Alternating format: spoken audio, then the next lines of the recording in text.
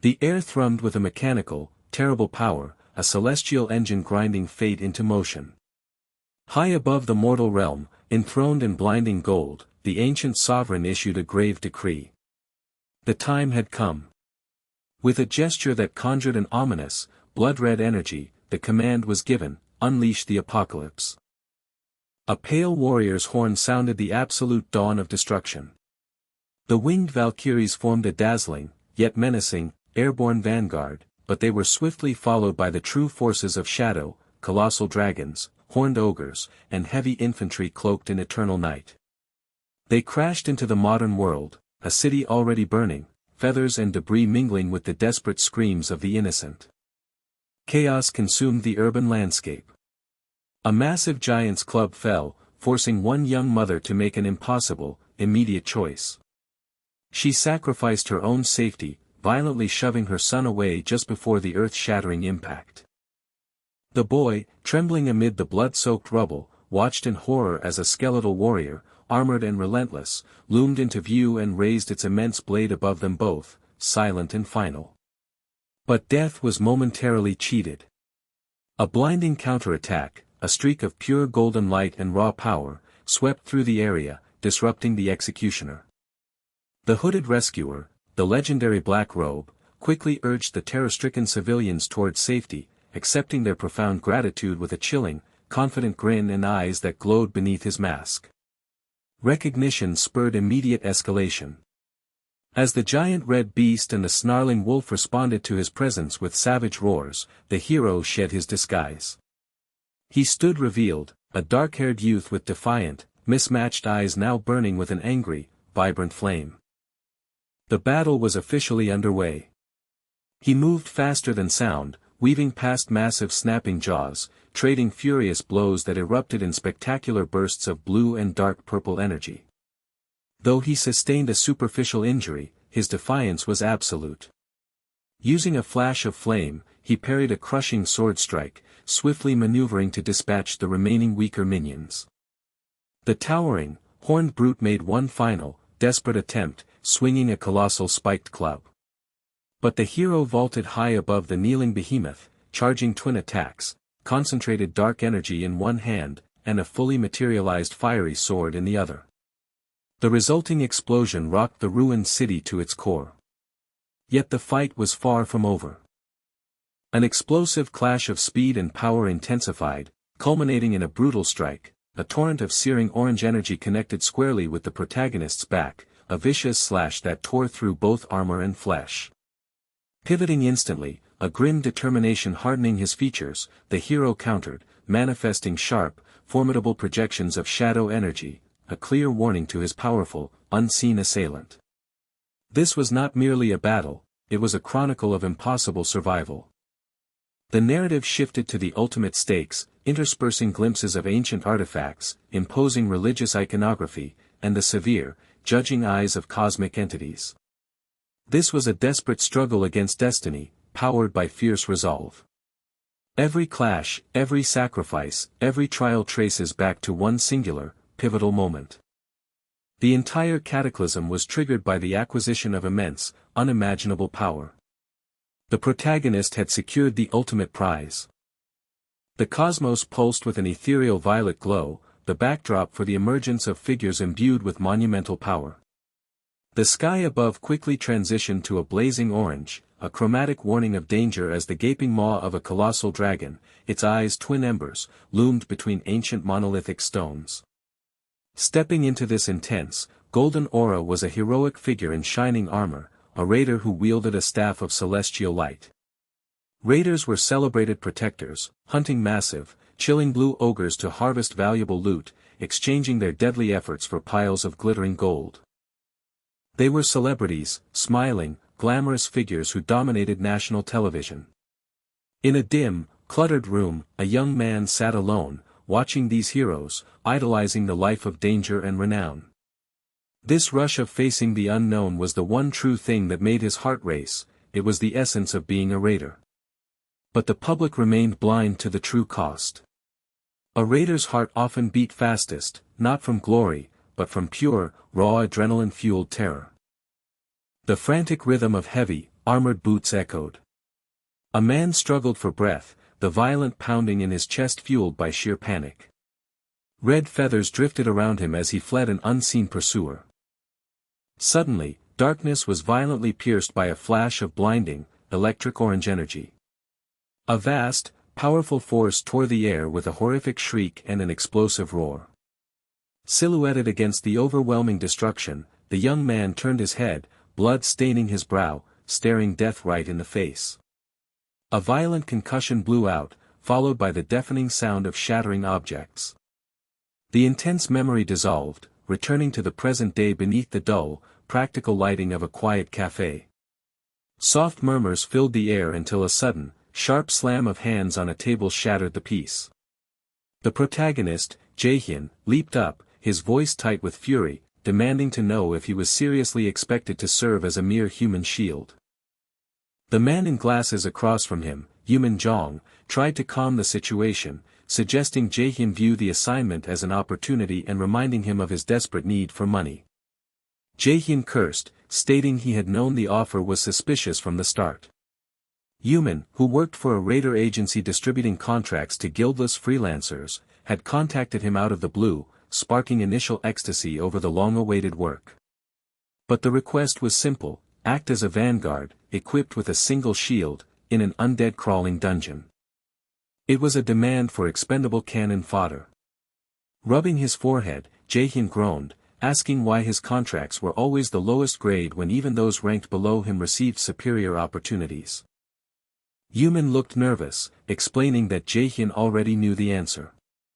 That was the current market reality, even high-ranking brawlers seldom received contract offers. Jae-hyun bitterly questioned if Yumin was labeling him a brawler, a derogatory slur for physical fighters, and then sarcastically apologized for being such a failure.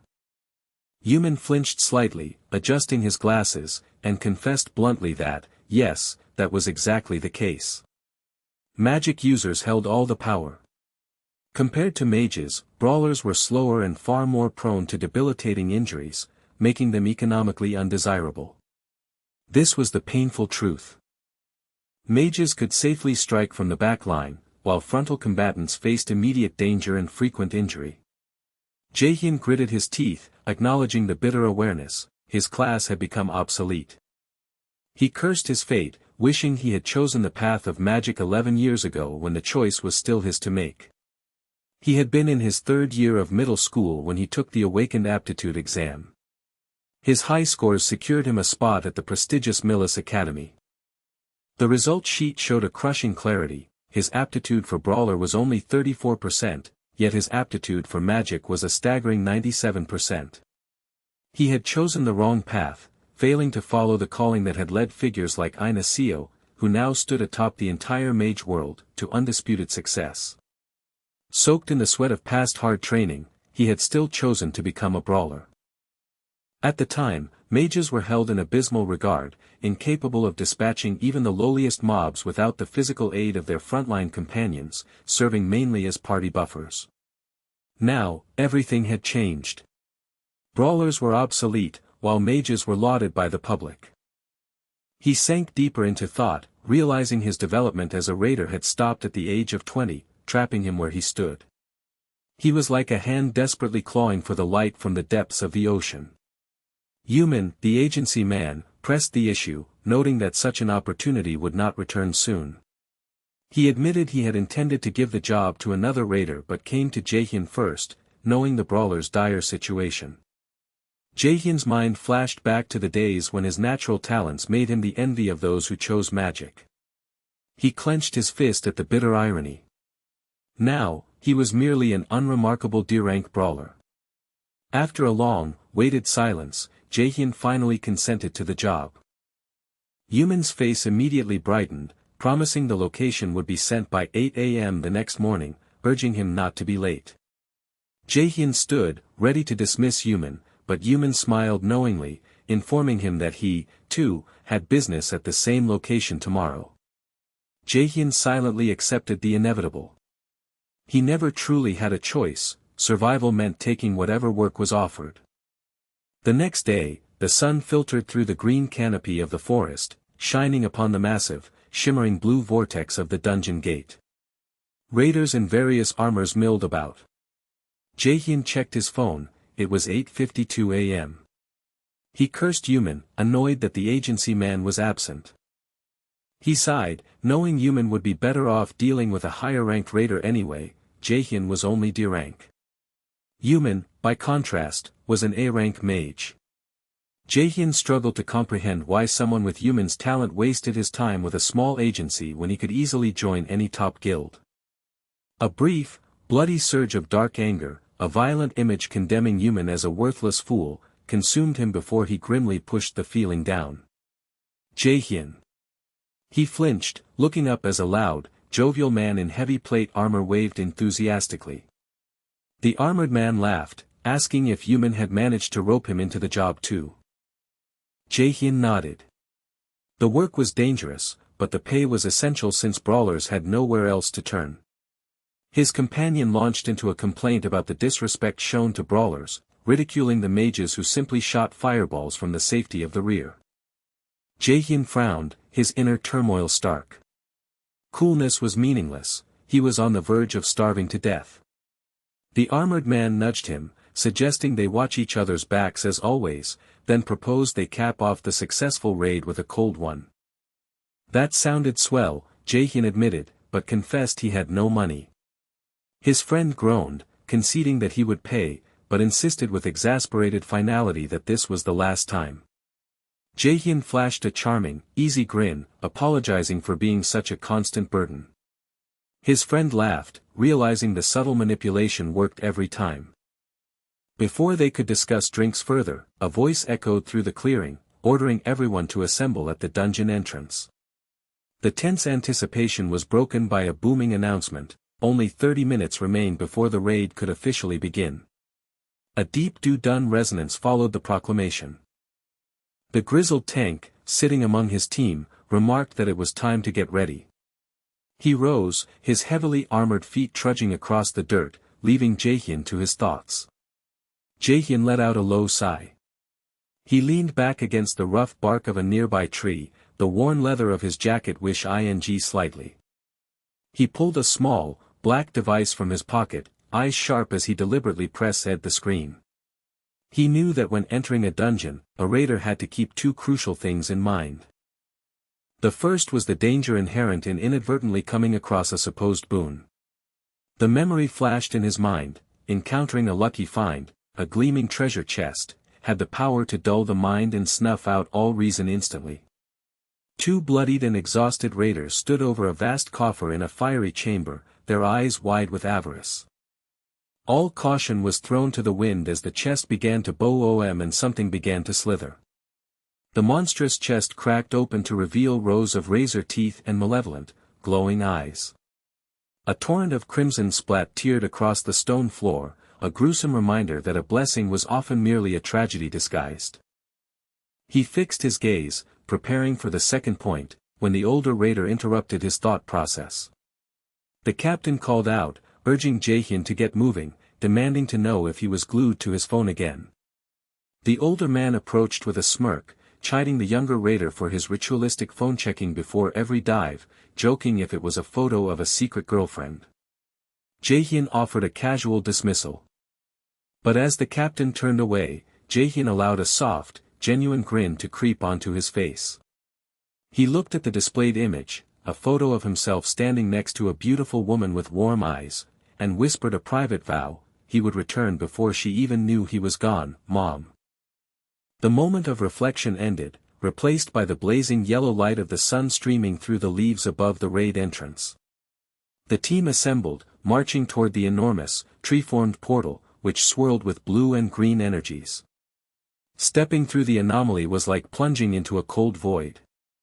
Then, the blackness gave way to a towering, crumbling stone fortress chamber, illuminated by toxic green flares.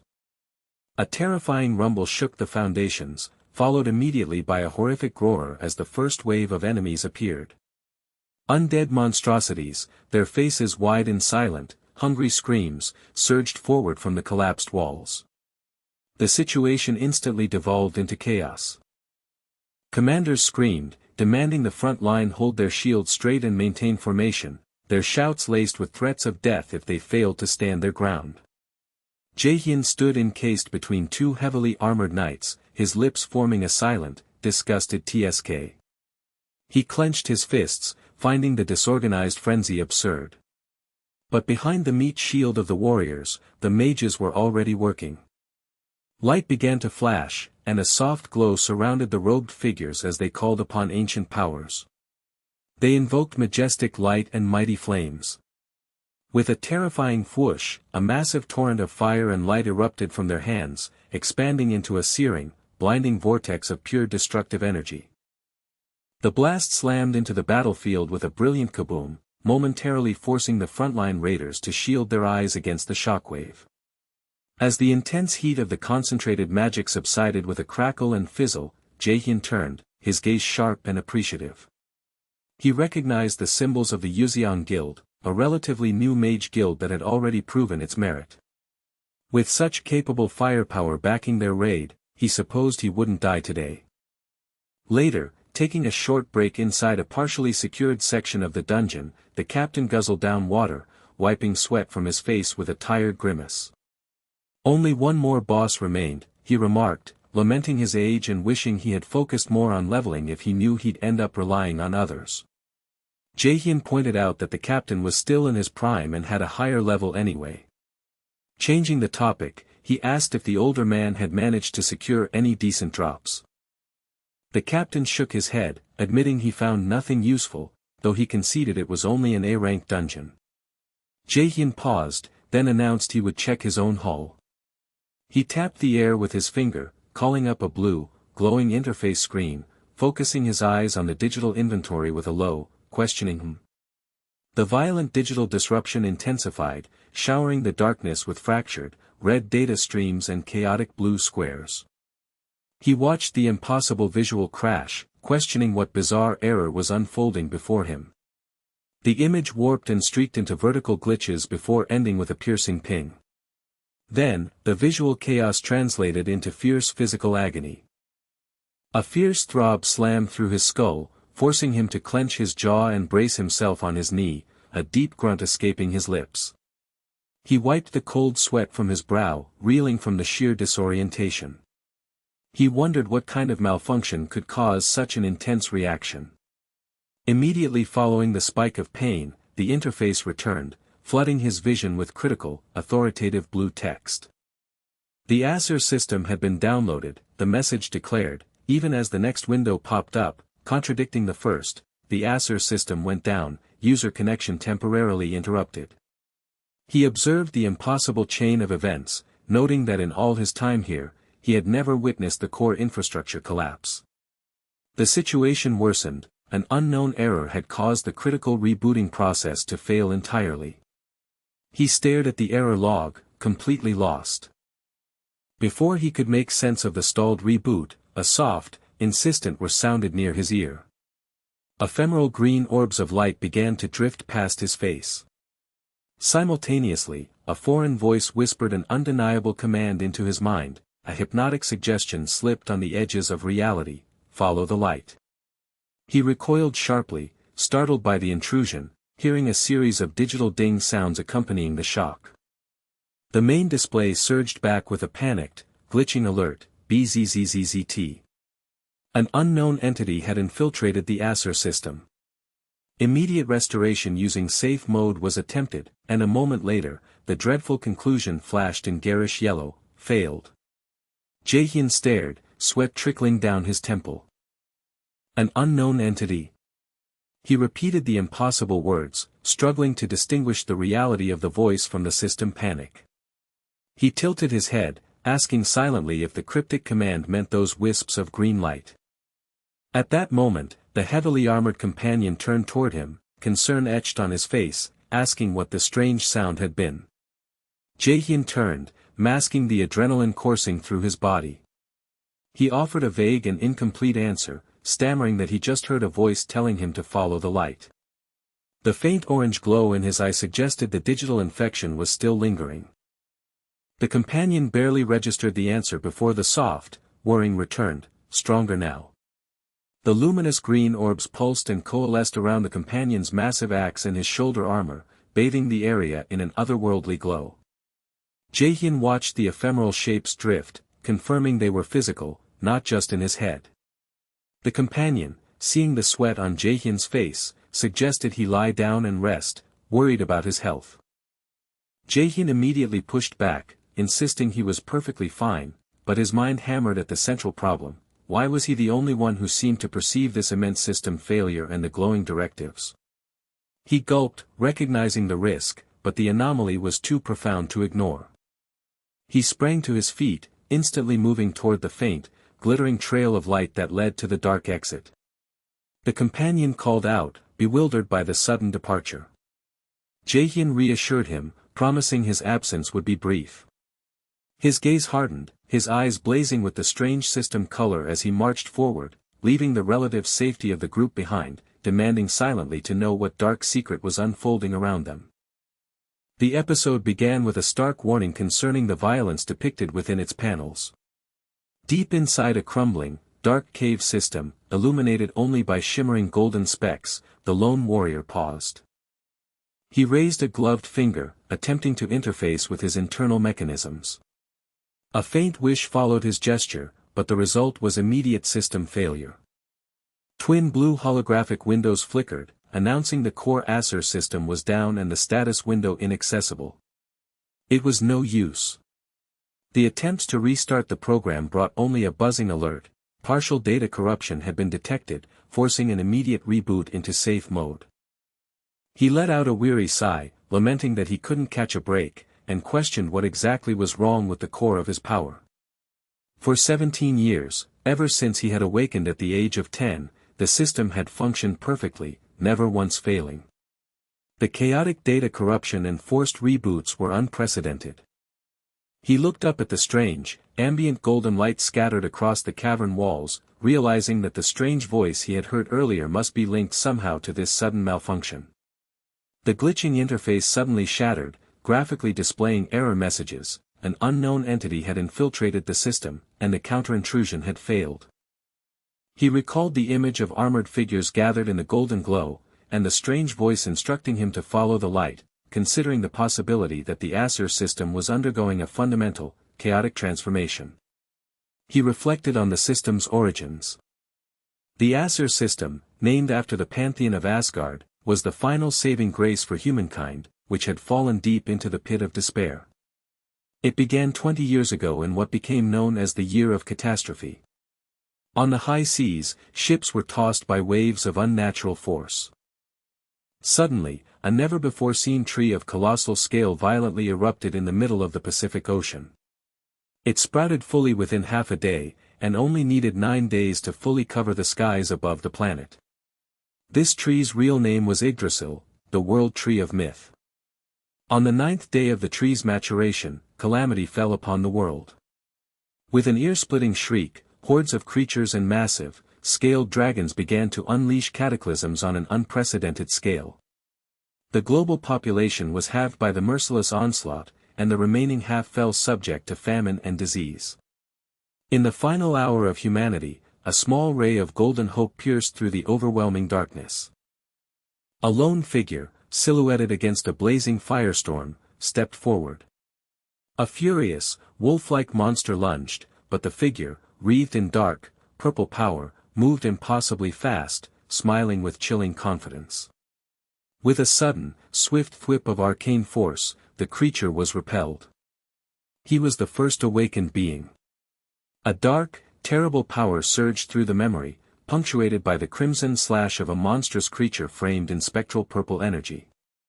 The image faded, replaced by the ominous suggestion that from such cosmic chaos, one who possessed godlike powers came to be.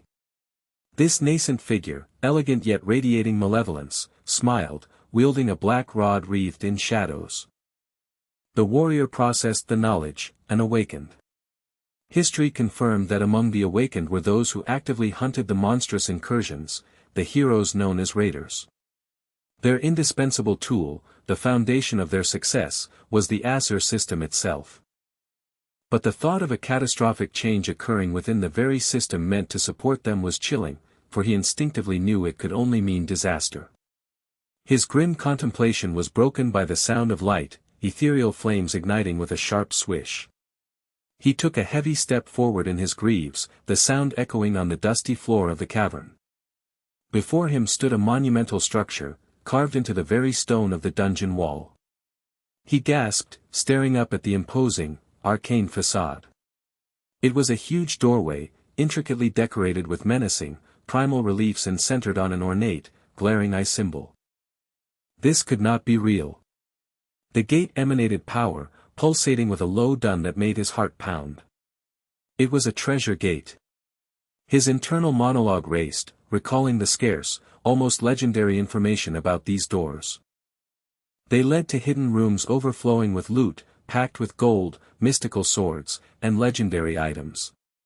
They guaranteed special, rare equipment or crafting reagents, items often worth millions, conservatively speaking.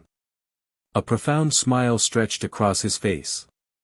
If he could obtain an item or equipment above A rank here, he could finally leave his tedious, miserable existence behind. Taking a deep, ragged breath, he offered a silent, fervent plea for fortune. With a strained, drawn-out reek, the massive doors slowly parted, revealing not darkness, but an overwhelming, brilliant, ethereal light. The raider stepped through the brilliant aperture and into a space that defied logic. He found himself standing in a structure that resembled a celestial temple, built of shining, reflective towers reaching up to a sky filled with dazzling stars and clouds touched by the golden light of sunset. The light swept around him with a powerful hum. He was stunned. He'd always thought such places were merely exaggerated urban legends.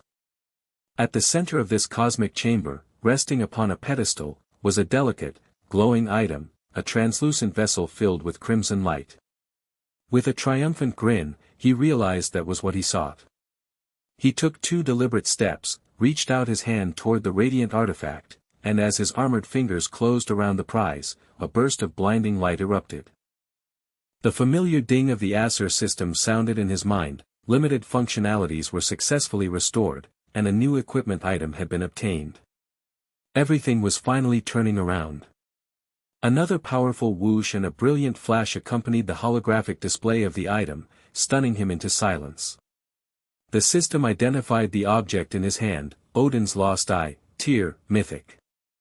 The description explained its history as the legendary sacrifice of the mightiest of the Acer gods, granting the user the ability to decipher runes and nullify or destroy all forms of magic. The chilling caveat appeared on the screen, the only mythical tier item in the world. A dizzying wave of information followed, detailing the skill granted by the item, absolute calculation. This skill promised to identify and utterly destroy any magic's underlying computational algorithm. Beyond that, the mythic eye also granted mastery over runes and the ability to copy any opponent's skill. He knew the most valuable item ever sold at auction was merely S tier, fetching tens of millions. He clenched his fist so tightly the glove creaked. A mythic tier item. The only one of its kind. His smile became strained, eyes wide and glistening with manic euphoria. No more slave work. No more being looked down upon by those smug guild members. No more serving as a miserable dungeon meat shield. This crappy life of a raider was finally, gloriously over.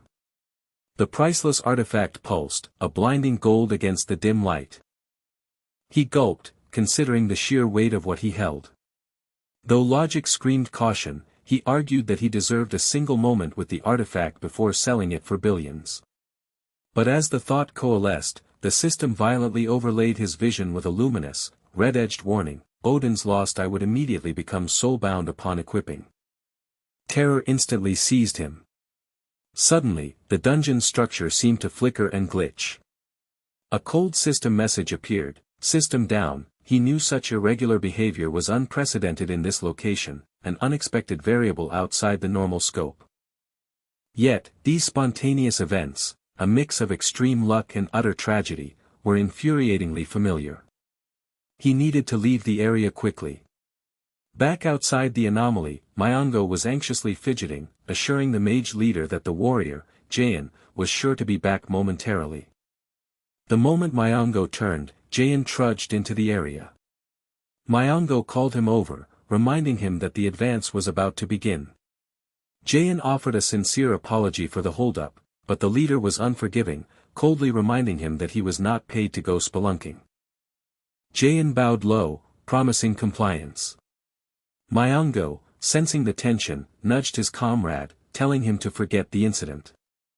Jaein flashed a seemingly carefree smile, assuring Myongo that he was perfectly fine, and announced that drinks would be on him that night to dispel suspicion.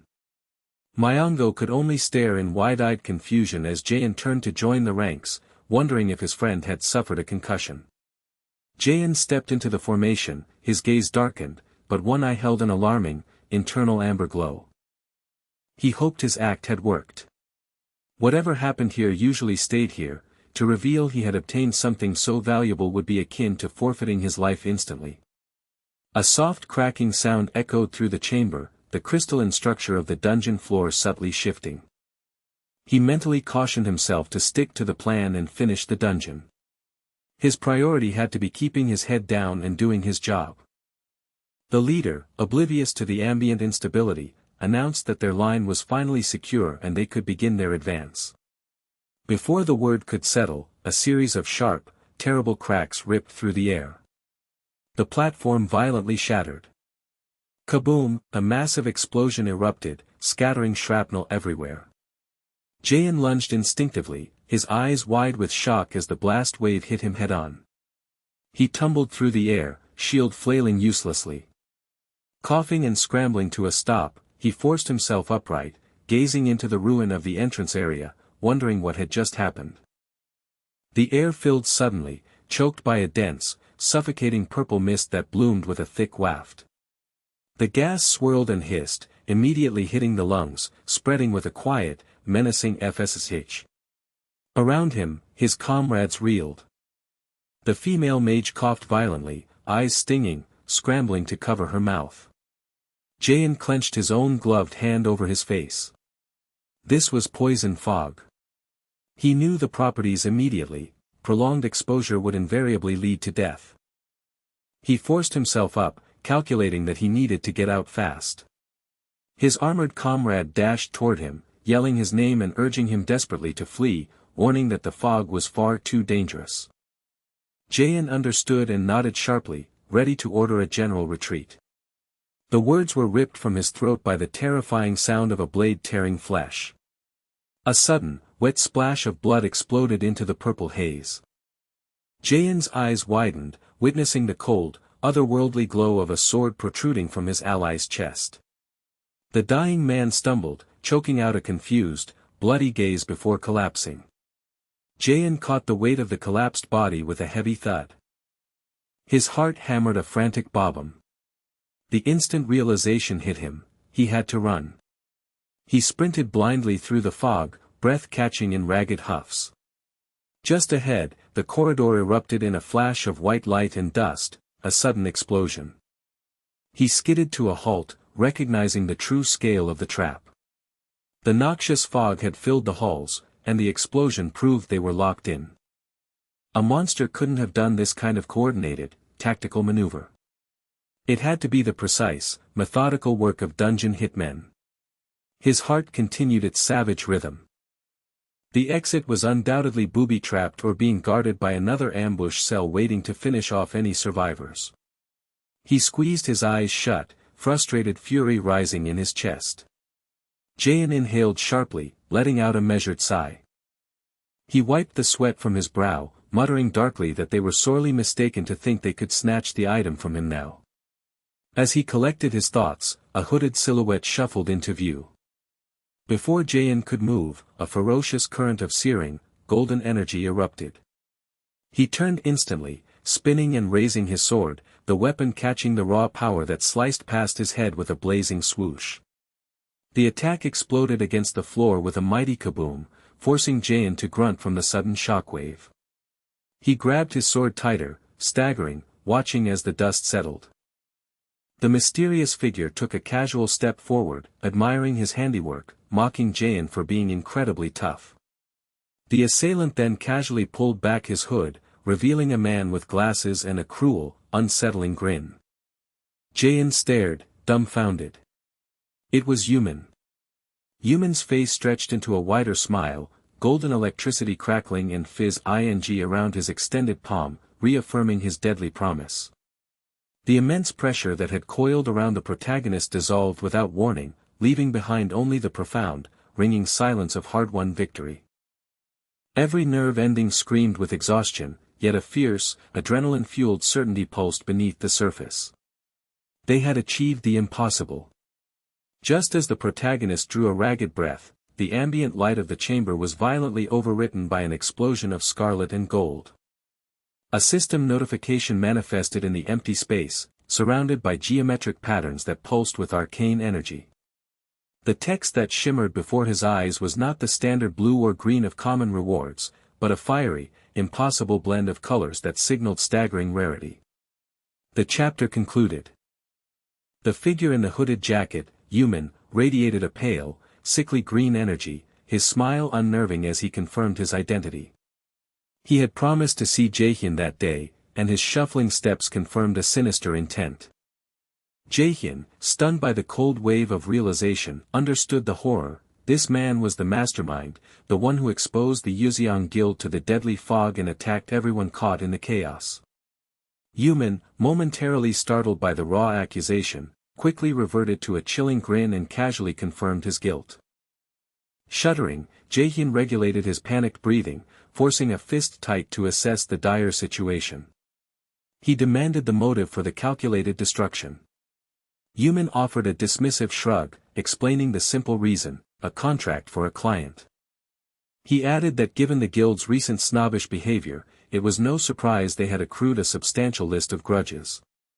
Jaehyun instantly categorized the threat. Yumin was an infamous dungeon contract killer, an A-rank mage prodigy, exploiting the isolation of the dungeon to murder with impunity. Jaehyun, a meager D-rank raider, was acutely aware of the impossibility of fighting. Yumin's power was a sickening, silent pressure that made the air heavy. Jaehyun was clearly beneath consideration. He tapped his weapon sheath, forcing himself to focus. With the system down, flight was too risky. He had to bite his tongue and endure, despite the yearning to avenge his fallen companions. Yumin looked down at the visibly struggling Jaehyun and offered a cynical reprieve, promising to forget the encounter and let him leave, reiterating his worldview that the world held no sympathy for the weak. As Jaehyun's jaw clenched, Yumin abruptly changed. The casual demeanor dissolved, replaced by fire and raw energy crackling around his hood. He had one final thing to say. A massive column of bright, searing light erupted from Yumin's extended hand. Jaehyun violently ducked and dashed, the fiery magic grazing his side before detonating in a massive explosion behind him. Sweat dripped from his brow, a thin trickle of blood running from a scratch. He knew he had narrowly escaped instant death. Yumin's sneering face appeared, his hand sparking with renewed energy, announcing that there was one final, secondary target he was contracted to dispose of that day. Cornered and bleeding, Jaehyun cursed the catastrophe. He needed an exit. Yumin smiled chillingly and snapped his fingers, unleashing a massive surge of blinding yellow light. The electrical discharge slammed into Jaehyun, throwing him back, stunned and reeling. Why was he the target? An insignificant D-rank nobody. Yumin stood calmly amidst the electricity, confirming the attack was personal. As Jaehyun desperately searched his memories for a connection, the physical pain and mental strain triggered a deep, dark shift. The world warped into a sickening red as dark, illusory feathers drifted down. A monstrous, shadowed figure loomed in his memory, its voice a hateful echo. The traumatic memory faded, leaving Jaehyun gasping and clutching his bloodied face. Yumin watched, his expression changing to genuine surprise. The flow of lightning power momentarily halted. The depth of pain and recognition in Jaehyun's eyes was astonishing. Yumin flinched, whispering a question about his father's involvement before breaking into a high-pitched, mocking shriek of laughter. He collected himself, conceding that Jaehyun was as sharp as ever. Jaehyun stood cold and silent against the red background, ignoring the present assault to focus on the surface truth. As a brief, jarring memory of a weeping man and violence flashed, Jaehyun spoke, his voice ice-cold. He spoke of that dark winter, 5 years ago, asking if that man had contracted this execution back then. Yumin's smile widened, pleased with the painful accuracy. Jaehyun's heart hammered, blood trickling down his cheek as the full horror took root. Yumin confirmed the twisted narrative. His so-called father first disposed of his wife, and was now moving to dispose of his son. A fierce, roaring ball of golden lightning concentrated into a razor-sharp projectile, rocketing toward Jaehyun. Yumin called the situation a true tragedy and raised a charged fist high above his head, deeming the outcome inevitable. Jaehyun stood resolute, murmuring an unreadable final thought. Before the lightning could strike, a massive explosion tore through the air. The bright yellow attack dissolved into a blinding, stuttering visual cacophony of deep blue, red light, and digital distortion, signaling the sudden, violent emergence of an unexpected counterforce. The mage grinned, electricity running along his gray hoodie, leaning in to offer final, pitiful words. Before the brawler could respond, a colossal hum of pure, golden mana erupted around the mage's raised, mechanized hand. Then, the world shifted. The mage's smug expression dissolved into wide-eyed shock as a terrifying energy burst forth from the brawler's core, instantly eclipsing the mage's power. His internal readout screamed a warning, the brawler's mana was spiking wildly. Armored feet hit the fractured earth with a loud crack. The brawler stood, wounded but saturated in an intense golden aura, his mana level defying all logic. Yumin thrust his hand forward, declaring playtime over. A massive, spectral golden sword materialized, ready to strike, demanding the opponent yield and die. The giant blade swung down, but the brawler was gone, evading the blow in an instant. The mage's attack slammed into the ground with a devastating wham. The brawler looked up, his eye now glowing an eerie, dangerous yellow through the bloodied scar across his face. A mechanical system display confirmed the successful, permanent soul binding of the artifact, Odin's Lost Eye. Another notification flashed, confirming a blank card was available. Yumin shrieked in disbelief, demanding to know the trick, how magic of that level could be dissipated. Ignoring the outburst, the brawler stomped his foot, invoking Yumin's name. 2 digital screens popped up, confirming the eye's ability activation and the consumption of the blank card. His golden eyes burned with intent, promising the mage the most excruciating end imaginable. A final, decisive system flash appeared, copying the active skill chains of shock. With a ferocious crackle, the exact electric mana spheres Yumin had been wielding erupted around the brawler. Yumin stumbled backward, gasping at the sight of his own unique, complex magic being replicated so easily by a supposed D-rank. He desperately tried to dismiss the move as a cheap trick, but the brawler offered a cold challenge. The stolen power was unleashed, a blinding, golden wave of Yumin's own lightning surged forward. Yumin cried out in raw pain and terror as the devastating attack zoomed in to meet him. The immediate exchange of power was a blinding, deafening climax. With a screeching, metallic impact, the force radiated outward in a searing yellow nova. Yumin was thrown back violently, but before he could register the pain, his eyes locked onto his opponent, the dark-clad swordsman, already in motion. Fueled by adrenaline, the injured man executed a sharp dash, condensing the last remnants of his electrical power into a focused blast, aiming to engulf the swordsman in a sudden flare of energy. The swordsman vanished into the torrent of light. Simultaneously, a cold, analytical prompt flashed across his vision, initiating the active skill, absolute calculation. Though swallowed by the blast, the attack failed to halt him. His segmented weapon reconstructed itself into a vast, sharp, molten orange star shape. With a dreadful screech, the deadly implement descended, encircling Yumin, trapping him within a ring of inescapable, crushing power. Trapped, Yumin cried out in fury, cursing the impossibility. He threw up his hand, channeling his mana into a brilliant blue counter-vortex, meant for deflection or transport. It was too late. The calculation skill was absolute. The intricate blue barrier snapped and shattered. Human stared, the realization dawning, there was no avoiding this blow. The chained weapon plunged downward in a catastrophic impact, ripping apart the surrounding earth. Smoke and heat cleared slowly. The swordsman trudged through the settling dust, standing over the defeated human, who lay wheezing, his face streaked with blood and his glasses crushed. Human managed a desperate plea for mercy. The swordsman didn't hesitate. With a swift, terrible sweep, the glowing weapon sliced through the air. A sickening wet sound echoed, followed by a spray of crimson blood. The attacker stood still, savoring the silence. His eyes, burning with a faint orange glow, betrayed a grim exhaustion. A trickle of blood ran down his own cheek. The victory was complete. But as he stared at the corpse, his consciousness began to fade. There was no stamina left, no mana, the well was completely dry. He reflected bitterly on acquiring the mythical item only to die here, moments after proving his dominance. He had been fooled, he had thought luck was finally on his side.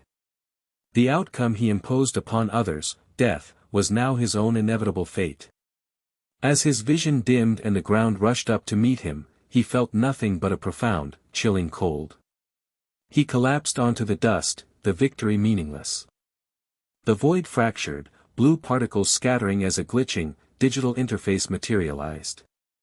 A clear prompt announced that a new operating system had been successfully downloaded, asking for permission to run. The dying man, his eye inflamed and scarred with blood, looked on. The digital voice elaborated, promising that the installation would transport the user back in time to the single most desired point in the past. Time travel, a ludicrous concept that pierced through his desperation. He knew this sudden intervention was an unforeseen variable, disrupting the catastrophic reality he had created. He couldn't discern whether this path ahead offered salvation or bane, but with his blood still leaking onto the ruined ground, he had nothing left to lose. A faint, grim smile touched his lips as he gave his full consent. The blue data field violently corrupted, flashing into an angry, urgent red, accompanied by a deafening whirring sound. The system was initiating the new program, designated Nornir. Suddenly, the red receded, replaced by a blinding, transcendent golden light. 3 magnificent figures, blindfolded and draped in flowing white, stood illuminated by halos, their presence radiating ancient power. The figures of fate watched over him. Runes flared within the golden mist, speaking of destiny and beginning. One figure, the tallest and central one, extended her hand, the movement gentle yet unstoppable. His ragged, mortal fingers met hers in the ethereal glow. As the covenant was sealed, a simple, woven circlet appeared, locking the choice in place. The golden light evaporated instantly, replaced by a furious, overwhelming wave of red warning signs. The system chimed, announcing immediate repercussions. He had become an archenemy of the great Aesir. As retribution or perhaps compensation, 2 powerful passive skills were bestowed upon him, the scrutiny of the gods and the eye of the absolute god. The hostile gods of the Aesir were now forever watching. A sharp, breathless gasp tore through the digital chaos. The screen dissolved into pure, shocking white light, and his heart hammered violently as he shot upright in bed, disorientation overwhelming him. He was in a bright, ordinary room. He sprung off the mattress, scanning the surroundings frantically. He caught his reflection, his eyes still glowing orange, searching for a clue. On a simple desk was a framed photo, a smiling younger version of himself, standing beside her. What in the world had happened? He held up his hands. They were clean, healed, free of the wounds of his impending death. But as he flexed them, a searing, unstable orb of red digital energy crackled between his palms. The transfer was complete. The final notification confirmed the truth. The user had been successfully transported back in time to the desired period. Standing under a star-dotted, unremarkable night sky, cold sweat prickled his brow. This couldn't be real. The phantom memory of his bloody, agonizing failure flashed before his mind's eye, a horrific montage of the life he just lived. He struggled to deny the impossible reality. Yet, as he looked up, he saw the image he most longed for, the life he yearned to correct. A glimpse of an ordinary, happy past, a man and woman walking easily side by side, smiling, pristine. And then, she was there. His eyes, burning gold, widened as the woman from the photo, vibrant and real, walked toward him. Overwhelmed, his voice catching in his throat, he grabbed her and pulled her into a desperate, crushing embrace. He held her fiercely, burying his face in her shoulder, the raw pain of his failed future mingling with the impossible relief of this second chance. This was the dream he never wanted to wake up from. A crisp digital chime echoed in the void as the system confirmed its task was complete, flashing the date November 15, 2020. The spatial shift tore a throbbing wave of pain through Jaehyun's body, slamming him back into reality. He gasped, weak, dizzy, and disoriented, sweat instantly beading across his brow. The system continued its mechanical pronouncements, removing combat limitations and reporting a successful recovery of 20% of his health points. He forced himself to take ragged breaths, staring at the ceiling.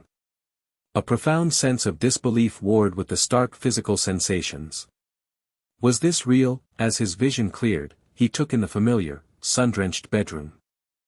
The light filtering through the blinds confirmed it. This was the house he had grown up in, the life he had mourned as lost forever.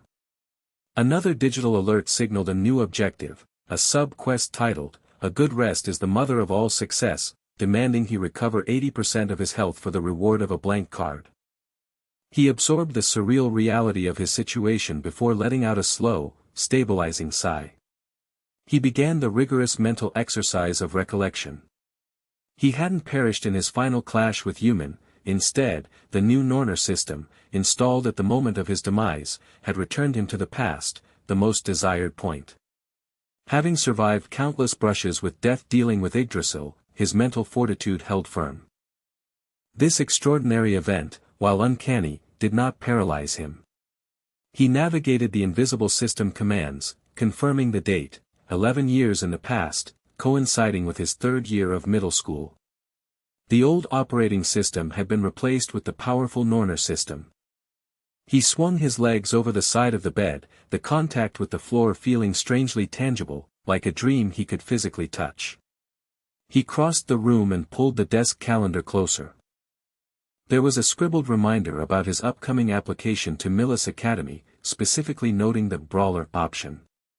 With a determined grin, Jaehyun fetched a pen. He had an invaluable second chance, and he would not repeat the same mistakes. With a decisive, harsh scratch, he drew a thick line through the brawler option. This time, his fate would be different, he would become a mage. The initial shock of the time jump faded as he settled into the routine of his old life. At the breakfast table, as he lifted rice to his mouth, a sudden wave of poignant emotion made him choke. He quickly wiped his mouth, his eyes glistening. His mother, sitting opposite him, watched with deep concern. She remembered a younger, distressed version of him clutching onto her for comfort, and his recent stoicism worried her.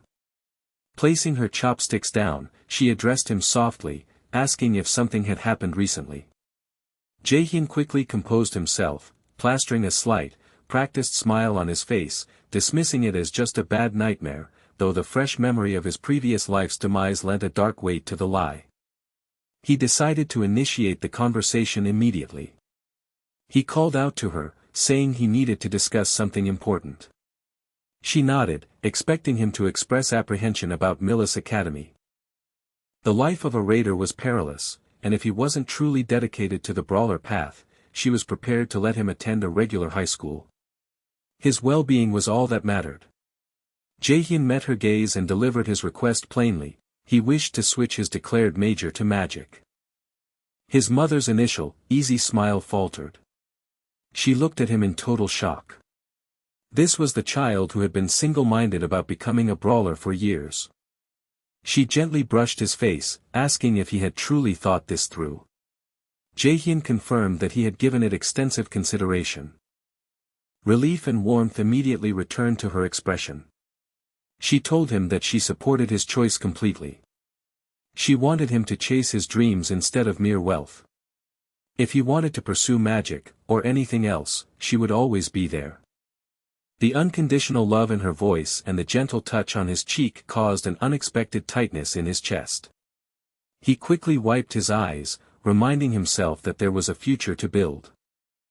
The dark, heavy mantle of his own power settled around him as he stood in the shadows, his eyes burning with a determined, terrible light focused entirely on his current path. The name, Song-O Min, the A-rank raider whose existence dictated Jaehyun's necessity for revenge, was the key. To secure the retribution he demanded, he had to transcend his current self and become far stronger than he had ever been in his former life. A glowing notification pulsed, proclaiming the successful completion of the quest for rest and rewarding him instantly with one blank card. Exhausted and covered in sweat, Jaehyun pressed his hand to the floor, his muscles straining as he lifted his body. He had cleared his first hurdle and secured a crucial asset. Wiping his face with a towel, he ran through his mental ledger. Though the core mechanisms of the Nornir system remained a profound mystery, his inherent advantages were undeniable. He had perfect knowledge of future events, allowing him to monopolize every hidden piece and resource available. This detailed memory had already proven its dependability. However, his immediate problem was his current skill set. Apart from the two anomalous abilities he had acquired, absolute calculation and chains of shock, the rest of his repertoire consisted solely of brawler-type techniques. He sighed, recalling his initial dedication to that class. He called up his character overview. He was Jaehyun Min, level 7, with 21 stat points to spend. He realized his levels and core stats had been reset, but his passive skills were strangely intact. Notifications confirmed that the effect of his newly acquired passive, the EX-rank scrutiny of the gods, ensured that all previous passive skills carried over to his new existence. The skill was astounding. Not only did it guarantee the carryover, but it also offered a global stat point increase for every level gained. Setting aside the political implications of the cryptic note mentioning the gaze of nearly all Aesir-opposed gods, he quickly reviewed his other powerful skills, confirming the ability of Eye of the Absolute God to pierce through illusions, and the valuable utility of the A-rank chains of shock for initiating fights and inflicting paralysis. Moving to the core task of resource management, he prepared to allocate his stat points. He intended to pursue a mage path this time, making strength secondary, but he invested a few strategic points into agility for necessary evasion. Magic was a priority, but the most crucial investment, the true king of stats, was endurance. He poured the bulk of his remaining points into it, watching agility rise by 2, magic by 5, and endurance surge by 14 points. Endurance was the foundational stat that reduced fatigue and enabled repeated, high-intensity maneuvering, an essential long-term investment. He held the blank card in his hand, rotating the dark surface. Offensive capabilities were covered for now, and his low mana pool prohibited learning any high-cost damage spells. Logically, healing magic was the optimal choice. He reflected on the state of the world in 2020. Mages, outside of a few exceptional cases, were considered the bottom feeders of the raiding hierarchy. However, healers were the distinct exception. Raiders with healing knowledge were given preferential treatment and a royal welcome everywhere they went. Even if they weren't frontline fighters, their services were always needed, making them indispensable, especially in the medical field. Acquiring a powerful healing skill would protect him from being marginalized. Yet, caution still prevailed. He remembered the necessity of using a card prematurely against human. He had to be incredibly careful with these powerful cards going forward, as the system was unlikely to hand out such profound advantages in great numbers. The desk vibrated as his phone lit up. Confused, he picked it up and froze. The name on the screen, Yujong Kim, jolted him. Memories flashed, Yujong, his childhood confidant, her bright face beaming as they dreamed of becoming raiders together at Millis. The image shattered, replaced by the crushing weight of reality, Yujong bloodied, dying in his arms.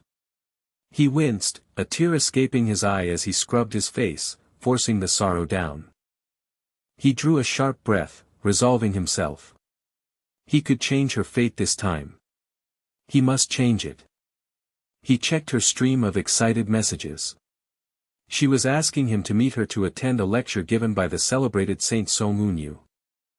A grin spread across his face. He had completely forgotten about this vital detail of the past timeline. The saint, standing against a backdrop of golden, holy light, was his immediate target. He knew exactly what he had to do now: secure Saint Song-Unyu's signature magic skill. The golden light of the sacred vision intensified, revealing the elegant figure and confirming the fundamental truth of her power. Her incredible skill always came at the cost of utter sacrifice. Jae-hyun snapped out of his trance, realizing his passivity. For a big fish like that, he couldn't afford to wait idly. He scrambled up from his chair. With a sudden wish of fabric as he adjusted his jacket, he headed for the door, announcing loudly that he was heading out for a bit. His mother, busy in the kitchen, casually reminded him not to stay out too late. A confident, eager smile played across his lips as the door closed with a firm clack. He quickly typed a confirmation message on his phone, promising to be right there. Meanwhile, a powerful, dark sedan raced through the city, the engine's deep roar vibrating intensely. Inside, the Holy Lady's attendant, Seongji, delivered a briefing on her remaining schedule, an outdoor motivational speech for the raiders they were currently speeding toward, followed by a B-tier dungeon campaign inspection in Songbuk district, an inspection of the Wonju field garrison, and finally, a flight across the ocean to the U.S. Seongji looked back at her with unconcealed worry.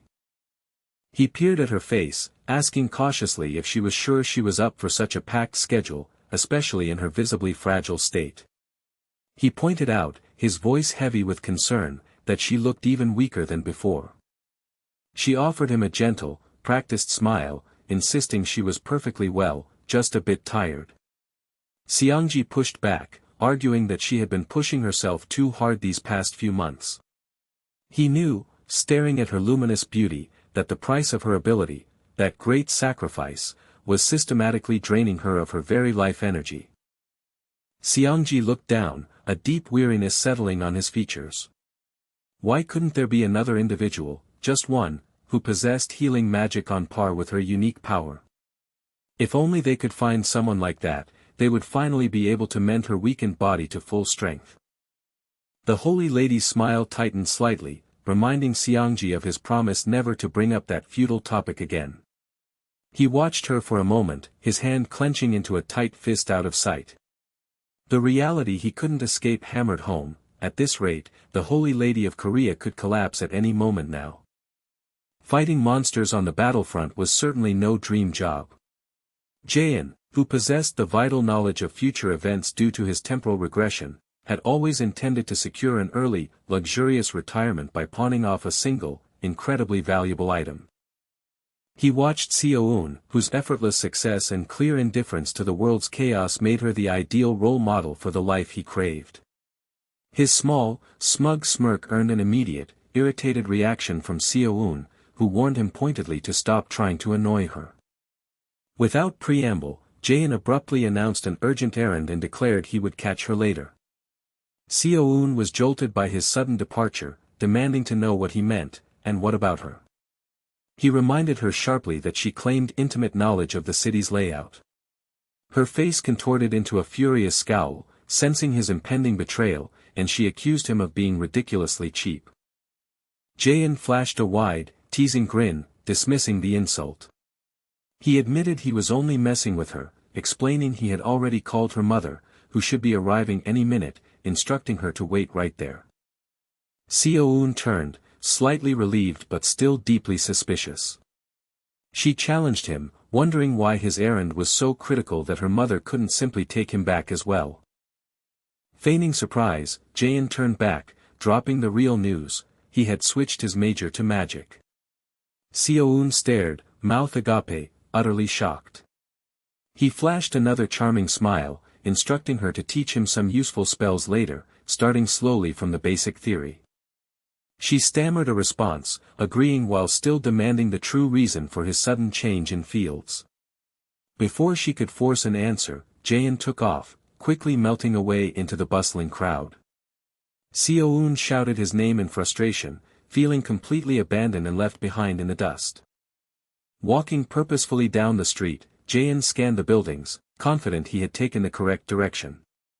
He soon spotted a sleek, expensive car parked near the entrance of a high-end complex, guarded by a severe-looking man in a crisp suit, speaking into his phone. A triumphant grin spread across Jaein's face. He approached the suited man, Seongji, who turned, radiating an aura of severe professionalism. The bodyguard preemptively stopped him, stating politely that now was not the time for fan gifts. Jaein smiled widely, ignoring the assumption, and stated clearly that he was there to meet Guildmaster Yu. Seongji sighed inwardly, annoyed at having to deal with yet another persistent fanatic. Leaning closer, Seongji's expression hardened. He warned the youth that while he understood he was a fan, he could not simply barge in, stressing the trouble his actions would cause the Guildmaster. Jaein remained unruffled, merely stating that he wasn't there for that reason at all. When the bodyguard demanded an explanation, Jaein leaned closer still, causing the man to flinch instinctively. Jaein spoke with startling confidence, revealing that he was perfectly aware that Guildmaster Yu was currently suffering from an incurable disease. Seongji's eyes widened instantly, sweat beading on his forehead. Jaein concluded with a confident smirk that he possessed the ability to cure her. Enraged and horrified that such highly confidential information had been leaked, Seongji roared, grabbing Jaein's shoulder roughly. He shook the youth, shouting, demanding to know where he had heard that, and who had told him about her private condition.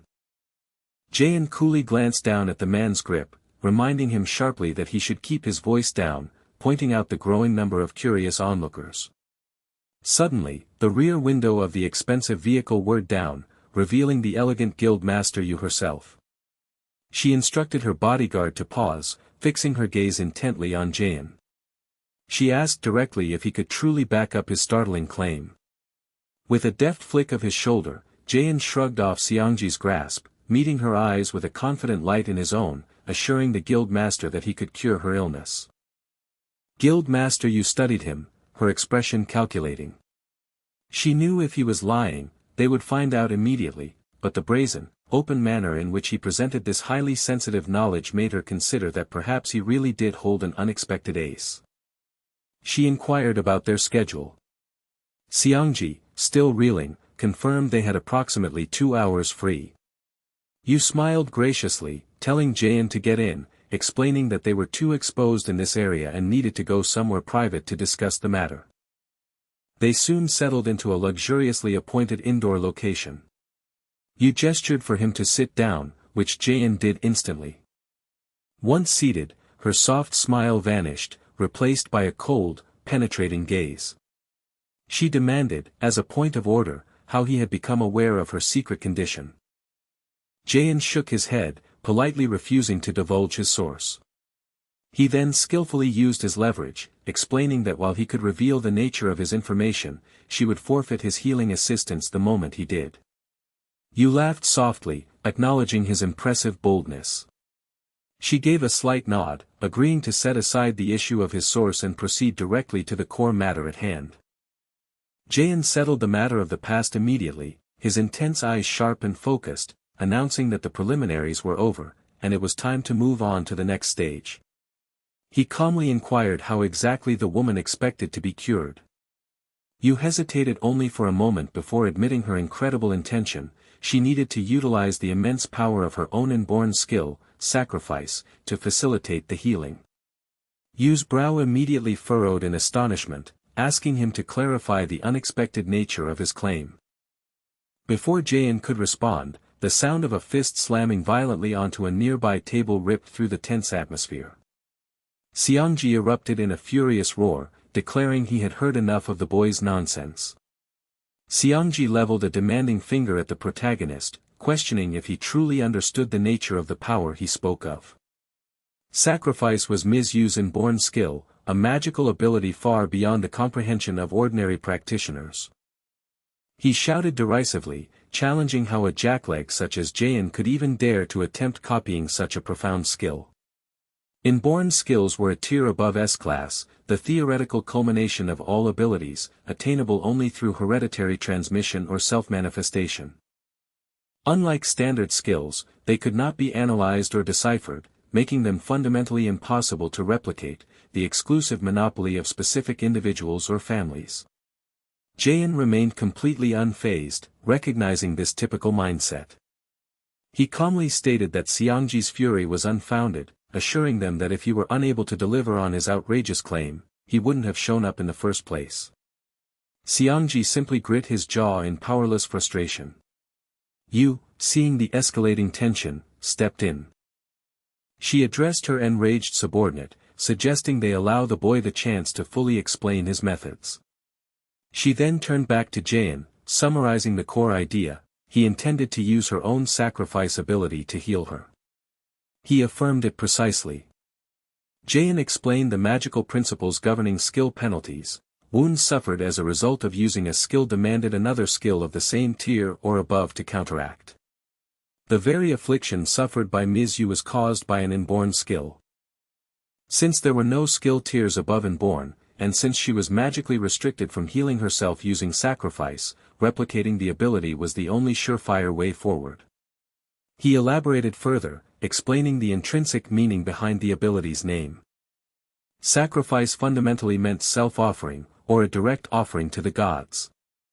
This definition imposed a strict magical restriction, prohibiting her from healing herself with that same power. It was contradictory to sacrifice yourself for the benefit of yourself. A slight, knowing smile touched Ms. Yu's lips. If he was so certain of this impossible feat, she granted him permission. Her expression shifted to one of potent, glowing challenge as a brilliant golden light erupted around her. She commanded him to prove it to her now. Xiangji shouted in alarm, but Jaein merely smirked to himself, knowing the first phase was complete. Everything was proceeding exactly according to plan. With a quick movement, shimmering particles condensed, and he manifested a glowing blank card. The card absorbed the intense magic, and a system interface flashed, announcing that a new skill could be learned, asking if he would like to register sacrifice. Yu, radiating with golden power, ordered him to register it immediately. A chime confirmed the skill had been successfully registered on the blank card. A sound like rushing wind followed as Jaein's eyes took on an intense amber glow. He shot a quick, confident smirk toward the seated pair, remarking that he sensed their lingering doubt. For their mutual benefit, he would offer a quick demonstration. A massive flash of golden light enveloped him as he initiated the active form of the newly copied skill, sacrifice. Both Ms. Yu and Xiangji watched, wide-eyed and speechless, as the powerful, divine energy consolidated into the boy's clenched fist. He grinned widely, the golden aura surrounding his hand. He asked them, since he had proven his capabilities, if they should finally commence the real negotiations. The guild master, Manhwa, studied him with an expression mixing sharp skepticism and genuine amusement. She pressed him immediately regarding his true motivation for seeking her out. While she conceded that the mere possibility of a cure warranted negotiations with someone of his standing, she internally dismissed him as a fledgling, barely out of his teens. His utter gall, facing a guild master and attempting to dictate terms, was a shocking display of arrogance. Yet, a slow smirk acknowledged the situation as intensely interesting. The protagonist, Song-un, wasted no time, articulating his demands clearly. He desired the guild's comprehensive backing. Manhwa sought clarification, assuming he sought mere sponsorship for his career as a raider. He confirmed his grand ambitions, explaining that to reach them, he required the massive financial and organizational support of an entity like Manhwa. He asserted his need for the guild's complete commitment when the critical moment arrived. Manhwa contemplated the demand, resting her chin on her hand.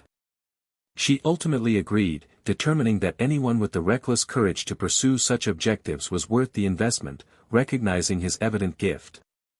However, she added one major condition. Song-un's posture tightened. He knew she should be desperate, he was likely her last hope, but her composure was unerringly unchanged.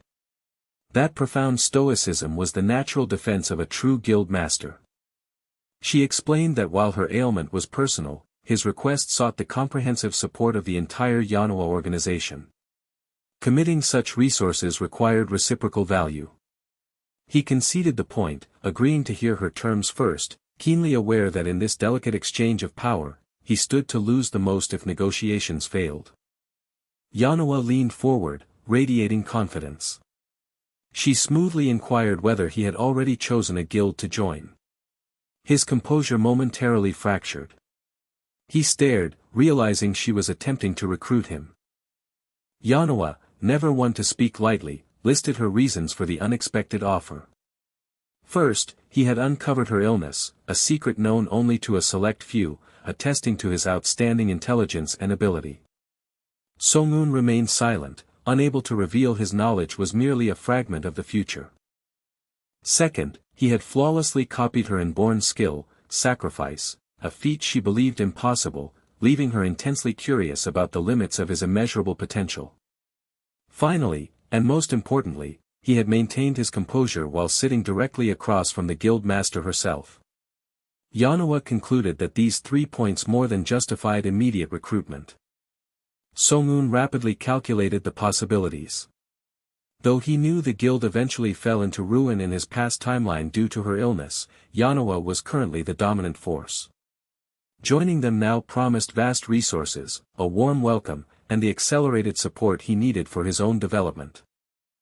Maintaining his guarded expression, the student raised the issue of legality, pointing out that standard employment contracts with minors were strictly forbidden. The guild master simply countered with a confident grin, introducing the concept of the right of priority negotiation. She explained the mechanism: the guild identifies a prodigy, provides comprehensive developmental support early on, and in return, earns the exclusive right to sign the official contract immediately when the cadet comes of age, circumventing all competition. The sheer magnitude of the offer resonated deeply with Song-un, recalling his past life where even the lowliest guilds had refused him. Smiling softly at his stunned reaction, the guild master remarked that he was still just a child. She offered to forward the full contract details to his address, encouraging him to take all the time he needed to decide. Song-un rose, acknowledging the excellent opportunity, but declared that the contract could wait. The immediate priority was her healing. He reaffirmed his intention to begin, and Yanwa settled back onto the sofa, placing her complete trust in his hands. The muscular bodyguard watched, his agitation growing. He had witnessed the boy's ability, yet years of seeking experts and renowned physicians had resulted only in failure. He struggled profoundly to believe that this youthful talent could succeed where decades of expertise had not. Ignoring the skepticism, Song-un lifted his hands, and brilliant golden light instantly filled the room. Waves of potent healing energy surged through the guild master's body. Her eyes widened, and tears of pure surprise formed as she felt her deeply afflicted physical form miraculously mending. The bodyguard stared in shock, sweat beading on his brow. The cure was truly happening. The profound realization forced him to bow low, offering a deep apology for his earlier rudeness, acknowledging that their very lives were now in the boy's keeping. Song-un, surrounded by the waning glow, accepted the apology gracefully, assuring the man not to worry. He admitted he wouldn't have believed the words of someone his age either. He felt a system confirmation: the illness was cured, and his passive first aid skill had leveled up again. With a slight, victorious smile, he announced the treatment was finished, prompting her to rise.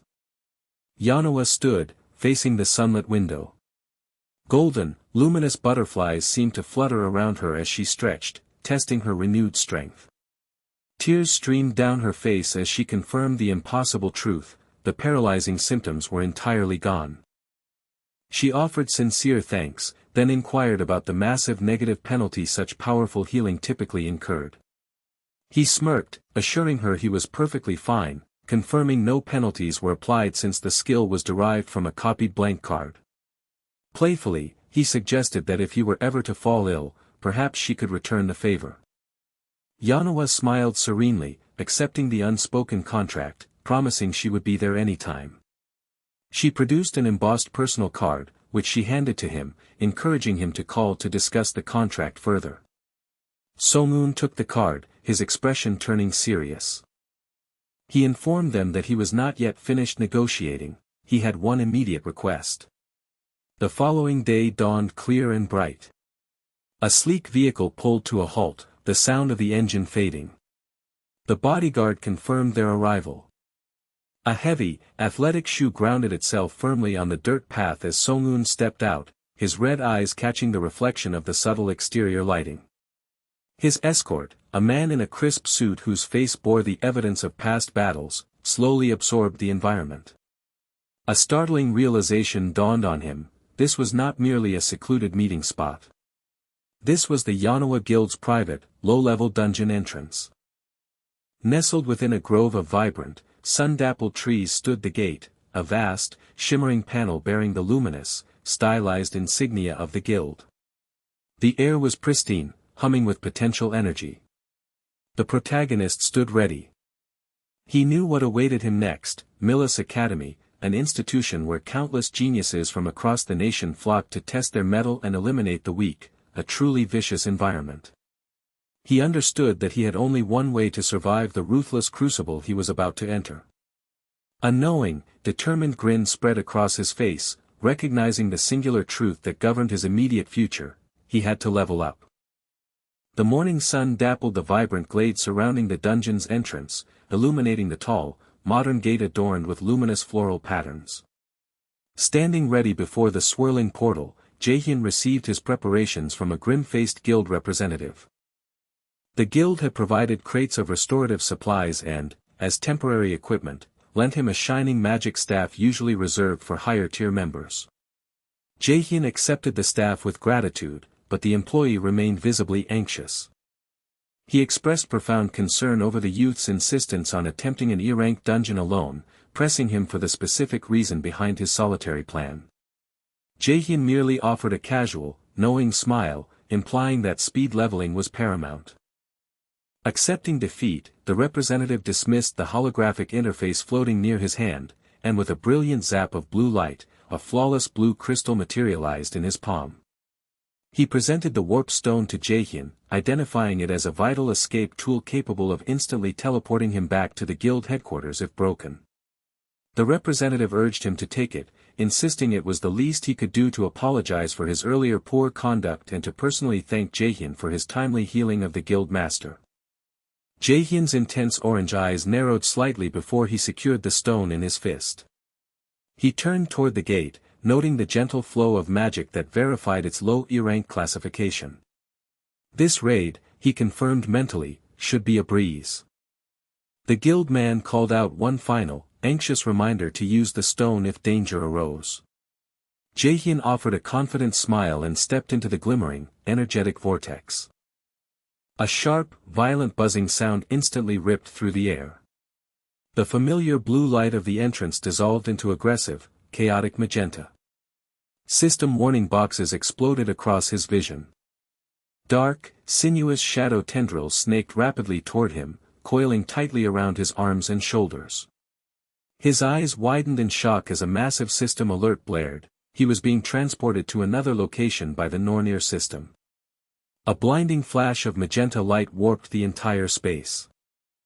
When the chaos faded, the void was black and ominous, solidifying a single, foreboding message: current location, Plaza of the Dead, Helheim. Miles away, in her bright, pristine office, Ms. Yu sat brooding, the sunlight reflecting off her large desk. She couldn't shake the doubt gnawing at her: was Jaehyun truly prepared for the dungeon access she had granted? She mentally reviewed their negotiation. His request had been outrageous, insisting on a solo run despite his status as a mere raider prospect. He was clearly a natural genius, but still unpolished. A faint, knowing smirk touched her lips as she wondered what secret scheme he was hiding. A polite knock interrupted her thoughts. Hannah, her assistant, entered, confirming she had retrieved the full profile of Mr. Jaehyun Min. Yu swiftly snatched the folder. Hannah watched, understanding that her superior rarely took such a direct interest in recruitment, a testament to Jaehyun's perceived potential. Yu began scanning the handwritten notes, her composure maintained until she reached a specific line. A sharp gasp escaped her lips, her eyes widening in profound disbelief, her hand flying to her mouth. The document stated he had declared his primary path as a brawler. If this was his chosen major, how could he possibly have tamed and controlled such magnificent magic when he healed the guild master? The woman, whose dark hair framed an expression of focused anxiety, drew the folder closer and frantically flipped the page. A flicker of panic crossed her face before she demanded confirmation. Was this information sound?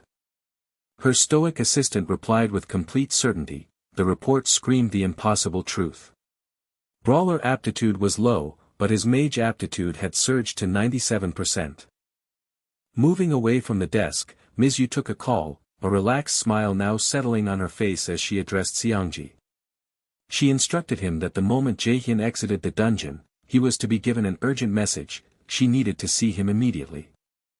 As Xiangji expressed confusion, she gazed out the office window, the city lights reflecting in her eyes. She felt a compelling need to verify the discovery with her own eyes, to assess the undeniable depths of Jaehyun's latent talent. Meanwhile, Jaehyun was slammed by the violent intrusion of the system transport once more. The final ding confirmed his forced arrival at the Plaza of the Dead, Helheim. Purple energy violently enveloped him with a dizzying whoosh, ripping him through the spatial warp. He plummeted, clinging to the borrowed staff, before crashing hard into the cold, frozen ground, the impact shaking the earth and eliciting a sharp cry of pain. He pushed himself up, coughing, his body aching from the forced teleportation. He found himself in a desolate, frozen graveyard under a massive, ghostly blue moon, the air charged with crackling dark energy. A massive, cloaked figure materialized through the dead trees, a skeletal archer, its bony fingers drawing back an arrow on its primitive bow, the wood letting out a low, terrible crack. The dark projectile shot toward him with a swift whoosh. He lunged out of the way, but received a superficial slash across the cheek.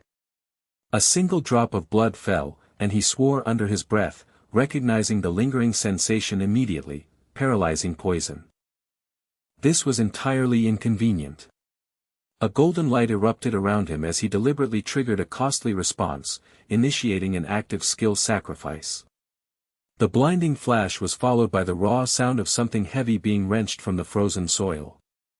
The sacrifice yielded a terrifying, bloated minion that struggled to crawl forth.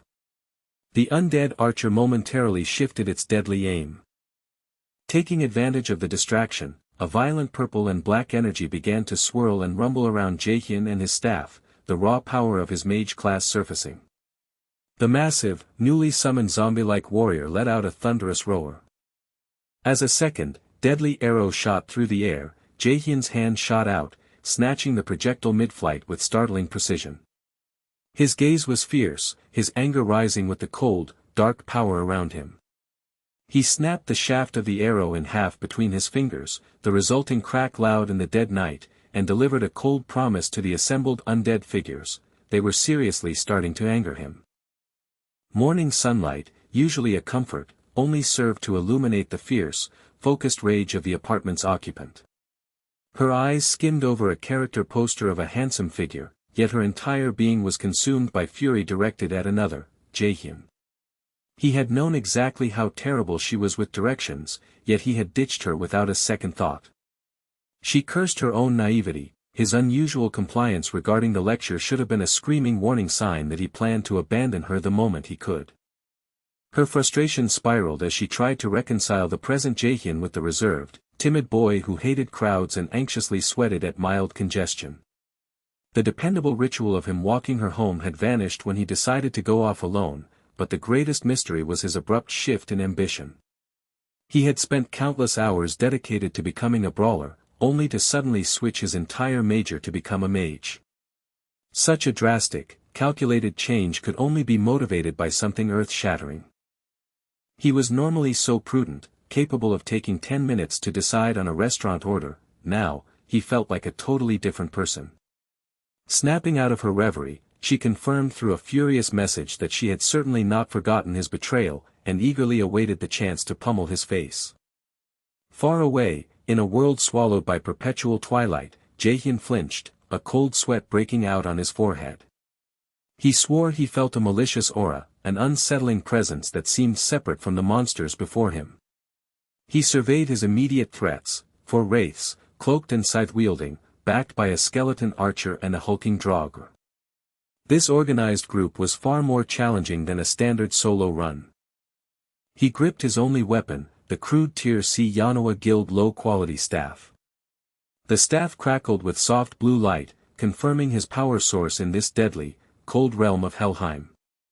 This section, reserved for the uninitiated dead, was a brutal test for a novice. Foes returned constantly, and confronting such horrors without holy magic was unimaginable. But Jaehyun's eyes burned with an unnatural golden light. He embraced the challenge, viewing Helheim as the perfect stress test for his new, unique abilities. His active skill, Sacrifice, was primarily amend, but against undead foes, it converted instantly into the devastating, area of effect offensive skill, Light's Judgment. As holy light manifested around him, mimicking a saintly warrior, the benevolent mend became a terrifying nuke. He met the charging Draugr head-on, using the butt of his staff to block the crude shield strike, the force sending the undead skidding backward. While he couldn't rely solely on the massive spell, he needed to clear the ethereal threats first. Yellow energy instantly manifested into a brilliant flash, disintegrating a wraith. Screeches ripped through the air as the remaining wraiths lunged. Jaehyun dashed, performing a swift lateral slash, dodging the ghostly attack before gathering the devastating light energy once more. A tremendous, yellow explosion burst outward, slashing through the darkness, clearing more of the initial threats. Settling back onto his heels, a dark smile touched his lips. He wouldn't squander this chance to utilize the environment to its fullest. The protagonist sailed through the air, his confidence surging, judging the remaining skeletal enemies as easy targets. With a powerful, rotational strike, he brought his staff down hard against the skull of a looming skeleton warrior. The wood cracked and split with a sickening thwack. The foe crumpled, but the subsequent system message delivered a painful caveat: his expensive, low-quality staff was irrevocably destroyed. He stared at the jagged, broken artifact he was forced to use as a club, a rush of anger tightening his features. Sweat slicked his brow as he flashed back, momentarily recalling a previous self, a powerful mage with a real staff, and the foolish, brute-force melee tactics he had utilized back then. He was repeating the same mistakes now. A high-pitched shriek echoed through the cavern, snapping him back to reality as a new undead charged. He acknowledged his complacency. He had broken his only piece of equipment needlessly. But as the broken shard fell away, a grim determination set in. He didn't need the staff. Focusing his will, he initiated sacrifice. A blinding flash of golden light tore through the gloom. The system immediately converted the activation into the immensely powerful Light's Judgment. A pillar of pure, divine energy exploded downward, enveloping the Draugr and a wraith, instantly purifying them in a mighty kaboom. Notifications flooded his vision, confirming a crucial, immediate level up. He sank to the ground, exhausted, but the level increase brought instant, full restoration. Huffing for breath, he managed a nervous, wry smile. He knew he had merely scraped by. Without that timely level up, the situation would have spiraled out of control. Observing the golden resonance left by the holy attack, he recognized the raw power of the S-rank skill, but his reflection quickly turned serious. Having a powerful card was insufficient. Without the genuine competence of a mage, relying on desperate luck would eventually kill him. He pushed himself up, realizing with a sinking heart that he was in the Plaza of the Dead, a highly dangerous area likely caused by the unpredictable Nornir system. He debated using his precious warp stone to retreat. Just as he considered escape, a cold, sickening wave of ominous mana washed over him, making him shudder uncontrollably. The pressure of a massive, unseen entity slammed into his chest, making it impossible to draw a proper breath. Panic flared. He gripped the remnant of his staff, knowing hesitation was death, and cautiously moved, desperate to sense the threat's location. The shadows around him coalesced into an enormous, terrifying red shape. The system loudly confirmed his worst fears. Dungeon boss Nightshade had appeared. The flashing warnings were immediate and severe, ordering an immediate exit. He managed a strained, horrified chuckle. This creature was laughably out of his league. Desperation overriding fear, he tore open his inventory and reached for the cold, bright blue surface of a warp stone. Before he could activate the retreat, the giant, shadowy boss struck. A massive, blurring red wave of energy crashed down, forcing a loud impact. The warp stone slipped from his grasp, bouncing away into the darkness. He coughed, spitting blood, the system shrieking urgent caution, demanding recovery. As the monstrous red shadow hovered above him, preparing for the final, absolute strike, he choked out a curse, gritting his teeth in the face of overwhelming destruction. He was running on fumes, every muscle screaming in protest. The overwhelming power descending upon him, the crushing final blow from the Nightshade, was an inevitability he knew he could not possibly evade. He braced for the impact that would end the struggle. Then, a confused stillness settled over the battlefield. He blinked his dirt-caked eyes open, his focus sharpening into a desperate orange glow. Something was profoundly wrong. The vast, menacing bulk of the Nightshade, coiled and ready to strike, hung motionless in the air above him, suspended just inches from his skull. Its movement had ceased entirely. A sudden, dark energy began to permeate the air, replacing the monster's smoky red malice with a chilling, vibrant purple. A resonant, powerful thought echoed in the space, utterly dismissing the existing conflict. A single, luminous foot descended from above, wrapped in swirling violet mist, touching down with a soundless grace. Towering over the battlefield and the stunned protagonist was an awe-inspiring presence, a luminous figure of terrifying beauty. White hair flowed down from a crown of dark, imposing horns, radiating pure, overwhelming power. This majestic new arrival held the Nightshade's massive black claw effortlessly suspended, preventing its strike. His heart pounded against his ribs, his orange gaze fixed on the apparition. The imposing being spoke, claiming ownership over the situation, declaring that this human child was a cherished guest, one she had personally escorted to this domain. Her intervention was the declaration of a higher authority. With a dazzling, wicked smirk, the woman of horns and moonlight leaned closer, stretching out a hand encased in shadow. She had recognized him instantly, naming the very title that defined his terrifying existence, the prophesied child of defiance. A profound darkness suddenly enveloped him, pierced only by an unsettling purple glow. An authoritative voice resonated, immediately confirming his presence and identity. Before him stood a striking entity, long white hair framed a face marked by horns, crimson eyes, and a confident, unnerving smirk. She confirmed his inescapable destiny, identifying him as the prophesied child of defiance. Bloody and battered, the young man stared up at the sheer force of the being, his mind racing, desperately trying to comprehend if this formidable woman was the cause of the relentless torment he had endured. He managed a single, defiant glance toward her. The white-haired woman assessed him with open skepticism. She had expected more from the one destined to slay a god, noting his frail appearance. He was merely a child, lacking any remarkable physique, and though his magical capability was acceptable, it was tragically inadequate to challenge the might of the gods of Aesir. She questioned why Loki would choose such a deficient defiant. A dark, clawed hand lashed out swiftly, grabbing his jaw and silencing his coughs of pain. He felt the severe drain of blood loss, realizing he was perilously close to collapse. A single sharp nail gently pricked his neck, drawing a crimson droplet down his skin. Was this truly the moment of his demise? A desperate surge of will ignited within him. Dying now would irrevocably foil his plans for revenge against his father and obliterate his lifelong aspiration to become a great mage. He forced himself to endure, seeking some last measure of defiance. She paused, a slight smile acknowledging the fierce look in his eyes, but her judgment remained unchanged. Regardless of his spirit, he was fundamentally weak.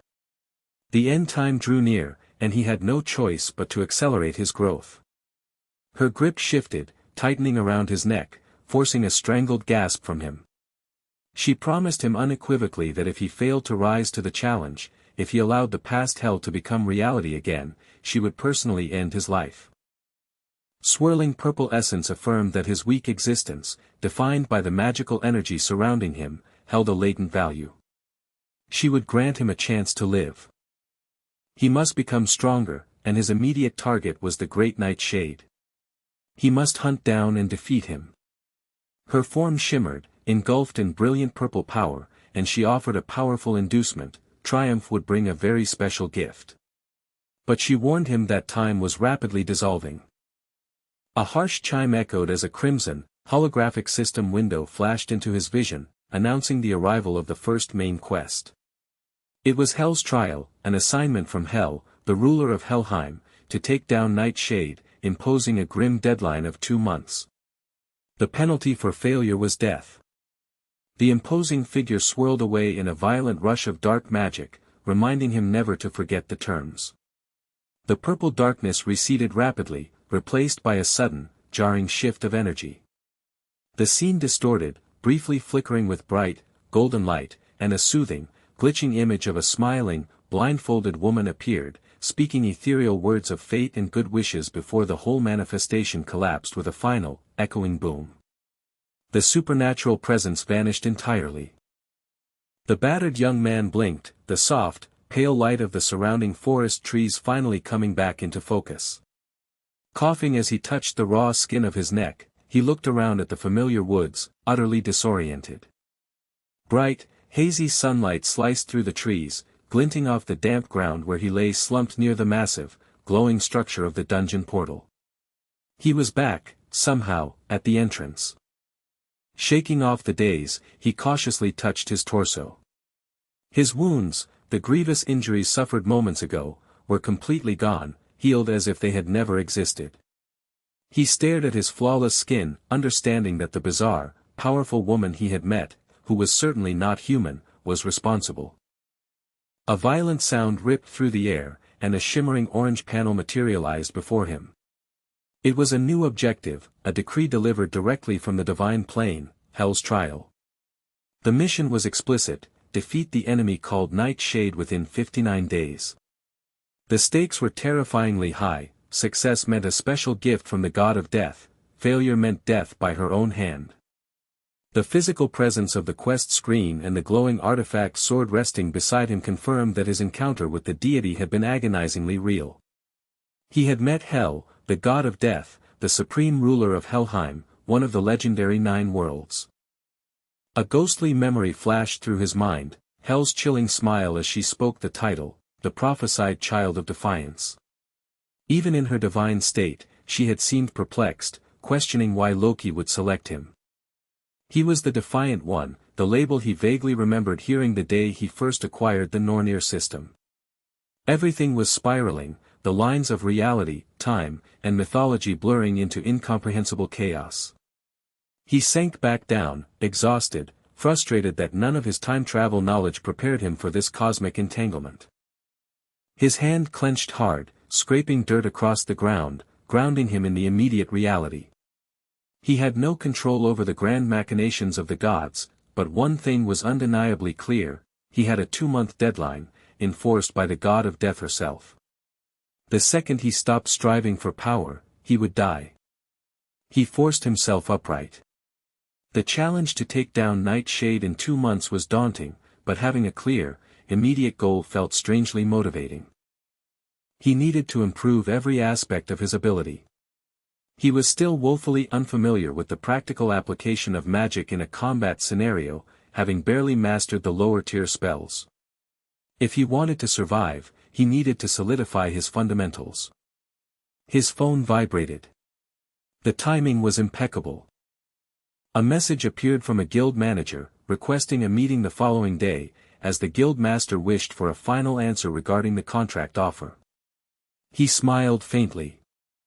He quickly tapped out a reply, agreeing to the meeting. He stated he would consider the contract favorably, but added that he had one important request to make of the guild master first. The following day, he moved through the gleaming, modern entrance of the guild tower. He walked with a determined stride, knowing that the guild master must have already seen his profile, the astronomical 97% magic aptitude he had awakened upon his return. Such potential was nearly unparalleled across the globe.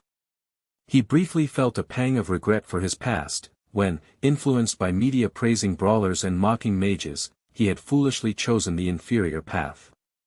He suppressed the frustrating memory. He stepped onto the executive floor, his gaze sharp, anticipating the meeting. A figure turned, framed dramatically by the high windows. It was the guild master, her dark hair pulled back, her eyes gleaming with undeniable confidence. She smiled, a dazzling beam of predatory interest. She had been waiting. The protagonist had secured an unbelievable commitment. The terms of the deal were unprecedented for a low-ranked raider, a comprehensive stipend, complete access to B-tier equipment, and a lucrative 1/5 share of all dungeon spoils based on his future contributions. He privately acknowledged the incredible advantage, a package typically reserved only for the highest A-rank individuals. Yet, before formally accepting the priority negotiation rights, he presented his final, non-negotiable condition. Given his recent dramatic shift from a physical brawler to a magical mage, he remained an absolute novice in the arcane arts. Therefore, the price of his commitment was simple. He demanded that the S-tier raider and legendary leader of the Yanoa Guild, Mizu, personally tutor him in magic. Manager Park froze, stunned by the breathtaking audacity of saving such a valuable request for the peak of his leverage. Yu, however, did not flinch. A look of genuine delight crossed her face as she readily approved the terms, calling the offer charming and admitting her deep, vested interest in his potential. She accepted her role as his new instructor. But before any formal training could commence, she needed to confirm his present potential.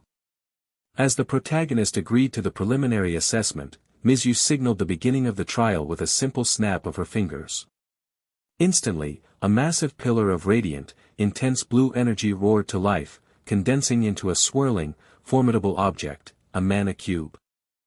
She stood before the glowing structure, commanding him to overcome it. The mana cube was a highly sensitive device, typically employed by B-tier mages and above to precisely calibrate mastery and sensitivity. For a magical neophyte, the challenge was overwhelming. Only 7% of the awakened mage population could successfully control such a device. Despite the severity of the trial, Mizu swore on her executive authority that the original contract terms would remain intact, regardless of his performance. Knowing there was no turning back, the young man resolved to push forward. Manager Park urgently leaned in, pleading that a challenge this harsh was too much for someone so new to the path of magic. You simply cast a cold, assessing gaze toward the subject of their negotiation, questioning whether the young man committed to the trial truly looked like just a boy. The guild master, confident that the risk was entirely worth the gamble, watched as the manager activated the security override. The wall panel glowed, and with a profound boom, the structure dissolved into a blinding, swirling vortex of cerulean light. Jaehyun stared into the abyss, gulping hard. He was shocked by the raw, unrestricted power surging from the shimmering gate. The concentrated mana far exceeded his expectations.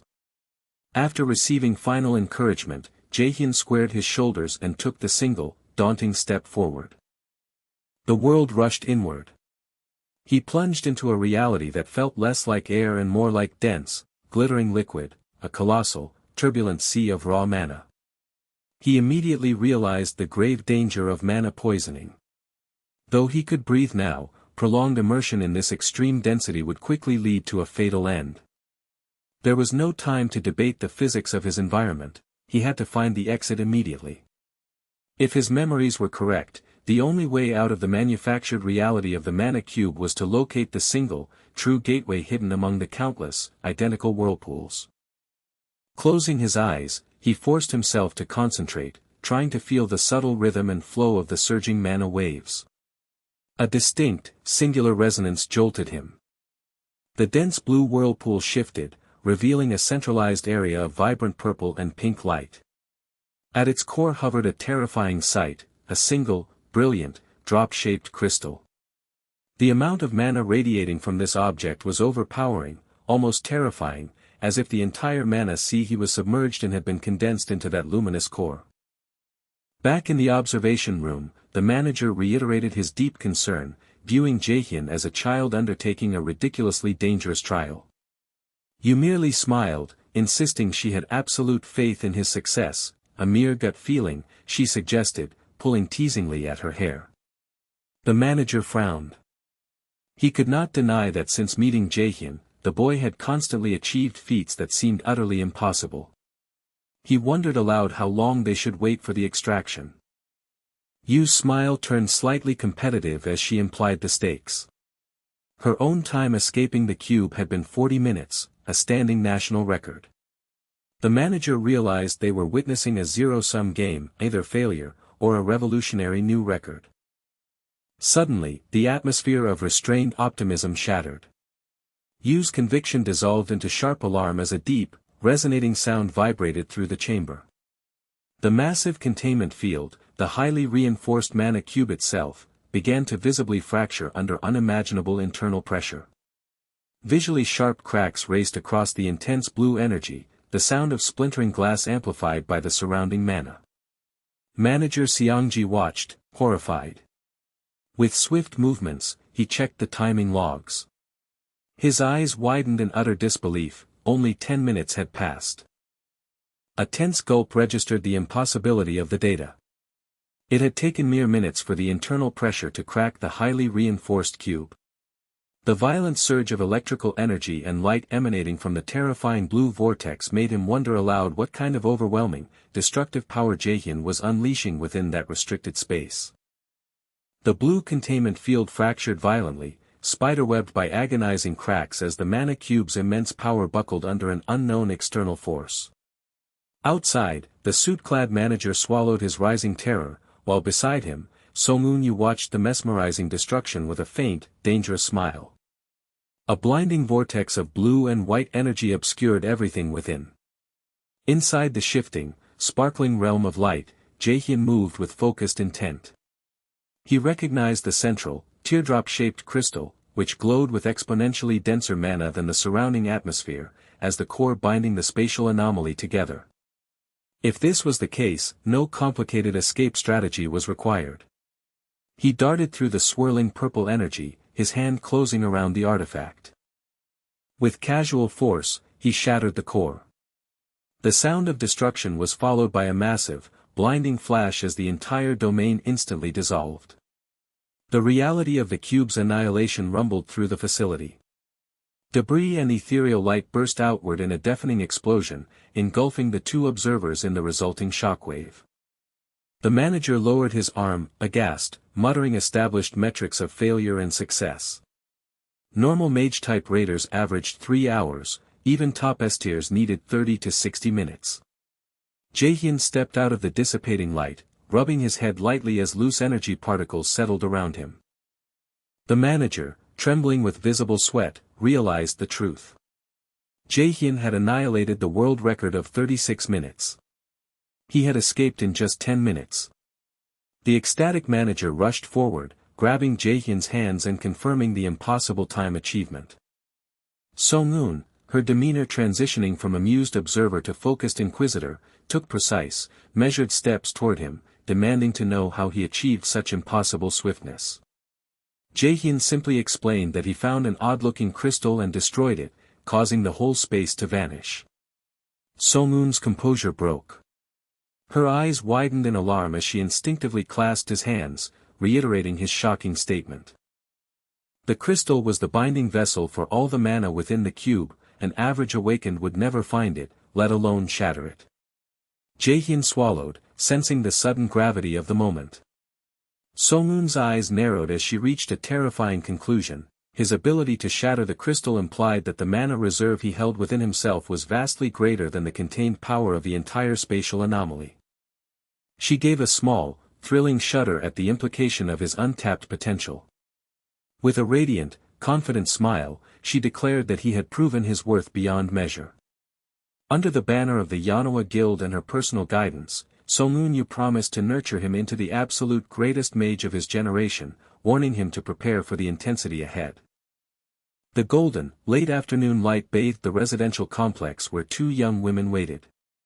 Yuzhong, growing visibly impatient, checked the time repeatedly.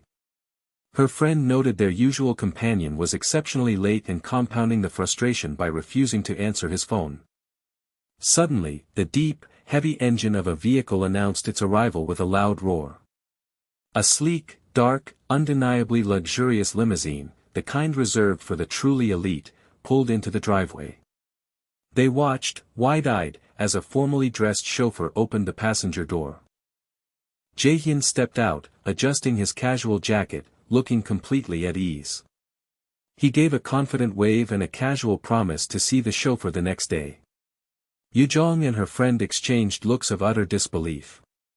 The friend whispered her astonishment, recognizing the extravagant price tag of the car, and openly wondered if Jae-hyun had gotten mixed up in some kind of dangerous, unsavory work, sending a wave of panic through Yuzhong. The scene shifted indoors to Jae-hyun's room, where Yuzhong sat on the bed, adopting a demanding, serious posture. She confronted him instantly. Jae-hyun, relaxed in his desk chair, calmly admitted that brawler studies simply hadn't suited him. He had decided to change his major entirely to become a mage, stating that the paperwork was already done and he was utterly sick and tired of anything brawler-related. Yuzhong was stunned into silence before her temper flared. She reminded him sharply that only days prior he had been running down mages. She questioned if he had gone mad, but Jae-hyun dismissed her anger with a philosophical wave, proclaiming that a person's heart was a fickle, changing thing. But Yuzhong refused to be deterred. She leaned forward, intensely serious. She reminded him of his past dedication. He had chosen the slower, less desirable brawler path, despite his talent for magic, purely because he didn't want to financially burden his mother, as mages earned less and dealt with constant, difficult work. His decision had been rooted in filial devotion, and now he was abandoning it without a word. Jae-hyun's eyes hardened, and he abruptly cut her off, demanding they stop discussing the topic. He immediately shifted focus, asking what had brought her to his house and if her parents were on another business trip. She confirmed her parents were away and she had come over to simply relax, mentioning that his mother had approved of her staying the night. Jae-hyun looked around his modest living space, unable to understand why she preferred his cramped room to the sprawling house she lived in. It was revealed that Yuzhong was the only child of a family of considerable wealth whose global business required frequent overseas travel, leaving her home alone most of the time. This context was sufficient. He urged her to help him study, now that the change was final, asking her to teach him some basic magic theory. Yuzhong narrowed her eyes, immediately demanding a condition in return for her tutelage. Jae-hyun leaned back, exasperated, insisting she name her price. Yuzhong paused, realizing she hadn't considered the reward.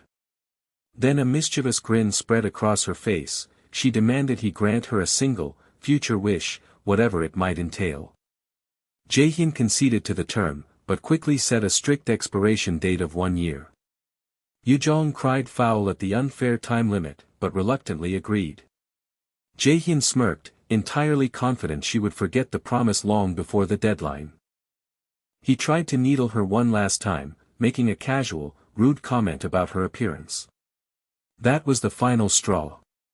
Yuzhong exploded in a fit of rage, accusing him of previously ditching her and proclaiming that it was now time for payback. She grabbed a pillow and launched her assault.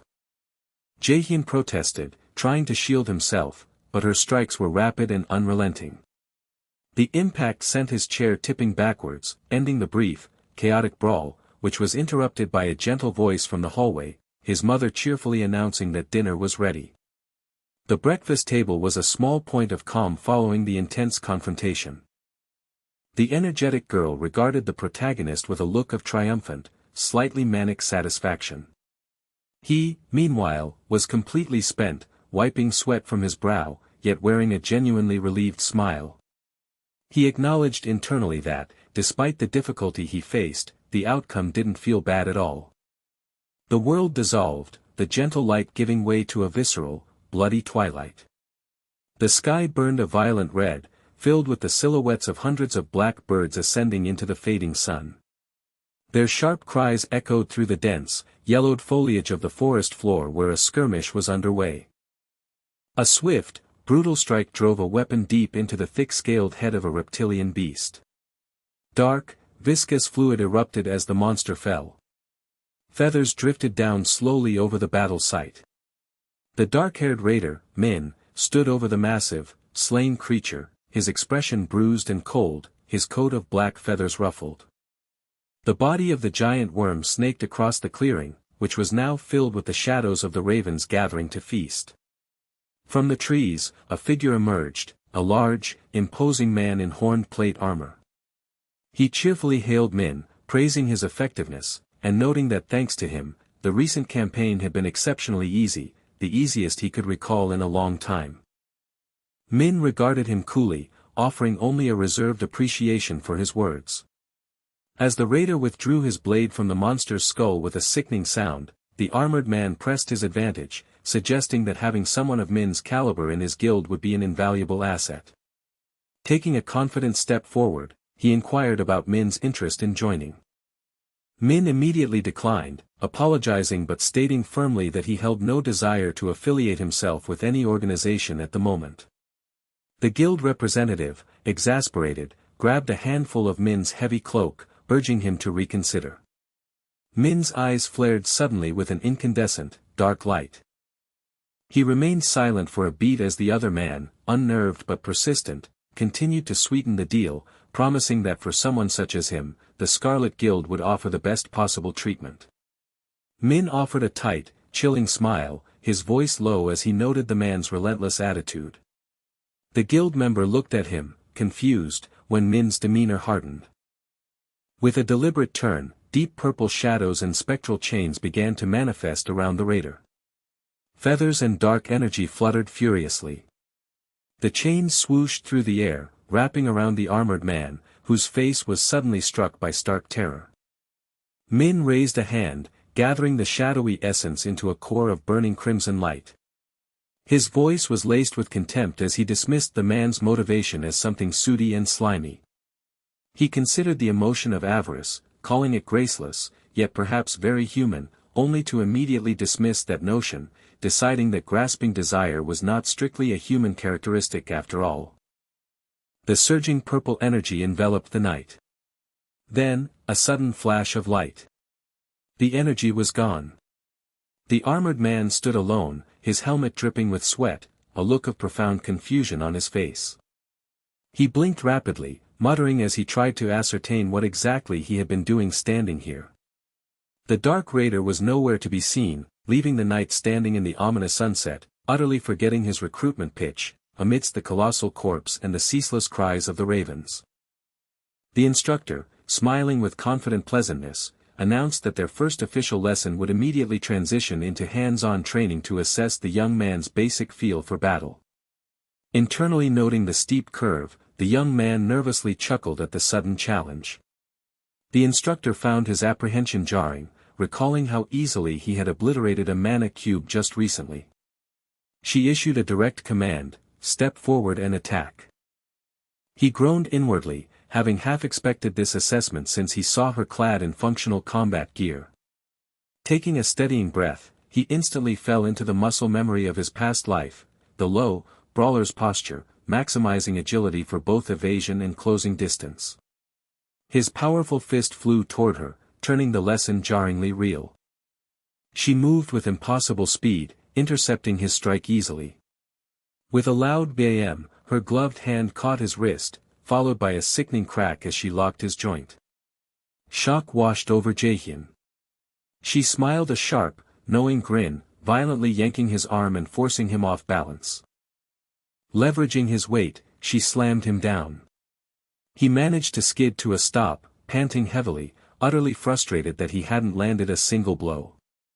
He realized that this supposed healer possessed the fierce combat prowess of a bona fide S-tier raider. The intensity eased as she approached, observing that Jaehyun, despite being a mage, still clung to his old brawler instincts. She emphasized that charging heedlessly into combat was fundamentally unwise for a class with innately weak defenses. She demanded he articulate the core difference between a brawler and a mage. He responded simply, range. She affirmed that mages were designed to weaken foes from afar, and his eagerness to meet enemies head-on guaranteed disaster. Declaring that she had been too lax, the instructor stated that he now desperately needed genuine combat experience as a true mage. Brilliant blue mana began to swirl around her hand. This time, she announced, she would be the attacker. Her strikes would not be gravely injurious, she reassured him chillingly, since she was a healer. Jaehyun shivered, unsettled by her casual confidence. She demanded he hold nothing back. In a flash, her opening salvo of bright blue energy was upon him. Jaehyun reacted instantly, diving, dodging, and rolling out of the path of the devastating streams of power. He slid low to the ground, successfully evading the attack. It was his turn. His own mana surged, crackling with golden electricity, initiating the A-tier skill, Chains of Shock. Blinding yellow arcs launched outward, striking the area around the instructor with a massive boom of fiery power. He thought this display of A-tier skill would finally convey the breadth of his ability. But triumph dissolved quickly. Through the dissipating smoke, she appeared completely unharmed, the confident smirk still in place. A new, concentrated beam of brilliant light whipped toward him. He instinctively ducked low, sweat plastering his hair to his face as the strike barely missed. Terror dilated his eyes. It was too fast. The initial furious onslaught subsided in a blinding, echoing burst, leaving the air sparkling with mana residue. Unscathed, the dark-suited woman stood poised against the residual blue glow. She mused that a skill's sheer destructive power was utterly worthless if it failed to find its mark. The young man, Hajin, emerged from the dust cloud, catching his breath in ragged, loud gasps. He was visibly exhausted, astounded by her unexpected resilience. The woman turned slightly, acknowledging that while she had held back, she was genuinely surprised he was still standing. With a graceful, dismissive wave, she immediately summoned a fresh wave of ethereal, glowing blue constructs, geometrical arrows humming with pure divine energy, and challenged him to withstand them. Hajin tensed, chest heaving. Though struggling for oxygen, a fierce, golden light ignited deep within his eyes, whirling with frantic calculation. Before the incoming projectiles closed the distance, Hajin activated his core ability. A counterwave of blue light exploded outward from him, meeting the incoming projectiles. With a distinct sound of cracking glass, the instructor's potent magic shattered instantly, dissolving into harmless fragments. The casual smile vanished. Her eyes widened, processing the utter collapse of her offensive spell. She recognized the technique, speculating that he must have used inverse calculation to destroy her magic in the minuscule timeframe available. Despite the shock, she quickly recovered, praising his astonishing, speechless talent. She provocatively invited him to display any further tricks he might possess. Hajin's exhaustion was momentarily forgotten as his lips peeled back into a savage grin. Golden mana flashed to life, and electrical currents surged and crackled as he manifested a colossal, spear-shaped bolt of brilliant yellow lightning. The attack screamed forward and slammed violently into the woman's chest. She staggered back, wiping a droplet of sweat from her brow, reeling. She noted internally that not only was the speed shocking, but the raw strength behind the spell defied all logic. Her hand, which had subconsciously moved to shield herself, was now throbbing with numbness. The power was far beyond what an unlearned child should manage. As golden sparks continued to surround Hajin, she struggled to understand the mechanics of his combat style. She was gripped by the terrifying mystery: how was he able to continuously throw such powerful spells without any active incantation or preparation? Hajin, meanwhile, was fighting a losing battle against his own resources. He gasped, his body trembling with the strain of depleted mana. He grimly concluded that nothing seemed truly effective against this monstrous opponent, his reserves were dangerously low. The woman smiled, a confident, cruel flutter of her lips, acknowledging him as a child full of phenomenal, terrifying talents. Hajin's fiery gaze met hers, but as he tried to stabilize himself, the world suddenly began to spin. Confusion washed over him as he realized he was falling backward, propelled by a force he hadn't seen coming. With a jarring crash, Hajin slammed onto the floor, his vision swimming. Panic widened his eyes as he demanded to know what had just happened. The woman leaned in from above, her sleek dark silhouette dominating his vision, bathed in harsh, triumphant light. She smiled knowingly, observing that he had a long way yet to go if he truly believed he could win against her.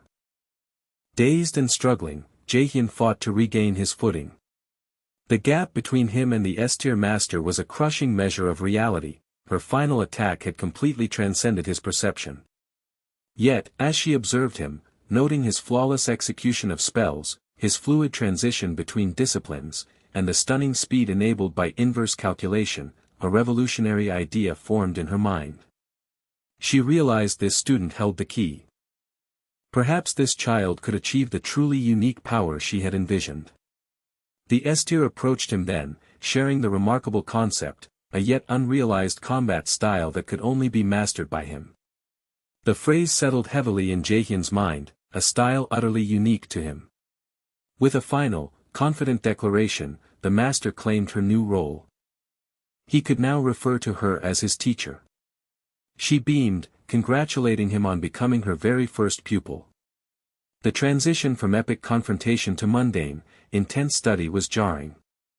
Jaehyun sat lost in thought, tapping a pen against his chin, only to be snapped back to reality by an agitated Harin. He winced at her appearance, noting the crumbs dusted across her face. He wondered if she was tired of the disposable snacks he had paid for their tutoring with, yet she was already on her fourth cup. Harin retorted immediately, assuring him that every bite remained novel, then forcefully steered the conversation back on track. As she lectured, she sketched simplified diagrams in his notebook, explaining the foundational pillars of magic, combat, buffs, and heals. While she continued, two separate, luminous system notifications flashed across Jaehyun's vision. His understanding of magic had increased. His spell efficiency had increased by 5%. He observed the rapid-fire feedback. The system displayed every detail the moment he attained new knowledge, seemingly invested in ensuring his exponential development.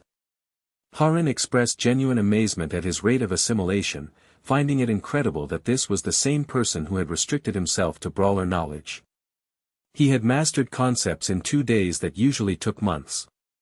He scoffed lightly, reminding her that she had achieved the same feat in 3. She bristled, demanding the title she had earned. He complied, calling her teacher, though she insisted she had good reason to defend her position. At his absurd speed, he was going to catch up to her in no time. Jaehyun accepted her assessment, acknowledging the aptitude test had been accurate. He was well suited for magic. However, the reason for his frantic pace was far more urgent than mere talent. His internal perspective shifted to a harrowing vision of the demonic figure that haunted his waking life, a constant reminder that he was fighting not for skill, but for survival. His life was on the line. Harin's tone softened. Looking at him with intense focus, she confessed her shock when he first told her he was choosing the brawler class. Even knowing a mage career didn't guarantee wealth, she found it truly outrageous that he had knowingly abandoned such a powerful, innate aptitude for magic. Jaehyun listened, a thin layer of sweat slicking his brow, as he acknowledged the inherent difficulties and negative public perception surrounding mage careers. Mid-sentence, a violent internal shock hit him. A deafening eruption of power seized him, replacing the mundane room with a churning vortex of black and blood-red energy. Massive chains, glowing furiously, whipped around him as a colossal rumble shook his consciousness. He saw the spectral image of his former self, powerful, dark, and utterly bound, emerge from the crimson mist. Was it me? A haunting thought echoed in the silent, swirling red space. Did I really choose this path on my own? The question, heavy with past betrayal and regret, felt like a chain tightening around his chest before the vision violently shattered, exploding in a final burst of fiery light. The world stabilized with a crisp sound. The woman across from him, adjusting her spectacles, resumed their conversation. Jaehyun quickly confirmed that another teacher was overseeing his practical training, immediately responding with a formal address after receiving a stern admonition regarding his rude tone. He was still trembling inwardly. The cold afterimage flickered, the powerful bound man overlaid with the image of a horrifying, pale-skinned demoness with horns. He recalled the spectral voice stating a strict timeline, *2 months. Take him down in that time, Jaehyun forced his eyes shut, suppressing the anxiety. He needed to focus on generating something beneficial for his cause, seeking answers to his pervasive instability. He pondered the possibility of a powerful medicinal solution as a man on a nearby television screen smiled genially, promoting a new, sparkling elixir. Jaehyun wondered if a secret, true wonder remedy existed that could alleviate his unique situation. The focus shifted abruptly to a vast, open training facility where the noise of metal striking metal echoed. A man with a scarred face and cold eyes strode among the recruits, targeting one raider for giving away his movement, and then severely criticizing a mage for her slow cast speed. Missing a crucial heal meant guaranteed death, he sternly reminded her. Focus was paramount. Stepping away, the instructor joined the guild master, the poised woman with dark hair pulled back neatly. He remarked quietly that the recruits were superior this year. The guild master seemed lost in thought before snapping back to attention, apologizing for her lapse. The instructor smirked, correctly guessing she had been preoccupied with thoughts of Jaehyun. She laughed softly, admitting nothing escaped him. She recalled the difficult path ahead, the challenge they were setting. The fusion of two disciplines, was something countless raiders had attempted historically without success. But she had seen his potential with her own eyes. His movements were flawless. She was absolutely certain that when the mage world finally initiated another S-tier raider, it would be Jaehyun. She glanced away, reflecting on her own limitations. Currently, she was the nation's sole S-tier, but her ranking as a healer left a small regret that she hadn't showcased her abilities better during her own assessment. Looking towards the future, she envisioned a brilliant blue aura coalescing around him.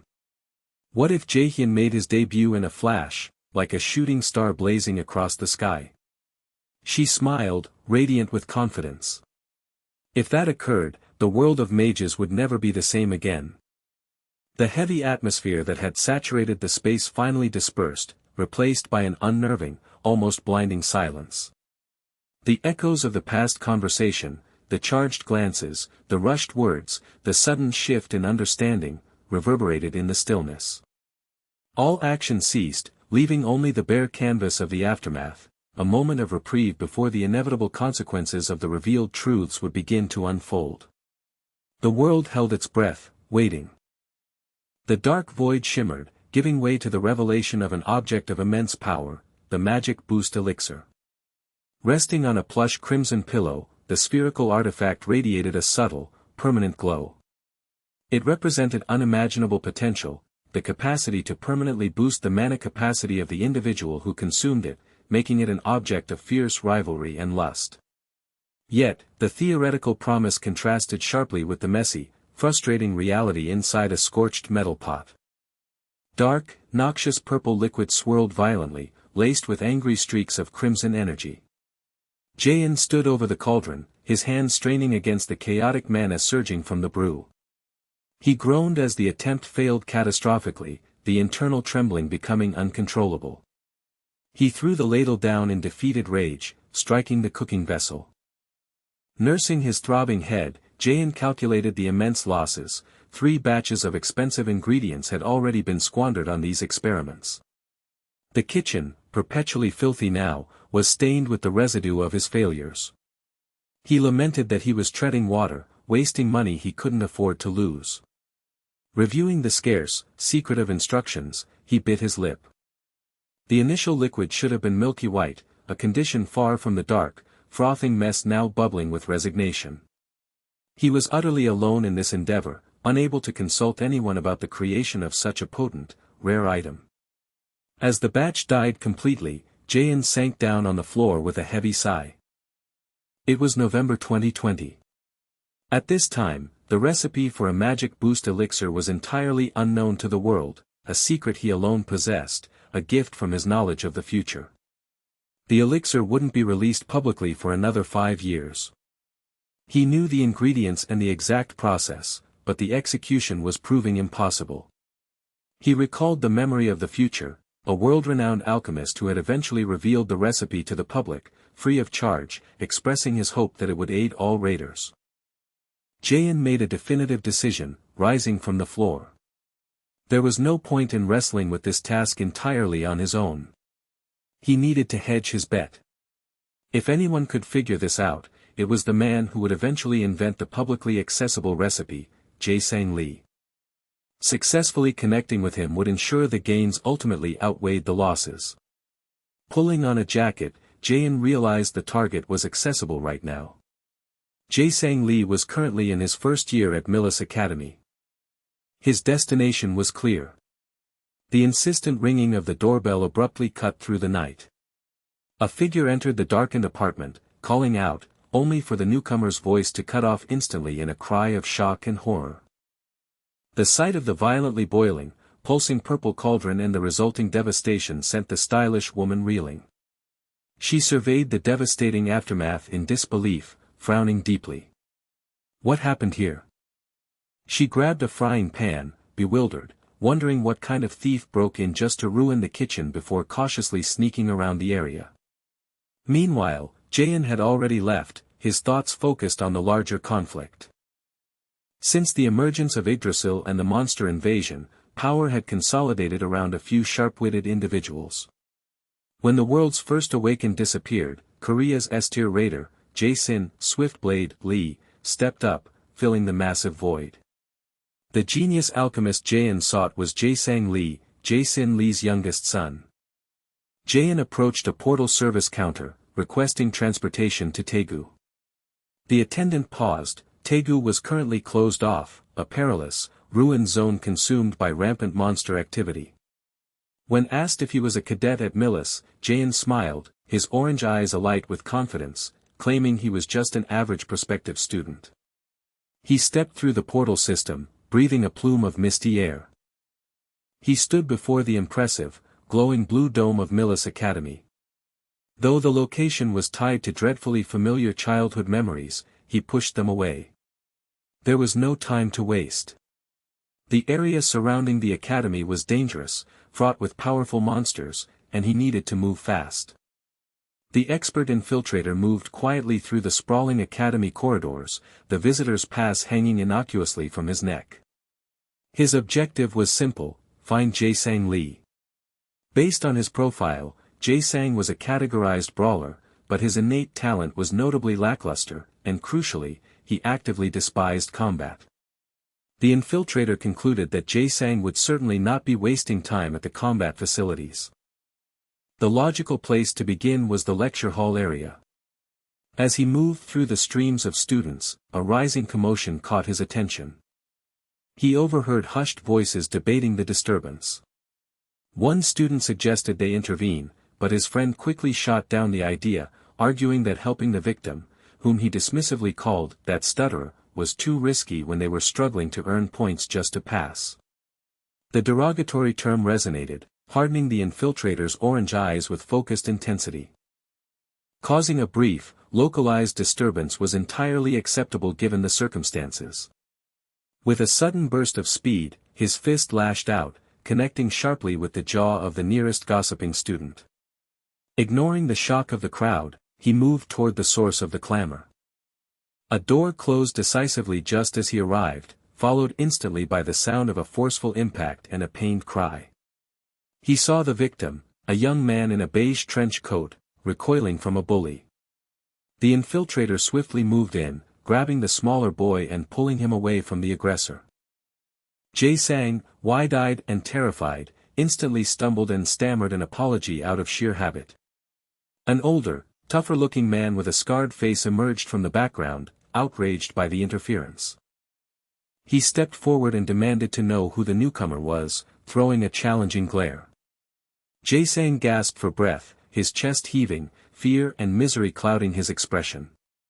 His green eyes, wet with tears, looked up, finally registering the intense face of his unexpected rescuer. The infiltrator's focused orange eyes confirmed the mission had reached its first critical phase. He had found him. The air was thin and ragged as the young man, Stanley, fought for breath. His neat suit was rumpled, and dark green hair was plastered to his forehead with sweat, but a triumphant, teary smile broke through his exhaustion. He had found his target, and he addressed the dark-clad Jae-sang Lee directly. Jae-sang slowly turned, but a heavy-set man in a thick tactical jacket materialized behind him, looming over the scene. Stanley instinctively flinched, then forced a polite concern, asking the aggressive newcomer if he was all right before demanding his identity. The burly man cut him off, squinting mockingly, asking if Stanley was the stuttering younger brother of the man he was here to deal with. He feigned surprise, admitting he assumed Stanley's kin had lost everyone to the monsters. Stanley's face hardened, his teeth grinding at the casual dismissal of his family. Jae-sang stepped back, attempting to defuse the situation, suggesting they were in the middle of a private discussion and that the youth should leave if he didn't want trouble. Before Jae-sang could finish, the burly man delivered a heavy, sharp blow across Jae-sang's face, the force vibrating through the corridor. Stanley looked horrified. Jae-sang recoiled, then smiled strangely, asking the attacker if he needed to visit a health center, inquiring if he could still walk. The brawler's shock immediately morphed into intense irritation. Scowling deeply, he seized Jae-sang by the collar, drawing him close, his voice a furious growl demanding to know if the young man was looking to die. Jae-sang met the threat with icy silence, noting inwardly that this marked the second time today someone had grabbed him by the throat. In the moment of rage and threat, Jae-sang retreated into his mind, recalling the basic theory of magic, visualizing the image, devising the formula, building the framework, and empowering the skill. He quickly moved past the basics to the immediate need for offense, visualizing the instruction of a dark-haired mentor to create a ray of light that flew like an arrow. A sharp, internal ding confirmed the instant initiation of the active skill. A tremendous, dazzling explosion of energy erupted from Jae-sang's fingers, slamming into the brawler at point-blank range. The sickening crunch of bone or cartilage sounded as the attacker bellowed, spitting something white and frothy while clutching his wounded arm. Stanley stared, astonished, wondering how the other man had cast such potent magic without any vocalization or chant. Students emerged from nearby rooms, murmuring confused questions. They recognized the spell as the simple holy arrow, and speculated how such a low-tier technique could possibly mangle the arm of a seasoned brawler major. His pride shattered, the brawler major snickered darkly, sweat dripping from his face, muttering that the attack was unforgivable. He had been utterly humiliated, and he swore he didn't care who this punk was, he would crush him. Ignoring the agonizing pain, the brawler squeezed his injured arm tightly and screamed a furious challenge, his power surging outward. A blinding flash of golden light emanated from the brawler as he prepared his counterattack. Stanley cried out a frantic warning, but Jae-sang, his eyes now blazing with intense, bright orange mana, remained perfectly still.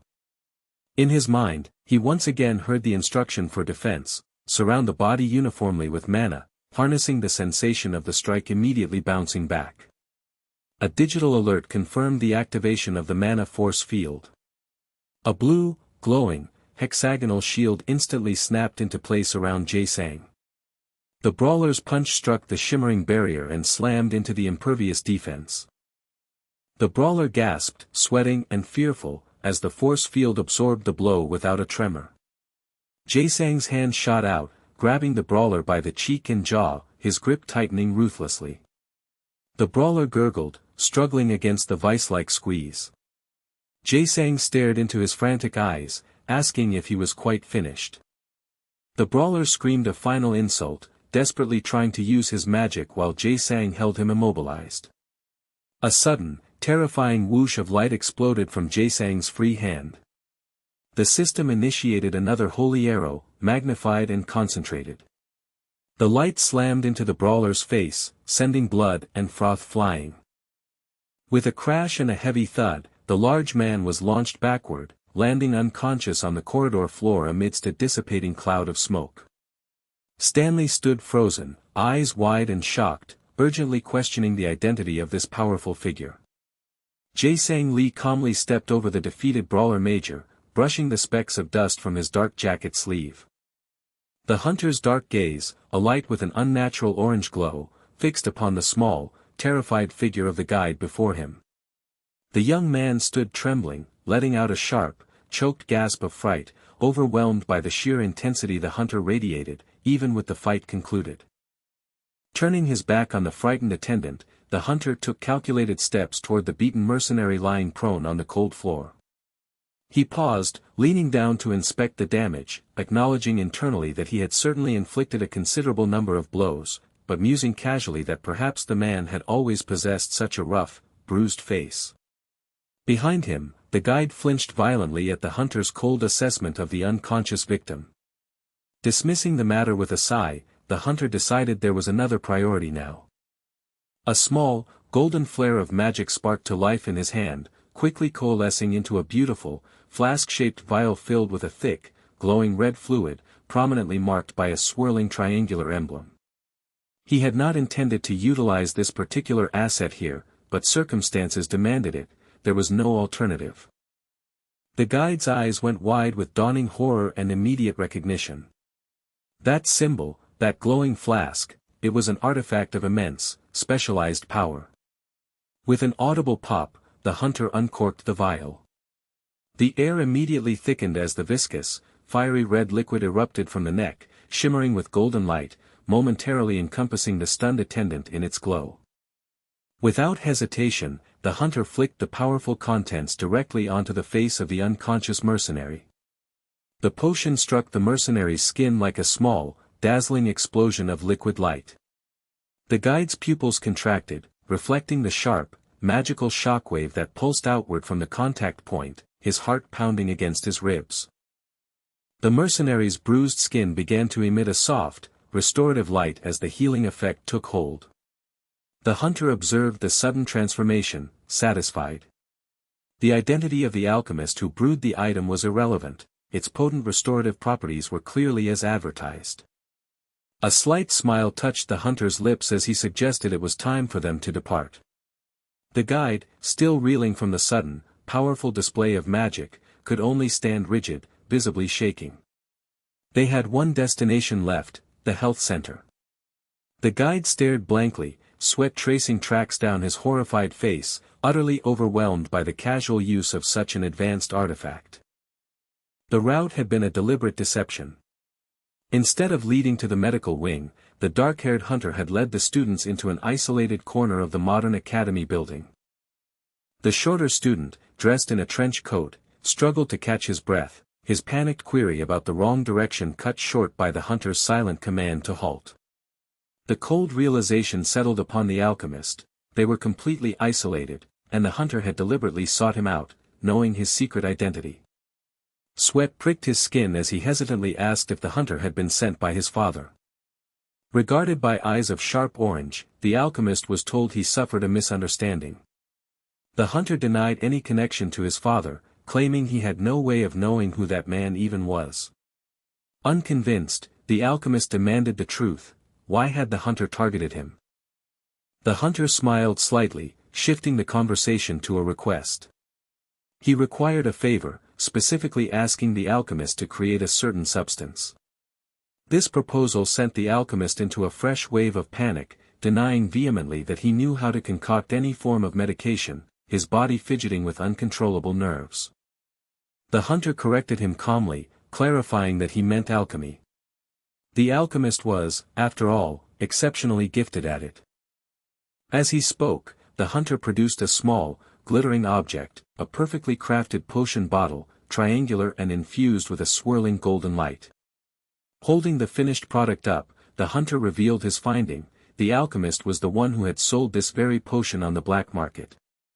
The alchemist gasped, his heart pounding in terror. He knew the security protocols of the black market, protected by the Acer system, were legendary. How could he possibly have been tracked? The hunter read the reaction like an open book. He conceded that the alchemist's assessment of the black market security was accurate. The anonymous commerce system was designed precisely to guarantee top-notch privacy. A fleeting memory crossed the hunter's mind of the mythical artifact he himself had sold, whose nature necessitated such absolute secrecy. Refocusing, the hunter expressed relief that the systems were functioning correctly. Acquiring this potion had been crucial. The alchemist remembered setting up the sales, internally agonizing over whether the attempt to make quick money through the market had been the critical error. He couldn't risk his father discovering this. Overwhelmed by fear, he bent his head, pleading with the hunter to keep his secret strictly between the two of them. The hunter placed a hand briefly on the alchemist's shoulder, a firm, calming touch, assuring him that blackmail was not his motive. He pressed the magnificent, glittering veil directly into the alchemist's hands. The revelation was merely a means to an end. All he required was one exceptional alchemist, the one capable of creating the desired substance, and this potion had been the perfect signature. Jae-sang's bright eyes widened slightly at the realization. The young man before him had called him an exceptional alchemist, and he seemed completely genuine. Jae-sang's suspicion briefly lifted, allowing him to wonder if perhaps this person truly hadn't been sent by his overbearing father. He demanded to know the student's identity. The hunter, Jae-hyun-min, offered a collected introduction, confirming his status as a prospective student. Jae-sang muttered the name, his hand clenching subconsciously around the shimmering vial. He finally relented, giving a curt agreement that he would hear the boy out. They moved deeper into the space. Jae-hyun admired the surroundings, remarking that he appreciated the atmosphere of the workshop. Jae-sang offered a stiff, appreciative acknowledgement. A heavy silence followed until Jae-sang jolted forward, trying to pivot the conversation to the medicinal compound Jae-hyun had requested. Jae-hyun swiftly cut through the nervous stuttering, naming the explicit goal, the magic boost elixir. The shock was immediate. Jae-hyun elaborated, describing it as an elixir that permanently increased a raider's mana pool. Was a permanent increase even possible? Jae-sang sprang to his feet, questioning the very physics of the brew. Jae-hyun held his gaze, calmly confirming that it was indeed possible, because the formula was Jae-sang's very own creation. The implied weight of his past self's genius flashed across Jae-sang's mind. The intellectual shift was instantaneous. The anxiety vanished, replaced by an intense, analytical focus. Rubbing his chin thoughtfully, Jae-sang pondered the ingredients required to achieve such a legendary effect, quickly dismissing complex theories involving mandragora root or Jotunheim spring water as insufficient. Jae-hyun watched the transformation with keen interest, observing how the nervous energy had dissipated. The stuttering was gone, replaced by sharp deduction. Jae-sang had assessed and theorized the complex ingredients just by hearing the elixir's effects described. His genius was undeniable. Jae-hyun resolved then and there that he absolutely had to secure Jae-sang's allegiance. Jae-sang, still reeling from the ambition of the task, stammered a suggestion that perhaps they should seek a more established alchemist. Jae-hyun cut the suggestion short, his voice rising in conviction as he grabbed Jae-sang's arm. He wanted Jae-sang and no one else, promising him full, unwavering support in any way necessary. Though Jae-hyun admitted that other alchemists could theoretically follow a recipe, he believed that Jae-sang Lee, with his immense, untapped potential, would effortlessly outclass any predecessor. Jae-hyun pressed him, demanding that Jae-sang agree to the request. Jae-sang groaned under the weight of the pressure and the sheer faith placed in him, finally acquiescing, though he cautioned that he could not guarantee success. Jae-hyun smiled warmly, easing his grip. He told Jae-sang not to worry, investing always carried risk, and failures were inevitable. He was placing his faith in him because he truly believed Jae-sang had the ability to pull it off. Jae-sang's eyes glistened, tears welling up at the unexpected depth of trust. He choked back emotion, realizing that this was the first time anyone had ever placed so much sincere belief in him. He promised Jae-hyun he would do his absolute best. Jae-hyun observed the emotional breakthrough, a satisfied smile curving his lips as another vital connection had been secured. Golden sunlight filtered through the latticed window, illuminating the dust motes suspended in the quiet air. The young man, dressed meticulously in his school uniform, sat submerged in a deep reflection, replaying the recent, unexpected declaration: someone was investing in him because they believed he possessed what was necessary. The speaker had acknowledged that failure was inherent on the path to success, yet the faith remained firm. Had he ever before received such unwavering trust? His past self, timid and feeble, orphaned of his mother early, left with an immense burden, and perpetually disappointing in his father's eyes, flashed across his mind. That was the portrait of who he was.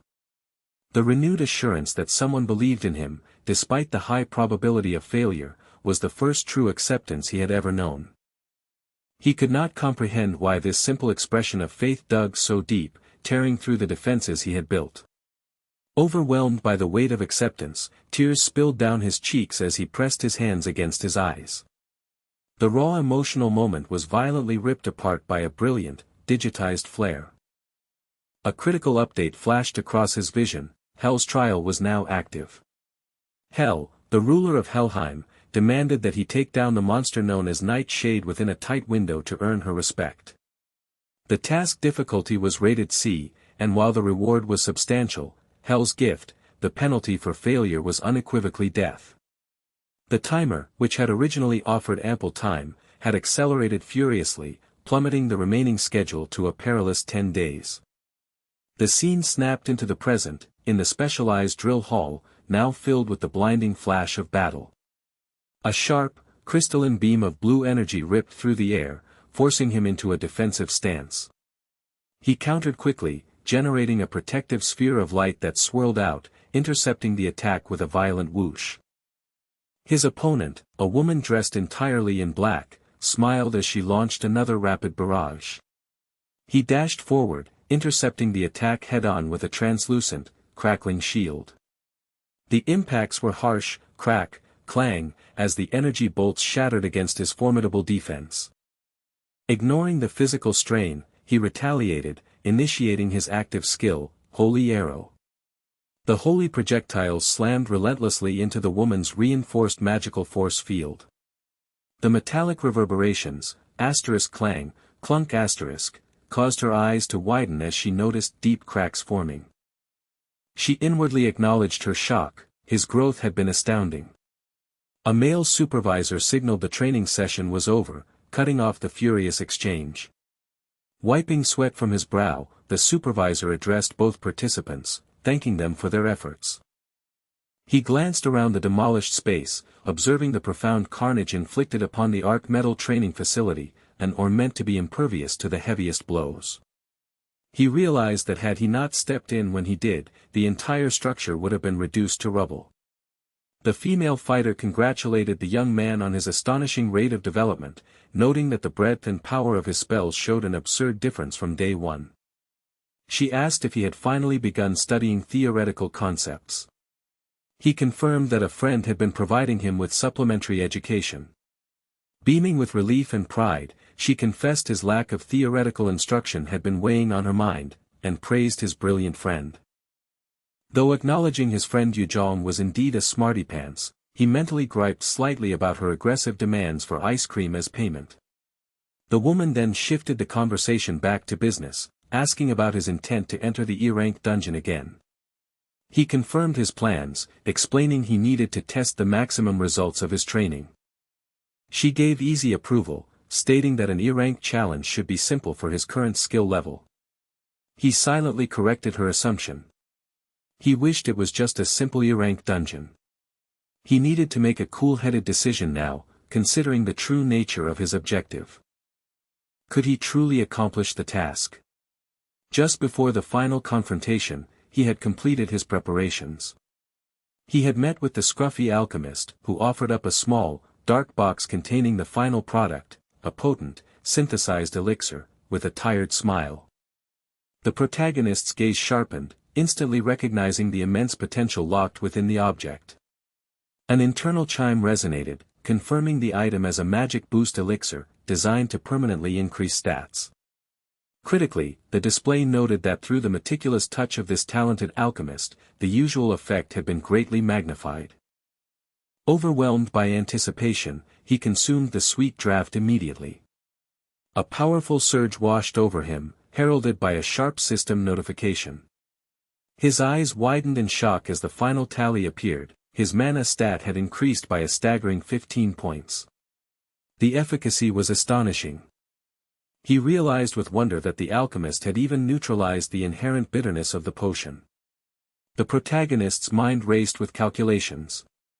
Alchemy was a deeply arcane branch of study. The skill of the alchemist determined the grade of the final product. The exhausted alchemist, struggling against stifling yawns, had performed a miracle. Any other professional would have yielded 5 points at best. Smiling broadly, the protagonist told the alchemist he had always been certain of his prodigious talent. The alchemist blushed slightly, expressing humble thanks, saying the incredible result was possible only because the protagonist had believed in him. The protagonist countered that he was the one who owed thanks, immediately urging the alchemist to take some much-needed rest, noting the dark circles under his eyes. The alchemist promised to be available if anything else was needed and waved goodbye from the threshold. With the magic boost elixir consumed and his core stats permanently augmented, the final stage of his preparations was complete. A deep, determined focus settled in his expression. Tomorrow was the crucial day. Tomorrow, he would finally execute the plan to destroy Nightshade. As he walked forward, a stark, digital red frame slammed into existence, announcing the rapidly dwindling schedule. Only 9 days remained. The environment around him suddenly thickened and glowed with a malignant red. The dungeon system flared. The C-rank dungeon boss Nightshade had appeared. He knew this monster would have been impossible for him to solo as a D-tier raider in his past life. A deep, cold uncertainty settled in, demanding an answer. Could he handle such a powerful foe by himself at this stage? He forcefully slapped his hands against his cheeks, snapping himself back to attention. The preparations were sound. The only thing left was the battle. He focused, his eyes burning with renewed determination. He repeated the silent mantra, "I can do this." But a shaky voice, filled with panicked recognition, cut through the dungeon's gloom from nearby. Someone was already there. Meanwhile, the environment warped, plunging into a profound and unsettling darkness. In a far-off place, a long, clawed hand slowly fluttered against rich red cloth. An ethereal, horned figure, radiating dangerous beauty, smiled wide. A soft, chilling voice echoed through the void, sensing the shift in destiny, welcoming the coming of a most important guest. The figure named the powerful creature they sensed, whispering the name Garma. Below, the enormous, shadowed form of a beast's head, marked by a single glowing red eye, watched the unfolding future. The digital timer pulsed a harsh orange, 9 days and 22 hours remaining.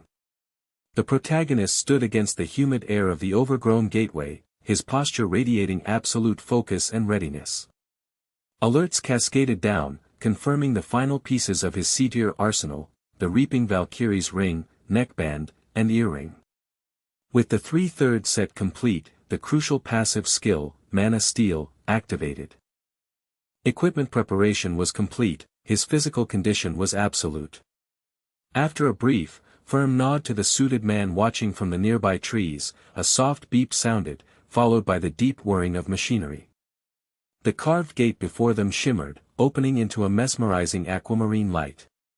He stepped toward the glowing vortex, accepting the inevitable journey. The moment he passed the threshold, the world dissolved into a cacophony of digital noise. A forceful BZZT announced his immediate dungeon entry and transport via the Nornir system.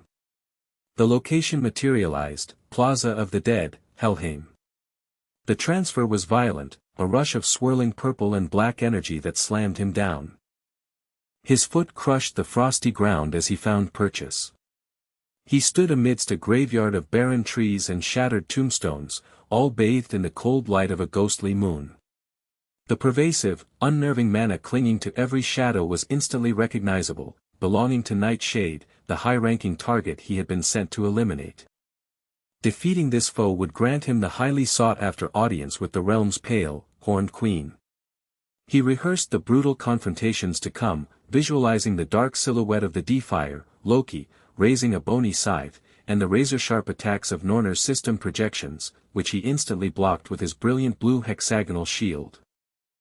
He felt a fierce anticipation for the knowledge he planned to extract. His focus drifted to memories of his training, specifically the warnings of his mentor, a confident woman who had schooled him in the specialized path of the battlemage, or spellsword. She had cautioned that this hybrid class was exceptionally difficult, an inherent compromise designed to blend mage and brawler. They were masters of neither, and true masters were non-existent. Yet, she had offered him a knowing smile, suggesting that with his unique talents, things might prove different this time. In the midst of this contemplation, a tremendous golden light ruptured the sky, accompanied by a deafening rumble of thunder. The system immediately began barraging him with rapid confirmations of success. He had instantly defeated a Draugr, a Wraith, and a skeleton warrior, earning streams of experience points. Meanwhile, back in the terrestrial clearing, the handler, Xiangji, was monitoring his phone. His casual glance abruptly turned sharp. He sensed an unusual, unauthorized presence approaching the remote location. He concentrated, and a bright, bluish-white light sparked and intensified around his hand. A black sports car tore down the dirt path, tires screeching as it halted. Yanju, an elegant woman in a suit, stepped out. Xiangji instantly recognized his unexpected visitor, remarking that it had been a while, and asked pointedly why she was neglecting her own guild duties to be here. Yanju kept her eyes focused on her tapping phone, offering a flimsy explanation. A few errands nearby had resulted in a convenient detour to check on her former senior colleague. Xiangji silently dismissed her empty words. He knew she was a master of insincere pleasantries. She hadn't dragged herself out here for a casual reunion. The atmosphere chilled as she moved to the true purpose of her visit, asking pointedly if he was the one overseeing the dungeon's maintenance. Xiangji bristled, stating his current work was not a matter of concern for an outsider. Yanju pressed him, noting how peculiar the task was for someone of his high-level responsibilities. Was he recently demoted? Xiangji offered only stony silence. Taking a more formal and serious tone, Yanju addressed him directly. There was something she was curious about, the pervasive rumors regarding Guild Master Yu's increasingly poor health. The question struck Xiangji, his face tightened, his composure momentarily threatening to snap. It was just hearsay, he countered, demanding the source of such dangerous gossip. Yanju made a dismissive gesture, explaining that the Curator Guild was well known for having many ears, making it abundantly clear her intelligence network already permeated his Yanhwa guild. Xiangji glared, then sighed deeply, acknowledging the professional breach. He conceded he had much work ahead of him back at the base. Yanju checked her phone, indicating she needed to leave to clean house herself. But she had one final, urgent inquiry. She tilted the screen toward him, displaying a picture of a young man, Jaehyun, standing beside another woman. Did Xiangji know the boy? She explained that the young man had been frequently visiting the Yanhwa building and gaining audience with Guild Master Yu just as often. She demanded a reason for this secretive arrangement. Xiangji flinched, his eyes widening in surprise before he quickly masked his reaction. He repeated his earlier evasion, his voice hardening, that, too, was not a matter for outside concern. Yanju knew his bull-headed and obstinate nature too well. She turned away, acknowledging that she never expected a straight answer from him anyway. Xiangji offered a sardonic parting shot about having the decency to pretend he cared, considering the guild dutifully paid her salary. Yanju sped off with a powerful roar, leaving Xiangji rubbing the back of his neck in profound frustration. He knew he had to report everything to his guild master immediately. The focus shifted across realms. The forest dissolved into a deep, starless night, illuminated only by a massive, cold moon hanging over a blasted landscape. Jaehyun stood atop a macabre hill composed of ancient skeletal remains, dark energy swirling at his feet. He raised his head, a subtle glow in his eyes, confirming he had found the right location.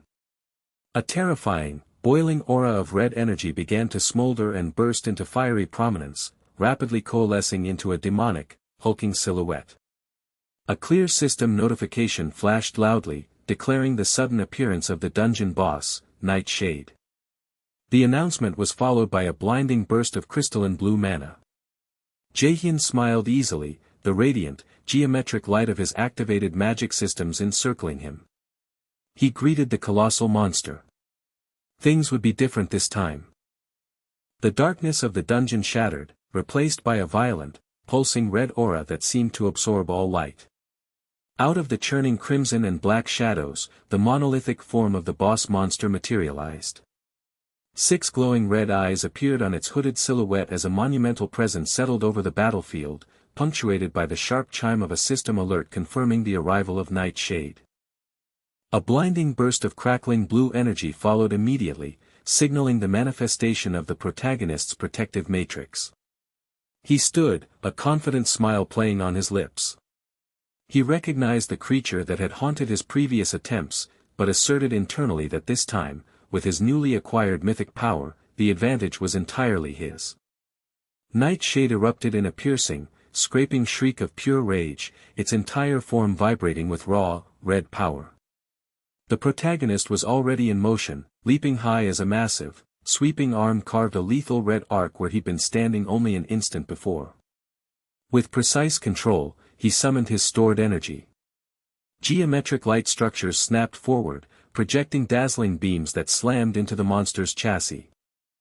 Explosions of dark smoke blossomed across the armored body as the behemoth screeched violently from the unexpected onslaught. The boss recovered and lunged, but the protagonist's eyes burned with focused orange light, his tactical mind running simulations faster than reality. His skill, absolute calculation, fed him immediate, life-saving instructions. He executed a swift single step to the left, a smooth slide across the debris-strewn floor, moving just out of reach of the monster's flailing claws. He watched the massive attacks explode harmlessly where his body had been a heartbeat prior. Nightshade, bewildered by the supernatural evasiveness, began to slow its attacks, its heavy form creaking. The protagonist seized the momentary pause, his expression shifting to mocking confidence. He raised his hand, gathering volatile power. Yellow lightning crackled aggressively around his fingers as he prepared his next move, Chains of Shock. With a commanding gesture, thick, golden chains forged from pure electrical energy shot forth, whistling through the air. They slammed into the massive frame of Nightshade, instantly tightening and halting the monster's movement. The creature responded not with pain, but with renewed fury. A guttural bellow ripped from its throat. System alerts chimed rapidly, warning that the boss was now berserk, boosting its strength and agility by 50%. The protagonist recoiled, sensing the massive spike in enemy power. A sudden glitching effect seized the system notifications around him. The familiar interface fragmented, dissolving into red and black static as a horrifying new message forced its way through the screen. He had been marked with a death brand. Purple energy erupted around him, manifesting as spectral, screaming skulls of shadowy mist. Failing to remove the brand by immediately executing Nightshade within 10 minutes would result in an instant death penalty. The protagonist stared, aghast. He had never encountered such a lethally punitive mechanic. Though his tactical skill fought the corrupted interface, the death countdown solidified the shocking reality of his imminent doom. A cold, smug feminine grin flashed across a corrupted display, confirming the malice of unseen outside interference. He roared in fury, but the digital timer was already ticking down, leaving just 9 minutes and 28 seconds. There was no negotiation, only survival. He dashed forward with desperate speed. But just as he closed the distance, Nightshade, battered and now empowered, executed the impossible. It spun, turning its back on the fight, and fled into the dark recesses of the dungeon. The protagonist skidded to a stop, watching the massive boss monster disappear, shouting in bewildered disbelief that the dungeon's final sentinel was actively running away. The mechanical golem continued its tactical retreat, punctuated by roars and spiraling energy attacks designed purely to waste time. A stark red panel flashed into his vision, 8 minutes and 32 seconds remaining until the instantaneous death penalty took effect. He resolved to force an engagement, preparing a devastating area of effect attack that the boss couldn't possibly dodge. Before he could unleash the torrent of golden energy, the boss moved. It inhaled deeply, releasing a horrifying, ear-splitting shriek. The auditory blast slammed into the protagonist, shattering the protective glow of his preparation skill. He gasped, clutching his throat as the power washed over him. System alerts confirmed his resistance had failed, and he was now afflicted with the debilitating status effect, fear. In that paralyzed moment of pure terror, the boss closed in for a heavy strike. The protagonist instinctively raised his arm to block, taking the blow with a jarring slam. The impact, though painful, instantly triggered the removal of the status effect. He spat a mouthful of blood onto the snowy ground, wiping his chin as he slid backward to gain distance. The countdown now read 7 minutes and 11 seconds. He paused, heart hammering, analyzing his precarious position. He realized he could not risk preparing his ultimate skill, Light's Judgment. The creature would surely interrupt him, leaving him defenseless and depleted of mana. A new strategy formed: exploit the creature's compromised vision from earlier attacks. He activated Wind Boost, feeling a surge of raw speed and agility infuse his body. His primary goal was simple: to rob the enemy of the last vestiges of its sight. He dashed forward with blinding speed, then abruptly pulled up, causing the monster to anticipate a direct frontal assault. A fleeting sense of amusement crossed his face at the predictability of the behemoth. He extended a hand and initiated Flash Bomb. A concentrated starburst of golden, searing light erupted directly in front of the boss, enveloping the massive silhouette and radiating painful rays. He had finally cornered it. But the light did not silence the creature. A low, guttural shriek escalated into a massive, earth-shaking roar. The sonic power tore through the air, creating a blinding shockwave that violently scattered the gold energy. A devastating blast of dark energy hit the protagonist, sending him reeling. The timer flashed again, 4 minutes and 11 seconds until death. He dusted himself off, catching his breath. He saw the boss, weakened but still defiant in the wake of the explosion. He smiled, a touch of genuine menace entering his expression. The opponent might be tenacious, but its desperate retaliation was too late. He initiated the active skill sacrifice. The system instantly recognized the nearby presence of undead entities, converting the protective skill into its terrifying offensive form. Simultaneously, he unleashed Light's Judgment. Feathers of pure gold energy rained down, enveloping the battlefield. The system panel flashed rapidly as the powerful cleansing energy struck the boss: 346, 218, 147, 059, 030. The protagonist watched the glowing numbers, his expression one of calm anticipation. The countdown slowed as the light intensified, bathing the entire chamber in radiance. At the count of 3, a triumphant alert filled the air, declaring the defeat of Nightshade. He was awarded the title, the one who overcame the first trial. As the lingering light faded, a soft, seductive voice echoed in the void. A breathtaking figure with sweeping white hair and curling horns materialized, floating gracefully in the remaining energy. She smiled warmly, confirming that his chosen path was not mere chance. She reached out a slender, inviting hand, beckoning him forward to her sanctum. The trial ended not with a whimper, but with a series of triumphant system chimes, confirming the definitive defeat of the dungeon boss, Nightshade. The protagonist stood immersed in swirling dark energy as the immediate weight of the world lifted with the first critical announcement: the dreaded death brand was removed.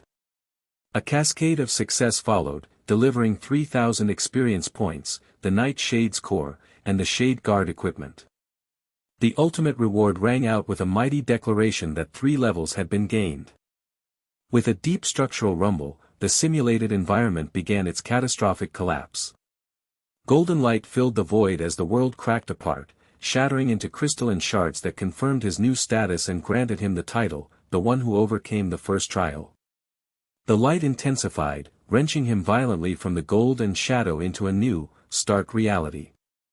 The confirmation was swift, ominous, and final. His qualifications were verified, and he was immediately being summoned. He found himself in a realm of frozen desolation, where the air crackled with chilling magic and sharp, glittering ice fell like lethal snowflakes beneath a heavy, gray sky. Before him stood the gigantic, decaying archway of Hell's sanctum, Gothic and draped in ancient thorns and ice. A menacing growl tore through the cold air. Two enormous, glowing red eyes fixed upon him from the shadows, and the ground began to rumble as a colossal, skeletal beast erupted in plumes of red fire, lunging forward in a blinding attack. Just as the hero flinched, yellow energy sparked around him, meeting the gaping jaws of the giant creature. The fierce momentum was instantly arrested by a sudden, commanding voice. The towering beast, Garm, subsided, its fiery rage banked, ordered only to escort the guest. Taking a steadying breath, the hero advanced into the fortress, his steps echoing on the icy floor. He had overcome the trial and demanded an audience with the goddess of death. From the shifting fiery shadow of the great wolf, a figure in flowing white light descended. With a gentle glow and the flutter of cloth, Hell materialized. She was regal and unsettling, horns framing her pale face, her eyes mismatched, one golden, one magenta, bearing a smirk that promised peril. She offered congratulations to the prophesied child of defiance for having risen above the trial she had bestowed. The hero wasted no time on pleasantries. He immediately demanded to know the reason behind everything, why she had sent him the Nornir system, why he was forced through the ordeal, and what she hoped to gain from this manipulation. Hell's smirk deepened as she explained that it was all necessary to nurture him into the great defier. He pressed further, asking why he was chosen and involved from the very beginning. She answered with sublime confidence that he was not chosen, but destined. The strands of fate were woven into his fabric the moment he was born. He was the one who would ultimately defy and slay Odin, the mightiest of the pantheon. That, she declared, was the fervent desire of Loki and all those who shared their cause. Sweat beaded on his brow. Slay Odin. He confessed he was entirely lost, unable to grasp the vastness of the plan. Hell's expression softened, telling him there was no need for him to understand, she never expected him to. He grimaced in frustration, feeling the sting of indignation at being used as a pawn in a divine game. Hell closed the distance between them, swiftly silencing him with a finger on his mouth, acknowledging the bitter truth of his role.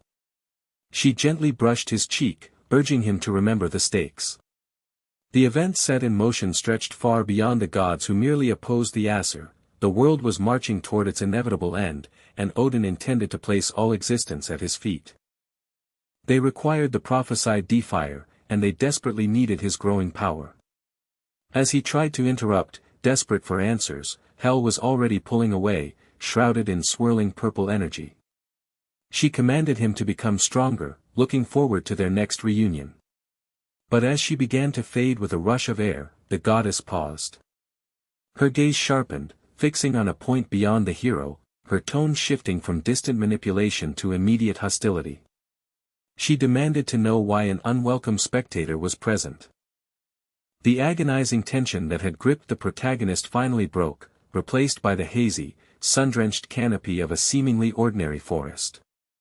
Still reeling from the encounter, he covered his face with a gloved hand, cursing the sense of déjà vu, that despite all his efforts, he had failed yet again to reach the bottom of the truth. A sharp, digital chime sliced through his moment of despair. A neon orange system message flashed into existence, announcing that Hell's gift had arrived.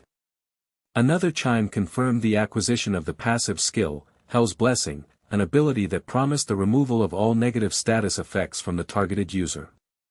The protagonist could only stare, muttering a confused question into the void. Meanwhile, the scene shifted to a grand, ethereal plane dominated by darkness and sparkling light. A powerful voice echoed, asking Hell to forgive the older entity's impudence.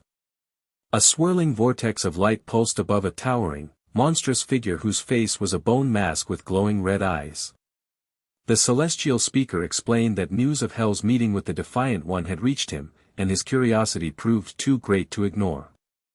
The monstrous figure leaned closer to Hel, who stood serenely wrapped in white cloth. The air crackled with tension as Hel's loyal companion let out a warning snarl. The speaker, revealed to be Mimir, chuckled, observing that though the ages passed, Hel's loyalty remained absolute. He then asked Hel directly for her opinion on the Defiant One. Hel replied calmly that it was far too soon to say, stressing that the defiant mortal had only just embarked on his true journey. Mimir shifted appearance, now presenting as a genial, bearded figure bathed in warm golden light, though his eyes remained sharp. He suggested that Hel seemed significantly more than just impressed. Hel sighed dramatically before accepting the assessment, conceding with a radiant smile that the Defier's progress had far exceeded her initial expectations. He had successfully overcome the restrictions she had deliberately placed on him and managed to stand before her at the end of the trial.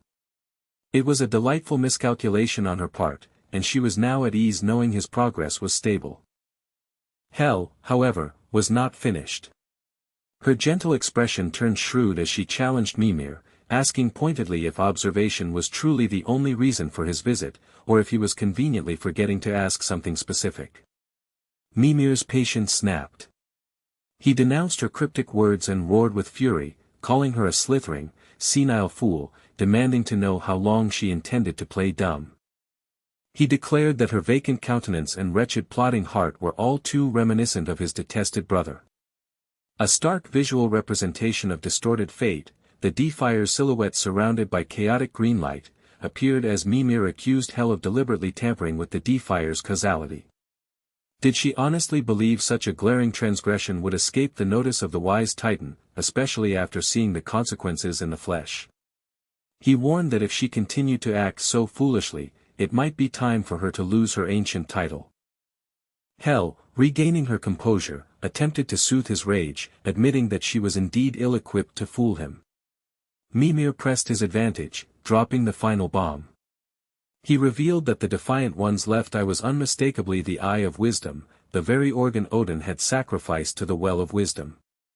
Hel's ensuing silence was damning.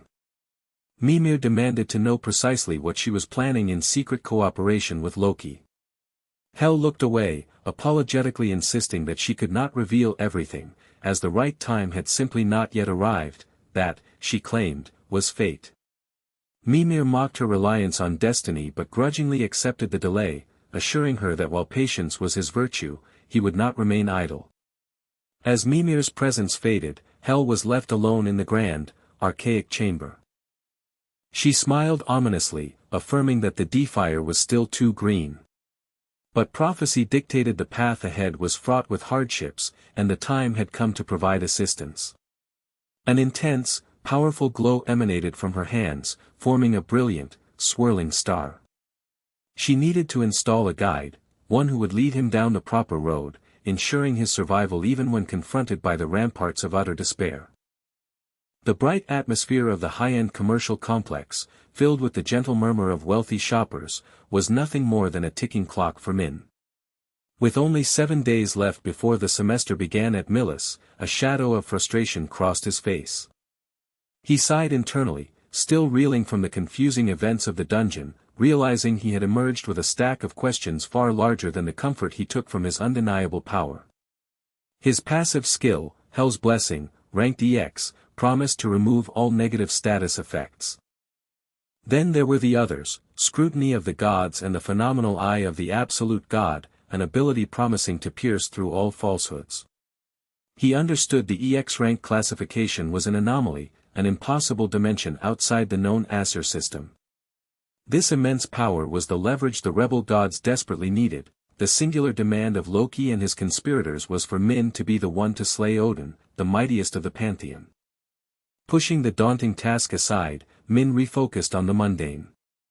He walked beside Hannah, the tall woman in the business suit, watching in disbelief as she calmly instructed a clerk to charge the devastating cost of a single mana blade, nearly 300 million won, to her account. She explained that while Millis provided basic gear, it was imperative he entered with superior equipment.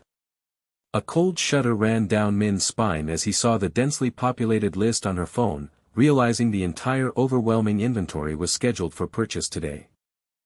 They were greeted by a member of Yanoa's management team, also named Hannah Park, who offered a formal greeting, explaining that the guild master wished to present him with a gift before the semester began. Already struggling under the weight of the bags, Min felt completely overburdened, realizing just how vastly he had underestimated the sheer scale and might of Yanoa's operation. When the manager suggested they look for armor, Min politely interrupted, stating he already possessed adequate gear. His Beatier Shade Guard, equipment taken from Nightshade, granted him the rare skill Fade, something he knew he wouldn't find anything better than in a simple shopping complex. Hannah, the manager, looked at him sharply when he mentioned Fade-imbued artifacts. She confirmed their extreme rarity and desirability, regretting that they had none in stock. Min quickly tried to backtrack, knowing the skill was an almost impossible dungeon drop. She gave him a tight, knowing smile, confirming his point and adding that the only raider in their country who possessed the art of Fade was her older brother, Seongji Park, the manager. Min's eyes went wide with shock, the realization hitting him hard as he pictured the fierce, grinning manager and the composed, serious assistant. Hannah smoothly redirected, deciding to skip armor and head straight for weapons. As they continued through the mall, Min's senses were suddenly assaulted. A sharp resonance flared, and his unique eyes began to glow. He staggered, clutching his head, recognizing the intense, glowing light as the same phenomenon he had experienced at the gate. Alarmed, the manager called his name, but Min frantically told her he would be right back and dashed away, following the source of the magnetic glow. The spectral energy intensified, coalescing into a colossal, fractured yellow crystal formation. Gasping, Min stood before it. The system reacted violently, piercing the massive formation with the passive skill eye of the absolute god. Notifications flooded his vision. He had unlocked a sub-skill and acquired a new EX rank active skill, Perceive. The new ability granted him the power to detect unidentified items and, critically, made him instantaneously impervious to all fade and illusion-based skills. As the Nornir system initiated Perceive, the exposure was immediate. Across the way, a man who had been lurking near a glass display case suddenly cried out, slammed backward by an invisible force, his face contorted in pain and rage as he hit the wall. Min's new vision had exposed something deeply hidden. Meanwhile, in a controlled environment far away, Hoyin's face was a mask of cold intensity, the light reflecting unnaturally white off his hair. A whirlwind of luminous energy exploded outward from him with a resounding whoosh, striking the target with the dull, final noise of a decisive impact. The sparring match was instantaneously finished. Hoyian stood victorious, his chest rising and falling rhythmically, sweat running down his temple. He had been overwhelmingly dominant, the essential difference in their innate talent was clear as day. He truly embodied the status he was constantly assigned, a future S-tier raider. Hoyian turned as his father approached, the older man's posture rigid and demanding. The father offered a concise word of praise for the good work but immediately cautioned him not to become arrogant. It had been an easy victory, hardly worthy of celebration. Hoyian merely confirmed his understanding with a tight expression. The sparring was over, and now they had to prepare for the rest of the schedule, beginning with shopping. The oppressive weight of the expectation lingered even as Hoyian retreated to the shower. The water poured down, washing away the superficial grime, but doing nothing to ease the mental strain of the drudgery. It was a meaningless, monotonous path, built without an ounce of his own will or thought. He stood under the spray, confirming to himself that this forced existence was not the life he had sought as a raider. Then, a sudden, powerful flash interrupted his despair. The system interface popped into existence, glowing with vivid red and gold. An equipment item had been acquired, Mistiltine, a growth-type artifact of mythic scale. The description detailed it as the object that ended the immortality of Baldr, promising magic of unimaginable depth. Furthermore, equipping it immediately granted him a new A-rank passive skill, Detect Magic, designed to maximize his ability to perceive the layers of magic and greatly boost his mana sensitivity. Hoi Yan clenched his jaw, staring wide-eyed at the screen, muttering the legendary item's name, wondering if the Nornir system itself was mocking him with this wild, ancient potential. The system pulsed with blinding golden light, manifesting the artifact. He finished dressing in a black shirt and a hooded jacket, the pressure of his forced life contrasting sharply with the explosive secret now locked within his system. He left the room with a determined stride, stepping out into the light, ready to meet his father and face the demands of his predetermined life. The sun beat down upon the towering glass structure, a symbol of extreme wealth and commerce. Inside, the atmosphere was thick with unspoken tension. Hoi Yan, hidden beneath a heavy cowl, watched his stern father, clad in a sharp black suit, direct an attendant to finalize high-cost purchases of powerful items. Hoi Yan felt compelled to voice his concern, questioning the necessity of such expenditures when their priorities, particularly his mother's ongoing medical care, seemed far more urgent. The father instantly silenced him, his face darkening with absolute authority. He insisted that financial worries were his burden alone and commanded Hoi Yan to focus only on ascending to S-tier raider status, dismissing the enormous costs as mere trifles compared to the boy's potential. Lowering his head, Hoi Yan felt like a spectacle. Hushed whispers surrounded him, people instantly recognized him as the brawler prodigy, wondering why he was simply walking among them. He pulled his hood tighter, feeling the oppressive weight of scrutiny. This life, driven by others' expectations, was nothing like the future he had once envisioned. He felt caged, no different from an animal showcased in a zoo. He remembered the moment his power first burst forth in blue light, a hopeful time when his mother's loving touch inspired him to become a raider and end their poverty. Now, he realized bitterly, that light had only served as a tool for his father's exploitation. He was reduced to a machine, programmed only to follow orders, and a wave of dread made him doubt his ability to survive the Millis curriculum. This haunting self-reflection was violently interrupted. A jarring electronic pzzzt echoed through the facility, followed by a panicked public announcement: a dungeon break had occurred nearby, and monsters were emerging. The voice assured the public a raider was already dispatched, urging calm and organized evacuation. Hoi Yan's eyes widened in shock. Panic seized them all as guides desperately tried to shepherd the crowds toward safety. Amid the growing disarray, Hoi Yan's father grabbed his arm, reiterating the young man's importance. He was a once-in-a-century genius destined for national fame. He insisted that risking injury now would jeopardize the crucial orientation event at Millis. Hoi Yan was told he had everything to lose and nothing to gain by interfering. Hoi Yan nodded mechanically, acknowledging the logic: the association would send a hero. But a terrifying, blood-red vision flashed through his mind: the powerless citizens caught between the dungeon entrance and the hero's delayed arrival. He suddenly saw not a danger, but an opportunity to prove himself. Without a word, Hoi Yan spun and slid, dodging his father's grasp, and dashed toward the escalating chaos. His father cried out in disbelief and anger, but Hoi Yan continued running, speeding through the city streets. This was his chance to prove he was more than ready, to see if he had become the man he so desperately longed to present to his hospitalized mother. He skidded to an abrupt halt. Emerging from the dark tear in reality, hideous goblins with malevolent yellow eyes poured onto the street, followed by dozens of others.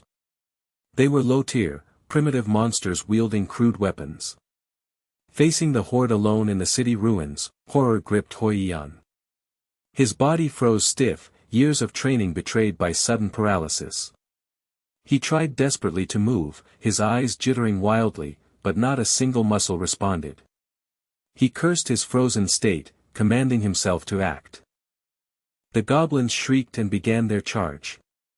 One monster leapt high into the air, knife raised, intent on striking the defenseless youth. Despite all his preparation, he was utterly unable to lift a finger. Just as the blow became imminent, a blur intercepted the attack. A powerful force slammed into the ground, kicking up debris. Hoi Yan watched, dumbfounded, as a tall, dark-clad figure landed just ahead of him, instantly shattering the goblin's trajectory. The newcomer looked back at the stunned prodigy, his expression recognizing the young man with surprise, Huiyan An. Meanwhile, in the shopping district, another young man named Min Jun clutched a jagged, brilliantly glowing mineral slab, a mythical item he had just purchased. He dismissed its strange appearance to his startled female associate, confirming internally that the artifact's power was immense. The electronic emergency alert cut their conversation short. Min Jun's eyes narrowed, glowing with an intense orange light. Without hesitation, he launched himself forward, crashing straight through the reinforced glass facade in a shower of shattered fragments, exploding out onto the street. He bent low, unleashing an immediate, explosive force. Fierce, bright blue energy crackled around his movements as he slammed into the street where the goblins were beginning to spread. Min Jun landed in the center of the melee, his raw power instantly overwhelming the low-tier creatures. He noted that the monster count was higher than anticipated, raising concerns about potential civilian casualties. He swept an arc of sharp yellow energy through a cluster of monsters, explosions erupting as he moved. He leaped and bounded from building to building, his powerful steps leaving streaks of black and white energy trails that struck targets with relentless speed, clearing the threat. Back in the alley, the mighty boot of Huiyan's rescuer delivered a thunderous slam, pulverizing a monster beneath it, spraying gore and mud. The dark-haired fighter paused, his intense golden gaze shifting back to Huiyan. He voiced his surprise at encountering Huiyan An, widely regarded as the tragic genius, in such a low-level gate breach. Huiyan, dazed, finally placed the face, realizing they had been contemporaries during their year at Millis Academy. The fighter cut short the unexpected reunion, stating plainly that Huiyan's assistance was immediately required.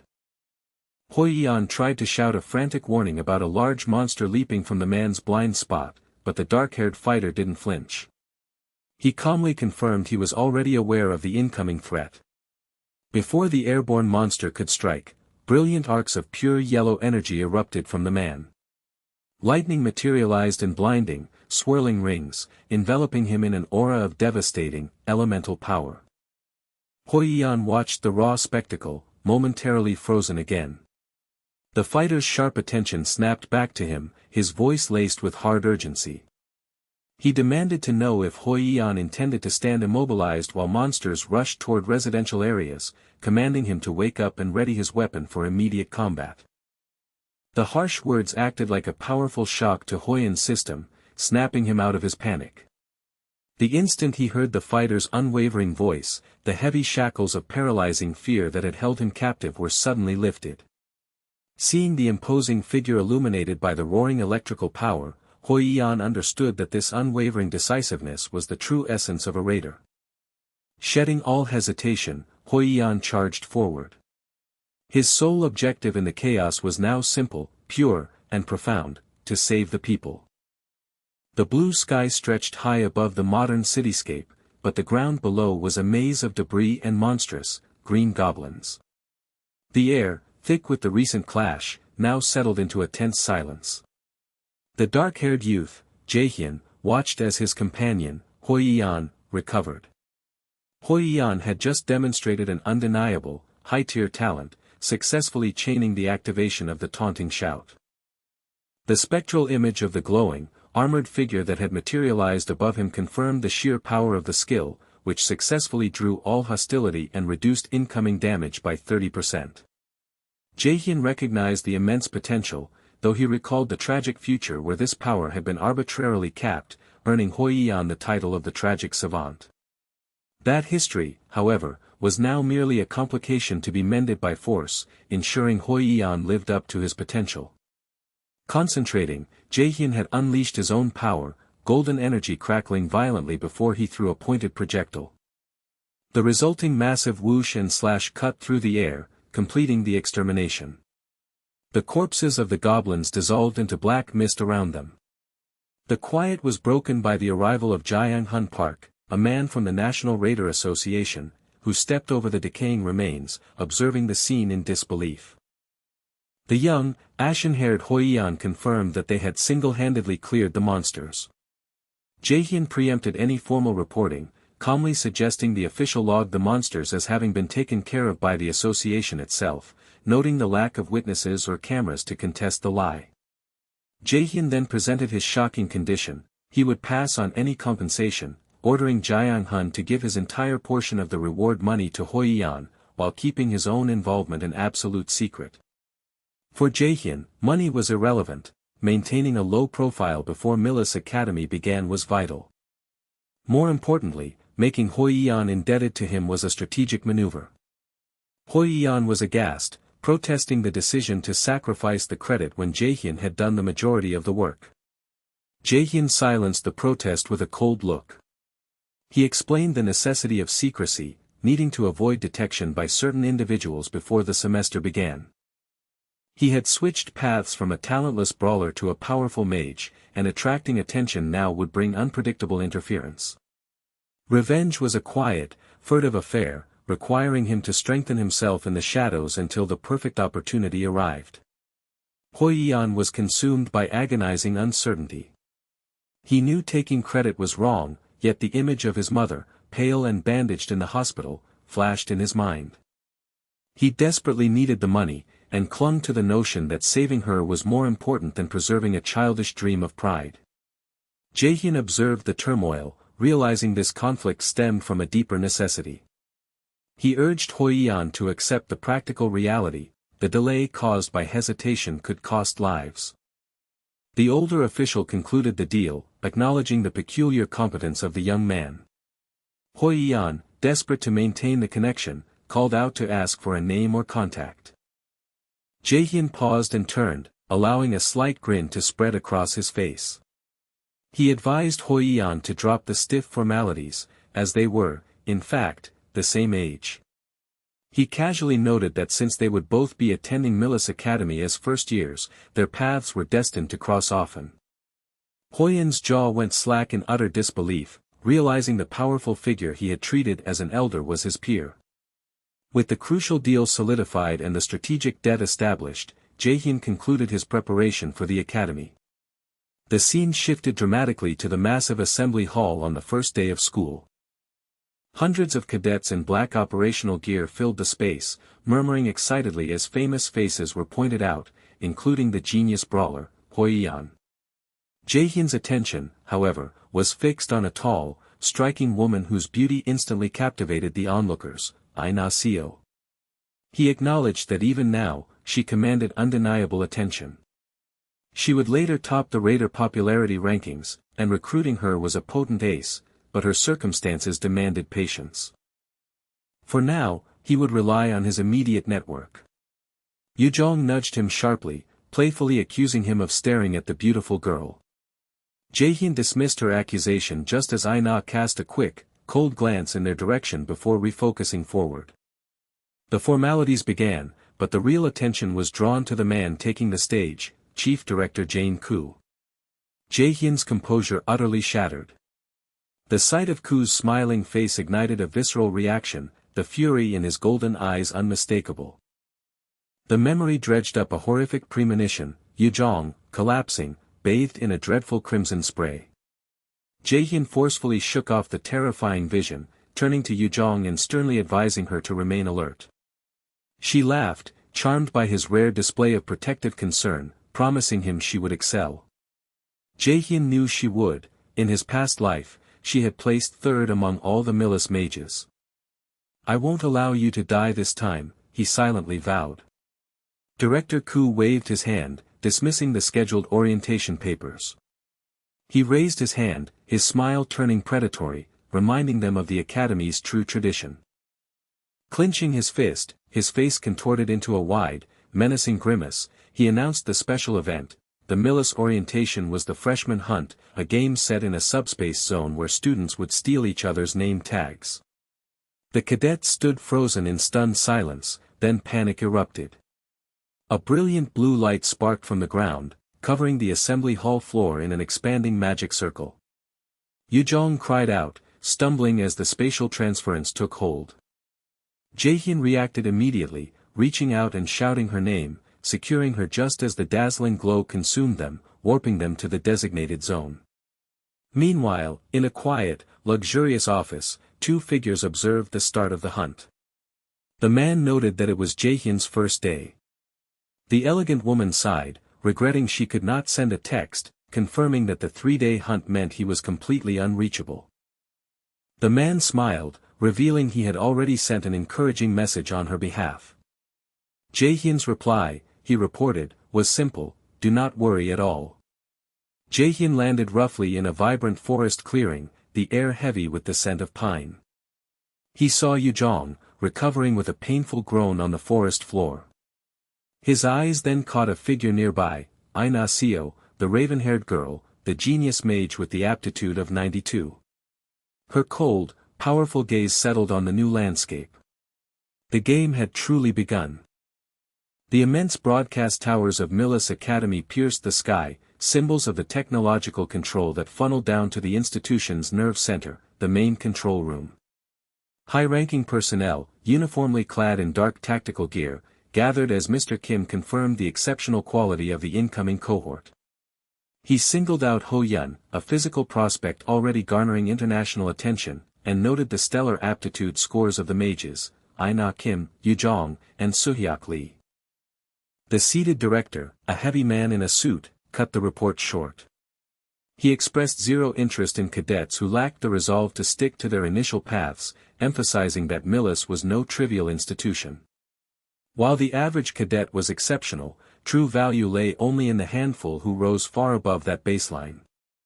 He singled out Ho Yun as the standard, declaring that the fate of all lesser talents was simply to become the stepping stones for the truly unparalleled geniuses. With a cruel, satisfied grin, he insisted it was their solemn duty to provide their brightest cadets with the opportunities they deserved.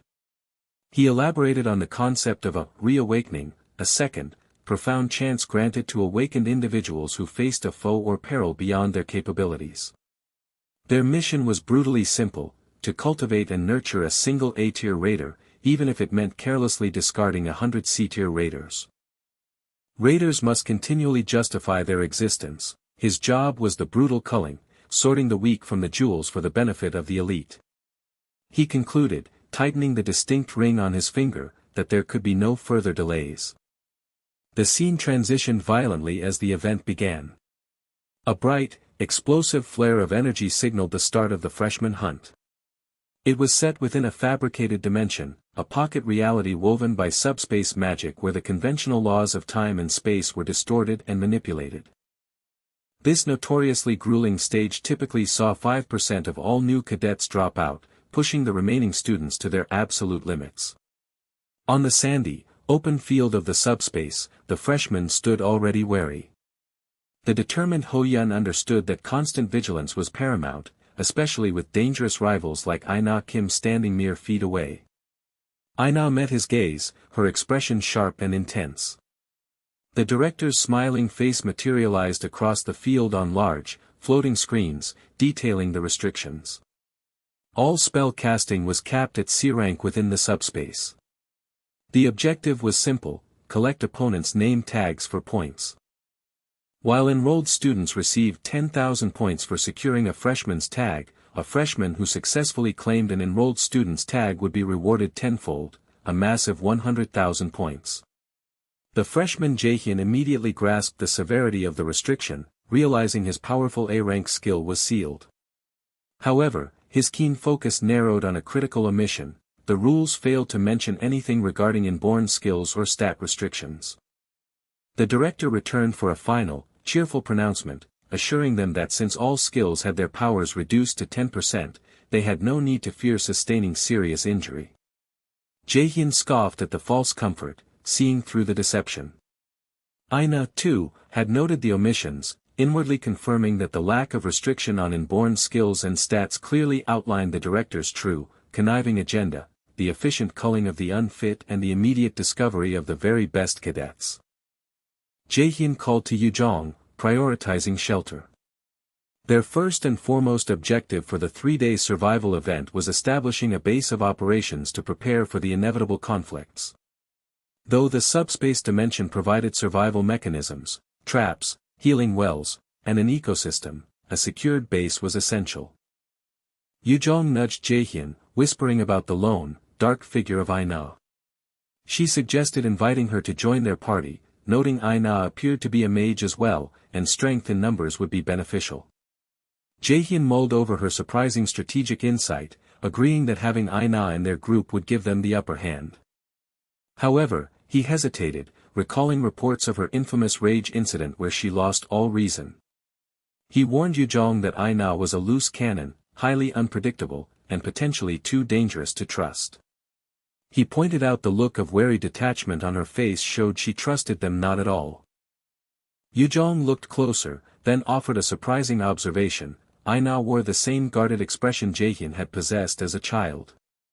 Ignoring Jaehyun's sharp protest, Yujong took several swift steps toward the other girl, offering a cheerful invitation, explaining that she and Jaehyun were both mages, and they needed to stick together. Jaehyun reluctantly conceded the logic: the event heavily disadvantaged freshmen, and mages always fared better in a group. He turned, ready to tentatively accept the alliance, but Aina stated coolly that they would have to postpone making that decision for the time being. Before Yujong could question the refusal, a massive, powerful gust of white wind erupted across the ground.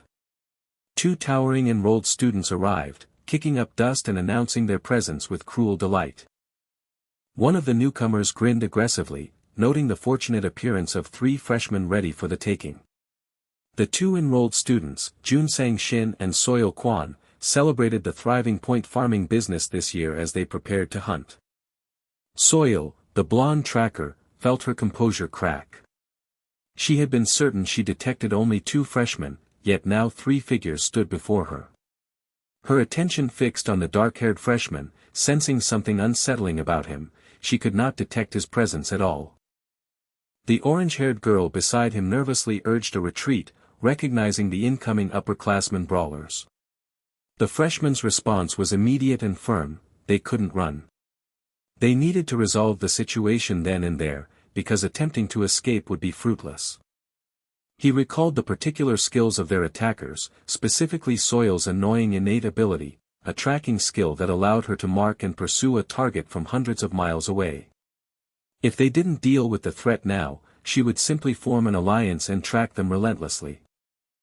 Jun Sang, the male upperclassman, grinned widely, already counting his earnings and dreaming of the luxurious meal those points would buy. Soil cautioned him not to drop his guard, repeating that something was fundamentally off about the good-looking freshman facing them. The brawler dismissed her concerns, utterly arrogant in his veteran status.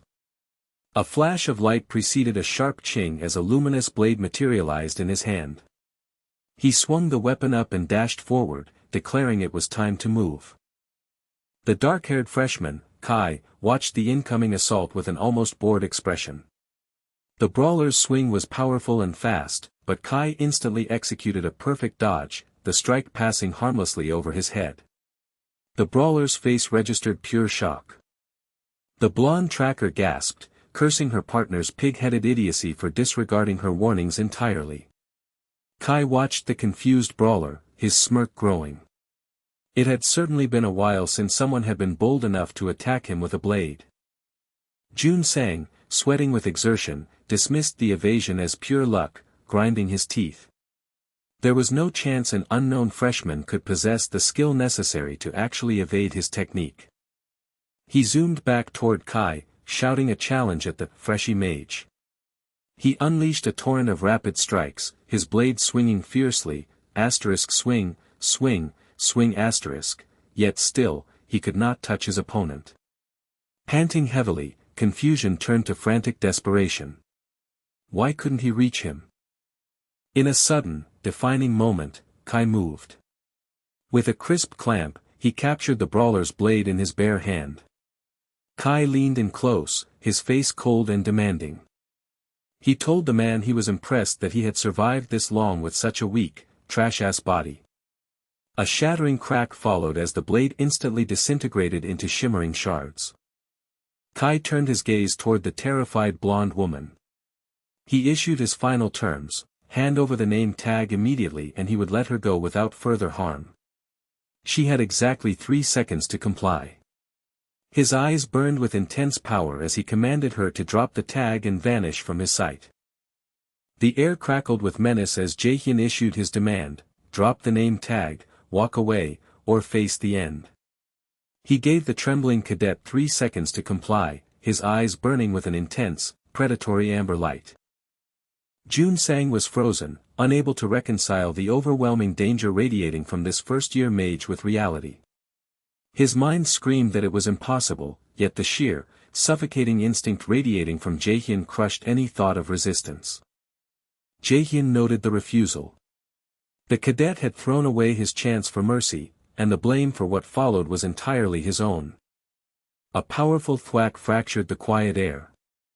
The impact was visceral and blindingly fast, sending Jun Sang soaring briefly before his body dissolved into a shower of light particles, an unambiguous, instantaneous elimination. Silence descended upon the training field. Above, a massive digital screen announced the elimination of Jun Sang Shin, and moments later, the scoring system credited Jaehyun Min with 100,000 points. In the observation room, the administrators stared at the display in disbelief.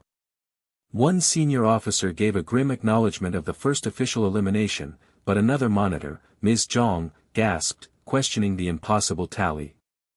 Who was this Jaehyun, and where was the expected contender, Hoyan? Junior staff nervously confirmed the score's accuracy.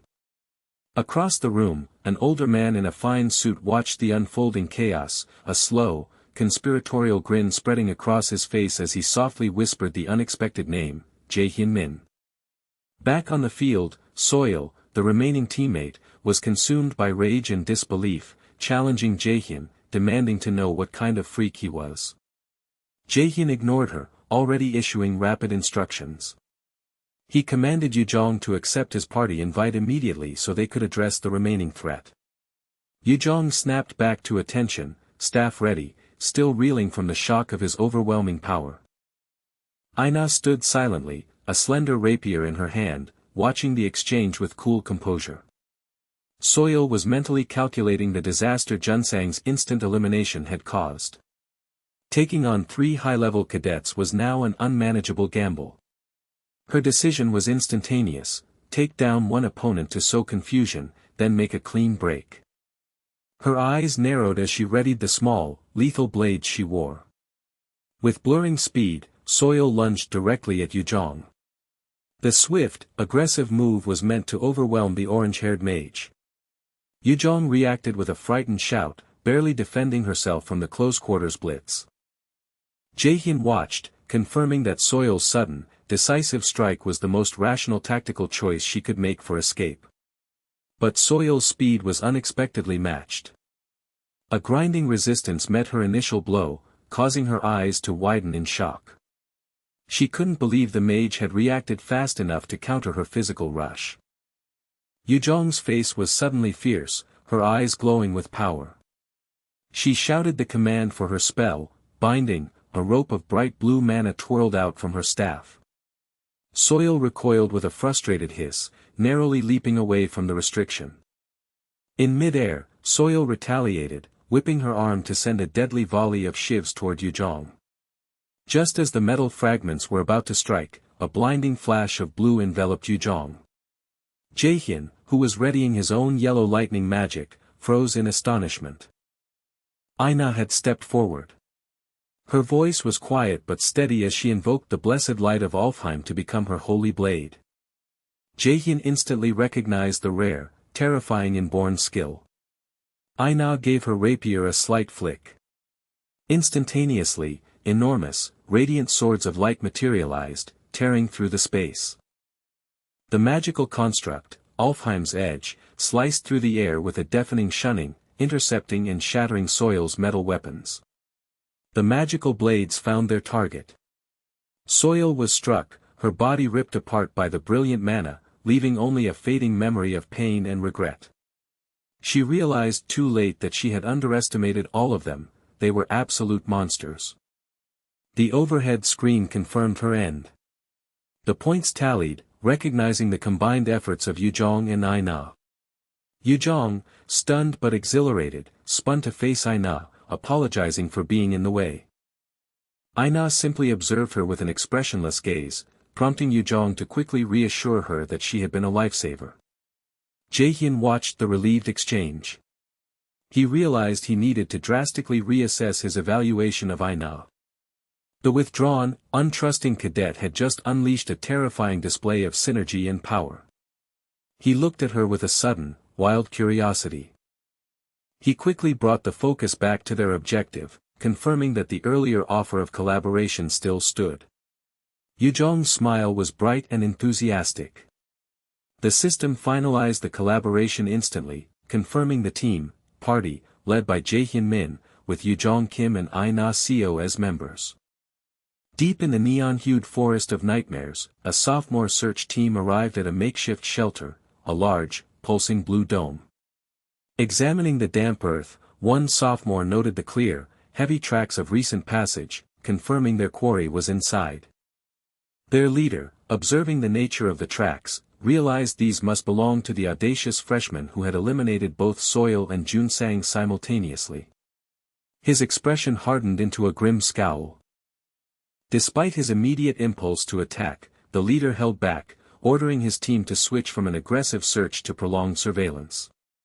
The freshman hunt spanned 3 days. The freshman could not remain huddled in sanctuary forever. He promised his comrades a satisfying confrontation soon, determined to finally get a good look at these overly cocky first years. As the sophomores settled into their waiting positions, a faint rustle disturbed the air. Before they could fully pinpoint the source, a blinding wish cut through the gloom. The attack was instantaneous and precise. A systemic notification flashed above the trees, announcing that one of the sophomores had been eliminated. The leader turned in shock, spotting the culprit, a fierce, orange-haired freshman armed with a glowing staff, dashing into the shadows. Cursing the sudden loss of a teammate, he bellowed for his squad to pursue her immediately. The female freshman maintained a dizzying pace through the dense woods, glancing back with a wide, confident, almost maniacal grin. She mentally counted her pursuers, about 5 of them, and confirmed that everything was proceeding perfectly according to the plan. She called back over her shoulder, baiting her chasers, likening them to desperate bloodhounds and scoffing at their cowardice for resorting to a group ambush against a single person. Her taunts enraged the sophomore leader, who yelled back curses and orders for her to stop, but she only laughed, mocking their stupidity as she vanished further into the trees. Meanwhile, deep within the safety of the cave shelter, the freshman leader addressed his teammates. The sanctuary offered good defense, he explained, yet they could not remain isolated forever. Securing provisions was necessary, but above all, they needed to maximize their point gain. His words hung heavy in the darkness. The other 2 exchanged startled glances, realizing the chilling implication of his strategic move. The leader confirmed their unspoken fear. The time for evasion was over. The game was changing, the hunter would become the hunted. The orange-haired freshman sped onward, her focused eyes glinting. She entered a bizarre, luminous zone where the ground was covered in towering, glowing yellow fungi. The system immediately blasted a warning: the nearby area was inhabited by an organism that inflicted a status ailment. She had found the target area. Her stamina was reaching its limit after the prolonged chase, but just as her strength flagged, a notification appeared, announcing the activation of her active skill, Wind Boost. With a sudden surge of momentum, she launched forward, leaving the execution of the trap to the team leader. She left him with a sharp warning against failure before disappearing completely. A moment later, the sophomores blindly followed their quarry into the glowing, fungal landscape. As they crossed the threshold, the system delivered its critical message: they had entered the paralysis spore fungi colony. The question of mitigating the paralysis spore fungi during the freshman hunt hung heavy in the sterile air of the research lab. A nervous student in a white coat suggested the sap of an ash tree, easily gathered from the forest of nightmares, would serve as the best countermeasure. His relief at providing the answer was fleeting, however. He quickly clarified that the sap was merely a treatment, not a preventative, and would likely be utterly useless if the spores had already taken effect. The darker-clothed visitor smiled, a knowing, dangerous expression crossing his features, confirming the fragile information was exactly what he needed before abruptly striding away, leaving the young scientist sputtering in his wake. Rushing through the unnatural twilight of the woods, Jin Hyuk and his tactical group found their pursuit suddenly halted. The air around them shimmered, bathed in red holographic screens, announcing a severe environmental hazard. They had entered the paralysis spore fungi colony. Fear immediately shattered the team's composure, one member desperately arguing they should retreat. But Jin Hyuk, fueled by intense fury and resentment toward the freshman responsible for eliminating their comrade Seonghun, rounded fiercely on the doubter. He coldly explained the paralysis radius of the fungi was only 50 yards, ensuring their target was now trapped alongside them.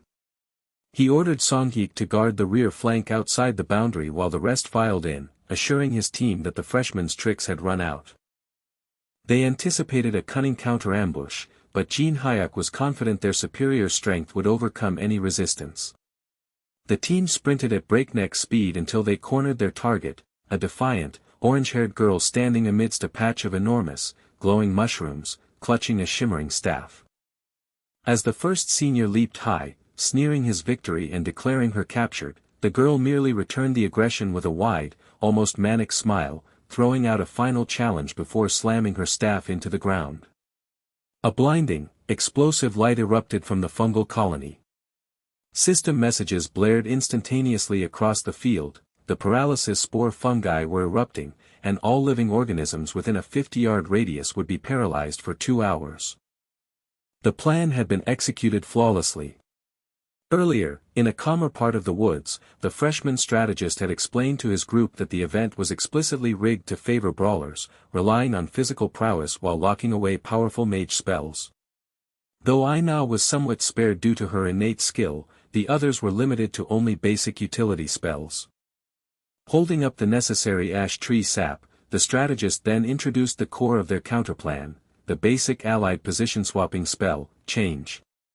With the spell and the sap, they had everything they needed to turn the brawler's advantage against them.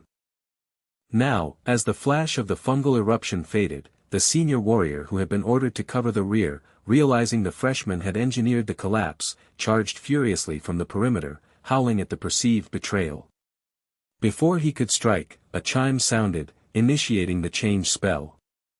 Aina's position was instantaneously swapped with the charging senior, landing her safely outside the blast radius with a triumphant, crazed expression. The attacker, finding himself suddenly at ground zero, was instantly blindsided by a solid blow from the strategist. The senior warrior collapsed, his weapon clattering away as paralysis instantly seized his limbs. He struggled, cursing the freshmen and threatening them with the inevitable vengeance of his rearguard comrade once the 2 agonizing hours were up. The strategist stood over him, calm and dismissive, informing the paralyzed man that his backup would not be arriving. A dreadful scream echoed briefly in the distance, followed by the system's crushing final announcement: Songhik Park had been eliminated. The senior could only watch in stunned despair as the bright, ethereal glow of the weapon that sealed his final hope disappeared into the shadows. The forest erupted in a fierce, otherworldly glow as Aina manipulated the blue energy of her spell, focusing the powerful light from her ethereal trident. Almost instantly, the digital world confirmed the consequence of the coordinated attack. A notification shimmered, announcing a massive credit of 100,000 points to the victorious party. The focus shifted downward to the captured man, sprawled on the ground, staring up in stunned terror at the blade hovering near his face.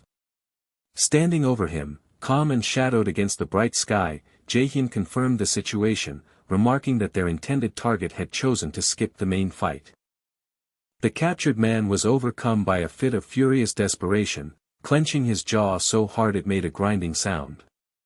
He spat out heated threats, emphasizing that the paralysis was only temporary, lasting 2 agonizing hours, and warning Jaehyun what awaited him once the effect wore off. Jaehyun simply looked down, his tone mocking the man's premise of a continued encounter. Jaehyun took a deliberate step forward, the subtle sparkle of golden dust swirling around his boots. He dismissed the man's prediction entirely, stating he wouldn't be so confident about the time limit. A sense of confused panic washed over the captured man's face as he suddenly realized Jaehyun was moving freely despite the paralysis magic that covered the area. He stammered in shock, questioning the impossible scenario unfolding. Jaehyun merely offered a sardonic smile, agreeing that the logic didn't add up, and suggested the defeated participant could take up the matter with his system's maker. A loud, clear system alert chimed, revealing the truth to the onlookers. Jaehyun, the user, was protected by a superior ability known as Hell's Blessing, rendering him immune to all negative status effects. The trapped man recoiled, his face contorted in sheer terror, pleading desperately for Jaehyun to keep his distance. But the plea was too late. A sickening sound of impact echoed through the clearing as Jaehyun delivered the final, brutal blow, finishing the elimination. A rapid sequence of system notifications confirmed the result. Jinhak-oh had been eliminated, followed by the immediate credit of yet another 100,000 points to the victorious party. The remaining two enemies watched in horrified silence as Jaehyun stood amidst the residual magical debris, completely unfazed.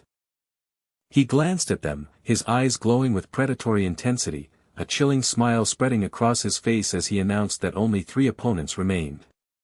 Their yells of anguish and pleas to stop were cut short by 2 swift, unseen attacks. 2 more successive point confirmations flashed across the air, finalizing the battle.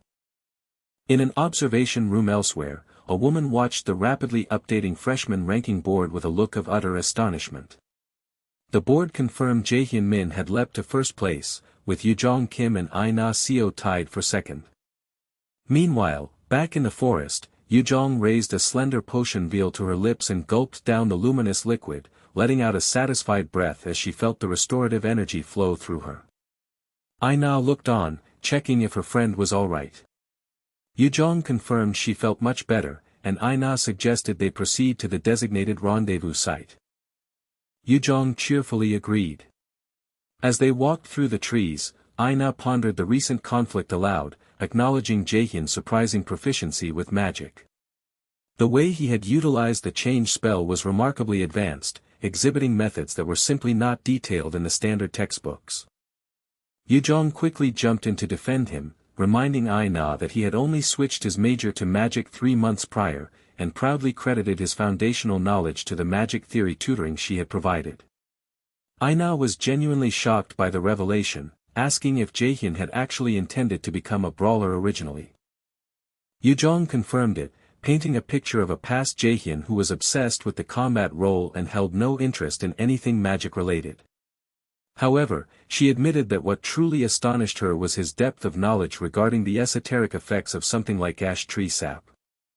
Aina shared her lingering confusion, wondering aloud how he managed to obtain such specialized knowledge, and more critically, how he had negated his own paralysis effect during the encounter. It remained a mystery she was still attempting to solve. The 2 women soon arrived at the agreed spot, spotting Jaehyun leaning casually against a thick tree trunk. Aina called out his name. He turned and greeted them, offering a light-hearted remark that the paralysis hadn't seemed too difficult for them to handle. Yujong, still brimming with post-battle adrenaline, agreed it was easy, although she confessed she mostly just ran for her life after casting her lone spell. Jaehyun shifted his attention to Aina, asking about her experience.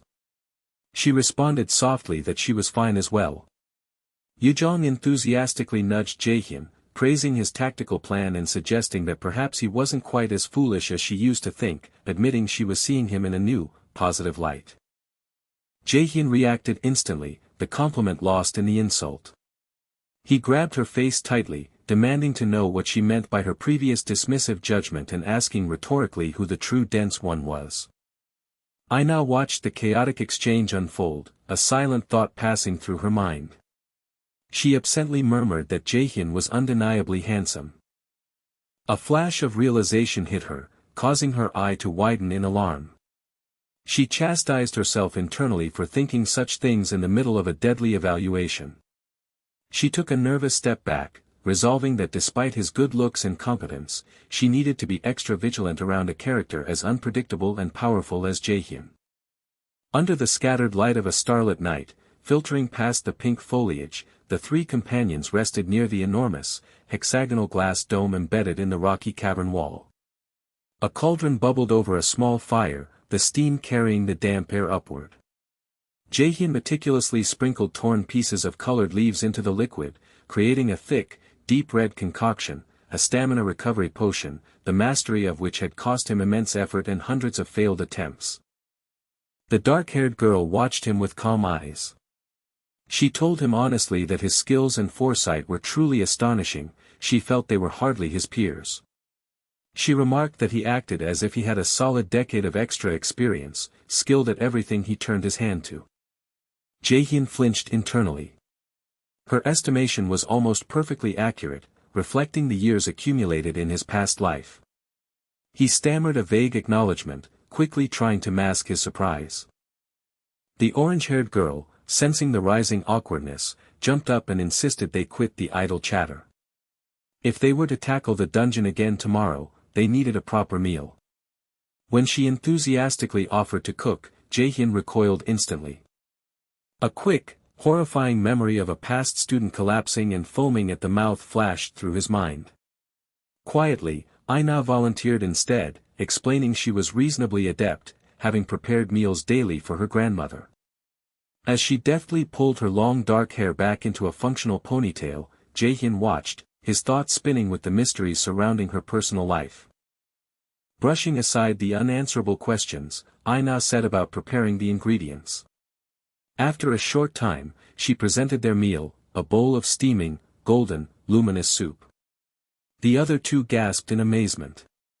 The orange-haired girl dove in, declaring it unequivocally delicious and embracing Aina in a joyous hug. Jaehyun, savoring the marvelous taste, smiled. Aina smiled back, feeling a genuine warmth of shared happiness and camaraderie she hadn't experienced in a very long time. Far from the fire, the focus shifted to a sterile monitoring room, where high-ranking officials observed the cadets' progress. The initial shock was palpable, the highly touted brawlers were lagging, and two mages occupied the top spots. The senior supervisor, an older man in a fine suit, smiled thinly, shocked that the trial had overturned the exclusive domain of the raider classes.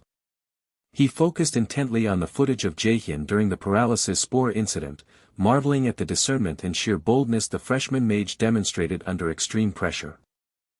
His concentration was interrupted when a younger operative nervously approached, holding a clipboard.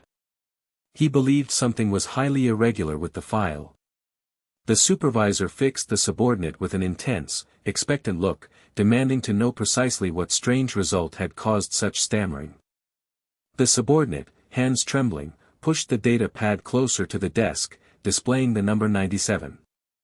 The score referred to Min Jaehyun's aptitude for magic, officially recorded at 97%. The superior rubbed the ring on his finger, savoring the number. He deemed the result excellent and announced his intent to witness firsthand just how truly gifted the young man was.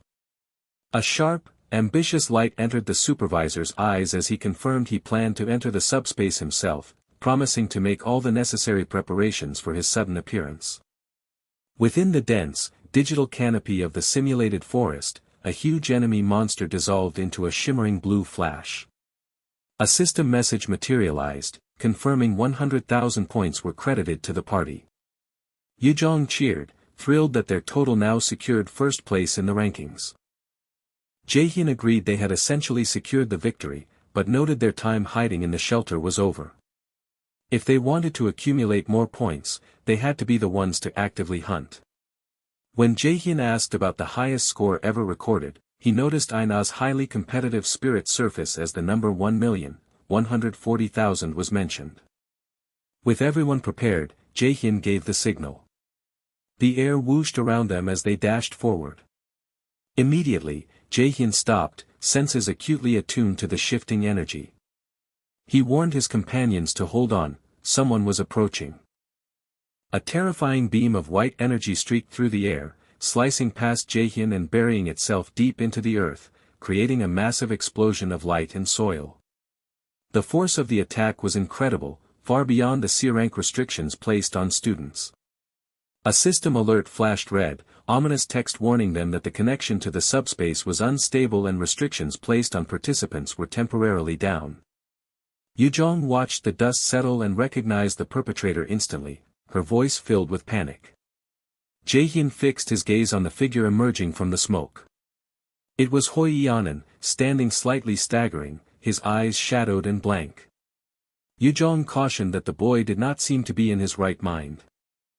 Jaehyun's face went cold with horrified understanding. This, he realized, was the calculated work of Jane Gu. A terrible memory flashed across his mind. Something similar had happened before his return to this time. It had been during the Millis Campus Festival, a day stained scarlet by violence and tragedy that no one could erase. He recognized the method immediately. The culprit of that immense tragedy had been Jane's inborn skill, brainwash. The slow, grinding gears of justice had finally moved against the original villain.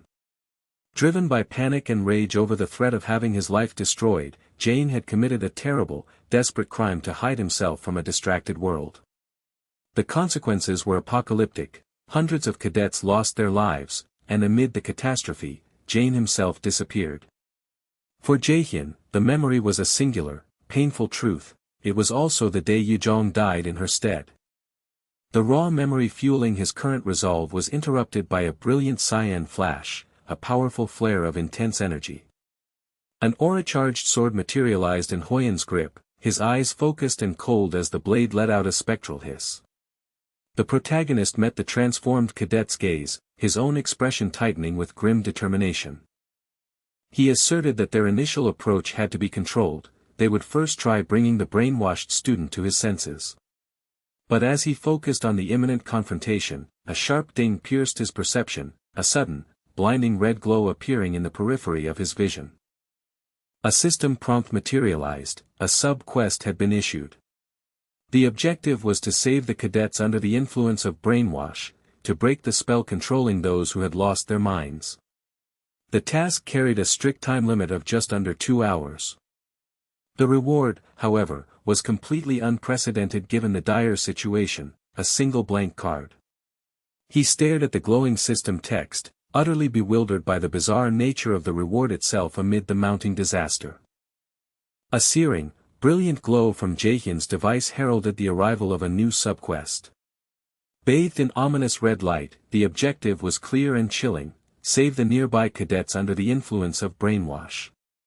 Despite the C-rank difficulty, the prize was staggering: a blank card, an unexpected twist of fortune that Jaehyun absorbed with focused contemplation. His stunned teammates rushed forward, offering their assistance in the looming fight against the lone, white-haired adversary. Jaehyun sternly dismissed them, insisting they retreat to accumulate points while he faced the coming threat alone. Aina reeled in surprise. She knew their opponent, Hoyanan, the genius brawler, was far too formidable for a solo confrontation. Meanwhile, Hoyan, resting heavily on his shield and sword after a frantic exchange, mentally tallied his score: 600,000 points. He had endured 2 days of relentless pressure with only one left to survive. A quick glance at the freshman ranking confirmed Min Jaehyun was currently leading, an improbable feat for a mage, yet Jaehyun's entire team was dominating the scoreboard. Hoyan scoffed, recognizing Jaehyun's innate genius but vowing not to fail. As he prepared to move, a sudden holographic image flickered before him: Chief Director Jane Gu, smiling broadly. Hoyan looked startled as the projection glitched violently, the face contorting, the eyes turning a searing purple. The voice took on a dark, corrupted cadence, requesting a small, specific favor. Agony instantly flooded Hoyan's skull. He cried out, dropping his weapons as the world swirled red and chaotic, his mind struggling desperately against the foreign intrusion. A system alert blared, confirming the violent entry of an outsider into his player mind. The struggle was short-lived, concluding with the devastating confirmation of his mental corruption. A moment later, the agony was replaced by cold, hard resolve. Hoyan wiped the residual sweat, his eyes now pale and blank. He knew precisely what he had to do. Summoning his sword with a terrifying surge of energy, he unleashed a blinding, blue energy strike, a full-force slash. Jaehyun reacted with a swift, panicked leap, dodging the A-rank skill, Peak Martial, just before it detonated against the earth in a deafening boom. The attack was far beyond expectation. Hoyan, moving impossibly fast, launched a renewed offensive. The raw speed and aggression were shocking, Jaehyun realized this opponent was vastly stronger than he had been days prior. Hoi-Yan pressed the attack, swinging his sword and shield in wide, powerful arcs. Jaehyun realized he was physically overmatched, the relentless offensive a major impediment to his strategy. The sheer strength wielded by Hoi-Yan caused Jaehyun's own shield to crack under the strain, yet he held his ground until a final blow sent him spinning through the air. Jaehyun recovered mid-fall, executing a rapid skid that brought him to a halt just as his system initiated the active skill, Wind Boost. Jaehyun surged forward, a whirlwind of kinetic energy spiraling around his masked face. His momentum created a loud whoosh, his shoes blurring as he rapidly approached his opponent.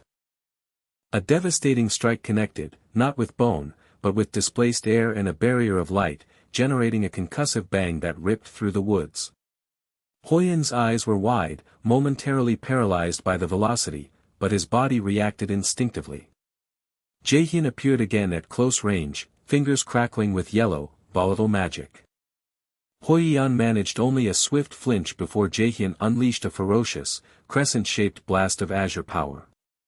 The two energies clashed violently, forcing Hoi-Yan to kick off the ground in a desperate backward leap, narrowly avoiding the scattered electrical discharge. Jaehyun watched the evasive maneuver, his golden eye gleaming with appreciation. Hoi-Yan had responded before his brain could even process the threat, a true testament to his raw, ingrained battle talent. Jaehyun paused, adjusting his stance. This confrontation was proving far tougher than initially calculated. If his sole objective had been to disable the brainwash, the task would have been trivial, but the equation was complicated by the invisible spectator watching their every move. Jaehyun knew the man was observing, surely anticipating a glorious show as the mage fought against an outstanding brawler. He couldn't allow such a performance to conclude without the appropriate fanfare. He cracked a dangerous, calculating grin, his eyes glowing hotter.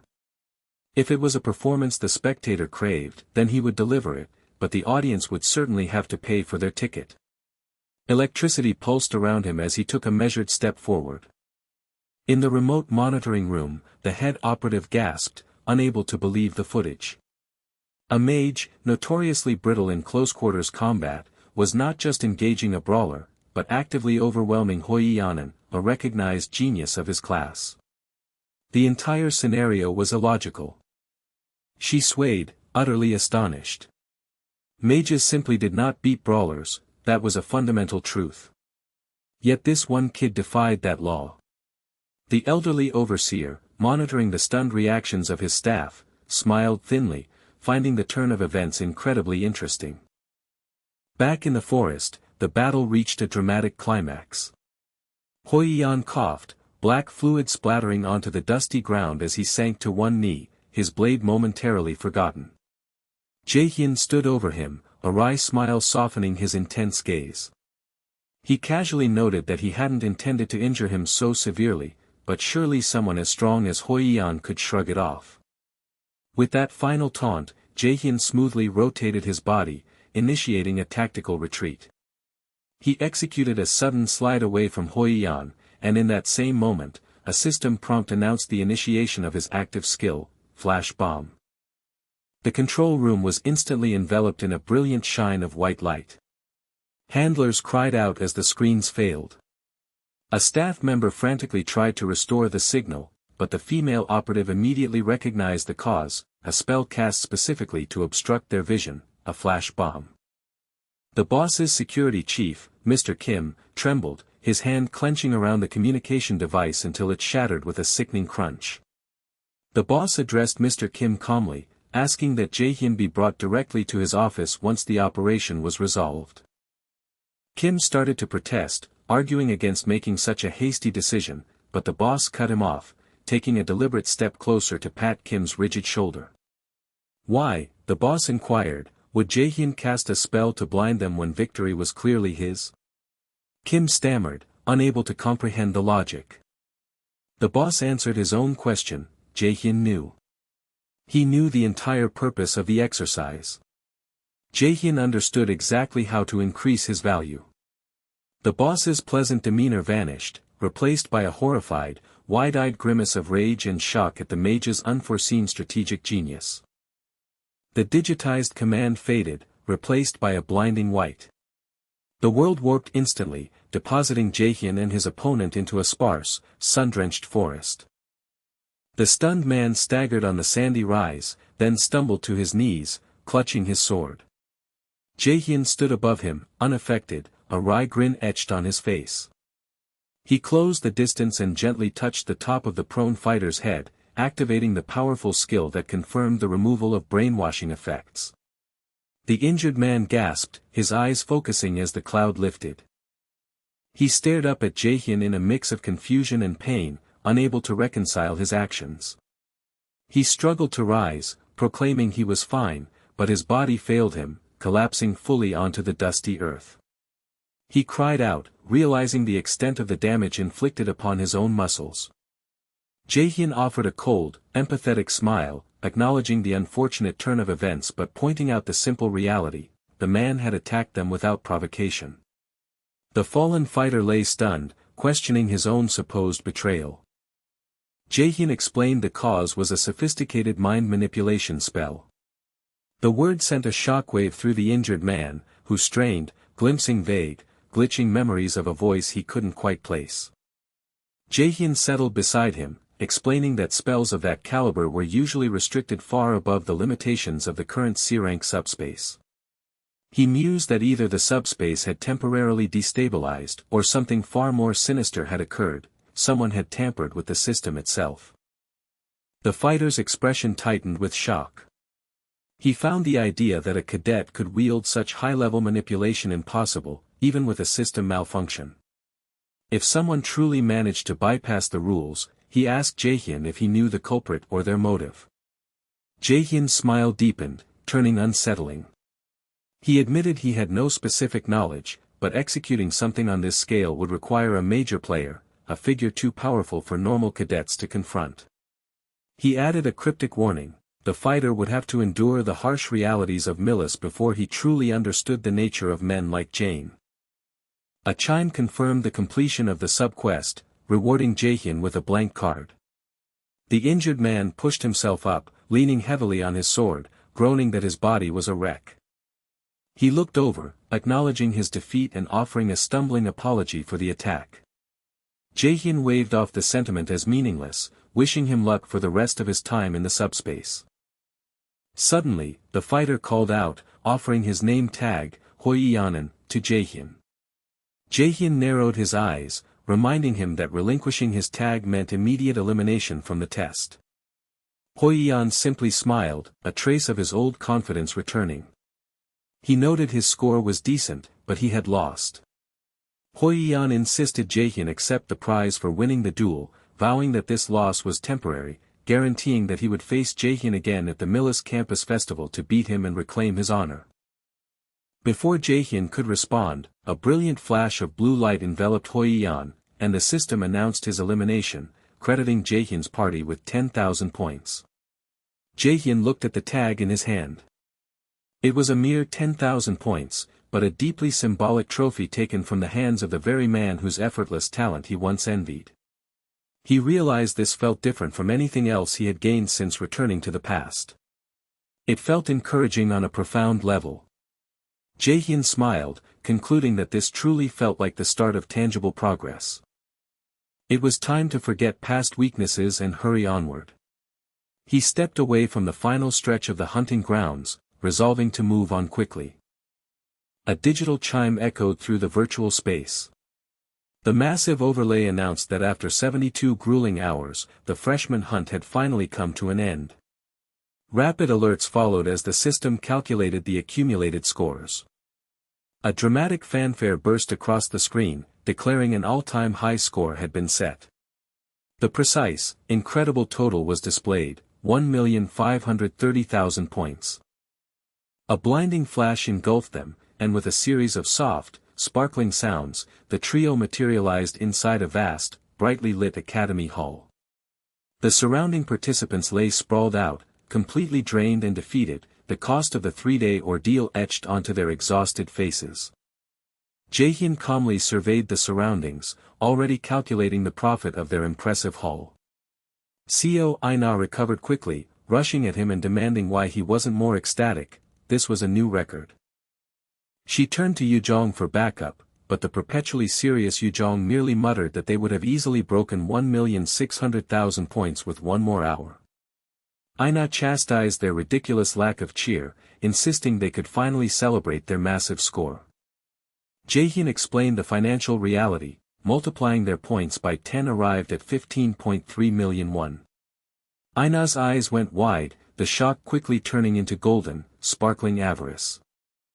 He confirmed the stunning amount, clarifying that because he had placed first and the girls tied for second at 1,480,000 points, they would receive substantial bonus points, possibly adding another million points to their collective total. Ina cried out, shoving Jaehyun aside in her excitement, confirming the massive bonus with Yujong. The two girls embraced, jumping and cheering, celebrating the combined total of 24.8 million won earned in 3 days. Jaehyun pulled his coat up, covering his face with his hand, mortified. He told them to chill out and stop embarrassing him. Everyone was staring. Indeed, dozens of defeated, gloomy faces watched the noisy trio with expressions ranging from sharp envy to open hostility. Some observers muttered harsh words, calling the winners arrogant. As the triumphant group made their way through the hall, a tall, imposing man stepped forward. He introduced himself as Sukki Kim, one of the instructors, offering formal greetings. Both Ina and Yujong snapped to attention, greeting him respectfully. Instructor Kim stated he needed to speak with the three of them privately and suggested they move away from the chaotic main hall. Immediately cautious, Jaehyun asked directly if the conversation related to their exceptional performance. The instructor confirmed the suspicion with a slight nod and signaled for them to follow.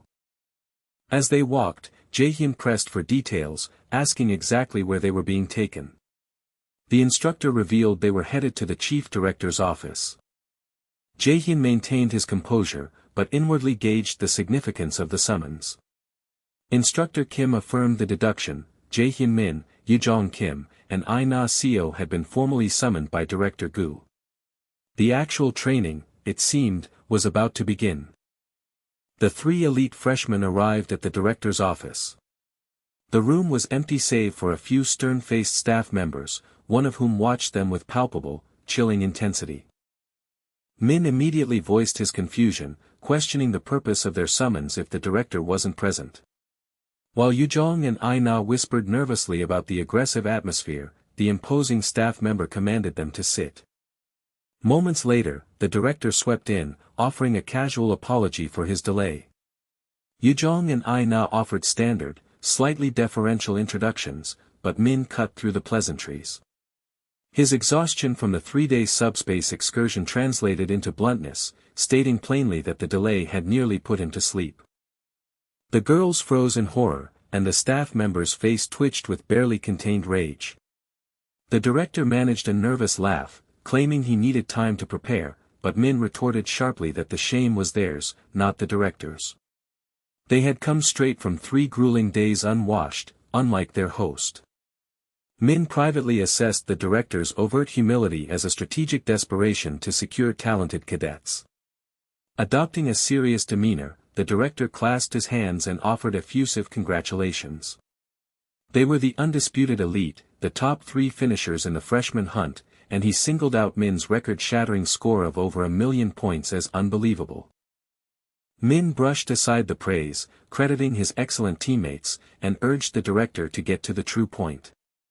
The director leaned in conspiratorially, detailing the significant privileges Millis was willing to offer: free suite rooms in the dormitory, priority access to all facilities, and even the right to retake exams if necessary.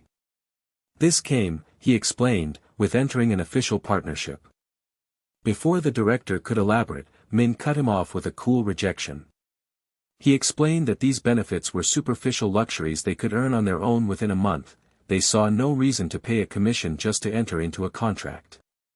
Conceding the point, Director Gu pushed the full contract papers toward Min.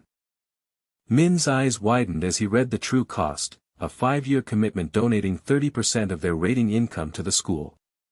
Min tossed the papers back, his eyes burning with golden light, accusing the director of offering a trick, not a treat. The director, now staring down at the table, simply stated that if that was their interpretation, no one was forcing them to sign. The decision was solely theirs. Yujong and Aina exchanged glances and quickly followed Min's lead, declining the partnership. The director's composure began to fray, and he muttered his profound disappointment. Suddenly, the atmosphere shifted. A faint, dark purple aura gathered around the director as his expression turned menacing, and he demanded to know if Min was absolutely certain of his decision.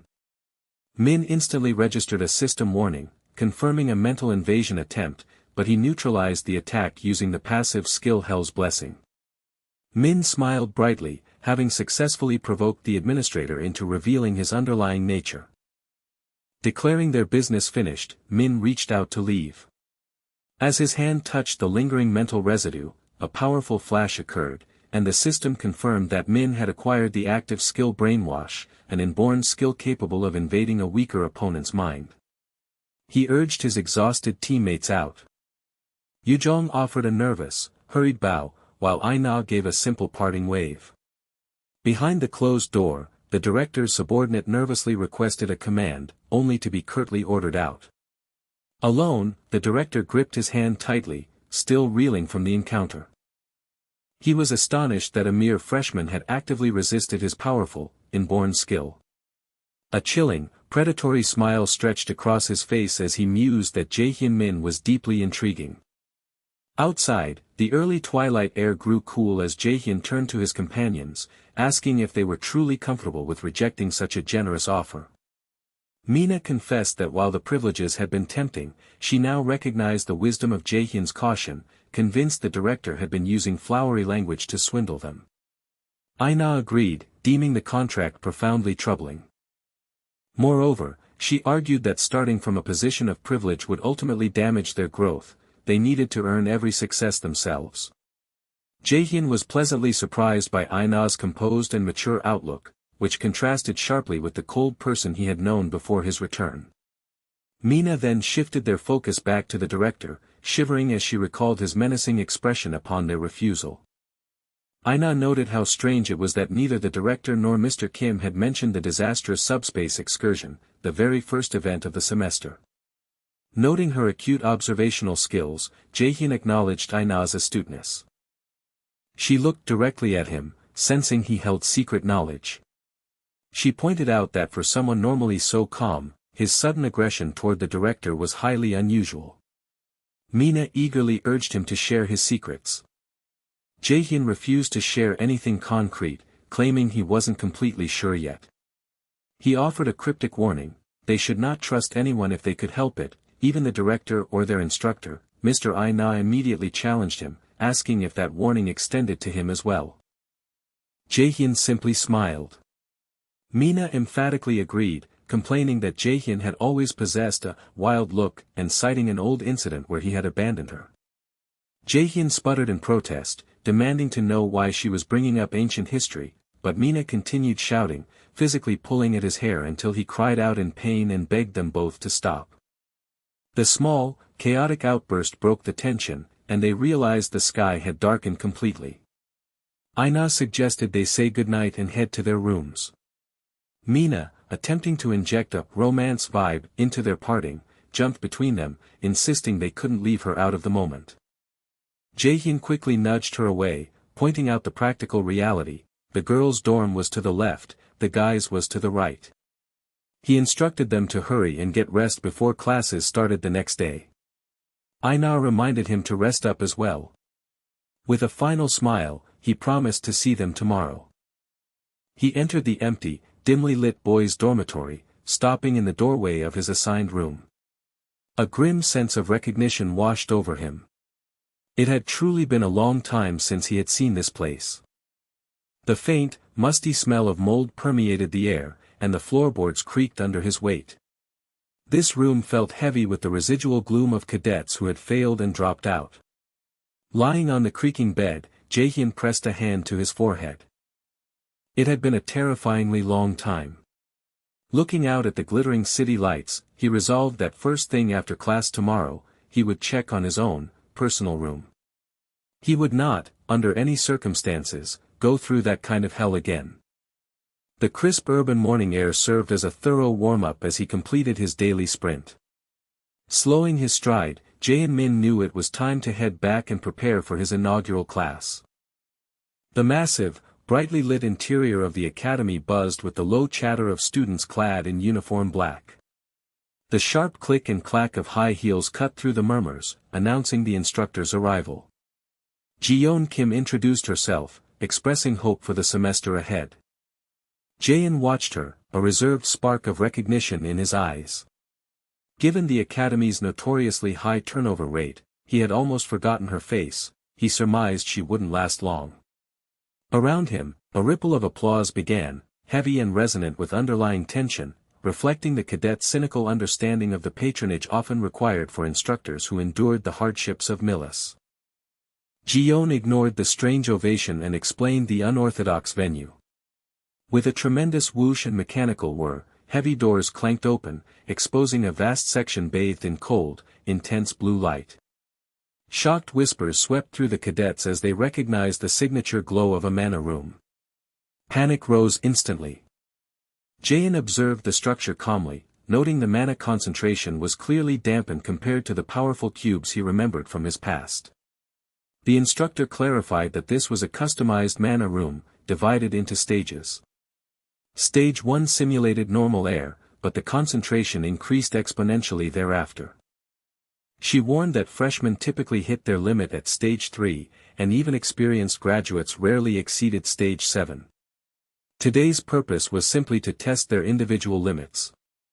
Ina Seo, a highly ranked female cadet, immediately saw this as a chance to measure her true potential. The test began. Stage 1 passed easily. By Stage 2, the visible mana intensified, and cries of discomfort soon rang out. TAs moved quickly to extract the struggling students. Stage 3 arrived with a new intensity. Immediately, hands shot up across the remaining group, confirming the prediction: roughly half the class had reached their absolute limit. The instructor proceeded through stages 4, 5, and 6. Jae-in stood unfazed, despite a nearby cadet leaning in to comment on the increasing difficulty of breathing. Ina glanced at Jae-in's steady demeanor and silently pushed herself harder. Only 4 cadets remained: Jae-in Min, Yejong Kim, Ina Seo, and Suhibok Lee, all top scorers from the freshman hunt. Ji-yeon noted the extraordinary level of these freshmen before advancing to Stage 7, the typical domain of experienced graduates. The remaining students watched in stunned disbelief. After a tense silence, Ji-yeon initiated Stage 8. The room flashed and surged with a new wave of power, instantly overwhelming. Stage 8 mimicked a real dungeon, subjecting them to fluctuating, brutal mana concentrations. Suhibok cried out in defeat and withdrew. The unforgiving pressure continued its ascent, proving that this simulated space was too much even for the most heralded geniuses. Ina strained against the invisible weight, cold sweat beading on her pale face. The system announced the transition to Stage 9. A sharp, sonic boom slammed into the air. Ina lurched forward, a ragged cough tearing from her chest. Her legs gave way, and she stumbled visibly. Jae-in instantly reached for her, his concern etched across his face.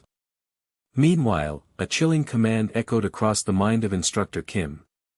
She was strictly forbidden from lending aid. An unseen figure, the director, asserted that a crisis was nothing short of an opportunity, one they must not deprive these young trainees of. Jae-in put a steadying hand on Ina's shoulder, urging her to decide if she could continue. She swallowed hard, insisting she could keep going, but her voice was weak, laced with genuine distress. A single tear slipped down her cheek. She was losing, yet again. All her life, the same refrain had haunted her: only the powerful survived, and even with her talent in magic, she would forever have to bow to those with raw physical strength. This test was her last hope for recognition. As Jae-in held her, she quietly acknowledged her failure. She was guided out toward the medical exit, and Jaehyun watched her retreating silhouette, wondering how she could possibly classify such tremendous effort as a loss. The environment immediately worsened as the chamber announced stage 10, warning that breathing would be difficult even for the strongest participants. A bright flash illuminated the instructor's shocked face as she anxiously checked on Jaehyun. He turned toward her, a subtle, knowing smile lifting the corner of his mouth. He conceded that he, too, was finally starting to feel the pressure, and announced his intention to exit. The instructor quickly agreed. She watched him stride toward the portal, a nervous gulp catching in her throat, deeply skeptical. Judging by the relaxed, confident set of his shoulders, she thought, he looked anything but challenged. A resounding wave of applause swept through the immense hall as the instructor singled out a singular achievement. He announced that Jaehyun had successfully mastered the formidable 10th mana room, a milestone that instantly elevated the cadet to the rank of a B-rank hunter, perhaps even higher in sheer, raw potential. A low, restless murmur of surprise and palpable resentment rippled through the assembled cadets. The instructor's words, urging everyone to learn from Jaehyun's drive, fell heavily on the tense crowd. Amidst the congratulations, Aina stood, her brow beaded with sweat, a faint look of genuine distress pulling at her features. The fiercely competitive Suyeok stared with dark, boiling intensity. After the assembly broke, Jaehyun approached Aina and Yujong. His stern expression softened as he inquired about Aina's condition. Yujong stepped in, explaining that Aina was recovering from routine mana poisoning, having simply pushed herself too hard on the very first day. Jaehyun expressed relief that the issue was not serious. He then turned his attention to Yujong, noting her surprising composure during the intense session. When she assured him she was fine, he lightly mocked her, telling her to remove the towel she had wrapped around her head, joking that she resembled an old man. Yujong erupted in offended fury, demanding to know if this was his method of offering thanks for her worry. Her anger, however, was immediately tempered by a surge of pure concern. She focused intently on him, asking if he felt any pain or if anything felt remotely wrong. He smiled, amused, and assured her once more that he felt perfectly fine, acknowledging her strength. As he spoke, he quickly glanced at Aina. Jaehyun contemplated Aina's appearance. Initially, he had dismissed her actions as simple competitiveness, but observing how she drove herself, he recognized something deeper. She had clearly been acting under a sort of compulsion. He was glad neither girl was seriously hurt, but he knew her inherently self-destructive personality would make it difficult to shield her. He quickly checked his own intent. He wasn't trying to control her, but since her path had become entwined with his, along with Hoi Yeon and Jae Sang, her future stood a good chance of being radically altered. This truth was equally applicable to the effervescent Yujong. Yujong interrupted his profound thoughts, noticing his gaze. Bright-eyed, she asked why he was staring at her, suggesting she must be exceptionally beautiful. Jaehyun scoffed, replying that her narcissistic comments made him question her proclaimed health. He realized with growing seriousness that his actions alone would determine the course of events to come. If he intended to take a vital step forward in this rapidly shifting world, he needed to make his preparations sooner than he had planned. Just as he concluded his internal monologue, Yujong pounced, demanding to know what he was mumbling about. He tried, and failed, to hide the towel he had casually lifted from her head, cursing her keen hearing. He managed a strained smile as he fully pulled the towel away, exposing her wildly tousled orange hair. Yujong was instantly incensed. Her eyes glowing red, she trembled with pure rage, roaring that she had worked all morning on her hair. Jaehyun offered a flippant apology, instantly adding a taunt that it didn't look like anything special anyway.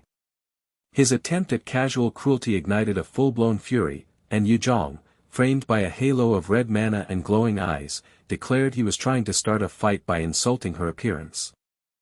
Jaehyun instantly recognized his mistake and darted away.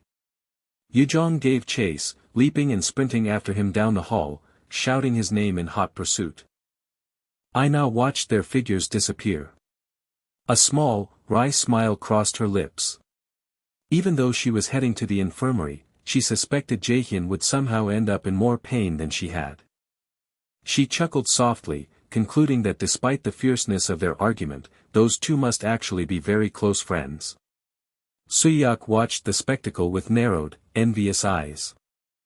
He dismissed Jaehyun as a low-class punk, seething about what sort of cheap trick the new mage must have used to reach the 10th mana room. Minsu approached, waving hello, but Suyak immediately demanded information about Jaehyun. Minsu rubbed his neck, complaining about the demands but noting that at Millis, looking into others' records was vital, reminding Suyak of Jaehyun's top placement in the freshman hunt. Suyak impatiently stated he knew the public record. He wanted to know the mage's origins, insisting Jaehyun had materialized out of nowhere. Minsu shrugged, unable to provide answers. Suyak clenched his jaw, certain Jaehyun was suspicious and hiding something. Minsu argued against the possibility of cheating at Millis, adding that Jaehyun had proven himself repeatedly. Suyak scoffed, his pride bruised, asserting that no one could honestly be stronger than him without resorting to dishonest means. Minsu's eyes widened slightly in realization as he pointed out that Suyak was currently being surpassed by Aina and Yujong as well. Minsu quickly backed off, warning Suyak not to pursue the issue, insisting that he could never beat Jaehyun. Suyak watched Minsu walk away, sneering at the condescension before turning and chasing after him, ordering him to wait up. Later that evening, Jaehyun sat in a comfortable residence, initiating a video call with his teacher. He smiled, acknowledging that she wanted to hear a personal report on the freshman hunt, knowing she preferred it over a mere written file. He confirmed that just as she had probably guessed, he had come in first. She beamed, expressing her pride and noting that his high performance points were clearly evident, given the luxury of his current accommodation compared to most freshmen. She congratulated him on his stellar start at the notoriously difficult academy, telling him he made her proud. Jaehyun chuckled nervously, confessing that he was genuinely relieved he hadn't placed second, fearful of what her reaction might have been. His teacher merely closed her eyes and offered a knowing smile. The confidential virtual interview continued. The woman inquired if the recent hunting assessment had revealed any cadets worthy of immediate recruitment. The man confirmed he was indeed considering prospects and smoothly accepted monetary compensation for the information, commenting on the surprisingly generous offer. The woman simply smiled back, explaining that she understood the value of his insights, knowing that even 10 times the current rate wouldn't be enough to fully secure his future allegiance. Accepting this assessment, the man leaned forward and agreed to share his list. He named 3 freshmen who would be excellent additions for Manhwa: Aina Seo, the powerful mage, Yujong Kim, another gifted mage, and the formidable brawler, Hoi Yanan. The woman encouraged him to reveal any other names, and the man shifted on the couch. He mentioned an additional candidate, a student who was not a freshman, but who still held immense potential. He revealed the name Jae-sang Lee. The woman's expression shifted slightly as she immediately recognized the connection. The boy was the youngest son of Jae-sin, the S-rank raider of the Pungsan Guild. She acknowledged that Jae-sang lacked the inherent talent of his older siblings and was largely ignored by his own family. However, the familial connection remained, and taking him in risked significant political trouble with the powerful Pungsan Guild. The air crackled with implied tension as she questioned if the risk was truly worth the reward. The man's bright, unwavering gaze confirmed his conviction. Jae-sang was indispensable, as he was destined to become the world's greatest alchemist. Satisfied with this high-stakes recommendation, the woman noted that she needed to depart. The man waved goodbye just as the virtual connection was severed. Almost immediately, the door opened and a male subordinate announced the arrival of Jaehyun Baek. Master Yu, composing her serene expression, told him to show the guest in. The door creaked open, and Jaehyun Baek entered, preceded by her own solemn attendant. Master Yu offered a thin smile, remarking on the guest's impressive punctuality, a vital trait among merchants.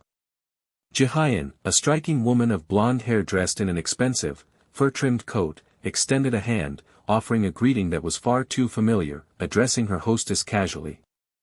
Master Yu politely rejected the casual address, maintaining strict professionalism, before inviting her to take a seat on the luxurious couch. Wasting no time, Master Yu immediately pressed for the purpose of the visit, asking what business the guild master of curator had with her.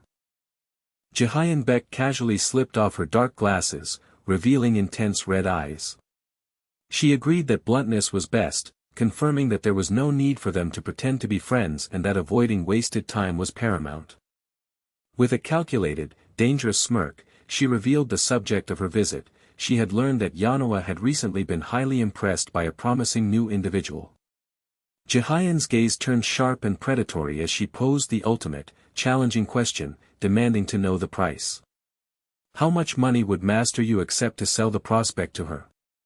Master Yu's face lit up with a challenging, satisfied smile, ready for the negotiation. The two powerful women sat facing each other in the subdued light of a high-end parlor. The blonde, fur-collared figure had come with a clear proposition, but the Yanoa official, adorned in striking green and gold, merely offered a serene, almost pitying smile. She gently refused the attempted purchase, explaining that the guild did not measure the value of its members in terms of currency, and suggested the supplicant look for talent elsewhere. The merchant scoffed, questioning if the boy in question was as ideologically pure as the guild leader claimed. The Yanoa representative grew cool, asserting that there were certain things in the world that money simply could not buy, adding that she doubted someone like the merchant sitting opposite her would ever grasp that concept. An amused grin spread across the blonde's face. She didn't mind the refusal, conceding that she hadn't truly expected to secure him through such a simple negotiation anyway.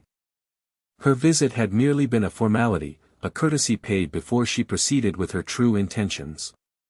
The word courtesy made the Yanoa official's stomach turn, a reaction the blonde found highly entertaining. She adjusted her dark sunglasses and rose smoothly, concluding the conversation and recognizing the unspoken urge for her immediate departure. The very next day brought the anticipated physical stamina test. Cadets crowded the vast, brightly lit testing floor, holographic interfaces flickering as results finalized. Jaehyun stood slightly winded, watching the screen flash the rankings. Hoi-yeon secured first place, but Jae-hyun-min trailed just behind. He spat a frustrated curse under his breath, recognizing that his physical stamina still couldn't measure up to that genius brawler's raw talent. Second place was certainly respectable, yet an intense, dark determination settled in his eyes. He was continually failing to reach the stringent goals he had set for himself.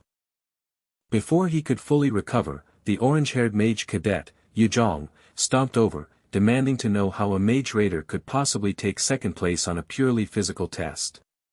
Jaehyun simply shrugged, reminding her that he had begun his career as a brawler. He gave her a condescending look, patting her shoulder lightly as he advised her to broaden her focus beyond magic and remember the importance of physical health. Yujong's face flushed scarlet with rage, shouting furious threats about punching his arrogant nose off until her companion was forced to physically restrain her. Nearby, a grim-faced instructor observed the exchange, confirming his suspicions. Jae-hyun-min possessed an endurance completely unexpected of a mage. The director's warnings about this cadet's dangerous potential resonated deeply. The testing room bell chimed, snapping the cadets to attention. The instructor announced the next evaluation: evasive skills in the augmented reality room. Jaehyun's focus instantly sharpened. Before his return, this specific training was the ultimate test of a cadet's limits. The instructor proudly presented the AR test room, explaining it was the very best technology Millis Academy had to offer. This system used small receivers worn by the cadets to stimulate the brain. Though the simulated enemies, reproduced by projectors attached to drones, were entirely virtual, the system manifested about a fifth of the opponent's attack damage through brainwave stimulus. This was designed not merely to provoke, but by instilling an appropriate measure of worry, the Academy hoped to increase the cadets' chances of surviving future dungeon explorations. While the primary focus today was evasion, extra points would be awarded for any monster kills, a necessary incentive for raiders who fundamentally hunted beasts for valuable artifacts. Standing tall on the glowing platform, the instructor explained the parameters.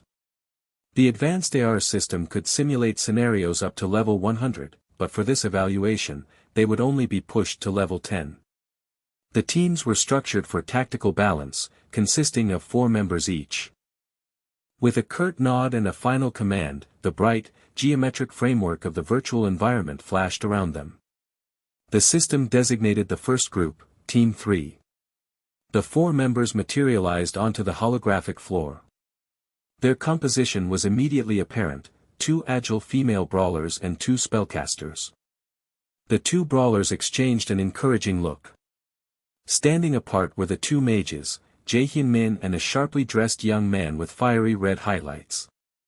The rival mage studied the composition for a moment, then addressed Jae-hyun directly, acknowledging the widespread rumors that he had secured first place in the recent freshman hunt. His expression tightened with suspicion. He openly voiced his confusion, questioning how a mage, a class known typically for support and ranged roles, could possibly have outperformed combat specialists. He was convinced some hidden advantage or loophole must have been exploited. Leaning in with a challenging glare, the rival mage suggested that Jae-hyun share this secret. Jae-hyun remained composed, though a faint, fierce glow began to ignite in his eyes. He responded coolly, asking what action would be taken if there truly was no secret to divulge. The rival mage met his challenge with an aggressive smirk. If cooperation wasn't forthcoming, he asserted, he would be forced to discover and expose the truth himself, even if that required a public display of power. A sudden, tense crack echoed through the simulation space as kinetic energy pulsed around the rival mage's feet and clenched hand, a clear sign of immediate intent to fight. Jae-hyun finally smiled, his golden eyes burning brightly. He recognized the true nature of the confrontation. The elaborate questioning had been unnecessary. The rival mage should have simply admitted straight away that all he truly desired was a fight. The rival mage's own wide grin confirmed the understanding, pleased that they had cut straight to the core of their rivalry. The evaluation had not yet begun, but the conflict within Team 3 was already white-hot. The tension in the chamber was palpable as 2 recruits locked into a hostile stare-down, their mutual desire for a fight acknowledged and appreciated. Their 2 female teammates exchanged worried glances, confused and nervous about the immediate antagonism between members of the same unit. Before the conflict could escalate further, the instructor's booming voice commanded Team 3 to the battlefield. The brown-haired cadet, Jae-hyun, stepped forward, his red-haired rival following with poorly concealed exasperation. The 4 recruits entered the sterile, brightly lit testing area, equipped with standard weapons. As the synthesized voice announced the impending start of the AR evasive test and began the countdown, the atmosphere grew electric. When the countdown hit 0, an ethereal, massive skeletal figure materialized in a flash of blue light. The team expected Jae-hyun, the ranged mage, to retreat and gain distance for his spells. Instead, Jae-hyun shocked them all. With a sudden burst of speed, he dashed forward toward the frontal engagement. His baffled comrades yelled warnings, questioning why a support class would take the lead in such a reckless manner. Jae-hyun ignored the panicked reactions. Deciding there was no point in holding back, he focused his intent. Blue mana began to crackle intensely around his left fist, activating an active skill, Mana Weapon. The technique was reserved for increasing physical damage, something utterly useless to any regular mage. For Jae-hyun, it was everything. With a furious swing, his charged fist crashed into the phantom skeleton warrior. The collision was a blinding explosion of raw energy that visibly rocked the ground, momentarily stunning the instructor observing the test and the students watching the monitors. The system instantly flashed the results: the test stage was cleared. All enemies on the battlefield were defeated. The final breakdown confirmed the impossible: the contribution percentage for Cadet Jae-hyun Min was 100%. Before anyone could process the outcome, the system advanced the challenge. Step 2 commenced, and a significantly larger, more terrifying muscular Draugr materialized. Jae-hyun offered a slight, confident smirk to his team, noting how long it had been since he'd faced a foe like this. The test dissolved into a rapid sequence of utter destruction. Jaehyun maintained the impossibly aggressive pace he had established, the virtual arena fracturing and cracking around him as he carved his way through the escalating ranks of enemies. The test concluded with the announcement that he had successfully cleared Step 10, setting a new record. The rival mage stared, eyes wide, demanding how the absurdity was possible. Jaehyun simply wiped his glove, satisfied that shifting his battle tactics had paid off handsomely. The infuriated rival stepped forward, shouting his frustration that a mage rushing into battle could not have annihilated all enemies alone. Jaehyun turned back, his calm demeanor unruffled, stating that the rival had seen the entire display himself. When the rival scoffed in disbelief, Jaehyun's smile vanished, replaced by an intense, dangerous glare. He leaned in close, his voice low and razor-sharp, warning his rival never to demand an answer again, or he would be happy to prove the full power of his skills right then and there. The sheer menace in the threat made the bully choke back his aggressive reply. His violent intent sputtered out as he realized their petty skirmish had drawn the attention of the uniformed instructor, whose cool authority radiated from a distance. The bully swallowed his anger, forced to comply with the unspoken rules of the facility. He took a heavy, slow step back, but pivoted to throw down a formal challenge. They would resolve their rivalry at the upcoming Millis Campus Festival. Jaehyun stood impassively, a slight, arrogant curve of the lip playing across his face. He refused the proposal. The bully's jaw locked tight with grinding resentment as Jaehyun delivered the refusal with a casual explanation: he had prior arrangements. He offered the information with a broad, confident smile that conveyed total indifference to the challenge, turning away without a backward glance. Meanwhile, in a private dormitory room, the white-haired character lay on his back, the sun streaming through the window. He found himself replaying Jaehyun's dismissive words, the smooth refusal, the claim of prior plans.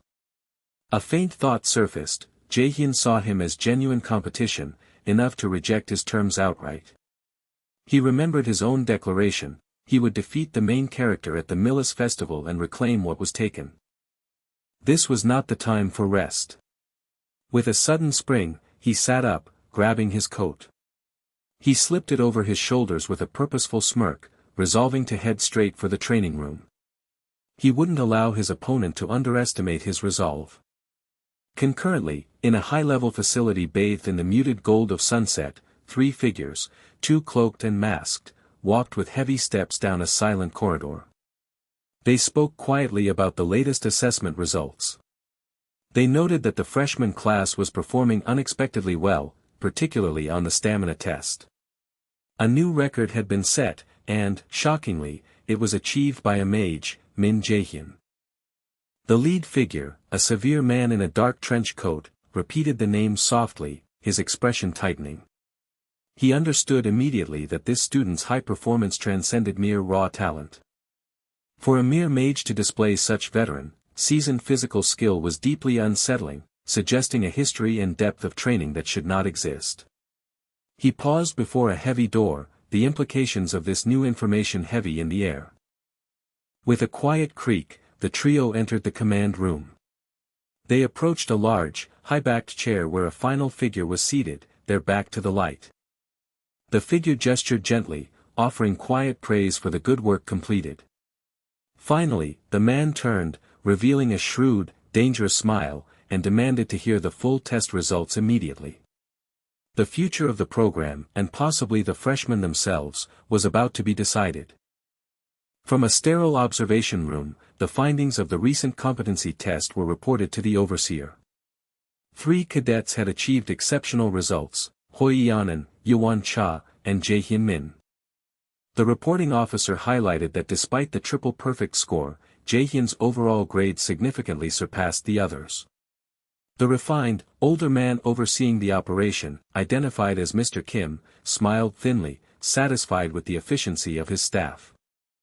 A fleeting glimpse of the target's image, Jaehyun Min, flashed across the monitoring screens detailing the simulated combat data.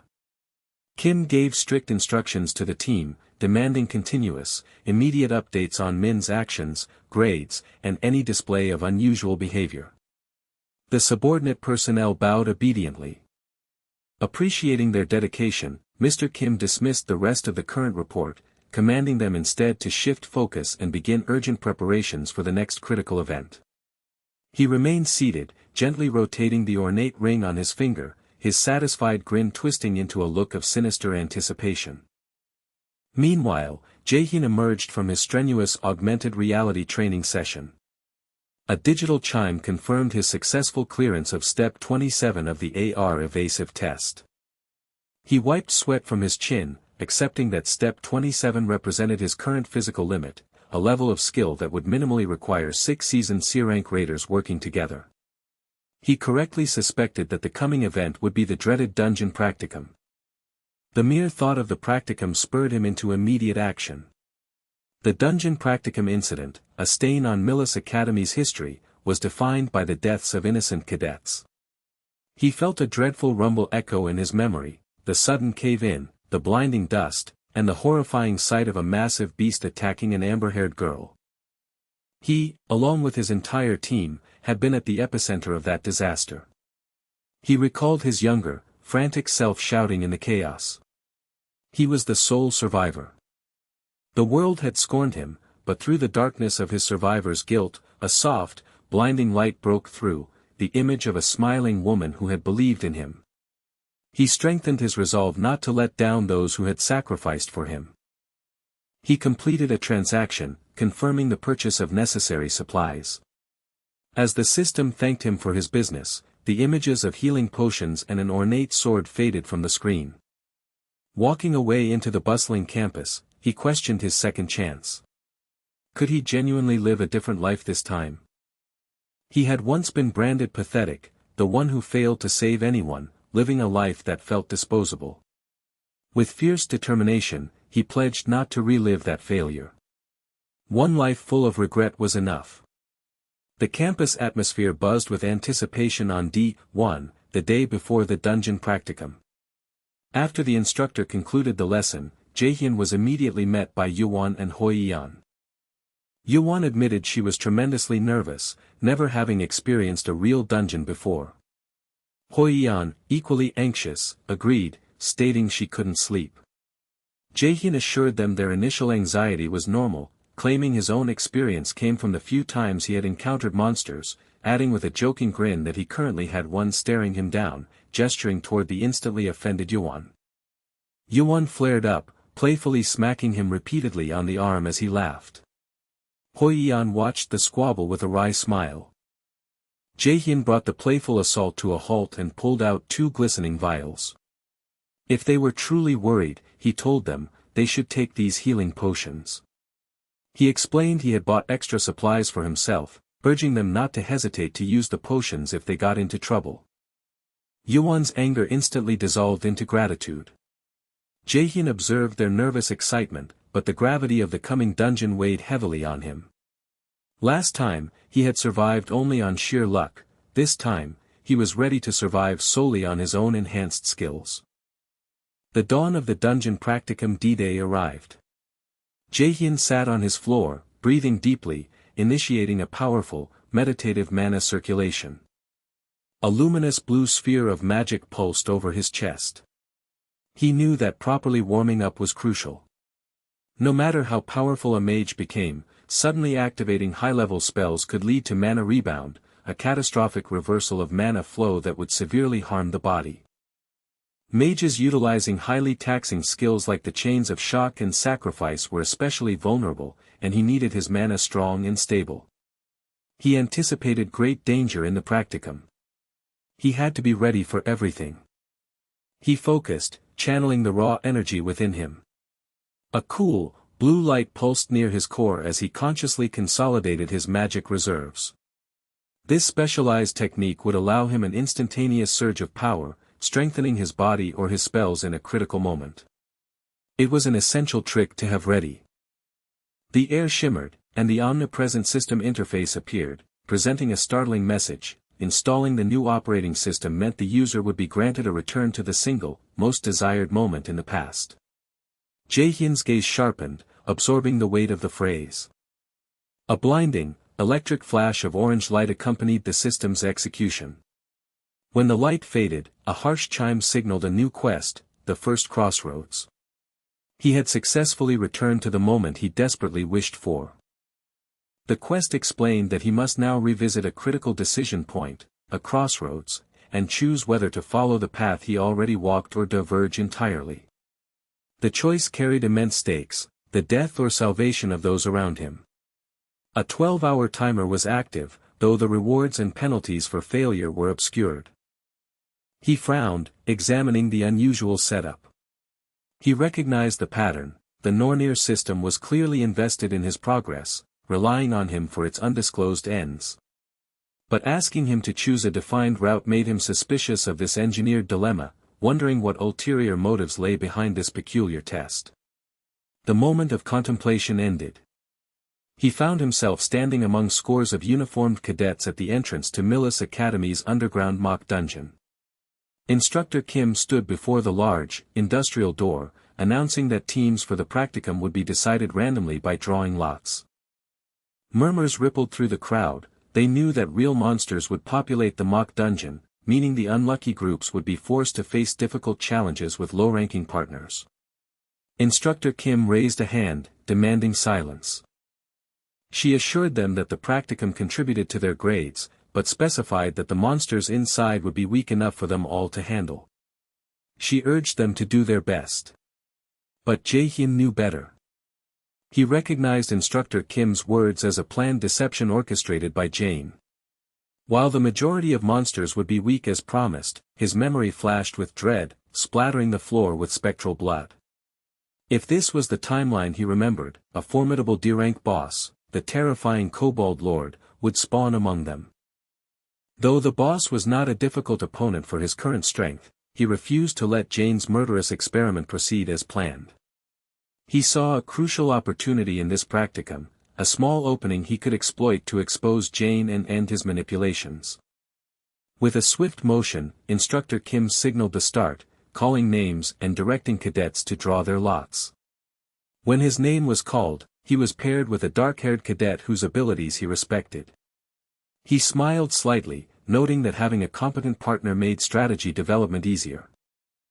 His thoughts were broken by the confident approach of two overly cheerful cadets, Gina Kim, a freckled brawler, and Songwoo Park, another brawler. They introduced themselves brightly, confirming they were the rest of his team. But their friendly faces instantly morphed into a terrifying vision from the past.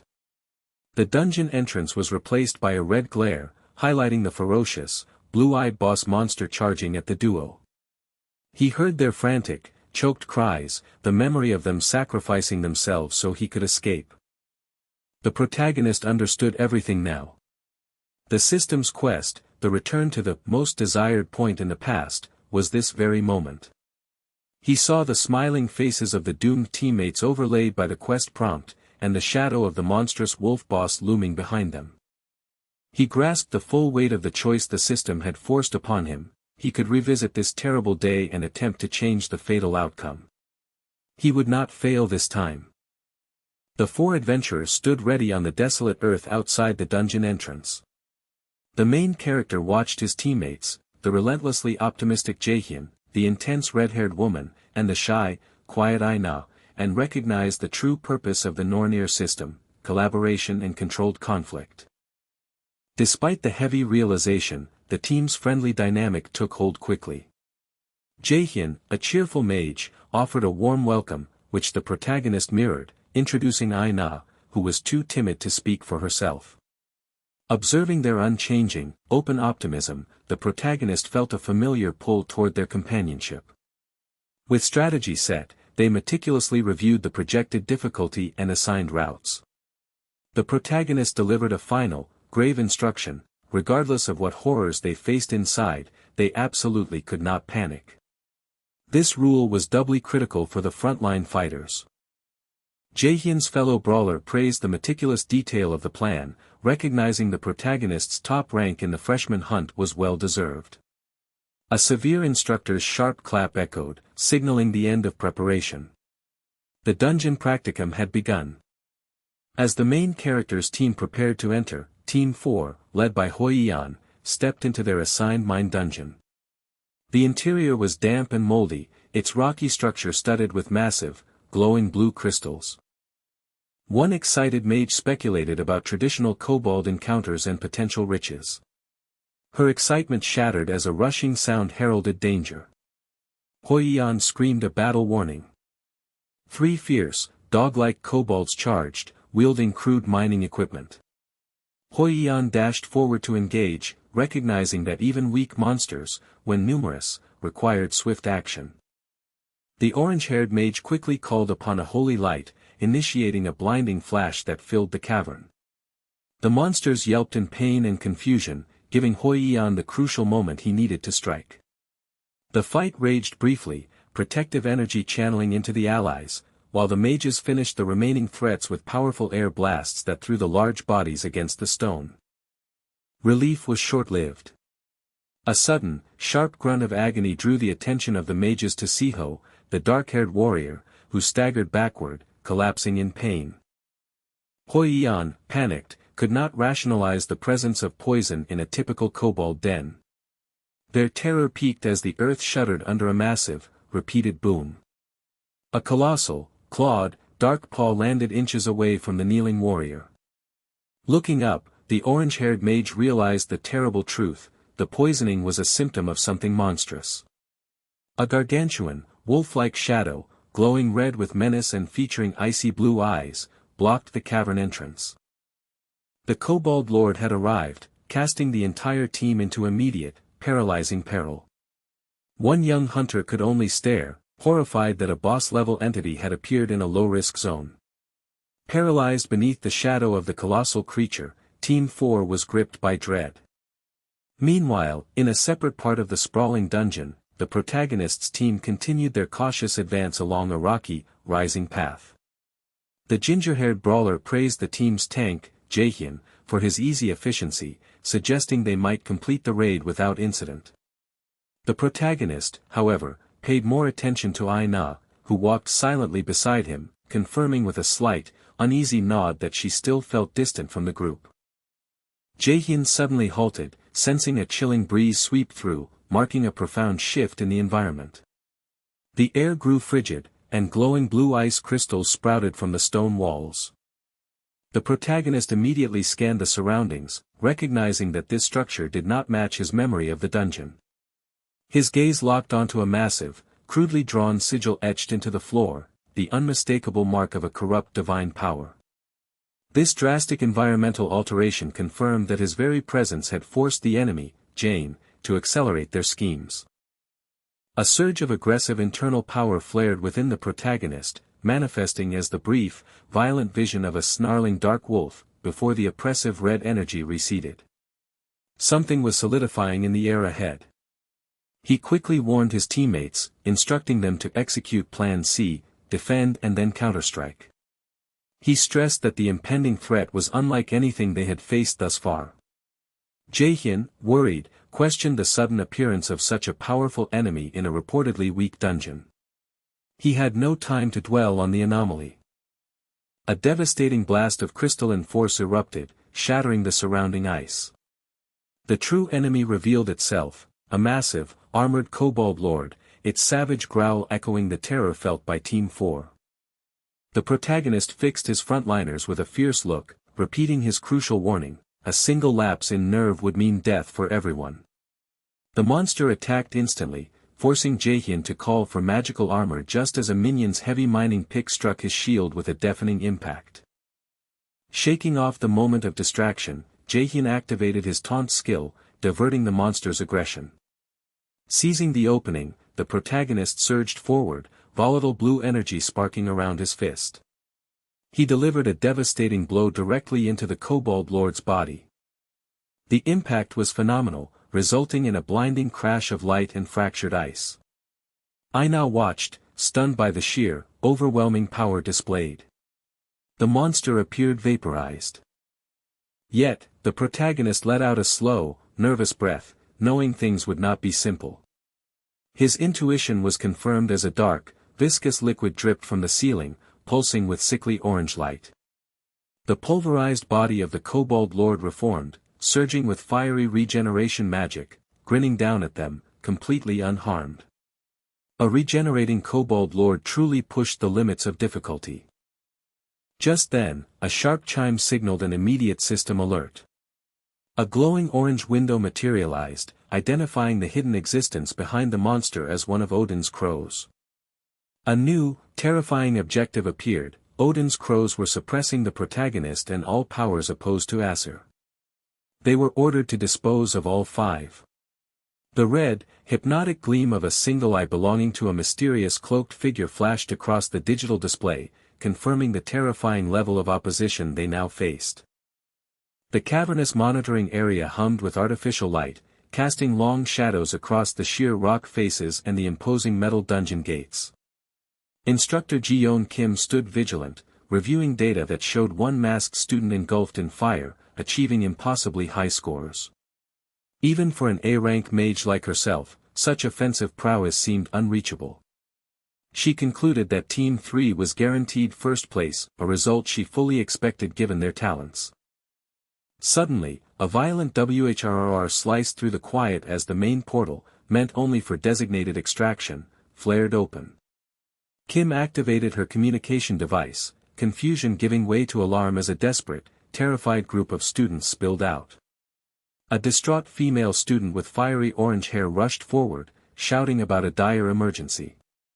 Close behind, a pale, scarred male student struggled under the weight of an unconscious comrade. Kim's eyes widened as she demanded an explanation. The students gasped out the terrifying reality: a high-rank Kobold Lord was inside the dungeon. Kim reeled, proclaiming such a B-rank monster was an utterly impossible anomaly for this environment. A spike of adrenaline and confusion surged through her as she gripped her tablet, pondering what monstrous entity was truly unfolding below. In a dark, distant office, the director, Jane Gu, picked up a ringing phone, a cruel smirk gracing his shadowed face as he recognized the caller. Instructor Kim reported the emergency, confirming the B-rank threat and pleading for immediate backup. The director laughed dismissively. He acknowledged the situation but assured her there was no need to worry. He would send support, but she was instructed to stay precisely where she was. Kim stiffly agreed and disconnected the call, staring at her phone. She was deeply unsettled by the director's strange confidence and the powerful, glowing ring on his hand, which hinted at a deeper, far more sinister plot. Deep within the dungeon, shards of blue ice shattered in the freezing air. The remaining members of Team 3 were battered and breathing heavily. They faced a massive, muscle-bound threat, a towering creature with gray fur, piercing blue eyes, and an immense, raggedly wrapped club. A digitized red display flashed in Jaehyun's vision, identifying the hidden existence as Odin's Crow. The name triggered a cascade of forgotten knowledge. He instantly recognized the lineage of the beast, connecting it to the followers of Odin. This was a regenerating Kobold Lord, a B-rank threat that, despite his tremendous growth since his regression, was no pushover. A fleeting thought suggested fleeing, the cowardly strategy of his past life that only brought him endless regret. Jaehyun planted his feet firmly. He was done running. This was his second chance, and regardless of whether this was a test or a sinister setup, he would be the protector. Aina stepped forward, her voice trembling but resolute, ordering their teammates to retreat while she held the monster off alone. Before the male swordsman could protest, Jaehyun extended his hand, mana gathering fiercely in blue hexagonal patterns around him. He roared at them to leave. He swore he could fight and protect them all simultaneously. The enormous Kobold Lord launched its attack, but Jaehyun yelled out as an intense pillar of blue energy erupted beneath him, forming a powerful shield to brace for the impact. The sudden intervention stunned the beast. In that brief pause, Aina stepped forward, her dark hair swirling as she unleashed her own powerful arcane energy, meeting Jaehyun's determined gaze with an intense yellow glow. She declared her intent to fight at his side. He recognized the look in her eyes, the dangerous, decisive resolve of someone who utterly refused to take no for an answer. He paused, wondering if he was the very architect of this rapid transformation in her character. He made the call instantly. Aina would remain, but the two others must immediately retreat to the entrance to relay the urgent situation to Instructor Kim. His gaze was unflinching and grave, compelling the students to relent. Seeing the severity of the situation, the blonde student promised they would bring back the instructor at once. The two turned and sprinted back toward the cave opening, leaving them alone. As they vanished, Jaehyun faced the core threat. A heavy boom echoed as the monstrous, controlled werewolves came into full view. He spoke Ina's name, and she gave a firm nod, confirming she had his back. The air crackled. Ina channeled her power, and twin blades of pure, shimmering turquoise magic materialized, wreathed in spiritual fire. Drawing her focus, she brought a single radiant blade forward, announcing the name of her holy sword. The accumulated magical energy unleashed in a brilliant, devastating vertical shockwave, cleaving through the solid rock floor and sending debris flying. Just as the light faded, Jaehyun's golden eyes flared, detecting motion.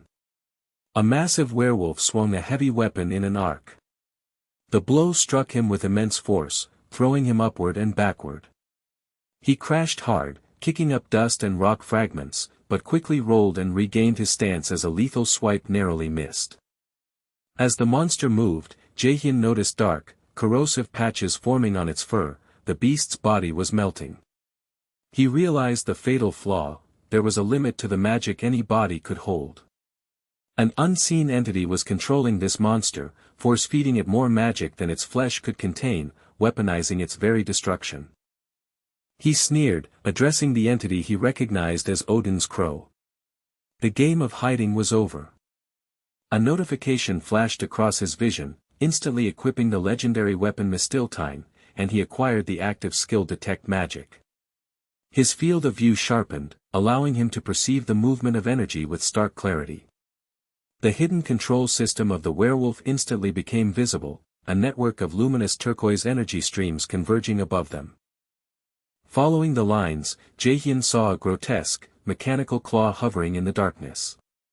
He smiled, a dark, victorious twist of the lips. He had found his target. The puppet master's claw attempted to snatch the controlled monster away from the battle.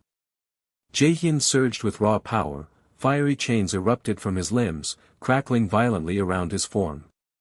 With a look of utter cold rage, he swore he would tear the hidden controller to shreds. The chains, now forming deadly blades, shot toward the source of the hidden magic in a blinding flash of golden light.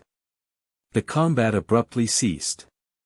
The scene transitioned to a place of sun and marble, the celestial realm of Asgard. Odin sat upon his throne, addressing the cloaked figure, Hugin. Odin inquired about the purpose of the discussion. Hugin revealed a critical piece of information: his network of crows had located the legendary weapon, Mistiltine, the sword stolen from the god's own armory. A goddess with fierce lavender hair pressed the issue, demanding to know the weapon's exact location. Hugin reported that it was in Midgard, resting in the hands of the Defiant One, the figure long prophesied to challenge their reign. The goddess instantly recoiled, voicing a startled suspicion aimed at Mimir. Thor, massive and grinning, dismissed the panic, reminding them all that they had already established a pact with the rebel forces. However, a winged warrior sternly corrected him, noting that his ease was misplaced. She bitterly reminded Thor that Mistiltine was the precise weapon, the branch of mistletoe, that had claimed Baldur's life in the last great conflict. Odin, his expression grave, turned back to Hugin. The All-Father commanded him to leave immediately and confirm whether this Defiant One had already made contact with the rebel god's forces. Hugin, agreeing to the command, melted into a cloud of shadow and swiftly disappeared. The final, lingering image was that of Jaehyun, his face solemn, his fate now intrinsically linked with a prophecy far grander and more dangerous than he yet realized. The pristine silence of a stark, well-lit office suite was only broken by the soft scrape of silver on cloth. An unseen figure paused, meticulously wiping down an ornate silver ring etched with a triangular symbol, before inquiring about the status of the ongoing operation. A grim-faced subordinate confirmed that their actions had gone entirely undetected. The superior, an older man with thin gray hair, allowed a chilling, satisfied smirk to spread across his face. A fleeting internal vision of golden chains surrounding a powerful entity brought him satisfaction. He twisted the ring on his finger, confirming his control, and silently reflected that borrowing the power of other entities was proving fruitful. He declared that no matter how arrogant their target might be, he would fall, affirming that this grand endeavor was ultimately for the sake of Odin and the Aesir. Abruptly, the scene snapped back to the crumbling cave. The legendary golden chains of the Kobold Lord's power, shimmering with ferocious energy, rained down. They pierced the hulking wolf god form in a brilliant, painful flash, temporarily pinning the beast. But the creature was too immense, it roared, its strength shattering the bonds. Shards of golden energy whipped out, throwing Jihyuk through the air to slam hard against the dusty ground. Scrambling back to his feet, Jihyuk shouted to Aina, demanding she establish immediate cover and prevent the wolf god's attacks from making contact. Sweat beaded on Aina's brow, her face was tight with fear, yet she offered her strained assent. Jihyuk knew the cost of his plan, he was about to fully unleash mana rebound, and even if he succeeded, she risked fatal mana backlash. A ghostly image of his past self, cynical and weary, reminded him that he had sworn never to trust anyone again, believing the world had grown cold and petty. But looking at Aina, and feeling the fresh blood trickling down his face, Jihyuk pushed past his cynicism. This confrontation, he resolved, needed to end here and now. The wolf god glowed fiercely, preparing its next devastating offensive. The air thickened with tension as the golden chains shot forth again, faster and more furious, accompanied by blinding, crackling electricity. A brilliant blue flash erupted as Aina activated her power. A dense, shimmering field of blue energy hammered into Jihyuk, cushioning him repeatedly from the crushing kinetic force of the monster's assault. Aina gritted her teeth, her hands visibly trembling under the massive mana load. Jihyuk braced himself within the protection she afforded, remembering the tragic lesson one of his past comrades had taught him: nothing was more tragic than dying because you couldn't trust your allies.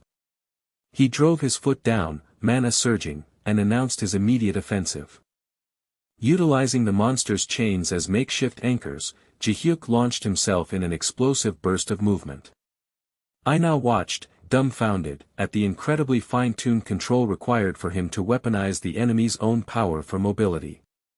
The wolf god lunged, but Jihyuk was too fast.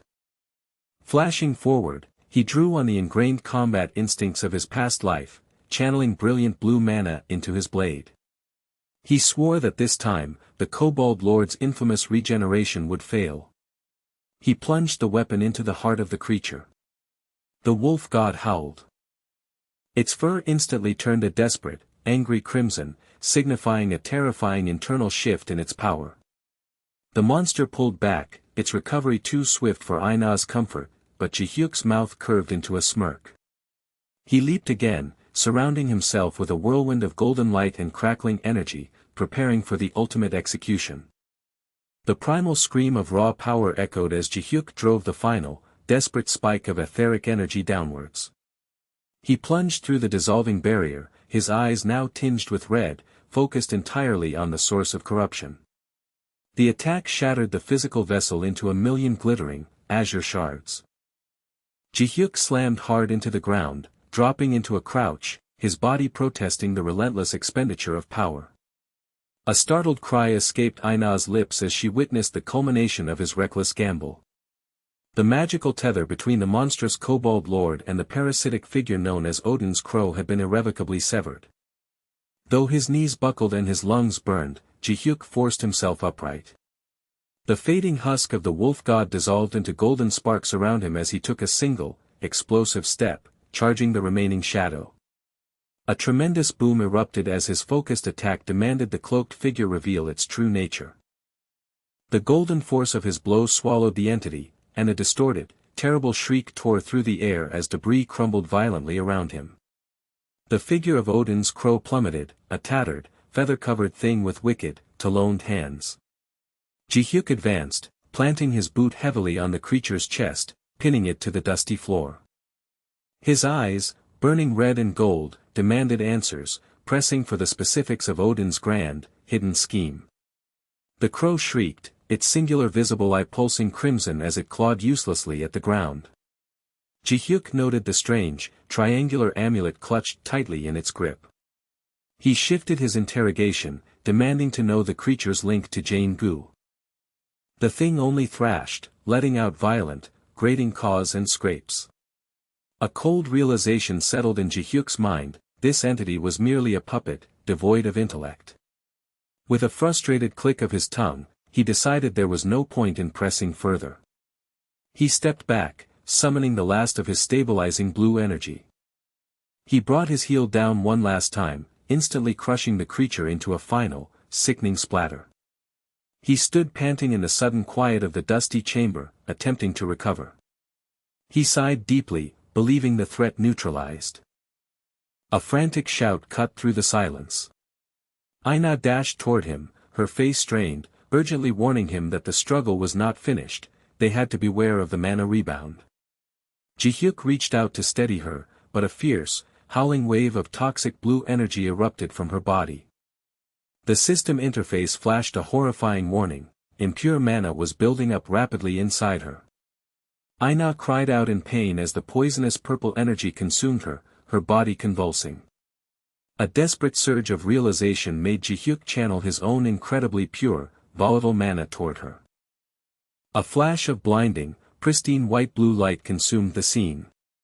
Ji-hyuk roared in pure agony as the volatile energies merged and stabilized, the purification process torturing his own frame. Exhausted but alive, he whispered his relief that they had succeeded. The congratulatory reward screen scrolled rapidly, confirming the quest was complete, stat points gained, and his body was fully recovered. He exhaled a ragged, shaky breath, noting how close they had come to catastrophe.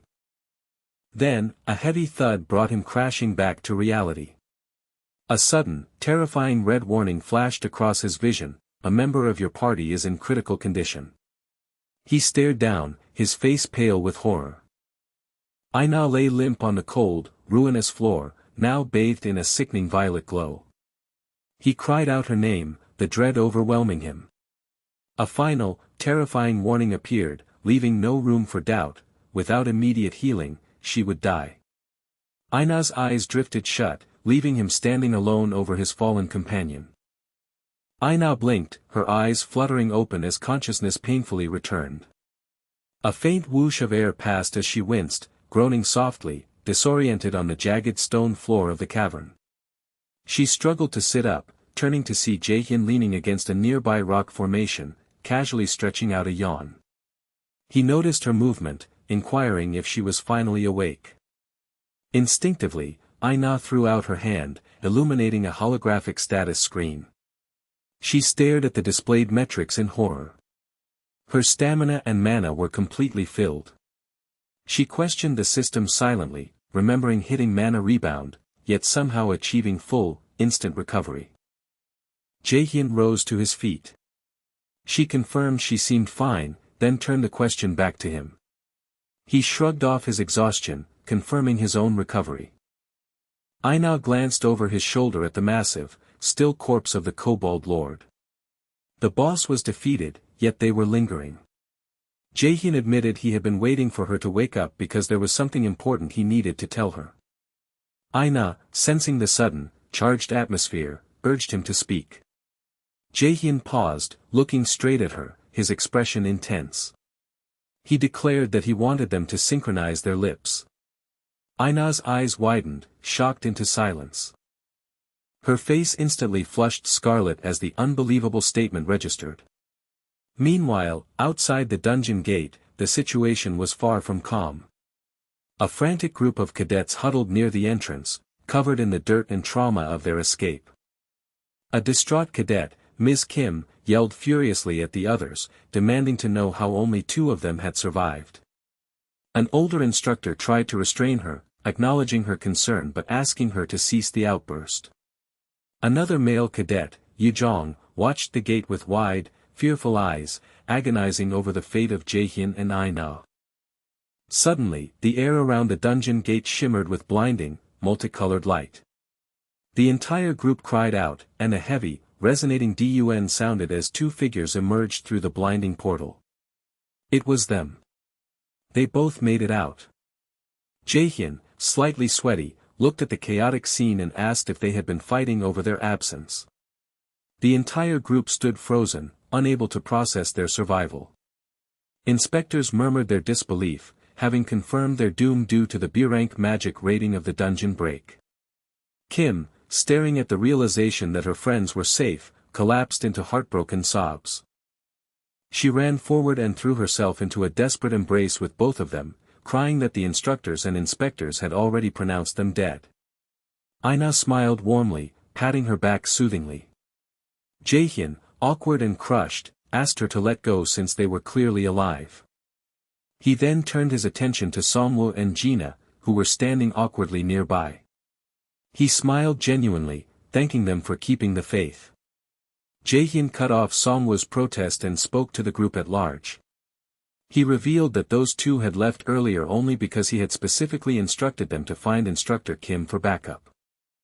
Therefore, no blame should fall on them. Kim, wiping her tears, still felt outrage on their behalf, demanding how anyone could abandon their comrades. Jaehyun stated that given the circumstances of the brutal Kobold Lord attack, he would have done the same thing, telling her to cut them some slack. He added that she shouldn't get angry on his behalf.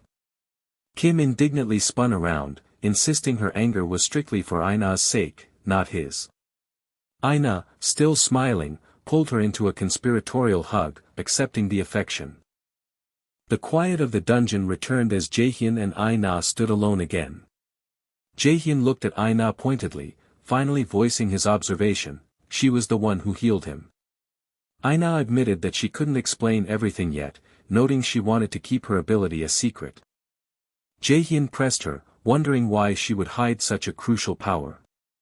He shifted the focus, asking if she was curious about the true root of their current predicament, the sudden, dangerous appearance of the Kobold Lord and the cadets being used as fodder. Aina's expression confirmed her deep concern. Jaehyun leaned in and lowered his voice, naming the man responsible, Director Jane Gu. He described Gu as a horrible individual who saw cadets as mere tools, caring nothing for the lives of those he deemed useless. Aina processed the information, summarizing Jaehyun's actions. He was trying to keep the director in check, which was why he was concealing his ability. Jaehyun confirmed this deduction. He then reminded her of his past warning in the director's office not to trust anyone, including the director. He asked her just how much she knew about Director Gu. Jaehyun accused her of knowing the director was a villain from the very beginning, and further, that she had acted as if she knew the events of this dungeon break were inevitable. Aina looked up, stunned by his depth of knowledge, demanding an explanation. Jaehyun realized with a spike of panic that he hadn't anticipated such a forceful reaction. If she became too involved in his opposition to Gu, she could easily be putting her life in danger. A dangerous thought entered his mind, causing him to contemplate using manipulative magic on her. The woman stood amidst the chilling remnants of the dungeon, her expression resolute despite the pervasive cold. She knew the idea of masking her true power was futile. Aina's magic aptitude was simply too formidable, and her innate willpower too strong for any superficial fix to hold. Moreover, she argued that relying on temporary deception would only erode the trust she desperately needed to build. She offered a sincere, heavy apology, explaining that she could not disclose the full extent of the truth, even though she understood his frustration. When he pressed her, demanding to know the reason for her continued secrecy, she maintained her defensive stance, warning him that deeper involvement would severely compromise his safety. She looked at him, asking him to yield this point for now, accepting the silence that hung between them. Jaehyun watched the last of the survivors emerging from the exit portal. He offered a deep, humble apology to the weary green-haired woman and her companion, expressing his regret for their ordeal and his failure to reach them sooner within the collapsing structure. The woman, though clearly stressed, dismissed his sorrow, noting that no one believed he had set them up deliberately. Jaehyun quickly interjected, cutting off the conversation with a strained smile, claiming overwhelming exhaustion and the necessity of immediate departure. Aina rushed forward, calling out his name, a panicked edge to her voice. She pleaded for him to reconsider, terrified of future calamities that might be averted if she only knew what he was truly hiding. He paused, giving her one sharp, final glance. A brief, soft apology was all she received, followed by a quiet, cryptic declaration of faith. He trusted her to hold up her end of their bargain, the unspoken promise lingering in the air. The moment was over. He turned his back and swiftly walked away, leaving her standing alone in the desolate landscape. As Jaehyun disappeared, the world seemed to stabilize, and a triumphant notification flared across the vision of the participants. The main quest, titled The First Crossroads, was officially marked as complete. The system announced that their rewards were determined by the route they had selected. Having chosen Route B, the path to diverge from past failures, a powerful mythic reward manifested, the acquisition of Aiden's golden apple. The scene shifted abruptly to a cool, clinical chamber where a shadowy, powerful figure sat waiting. Addressing Instructor Kim, the superior expressed profound disappointment in his recent performance. Instructor Kim stammered out his apologies, sweat beading on his brow as the weight of failure pressed down. The superior granted a single, temporary reprieve, but the leniency came laced with chilling menace. He spoke with cold clarity about his absolute intolerance for useless personnel, demanding confirmation that the gravity of the situation was fully understood. Humbled and terrified, Kim bowed deeply, vowing absolute loyalty and promising no further mistakes. The older man scornfully tossed a handful of torn documents onto the floor near the instructor's polished shoes. His face, shadowed and transformed by a terrible, red surge of energy, became a mask of cold fury. The command was absolute. Whatever came next, the instructor was to use the event to ensure Jaehyun was utterly broken and tamed, before the superior's own vast but fleeting patience ran out entirely. The soft sunlight of morning poured into the luxurious apartment, illuminating the lingering steam from a long shower. Jaehyun stood drying his hair, the towel hanging loosely, his expression composed yet thoughtful. A momentary glimpse of his own reflection was instantly shattered by a terrifying memory, a hooded, spectral figure from his past life, hands outstretched in malice, a chilling echo of his demise. He frowned, deeply unsettled. He remembered vividly that in the previous timeline, Yujong had been lost, and the raider Huiyan had possessed only a fraction of the strength she now held. He felt an intense, driving compulsion to ensure their safety, yet he knew he couldn't afford to treat Aina's future the same way. She possessed the innate power to protect herself, and his intervention might irrevocably shift her destiny. Letting out a sigh, Jaehyun tossed the damp towel aside. He recognized the unavoidable truth. He was forced to involve himself in dangerous affairs to safeguard his friends, but he needed to move with extreme caution. He settled onto the couch, grabbing the remote for a distraction. The television immediately switched to a serious panel discussion, yanking his thoughts back to the grim reality. His most urgent task was uncovering the connection between Jane and the powerful organization, Acer. He couldn't afford to waste time, another dungeon raid was necessary. His eyes narrowed as terrifying images of an antlered figure and a monstrous wolf flashed through his mind. The next encounter, he knew, would be deadlier still. He saw himself, young and dark-haired, standing against a menacing backdrop dominated by the smirking face of an unknown antagonist. He had to train faster, dedicate himself completely, and prepare for the inevitable catastrophe looming on the horizon. The television discussion shifted to alternative dungeons beyond the standard kill-the-boss types. The older commentator explained the concept of themed dungeons, where the means to victory were fundamentally altered. Jaehyun leaned forward intently. The crucial rule was the impossibility of leaving once inside. Raiders became characters within the theme and had to complete special, life-or-death role-playing scenarios.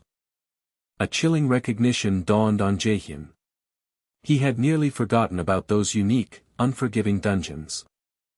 But the reward was the real draw. Raiders brave enough to tackle them were rewarded with divine allotments, extremely rare, mystical items like gleaming swords, crystal sandals, and crimson charms. These difficult, task-based raids were the sole avenue to obtain such power. A decisive smile crossed his lips. He could finally secure the tools he needed most. Meanwhile, high above the city, Yujong sat across from Huiyan, a mug of coffee steaming between them. She offered an apology for having caused worry, but Hoi-Yan waved it off cheerfully, insisting nothing mattered as long as she and Jaehyun were safe. Hoi-Yan then made a light-hearted remark about Jaehyun's abrasive nature, admitting she had initially feared he might treat Yujong poorly since he always seemed so thuggish around her. Yujong's face fell slightly, a wave of sudden envy and melancholy washing over her. She noted Jaehyun's deep trust in Hoi-Yan, and a painful, interior thought surfaced. If only he depended on me a little more. She gripped her mug, questioning if their lives might have been better had she simply possessed greater strength in the past. Sensing the heavy atmosphere, Hoi-Yan scraped her chair back and rose, reaching across the table to touch Yujong's hand. She suggested they forget Jaehyun entirely and go out for a meal at a place she had been longing to try.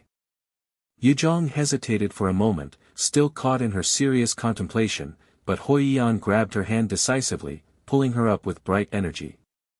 Hoi-Yan declared she would have Yujong feeling better in no time, and Yujong, yielding weakly, agreed to go. Back at his own apartment, Jaehyun was examining the spoils from his recent efforts, Aiden's golden apple.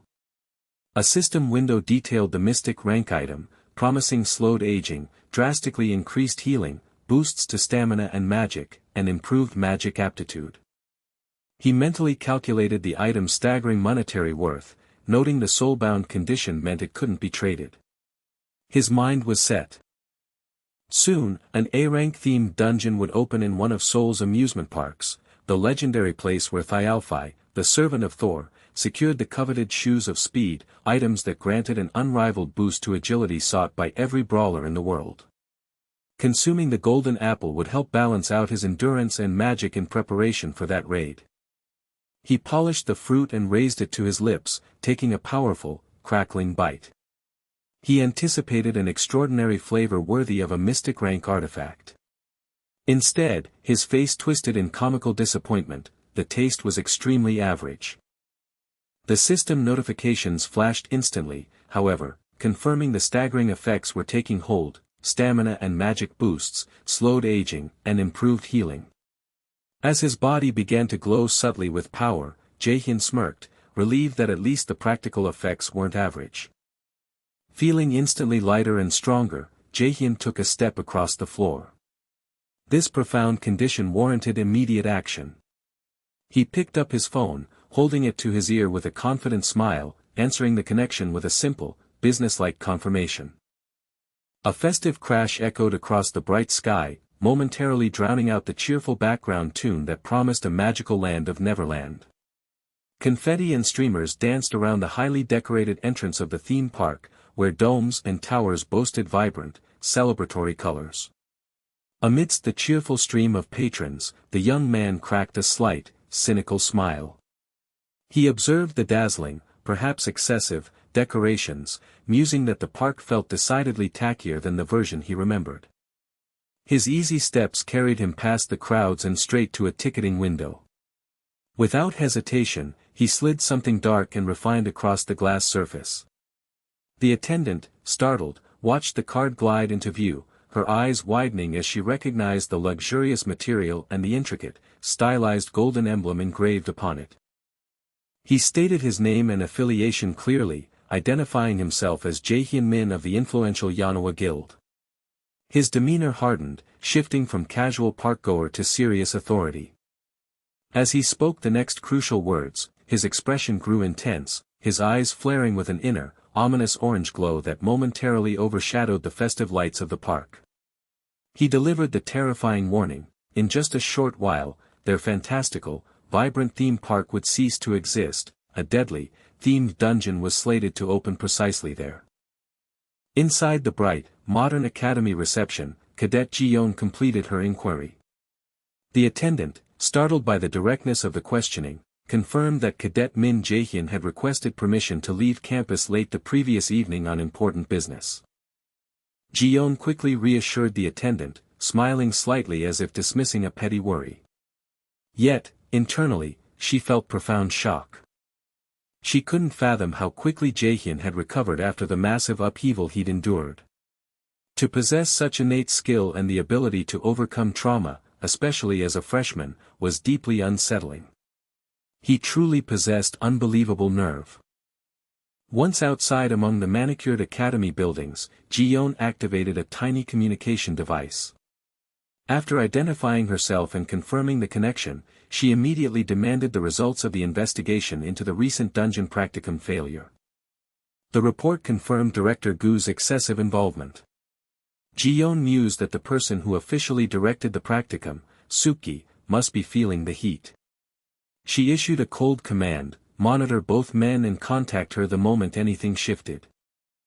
Under the bright sun of a sprawling amusement park, loudspeakers crackled, announcing a real emergency and ordering the quick evacuation of all remaining visitors. Jae-hyun stood calmly in a casual jacket and hoodie, noting with a faint smile that the park cleared out instantly. The code name, Manhwa, was clearly the magic word. It was almost time. He took a phone call. The woman on the other end, whose image materialized momentarily in his mind, listened to his plan. She conceded, giving her permission for him to proceed, but sternly imposed one condition: he must prioritize his own safety if the situation turned dangerous. Jae-hyun expressed his gratitude for the trust, but the woman, appearing relaxed as she sipped tea, explained it was not a lack of faith in his abilities. No teacher, she explained, enjoys the thought of their student stepping into the unpredictable dangers of a dungeon. Suddenly, a sharp ding cut through the air. The park structure was overlaid with pulsing red data. A system notification flashed: the themed dungeon Neverland in ruins is appearing. Electrical buzzing and tearing reality filled the space, the physical structures of the park warping into broken silhouettes. Another notification informed him a special quest, the Big Three, had been added, promising the S-rank reward, Thialfi's Thunder Steps. A loud boom completed the dungeon shift, transforming the vibrant park into a haunting, monochrome landscape of wreckage. Jae-hyun surveyed the transformed amusement park, confirming that it matched the memory of the ruins from his original timeline. He instantly knew that one of the critical missions would spawn where the Viking ship ride was located. He recalled the past challenger, Ah-hyun Seo, the themed dungeon champion, a self-proclaimed genius whose arrogance ultimately led to her death in a subtle feud, and the coveted reward fell into the wrong hands. Before that could happen again, he had to make his move. Taking a determined step, the ground pulsed blue as the entire environment shifted into a digital, waterlogged realm. He approached the spectral entrance. The discovery of the first mission of the Big Three was confirmed, and he accepted the challenge immediately. A massive vortex of dark, swirling energy opened before him with a powerful rush. As he was pulled inside, a command appeared: change this story's ending. The synchronization process began instantly, a luminous blue light enveloping him. When it hit 100%, Jae-hyun choked, feeling the sudden, cold sensation of being submerged. He was now role-playing as Thialfi, a warrior who survived the Viking invasion. A final, urgent notification presented the first quest, Thialfi's Grudge. The lore explained that Thor, envious of Thialfi's legendary speed, had taken his sister Roskva hostage to force him into servitude. The mission required him to rescue his sister and achieve vengeance. As his consciousness processed the information, vivid, horrifying images flashed: a village consumed by fire, axes, and a terrified young woman clutched tight. The inner voice of the character asserted that Thialfi, who lost everything to the Vikings, hated the pantheon they worshipped, the Aesir. Jae-hyun's mind reeled. He recognized the historical figure but was bewildered by the hostile relationship to the gods. Thialfi hated the Aesir. That was entirely incorrect based on his memory. He realized this fundamental difference must be yet another distinction between the truth held by the Aesir and the truth known by the Nornir. He was not just clearing a dungeon, he was entering a corrupted narrative. A desperate cry tore through the sudden, dizzying chaos of the deck, jolting him back to the icy reality of the wooden planking. His companion's voice, strained and panicked, shouted his name, urging Thialfi to regain his composure amid the shocking arrival. He groaned, clutching his head as the world settled. He recognized the nature of the figures surrounding them. This was the stolen ship, and these aggressive, armed men were the crew of Frederick, the very pirates who had engineered the seizure of the vessel as part of their frantic search. The companion leaned close, asking if Thialfi was injured. Thialfi tried to dismiss the concern, assuring him he was all right, but the exchange was immediately shattered. A massive impact ripped through the water, spraying debris and foam across the deck. Both men were thrown aside as the ship violently crashed and tilted. The entire fleet rocked precariously, followed by a bellowing war cry that echoed across the turbulent waves. Heavily armed mercenaries, wielding shields and mallets, rushed toward their hiding spot. Thialfi stood, instinctively preparing for combat, his mind racing. He observed the overwhelming conflict erupting around them. He knew, with sudden certainty, that whatever was happening here, the focused search for Roskva would now have to wait. He issued a sharp, swift command for his companion to stay put.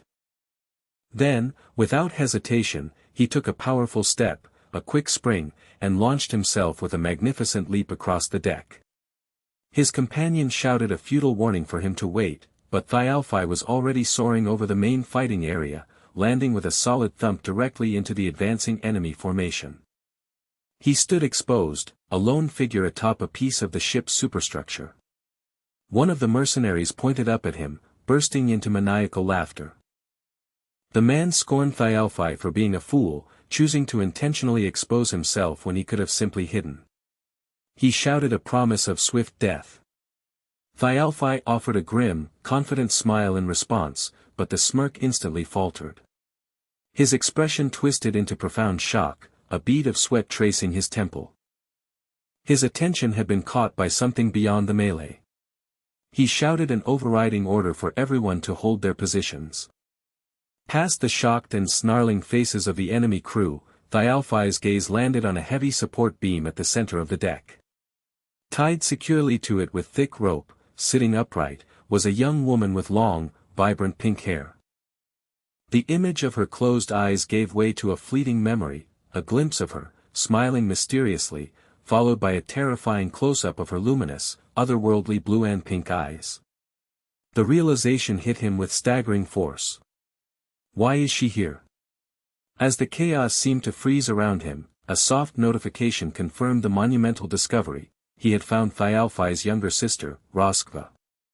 She remained tied, serenely suspended amid the deck's devastation, emanating a faint, glittering aura. She viewed herself as the brilliant genius, a Hyeon-seo, a raider in the making, and truly amazing. Yet, she was trapped.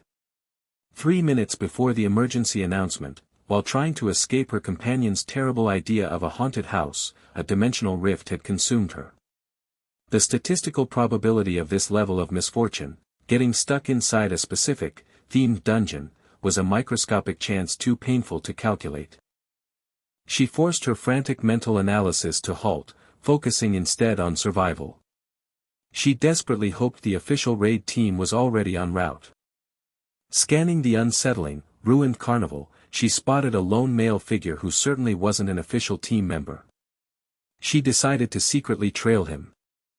Meanwhile, in a parallel stretch of the cursed landscape, the man, Jaehyun, was struggling with immense irritation. After an evacuation announcement, the last person he wanted had been dragged into the rift alongside him. He was immediately ambushed by archers. Arrows whistled, but he unleashed a brilliant burst of blue energy, generating a protective shield that deflected the projectiles with a deafening clatter. He questioned why he was constantly surrounded by such outrageous individuals. Concentrating the energy into a devastating punch, the shockwave shattered his attacker. He sighed, acknowledging that Ah-hyen, despite her slyness, might be useful for navigating this complicated dungeon. Since sending her out was impossible, he resolved to keep her close. He dispatched the remaining foes with brutal, efficient blows. Standing on the deck of a bizarre, ghostly ship, ignoring the groaning bodies, he adjusted his stance and demanded that any lingering foes attack him at once, impatient to waste no further time. Stepping over the incapacitated enemies, Jaehyun approached Ah-hyen, who was surprisingly bound by thick rope. He ordered her to cease her pretense of sleep. Her eyes snapped open in distress. Taking a calculated gamble based on the dungeon's mythological themes, she attempted to identify him as the figure known as Thialfi. He confirmed her guess with a wry smile, but before she could speak further, he delivered a sharp, unexpected jolt to her forehead. He looked sternly upon her, warning her to stop trying to manipulate him with cheap tricks. Ah Hyen, tears forming, nodded rapidly, letting out a pitiful hiccup. A cascade of system notifications confirmed the successful clear of the first major mission and calculated their rewards, transporting them back to the ruined amusement park. Jaehyun sat across from Ah Hyen in a deserted snack bar, contemplating the strange synergy of the brawler and the mage-class raider, who was his age but possessed a rotten personality. As he leaned forward, demanding the truth of her skills, Ah Hyen flinched nervously. She feigned a bright smile and offered a convoluted lie about an obscure, D-rank skill, believing such mediocrity would satisfy his limited expectations for a young awakened middle schooler. Her internal confidence vanished when Jaehyun simply stated he doubted it was anything so trivial, emphasizing his deep dislike for dishonesty. As she tried nervously to double down on her fabricated story, he calmly cut her off by naming her real ability, mind acceleration. Ah Hyen froze in sheer horror. He explained the skill's function: it momentarily decelerated time and accelerated the user's intellectual processing power, making it incredibly effective for analysis and reading opponents. He watched her shocked, frantic reaction, waiting for confirmation. Deciding he could not afford to travel with someone still attempting deceit, Jaehyun rose to leave. Ah Hyen panicked instantly, dashing toward him and clinging to his arm, sobbing profusely.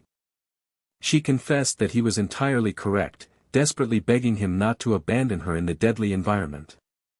When he challenged her on why he should trust her, she offered to submit to his every command. A terrifying grin spread across his face as he announced the solution: a contract. Ah Hyen gasped, a chill running down her spine. A glowing, holographic agreement appeared, detailing 4 critical clauses: she must not harm him, she must obey his orders, he would ensure her safety until the Neverland dungeon was cleared, and the terms must remain confidential. He watched her agonizing over the decision. Internally, Jaehyun acknowledged that this method, thanks to his subordination skill, a type of brainwashing enabling the partial transfer of sovereignty, was the most effective way to utilize such a tricky person. With a heavy, defeated sigh, Ah Hyen finally tapped the interface. A shimmering golden chain instantly materialized around her neck and wrist. A system message confirmed that the designated target had become his contractual subordinate, a status that would remain intact even after the quest's conclusion. Jaehyun smirked, insisting the conditions were hardly bad since he hadn't completely taken over her mind. Ah Hyen sniffled, insisting there was nothing remotely pleasant about having someone else control her actions. Jaehyun's expression hardened as he delivered a cold dismissal.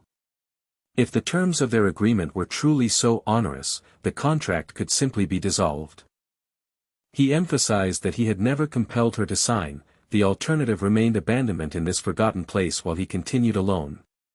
Before this cold threat could fully sink in, the girl next to him interjected with stunning, wide-eyed sincerity, shouting her absolute pledge to give her best effort. He absorbed her desperate promise, a flicker of surprise crossing his face as he concluded that her commitment was perhaps surprisingly naive given the ruthlessness of the world. The focus shifted abruptly, dissolving into darkness and then resolving into the vast, crystalline domain of Hell's sanctum. It was a freezing, somber tomb built of ice and dark magic. Within its depths, a figure rested in an icy enclosure, radiating an ominous red glow beneath the heavy shadows. A stark black, clawed hand pulsed with violent, latent energy. Hela, the goddess of the dead, slowly roused herself. Her sharp eyes considered the outside world. The child of defiance, she knew, must be progressing rapidly on the task she had assigned him. The intense scrutiny directed at him by the greedy gods of the Aesir was proof enough of his success. A faint, metallic jingle echoed through the massive, cold space. She noted the massive black wolf, Fenrir, resting nearby, its bulk looming near an illusory stained glass window. She smiled thinly, aware that her captors would surely erupt into a frenzy if she were to step away from her designated resting spot. She mused on her next action, a low, pleased chuckle escaping her lips. Another jingle sounded, the heavy clinking resonating as an ethereal directive demanded that she become their eyes, their observer in the world outside. Her purple-hued eye burned with intense ambition. She understood the urgency. She needed to manipulate events and buy them precious time before the Defiant One completely finished taking form and achieved his destiny. With a surge of dark, crimson energy, Hela lifted herself free of the sanctuary floor, her form rising silently above the massive, skeletal snout of the sleeping wolf. The time for subtle maneuvers was over. The air hung heavy and violet above the desolate, neon-lit landscape of the amusement park. Beneath the rusted silhouette of a roller coaster and the frozen Ferris wheel, the male lead strode with a serious expression, setting a challenging pace. His companion, the pink-haired female lead, hurried to keep up, wondering aloud where they were heading. With a sly smile that carried no warmth, the male lead declared their immediate target was the haunted house. The suggestion elicited an immediate, high-pitched squeak of panic from the female lead. However, when her bravery was questioned, indignation flushed her face, and she quickly insisted she would never fear such a childish attraction. Her companion chuckled softly, observing that he was fairly certain he was looking directly at someone terrified of the dark.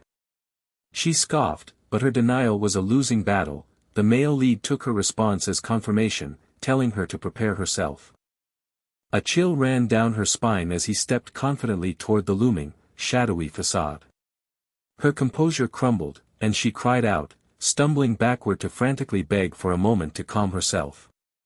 Before she could regain her bearings, a vibrant orange system prompt flashed across their vision. The second of the big three, the raid on the haunted house, was initiating.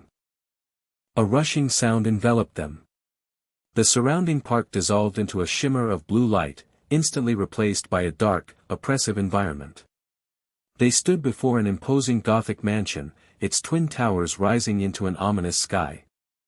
A new system message confirmed their arrival, instructing them to navigate the premises without violating 3 unknown rules, followed immediately by a worrying prompt stating that their skills had been partially sealed for the mission. The female lead clutched the 4K video camera assigned to her, confirming her role as the camera woman, while her partner declared his role was that of a streamer visiting haunted places. Just as they finished exchanging details, a low, formal voice caused them to spin around. Standing directly behind them, a stern-faced man in a tailored butler suit observed them with unsettling intensity. He introduced himself as Alfred, the butler to Countess Flandier, and stated he had come to collect them at her request. The system flashed again, detailing the terrifying quest, Flandier's House, a themed quest of difficulty A. They were invited guests, but the house held rotten secrets. Their objective was to film and expose those secrets and then escape within the time limit. Failure meant death. Alfred opened the heavy iron door with a metallic rattle and a low, miserable creak, gesturing politely for them to enter first. As the male lead stepped inside, a bead of sweat tracing his temple, Alfred followed, explaining that the Countess wished them to be well served. He immediately offered to show them to the dining room, assuming they must be hungry after their long journey. The interior of the mansion was vast and dark, yet adorned with old-world luxury. The female lead paused, drawn to a portrait hanging on the wall, a beautiful, bright-eyed girl, perhaps 12 or 13, smiling serenely beside a golden retriever. Alfred explained it was Lady Flandier with her beloved dog, Sean. The male lead pondered the image, noting the child's age and wondering why the Countess would choose to display a portrait of herself so young, suggesting an unnatural fondness for her childhood. Alfred's expression suddenly twisted into something dark and profoundly unsettling, his eyes bulging wildly as he insisted with strained emphasis that the Countess possessed many happy memories, memories like a dream. The shift in atmosphere was instantaneous, a wave of palpable chills washing over the guests. Alfred quickly recovered, smoothly directing them further into the house. The male lead kept his focus tight, recognizing that this dungeon required him to actively discover the history and secrets rather than relying on standard combat. Meanwhile, the female lead was practically shaking, her pale face betraying her terror. Though she defensively maintained that her earlier claim of bravery was true, she just needed time to acclimate to the ghostly aura. The butler abruptly halted before a colossal set of double doors, opening them to reveal an opulent, yet eerie, dining hall. A massive, glittering table was set with elaborate plates of food and wine bottles, centered by a single, ostentatious chair elevated above all others. Alfred explained that this was the dinner prepared by the ladyship, and with a menacing glare, he wished them enjoyment of their meal. He promised to return once they were finished, closing the massive doors with a heavy, final thud. Left alone in the cavernous room, the female lead immediately glanced at the food and then back at the door, quickly concluding they should absolutely not consume the meal. The male lead agreed instantly, suggesting they search the surrounding rooms while the butler was away. But the female lead countered, tapping into her analytical nature, urging them to examine the dining room first. Closing her eyes, she initiated her active skill, mind acceleration. A dazzling torrent of bright blue electrical energy erupted around her as the world dissolved into a rapid stream of calculated data. Her eyes snapped open, glowing with the clarity of sudden comprehension. She excitedly declared that she had already figured out several crucial details about the house. The male lead expressed his astonishment at the speed of her inborn skill. She explained her primary deduction: the owner of the house must be a child around the age of 12. The clues were everywhere, she pointed out, noting that the main chair at the head of the table was conspicuously higher than all the others, meaning whoever sat there must be shorter. She recalled the low drawers in the foyer, noting the wear was only visible on the lower handles, all signs pointing to a short occupant. The male lead rubbed his chin, acknowledging that the features were indeed strangely low for a countess's residence. Satisfied with the progress, the male lead suggested they move on. The female lead agreed, briefly distracted by the high quality of the camera in her hand, hoping she might keep the expensive equipment. But the male lead's eyes widened suddenly, his face etched with strain. He cut off her musings, delivering the urgent truth: they were locked in. The raid had truly begun. Far above the amusement park, the air throbbed with the sound of rotors, slicing through the eerie, chaotic glow of the dimensional rift. A military helicopter swept low as broadcast news anchors relayed the grim details to the panicked city. According to the latest reports, a raider belonging to the Yanoa Guild, along with a middle school student named Ah Hyan Seo, had been tragically swept into the rift during the sudden dungeon break. Among the officials tasked with securing the perimeter, frustration boiled over. A high-ranking official cursed his luck: he had been so incredibly close to earning a promotion, only to have this impossible disaster explode right in his face. His colleague, sitting nearby, fully agreed, acknowledging the absurdity of a themed dungeon manifesting so violently inside a sprawling amusement park. Their immediate shared worry was the bureaucratic fallout, the certainty that their civil council ratings would plummet due to this monumental failure in disaster prevention. The standing man warned his colleague that his previously secure position was now tenuous. He could be demoted just as quickly as he had been promoted following the messy goblin incident months prior. He added, emphasizing the shared misery, that this entire event would certainly ruin his own long-awaited shot at advancement. With a weary sigh and a bitter jest about taking the blame, the high-ranking official sparked a cigarette to life with a frustrated flick and commanded an immediate verification of the names of the two people dragged inside the hostel gate. The subordinate reviewed the data. His eyes scanned the report, and then froze in disbelief. A quiet sound of recognition escaped him as the ID confirmed the raider's identity: Jae-hyun Min, class, mage, affiliated with the Yanoa Guild. Pure shock washed over his face. He remembered the information he had gathered on the rising talent. Jae-hyun Min was supposed to be a student entering Millis Academy, not a certified raider. He wondered if the Yanoa Guild had already managed to scout and secure the powerful young man so quickly. The senior official caught the look of utter surprise and began to panic, fearing that their initial headcount was wrong and that 3 people had actually been lost. The subordinate quickly dismissed that fear. Instead, a slight, almost unsettlingly knowing smirk touched his lips. He realized the gravity of the situation had completely changed. Looking down at the document, a potent certainty settled over him. If those two were the ones trapped inside, he concluded, there was a real possibility that they wouldn't need a rescue, they just might be able to clear the dungeon entirely on their own.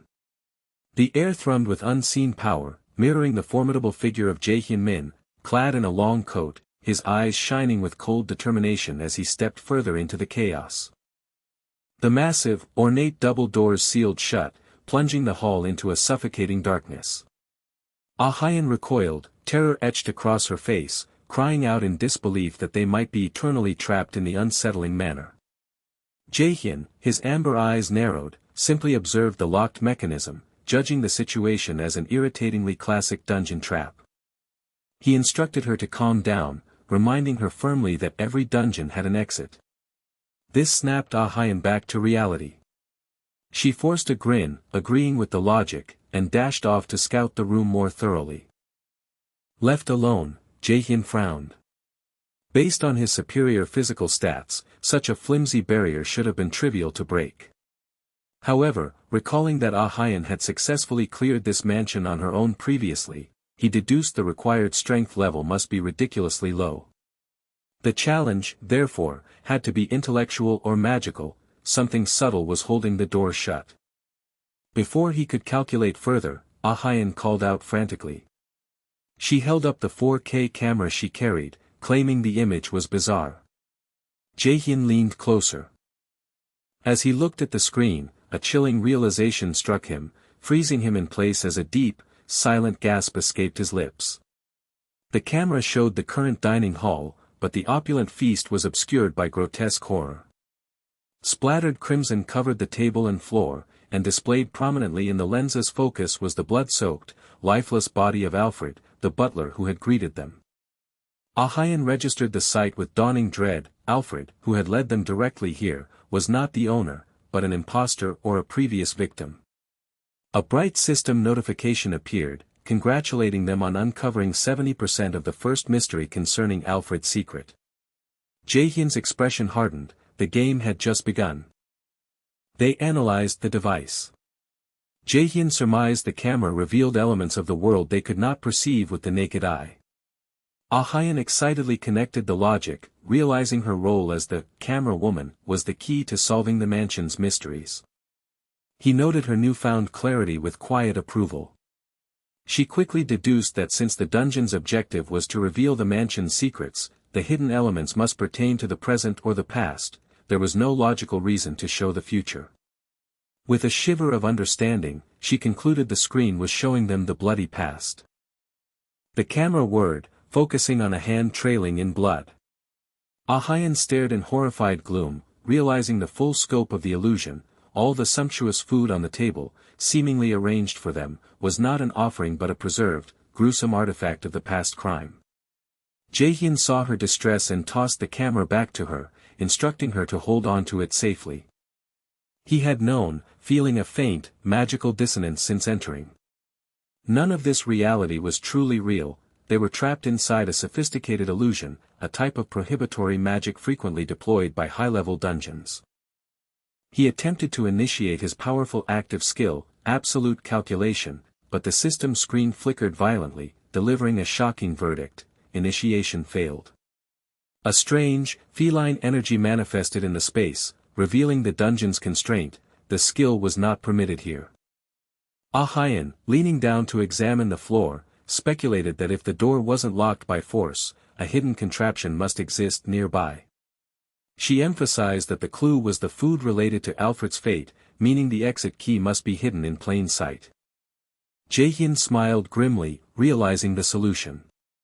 He activated the detect magic skill. His eye glowed gold as an intricate, golden lattice of magical energy overlaid the grand hall, revealing the binding spell's focus point.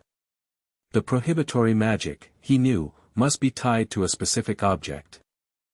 To break the spell, they simply needed to dispose of the object to which it was bound. His gaze settled on the large, shimmering green gelatin dessert at the center of the table. He declared with certainty that the key must be embedded in the pudding. Ah-hyun watched, her face blanching, instinctively bringing the camera up. She peered into the screen, which showed a distorted, blood-red reflection of a screaming face within the green jelly. Shouting a denial of her fear, she took a shaky, decisive breath and approached the table. She grimaced in disgust as she plunged her hand into the cold, sticky mass, quickly probing the horrifying dessert. A gasp of relief and triumph escaped her as her fingers closed around something hard. She held up the small key, coated in glistening green residue. A jubilant system message immediately flashed. They had successfully uncovered the second secret of the mansion, the illusionary spell, and earned an additional reward. As the dense, dark spell energy receded, replaced by the room's normal ambience, a separate, shadowed scene unfolded elsewhere. The real master of the mansion, a somber figure in a butler's suit, stood facing a vortex of purple light. He sighed softly, acknowledging that their minor puzzle had been solved. The host, watching the scene unfold from afar, noted with cold amusement that their uninvited guests had apparently not enjoyed their meal. A second, eager voice confirmed the observation, insisting that they must be far more hospitable going forward. Rising from the shadows, Alfred the butler fixed his maniacal gaze on the distant image, swearing fiercely that he would not dare disappoint the Countess again. A dark, echoing cackle followed, resonating deep within the chamber where the watchers waited. Meanwhile, oblivious to the hidden observers, the two students walked down the vast, ornate corridor. Their footsteps echoed loudly beneath the immense, glowing chandeliers. Ah-Hyen kept her eyes lowered to the screen of her camera, which suddenly showed a chilling image, a blood-spattered room, filled with discarded teddy bears and model airplanes. They halted abruptly at the sight. They stood before a long row of elaborately decorated doors.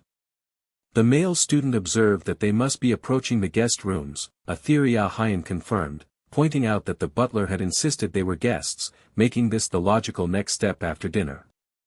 Furthermore, the unnerving traces of blood they had been following led right to these doors. They had no other option but to proceed. Jaehyun decided they needed to check each room immediately for clues to break the surrounding illusion. Erin looked up, her expression a mix of terror and disbelief, questioning if he truly intended to walk directly into the horror show they had witnessed on screen. He met her gaze with unwavering resolve, stating they must crack this dungeon or resign themselves to being trapped forever. Erin groaned, her small figure drooping in frustration and fear. She begrudgingly agreed to the plan, confirming that she would check inside if he stayed alert. Jaehyun approached the nearest door and pulled it open with a low, ominous creak. Stepping into the guest room, he was met by oppressive shadows. The only light came from a tall, rain-streaked window, accompanied by the barely perceptible shaw of the falling water.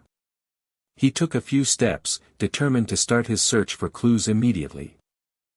Suddenly, a gust of cold air announced movement, a soft white fabric rustling past him with a ghostly swoosh. He instinctively turned, his eyes narrowing. A subterranean rumble shook the air as a figure began to materialize. Suspended just above the floor was a girl in a soiled white gown, blood staining the chest and skirt of the fabric. Her face was a nightmare, crudely stitched together across her mouth, the wounds still wet. She raised a hand smeared with gore and pointed a single, accusatory finger directly at him. Just then, a sudden, bright flash of lightning outside the window illuminated the room, searing the terrible image into his mind, and revealing the towering figure of Alfred the butler standing silent and grinning right behind him. The hunter was trapped, pinned between the enraged apparition and the very real killer. The dungeon's oppressive darkness hung heavy, punctuated only by the grim sight of blood-splattered, moss-covered stone. Jaehyun painfully fought his way back to consciousness, the lingering image of a burning red aura and intensely glowing eyes still stinging his vision. He jolted upright, amber eyes wide with panic. Sooyoung's familiar voice, sharp with fear, pierced the gloom, calling his name. He sighed heavily, rubbing his temples, and curtly told her to lower her voice, explaining that the sudden noise made his head pound. He assured her he was fine, though deeply shaken by the swift and thorough incapacitation he had suffered. He ran a hand through his hair, cursing the unexpected feeling of impotence.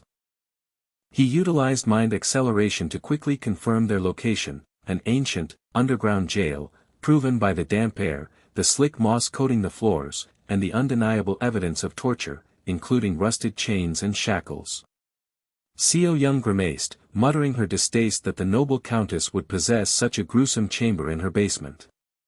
Focused, Jae-hyun gripped the cell bars. If this was a prison, the key had to be hidden nearby. He channeled his intent, and with a familiar surge of power, a pale blue light ignited in his fist. He activated the specialized stealth ability, Silence. With a massive, muffled impact, the concentrated force smashed the iron grate, sending shrapnel flying as the bars bent and tore away from the frame. Debris clattered to the floor, shaking the entire structure. Jae-hyun immediately pulled Seo Young away, instructing her to move as quietly as possible, warning that attracting Alfred's attention would be disastrous, a warning she pointedly noted was hypocritical given his extremely loud method of liberation. He silenced her, demanding she stop wasting time on useless chatter and focus on finding their way out. Just as Jae-hyun turned toward the passage, a small, furry projectile flew through the air, hitting him lightly near his head. He looked down in confusion as the mystery object landed in his hands. It was a golden, panting puppy, startlingly vibrant against the gloom, with a recognizable golden key hanging from its collar. Seo Young instantly suspected a trap, ordering him to put the creature down. Jae-hyun, checking his mana sense, insisted the puppy seemed entirely ordinary, possibly imprisoned just like them, and pointed to the obvious key. She rejected the idea that a high-difficulty dungeon would hand them the solution so simply. Just then, the puppy looked up at him, its tiny lips pulling back in a surprisingly fierce, angry snarl.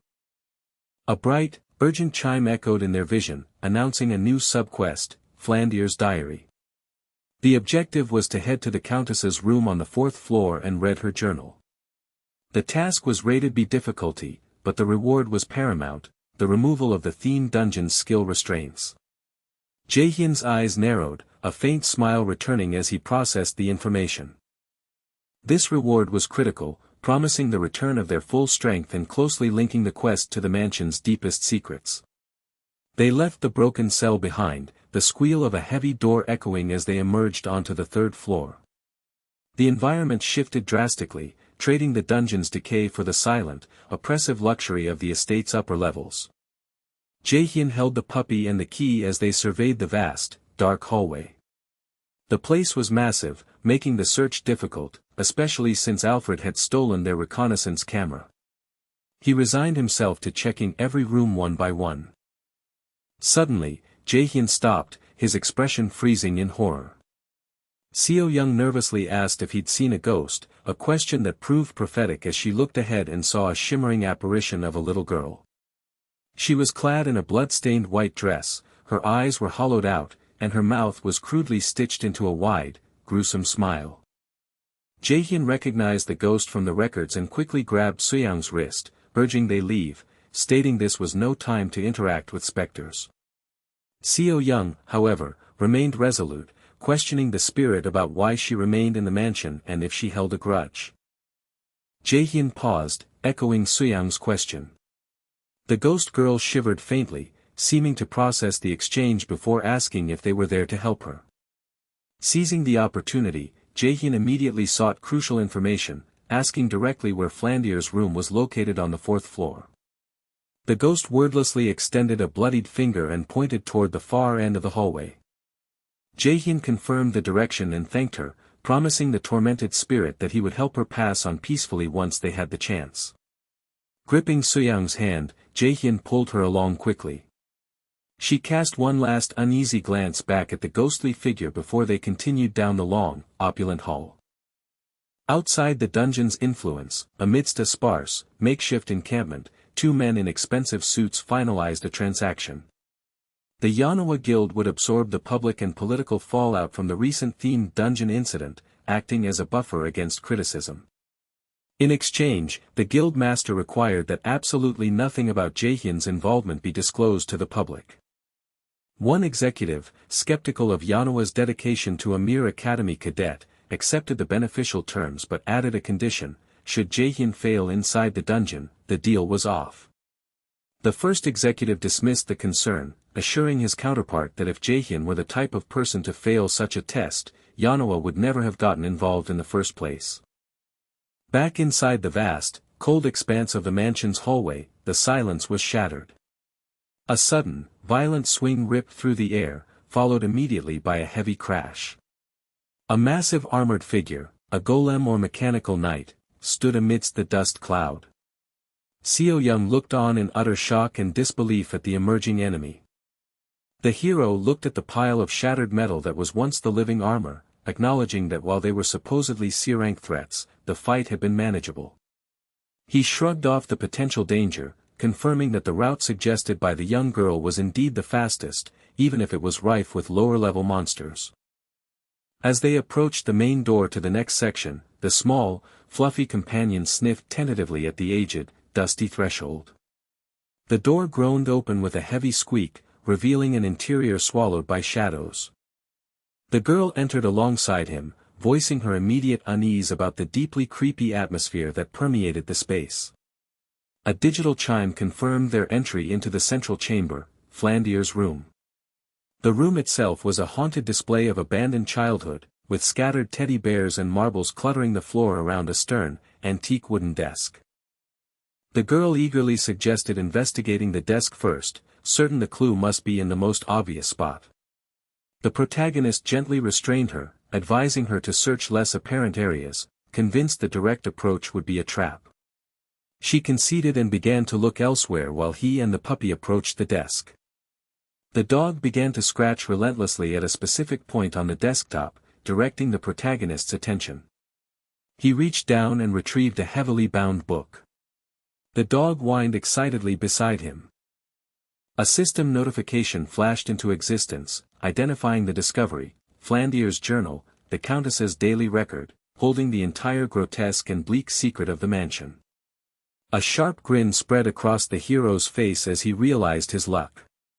He flipped the cover open, the pages fluttering as he immersed himself in the historical tragedy. The earliest entry, dated May 7, 1474, spoke of illness and isolation. Her skin was growing pale, treatments were failing, and she wondered if she would ever leave her room again. A few days later came a brief moment of hope. Her parents had promised her the doll she always wanted, leaving for a nearby city to retrieve it. But happiness quickly dissolved. On May 12, the diary entry was smeared with grief. A message had arrived informing her of her parents' ambush and murder. A sense of crushing guilt followed, the young countess agonizing over whether her request for the doll had sealed their fate. The journal then transitioned to a somber visual of the funeral, rain pouring down as she stood alone over the fresh grave. By May 15, she was the estate's sole owner and heir, a fact that brought her no joy, only profound loneliness. The journal skipped forward to July 4, when a ray of light pierced the darkness, a girl caught sneaking into the mansion to pick lilies. Flandier saw a resemblance to her beloved doll and asked the girl to stay. 2 weeks later, the girl was named Sally, and the days became filled with happy play, a true friendship blossoming in the isolated manor. But shadows returned by September 8. The butler, Alfred, left without a word, rushing to a nearby town, leaving Flandier uneasy. When Alfred returned 2 days later, he seemed subtly but profoundly changed, and Flandier began to suspect that Sally was also concealing a terrible secret. The atmosphere in the diary plunged into darkness on November 9, the entry heavily splattered with dark red stains. She heard the horrifying, desperate screams of the kitchen maid Selina and her servant Michelle. She desperately questioned if she was dreaming, but the terror was undeniably real. Then, pounding began at her door. Sally and Alfred were outside. Through a narrow crack, she perceived multiple rows of glowing red eyes watching her. The last words in the journal were of paralyzing fear. They wanted to kill her. The protagonist snapped the journal shut. Immediately, the system registered the completion of a major milestone. Glowing notifications confirmed that the reading of the diary had undone the restriction binds on his capabilities, restoring his full power. He drew a cold conclusion. Flandier had been murdered from the very beginning, likely by monsters who had taken over the guise of the household. His gaze fell upon the girl standing beside him. A doppelganger. The dark realization brought forth a hideous transformation. With a sickening sound, the floor beneath the creature split, and a long, wet column of monstrous flesh erupted, transforming the human silhouette into a terrifying, eyeless mass with a grotesque, pulsating head. The creature confirmed the sinister identity of the original perpetrators. A heavy slam echoed from behind him as a side door was forcefully thrown open. A terrifying rhythm of marching footsteps began. Out of the darkness, dozens of men in dusty formal suits, identical to the form Alfred had taken, advanced, their faces pale and their eyes glowing ominously red. As the protagonist stood surrounded by the monstrous household, a barrage of system notifications confirmed his success. He had uncovered Alfred's secret identity, completed a sub-quest, and achieved the primary objective. He had successfully uncovered all of the mansion's secrets. Now, he only needed to escape the mansion in one piece. The hero met the gaze of the advancing monsters with fierce, burning eyes, his small puppy shrinking nervously against his leg. The true challenge had finally begun. The viscous, blood-red mass of the monster erupted, immediately lashing out with elongated, shapeless limbs that sliced the air in lethal whips. The protagonist, his eyes blazing orange, moved with blinding speed, clutching the plush puppy tight against his chest as he narrowly evaded the attack. He countered instantly, delivering a concentrated punch directly into the monster's flesh, the concussive force resulting in a heavy splatter of energy. He drove his feet back across the stone floor, the powerful impact causing a long, screeching skid as he created necessary distance. Standing straight, he leveled his gaze at the defeated-looking creature pooling near the sanctuary entrance. The time for pretense was over. He coolly announced that the doppelganger was finally showing its true colors, admitting he had grown tired of waiting for the monster to drop its pathetic ruse. The red mass scoffed, a throaty chuckle echoing in the dark cathedral space, congratulating the human on his surprising level of observation. The young man dismissed the praise as unremarkable, attributing his success simply to having a good head on his shoulders. Suddenly, the environment shook with immense power. Distant thunder rippled through the air. The massive, Gothic setting of the cathedral shuddered under the force, causing chandeliers to swing wildly and debris to crash down. The protagonist pulled the plush dog closer, bracing for the impact. The monster roared from below. The young man pivoted, his entire body igniting with golden, electrical energy. With a deep hum, chains and sharp, floating artifacts of radiant gold materialized around him. He launched these weapons skyward in a blinding rush. The golden discs rained down, striking the massive red creature. The impacts were immediate and devastating, tearing through the monster's gooey form with heavy detonations and sizzling splatters. The sheer force of the released energy slammed the boy back down onto the floor. The little plush puppy he held, which contained the disguised girl, let out a confused whimper, its eyes swirling with dizziness. The protagonist took a moment to assess the enemy. Though the doppelganger was a B-rank monster, its ability to perfectly replicate appearances made it dangerous. Its raw fighting power, however, was clearly C-rank at best. The remainder of the massive, dripping red blob clung to the ornate staircase. It gave one final, desperate slump, its voice laced with desperation, demanding that the boy give up his body and surrender himself. In a rapid movement, the protagonist stepped far back, putting the enormous monster mass behind him and standing directly before the heavy, final door. The creature's attack was immediately frozen midair. He looked back at the monster with cold confidence, asking the defeated creature how it felt to be the one tricked when it had assumed it was the one doing the playing. The doppelganger understood the magnitude of its defeat and let out a choked sound of confusion. Golden light erupted beneath it with a deep thrum and sizzling crackle. The chains materialized again, wrapping around the massive body with a grinding tension. The monster snarled a deep, guttural sound, then let out a terrible cry of anguish as the chains constricted, crushing it into rubble. The protagonist watched the steaming remains. The monster's voice crackled out its heartbroken protest that it wasn't fair, revealing its dying wish to be human too. Images of the smiling blonde girl flashed as the red puddle disappeared in a final, fiery explosion. The young man stood victorious, dust settling around him. He looked down at the plush toy and grinned, complimenting the dog on its realistic sound effects. The small puppy responded with its own angry yelps. The protagonist decided to grant it a break, since it had served its purpose by leading them to the key. He tapped the grand door. A blinding flash of light erupted from the carved wood. Above, on the grand staircase, the image of the true blonde girl appeared, smiling sweetly and waving. The boy smirked and offered a casual farewell. The light intensified, flowing down the stairs as the door opened to reveal a brilliant pathway. System prompts materialized, announcing the completion of the second mission and the achievement of a hidden scenario bonus reward. He was instantly returned to reality. He and the girl, now back in her normal clothes, reappeared on a derelict park bench in a night-shrouded amusement park setting.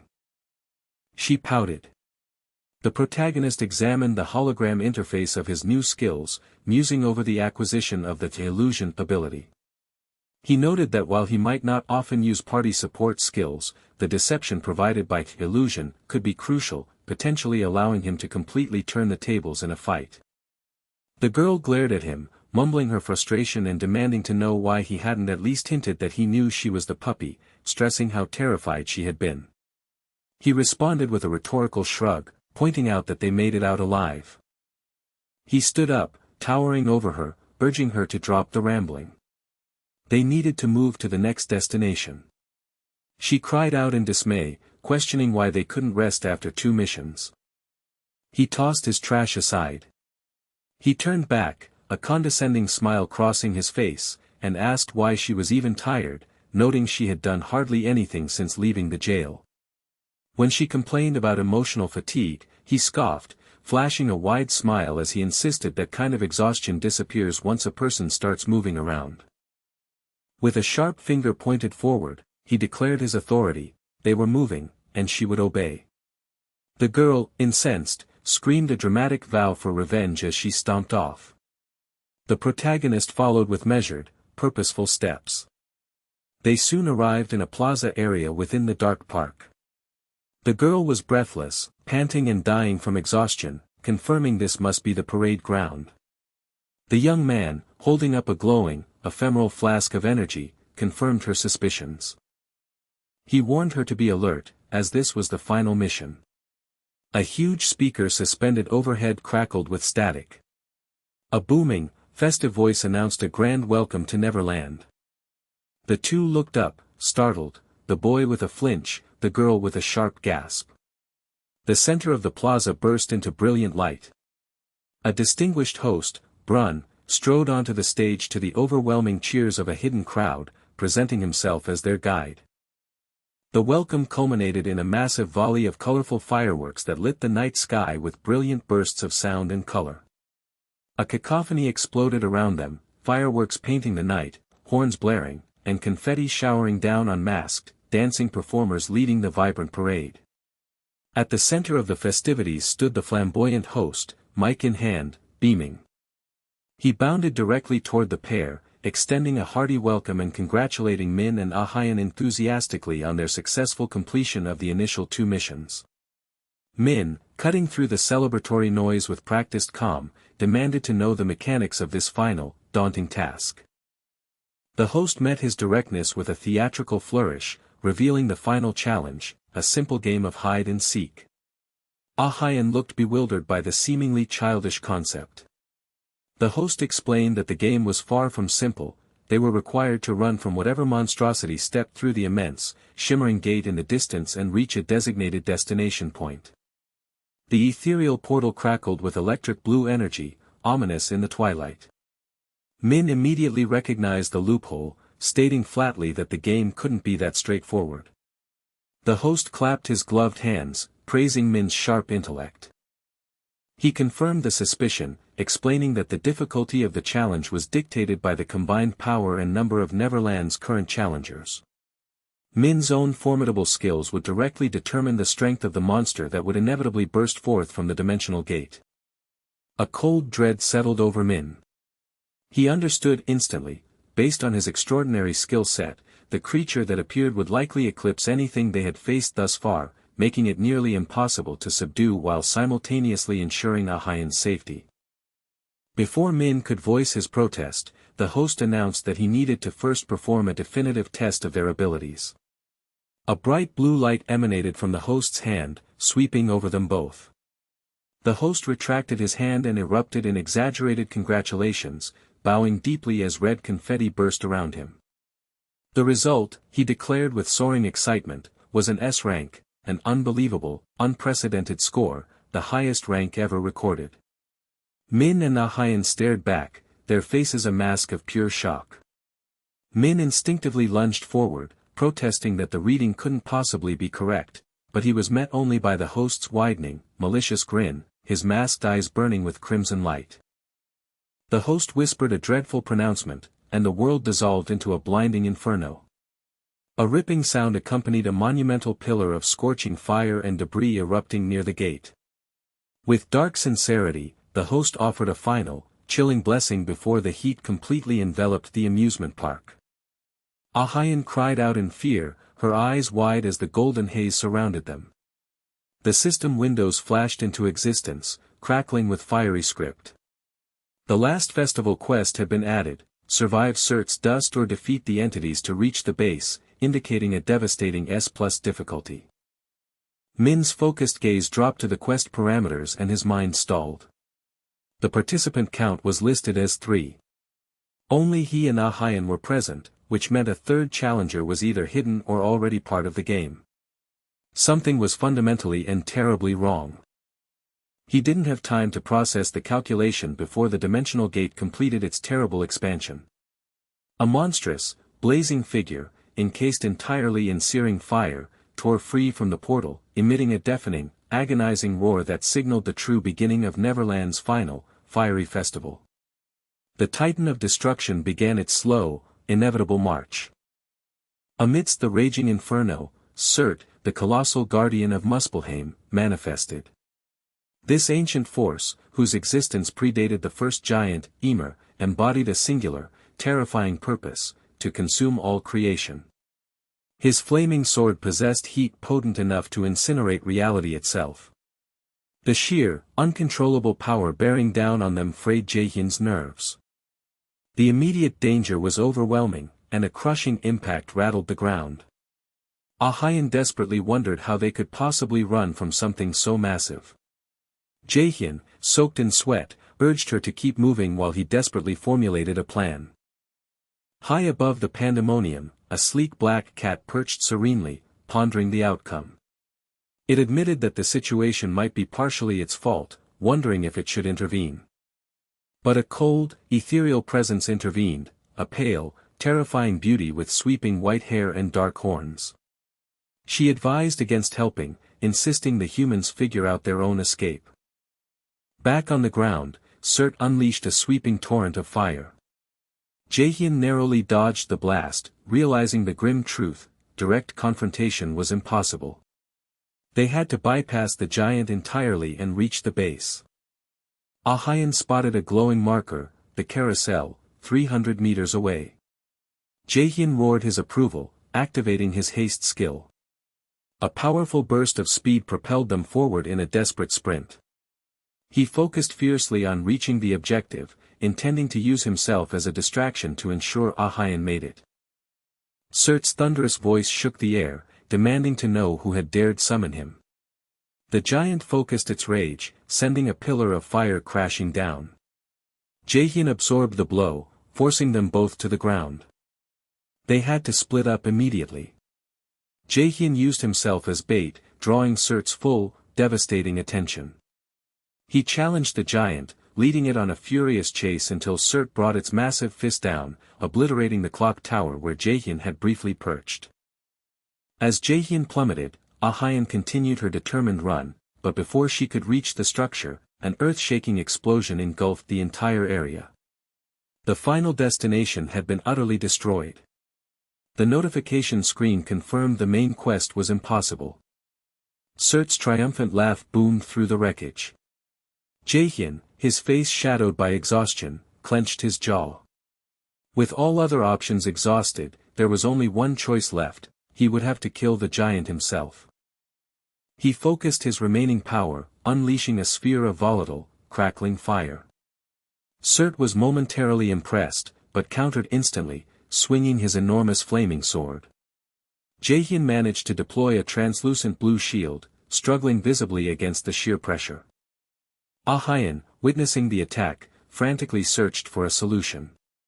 Her eyes suddenly glowed with intense blue energy, and she shouted his name, fear dissolving into fierce, sudden insight. She had found the way. Trusting her implicitly, Hyun turned and began to sprint. Jae-hai started shouting precise, rapid-fire directions, guiding his every step to evade the scorching flames and lead him into the heart of the fiery arcade. The intensity of the flame attack caused a moment of panic, but Jae-hai's mind snapped to a tactical solution: the massive water tank position just outside the theme park's boundaries. If they could successfully lure the fiery entity there, they could potentially douse the protective flame surrounding its form, exposing vital points like the head and heart. Hyun instantly agreed. Even though this was a manifestation of a mythic giant, it was only a fraction of its true power. Jae-hai took charge, using her mind acceleration ability to predict Surt's movements with perfect accuracy, leading Hyun precisely toward the tank. Hyun eventually halted, his small figure contrasting starkly against the towering inferno. The giant stopped as well, booming with contempt, demanding to know if the weak human was finally finished running. A defiant, cocky smirk played across Hyun's lips. He launched a calculated verbal assault, mocking Surt about the humiliation he suffered at the hands of the Aesir gods, suggesting the legendary giant was too timid to do anything other than guard a gate. The monster's face contorted in furious disbelief. Hyun pressed on, asking mockingly if Surt was now afraid of a human. The final provocation was too much. The giant roared with unrestrained rage, spewing a massive column of fire. Simultaneously, Jae-hai executed the second half of the plan. A bright surge of blue light, the activation of her illusion skill, impacted the colossal water tanks. The illusion broke, releasing a tremendous, undeniable gush of real, cold water. The flood hit the flaming giant with the force of a tidal wave. Surt cried out in shock and pain as the cooling water immediately smothered the fiery armor surrounding its body. This was the moment. Hyun gave a ferocious yell and leaped, his blue-charged blade held high, plunging the weapon into the center of the giant's exposed chest. A brilliant, deafening burst of electrical energy erupted. Surt staggered back, bellowing in agony, cursing the human's cheap trick. Hyun pulled the sword free, victory the only metric that mattered. The giant's form began to waver, fixing its massive, single glowing eye on Hyun. Surt issued a final, severe warning. Though defeated now, this form was a mere sliver of its true power.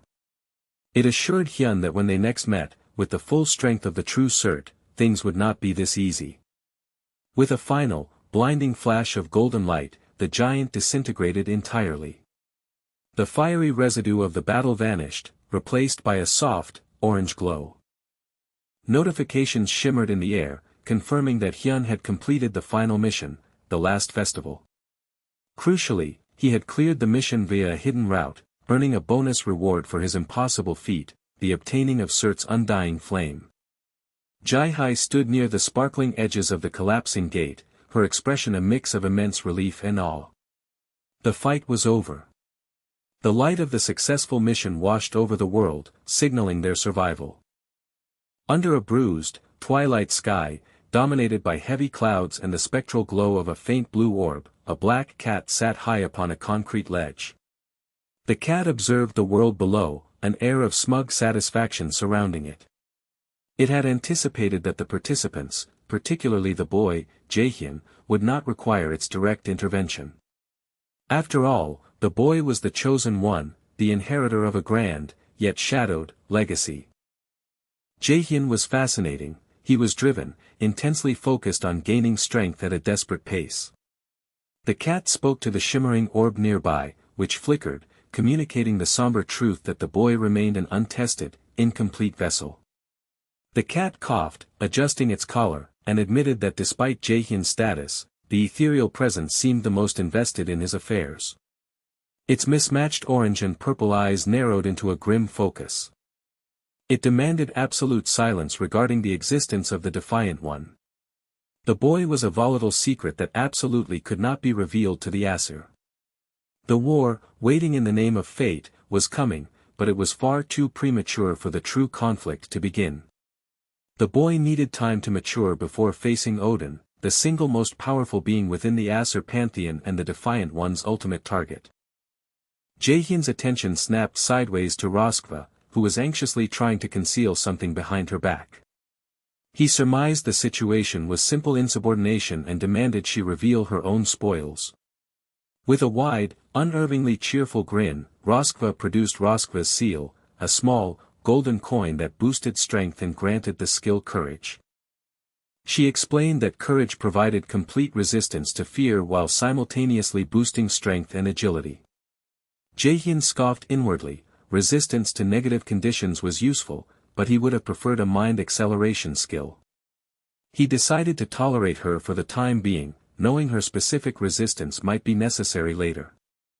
The cheerful magician reappeared, congratulating Jaehyun on his obvious satisfaction with the reward. Jaehyun was curt, returning the thanks without enthusiasm, and declared they were ready to leave. The magician watched them go, maintaining his unsettling smile and wishing them a safe trip back.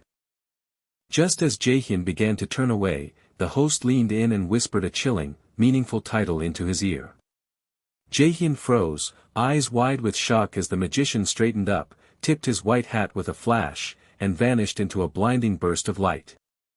Outside, the air filled with the sound of a great structure cracking.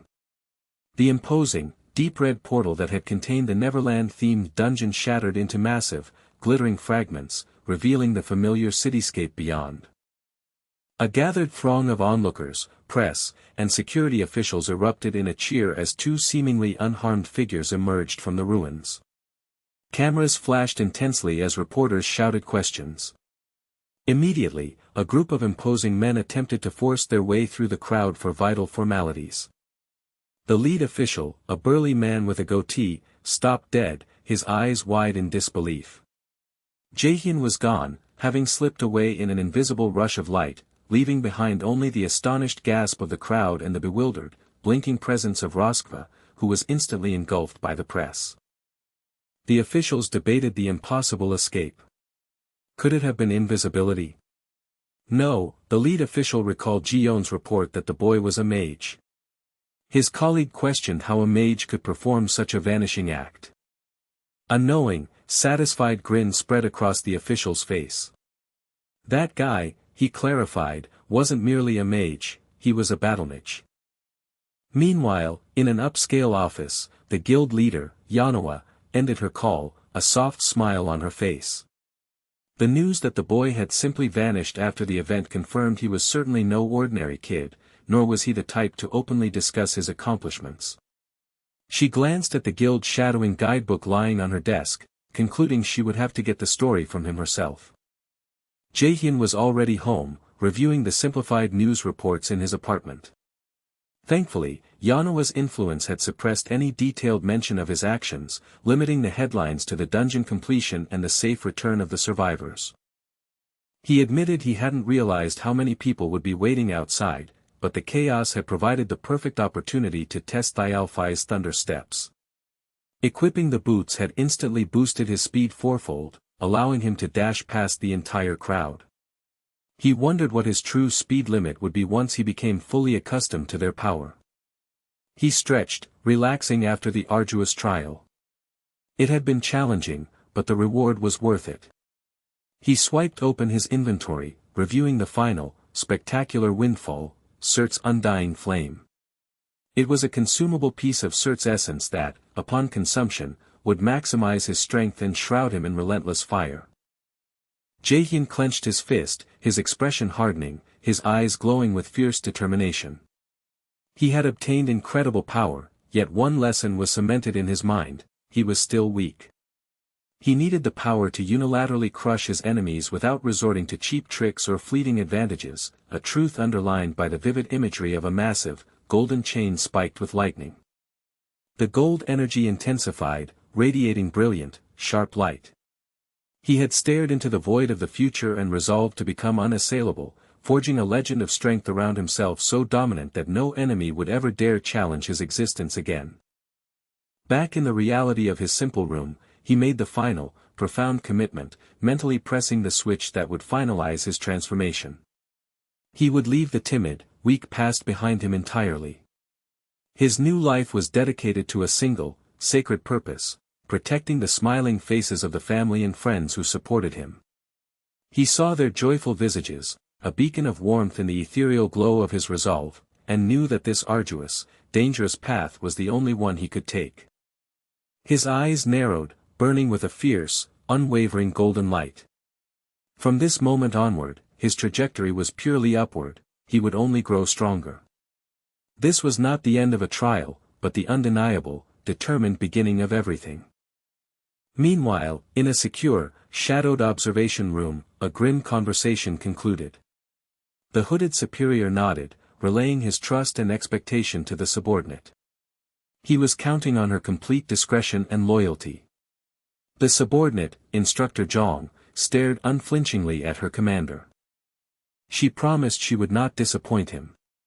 As she bowed deeply in acceptance of her new orders, she confirmed the specifics: she would now report every single move, every minute detail of Cadet Min's performance and actions during the upcoming classes. The sound of her boots creaked on the synthetic floor as she turned and departed, leaving the superior alone in the dim light of the screens. A soft thud signaled the removal of his mask. The man beneath, pale and dressed in a perfectly tailored suit, smiled with unsettling calculation. The chair squeaked as he shifted, contemplating his grand design. He mused on the unpleasant necessity of his work, comparing the development of his perfect system to a garden that required the swift, ruthless removal of weeds. He lifted his hand, observing the distinct, cool gleam of the ring on his finger, and felt a surge of sinister anticipation. He was genuinely looking forward to the next pivotal event, viewing it as a necessary opportunity to purify the system and purge the filth he believed contaminated his world, all in one decisive sweep. A sudden, forceful boom seemed to echo the violence of his intent. The lighting of the chamber shifted instantly to a chaotic, vivid red. Scattered across the floor, caught in the crimson glow, were multiple photographs and documents marked with severe, crossed-out red X's, a literal hit list.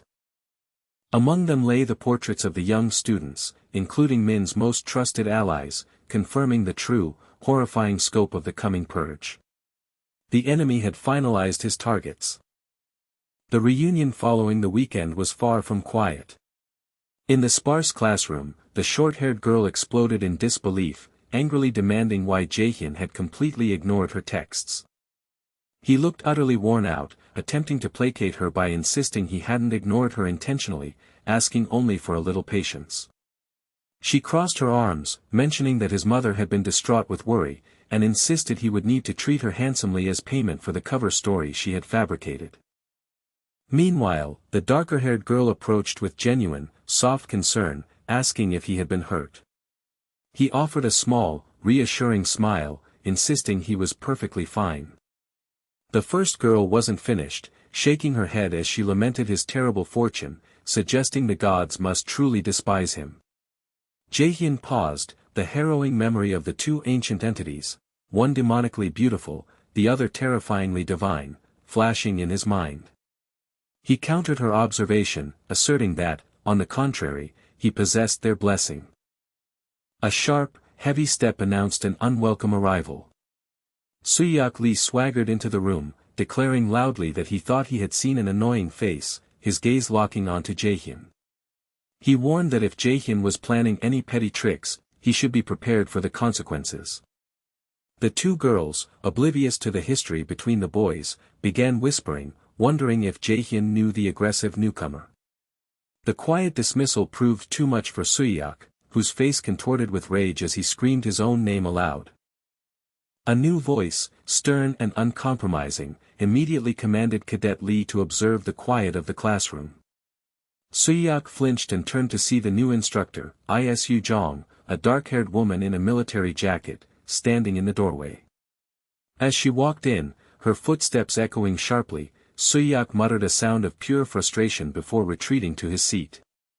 Jaehyun watched the interaction with a cool, detached look. Isu Jong introduced herself, explaining she would be teaching Understanding Magic Formulae 1. She set a serious tone, promising to help the cadets improve their skills but demanding that they keep up with the rigorous pace. Jaehyun observed her critically, noting she seemed remarkably young for an instructor, yet acknowledging that Millis provided an excellent staging ground for a career. With a shimmering pulse of energy, Isu Jong conjured glowing blue formulas onto the board, explaining the class would focus on the basics and technical application of magic formulae. Suyak, eager to recover his composure, shot his hand up and cockily delivered a textbook definition: magic is supernatural and manifests through formula-based flows of power. Isu Jong confirmed his answer, expanding on the definition by stating that magic was fundamentally a field of study deriving manifestation from a precise formula. Suyak leaned back with a self-satisfied expression, oblivious to the faint, dark aura swirling behind Jaehyun. The lesson continued as assistants distributed thick, red books. Isu Jong announced these contained the basic formulae for D-rank magic, serving as the foundation for all future applied magic. Immediate murmuring spread. Several cadets looked confused, realizing the cover was blank, and then expressed shock that the pages inside were also empty. Jaehyun reached out to take his copy. His eyes glowed with intensity as he held the book, a faint smirk tugging at his mouth. Isu Jong silenced the confusion and specifically addressed him, asking him to identify the script the book was written in. Another cadet quickly provided the answer: runic. Isu Jong confirmed this, a visible wave of frustration washing over Suyak. The instructor went on to explain that this was a magic spell book, and the content could only be read once the correct formula was deciphered. Internally, she admitted her astonishment, realizing that Jaehyun was immediately capable of deciphering what typically took freshmen an entire week to perceive. He was a talent far exceeding the reports she had received. Isu Jong then posed a final question to Jaehyun, leaning in with fierce scrutiny: did he know what the runic lettering on the cover meant? Jaehyun's powerful gaze turned inward. He wasn't sure if this was merely a random joke orchestrated by the Nornir, or the inevitable push of destiny by the Aesir. The red book in his hand glowed golden, and the mysterious runes solidified into legible letters: Odin's life and the basics of the runic language.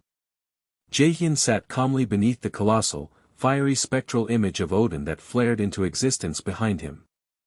Meanwhile, in a brightly lit room, the pink-haired assistant cadet, Jean, sat on her bed, her legs scratched and aching from overuse. She pounded her fist, consumed by indignation. She couldn't believe she was suffering physically because of Jaehyun's selfish disappearance. A memory flashed back, the chaotic scene outside the themed dungeon where she had been yelling at him, desperate to know what had happened and what item he had acquired. Jaehyun had coldly cut her off, assigning her the impossible task of dealing with the swarm of reporters, claiming he had pressing business. His gaze had been severe, and he issued a final, absolute command: she was not to discuss his skill under any circumstances. A surge of golden power, like binding chains, had clamped down on her chest, confirming the enforcement of his subordinate's skill. Back in her room, Jean slammed her body down onto the bed, raging to know when he would release her from this imposed subordination.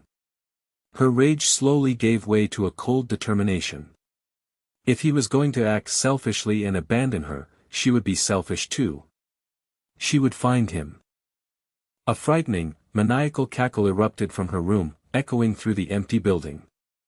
Jaehyun, entirely unaware of his subordinate's furious meltdown, was engrossed in study at the academy library. He flipped a page, marveling at how interesting the magic theories were. He realized that every formula could change in style and application depending on how it was manipulated. He concluded that even low-level magic could be made incredibly powerful and effective once the core basics were fully grasped, just as a brawler can reach intermediate swordsmanship simply by practicing the fundamentals. The deeper one understood the concepts of formulae, the more advanced their magic would naturally become. He glanced up from his book. The two girls were slumped over their respective desks nearby, clearly defeated by the assignment.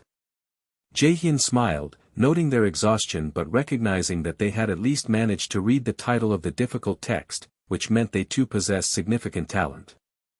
The blonde girl moaned that it wasn't fair, especially since she had been the one who taught Jaehyun magic in the first place. He snapped his book shut with a grin, observing that the saying holds true, blue comes from indigo, it is only natural for students to surpass their teachers.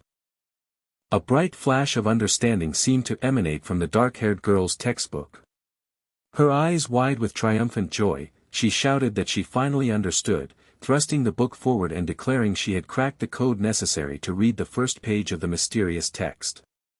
The main protagonist offered a warm, proud smile, congratulating her on the breakthrough, noting that her diligent effort had clearly paid off. But instead of continuing her celebration, the compliment caused her to recoil.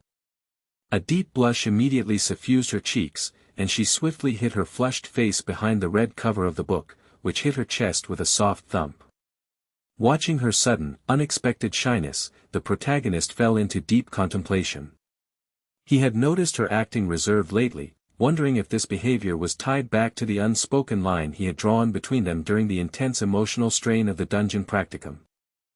Frustration tightened in his chest. Why was he the only one who seemed incapable of seeing the obvious answer? The quiet atmosphere of the library was shattered by a sharp, loud impact as another student at a nearby table reacted violently. The newcomer glared, their focus drawn to the blossoming, if clumsy, romantic tension at the protagonist's desk. Jaehyun winced under the intense scrutiny, quickly offering a nervous, strained laugh while internally protesting that he was not even the instigator of this awkward moment. Outside the study hall windows, silhouetted against the pale afternoon light, a solitary black raven perched on a high branch. Its dark eyes held a chilling, malevolent red glow as it fixed its gaze on the unsuspecting students. With a powerful flap of its wings, scattering dust and shadows, the ominous creature lifted into the air and vanished above the academy building. A loud BAM signaled the start of a difficult internal battle, the first potion shop naming competition. The prize of high-level potions was appealing, but the task itself was proving unexpectedly taxing. Around the table, the atmosphere was fraught. Seasoned raiders worried aloud, confessing that a memorable name felt harder to conjure than expected, especially since traditional potion shops had all but disappeared. One raider voiced the practical, anxious fear of failing to gain visibility, emphasizing that survival remained the core concern for their kind. The alchemist, Min, looked slightly uncomfortable under the scrutiny but reassured them confidently. He dismissed any scenario where their venture would fail, urging them to recall the truly revolutionary nature of the potions they had personally tested. The raiders conceded, exchanging glances that confirmed the products were indeed groundbreaking. Days earlier, Jaehyun had smiled contentedly in his room, having secured his academic freedom by passing the magic theory quiz. His thoughts were already fixed on his greater goals. For raiders driven by the need for power, spending vast sums was trivial, and while growth demanded effort, money was the indispensable foundation. He observed the astronomical sums paid for high-level auction items and realized that, armed with knowledge of the future, establishing businesses and manipulating stocks was the simplest path to immense wealth. His current collaborator, Min, the young alchemist who would one day control half the potion industry, was staring blankly into space. Jaehyun understood he needed to secure Min's absolute loyalty now to guarantee his future fortune. This intense business plotting was violently interrupted by a furious slam. A pink-haired girl burst into the room, shrouded in a red haze of rage, accusing Jaehyun of breaking his promise. He was surprised she had located him, but she explained her tracking was a consequence of the strange skill he had cast before leaving. Jaehyun checked his internal status and groaned. His unique skill, sudden recall, unfortunately allowed for inescapable location tracking between the user and the subordinate. The two female raiders looked at him with obvious disapproval, their whispered judgments clear. Jaehyun quickly regained his composure and, since she was present, suggested she lend her mind to the naming problem. Though initially confused, the girl embraced the task, enthusiastically proposing the ominous, the devil's potion, arguing that the devil signified ultimate power in martial arts fiction. Jaehyun grimaced, recognizing this as the inevitable consequence of forced subordination.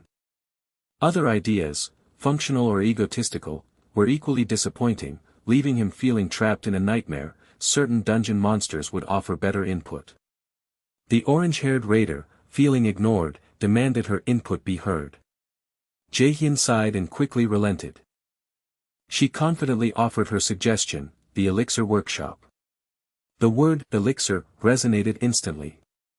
It was the ancient term for the mythical philosopher's stone, a miraculous substance capable of healing any wound and raising the dead. Min's eyes sparkled with excitement. Such a magnificent, resonant name guaranteed perfect publicity and raised the value of their entire brand. Jaehyun, overcome with delight, grabbed the raider in a burst of grateful relief, declaring her his savior. The shop name was officially settled. The next day, Jaehyun was back at the academy, attending a lecture on runes, the fundamental language of magic. When questioned, he eloquently explained that runes provided the essential framework and medium for magical formulae, earning him praise from the instructor and a frustrated grunt from a jealous classmate. When the lecture concluded, Jaehyun approached Ms. Jong, presenting a rare volume. He sought clarity on a difficult passage. Jong gasped, recognizing the book as a formidable 4-star spellbook, a text almost impossibly difficult for cadets and often challenging even for seasoned instructors. She was momentarily overwhelmed by Jaehyun's sheer, burning presence, questioning who this genius cadet truly was. Later, sitting alone in the library, Jaehyun slammed the book shut. He was stuck, even his instructor could not provide the conceptual clarity he desperately required. He needed a deeper, more fundamental theoretical understanding. He left the library, the stern, white-haired librarian discreetly documenting that Cadet Jaehyun Kim had checked out the highly restricted volume. Jaehyun eventually found himself in a luxurious, sunlit office, facing a graceful, elegantly dressed woman. She welcomed him, noting his earlier-than-expected arrival, and he apologized, explaining his delay was due to academic tests. As she gently sipped her tea, the porcelain clattering softly, she confirmed the reason for his visit. He needed assistance deciphering the 4-star spellbook. Jaehyun affirmed this, explaining that the contents, covering creation, destruction, and amplification, were based on such advanced formulae that independent comprehension was impossible. He confessed he had relied entirely on Odin's eye until now, recognizing the urgent necessity of gaining a deep, personal grasp of magic. The woman considered the extraordinary request, then offered a charming, knowing smile. She settled deeper into the plush sofa and revealed the critical limitation: she simply could not articulate the exact mechanisms of the high-star spellbook.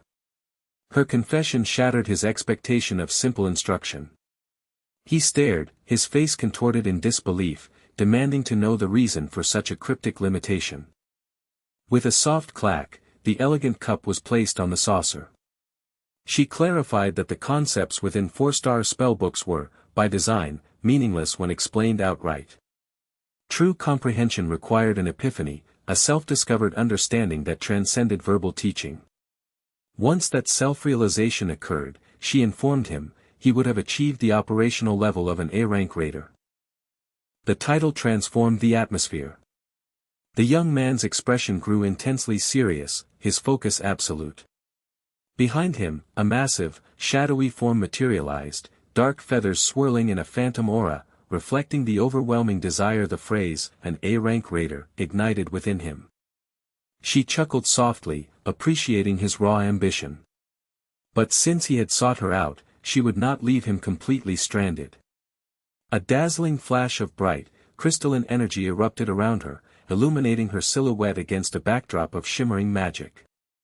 She offered to share a specialized method for him to structure his training, a regimen specifically tailored to help him break through and figure out the third concept of the spellbook, amplification.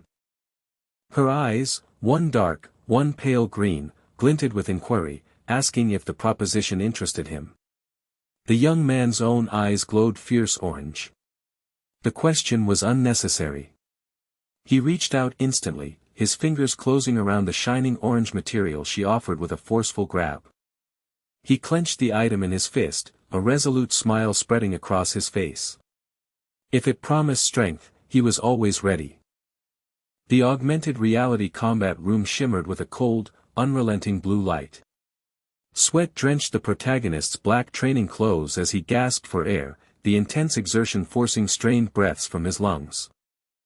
Behind him, the digital figures of spectral enemies materialized, their mechanical whine signaling the readiness of the next wave. His eyes, burning amber beneath his dark, damp hair, narrowed in fierce anticipation.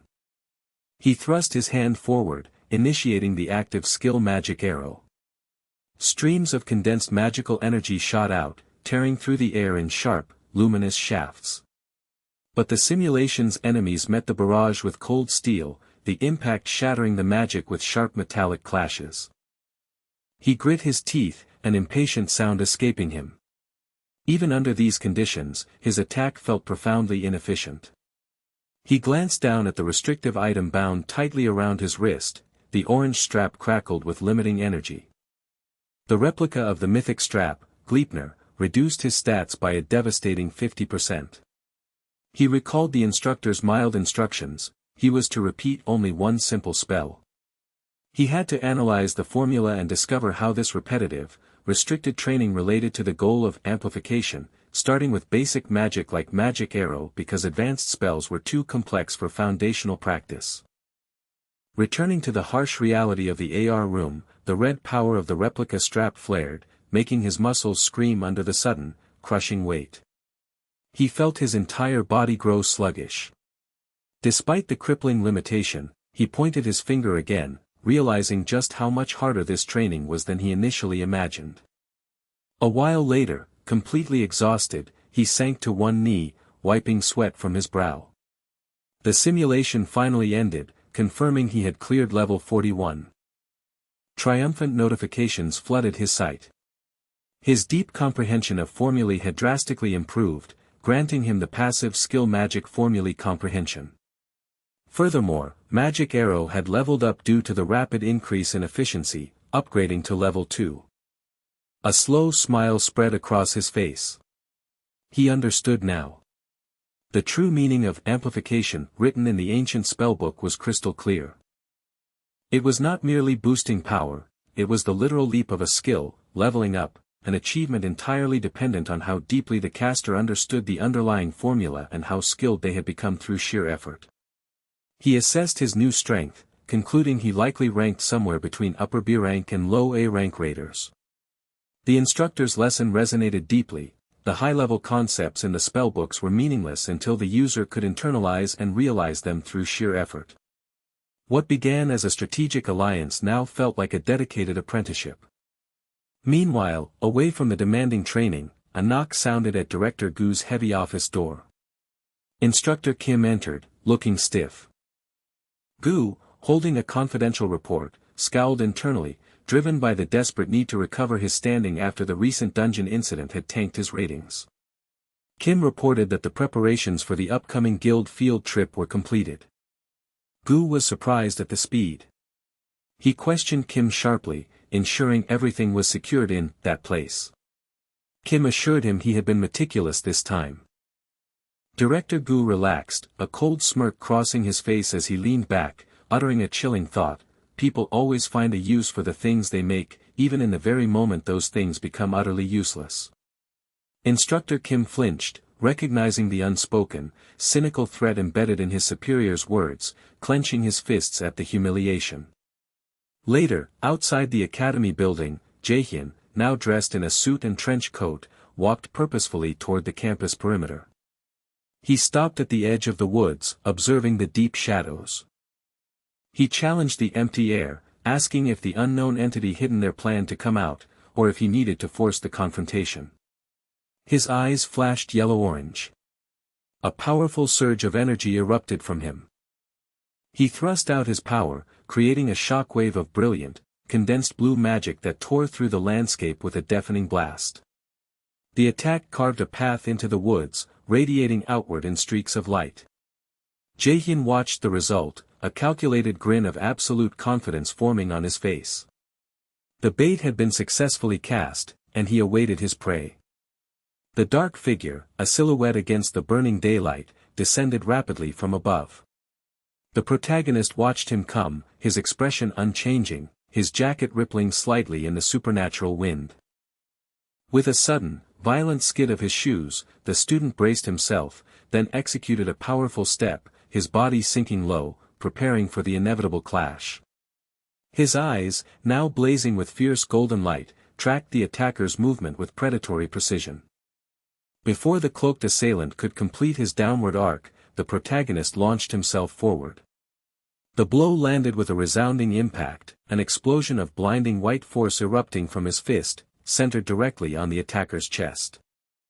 The assailant was instantly disintegrated by the force, collapsing into a chaotic cloud of residual energy and fragments. Standing over the vanishing remnants, the protagonist allowed a dangerous smirk to cross his face. He addressed the unseen enemies he knew were still observing, questioning if they had already forgotten the fate of their deceased comrade. Suddenly, he sensed the arrival of others, looking up as new figures made a reckless leap toward his location. He scoffed, internally frustrated by the incompetence of his pursuers. They were brazen enough to attack within the established boundaries of the academy. He frowned, a deeper, more worrying suspicion forming. Was this clumsy intrusion evidence that Jane was finally making his move? A massive surge of turquoise mana began to swirl around his sneakers. The air vibrated as the energy flared, forming sharp, crystalline sigils around him with a loud hum.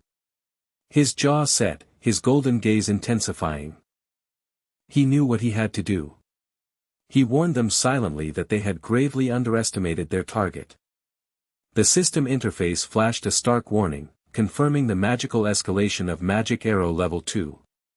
With a tearing sound that ripped through the air, the mana crystallized into a constellation of luminous, downward-pointing arrows overhead. The barrage descended, streaks of blue light piercing the air. The attackers were caught immediately. Two figures, hit squarely by the supernatural projectiles, dropped lifelessly from the trees, slamming into the ground with a massive, localized impact. The protagonist stood amidst the residue of his power, eyes still glowing with untamed intensity. But as the dust settled, a palpable shiver ran through him. Something was profoundly wrong. The wreckage was beginning to radiate an oppressive, dark energy, pulsing outward with a deep, subsonic resonance. His eyes widened, his face contorted in alarm. His heart hammered violently in his chest. A large, feathered black cloak, untouched by the devastating mana arrows, rose from the impact zone. He watched, stunned, as the second figure slowly stood, dripping with malevolent shadow. His confusion dissolved into raw, incredulous anger. He demanded to know how the figure had survived, how he could still be standing there. The dark-clad man gripped a thick, black cane. His eye, now glowing a chilling, absolute red, focused entirely on the student. As loose feathers drifted around them, the figure spoke, his voice carrying the weight of years and a profound, inescapable connection.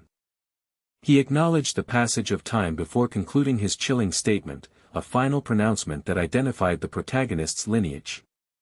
The shadow figure, revealed to be clad in chains and heavy furs, stood fully exposed, his presence saturating the atmosphere with overwhelming danger. The desolate landscape, stained purple and orange by runaway magical energy, was the backdrop for a catastrophic confrontation. The cloaked figure, eyes violet and shadowed, stood motionless as the suited aggressor, eyes burning amber, gritted his teeth. Yellow lightning manifested instantly, coalescing into massive, incandescent chains of pure energy. These chains tore through the air with deafening speed. But the dark figure was faster. A sudden, shimmering barrier of purple magic snapped into existence, meeting the lightning chains with a resounding crash. The impact threw intense yellow shards across the field. The suited man redirected the momentum, channeling more electricity, but the cloaked figure merely stepped back, retrieving a sword.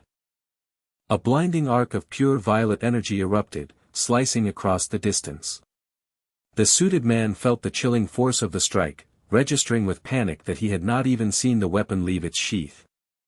The blow landed far behind him, carving a deep, smoking trench into the field, causing the earth to recoil. The suited man staggered slightly, gingerly stepping around the newly formed fissure. The cloaked figure noted the lack of refinement in the suited man's technique, a slight disappointment coloring his assessment. Ignoring the insult, the suited man furiously dismissed the idea of the dark figure as his father and demanded the reason for this sudden appearance. The cloaked figure paused, considering the raw, unexpected power on display, a growth that violated the natural limits of mortal development. He took a deliberate step forward, the question hanging heavy in the charged air, asking directly about the ancient gods, the Vanir, and whether they had attempted contact. The suited man's face went instantly pale, a flicker of genuine shock confirming the suspicion.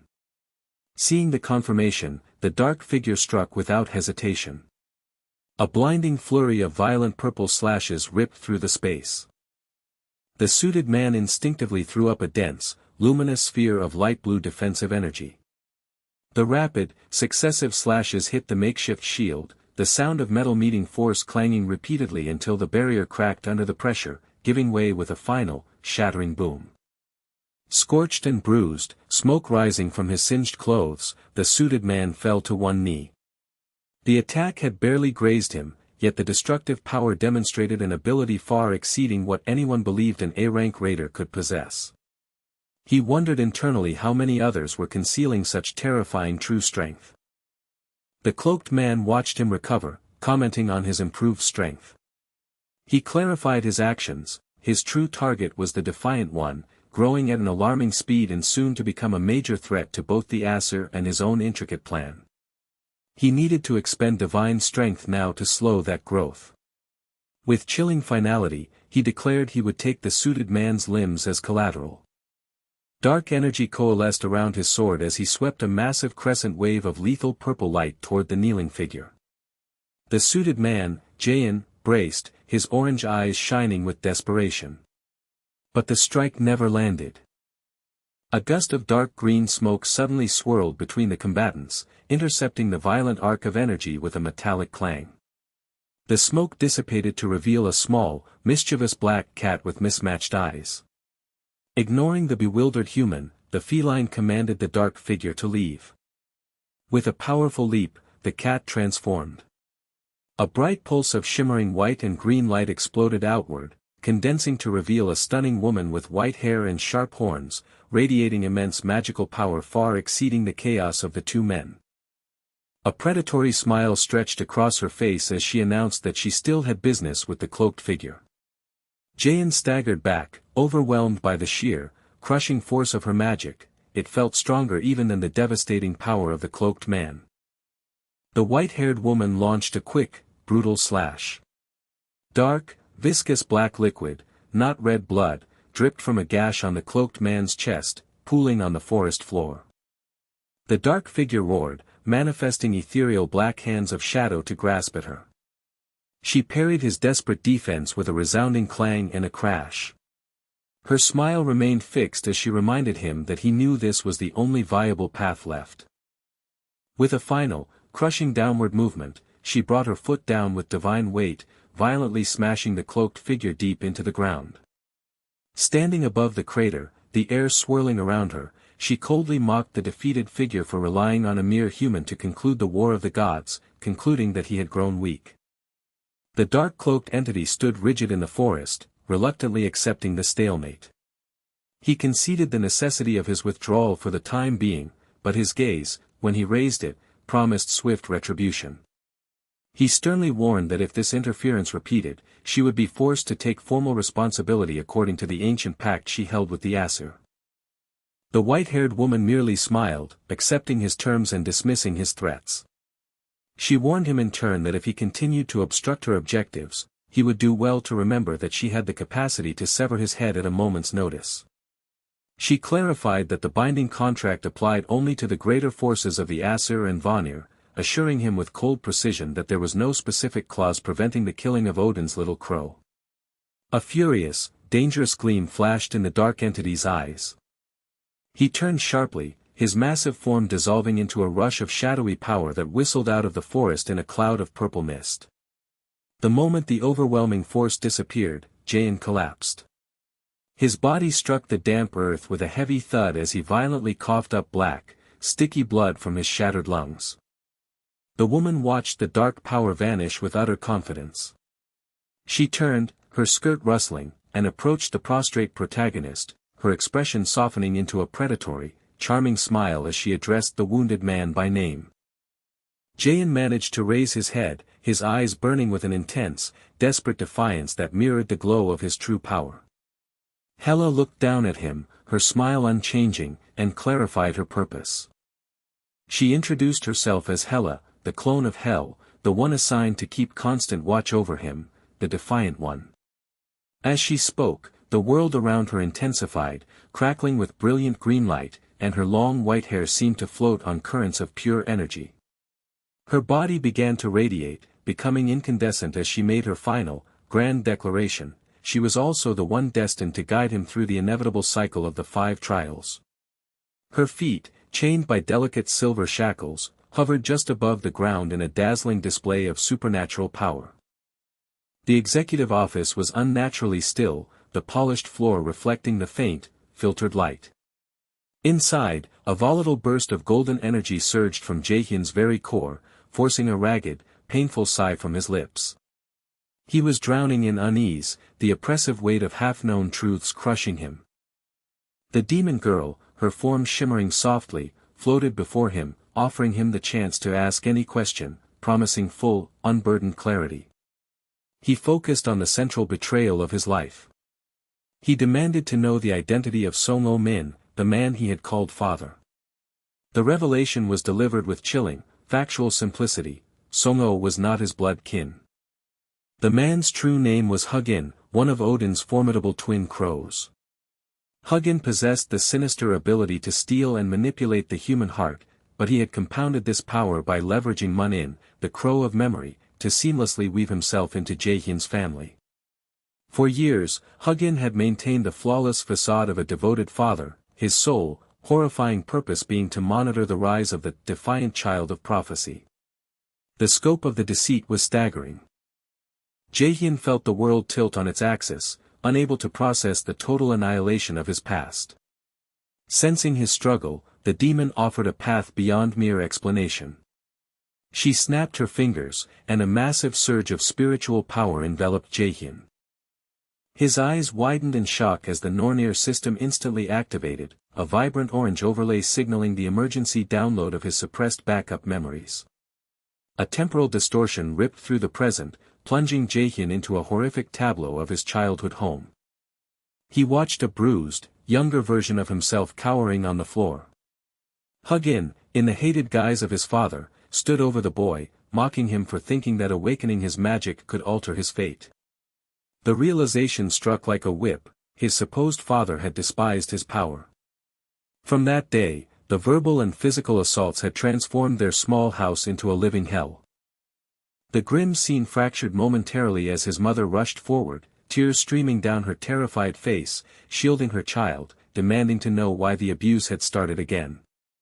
The present-day Jaehyun watched his past anguish, his expression contorting, his mind threatening to splinter. The memory sequence dissolved into a high-speed tunnel of darkness leading toward a blinding white door. The environment shifted to a somber, muted setting, a funeral parlor. A soft, familiar woman's voice assured the weeping young boy that everything would be all right, patting his head. A deep, relentless rhythm, *bobbum bobbum*, thudded in the void. He looked up at the funeral portrait, wreathed in white flowers and thick incense smoke. He found himself suffocating, not from the heavy air, but from the sudden, terrifying clarity that he had lost something he never should have forgotten. Then, the blackness gave way to incandescent gold. A happy, idyllic past burst forth. A kind hand offered him ice cream. He saw his parents laughing under blooming cherry trees, his mother gently admonished his father for giving him too many sweets, but the warmth between them was absolute. Young Jaehyun laughed joyfully, safe on his real father's shoulders. As the vision faded, a tear dropped from his eye, splashing on the ground. He sobbed, overwhelmed by the profound guilt of having forgotten this man. His real father, smiling brightly, was framed in the portrait before him.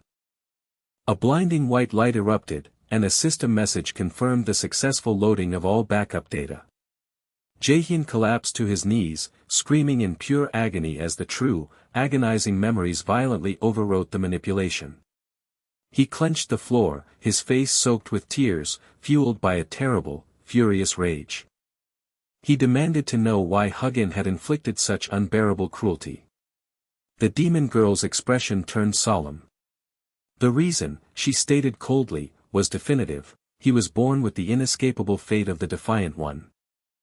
Shaking with resentment, Jaehyun questioned what right this destiny and prophecy had to tear his life apart so brutally. The Ancient One looked inward, her eyes distant, before conjuring a bright ball of power in her hands.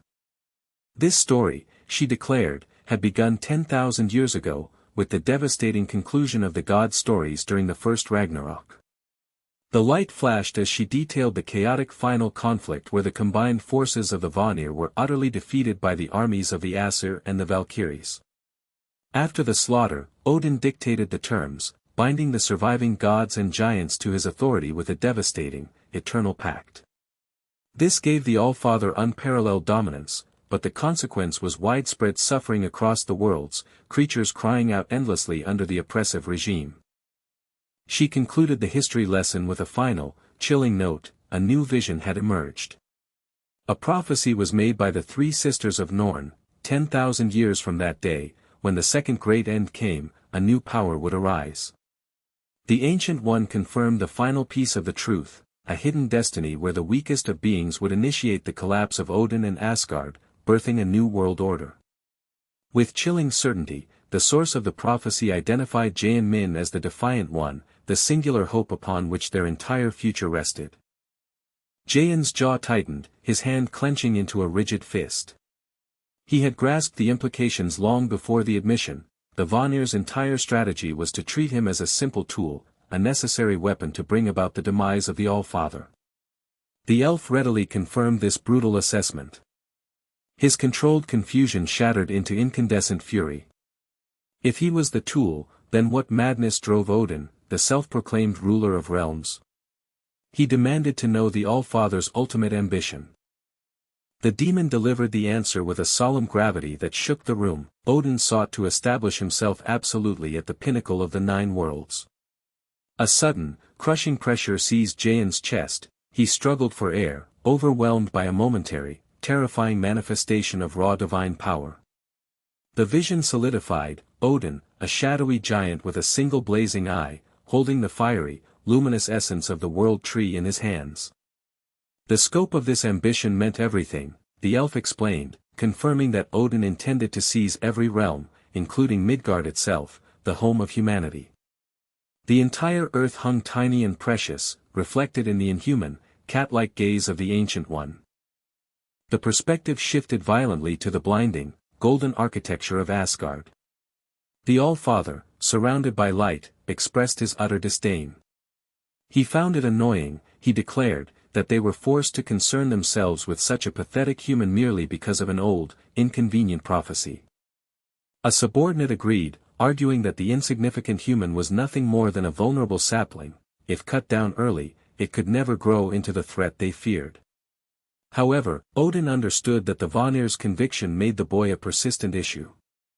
With so much hanging in the balance, they could not tolerate any loose ends. With a heavy declaration, Odin announced his intention to temporarily delegate his supreme authority.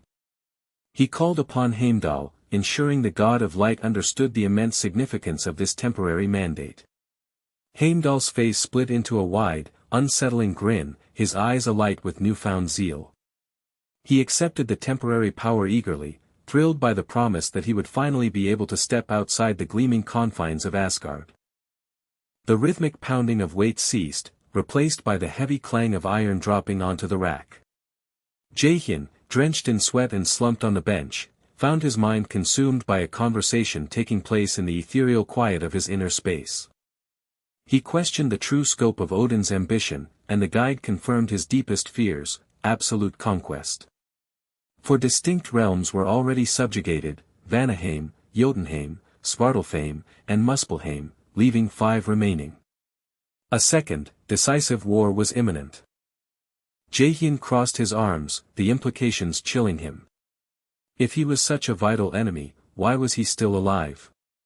The girl's form shifted slightly as she revealed the answer. An ancient, powerful prophecy shielded him, restricting even the highest gods.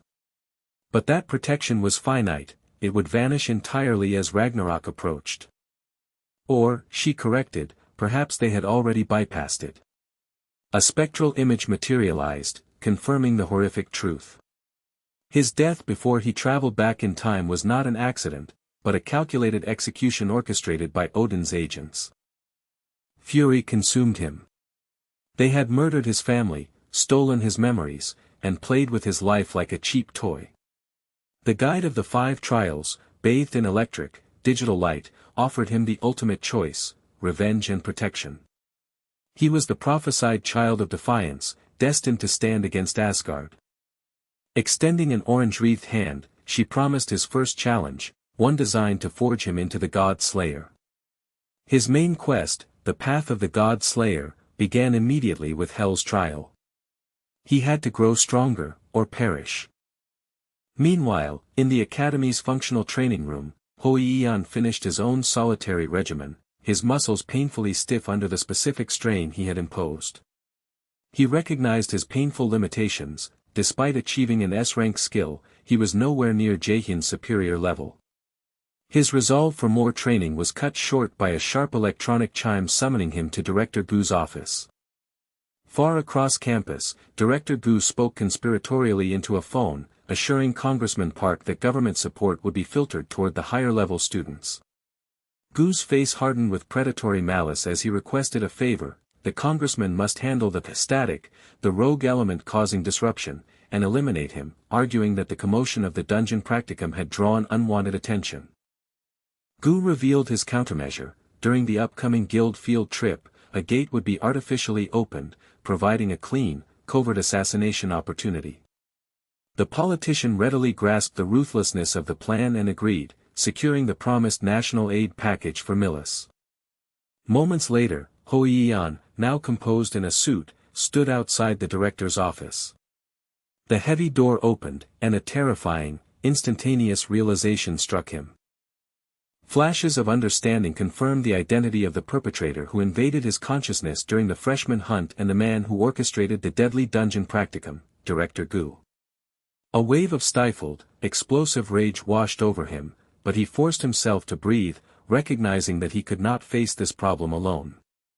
Composure restored, he announced his presence, and the director's smooth, cheerful voice invited him inside. Stepping out of the shadows and into the stark, bright hallway, a young man walked forward, his pace firm.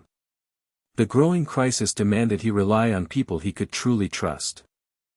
Even as he sat in the sterile glare of a large lecture hall, surrounded by distracted, drowsy students, a chilling internal echo dominated his thoughts. Loki's warning that Odin already knew they had contacted Vanir forces.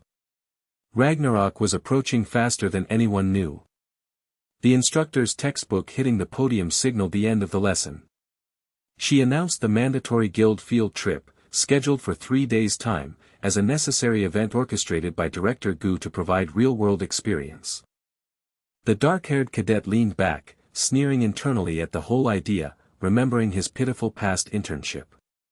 This time, his superior standing meant he would choose the nation's top institution, Haitian Guild. The instructor then announced a twist. Several outstanding cadets had received special priority nominations, direct invitations ensuring unique attention and rewards. The cadet expected his name to be called, convinced he was a prime candidate.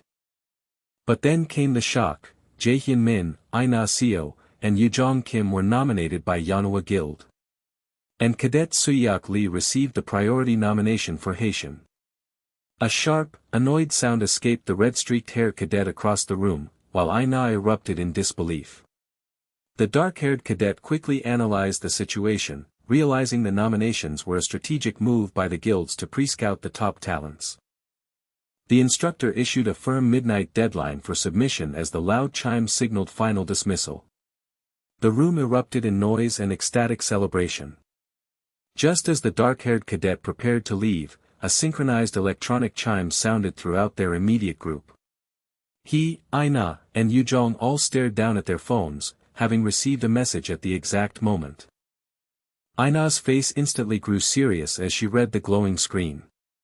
The message, from Hoiyanen, contained a brief, urgent command: an emergency had arisen, and everyone was to immediately proceed to Jaesang's workshop. The 4 students were gathered around a circular table in a private, dimly lit study, surrounded by scattered notes and peculiar artifacts. The air was heavy with shared knowledge and rising tension as the protagonist laid out the dreadful summary. The director planned a deliberate sacrifice of low-ranking students during the upcoming guild field trip, all with the calculated intent of shocking the survivors into a powerful reawakening. The orange-haired girl repeated the plot in disbelief, her eyes wide with horror at the audacity of the scheme. The white-haired youth nodded grimly, confirming the intelligence and conceding that this was an escalation that went far beyond Jane's annual nuisance. The green-haired boy chewed nervously on his finger, his eyes tearing up slightly as he agreed this was going way too far. The dark-haired girl expressed her outrage, unable to believe the director would toy with the lives of the students so carelessly. The protagonist's fierce gaze settled on his companions. He realized there was far more at risk during the field trip than he had initially imagined based on his past life's memories. He had assumed the tragedy was merely a grave accident, not a deliberate massacre orchestrated for political and power gains. His white-haired ally cut into his thoughts with absolute certainty. They were the only ones who knew the truth, which meant they were also the only ones who possessed the power to prevent the atrocity from taking place. Despite the unified determination, the protagonist paused, caution warring with urgency. He internally lectured himself not to be too hasty, fearing getting involved without careful forethought could result in everyone ending up dead.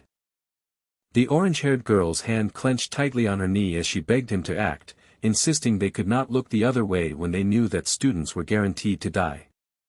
The protagonist sighed deeply, acknowledging her noble intentions, but pointing out the harsh distinction between true courage and reckless action. At this, the girl sprang to her feet, frustration and fear fueling her desperate volume.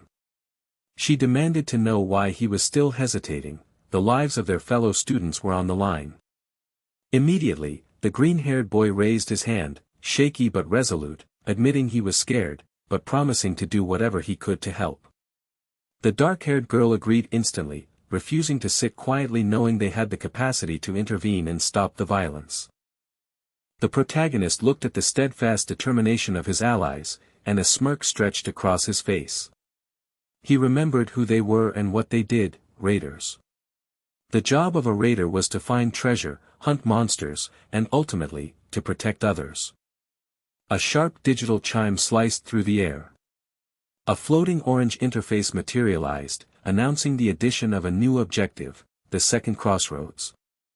Their mission was now officially mandated: stop Jane Gu's plan, born of evil desires, and save the cadets. The difficulty was rated A+, the failure condition dire: they would fail if all the cadets died. The Vanir gods, the message concluded, were eagerly awaiting their choice. With a definitive scrape of his chair, the protagonist rose. He decreed it was time to abandon debate and create a counterplan, a strike intended to hit Jane exactly where it hurt. His teammates smiled, the tension breaking into focused resolve. The scene shifted to an empty academy lecture hall. The protagonist stood facing Instructor Zhang, who wore an expression of nervous suspicion. She confronted him about the incredible rumors of his 4-star spellbook mastery, calling the notion impossible. The protagonist simply met her gaze, a dark glare radiating from his eyes, asking if she was certain of her doubts. Instructor Zhang flinched under the weight of his stare. In the background of her mind, a cold assessment formed: this student was dangerous. Though Director Gu might be trying to groom him as his next pawn, the young man was clearly not a weapon that could be easily handled. The protagonist spoke, his tone dripping with sarcasm, calling her out on the serious expression coming from the teacher who supposedly guided him. His smile widened, becoming predatory as he closed the distance. He asked her if she was planning to betray him and report everything back to that Jane bastard again. Zhang's composure shattered. Ignoring her panicked query, the protagonist reached out. With a soft whoosh, purple energy began to swirl around his hand. He informed her that he required a favor, confident she would hear him out.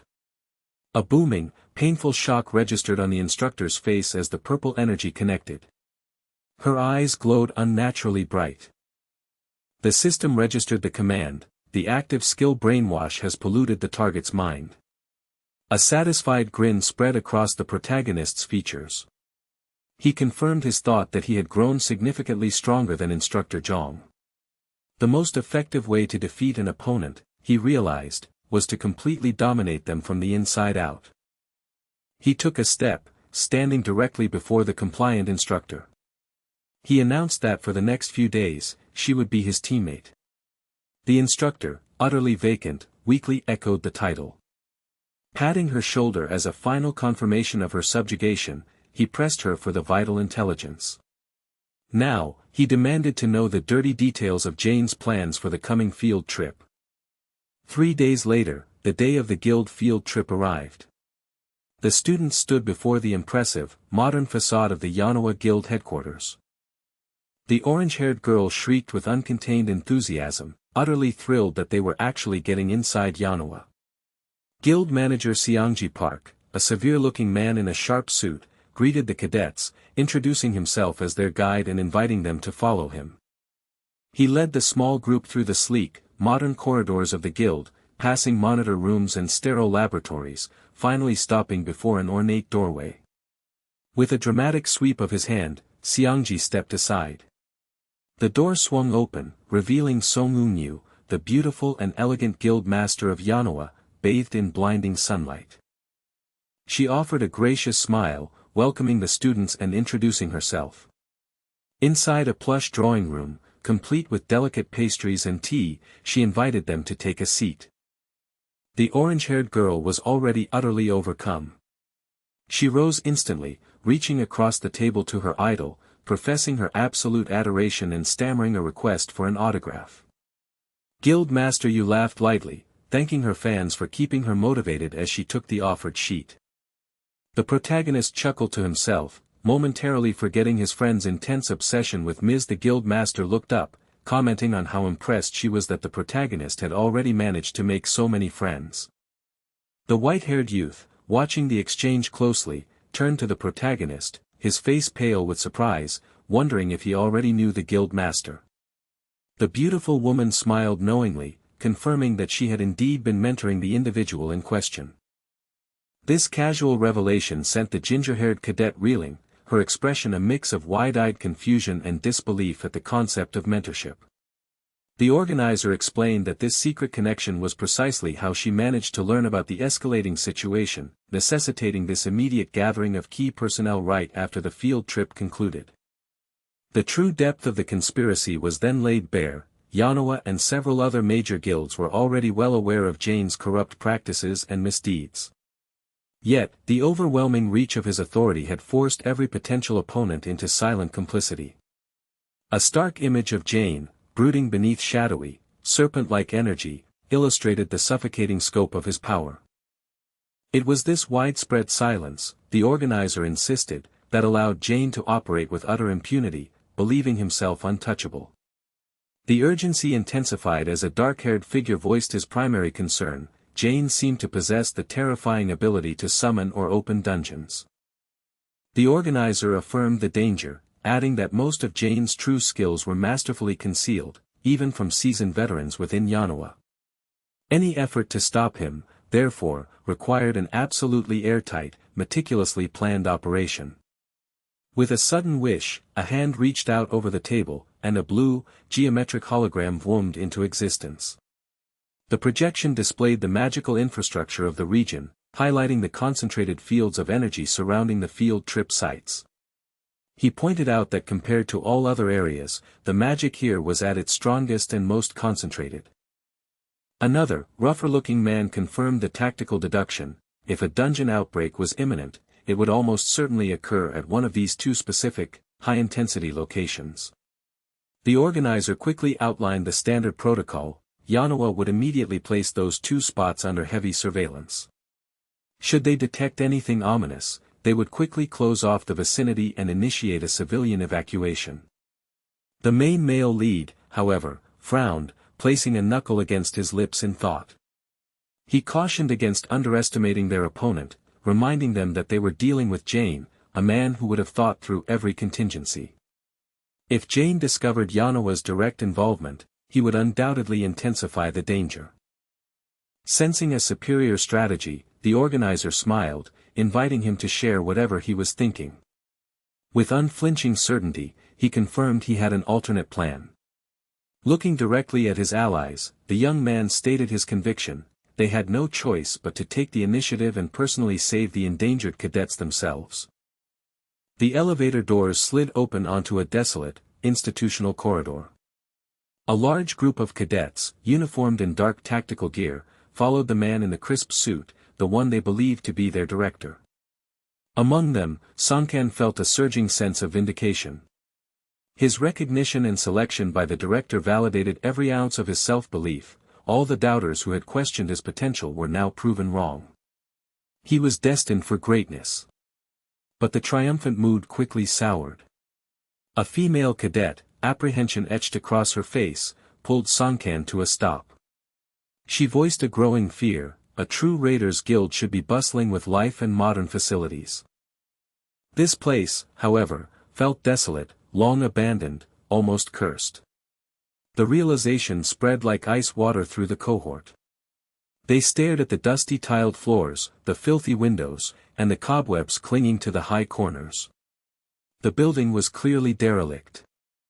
The director paused, bringing the shocked group to a halt. He announced calmly that they had reached their final destination. In that instant, the magical illusion covering him, the disguise of Mr. Kim, crumbled. A soft, golden light dissolved, revealing a harsh, calculating face beneath. He noted dryly that the spell's effects had worn off sooner than expected, though the timing remained sufficient. With a swift, cold gesture, a massive purple sigil of dark magic slammed onto the floor, instantaneously manifesting a complex, glowing circle that trapped the clustered cadets. Terror seized the group. The man stood over them, dark purple magic swirling around him like smoke, informing them with a chilling smile that this was his final lesson. He questioned if any of them would make it out of the impending hell alive, his eyes glowing a sickly yellow as the dark power intensified, engulfing the students in a powerful, blinding flash. Meanwhile, Jaehyun checked his smartphone, confirming that his team had reached the designated coordinates, a pedestrian plaza marked by a desolate, run-down structure.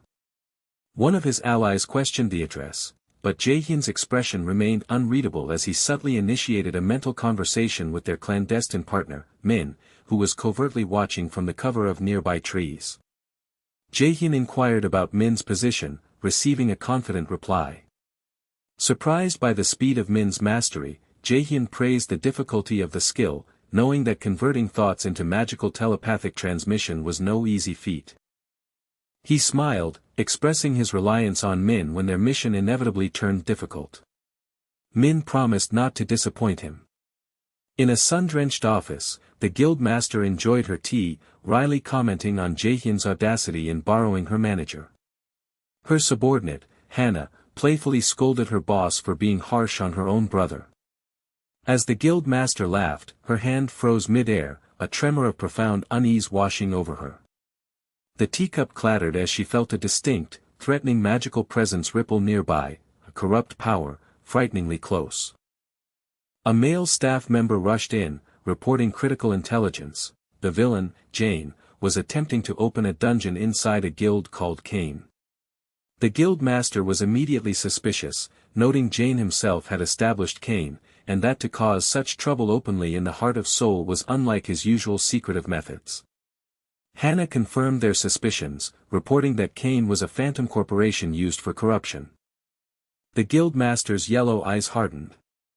She wondered aloud at the true scope of Jane's machinations, rising from her seat and instructing Hannah to prepare her equipment as a precaution, a backup plan already forming in her mind. She touched her earring, silently wishing for the safe return of her people. Back at the derelict building, Jaehyun's team approached the entrance. The rusty door groaned open, revealing an oppressive darkness. Although his ally was visibly frightened by the abandoned structure, Jaehyun assured her that this was the correct location. He explained that he could feel an unmistakably potent presence of mana flowing from inside, a corrupted, rotten power.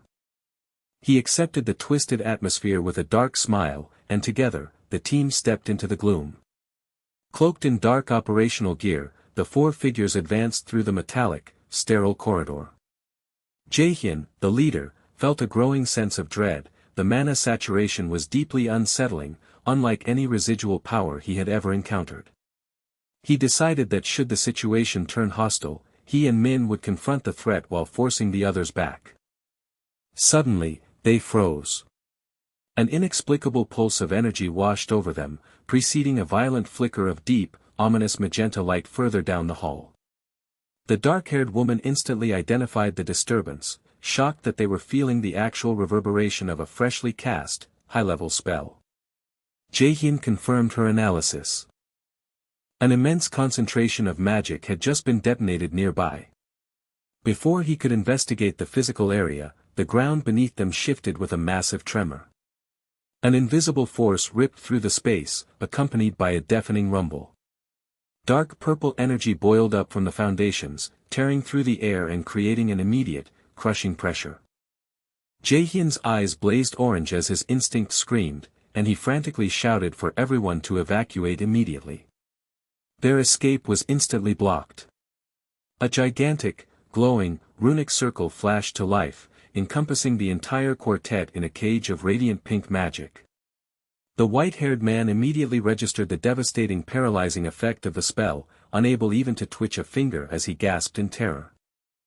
A voice, dark and powerful, boomed from the center of the spell, mocking them as fools and welcoming them as fresh prey.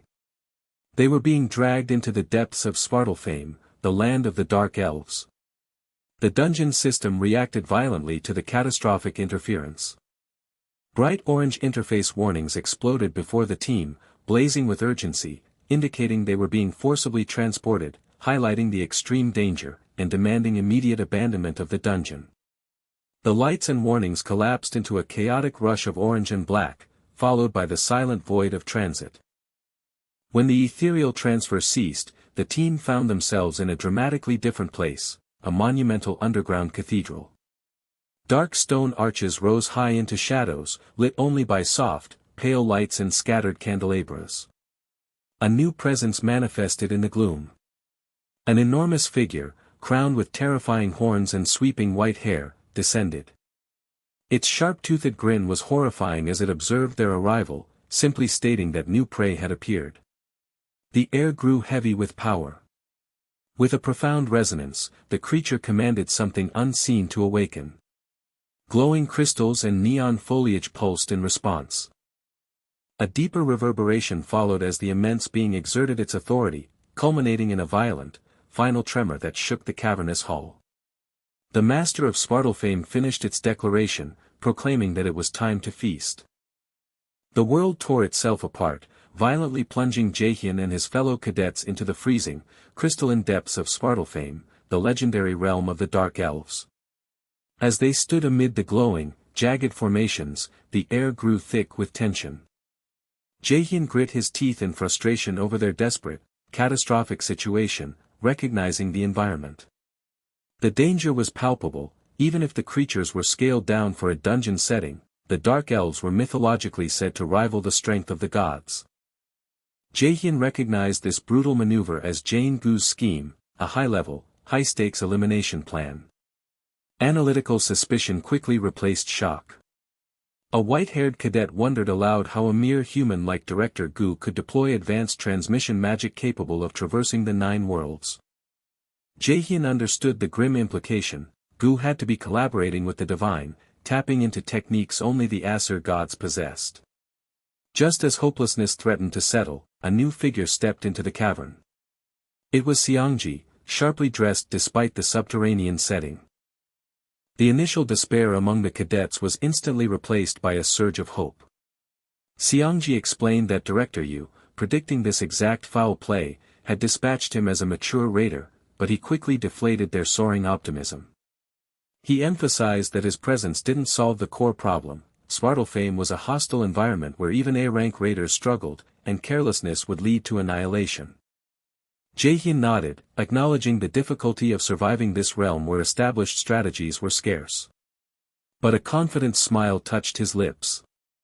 He assured them not to worry, because before returning to the past, he had studied countless walkthroughs of this very realm. He gave his promise that they would all return alive. Clapping his gloved hands together with decisive force, Jaehyun declared their first order of business was locating any potential survivors among the other trapped cadets. Far away, in the quiet luxury of a sophisticated lounge, the political gears were already grinding.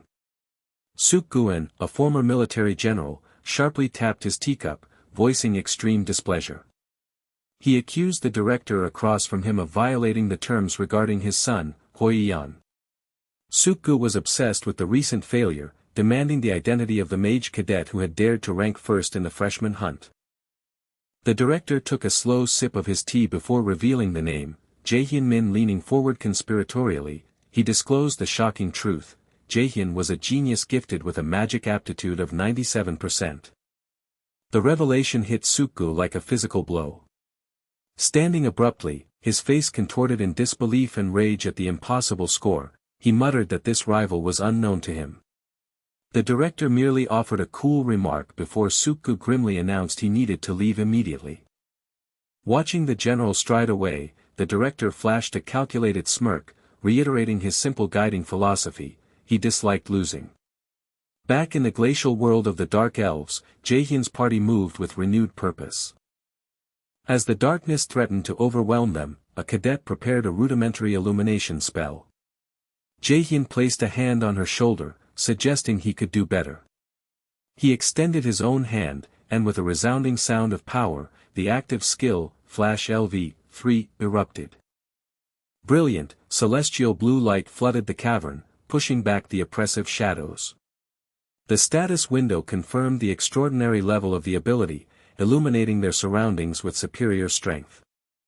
The teammates gasped, stunned that he had leveled up a basic D-rank skill to such an extent, a feat requiring the status of at least an A-rank raider. Xiangji, momentarily frozen in awe, urged the stunned group to move out, privately marveling at growth he had never witnessed in hundreds of freshmen. He wondered just how powerful Jaehyun Min would ultimately become. Jaehyun, taking the lead, eventually called for a halt, announcing they needed a moment's rest. Xiangji quickly agreed, noting that recharging their stamina was crucial, as Jaehyun summoned a gentle, invigorating rush of air to refresh the team. A teammate questioned with frayed nerves why their powerful illumination was being suppressed.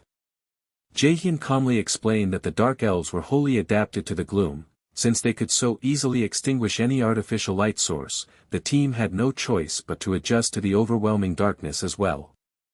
Accepting the necessity of the tactic, the orange-haired companion raised a vial to her lips. The dense, oppressive mana of the cavern had already begun to make breathing difficult, making their customized elixirs a necessity praised by their white-haired ally. The 5 members stood before a gaping cave mouth which split into multiple indistinct paths. Guesswork was too dangerous. Jaehyun announced his plan for finding the correct route. He closed his eyes, a powerful, resonant volume of blue energy enveloping him as his analytic abilities scoured the environment. In moments, the knowledge was acquired. He pointed definitively toward one specific passage, informing his team that it headed directly toward the boss room, but his explanation was cut short. His eyes snapped wide, instantly shifting to a burning amber. An immediate, catastrophic threat was detected. A blinding, reddish-white arrow of pure arcane energy swished through the air, launched from the blackness. The female teammate gasped, completely off guard, but Jaehyun moved with instantaneous resolve. A sudden system prompt flared in his mind, initiating the defensive parameters of his active skill, absolute calculation. He slammed his fist forward, intercepting the attack at the last possible moment. The powerful bolt of energy struck his defense and shattered into a sparkling cloud of gold dust. The white-haired ally reacted instantly to the ambush, urging the team to rush forward, pressing their momentary advantage. The squad leader, sweating from the sheer intensity of the initial shock, shouted a demand for everyone to maintain focus. But the darkness refused to yield its secrets easily. The space above them seemed to split as a colossal, pale figure, an enraged dark elf with a horrifying, wide grin and eyes glinting in the abyssal gloom, descended. The team instinctively gathered tighter, weapons raised, as the enormous foe loomed over the narrow passage, its massive sword gleaming against the backdrop of crystalline ice. The dark-haired woman moved to cover her teammate, while Jaehyun stared up into the abyss, his amber eyes burning with absolute focus, confirming the terrible truth: dark elves were upon them. The cavern air fractured as golden energy exploded from the central figure, the tearing sound announcing the word, shatter. Jaehyun's offensive scattered golden shards of broken magic, momentarily stunning the grotesque dark elves and surprising his allies. While the enemy forces surged forward, one of the blonde allies, Aina, reacted instantly, executing a swift leap and shouting for a protective mana field. A shimmering green glow enveloped the battlefield as she activated the defense, immediately following up with a slow spell. The green energy washed over the advancing dark elves, causing their charge to falter, their movements becoming sluggish and heavy. Utilizing this crucial opening, Aina thrust her hand forward, summoning a sacred sword of light that shot across the cavern with a powerful shom, striking the decelerated foes. The coordinated strike demanded immediate defense. Hoi-Yan, the tank, grimaced, initiating peak martial just in time for his massive, glowing shield to meet the counterattack with a grinding cackling. Meanwhile, Seongji, moving like a shadow, slipped through the melee. His knife caught the light as he carved twin slashes against a swooping dark elf, the speed generating a painful crack against the foe's magical armor. Jaehyun watched, a satisfied smirk on his face. Recognizing the crucial opening, he stepped forward, golden electricity sparking wildly. He initiated Chains of Shock, level 5. Powerful, electrified golden links erupted, coiling around the dark figures with a violent crackle. They slammed into the enemy with a deafening clang, pinning two dark elves instantly.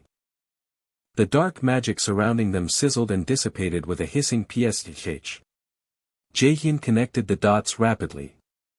The dark elves' weapons were entirely made of magic, confirming the truth revealed in the data he accessed: he could shatter every construct they possessed. Taking control of the escalating fight, Jaehyun issued rapid orders. Yujong and Aina were instructed to rely exclusively on fire magic, a command they confirmed with surprised confusion. Next, Hoi-Yan was directed to consolidate and simplify the enemy's attacks using his taunt ability, his eyes blazing blue in acknowledgement. Finally, Jaehyun assigned Seongji the task of taking down the slowed and distracted targets. Seongji acknowledged the leader's profound and unexpected knowledge of their enemy and vanished using Fade, level 5. The lead dark elf flinched, sensing the loss of target, before Seongji reappeared in a flash of speed, his blades carving twin slices that tore through the enemy's body. Jaehyun advanced, initiating Fire Strike, coating his fist in a furious, blinding blaze. He slid across the icy floor, closing the distance and delivering a direct boom, incinerating one weakened foe. The remaining dark elves staggered, pain evident on their snarling faces. Yujong, her eyes glowing yellow, responded to the orders, focusing her energy into the spell Eternal Fire. A massive, burning sphere ignited with a FWROM, unleashing a monstrous, roaring explosion of flame at the enemy leader. The sheer heat caused the dark elf to waver. Aina, standing firm amid the inferno, lifted her hand, summoning and launching 3 fiery spears, fire arrow, that pierced the enemy's armored bodies. The injured dark elf leader gasped, utterly astonished that the humans knew their elemental weakness. His rage was cut short as Hoi-Yan, utilizing his taunt to draw their attention, drove a blade deep into the creature's back. Black blood spurted out as the dark elf cursed the filthy human. Around them, the chains of shock continued to bzzz, holding the final enemy fast. The intense golden chains wrapped around the final, screaming figure amplified one last time into a deafening electrical crackle. In the next instant, the overwhelming light subsided, leaving behind only patches of dark residue that violently splat against the ruined cavern walls. The silver-haired hero stood, turning from the fading embers, his chest heaving with ragged breaths. His allies gripped their weapons, inhaling deeply with exhausted relief, confirming that the devastating coordinated effort had succeeded.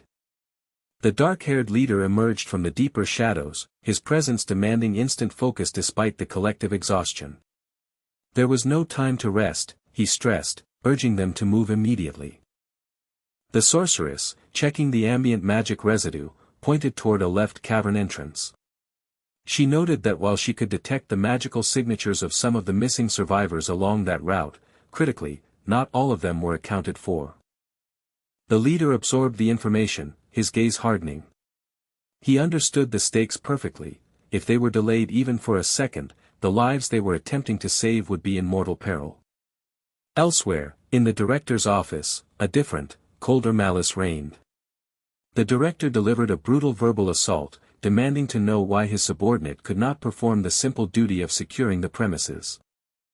The sweating instructor, Kim, stammered a desperate apology, claiming he hadn't anticipated an outsider daring to breach the highly secured facility.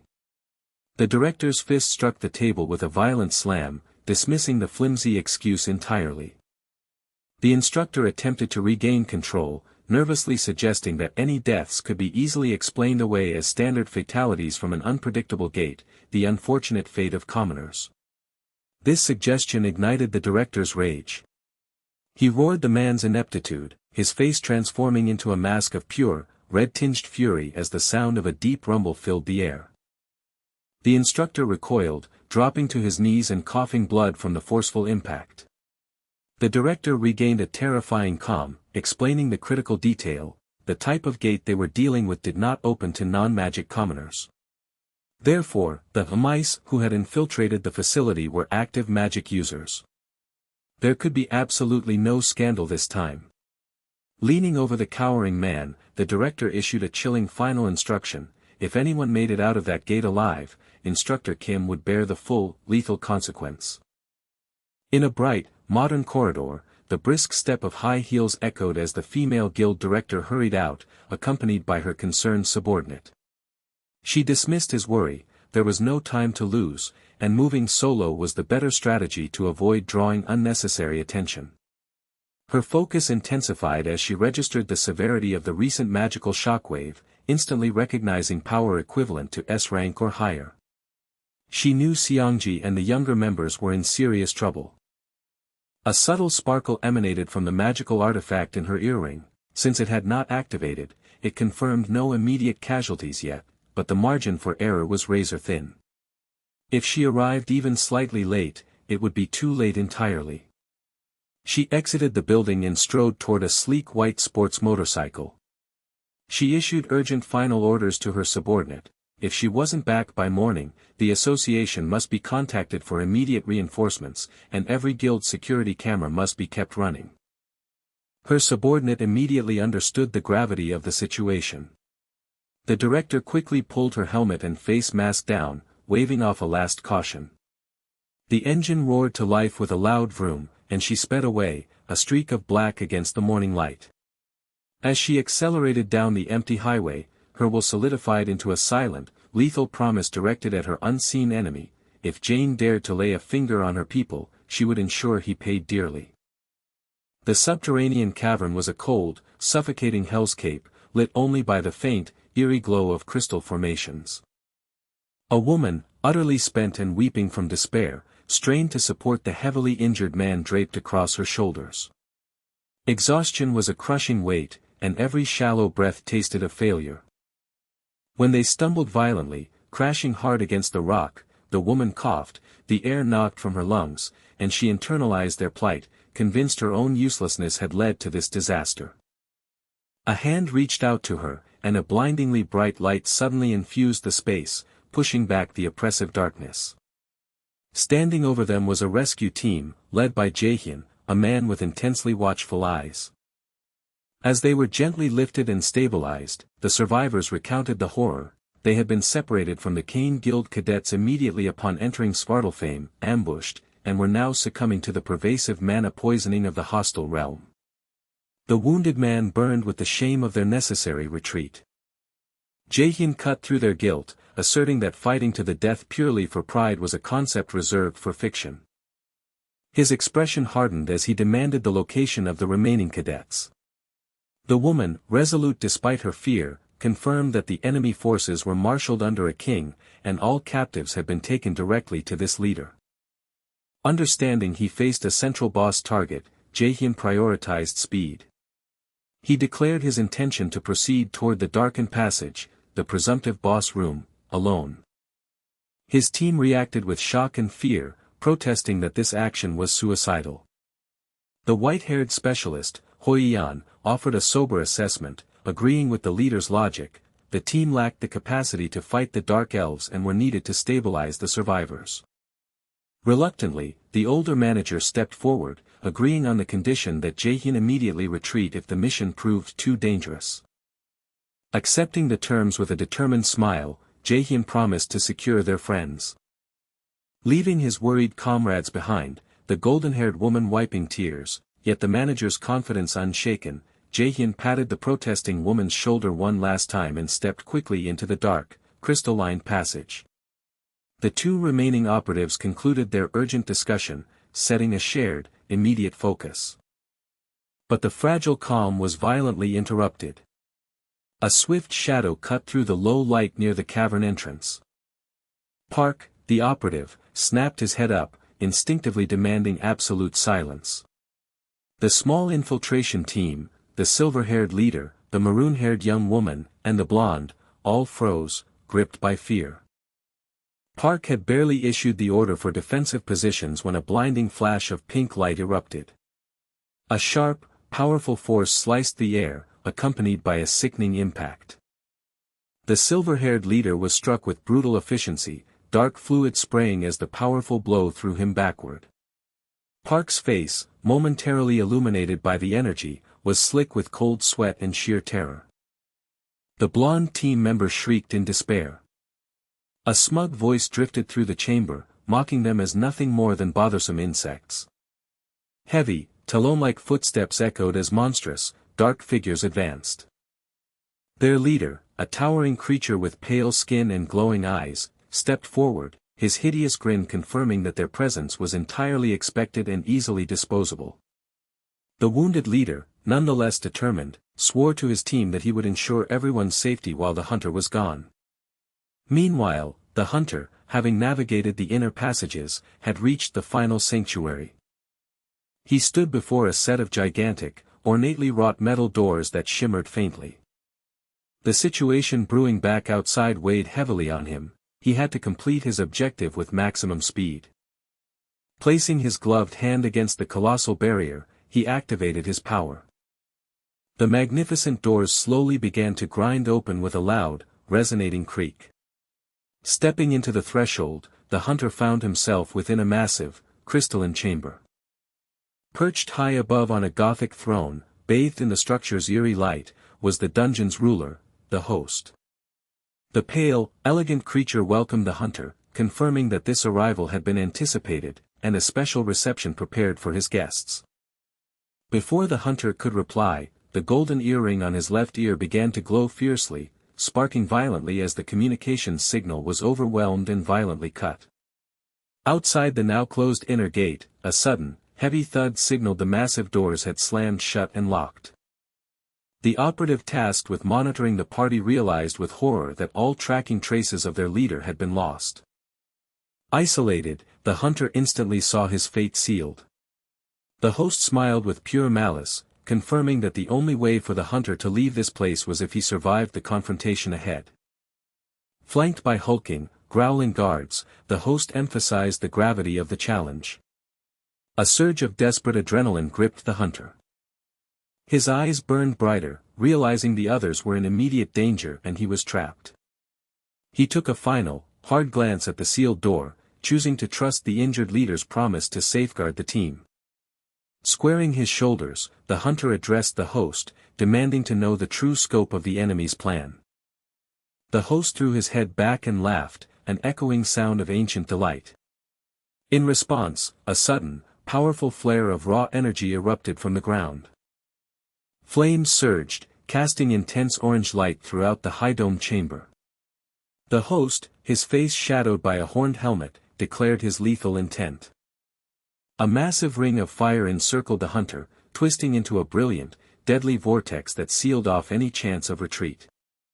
Surrounded by the terrifying heat and light, the hunter's face was a desperate mask of defiance as the chilling final proclamation echoed across the chamber: they would all perish here today. The air within the cavern grew thick, stained red and brown by an oppressive force. A squad of shadowy dark elves, armed with glowing purple swords, hovered above the floor. Below them, the raiders scattered, their formation broken. Park had fallen, convulsing as a dark sword pierced the ground beside him. A pale-haired cadet rushed to support the injured man, shouting warnings to the others. He realized with dread that this was more than a simple injury. The monsters had struck with precision, targeting them with poison or an attack designed specifically to exploit the weaknesses of assassin raiders. The calculated cruelty and tactical intelligence of the enemy were terrifying. The pressure mounted as one of the dark elf leaders, a tall, white-haired fiend, descended amidst a shimmer of energy. With a malevolent sneer, it noted that with the annoying threat momentarily dismissed, only weaklings remained. The creature's appearance solidified the cadet's worst fear. The dark elves had deliberately waited for their team to split up, luring the central protagonist, Jaehyun, deeper into the dungeon while leaving the support unit vulnerable. Still, the registering life force of Mr. Park meant the failsafe was active. Director, you would surely know their plight. Back in the gloom, fire flared intensely. Jaehyun, his earring crackling faintly, was engulfed in a blazing aura of furious orange as he countered the dark elves' assault. The resulting inferno swept outward with a heavy boom, forcing the monsters back. His eyes burned with golden light as he glared at the foe, commanding the creature to relinquish whatever power it had consumed. Internally, he knew the battle was precarious. He needed time, if only he had 10 more minutes to prepare. Hoi-Yan, the white-haired supporting cadet, heard the low lament and recognized the unwavering determination in Jaehyun's gaze. He thought back to countless moments in the past, seeing that same look in the eyes of his comrades, eyes that demanded and inspired trust. Jaehyun laid a hand on Hoi-Yan's shoulder, delivering the definitive order. Hoi-Yan needed to go, to kill the king, and save the other cadets trapped within. Jaehyun would buy them the time they needed right here. Hoi-Yan affirmed the charge. The female mage, Haimi, gasped in shock, suddenly aware of a massive shift in the environment's power levels. Mana surged wildly, and she instantly lashed out with bright blue spikes of icy magic. Another female cadet, a swordswoman, swung her blade, mana spiraling around it, declaring that she would be too ashamed to face her comrades if she ran away again. The dark elf captain raised its weapon, mocking their efforts as a meaningless struggle, promising they would all soon be served at the king's banquet. Hoi-Yan quickly advanced, moving to meet the captain's charge. He skidded across the ground as the attack came in with unbelievable speed. The swordswoman gasped, recognizing the elite level of their enemy. Hoi-Yan's eyes narrowed, his resolve tightening as the enemy's purple blade sliced through the air. Steel met the purple energy with a deafening clang. His shield rattled violently from the impact, but he tightened his grip, activating a surge of power. A blue holographic display appeared, announcing the initiation of his active skill, Peak Martial. A tremendous pillar of azure energy erupted, propelling an attack upward. The dark elf captain was momentarily surprised by the sheer strength of the counter. Two of the other elite dark elves landed nearby, admitting that these cadets were proving less negligible than expected. Hoi-Yan, recovering his breath, realized these monsters were leagues above any dark elves they had faced previously. He challenged the captain, demanding its identity. With a graceful movement, the dark elf replied, naming itself Kel, explaining its terrifying rank, royalty of the noble Dark Elves, and captain of the guard to the Dark King. Jaime stumbled back, the truth devastating. They were facing a royal Dark Elf, a threat potentially far greater than an A-rank monster. Huiyan clenched his fist, his expression rigid. A powerful feeling of longing overtook him. He remembered Jaehyun, bathed in ethereal, golden light, the image of a person walking an unwavering path, unaffected by the chaos of the world. That image was the true raider he had always strived for but lost sight of. That path was the life Huiyan had dreamed of. He resolved that he could not stop here. He had to reach the same level as Jaehyun. With a decisive click, Huiyan detached the straps holding his shield. He spun, tossing the heavy shield high into the air above the fleeing figures of his remaining comrades. Jaime cried out his name, terrified by the move. Huiyan ignored her, turning his back on their escape route. With 3 firm steps, he moved to face the royal Dark Elf alone, a small, resolute smile playing on his lips. Blue mana began to swirl around his body. He realized with calm certainty that this was what he should have done from the very beginning. The true strength of a seasoned raider resided not in a single core, but in a trinity of power. He focused inward, his awareness reaching the first source, the concept known only as the upper mana heart. A blinding fwish of electrical blue energy erupted from his frame. A jagged, brilliant bolt connected heaven and earth, forming a conduit of raw power that led directly to the core of his being, igniting the second source, the central mana heart. The torrent intensified, the blue light pooling into a dense, radiating sphere as the final source awoke, the lower mana heart. The moment of preparation was over. He mentally commanded the reservoir to release. The resulting explosion of energy shook the very structure of the cave with a deafening boom. Bathed in the incandescent blue fire, he looked less like a human and more like an avatar of pure energy. His expression was chillingly calm, yet his very presence hummed with devastating power as he gripped the mana-sheathed weapon in his hand. Across the chamber, the demonic royal guard gasped, a guttural cry of confusion escaping him. An intense, agonizing tingle ran across his skin, a searing sensation that spoke of insurmountable danger. The royal elf could not comprehend this mana, so pure, so overwhelming, that it seemed to burn him simply by existing nearby. Before the demon could process the nature of this foreign power, the blue light condensed, focusing into a single, blinding flash of movement.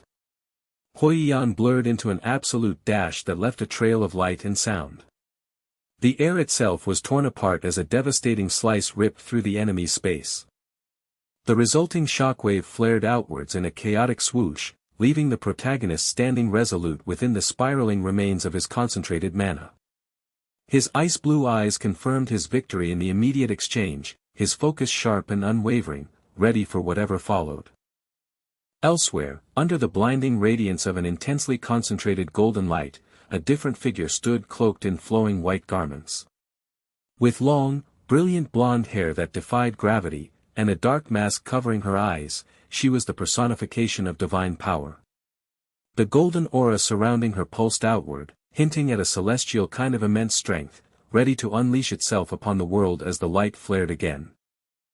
A torrential wave of icy blue mana roared up from the earth, surrounding the struggling raider in a vortex of devastating power. The energy coalesced, focusing into a sharp, blinding light centered on the edge of his drawn sword. The sheer force of the sudden surge hit the demon lord, Kel, causing his hardened skin to tingle and tear away at the edges. A profound shock seized the demon as he grappled with the impossible intensity of the aura, bewildered by the fierce, burning nature of the human's mana. The energy exploded outward in a dazzling flash, transforming the confined space of the crystal cavern into a tempest of bright cyan light. Hajin moved in a blur, leaving a deep, sweeping arc of deadly energy in his wake. The torrent of the attack met Kel head-on, slicing deep into his torso and face. The demon staggered, staring in utter disbelief at the lacerations appearing on his form, demanding to know how such a wound was possible. Hajin stood firm, his eyes glowing with unnatural blue intensity. The system interface confirmed the dangerous command, the active skill, one with the sword, had been initiated. The cost was immediate and brutal. A thick trail of blood began to drip from Hajin's mouth, staining his jaw. He buckled over, racking coughs escaping his lungs and forcing black fluid onto the cavern floor. His female companion watched in horror, shouting a desperate plea for him to abandon this self-destructive move. Hajin gripped his sword tightly, the weapon now dripping with his own blood. Internal warnings flashed rapidly, the skill's rank was far too high for him to sustain. The display reported that all the blood in his body was reversing course, issuing an emphatic caution to cancel the skill immediately, lest he face death in under 7 minutes. Ignoring his collapsing body, Hajin focused only on the enemy. Kel, recovering from the initial blow, yelled orders to his flanking demons to advance, demanding they bring the raider back alive, even if it meant sacrificing a limb. Hajin spun, the swirling blue energy erupting once more, sending a concussive shockwave that blasted the advancing subordinates away in a deafening crash.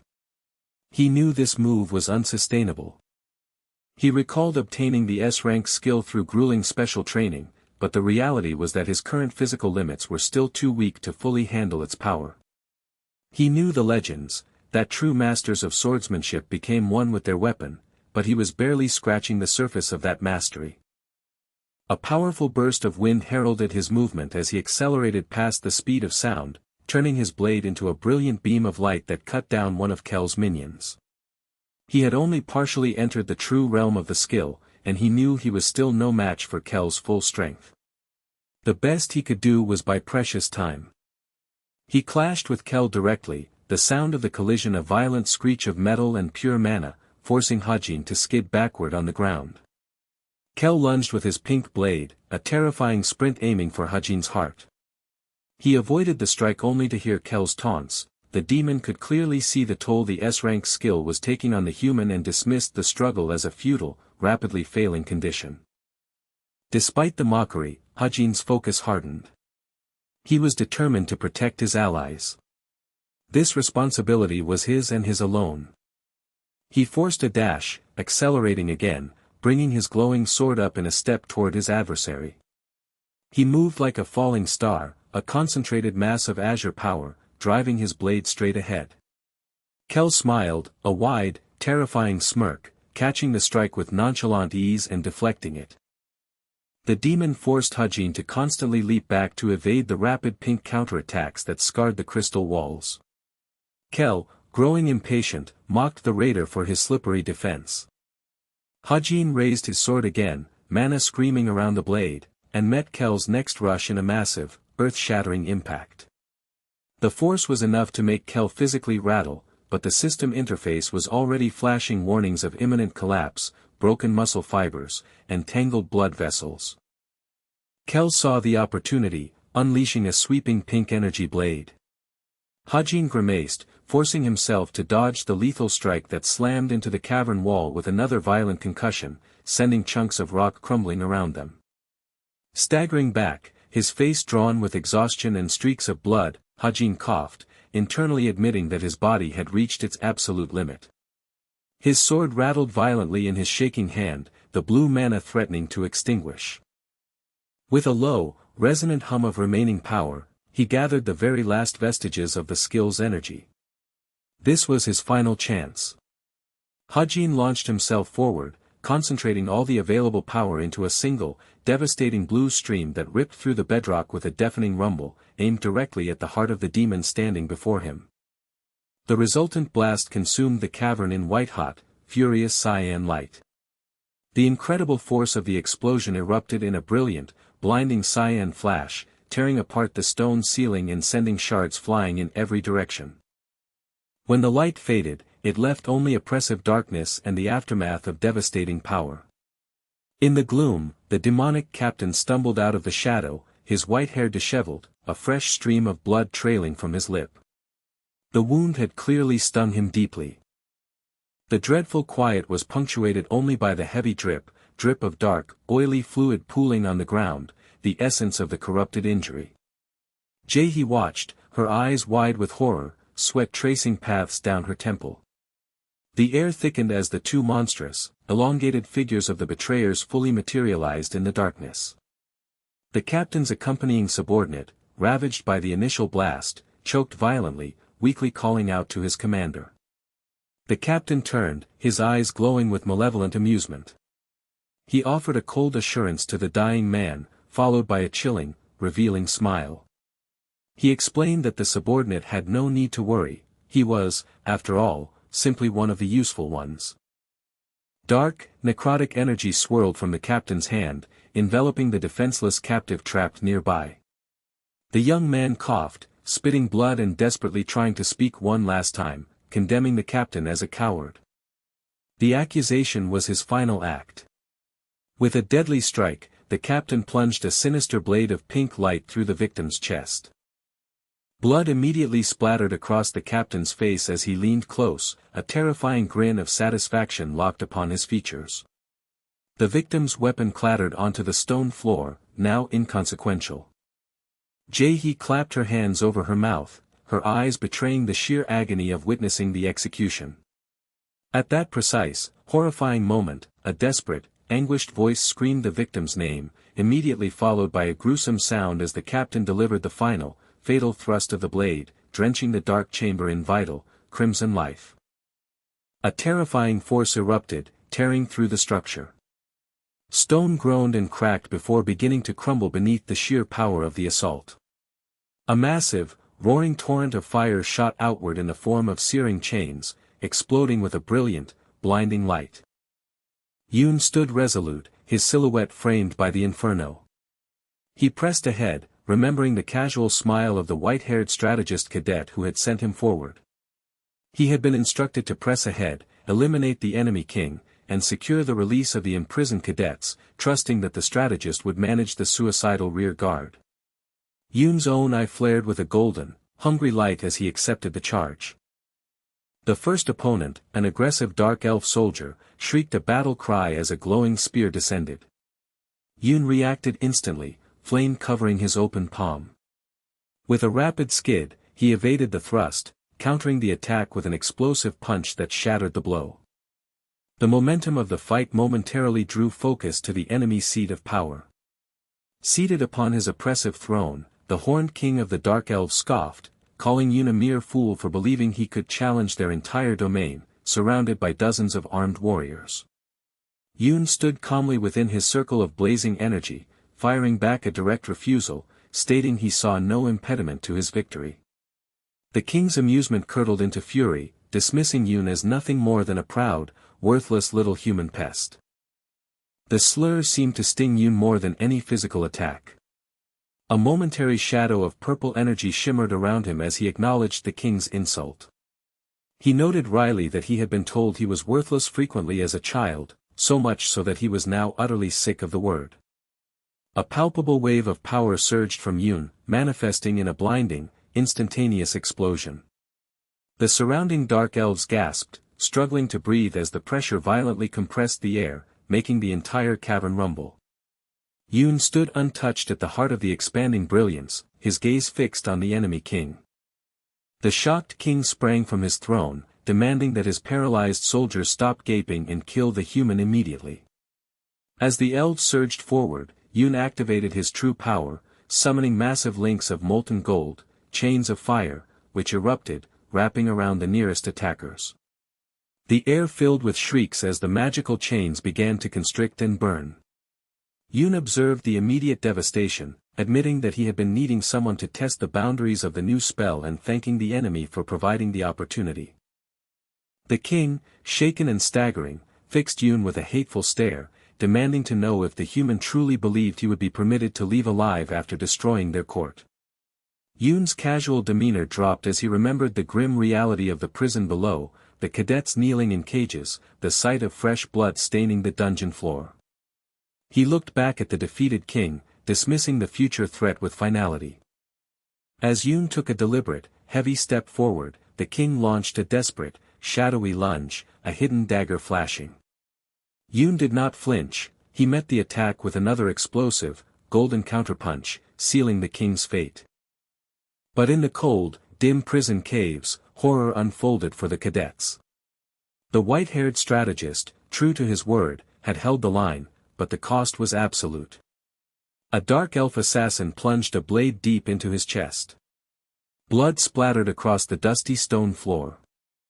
The surviving female cadet watched him slump, unable to move or make a sound. She gazed at the horrific sight, her eyes wide with shock and guilt. She couldn't do anything. The devastating realization hit her soul with cold clarity. She had fought, but ultimately, she had lost, defeated by her own paralyzing inertia. Nearby, the monstrous, shadowed hand gently traced the despairing face of another captive, slick with tears. The tall, pale creature with white hair smiled, satisfied with the bloody progress, deciding that the main challenge was over and the remaining survivors were nothing but small fries left to clear away. Before he could properly enjoy the final hunt, a surge of defiant energy manifested directly behind him. He spun, not with surprise, but annoyance, and his large, inhuman hand instantly lashed out, catching the dark-haired resistance fighter, Aina, in an instant. His fingers closed into a paralyzing grip around her throat. He lifted her easily, pressing her against his massive chest, pondering aloud how he might savor her essence first. Choking, her lungs burning for air, the trapped warrior could only gasp in pain. A terrible clarity dawned. She was losing, utterly defeated by this overwhelming power. Yet, her spirit refused the outcome. She could not concede, could not lose like this. In that final moment of agonizing refusal, the battlefield was annihilated by a sudden, furious burst of power. A golden, earth-shaking boom echoed through the cavern. The dark elf reeled back, his exposed eye flaring white-hot as the oppressive darkness was replaced by a blinding, brilliant light. The ground began to rumble. A short-haired ally watched, her face contorted in terrified awe, as a wave of pure, concentrated energy exploded outward in a dazzling flash. The dark elf stumbled and crashed backward, shielding his eyes, shocked by the overwhelming force. He could feel the source of the immense energy radiating nearby, wondering what kind of mana this could possibly be. Out of the golden maelstrom stepped a figure. This champion wore armor that gleamed like molten suns, emanating such overwhelming sanctity that the stones themselves began to crumble. The newcomer took a silent step, her presence shattering the dominance the dark elf had established. She stood cloaked in a rushing whoosh of radiant power, her long brown hair catching the light.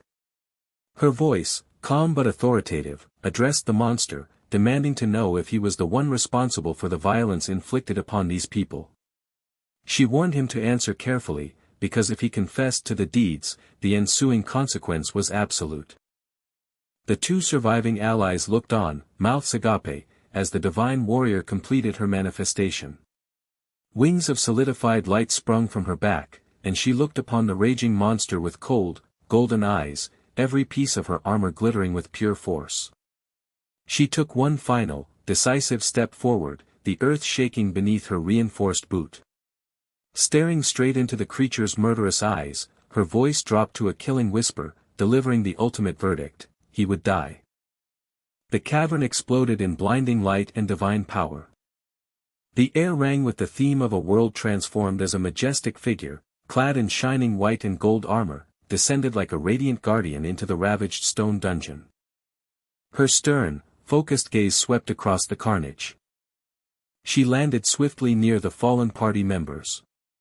The white-haired young man, Hoiyan, offered a weak, satisfied smile, a silent confirmation of his role in the collapse. The armored knight turned to the battered, staggering horned dark elf, demanding to know if he was responsible for the brutalization of these people. The dark elf, reeling from a devastating blow, finally crumbled, managing only a strangled grunt of pain. The knight's eyes confirmed the extent of the damage, the dark-haired woman coughing harshly, others motionless. The monster realized the terrifying impossibility of fighting this newcomer, her overwhelming mana presence was too much. In a desperate surge of villainy, he seized upon the idea of taking the injured humans, his masterworks, as hostages. Recognizing his intent, the knight's expression instantly turned cold and dangerous. She dismissed him as a monster unworthy of association. A flash of light emanated from her armored fist as she accessed an innate, highly demanding technique, sacrifice. Golden, brilliant energy erupted, showering the wounded hunters, the accompanying system alert confirming the spell's success, but the cost was immediate, her own vitality draining away. The dark elf watched the complex recovery magic deploy with stunning speed. Stepping toward the kneeling, fearful creature, the knight's movements were heavy with latent power. She stated her code: a healer never neglected the wounded, even an enemy. But duty was separate from justice. Stepping directly over the dark elf, she added with terrifying softness that she had zero tolerance for anyone who dared harm her people. The creature screamed in panicked protest, realizing the full scope of his imminent destruction, seeing only the cold reflection of the knight's form in his eye before she launched upward. With a rush of air, she delivered an instantaneous, cataclysmic strike. A tremendous, concentrated beam of golden energy slammed into the dark elf, shattering him against the cavern wall. The surviving female hunter watched in shocked awe, realizing the terrifying truth: that was no complex skill, merely a beam of condensed mana, a testament to the knight's overwhelming fundamental strength. She quickly refocused on the other critically injured men. The knight, meanwhile, knelt and began administering concentrated golden light to the prone Mr. Park, confirming his stabilization. She then shifted her attention to Huiyan, whose condition was far worse than anticipated. A brilliant flash enveloped him, revealing he had pushed himself past the critical point, twisting his mana pathways and severely damaging his neural network. The emergency treatment was successful, but the cost was permanent to the healer: her vitality had decreased by 2%. She sighed heavily, exhausted, silently acknowledging that she owed her continued ability to use the skill only to Jaehyun's provision. The recovering team members approached, relieved yet concerned for Huiyan. The knight reassured them he would certainly make a full recovery, though he would be unconscious for a few days. Then, noting the strange quiet, they asked about Jaehyun. The male hunter reluctantly admitted that Jaehyun had gone on ahead by himself to the boss room. The knight's lips curved into a knowing smile. She laughed softly, telling them calmly not to worry, he would be absolutely fine. Though the hunters were dismayed he would face the final boss alone, the knight dismissed their anxiety, explaining that the dark elves relied entirely on magic, and against Jaehyun's unique abilities, they simply stood no chance. In the shattered depths of the boss room, Jaehyun stood over the dark elf king. The king coughed up blood, hacking violently amidst the debris, consumed by the humiliation of losing to a mere human. Ignoring his pride, the king realized he could not possibly win. He had to retreat and warn his remaining people, dashing into the darkness, fleeing the collapsing chamber. The hunter braced himself, his jaw tight against the sudden pain, and with a grunt of immense effort, he hauled back on the mystic threads. The powerful golden chain, manifesting as pure energy, whooshed across the arena, wrapping tightly around the king's torso. The momentum slammed the hunter backward onto the floor, but the king was violently yanked off his feet. As the monster staggered, the hunter pressed his advantage, leaping up and gripping the king's face and throat in a crushing hold. The king gasped, blood flecking his teeth. Realizing his imminent defeat, he roared a final, desperate promise of shared death, swearing to drag them both down into the dark abyss of Helheim. In a blinding effort, the king activated an ancient, secret royal power. The air instantly frosted over, and a tempest of jagged, brilliant blue crystals erupted in every direction, engulfing the scene in a devastating frost field. As the icy cold closed in, threatening to turn him to glass, the hunter did not struggle. Instead, a chilling, triumphant grin spread across his face. He regarded the king's final gambit with cold amusement, deeming the sudden activation of such a high-tier skill an unexpected bonus. The king, pinned beneath him, was shocked to see his executioner smiling in the face of absolute death. The hunter produced the glowing blank card. It flashed, capturing the newly deployed ability instantly, adding the S-rank skill Frost Field to his arsenal. Immediately, the hunter's eyes glowed with fierce, calculating intent. He initiated his defining power, absolute calculation. With an explosive shatter, the massive, enveloping ice crystals cracked and broke apart, raining down as useless fragments. The Dark Elf King could only watch in terror and disbelief as his final, most powerful magic dissolved into nothing. Sweating profusely, he stared up at the hunter, who leaned close and gently laid a hand on the horned crown of the monster. The hunter looked down with cool disdain, noting that the king should have recognized the danger before challenging him. In a searing wave of heat, the hunter's power shifted. Golden-red flames blazed up, consuming the Dark Elf King entirely. As the smoke cleared, the immense, flickering chains of his own making pulsed behind him. He stood amidst the dissipating golden light, recognizing the ultimate truth of the encounter. He was, and would always be, the greatest weakness to those who relied on predictable, brute force. He had achieved an incredible feat, earning the title, Slayer of the Dark Elven King. The lingering heat of the battle radiated across the triumphant hunter as the system flooded his vision. An indescribable feat had been accomplished, confirmed by the massive prompt granting him the appellation, Dark Elven King Slayer. Eyes burning a fierce gold, the protagonist watched as the monstrous figure of the defeated king dissolved below him, spiraling upward into faint, ghostly turquoise embers. The rewards piled in immediately: rare ingredient essence of the Dark Elven King, powerful Dark Elven King's pauldron equipment, and the confirmation that the central objective, the second Crossroads quest, was finally complete.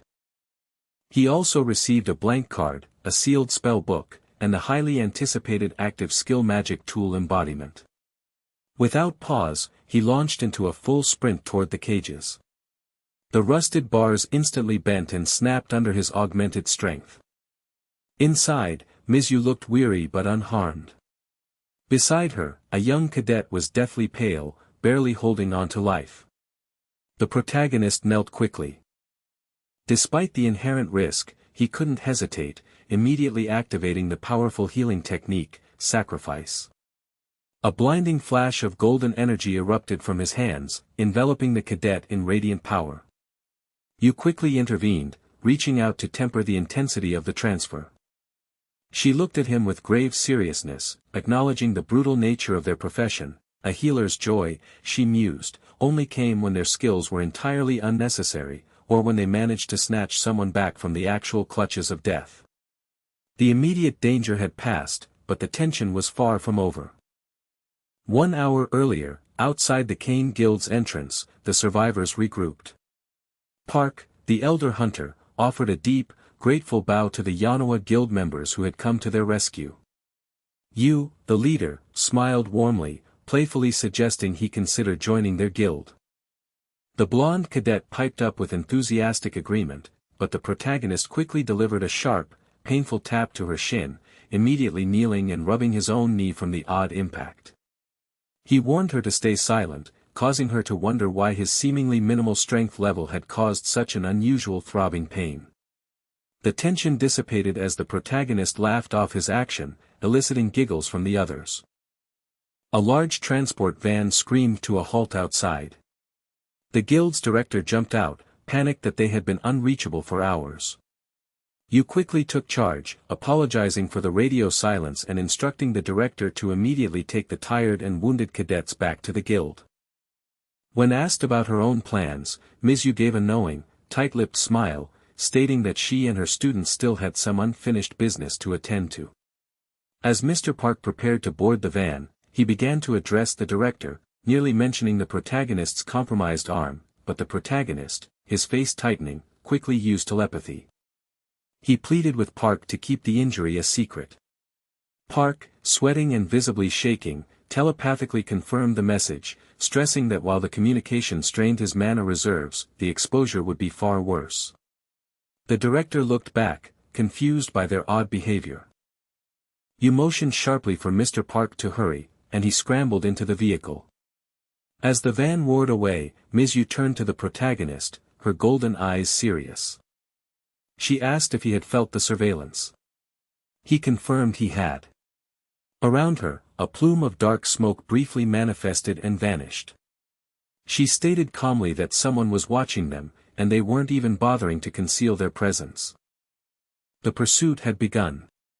Back inside the city, the man in the white car slammed his fist against the steering wheel, sweat beading on his forehead. Trembling with impotent rage, he spat out curses, hammering his fist repeatedly against the dashboard. He reassured himself between heavy pants, laughing maniacally, that even if the rescue group managed to escape the dungeon, they were still guaranteed painful deaths. Suddenly, a sound echoed from outside the vehicle. Before the man could even register the movement, the glass of his window shattered in a rain of brilliant shards. Something seized his throat in an iron grip, suffocating him. The protagonist, his face a terrifying mask of incandescent rage, leaned through the broken window, his eyes blazing yellow in the darkness. He had come for his retribution. The initial momentum of the attack drove the instructor known as Kim brutally into the ground, scattering glittering fragments around the impact zone. He struggled to catch his breath, gulping in air, his eyes wide with fear and confusion. He internally cursed the situation, desperately wondering how they had been tracked down so easily. The light of the morning sun caught the silhouettes of two approaching figures. The commanding voice of Instructor Seol cut through the tense atmosphere, using Kim's name with cold formality. She stood bathed in light, her gaze unwavering, her partner a silent shadow behind her. She stated plainly that she could not imagine what purpose he thought he was serving at this location. Sweat beaded on Kim's temple. His mind screamed a single thought: how did she know about the operation? With a frustrated grunt, his survival instinct kicked in. He spun around and dashed away, aiming to retreat from the overwhelming presence. But retreat was not an option. He stopped his frantic sprint and bellowed his refusal to surrender. His hand began to crackle with blue energy. He was activating the secret weapon, the magic tool granted to him by Director Gu. Though it was intended for other means, this was an emergency. The device flashed blindingly, gathering power before erupting in a vertical pillar of light. Kim used the tool, disappearing instantly and reappearing a short distance away, closing the gap with Seol. He brought forth a shimmering blade of light, thrusting it forward with murderous intent. But Seol moved with a speed that defied perception. The blade swooshed past the space where she had just stood. Turning back toward the defeated instructor, her eyes narrowed. She recognized the device, noting that it was a magic tool allowing for instantaneous travel, but she dismissed it instantly. The capability only allowed for short hops of a few dozen yards, certainly not enough to facilitate a meaningful escape from her. Kim lay defeated and stunned on the ground. The moment for aggression passed, replaced by focused interrogation. Seol's hand began to glow, emitting a low vibration of concentrated mana. She demanded an answer: why had he thrown the cadets into a death trap? She insisted he reveal the identity of the person orchestrating this betrayal. Kim's face contorted in a sneer of desperate defiance. He swore he would never betray his masters, shouting that despite her reputation, she was ultimately just a mage like any other. Purple lightning erupted around him, crackling with raw, unleashed power centered in a dark orb forming between his hands. Seol watched the display, analyzing the surge. She calmly observed that he was utilizing a mana-suppressing device and sighed, calling his effort a shame. Far away, in a dimly lit surveillance room, Director Gu leaned back in his squeaking chair, watching the feed. He ran a hand over his face, accepting the failure. It seemed this particular pawn had finally been used up. Kim continued to strain against the power surging through him, while Seol's own aura exploded outwards in a shower of brilliant gold and light, manifesting luminous wings and trailing feathers. She looked down upon him with pity in her smile. Did he truly believe that tool would be enough to stand a chance against her? A distant door creaked open, then swung shut with a definitive sound. The brief, messy conflict had concluded. The ethereal figure, wreathed in incandescent golden mana, watched her opponent struggle, her lips curved in a smirk of supreme confidence. His desperate efforts to constrain her power were collapsing around him, and she mocked the very notion that such petty measures could ever bridge the chasm between them. Golden light erupted in a blinding flash, causing the dark-haired opponent to recoil, sheer terror and disbelief contorting his features. Nearby, Jain observed the overwhelming display. He instantly understood why his own advanced calculations had failed. The magical congestion generated by her unbridled output made any precision work, like the transmission spell, impossible. He grimly noted the foolishness of anyone who attempted to suppress such a divine, terrifying force. The golden figure advanced, radiating pure, overwhelming power. She informed her enemy that his silence was irrelevant, for she already knew the identity of the true mastermind, Jane Gu. The terrified man flinched violently, realizing his superior's entire scheme had been fatally compromised. A close-up view showed the purple mana-suppressing device in his grasp fracturing, glittering cracks spiderwebbed across its surface until it broke with a sharp, echoing crack. Jane Gu, miles away, was already consumed by the realization that his simple plan, to overload the device until it collapsed, had failed. Now, the glowing figure, utterly released, declared the time of her opponent's demise had arrived. Her power surged dramatically, turning her into a furious torrent of yellow lightning that crackled and ascended skyward. Above the city, the atmosphere twisted into a violent, thunderous vortex. A colossal cone of brilliant energy descended, striking the ground with such force that it shook the entire cityscape. The terrified opponent fell, shielding his eyes as the raw power rushed over him, a burning scream torn from his throat. Jain watched, his expression grim, recognizing the phenomenon as the A-rank active skill, Call Lightning. Though it shared a rank with his own shock spells, he knew the user's mastery elevated it to an entirely different, transcendent level. The golden light intensified into a solid column before the mana-suppressing crystal, completely shattered now, finally exploded in a concussive boom. The pink-haired woman previously trapped by the barrier collapsed, protected only by the instantaneous failure of the suppression field, exhausted but alive. In the aftermath, Seelha woke in her bed, clutching a pillow tightly. The terrifying confrontation felt too vivid, too recent. A surge of relief washed over her. Jain had saved her, managing to reverse calculate the hostile magic in that critical, fleeting moment. She murmured that she still had a long way to go, but a genuine smile crept onto her face. She knew she would definitely need to thank him later. The focus shifted to Millis Academy, now consumed by crisis. Outside, a massive swarm of reporters surrounded the entrance, aggressively demanding comment from Director Gu. The press was uniformly negative, openly conjecturing that the director himself had manufactured the Phantom Guild to eliminate unwanted cadets. Inside his office, Director Gu sat slumped in humiliation until his aide's report reached its most damaging point. He slammed his fist down, striking the desk with a sharp wham.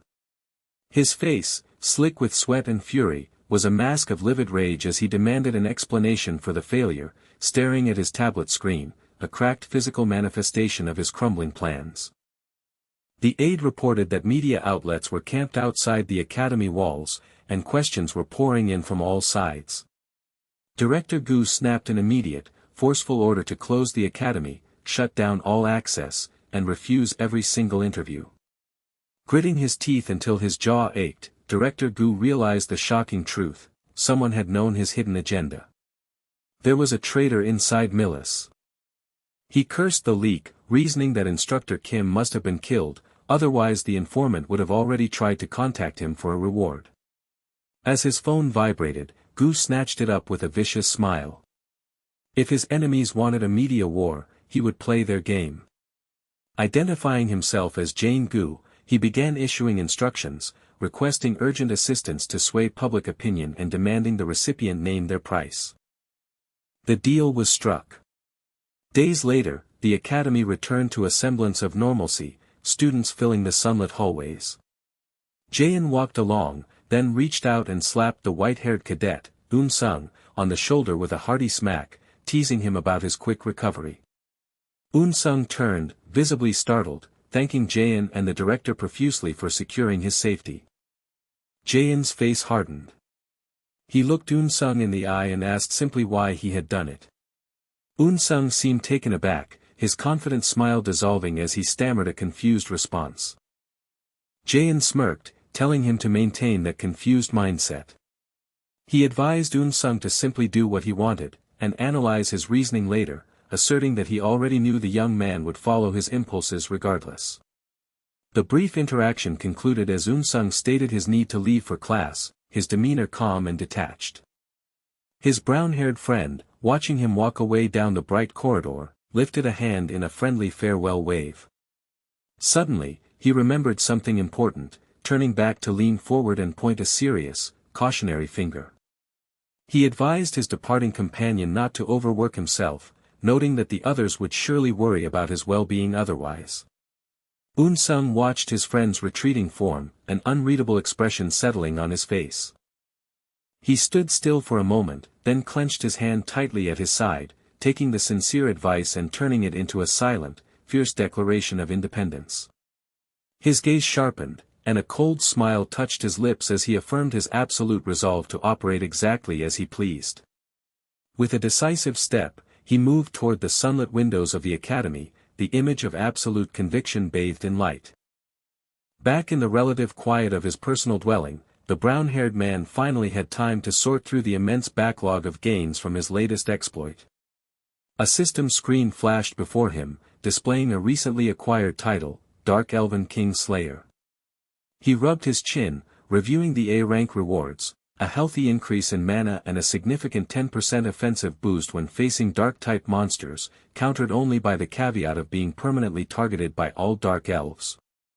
He pondered if all title items carried such rare and potent effects. He realized he had been so distracted handling the fallout from the recent guild situation that he'd entirely neglected to inspect his loot. Had he known it contained such powerful items, he certainly would have checked sooner. With a quick tap, he scrolled further, revealing additional spoils. First, the A+ rank essence of the Dark Elven King, a high-grade medicine ingredient capable of permanently boosting the user's mana upon successful preparation. Beside it glowed the S-rank Dark Elven King's top-tier pauldron, offering massive boosts to strength, mana, and stamina. This was exactly what he needed. Since his natural strength and mana reserves had always been comparatively lacking, this sudden influx of high-tier items provided the perfect remedy. His mind immediately went to Jae-sang, knowing he would have to enlist the specialist's help in preparing the difficult essence. He pictured Jae-sang's inevitable, over-the-top excitement, laughing internally at the thought of his friend confronting brand new ingredients. He swiped the holographic interface one last time, revealing the final piece of loot, an active skill called Magic Tool Embodiment. The description was astounding. It allowed him to use mana to temporarily conjure magical tools directly needed in combat, ranging from a base C rank upwards. His eyes widened in stunned disbelief, and he sprang to his feet, staring intently at the text. Could he truly manifest any magic tool he desired in battle? As he considered the implications, he unconsciously poured mana into the newly acquired skill. Immediately, the air crackled, and several massive, glowing blue spears materialized around him, shimmering with power before vanishing in a blinding flash. He tried again, focusing the energy this time. A golden light hummed in his open palm, quickly condensing into the shape of a sturdy, functional sword. He held the temporary, golden blade aloft, and a wide, genuine smile spread across his face. This new power was truly incredible. The protagonist held the dagger, its surface gleaming with an intense, golden luminescence that radiated outward, encompassing him in a bright halo. This power, he realized, transcended mere statistics. The true value lay not in its rank or attached options, but in its unparalleled utility, the capability to instantly craft advanced magic tools simply by engaging in combat. He tossed the knife high, watching it spin before catching it, exhilaration building in his chest. But as he admired the shining blade, a sudden system notification interrupted his thoughts. His eyes widened in shock as the equipment he wore, the woven, wreath-like bracelet known as Mistiltine, began reacting violently. With a sharp crackling sound, the bracelet shattered into glittering fragments. A triumphant chime rang out, announcing that the hidden requirement had been met, unlocking all of Mistiltine's latent effects. Simultaneously, he received a powerful new passive skill, Genius Blacksmith.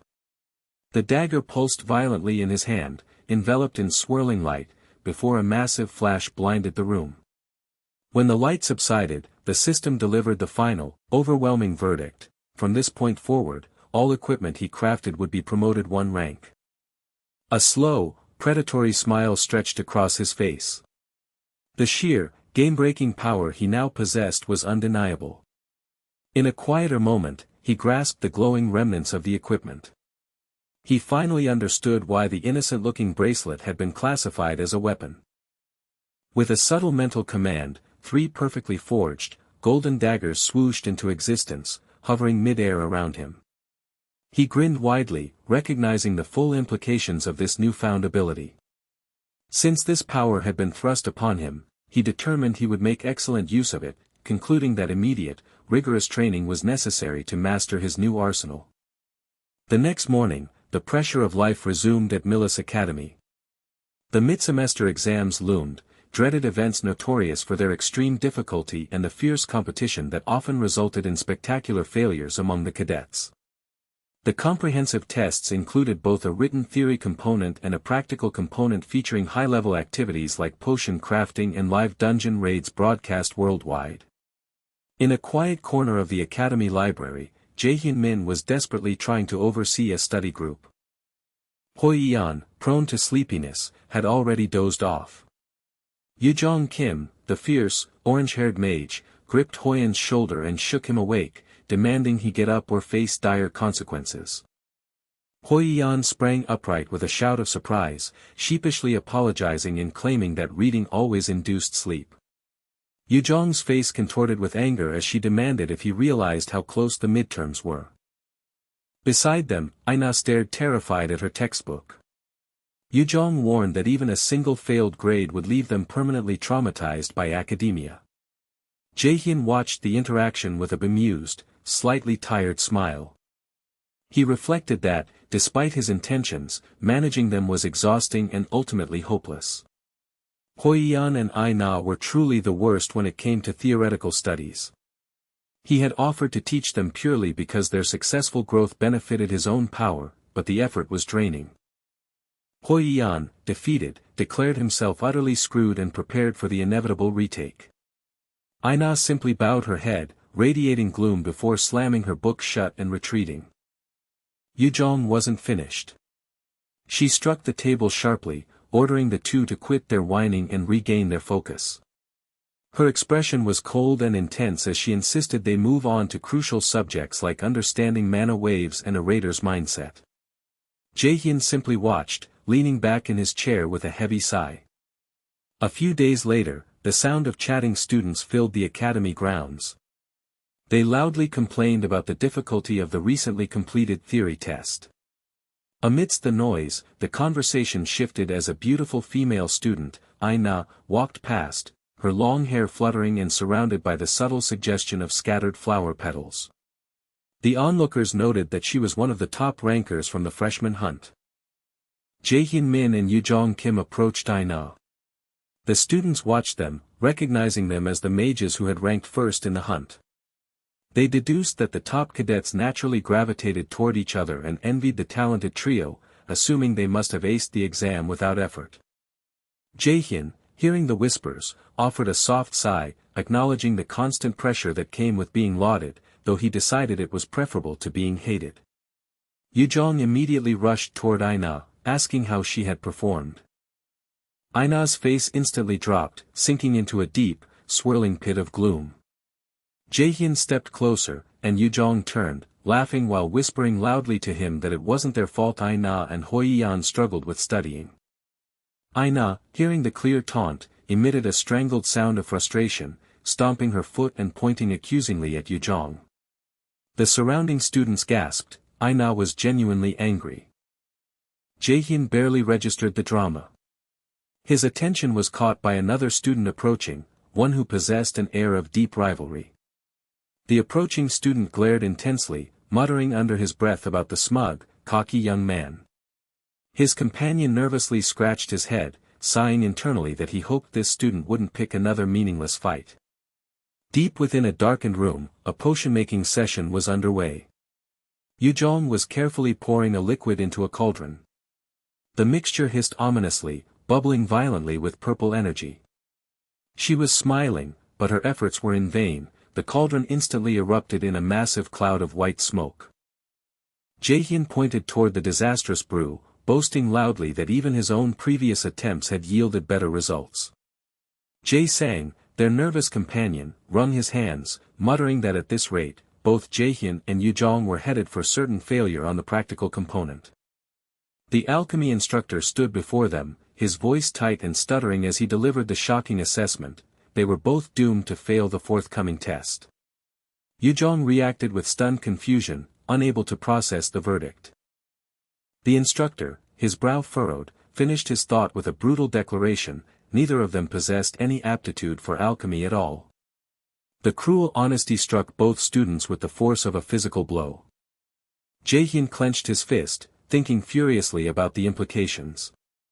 He already had an immense workload of subjects requiring dedicated training, but failing this core curriculum was not an option he could afford. He had to find a way to pass. The instructor quickly looked regretful, realizing how severely he had crushed their hopes, and stammered an apology for his unnecessary harshness. Jaehyun cut to the chase, ignoring the apology and asking if there was any possible recourse or action they could take to prevent failure. The instructor pondered the question, tapping his chin thoughtfully. After a moment, he conceded that there might be a path forward, provided they were willing to utilize a specific, special item.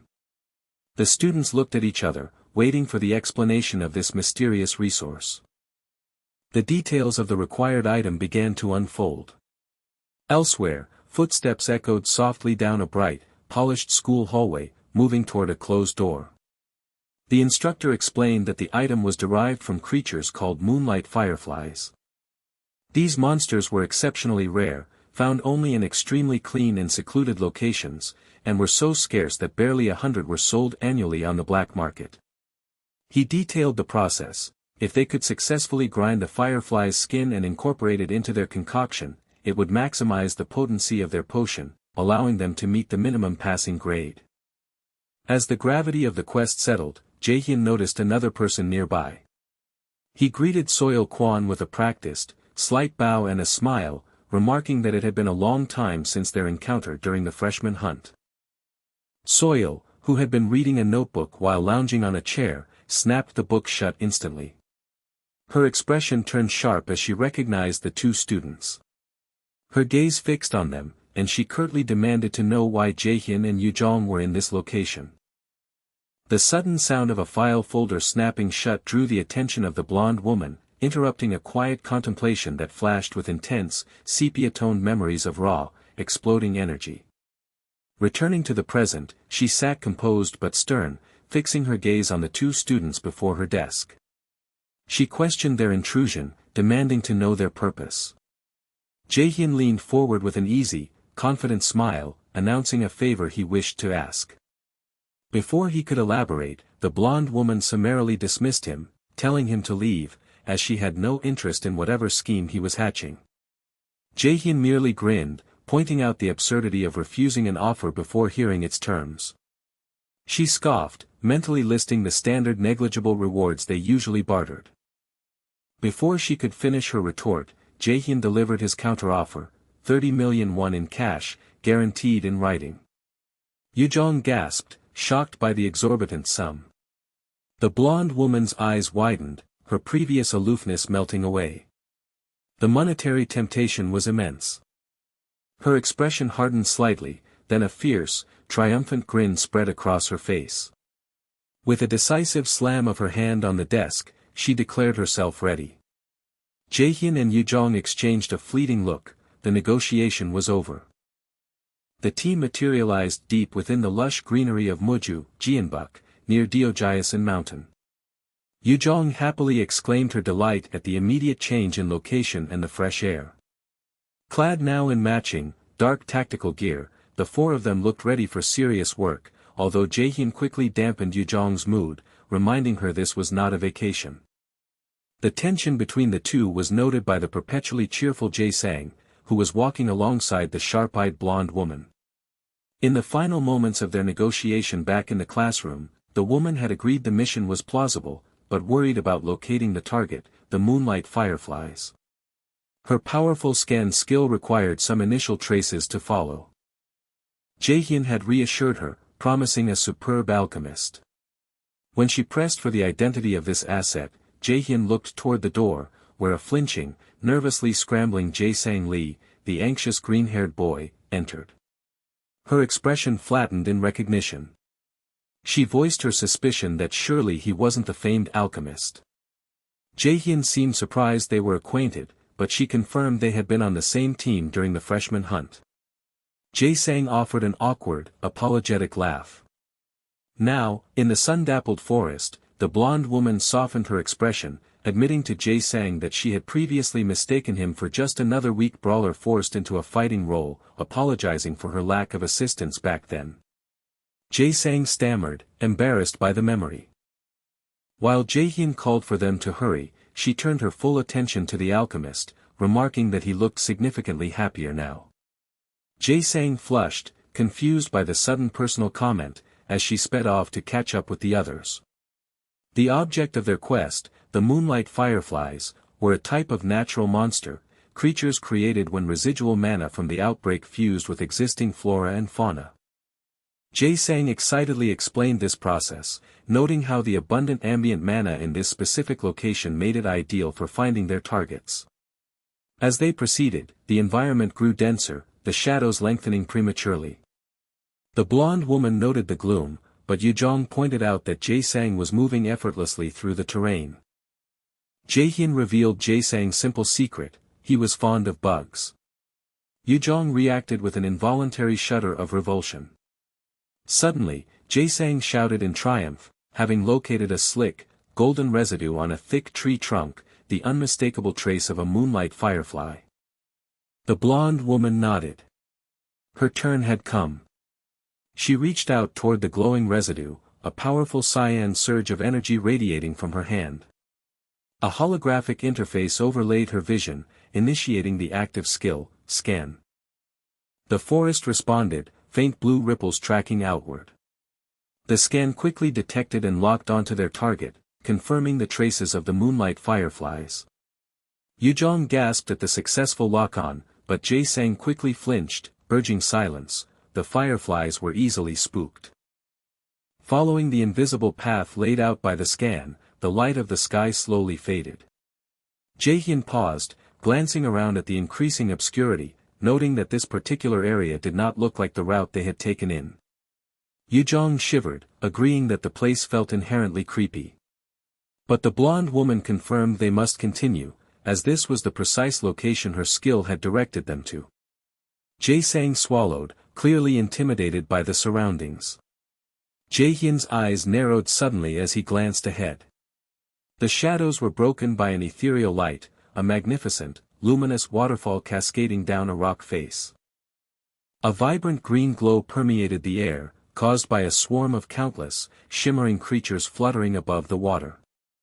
Jae-sang pointed excitedly at the sight, declaring that they had found them, the moonlight fireflies.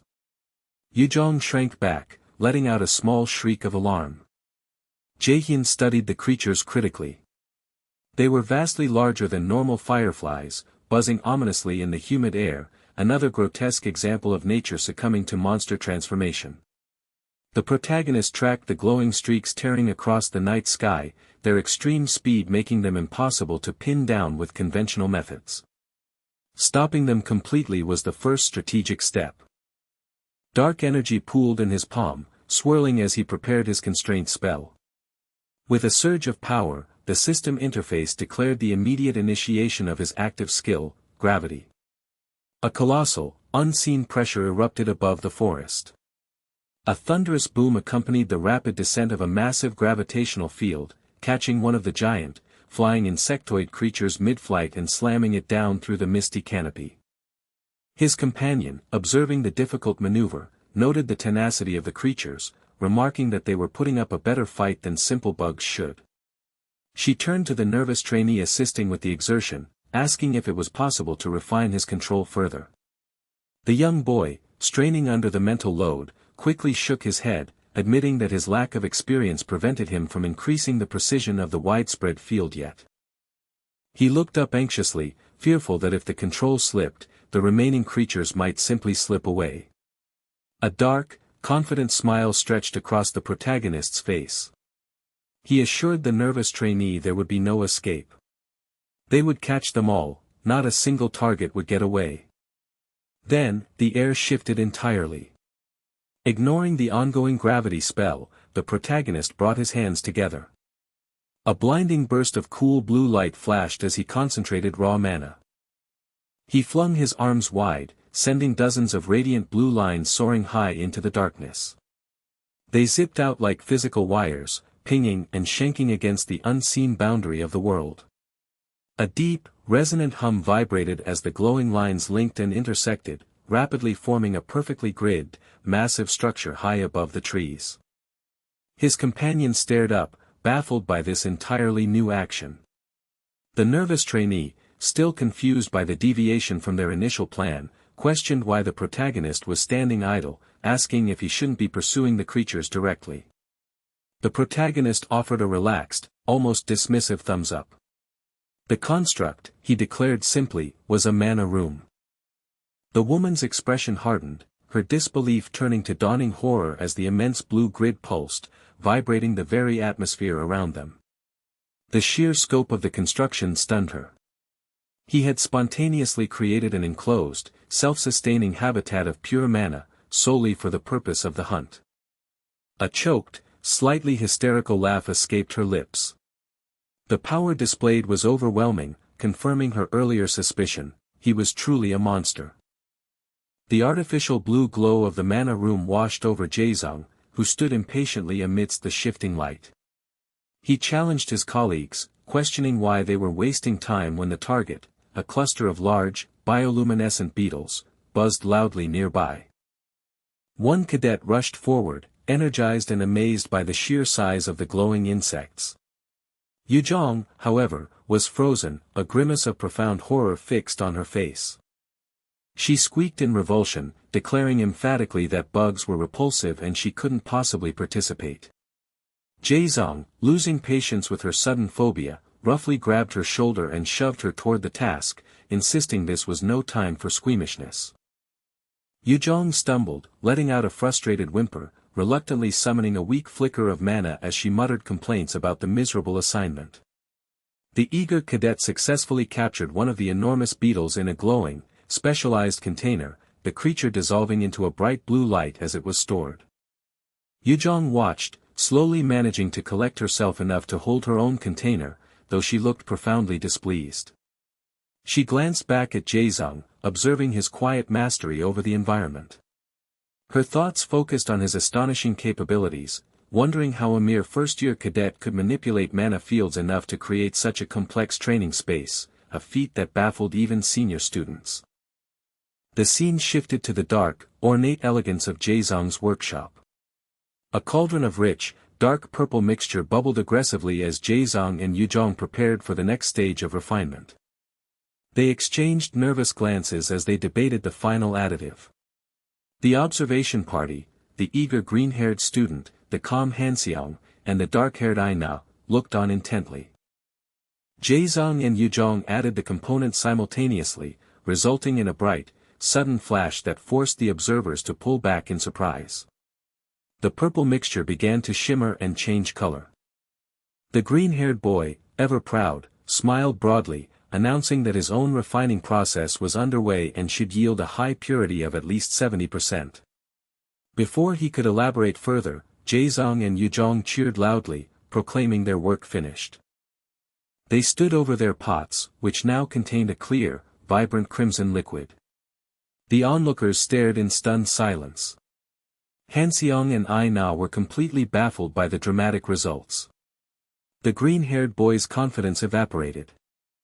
He managed a strained laugh, trying to excuse the results, but the numbers were starkly clear. Jaezong had only managed 51% refinement, and Yuzhong 47%. He swallowed hard, wondering nervously if that level of purity would even be acceptable. A few days later, the oppressive atmosphere of the lecture room reflected the dismal results of the practical alchemy test. Jaezong and Yuzhong leaned over their desks, shrouded in gloom. Hanseong approached, delivering a cutting judgment, stating bluntly that they simply lacked talent, and mockingly suggesting their efforts looked more like attempts to summon monsters than create potions. The sarcasm landed like a physical blow. To place 42nd after utilizing such rare ingredients was a true failure. Hanseong quickly shifted tactics, offering a brittle smile and suggesting that they should at least be grateful to Jaezong for even achieving that meager score. Jaezong looked up, his jaw tightening, rejecting the hollow comfort. Hanseong feigned sudden distraction, checking his non-existent watch, and hastily announced he needed to rush to class. He waved cheerfully as he zoomed away, with Aina following closely. Jaezong scratched the back of his neck, simmering in frustration, but reminded himself that the major practical test still remained, the chance for redemption. Yuzhong sprang up, equally determined, but then adopted a more serious tone as she discussed the second practical test. It was notoriously tough, comprised of various high-stakes scenarios like the freshman hunt, AR tests, and dungeon practicums. Since it required mastery of everything they had learned, the passing requirements were stringent. But, she continued, leaning closer, there was one element that made the difficulty exponential, the complicated process of forming teams. Yuzhong worriedly checked her own standing, revealing her assigned value was 14 points, lamenting the difficulty of building a strong team with such a limit. Each cadet, she explained, was assigned a value based on their grades. Cadets had to form teams of 4, but the combined total value could not exceed 50 points. Jaezong noted that Hanseong was 17 points, Aina 15, and Yuzhong 14. He sighed, annoyed that his own stellar performance in recent assignments had inflated his standing to 20 points, making him an expensive team leader, a point-consuming burden. He recalled how, during the last test, his low value of 6 points had been an advantage, allowing him to join a desirable, high-level party. While he had been delighted then, the outcome had been terrible, a dark memory flashing of him wounded in a cave, surrounded by countless glowing red eyes. Clenching his fists, Jaezong condemned the system as awful. Why did the high-level cadets get to choose the low-level ones? By what right did they exercise such control? As he leaned over his desk, consumed by angry thoughts, Hanseong's cheerful, slick voice cut through his focus. Hanseong stood over him, smiling widely. Jaezong met his gaze, his eyes burning orange. Hanseong's expression grew momentarily severe, lecturing Jaezong that if he was going to be a low-level student, he should act like it. He referenced Jaezong's high achievements, first place in the freshman hunt and his major role in the dungeon practicum, before asking why he was interfering in matters he couldn't handle. Hanseong's expression cracked into a smug, mocking grin as he laughed at Jaezong's apparent failure. Hanseong instantly reverted to his pleasant facade, cutting to the chase. He proposed that they team up for the test, suggesting his skill far outweighed his value. He pointed out Jaezong's 20 points, explaining that such a high number limited his choices severely, and offered his aid. Jaezong sighed, leaning his head into his hand, recognizing that the entire academy was crawling with opportunistic people just like Hanseong. Jaezong's decision was immediate and final, he would not form a team with Hanseong. Fueled by simmering resentment, Hanseong launched into a vicious, detailed rant, condemning Jaezong as irredeemable, blood-sucking trash who lived only to take advantage of the weak. His explosive critique was met with a simple, quiet utterance of regret, confusing him utterly. Staring into the face of his would-be partner, Jaezong delivered the harsh truth, advising Hanseong curtly to find someone else to rely on. Jaezong's sudden, definitive rejection caused Hanseong's carefully maintained facade to crack, panic replacing his usual smugness. He stumbled over his words, defensively insisting that his latent potential and abilities far exceeded his current assessment score, surely making him a valuable asset. Jaezong's expression hardened, his eyes blazing with certainty. He knew the potential was there, but right now, it meant nothing. He could pass this upcoming test without difficulty on his own merits. Furthermore, He drove the final stake into the conversation, coldly declaring that Hanseong would hardly be any help to him at all, he was simply too weak. The declaration landed like a physical blow. Jaezong turned his back, dismissing the conversation completely, and began to walk away as Hanseong erupted in a silent scream of indignant rage and humiliation. Before Jaezong could completely exit the area, another figure, a leader candidate with a confident, easy smile, stepped in, addressing the students left behind. He inquired if Hanseong and the young woman beside him, Gina, had deliberated over his proposal. Hanseong's fury was instantly suppressed, his face snapped into a calculated, almost strained grin. He and Gina confirmed their readiness, immediately agreeing to join the new team, seizing the necessary partnership that Jaezong had so brutally denied them. Standing beside the decision-maker, Songwoo and Gina confirmed their agreement to join the upcoming endeavor. This commitment instantly ignited a searing fury in Jaehyun. His mind flashed back to the harrowing dungeon practicum, recalling the desolate scene where the two, one of them weeping openly, had abandoned him to secure their own escape. The figure they addressed smiled subtly, casting a quick glance toward the visibly agitated Jaehyun. Trembling with incandescent resentment, Jaehyun struggled to process the blatant injustice of the situation. He slammed his jaw shut, his expression etched with cold resolve, and dashed away through the academic halls, already planning how he would make the one who engineered this decision regret it. The focus shifted to the bright interior of the Angelina Café. Jaehyun sat calmly, sipping coffee across a small table from Gina and Songwoo. Gina initiated the conversation with hesitant uncertainty, questioning Jaehyun's judgment about forming a team with them. They confessed their inadequacy, detailing their guilt over leaving him during the practicum and their feeling of utter worthlessness during the incident involving the Cane Guild. Jaehyun, leaning back confidently, brushed off their worries. He assured them he chose them for a reason and would never select partners who might impede his ultimate goals. In his private assessment, he knew their true skill level was far higher than their current low reputation score suggested, making them highly leveraged, cheap talent. Songwoo, relieved but still nervous, inquired about the final team member. Jaehyun noted she should be arriving imminently. A delicate jingle sounded as the cafe door opened. Gina and Songwoo instantly gasped in shock. Jaehyun smiled, confirming the final member was the blonde girl, Aina, standing framed in the bright sunlight. Her expression was severe. The sight of Gina and Songwoo triggered an agonizing memory for her, a fleeting vision of a chaotic, rocky landscape and her own sister being dragged to safety while disaster unfolded. Horrified, she looked back to Jaehyun, demanding to know if he truly expected her to collaborate with them. The scene violently cut to a darkened control room. Jane Gu, the Academy's director, watched a news report detailing the ongoing crisis, the Academy's threatened reputation, and public demonstrations demanding his resignation. His face flushed crimson. With a powerful, furious shout, he smashed the screen, purple energy crackling as the glass shattered. He cursed the media, outraged that they would betray him despite his substantial bribes. He squeezed his hand tightly, the artifact ring on his finger cracking audibly into sharp fragments. A deep, defeated sigh followed as he realized the press had abandoned him.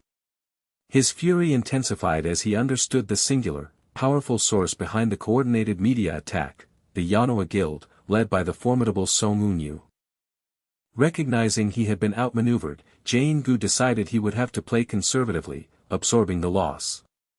He swore he would simply bide his time until the public relations storm died down, determined to continue his ultimate plan for the Aesir when the moment was right. Back at the cafe, Aina sat stiffly, arms tightly crossed, while Gina and Songwoo fidgeted. She pressed Jaehyun again about the certainty of this team. Understanding her reluctance, Jaehyun carefully revealed that Gina and Songwoo had acted under the direction of Aina and her sister during that difficult incident. He stressed that this uncomfortable combination represented the optimal choice for their goal. Aina was stunned but finally relented, sighing in frustration, agreeing to trust his judgment. However, she demanded to know his true motivation, sensing he was skilled enough to handle the upcoming test alone. Jaehyun noted her sharp insight. He had chosen them because they held a personal vendetta against Jane-gu, and they were individuals who would be willing to keep silent about the events that would transpire in the test dungeon. A dark, determined smile spread across his face as he confessed his underlying plan to the group. He intended to use this mandatory test as the ultimate opportunity to utterly take down Jane-gu. The three students stared back, momentarily stunned. Jaehyun simply offered a cold, challenging stare, promising them that Jane-gu would not be able to rely on his powerful network to save him this time. The day of the practical test arrived. Jaehyun, Aina, and the other two members stood assembled among a large crowd of anxious cadets, clad in their dungeon gear.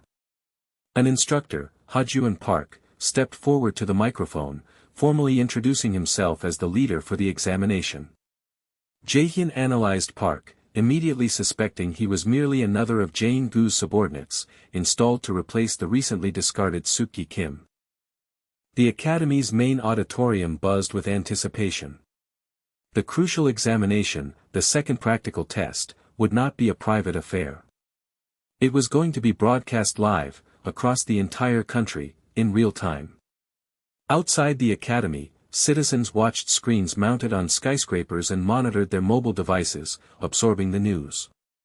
This was framed as an unprecedented opportunity for the cadets to showcase their potential to the nation. However, the widespread public attention carried a dark, insidious implication. Every cadet would have to complete this incredibly demanding test under the immediate scrutiny of countless watchful eyes, a pervasive, inescapable pressure visualized as a field of intense, blood-red stare surrounding them. The speaker concluded, wishing the cadets luck. Suddenly, a brilliant azure light flooded the auditorium. The first groups of cadets were instantly lifted, swirling and disappearing in a sudden vortex of energy. The air hummed with kinetic anticipation. The protagonist and his core companion stood firm among those remaining, their features catching the ethereal glow of the transition field. He lowered his gaze momentarily, a subtle, cold smile spreading across his face, acknowledging the immense challenge before them. He confirmed his readiness, embracing the intensity of the moment. With a final, blinding flash of turquoise energy, the second wave, including his team, was finally engulfed. The second practical test, broadcast nationwide, had officially begun. The air was scorching, thick with the overwhelming scent of sulfur and ash rising from churning lava pits and jagged volcanic peaks. This cataclysmic environment of fire and heat stretched endlessly beneath blood-red clouds. With a sudden, powerful descent, a brilliant pillar of blue light materialized, accompanied by the cold chime of a system message confirming the transport of targets to a new subspace. Jaehyun appeared within the fading blue aura, his gaze sharp as he planted his foot on the crust of molten rock. The unstable ground gave a hollow sound beneath his weight. The system finished processing the arrival, displaying the composition of Team D, Jaehyun, Yujong, Jina, and Songwoo. Surrounded by the infernal landscape, their mission parameters were immediately laid bare: clear all dungeon stages, secure the boss's core, and return home. Songwoo inhaled sharply, his face already slick with sweat, finding the oppressive temperature alarming. Jaehyun, scanning the ominous environment, quickly identified the setting as Muspelheim, the legendary realm of fire, a fact easily confirmed by the roaring pillars of flame surrounding them. Ignoring a monstrous, molten figure stirring in the distance, Jaehyun pulled up a shimmering holographic display. He declared that they would begin by mapping the dungeon thoroughly, stressing that sufficient intelligence was paramount. There were specific items they needed immediately.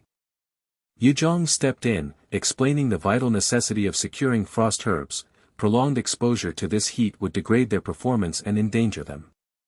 Songwoo was genuinely impressed by the meticulous planning, praising their expertise in survival fundamentals. Activating his specialized skill, Detect Magic, Jaehyun's hand began to glow, and a massive, swirling ring of blue energy spread rapidly across the hostile landscape. The powerful surge instantly located what they required. He urged them to move quickly, pressing the urgency of time. A small patch of glittering, icy blue plants was revealed, the frost herbs. They harvested the magical components immediately.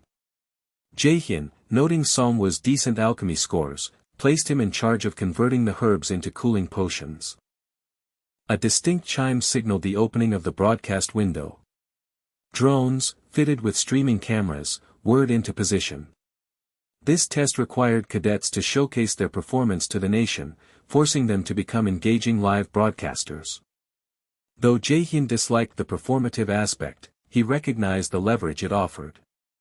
His eyes narrowed as 4 C-rank monsters swiftly approached. He issued the order to adopt Formation B. The team snapped into their combat positions as the lumbering lava slimes oozed into view. Somhwa stepped up first, raising his shield and activating taunt to draw the slime's fiery attention. Jaehyun directed Gina to maintain distance, warning that direct contact with the slimes would cause them to explode. Yujong readied her water spirit skill. The drone cameras whirred closer as the tension mounted, and the live chat began scrolling rapidly across the holographic interface, noting that this was the high-profile room belonging to the freshman hunt champion. Jaehyun shouted the command to initiate. Yujong launched herself upward on a pillar of water, sending a concentrated blast crashing into the nearest slime, which sizzled violently as a crater appeared on its surface. Simultaneously, Gina hurled a powerful item, causing a fiery detonation against another creature. Jaehyun recognized that using his strongest ice skill right then would simplify the fight instantly, but he broke into a dangerous grin. He decided to stretch the moment, raising the tension gradually for the expectant audience. His power surged as he prepared to ignite the battlefield with a bang. A dazzling, overwhelming torrent of ice and blue light erupted. Ice rain crashed down across the molten floor with catastrophic force, illuminating the entire subspace and throwing up shards of frozen magic. The immediate effect was spectacular. The live chat exploded in disbelief. They questioned how a freshman could possess such an apparent A-rank skill, concluding it must be a visual glitch or staged performance. The show had officially begun. The young man stood centered in the gathering storm of mystical, luminous power, his eyes fixed on an unseen horizon. He understood that the real battle was only just commencing. His intensely focused gaze reflected a calculated ruthlessness. He recalled the scarred, shadowy figure whose tyranny he intended to destroy. These incessant, chattering viewers watching the spectacle were not merely an audience, they were meant to be the ultimate, decisive weapon, the force that would drag that contemptible bastard Jane into the public light. Away from the field of battle, in a dimly lit office lined with dusty records and monitors, the powerful burst of white and gold light exploded across a large screen. Viewers flooded the broadcast channels with comments of sheer astonishment, struggling to comprehend how a mere freshman could deploy so many high-tier A-rank spells. Such mastery was typically reserved for seasoned upperclassmen. A man leaned over the controls, his expression tight with concentration. He recognized the prodigy, Jaehyun Min. He confirmed their suspicions, recognizing that the student was utilizing high-tier A-rank spells without the slightest visible strain. He recollected prior intelligence. The young man was already an enemy of Jane, and Yanoa had already thrown her support behind the student. This solidified the observer's calculations. This was a profound opportunity. If Jaehyun managed this public spectacle skillfully, he might be able to expose Jane's extensive network of corruption. A slow, predatory smile spread across the man's face as he chewed carefully on a toothpick, his eyes gleaming with sly anticipation. The pieces were moving into place. He flicked the toothpick away, clenching his fist, eager for the next turn in the drama. All that remained was to watch Jaehyun make his move. He silently demanded to know the next stage of the student's meticulously calculated plan. A blinding flash of blue energy erupted, followed immediately by the devastating concussion of a fiery explosion. The ice shards that had splintered from the opposing force vaporized instantly. Standing amidst the shimmering afterglow, the dark-haired protagonist observed the successful annihilation with a calm, satisfied smirk. The residual winds whipped across the ground, kicking up dust and ash around the rest of his team. Pools of steaming, molten orange lava dominated the hellish cavern floor. The blonde operative brushed her hair back, noting with detached resignation that she wasn't surprised by the protagonist's sudden display of devastating new abilities. The oppressive heat, however, was immediately noticeable. Her two companions wiped sweat from their foreheads, complaining aloud about the suffocating temperature. In a separate, equally scorching area of the dungeon, two other fighters concluded their own skirmish. The long-haired woman expertly drew her weapon, sending precise, icy energy bolts slicing through the air. They slammed into the mounds of living lava slimes, scattering droplets and steam. Before the molten bodies could reform, the white-haired swordsman dashed forward, his blade carving massive arcs of searing light that swept the rest of the creatures into oblivion. A lingering hiss of steam rose from the vanquished foes. The swordsman turned to his companion, commenting on how easily the fight had gone, questioning if that was truly the end of the required combat. She tilted her head, concurring that the dungeon felt far less challenging than anticipated, especially when compared to the brutal dungeon practicum. Overhearing their casual assessment, a third, sweat-soaked male operative internally panicked. He recalled the high danger of the combat zone. For him, the slightest mistake near the molten floor would have meant certain death. He stared, wide-eyed, at the effortless skill demonstrated by his companions, noting they finished the lava slimes without a scratch. The sheer power imbalance left him reeling, unable to gauge just how formidable their leader truly was if these two considered the current environment so easy. He urged his teammates to move faster, concluding their leader must already have completed his own objective. Back at the main camp, the group settled within the newly erected, magically reinforced tent, gathered around a large cauldron where bright green potions were bubbling. One of the men estimated the brewing process would take about an hour. The protagonist happily agreed, joking that he would attempt to hurry the process along. The blonde woman collapsed onto the ground, groaning dramatically about the misery of being stuck in a dungeon clearly modeled after Muspelheim, the realm of fire. The dark-haired teammate couldn't help but laugh, teasing the blonde for her usual bluntness. A sudden tension arose as the blonde defensively denied that she and the protagonist were especially close, quickly turning away with crossed arms and a flushed face. Observing the strained interaction, the protagonist sighed internally. He knew the blonde operative was struggling, needing reassurance that her panicked actions during the practicum were not her fault, understanding how sheer terror could overwhelm all intellect. Deciding to intervene, the protagonist raised his hand, calling the team together. He announced he needed to discuss a modification to the battle plan and invited them to gather closer. With a confident smirk, he assured the blonde that the drastic change he intended to make was indeed possible, despite her skepticism. His eyes flickered upward, catching sight of the surveillance drones circling outside. Noting the precise time on the digital clock, he felt a surge of energy. This was the perfect moment to execute his plan and cause a massive uproar. Golden, arcane runes erupted from his hands, swirling and glowing with intense power. The magic immediately overloaded the transmission signal, warning messages flashed across external observer screens, the subspace connection was unstable, and the audio-restricted broadcast was rapidly failing. As the feed died, brief, confusing messages flashed up, viewers noting that the two main characters seemed to be moving out for the attack. They expressed confusion, wondering where the other members had gone, fearing they might have been defeated. The protagonist smirked directly at the camera feed, assuring the worried audience that his team members were perfectly fine. A sharp, intrusive ding echoed through the secure observation room, followed by a torrent of confused whispers. One staff member instantly recognized the intruder's voice. It was Jaegyung. Another confirmed the breach, asking what technical disaster had occurred. The rules were absolute, observers were never supposed to hear the cadets within the subspace.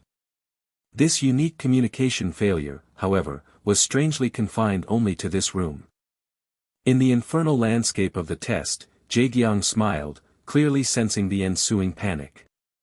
He leaned into the unseen connection, a low chuckle escaping him as he admitted he had slightly adjusted the delicate subspace formula. He offered a saccharine greeting to the stunned observers, promising that the actual spectacle was only now beginning. In the control room, Director Gu watched the boy's image projected on the holographic screen. Jae-gyung's voice, amplified and confident, filled the space, asking why the academy bothered to broadcast the test if the audience couldn't participate in the fun. His gaze felt direct and challenging. A nervous instructor approached the director, concerned for his boss's well-being. Gu quickly dismissed the worry, claiming a minor headache, though his hands trembled slightly as he leaned on the desk. He felt sickened by the disruption, unable to comprehend the scale of the infiltration. He recalled the immense effort that went into crafting this stable, impenetrable environment, a subspace formula painstakingly designed by dozens of outside mages, academy instructors, and himself. It was a masterpiece of combined magical engineering. How could a single cadet, a mere student, have manipulated it? It defied all possibility. The frantic instructor suggested they issue an immediate penalty. Gu managed a grim, forced smile as he rejected the idea. He explained the bitter truth: no rules existed to punish tampering with the subspace itself, simply because no one had ever conceived a student might possess the power or knowledge to achieve it. Gu's expression hardened as he realized the full depth of the humiliation. A single cadet had utterly compromised the work of dozens of elite mages. The director quickly pivoted, regaining a shred of composure. He reminded his staff that there was no need for anxiety, as all students were bound by contracts that prevented them from leaking any top-secret information about Millis Academy, particularly under threat of expulsion. Jae-gyung would surely not dare risk expulsion after coming so far. But before the director could finish the thought, Jae-gyung's voice cut in again, mocking his concerns and loudly proclaiming that he had plenty of information to share about Director Gu. The cadet continued, dropping veiled threats about the secretive guild field trip and other fishy business conducted behind the scenes. A silent, booming shockwave hit Director Gu. His eyes went wide, fear distorting his features. He was exposed. Jae-gyung waved a gloved hand dismissively on the screen, addressing the threat of being kicked out. His eyes glowing intensely, he reminded the director of his favorite, brutal saying, that the strong always took what they wanted. Jae-gyung declared that within Millis Academy, strength transcended rules and became the highest law. The director slumped back, his body beginning to tremble uncontrollably. He gazed up at the boy's image floating above the control console, the cadet smiling triumphantly as the camera focused on the drone that carried his broadcast signal. Did the director truly think he could expel him? Gu tilted his head back, a dry, hysterical laugh ripping from his throat, echoing the totality of his defeat. He pressed a hand over his eye, finally understanding the danger. Jae-gyung had been a toxic, poison chalice from the very beginning. His laughter abruptly ceased, replaced by cold fury. Gu called out sharply for Instructor Park, who snapped to attention, confirming the order. The director instructed him to prepare the necessary paperwork to expel Jae-gyung the moment the second test was officially over. Gu took a ragged breath and clarified the strategy, gripping the desk until his knuckles were white. He first needed 2 veteran hunters, A rank or higher, hired and secured before they moved against the student. Once the situation calmed and the academy was protected, only then would they truly deal with Jae-gyung. Alone in the control room, Director Gu slowly pounded his fist onto the polished wood of his desk, his face a mask of bitter hatred. He whispered Jae-gyung Min's name, a solemn vow that this transgression would not go unpunished. Meanwhile, in the blazing, subterranean arena, Jae-gyung simply smiled, basking in the light of his own power, utterly unconcerned with the director's impending vengeance.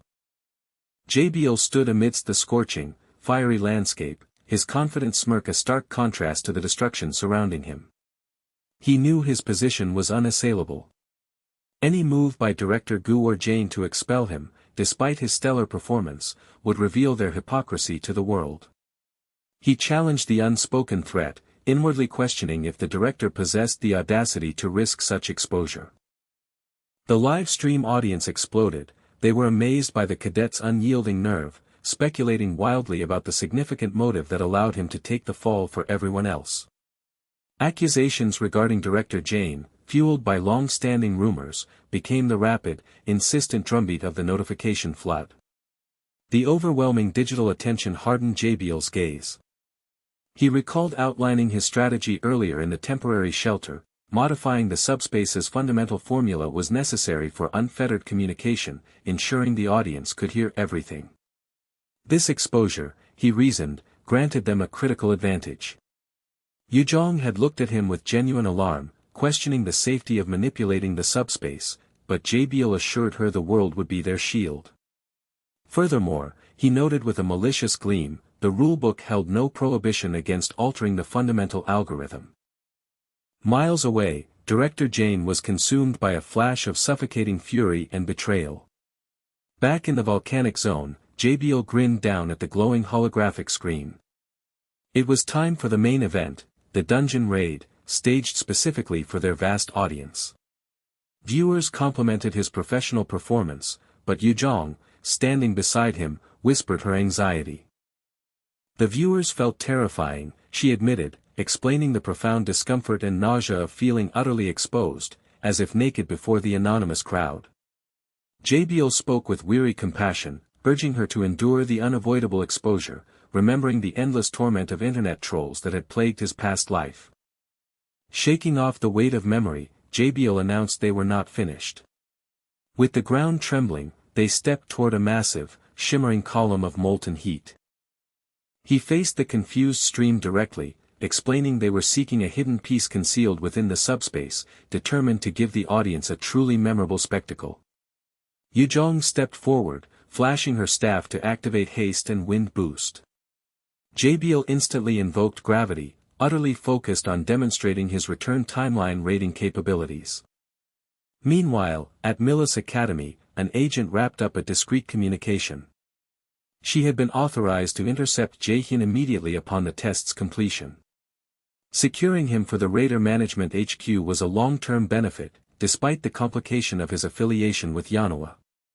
Recognizing that Director Jane also had his complete attention fixed on the young man, the agent conceded the challenge and rushed to the control room to monitor the test status. In the dungeon, JBL activated his boosted speed, rushing forward. He swiftly grabbed Yuzhong, hoisting her in a sudden embrace.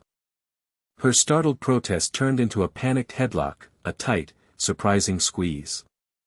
Despite the chaotic hold, he launched them both high into the air with a powerful thrust.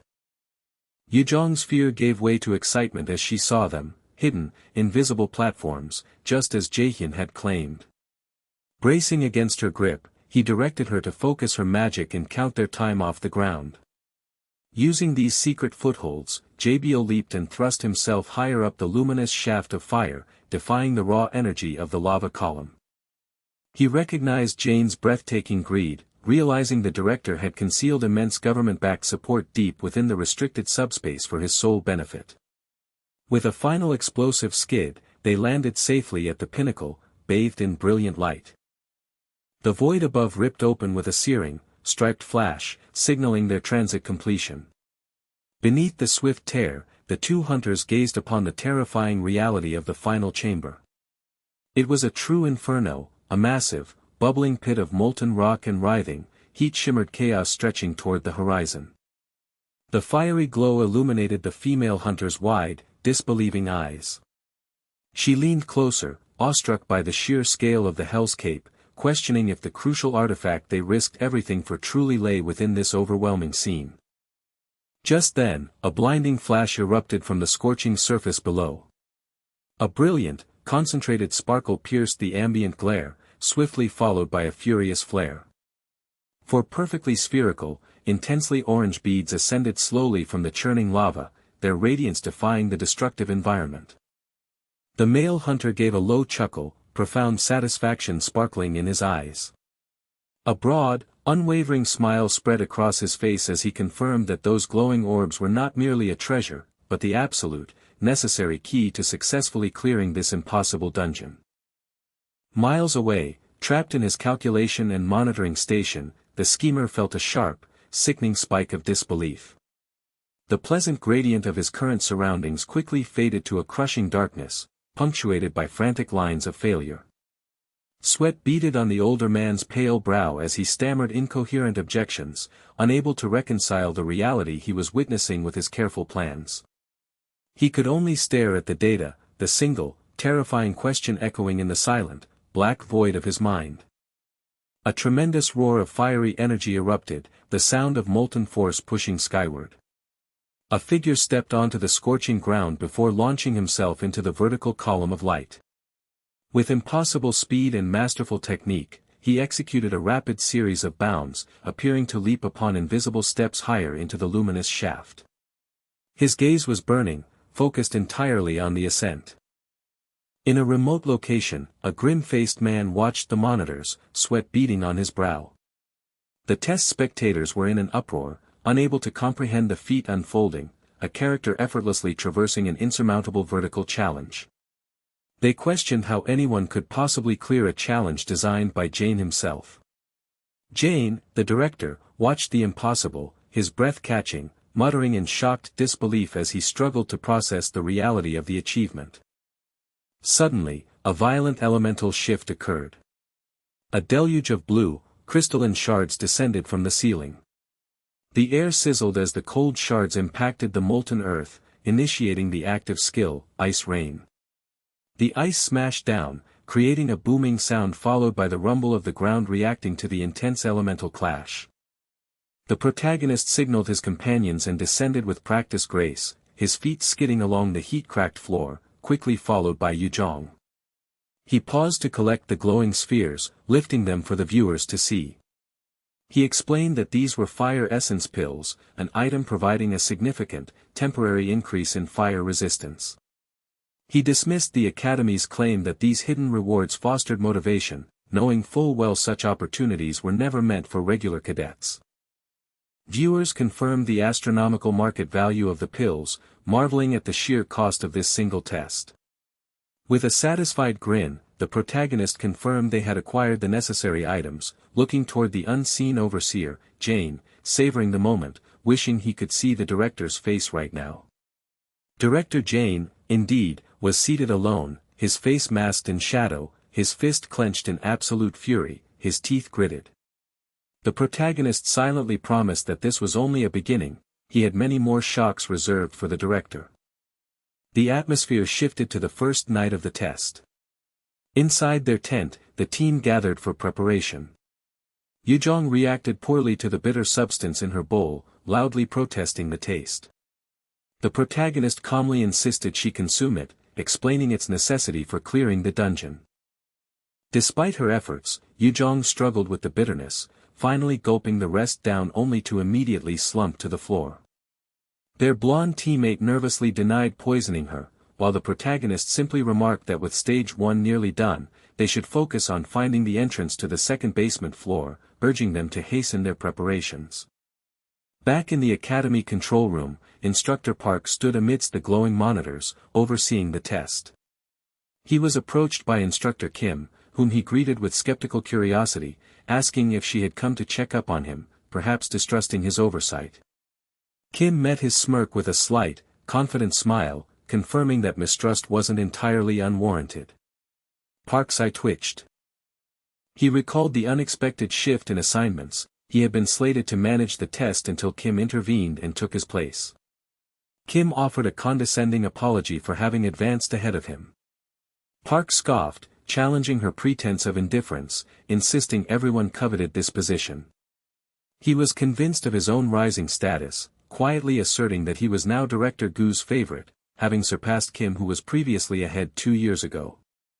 Kim turned back as if to offer parting advice. She fixed him with a serious, level gaze, warning him to ensure that the vital lifeline he was currently depending upon was not about to snap. With that cryptic message, she offered a pleasant smile and left Park standing alone, his expression suddenly uncertain and disturbed by her parting words. The blow landed with a heavy thud, a sound that echoed the bitter frustration burning in the administrator's chest. He gritted his teeth, his jaw visibly clenching with suppressed rage. Even now, the substitute director carried herself with an infuriating air of superiority. But such temporary arrogance was meaningless. He reaffirmed his unshakable belief, it would not be long until the director returned to his rightful position. Nothing, absolutely nothing, could stand in the way of that inevitable reversal.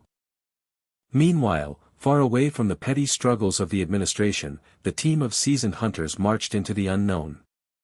They moved beneath a sky blazing with a violent, apocalyptic sunset, a grim but determined force. A system prompt fragmented into existence around them, announcing their successful entry into the second floor. The new objective was clear: complete the second floor quest by eliminating the elite monsters and seizing the hidden treasure. Success would immediately transport them to the third floor.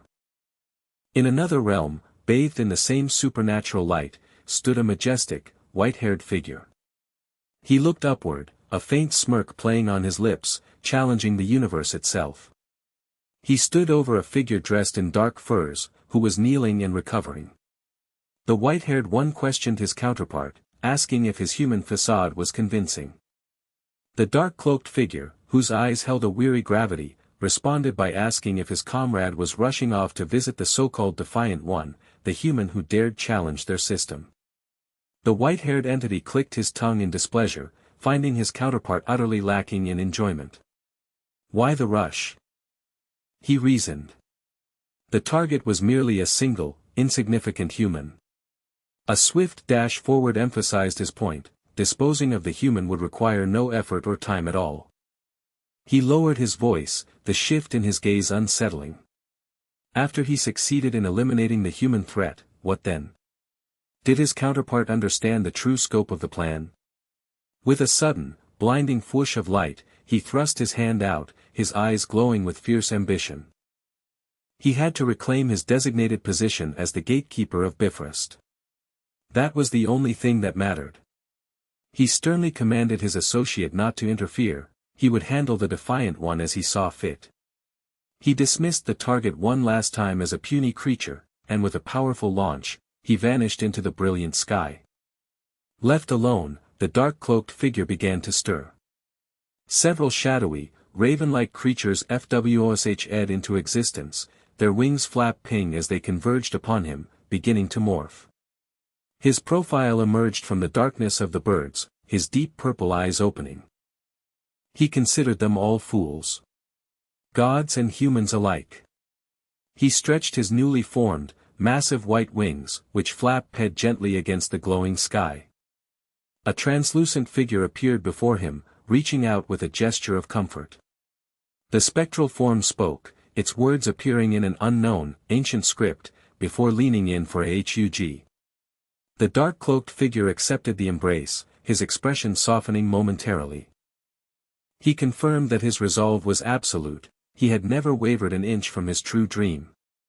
Soon, the spectral figure would understand everything.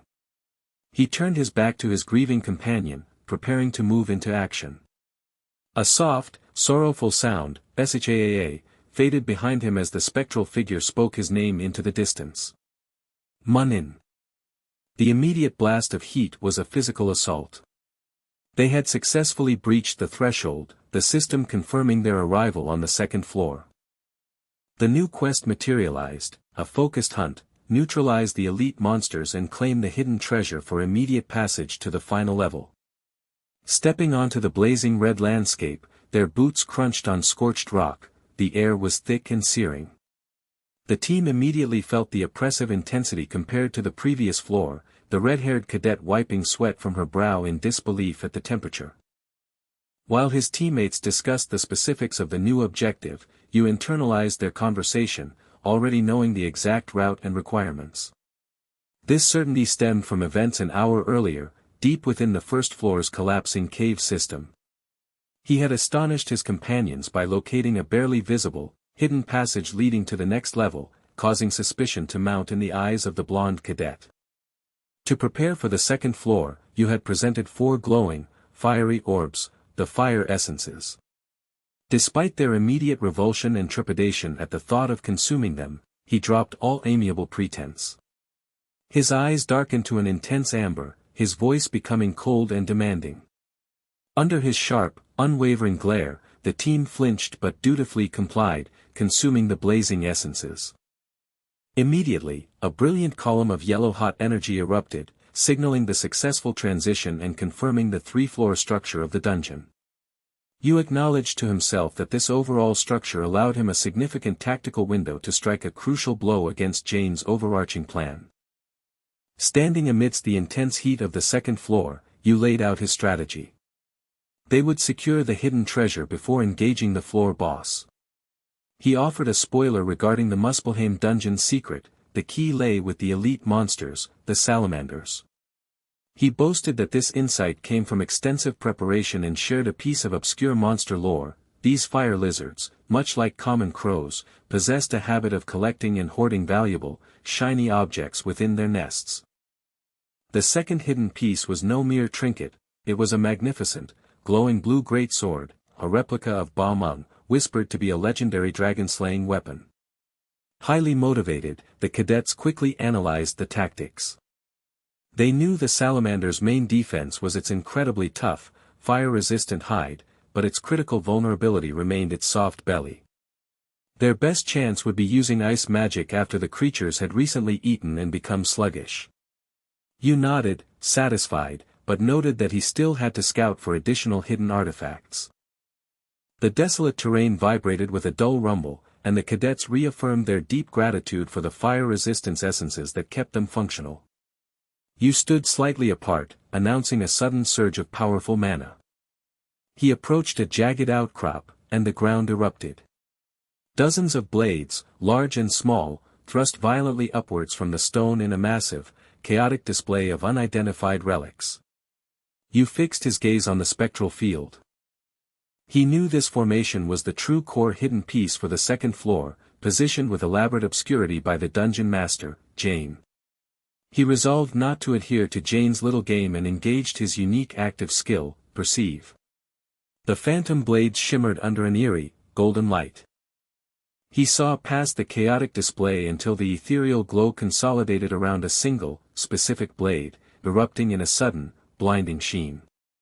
He lunged, securing the dark, chipped hilt with a decisive grab. A sharp ring echoed, followed by a series of immediate system confirmations. The item was the polluted Ba Meng, an A-rank weapon, the legendary sword of Siegfried the Dragon Slayer. While its impressive raw stats were listed alongside a sealed passive skill, Dragon Slayer, which offered exponential physical improvement against dragonkin, the system cautioned that none of its overwhelming effects would function in its current polluted, sealed state. Yu sheathed the heavy, dark sword with a smooth movement. He acknowledged the many restrictions. In its current state, the sword could not be used outside the dungeon, and failure to meet the requirements would indeed render it useless scrap metal. Yet, he focused intensely on the blade. Despite these limitations, this artifact held the highest possible value for him because he possessed the crucial, hidden means to take the Dragon Slayer's weapon back with him to the outside world. The volcanic air remained stifling as they traversed the jagged terrain. Sujin pointed toward a massive crevice, certain that the King Salamander's boss lair was nearby. Yu immediately cautioned her against rushing. The King Salamander only fed once a day, specifically at night. Sujin worried about the risk of lingering. The creatures had an excellent sense of smell, and delaying the engagement might provoke a preemptive attack. Yu agreed that time was critical, confirming they needed a definitive plan. As she pressed him for details, a profound, horrifying realization washed over her face, causing her to gasp sharply. Yu, completely unfazed, held up a strange, glowing blue orb in his palm. Encapsulated within the sphere was a repulsive, segmented centipede, wiggling slowly. Sujin recoiled instinctively, a nervous shudder passing through her body, but Yu grinned, announcing that this creature was their essential tool. As she instinctively tried to flee the horrifying object, he reached out, clasping her wrist firmly to halt her retreat. His gaze was sudden, serious, and intensely focused on her face. He informed her that she was the crucial key to the entire operation. A deep blush immediately spread across Sujin's cheeks, her eyes widening, glossy with confusion and a surge of unexpected emotion, allowing a single tear to trace a path down her cheek. She whispered, wondering how she could possibly be the answer. Deep within the oppressive cavern, the young woman stared in frozen horror at the repulsive creature wriggling near her feet. The protagonist casually explained that the small specimen they had secured earlier was an explosive centipede, which, when agitated, secreted a potent, violent liquid, giving off a stench so powerful it caused immediate tears. This repulsive odor, he noted, was the key to their entire hunt. In the blistering, fiery expanse of the cave system, the massive, lava-skinned salamander sniffed the air repeatedly, its glowing eyes scanning the intense heat. Two teammates, hiding behind a crumbling rock, confirmed the monster's presence just as a deep rumble shook the ground. The blonde mage, skeptical, demanded assurance regarding her promised reward before proceeding. He laughed, a slight smirk playing on his lips, confirming his integrity. Suddenly, her face crumpled in absolute terror. The cold realization struck her, the plan involved the centipede. She cried out, revealing her profound, deep-seated hatred for all bugs. Unsympathetic but recognizing the danger of her failure, the protagonist countered her phobia by raising the stakes, offering a highly coveted, legendary staff as compensation.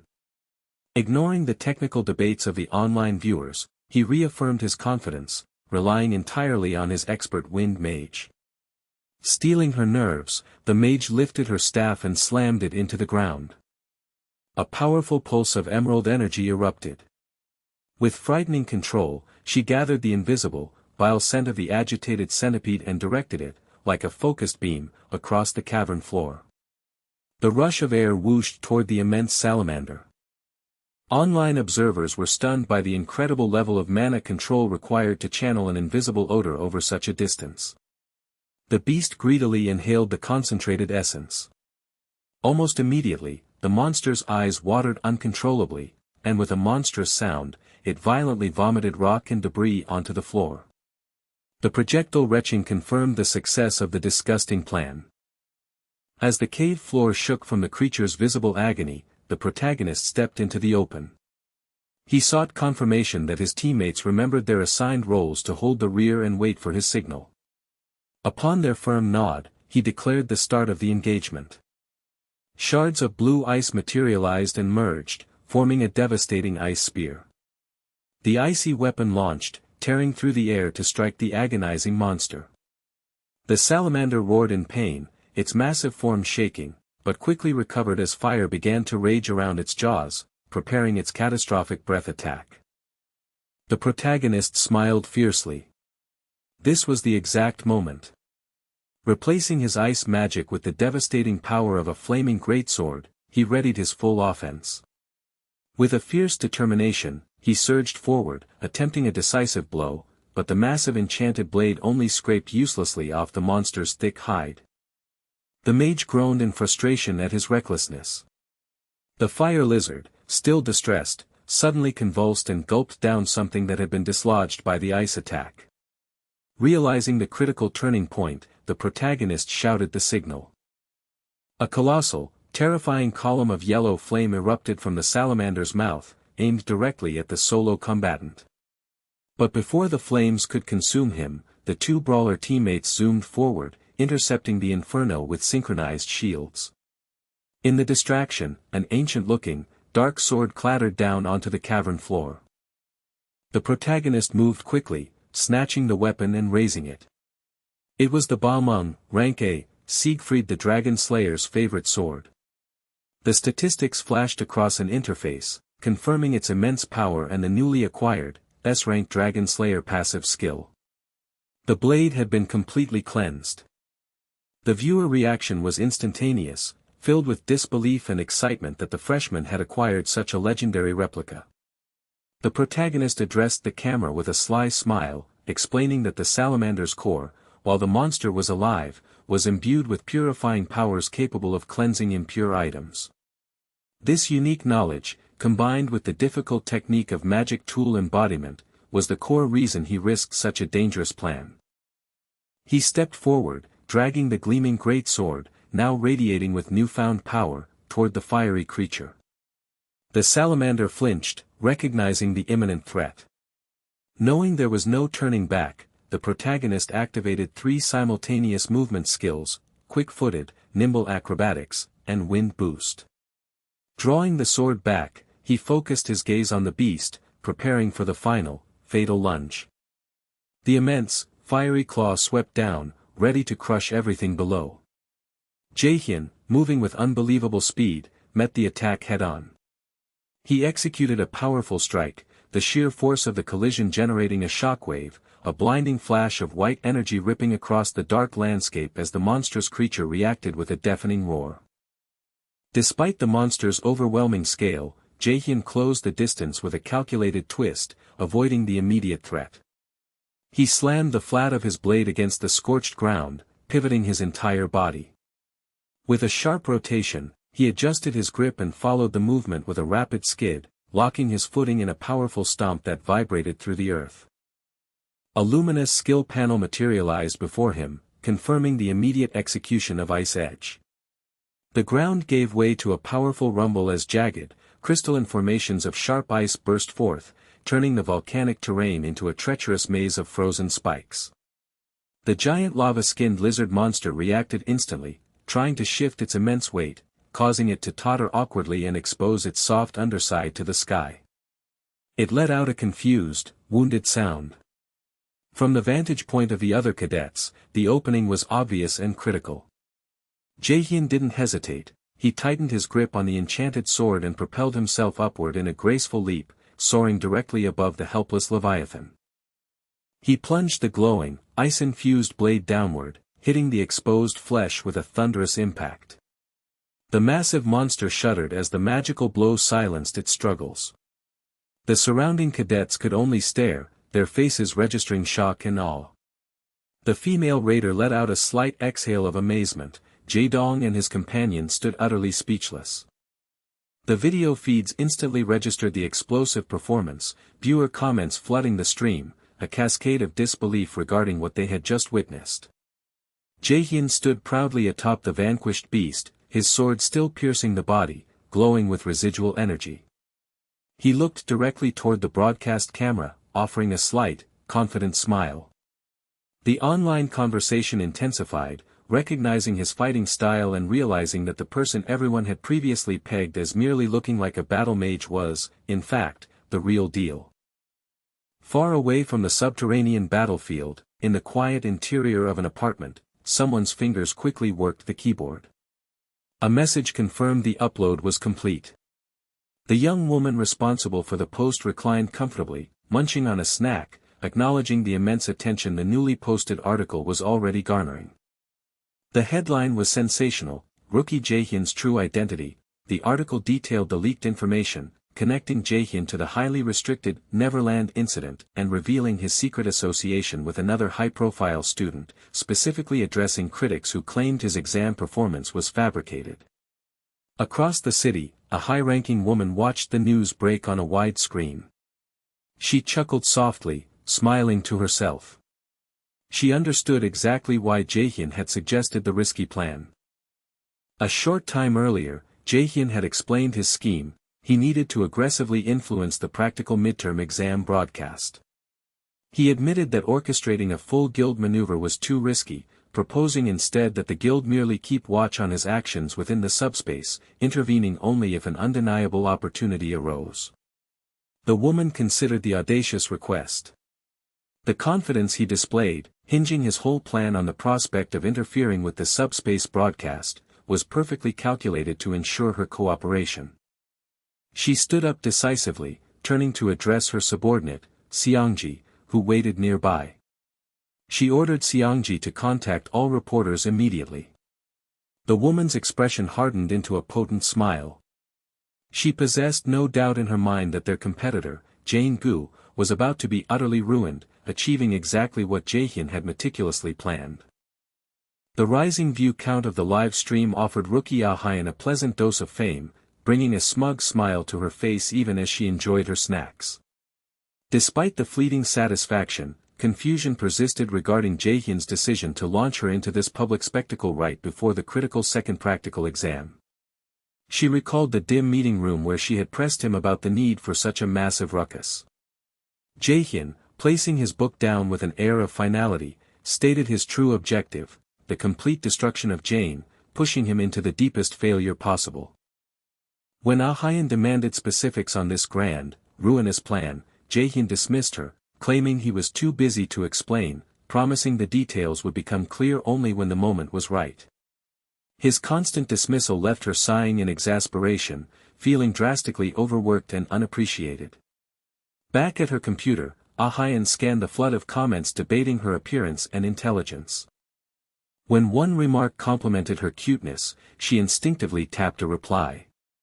A moment later, wide-eyed horror replaced her casual demeanor. She had broken her own cardinal rule and accidentally engaged with the stream comments. Abandoning the mistake entirely, she decided the best course of action was to purchase more snacks. Meanwhile, in the barren, fiery landscape of the practical exam dungeon, Jaehyun secured his latest prize from the remains of a felled beast, the Ring of Transcendence. It was a powerful but incomplete B-rank artifact, granting the volatile active skill, Overdrive, which amplified mana at the cost of severe restriction later, due to the absence of the necessary Stone of Transcendence. Since only one ring existed, the team bypassed the suggested game of chance. They unanimously agreed the artifact belonged to Jaehyun, acknowledging his substantial contribution to the fight. They only requested a celebratory dinner to square the deal, a request Jaehyun easily accepted before securing the prize. A deep VRR of transporting magic enveloped the 4 students, depositing them instantly onto the 3rd floor. A Stark system notice warned them, the protective shield would vanish in 1 minute, signaling the immediate start of the boss battle. They looked up at the ceiling, which had a delicate, glass-like appearance. Yujong tested the transparent material with a curious clang-clang of her fist, wondering aloud if it was fragile. Suddenly, a massive, hot shadow loomed, and a colossal, molten appendage crashed through the shield. Yujong stumbled backward with a startled eek, scrambling away as the enormous boss lava golem, its body crackling with glowing magma, made its dramatic entry. The blonde male rushed to assist the fallen Yujong. Jaehyun stared coolly at the pair, demanding to know why she had risked touching the unstable barrier. She sheepishly admitted the material seemed far more solid than she had anticipated. When the other female teammate asked Jaehyun for the strategy to handle the titanic foe, his answer stunned them all. He simply said there was none. Yujong froze, her eyes wide as Jaehyun flashed a formidable smirk, declaring that a game plan was irrelevant because he intended to take the lava golem down by himself. The last remnants of the magical ceiling cracked and dissolved, revealing the immense, angry red monster. Jaehyun quickly assessed the enemy's usual rank, a difficult C to quasi-B, the standard point where most cadets failed the exam. He launched himself forward immediately. His teammates screamed in alarm, urging him to wait, but Yujong stood with her arms crossed, completely calm, reassuring the others of his immense and unwavering strength. The golem swung a massive, fiery fist. Jaehyun met the attack head-on with a crushing force that resulted in a powerful smash and a tremendous boom. The massive monster recoiled, momentarily staggered. Even as the female teammate doubted his ability to solo a B-rank monster, she conceded that Yujong's confidence was based on sound reason. The golem counterattacked, but Jaehyun activated a shield, absorbing the blow and skidding backward. Initiating wind boost, his eyes glinted with fierce resolve. He vowed to end the fight swiftly. Immediately, he channeled his next attack, summoning a colossal, spiked wall of ice. The barrier erupted from the earth with a violent crash directly beneath the golem, provoking an echoing roar of pain. The golem swung a desperate, wide-arcing fist, but Jaehyun had already jumped out of the way, initiating a magic detection spell. As the monster's blow struck the shards of ice, Jaehyun repositioned himself, watching the golem whirl its arm, preparing for the next explosive exchange. The immense, superheated attack spun toward him, generating a whirlwind of ash and fire that rushed past with a violent whoosh. Jaehyun reacted not with conscious thought, but pure instinct, executing a flawless duck under the blow, then immediately leveraging the force to leap high into the scorched air, escaping the immediate danger zone. The spectators online were baffled by his superhuman awareness, noting that he seemed to anticipate every movement before it manifested. Suspended above the craggy landscape, Jaehyun mentally confirmed that while the golem was devastatingly strong, he held the perfect counter-strategy. He began gathering his arcane energy. A halo of brilliant turquoise formed around his hand, manifesting as heavy, ethereal chains that emitted a sharp rattle. The glowing shackles lashed out with a powerful clang, wrapping around the golem's molten joints and freezing the enormous beast in place. The window was narrow, but sufficient. Jaehyun followed through instantly, a sharp flash confirming the next activation, ice rain. Diamonds of condensed, frigid water materialized, showering down and striking the boss with a rapid shink. He knew that the magical binding could only hold for a few fleeting seconds, but that was precisely the crucial time he needed. The sudden, violent collision of his ice magic with the monster's fiery rock carapace caused the surface to immediately fracture. Deep, visible cracks appeared across the golem's body, accelerated by the elemental damage. His eyes burned with confident resolve as the moment of vulnerability peaked. A powerful, low VRRR of gathered power surrounded him. A few seconds was indeed all he required. Initiating Waterball, massive, churning arcs of blue water energy erupted from his position and descended with a roaring swish, targeting the fresh fault lines on the immobilized golem. The water slammed home with a deafening slam. Superheated steam exploded outward in a thick cloud, followed quickly by the sickening sound of structure failure. The gigantic golem began to crumble dramatically, its fragments hitting the ground with a final boom and heavy thud. A triumph notification flashed across the virtual space.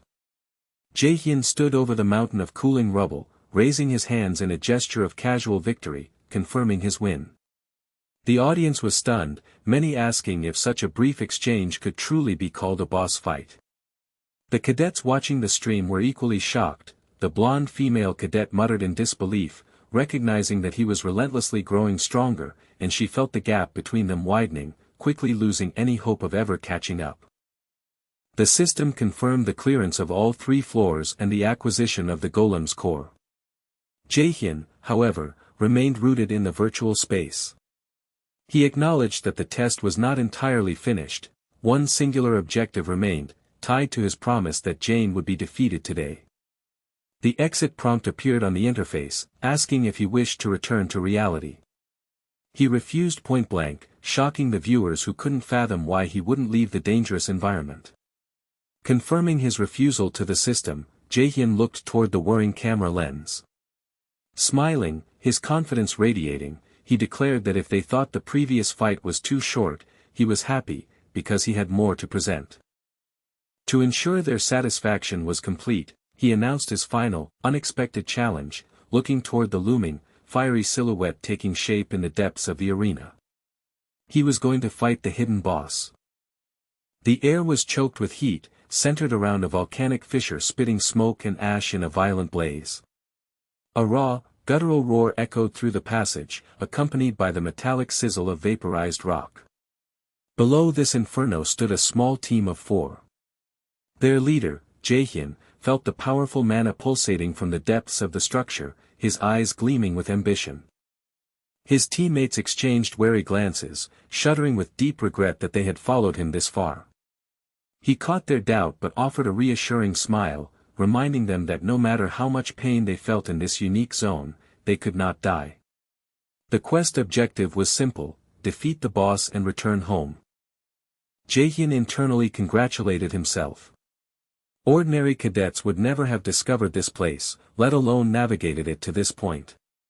He had memorized every single walkthrough, believing the dungeon creator, Jane, must be glued to the monitoring screen, watching his unprecedented success. He spoke to his team, suggesting this place promised even greater rewards. Though he already knew the exact steps to summon the hidden boss, he chose to pretend to investigate the area first. Suddenly, Yujong spotted a massive, circular depression in the stone floor, a low, glowing red altar. The others gathered, recognizing the pattern. Jaehyun smiled, confirming that this was the key.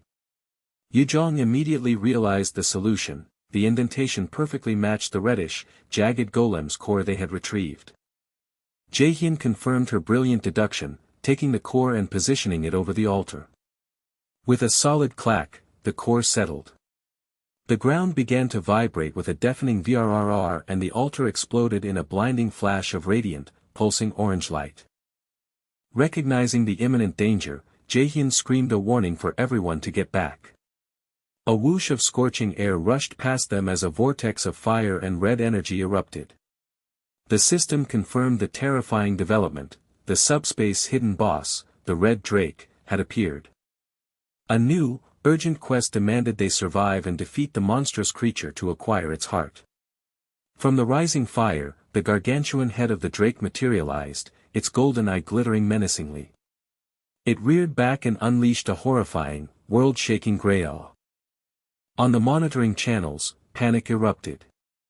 The observers recognized the impossibility of the fight. A drake was a challenge too great even for veteran raiders. Jaehyun inwardly smirked at their negative reaction. He admitted that the drake's physical attacks defied absolute calculation, but he was certain he could handle the fight alone. His teammates, Jina and Songwoo, screamed in abject horror. Yujong watched their overly dramatic display with cynical gloom, then shouted a fierce command for everyone to step back. Jaehyun was momentarily surprised by her rapid response, but then smiled, knowing it was time to move. He focused his intent, and the environment warped, shrouded in a vertical torrent of blue and green code that burst forth with a boom of power. The system immediately registered the anomaly: the subspace connection is unstable. A terrifying second notification flashed: the Red Drake has gone berserk. In the monitoring room, Director Gu watched the catastrophe unfold, his face aghast. This chaos completely undermined his attempts at management. He slammed his fist down, convinced that Jaehyun had interfered with the system yet again. He was resolute: without outside interference, this was Jaehyun's doing. Back in the infernal chamber, Jaehyun grabbed Yujong, pulling her out of immediate danger. He commanded Jina and Songwoo to take care of her. The real fight was about to begin. Meanwhile, the director watched, a deep shudder running through his weary frame as he weakly acknowledged the impossible situation. On the screen, the supposedly injured competitor coughed painfully, blood trickling from her mouth. Her teammates surrounded her, desperately warning that the entire subspace protection system was obviously failing, meaning all hits were real and must be avoided. Director Jane's focus narrowed in the monitoring room.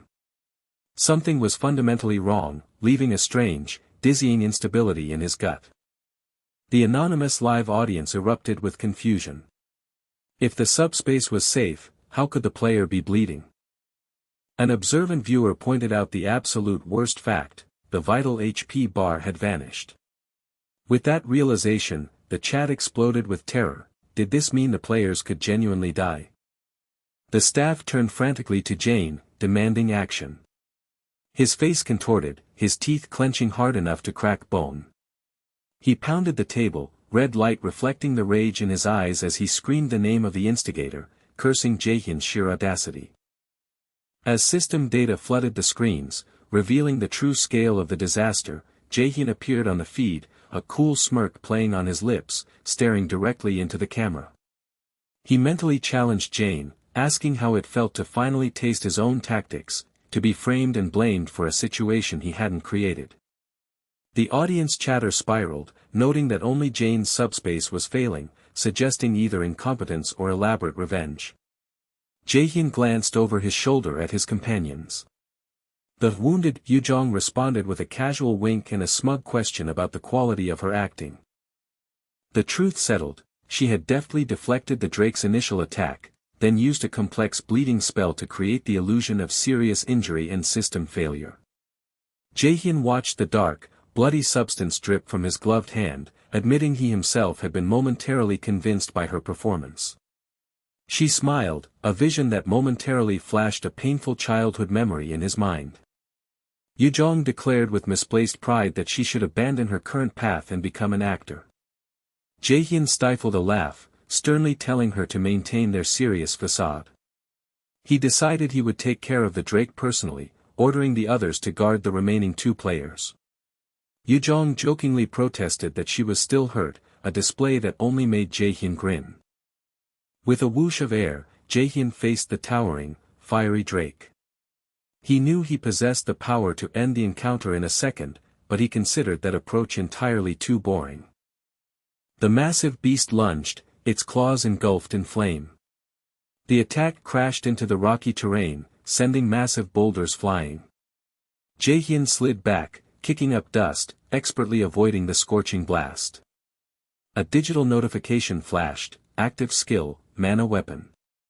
Blue energy coalesced around his hands. He reaffirmed his instructions to his teammates, they were to focus solely on defense. The raw power of the digital world roared into his grasp, a shimmering cascade of golden light forming around his fist. With a sudden, sharp electrical buzz, the light crystallized, transforming into the magnificent form of a magical sword. The live chat erupted once more, instantly recognizing the artifact, Balmung. Excitement surged as they pinned all their hopes on the legendary weapon, believing he now stood a chance. Jaehyun gripped the hilt, the massive blade glowing intensely with pulsing blue mana, his expression calm and absolute. He fixed his gaze on the fiery creature, a quiet declaration forming in his mind, items are everything, little lizard. The ordeal momentarily faded as the image shifted to an ethereal figure with white wings and long silver hair, bathed in the incandescent glow of golden stars. The cavern groaned under the heat as the colossal red drake unleashed a devastating, fire-laced roar. Flames billowed from its maw, searing the very air. Facing this inferno, the young hunter, Jaehyun, stood his ground, a brilliant blue energy flaring around his hands, his eyes sharp with calm intensity. With a powerful sheen, the magic gathered, channeling the focused power of his legendary weapon. The passive skill, Dragon Slayer, activated, enveloping the blade in a glorious blue light, multiplying its destructive force against the reptilian foe. Jaehyun leaped, driving himself through the shimmering orange heat, descending toward the beast.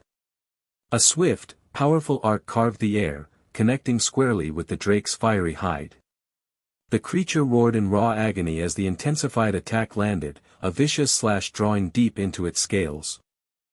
As Jaehyun retreated, the dragon's massive, burning tail snapped forward with blinding speed. A second hunter, hair pale gold, planted his feet and raised his shield, the force of the devastating slam knocking the wind from his lungs, sweat immediately beading on his brow from the tremendous effort.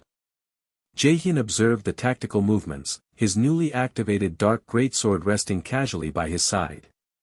The core plan was simple, two absolute goals.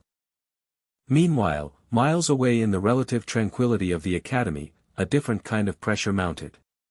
A blonde student, poring over strategy texts, slapped his book down, questioning the sheer illogical nature of the material. Why would a mighty drake's weakness be located on its heel? His classmate agreed the detail was strange, yet quickly reminded him that critical analysis was irrelevant now, the only goal was frantic memorization. A third student, overwhelmed, slammed his own book down and shouted in frustration, demanding that they stop trying to think and just cram the facts. Jaehyun, observing this group while in his civilian disguise, let out a silent chuckle, wondering if the protesting student possessed an empty head. Back in the infernal cave, the fight resumed. Jaehyun lifted his weapon and dashed forward, a blur of speed. The red drake retaliated with a terrifying blast of fire, but Jaehyun called a warning to his allies, ducking low as the blaze swept over his head.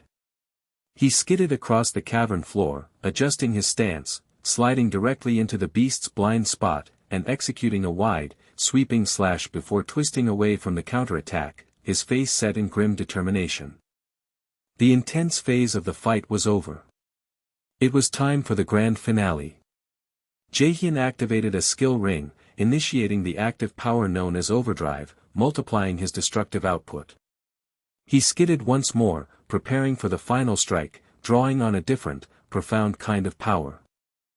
With a quiet sound of focus, he initiated the active skill, Frost Field.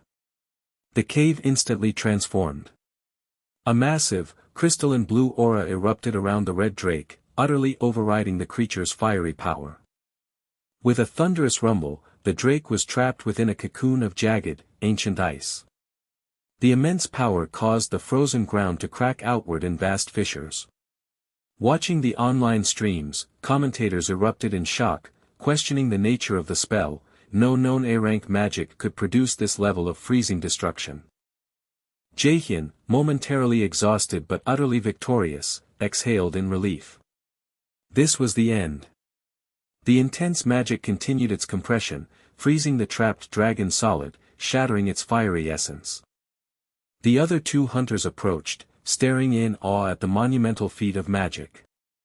Jaehyun leaned heavily on his sword, staggering slightly as the sheer drain of the skills took its toll. He managed a weary, deeply satisfied grin, voicing his private hope that his orchestrated effort would please Jane-gu. Miles away, in a dimly lit office, the alarm sounded loudly, compounding the chaos. Director Jane-gu was in a state of desperation, shouting into his phone, his face pale and sweaty. He frantically denied involvement, pleading that he truly hadn't intended for the test to go so horribly wrong this time. He slammed his hand onto his desk, knowing no one believed him. He was in deep danger. He glared, demanding to know if Instructor Park had managed to stop the reporters from broadcasting the disaster. A terrified Instructor Park responded that his attempts to contact them had failed. They had universally refused his offers, stating they no longer trusted Millis Academy. Park nervously suggested someone must have orchestrated this entire press shutdown intentionally. Jane-gu's eyes widened with manic rage. He crushed an object in his fist, the sound echoing sharply. He knew Jaehyun Min was responsible for the test outcome, but the fool couldn't possibly have pulled off this level of systematic press shutdown on his own. Someone else was manipulating the pieces. His mind raced, struggling to grasp the identity of his true enemy. As the dread built, a subordinate burst into the room. Jane-gu cried out, anticipating the worst. The man delivered the blow. Yanoa Guild had sent a formal notice. Jane-gu snatched the folder, his eyes burning with fury and fear. It was signed by Director Yu herself. He read the title, Official Notice Concerning Millis Academy's Punishment and Director Jane-gu's Arrest. The accompanying letter summarized that after the previous incident, he had once again failed the public, placing cadets in an extremely dangerous, life-threatening situation. He had pursued personal gain, broken his word, and bribed high-ranking officials. The document stated that on charge of breaking 17 raider laws, Jane-gu was to be immediately detained.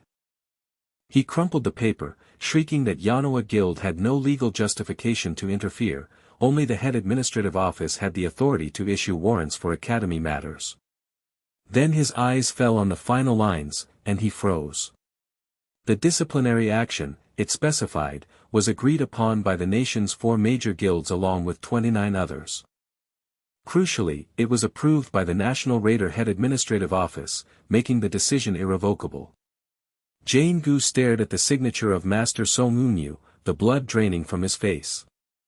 He had meticulously worked to stop all those executives from interfering, ensuring he was protected. The shocking realization that even the head administrative office had turned against him left him utterly defeated. The realization struck him with the cold force of betrayal. If the enemy knew their every move, if their defenses had failed so completely, it meant there had been a profound leak of information. The true enemy was operating from within his own ranks. The internal contemplation was violently interrupted. A door slammed open with a heavy wham. A team of investigators rushed inside. A grim figure addressed the stunned director, cameras flashing rapidly around the room, recording every moment of his downfall. Director Gu stood frozen as the charges were read, arrest for bribery and systemic violation of raider laws. His face was a mask of utter despair, his eyes wide and wet beneath the harsh lights. The chaos continued outside the building, where the daylight was consumed by a sprawling media frenzy. Reporters shoved microphones and cameras, shouting questions about the subspace incident and rumored contract deals. Jaehyun and his group emerged into the noise. Observing the seamless coordination of the press, Jaehyun noted to himself that Director Yu had clearly managed the logistical cleanup with impressive efficiency. The crowd pressed in close. One reporter, desperate for a scoop, lunged past the security cordon toward Jaehyun, referencing his previous negative comments about Director Gu and demanding his reaction to the official arrest. Jaehyun responded calmly but firmly, explaining that the Academy's strict non-disclosure agreements prevented him from detailing the specific events. However, he stressed the severe consequences of the administrative failures. He revealed that this latest crisis marked the third such dangerous incident. He voiced a solemn hope that this consequence would ensure that no more cadets, and no more of his friends, would die due to the corruption of those in charge. The public confession of a third time instantly ignited the media scrum. Whispers turned to aggressive questions, reporters demanding to know the details of the previous incidents and whether the current scandal was connected to the tragic guild field trip. The crowd tightened around them. Jaehyun, keeping his composure, pushed gently through the crush. He stated simply that his comrade was injured and needed immediate attention, requesting they get out of the way. The reporters reluctantly complied, taking a step back. An ambulance screeched to a halt nearby. Jaehyun helped support his cadet comrade, explaining that Yeonhwa had volunteered to assist with the treatment, a necessary measure to ensure that conventional doctors wouldn't examine her and discover that her injury was strategically fabricated. He glanced down at the cadet, his expression hardened, his eyes narrowed with profound focus. The entire day had been a culmination of careful planning.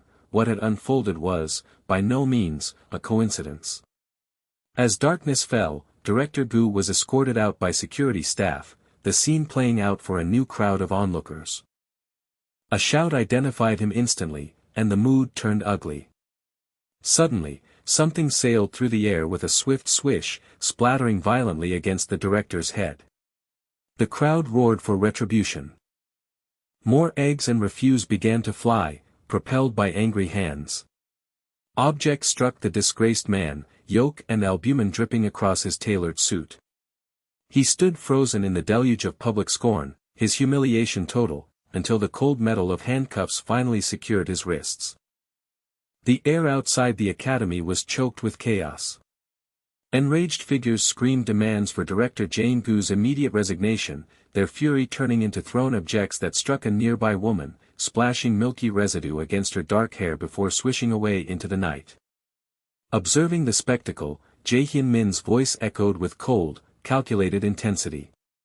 He mused whether Director Gu truly believed this dramatic collapse was mere coincidence or bad luck.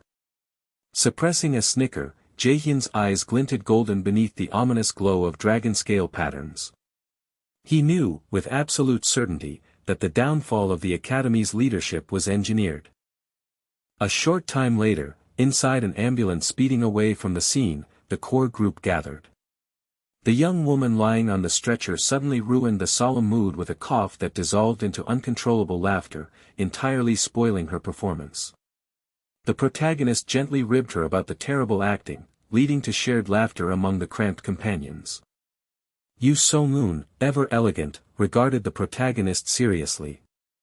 She acknowledged his previous recklessness during the guild field trip but questioned the extreme risks he had taken with this latest scheme, warning that a single misstep could have consumed him entirely. The protagonist explained that the field trip had yielded a key insight: while personal safety was important, saving lives had to take precedence. He quickly dismissed this high-minded morality as his outward excuse, confirming the deeper reason was his anticipation that Jane Gu, leveraging powerful connections with the Aesir gods, would inevitably attempt another move. A skeptical Jaehyun, now sitting up on the stretcher, questioned if he had managed to steal anything during the operation, prompting a sharp, dismissive reply. So-moon smiled knowingly at their exchange, noting their persisting childish side. The protagonist then confirmed the final stage of their plan. There remained only one press conference in 3 days. Once it concluded, Jane Gu would be definitively finished. So-moon affirmed this assertion, her grip tightening with resolve for the final maneuver. Meanwhile, in the head administrative office, Jiseok's song was practically vibrating with excitement, exclaiming that Jane's final downfall had arrived. He received the good news that Instructor Kim had readily agreed to join their side, confirming their operation was proceeding perfectly. Song later spoke quietly on the phone, confirming the plan to prepare for Jane's arrest and delegating administrative responsibilities to Yeonhwa. He hung up with a quiet sigh, his eyes fixed on the screen where the news headline already blared the arrest of Millis Academy's director Jane Gu for illegal activities and poor management. 3 days later, the air inside the press conference room was thick with anticipation as reporters murmured impatiently, awaiting Yanoa's official briefing. Backstage, Jae-hyun Min stood sleek and formal in a dark suit with Yoo Sung-un and his superior. When his superior asked if he was nervous, Jae-hyun admitted only that he disliked large crowds. The superior sighed in satisfaction, their first major goal was complete. He realized that the removal of Director Gu meant Millis Academy was essentially his for the time being, and with the official joining of forces with the Raider administration, he anticipated far fewer restrictions moving forward. It was time to proceed. As the three stepped into the room, the crowd erupted. Flashes of light exploded rapidly. Sung-un gracefully lifted the microphone, welcoming everyone to the joint press conference held by Yanoa and the Raider Administrative Office, introducing herself as Yanoa's representative. Jiseok Song introduced himself as the Administrative Office's team manager. Jae-hyun simply stated his name and offered a slight nod. The camera clicks intensified.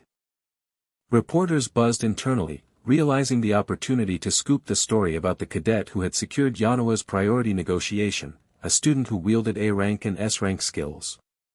The world would crave this information, especially the rumors of his mentorship under Director Yu. Jae-hyun sat calmly, acutely aware that the overwhelming attention was focused entirely on him. Sung-un brought the room to order, announcing the beginning of the question period regarding the scandal. A female reporter immediately asked the crucial question, had the former Director Gu intentionally killed cadets and masked their deaths as accidents? Sung-un nodded grimly, confirming the accusation. Jiseok Song smiled broadly, fueled by triumph, reflecting on how he had utilized the brainwashed instructor Jong to secure the critical, incriminating documents exactly for this moment, certain that nothing could now stop the completion of their plan. Sung-un continued, informing the media that the recent crime was merely the latest incident, confirming Gu had repeated these heinous acts dozens of times. She highlighted the astronomical amount of funding given to the academy yearly, suggesting further corruption, though that aspect remained under investigation. Concluding the Q&A session focused on the scandal, she asked if there were any final, separate questions. A reporter seized the opportunity, shifting the topic directly to the rising star. She asked if it was true that Jae-hyun Min was Sung-un's personal student. A small, confident smile spread across Jae-hyun's face as murmurs swept through the audience. He confirmed that he was only where he was thanks to the immense knowledge imparted by Director Yu. When pressed on why there had been no prior coverage, suggesting he might have been hiding his true skill, Jae-hyun maintained his composure, explaining that he simply wished to avoid public attention. He casually remarked that he had only been enrolled for a couple of months and considered himself extremely fortunate. The questions accelerated into a frenzy, mixing genuine journalistic inquiries about his training with intrusive probes into his family background and dating life. The camera clicks reached a fever pitch. Jae-hyun kept a focused, determined look on his face, resolving not to be shaken by the intense media pressure, knowing that he would continue to be under the constant scrutiny of the press from this moment forward. Sung-un intervened, raising a graceful hand. She requested that the journalists restrict their questions for Mr. Min, explaining that he had just endured a shocking incident and was still recovering, sealing the request with a gentle, calculated smile. The executive in the dark suit held a subtle, satisfied smirk, his amber eyes gleaming with calculation. His maneuvering had been successful, setting the stage perfectly for the next phase. A few days later, the Academy's grand auditorium was prepared for a major ceremony, the stage dominated by a banner proclaiming the temporary director's inauguration. Among the attending students, the core group of allies gathered, finally catching their breath after the conflict. The orange-haired student let out a loud, relieved sigh, grateful that everyone was safe despite everything that had transpired. The dark-haired girl pursed her lips in agreement, admitting her protective fury would have been boundless had any of them been seriously injured. The protagonist brought a sober note to the air. He reminded them gently that while they had achieved a temporary victory, the true antagonist, Jane, was not defeated. His friends affirmed their understanding. They knew the conflict was far from over. The orange-haired student refocused on the future, declaring that they would need to get as strong as possible, utilizing the support from Manhwa and the Raider administration. The white-haired young man readily agreed, admitting that the recent guild field trip had shown him just how truly weak he still was, urging him toward greater strength. His companions shared the conviction to grow. The protagonist observed their determined expressions. He acknowledged their fervor, knowing they wouldn't match his power immediately, but resolving that he certainly would not allow them to surpass him. He looked at them with a sense of protective distance. Though he loved to see his friends thrive, he understood that the larger, dangerous path ahead was his alone. He could not drag them into the destiny he faced. He visualized a towering, dark void, illuminated only by a daunting staircase leading up to the spectral silhouettes of the 5 Aesir gods seated upon their thrones. If he wanted to stand against such divine power, he had to become exponentially stronger. His hand clenched into a tight, hard fist, driven by fierce resolve. A sudden, bright flash of light from the stage returned him to the present moment. Students around him murmured in confusion. Instructor Kim stood calmly at the podium. The orange-haired student whispered, confused by the break in protocol, asking why the instructor was positioned on the elevated platform. The protagonist offered a small, knowing smile, revealing the sudden, astonishing truth: Instructor Kim was the new director. The announcement concluded the first major chapter of their saga, a victory that brought both resolution and the promise of a far greater conflict yet to come. The air in the assembly hall grew thick with shock as the announcement was made. Instructor Kim, the relatively new face among the faculty, was declared the new director. A look of knowing amusement played across the lead's face as he observed the pandemonium erupting around him. His classmates were aghast. Yujong questioned how someone so young could ascend to such a powerful rank, while Yunho looked utterly bewildered by the sudden political turbulence. The lead offered a quick, wry clarification, pointing out that she was the rookie mage instructor, but more importantly, she was an embedded agent, a representative of the powerful Raider administration itself. The implications were chilling. Having made her stunning debut, Director Kim strode purposefully away from the podium. Meanwhile, behind the closed doors of the Raider administration, the real architects of the change were in motion. Senior officials gathered around a sleek table. An elegant woman questioned the bearded official about his choice for the new director. The man merely offered a broad smile, assuring them that he had already secured the perfect candidate to navigate the difficult transition. He ordered the candidate to be brought in. The sound of confident steps approached the office door. The third official present, a serious man with a watchful gaze, recognized the footsteps. The door opened, and there stood Instructor Kim, now dressed in sharp, tactical gear. Back among the students, the lead was putting the pieces together. He concluded that this sudden appointment must be a political necessity. If a powerful entity like Manhwa had taken control, the transition would have been public and messy. It was better for the administration to use the new director to handle the dirty work of restructuring. He acknowledged the audacity of placing a director barely in her 20s in charge. He further realized that the academy must have been entirely cleansed, noting that all the other instructors had been set up for replacement. Instructor Kim was the only one to survive the purge, and her administration ties made her a reliable placeholder. Director Kim stepped back to the mic, lifting the device with a determined hand.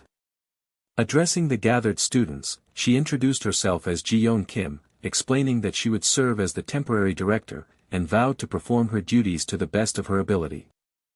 Later, the chaos continued, though on a much smaller scale. In the bright, noisy atmosphere of a private karaoke room, a display screen flashed the disappointing score of 89. The lead looked utterly defeated, the stress of the day amplified by the deafening sound. This, he thought, was true chaos, arriving just when he thought he could finally relax after the midterms. A few hours earlier, his short-lived peace had been violently interrupted by a frantic banging on his door. He had been rushing to dress, shouting through the wood for them to hold on. When he finally opened it, there stood Yunho, Yujong, and Aina. Yujong pointedly reminded him of their promise to celebrate the midterms with karaoke. Yunho, excitedly chiming in, revealed he had reserved the best room in the entire area. The lead felt his body seize up, realizing his escape route had been cut off. Now, firmly stuck in the brightly lit room, the lead recounted how Yujong had physically dragged him there. He mocked the meager score she had achieved. Resigning himself to his fate, he grabbed the microphone, deciding that if he was stuck here, he might as well sing. He lifted the mic, attempting a powerful ballad. The result was anything but powerful. The sound of his voice was painfully off-key, generating an intense wave of awkwardness that washed over his friends. From the next room, annoyed customers complained loudly, wondering if someone was strangling a cat. The lead remained blissfully unaware, focusing entirely on his tone-deaf performance. Yunho broke into dramatic tears, stating that this failure proved the lead was indeed human. Despite the score display flashing a miserable 10, the lead beamed with satisfaction. His friends unanimously concluded they must never let him sing again. Yujong asked who was up next. Aina, quiet and reserved, volunteered. As the lead passed the mic, he tried to toss it casually, but Aina fumbled, dropping the device. He caught it deftly before it hit the floor, their hands brushing in the process. He teased her about her clumsiness, but his proximity caused Aina's face to burn scarlet. He asked if she was feeling unwell due to her sudden blush. She quickly assured him she was fine, thanking him for the catch, then took the stage, warning them not to expect much. Yujong laughed, assuring Aina that she couldn't possibly be worse than the lead. The lead bristled, questioning their cruelty, but quickly resolved that he would support Aina regardless of her singing ability. Aina closed her eyes and began to sing. Her voice filled the room, clear, rich, and utterly professional. The lead stared up at the screen, stunned into silence. He gaped, realizing he had misjudged her completely. Her voice was unbelievable. Outside, far from the city's karaoke districts, the tension of the world returned. The white-haired figure of Heimdall, disguised in civilian clothes and a baseball cap, walked the city streets. He paused abruptly, sensing eyes on him, and quickly turned down an alleyway toward a desolate construction site. A moment later, he removed his cap, revealing a wide, dangerous grin, and challenged the one tailing him, daring his pursuer to stop hiding from the great Heimdall. From above, a feminine form descended, landing gently on the ground in a slight flutter of fabric. She wore a dark dress and also sported white hair and horns, her eyes glowing amber. She gave a faint, flirtatious smile, refuting the claim that she was tailing him, initiating the dangerous encounter. The newcomer approached the scene, his expression a mixture of false geniality and simmering contempt, claiming he merely wished to offer a friendly greeting. He quickly shifted the tone, commenting sharply that the Vanir had certainly managed to make the current situation far more interesting than necessary. Hel met his gaze, her slight, hardened smile reflecting her own cynicism. She countered with acid grace, wondering aloud if he truly believed the Aesir, led by Odin, had maintained clean hands amidst the long war. His face contorted into a mocking grin, demanding why she still clung to such meaninglessness. He pressed her on the subject of the prophesied child of defiance, conjuring a mental image of the dark-haired youth standing over the glowing world tree before dismissing the vision with utter disdain. Did she truly expect this so-called child of defiance to simply appear and liberate her like some storybook hero? Hel simply shrugged, her response cryptic and unnerving. This ambiguity only fueled his dark amusement, and he erupted into a burst of harsh, head-clutching laughter. He doubled down on his mockery, finding the concept that a mere human could bring down the entire Aesir pantheon nothing but utter nonsense. His demeanor shifted from laughing contempt to focused intent, and he began striding across the derelict floor, closing the distance between them quickly. He moved with sudden, brutal speed, his arm shooting out to grasp her shoulder, halting her movement entirely. His face, once amused, was now a mask of cold intensity. He ordered her to move, his cold yellow eyes fixed on her as he explained that if she intended to meet the Defiant One, he could not, under any circumstance, allow it. Hell flinched, recognizing the gravity of the situation, and he leaned in, his voice dangerously low, asking if she possessed a death wish. Hell regained her composure swiftly, her tone measured. She reminded him coolly that they were currently bound by the rules of Midgard, he would be unable to unleash his full strength here. Because of this restriction, she claimed the distinct advantage. A sharp crack echoed as she clenched and released her hand, her long black nails hinting at the true power beneath her skin. He straightened, accepting the challenge with a chilling smile, warning her firmly to prepare for his retaliation should she attempt to end his life. Hell, her singular orange eye glowing brightly, chuckled softly. She corrected his assumption, noting that murder was not her current objective. Her role, she confessed with a low snicker, was far simpler, to stall. She was here, she revealed, simply to buy a moment's crucial rest. Aina stood center stage in the brightly lit karaoke room, her eyes closed in blissful concentration as golden specks danced around her. Her voice soared, pure and melodic, captivating the small audience. When the final note faded, Jaehyun watched her, his expression unreadable. Nervously, Aina waited for their appraisal. Immediately, Yujong erupted in sparkling enthusiasm, demanding to know how she could possibly sing with such professional quality. The pale-haired boy chimed in, astonished that she had kept such a glorious voice hidden. Hearing their collective praise, Aina looked genuinely surprised. She thanked them sweetly, confessing that this was only the second time she had ever performed in front of anyone else. Yujong affectionately put her arm around Aina as the mood settled into comfortable ease. Jaehyun slumped back into the leather seating with a profound sense of restoration. He found immense relief in taking a breather from the relentless pressure of his life. A few days later, back in Seoul, Jaehyun was at home.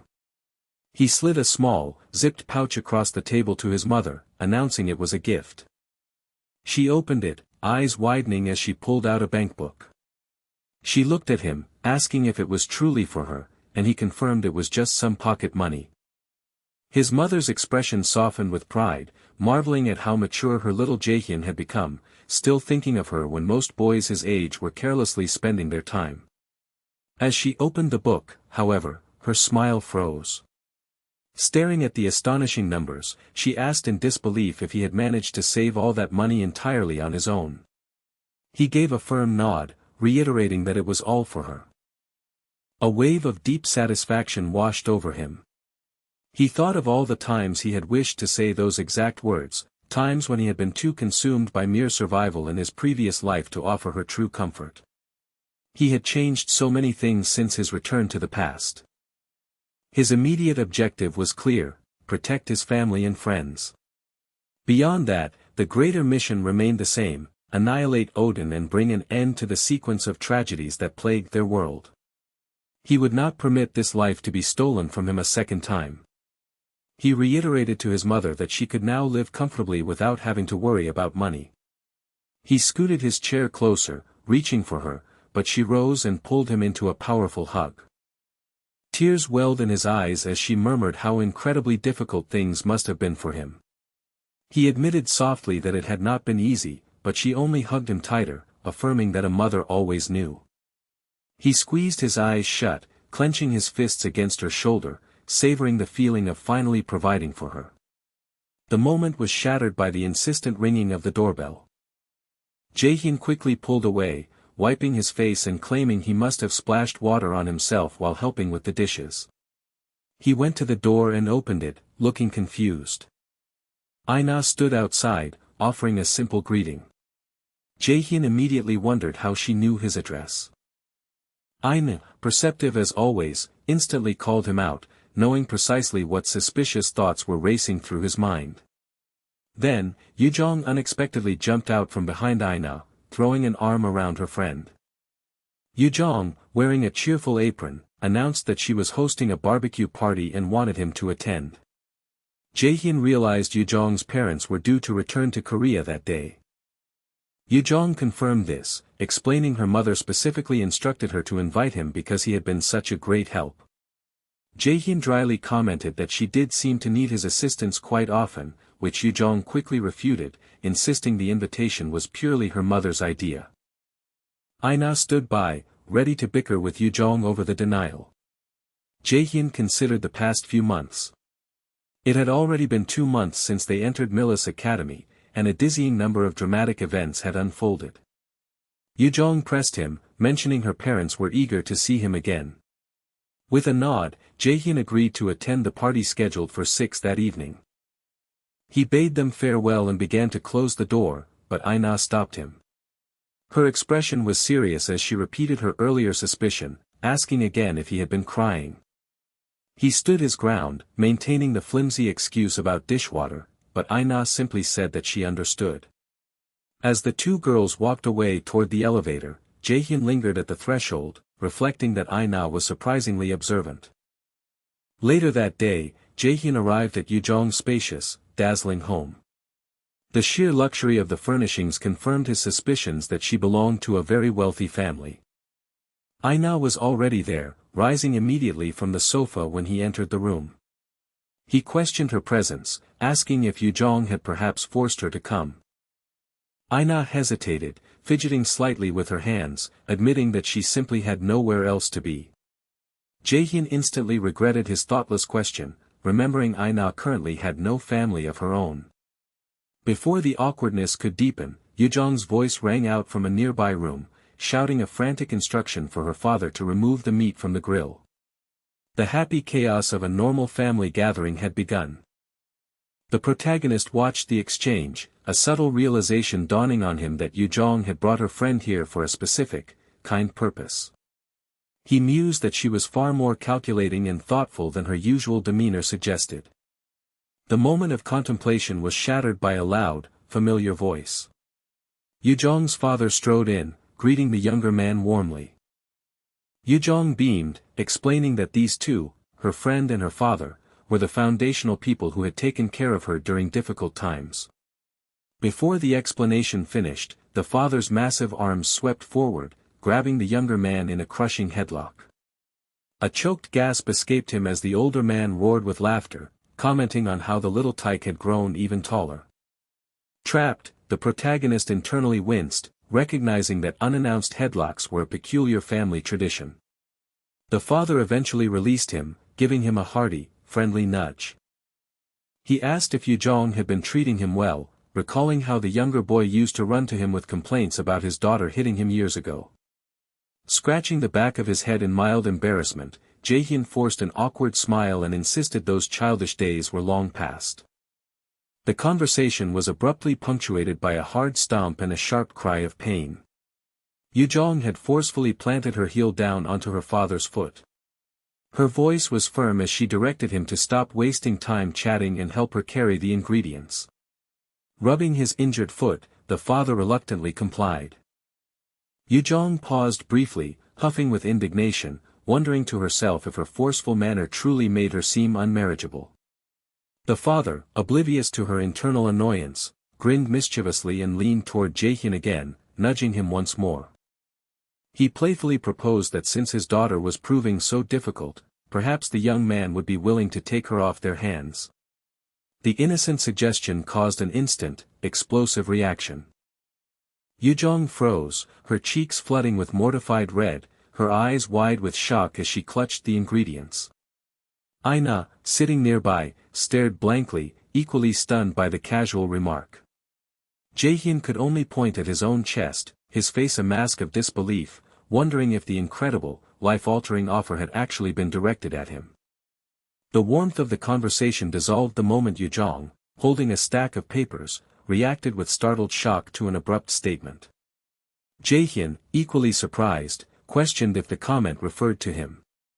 The casual mood quickly soured as the man continued, praising Yujong's kindness and intelligence despite her occasional stubbornness. Annoyance hardened Yujong's features.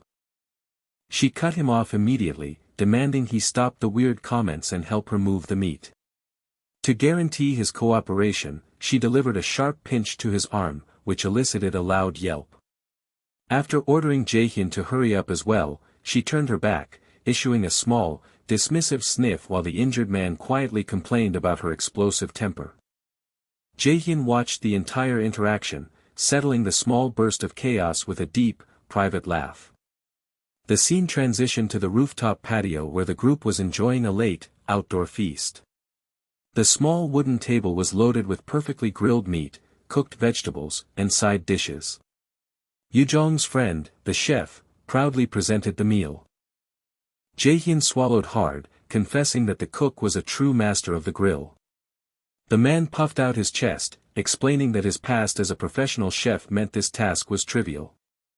Yujong paused her meal, voicing regret that Hoi-Yan, Jae-sang, and Jaehyun's mother couldn't attend, but suggested they plan a future gathering, accepting everyone's busy schedules. Jaehyun readily agreed. The chef then rose, giving Jaehyun a serious nod. He remarked on how genuinely impressed he had been by Jaehyun's help during Yujong's midterm practicum. Jaehyun felt confused by the sudden gratitude. The chef sincerely thanked him for his efforts. Embarrassed, Jaehyun downplayed his contribution, insisting he had done next to nothing. Internally, the praise felt like a weight, knowing he was being thanked for an event they had entirely staged. He shot a quick glance at Yujong, who met his eyes with a wide, innocent smile and a playful signal, affirming their shared secret. Yujong's mother interrupted, her expression softening with maternal warmth. She told Jaehyun how happy she was to see him succeeding.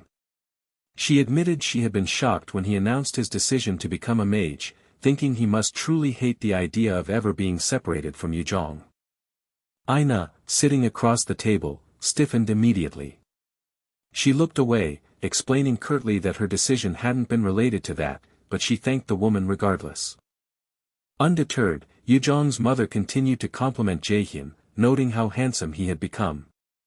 Then, a little too loudly, she expressed her hope that her own daughter would find a boyfriend just like him. Yujong instantly flushed scarlet, yelling at her mother to stop acting strangely and eat her cooling food. Aina, who had been completely silent, let her chopsticks fall onto the plate with a loud, sharp noise. Jaehyun immediately sensed the tension, looking at Aina with concern and asking if something was wrong. Aina met his gaze, quickly looked down, and insisted it was nothing. Jaehyun continued to study her troubled expression, but Yujong quickly intervened, cheerfully sliding food over to Aina. Jaehyun decided he must have merely imagined Aina's distress. The atmosphere violently shattered, replaced by the sound of furious screaming.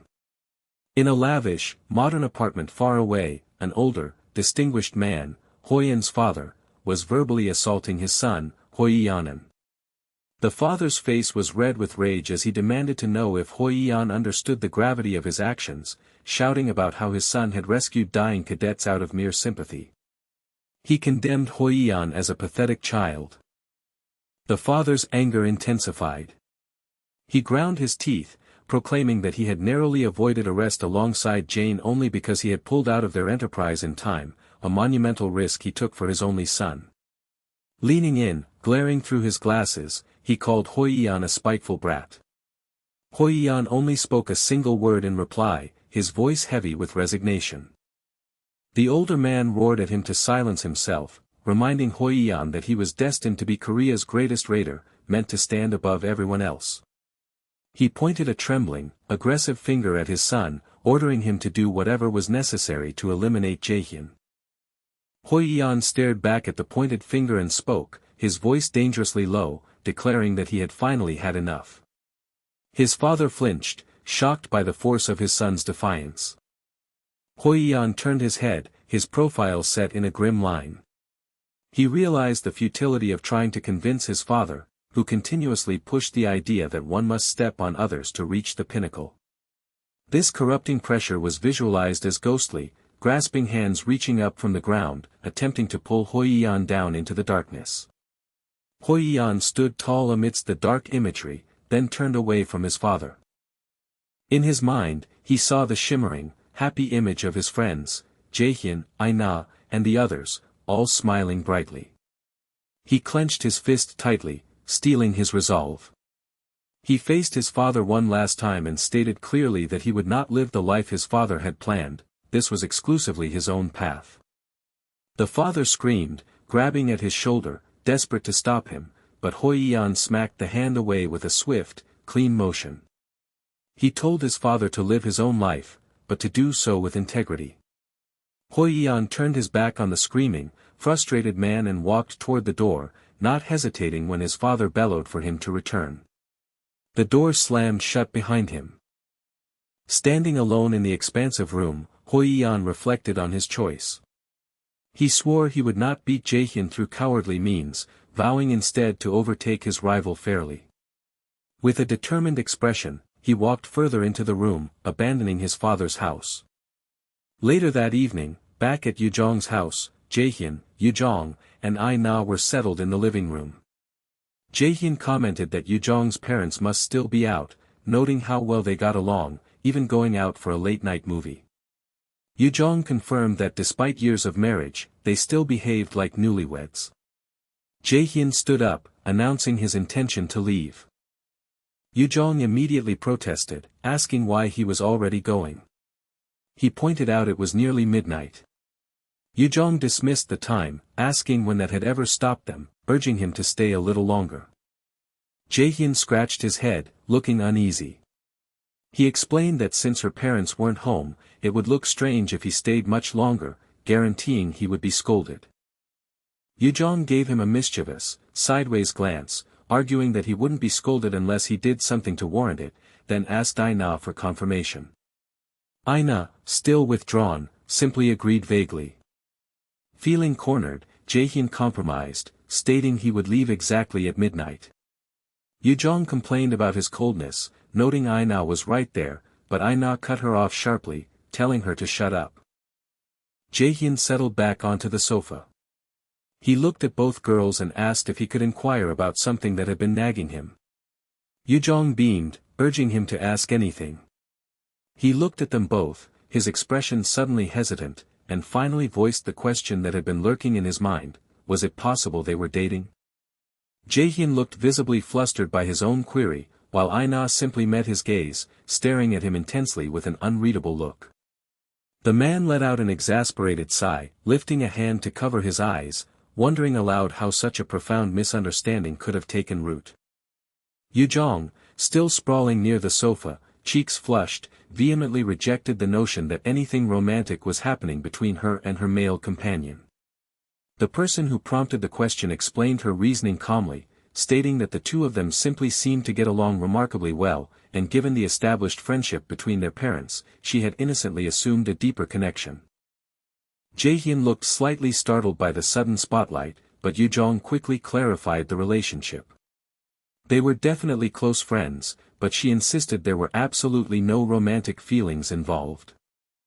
Realizing the confusion, the inquirer looked down and offered a quick apology for raising such a silly question.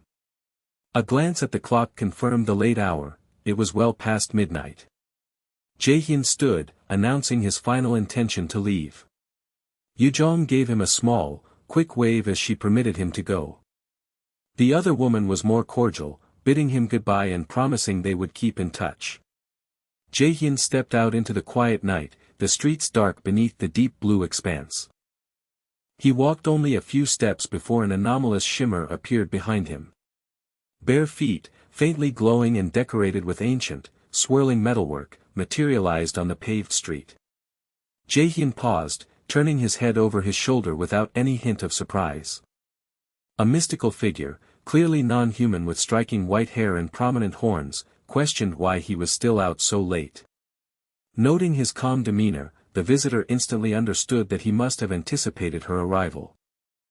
Jae-hyun confirmed her suspicion, explaining that the enormous surge of mana he had sensed approaching the vicinity moments earlier was far too great to have belonged to a mere human, confirming her powerful, supernatural nature. The visitor immediately adopted a grim, serious tone, suggesting they make their exchange swift. Her gaze, featuring eyes of dramatically mismatched colors, fixed intently upon Jae-hyun. She delivered a stark, urgent warning: he had to finish the second trial as fast as possible. There was no room for delay. The danger was immediate and overwhelming, she stressed, because Odin had finally begun to move. High above Midgard, a mechanical drone hummed, blending with the rhythmic whir of immense, cosmic gears. Within a vault of blinding architectural light, the mighty pantheon convened in Asgard's ethereal golden radiance. Odin, the All-Father, his silver beard contrasting with the divine yellow light of his single visible eye, was visibly troubled. He declared the current situation utterly bothersome and anxiously awaited news of their missing agent, Heimdall. A powerful, orange-haired deity scoffed, dismissing the All-Father's worry. He reminded Odin that their defiant target, though blessed by an oracle, was still fundamentally human, a trivial being posing no real threat to the noble pantheon. A stern god of war concurred, acknowledging their restricted power within the mortal realm, yet maintaining that no human could ever withstand them. His expression darkened suddenly as a horrific memory flashed: blood, agony, and the pale image of a venomous serpent. He muttered that things might only be different if they were discussing the imprisoned, rotting figure who suffered perpetual torment. Odin remained resolute, insisting that the oracle had never erred. Nearby, a blonde armored goddess shifted uncomfortably, her silence betraying her unease, while the pink-haired goddess, reclining languidly, laughed lightly at the chief god's overthinking. But Odin countered with ancient wisdom, arguing that humanity possessed a dangerous ability to evolve relentlessly. Knowledge, he cautioned, often gravitated toward the weak rather than remaining solely with the strong. They could not simply destroy the defiant one immediately. The prophecy shielded the human for up to 10 years, and they dare not dismiss the possibility of his terrifying growth within that window. The bearded god pointed out that their dispatch of Heimdall was a calculated precaution. If the human proved strong enough to injure a divine agent, Heimdall could subdue him without requiring the immense surge of divine force that might damage their fragile grip on the mortal realm. The pink-haired goddess added a critical piece of news: the power protecting the human was rapidly weakening. She offered a reassuring gesture toward the armored goddess, announcing that they would soon be able to execute the threat themselves, rendering the 10-year waiting period irrelevant. Odin's golden eye narrowed to a slit. He stressed that their every action, their entire plan, must be absolutely flawless, for fate itself had not predetermined the gods' ultimate victory. The council bowed, confirming their obedience. Under the cool, dim streetlights of Midgard, the protagonist stared at Hela, whose white hair and horns shimmered faintly. He internalized the stunning report: his shield, the power of the oracle's prophecy, was rapidly fading. Hela explained simply that he had consumed too much of its innate power merely by twisting the timeline and traveling back in time. He recalled his past life, where a powerful hunter was sent to kill him much later, wondering why the protection was failing so prematurely this time. Hela looked solemn, noting that turning back time was an act intolerable even to the gods, and she pondered what incomprehensible price had been paid, and by whom, for his impossible return. As she spoke, a severe electrical surge pulsed around the protagonist, accompanied by a heavy, painful throb in his head. Glittering, unknown runes flashed before his eyes, a terrible, unmistakable warning that his time was severely limited. He quickly formulated his strategy: he had to complete the second trial immediately to gain the necessary strength.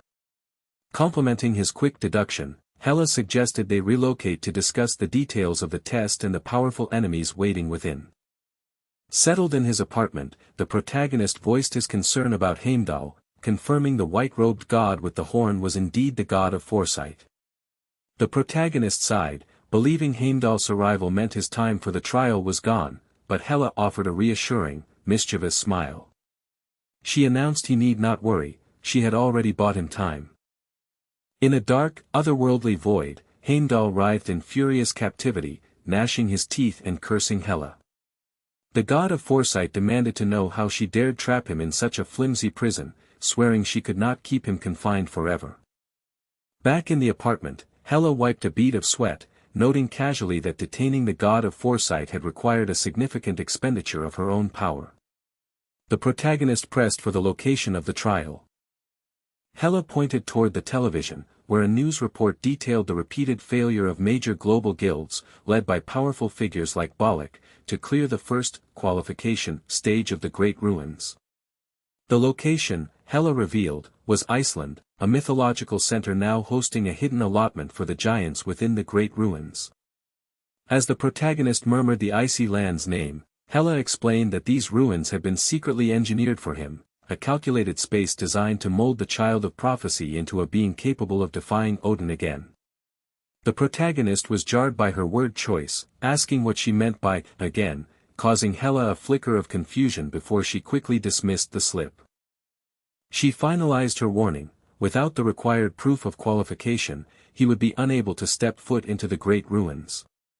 This cryptic requirement, the figure affirmed, was a unique task only the protagonist could accomplish, but success would definitively open the path. Meanwhile, within the European Association, frustration had reached its breaking point.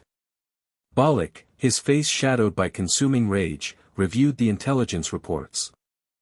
The team had failed the basic qualification stage yet again, and the association's confidence had evaporated. Balak's frustration manifested violently. He brought his fist down with a resounding wham, splintering the table.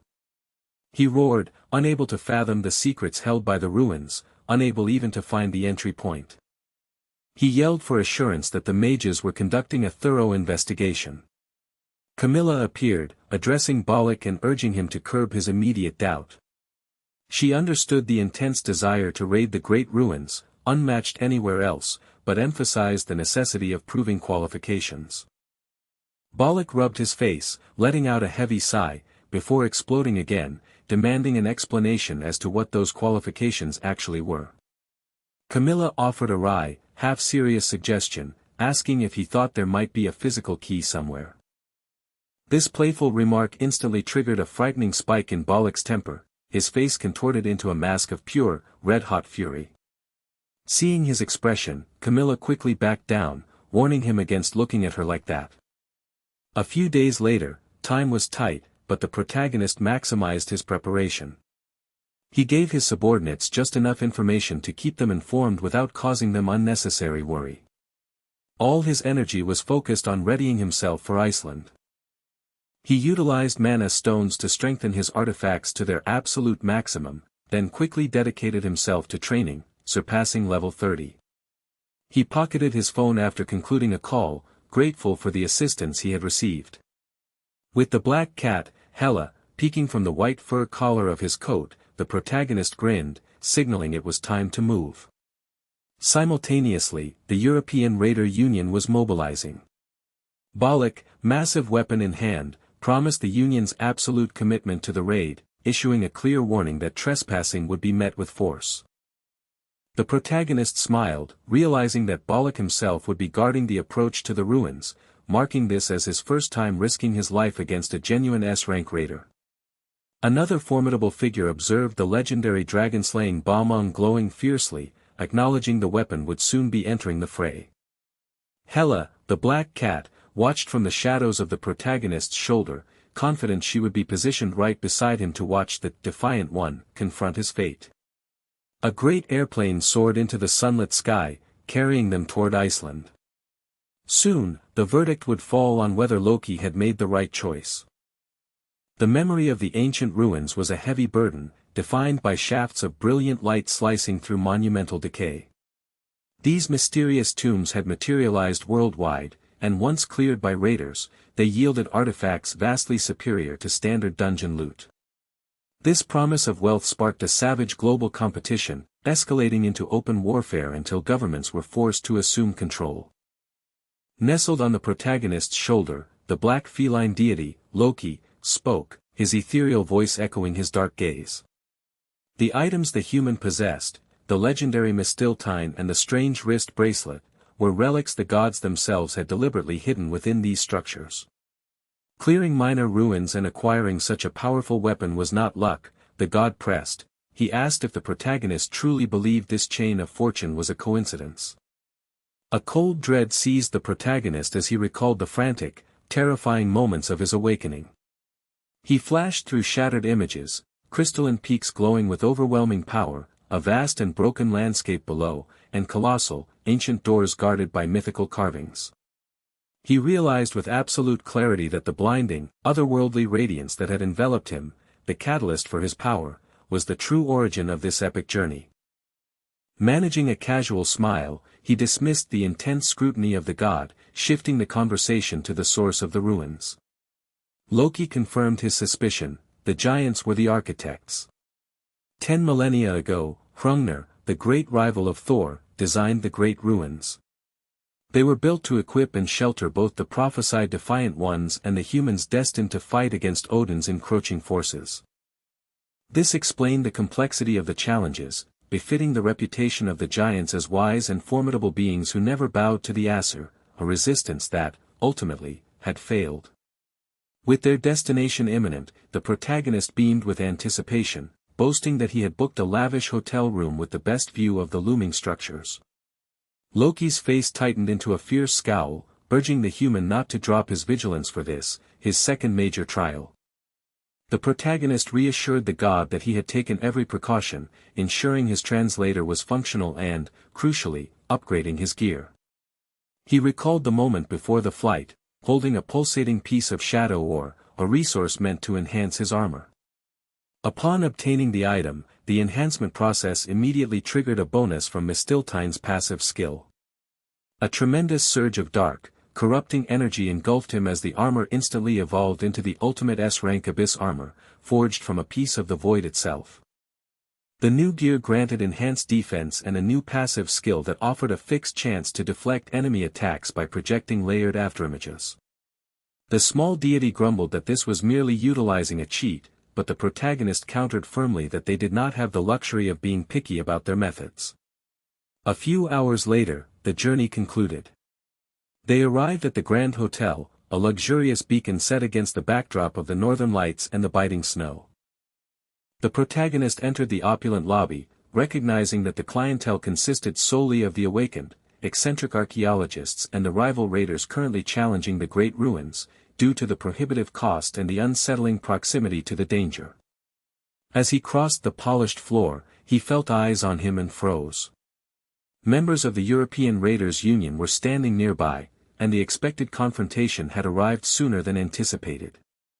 A powerful, scarred man in heavy armor spun toward him, his gaze intense and hostile, demanding the newcomer's identity.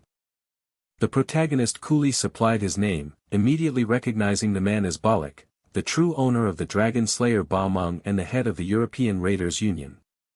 A faint smile touched his lips as he asked the enraged raider what seemed to be the trouble, just as the panicked red-haired woman next to Balak lunged forward, desperately trying to de-escalate the tension. The young man stood his ground against Balak's furious gaze. The heavy silence, broken only by the raw intensity emanating from the scarred older raider, seemed to stretch the air taut as Balak pressed in, demanding the youth's age and origin. Suddenly, Camilla intervened with a sharp, panicked shout, swiftly pulling Balak back and chastising him for his erratic manners. The young man calmly placed a hand on Camilla's shoulder, offering a curt, strained apology to the highly agitated Balak, and then began gently pushing Camilla toward the exit, urging her to simply walk on by. As they retreated, Camilla leaned close, murmuring that the older man simply possessed a terrible temper, which was why his wife had left him. The barb struck true, Balak's jaw tightened, his teeth grinding audibly.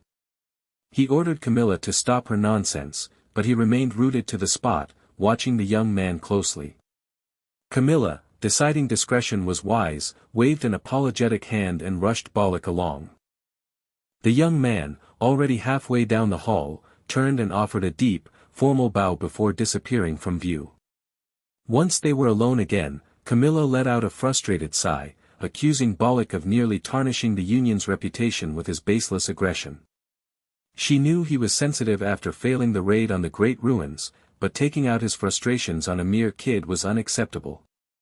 Balak shook his head, his focus drawn inward. His reaction had nothing to do with the failed raid. He looked back toward the empty space where the youth had stood, his eyes dark with comprehension. That guy, he explained, hadn't made a single sound when he walked. The young man knew exactly how to conceal his presence and hide his tracks when he wished to do so. Meanwhile, back in the brightly lit elegance of the Millis Academy director's room, the director sat smiling patiently as 3 students stood before her, visibly reeling from the news. They were stunned by the revelation that their friend was overseas. The orange-haired student slammed her hands onto the table in disbelief, venting her frustration that their classmate, Jaehyun, was always disappearing, first the incident at the amusement park, and now, overseas. The silver-haired boy chuckled lightly, remarking that Jaehyun certainly caused his share of problems, suggesting this was just another minor escapade. But the girl cut him off, her orange eyes hardening. No, she contradicted the easy assumption. Jaehyun was never the type of person who intentionally caused problems. The dark-haired girl beside her remained silent, her expression guarded, recognizing the inherent truth in the assessment. Far away, the wind howled across the snow-swept landscape of the great ruins of Iceland. Against the stark contrast of the dark night and the shifting aurora, 2 union members stamped their feet in the cold. A sudden, powerful rush of air signaled an intrusion, and a figure cloaked in black and glowing red armor slid down the icy facade of the ancient structure. The patrol leader roared at the trespasser, demanding identification and asserting the European Raiders Union's authority over the ruins. The intruder's face was shrouded, but a chilling smile flickered beneath the hood.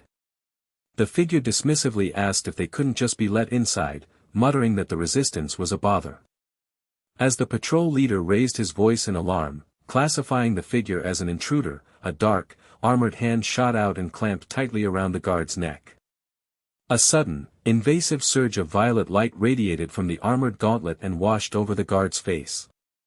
His eyes glazed over as he fell instantly under the intruder's influence.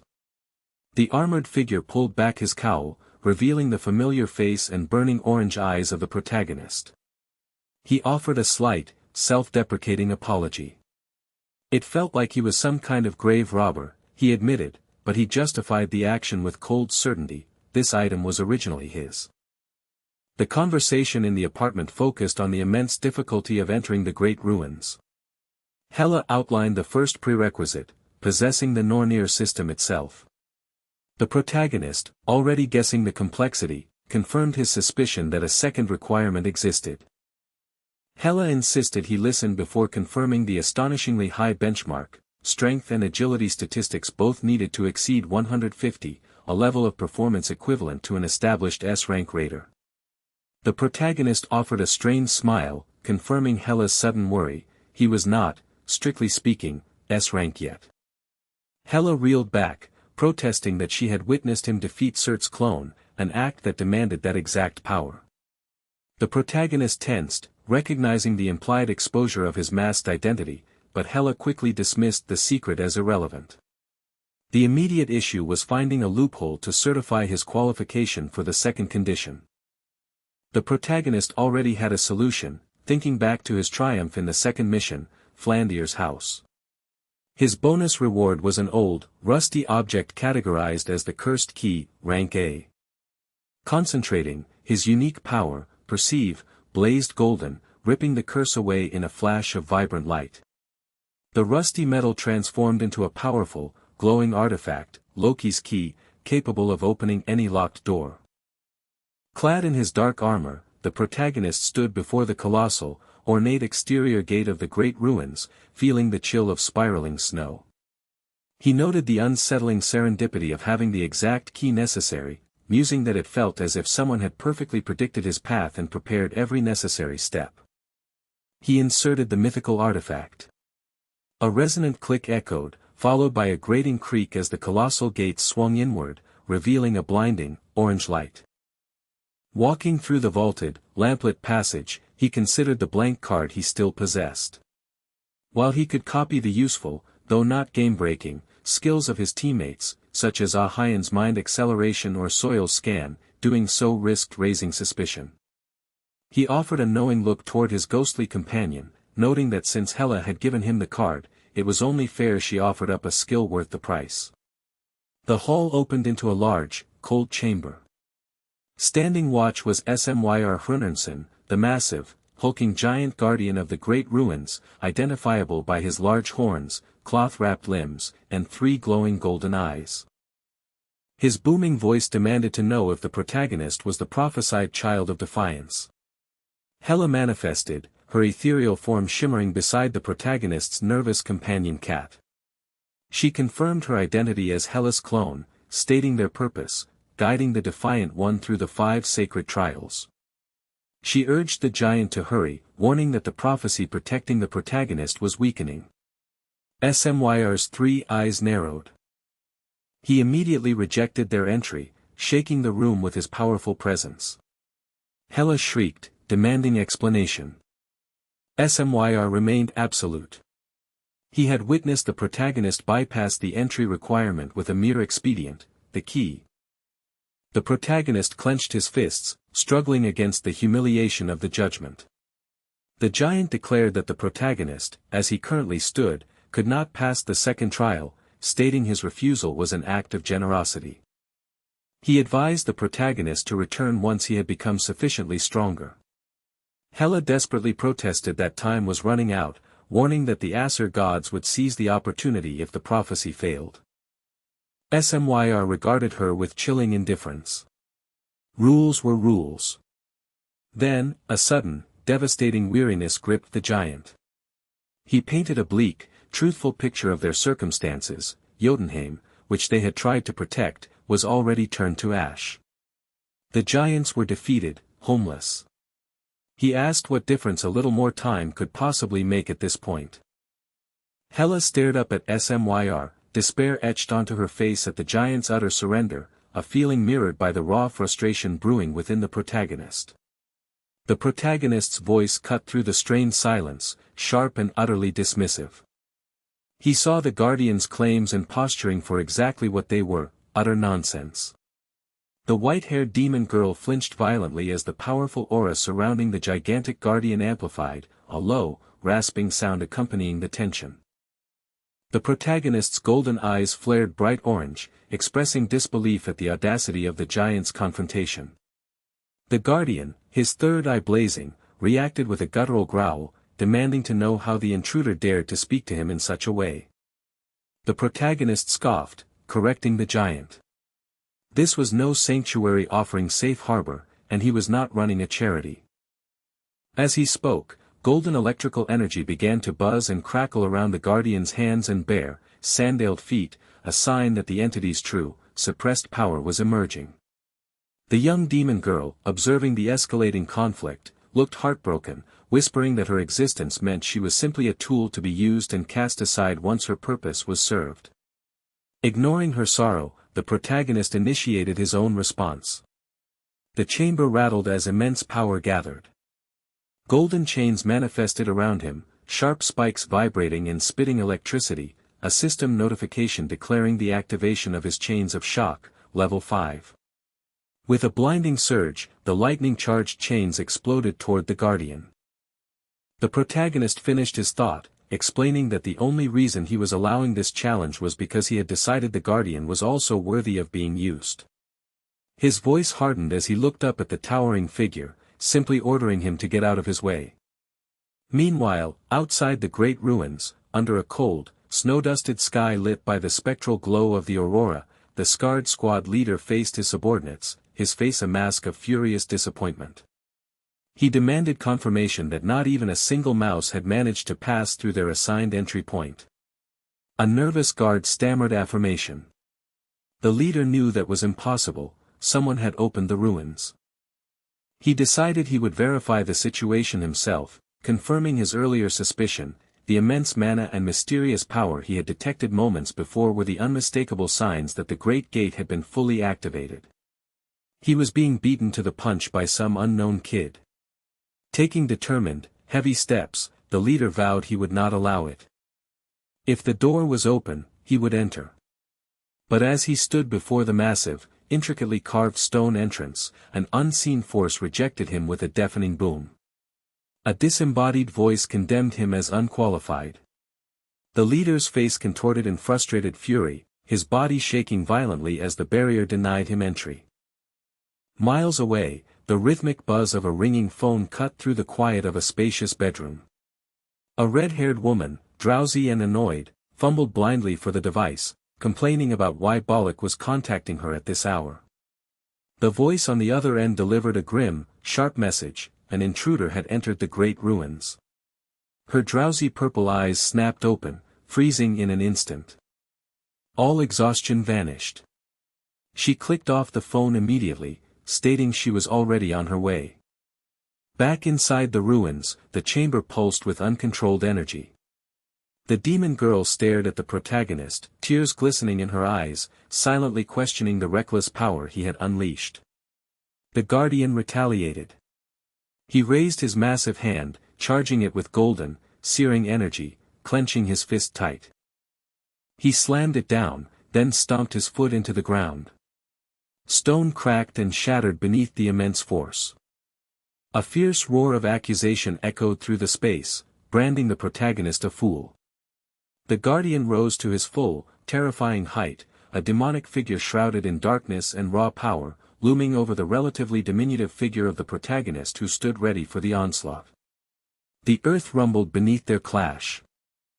Electrical energy flared and crackled across the ruins, bathing the devastated environment in an ominous, flickering golden light. A pale-haired figure stared up, horror etched across her face, whispering a shocked demand for an explanation regarding the devastating act that had just occurred. Dust and stone rained down, creating a suffocating cloud. Lying prone beneath the shifting rubble, the character with the thick, braided hair cursed the reckless challenger, calling him an utter fool. A colossal figure materialized in the gloom, the massive giant, his 3 eyes burning with intimidating power.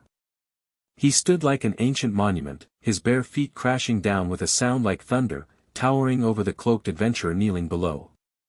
The surrounding structure groaned and tore, threatening to collapse entirely. The giant's voice roared, filling the space with pure, unadulterated fury, challenging the audacity of the small human who dared defy him. An explosion of energy sent both the human adventurer and his companion spiraling back, violently pushed by the gale of raw power. Yanwu regained his footing, a sharp, challenging grin pulling at his lips. He tossed a dismissive comment toward the giant, claiming the mighty foe's threats had become repetitive and boring.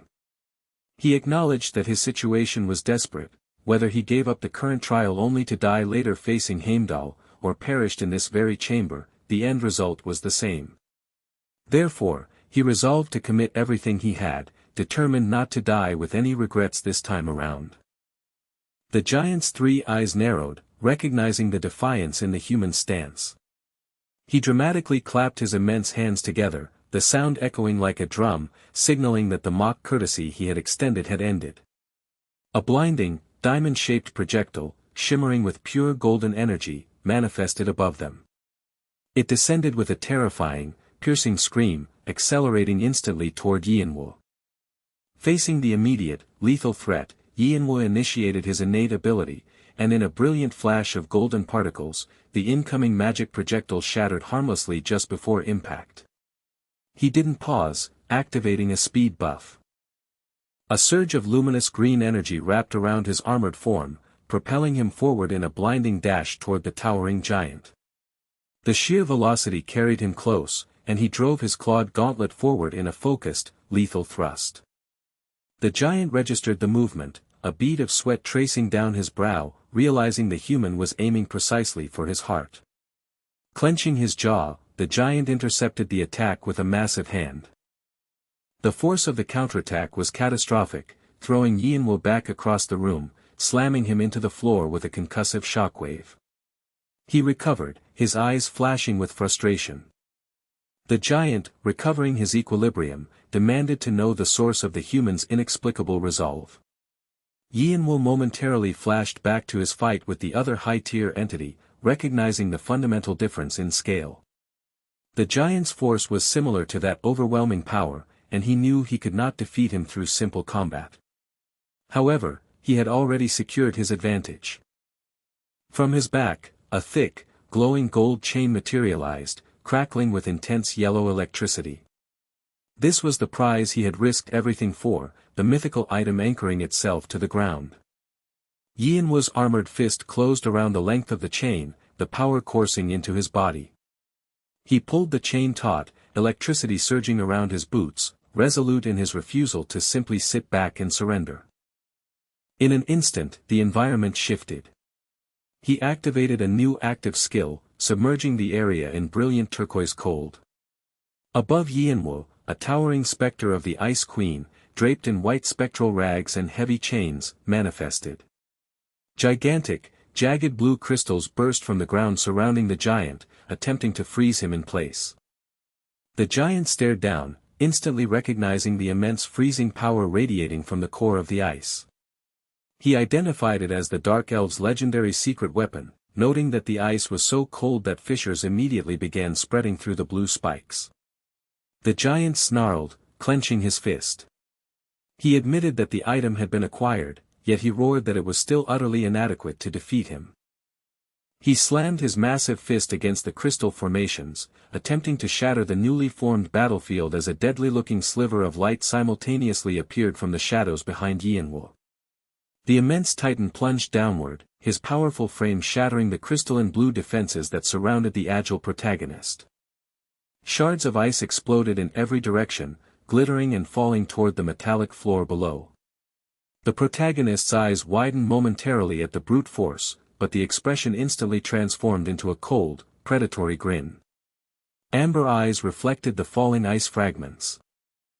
He dismissed the titan's overwhelming aggression as naive, declaring silently that the brute had played right into his hands.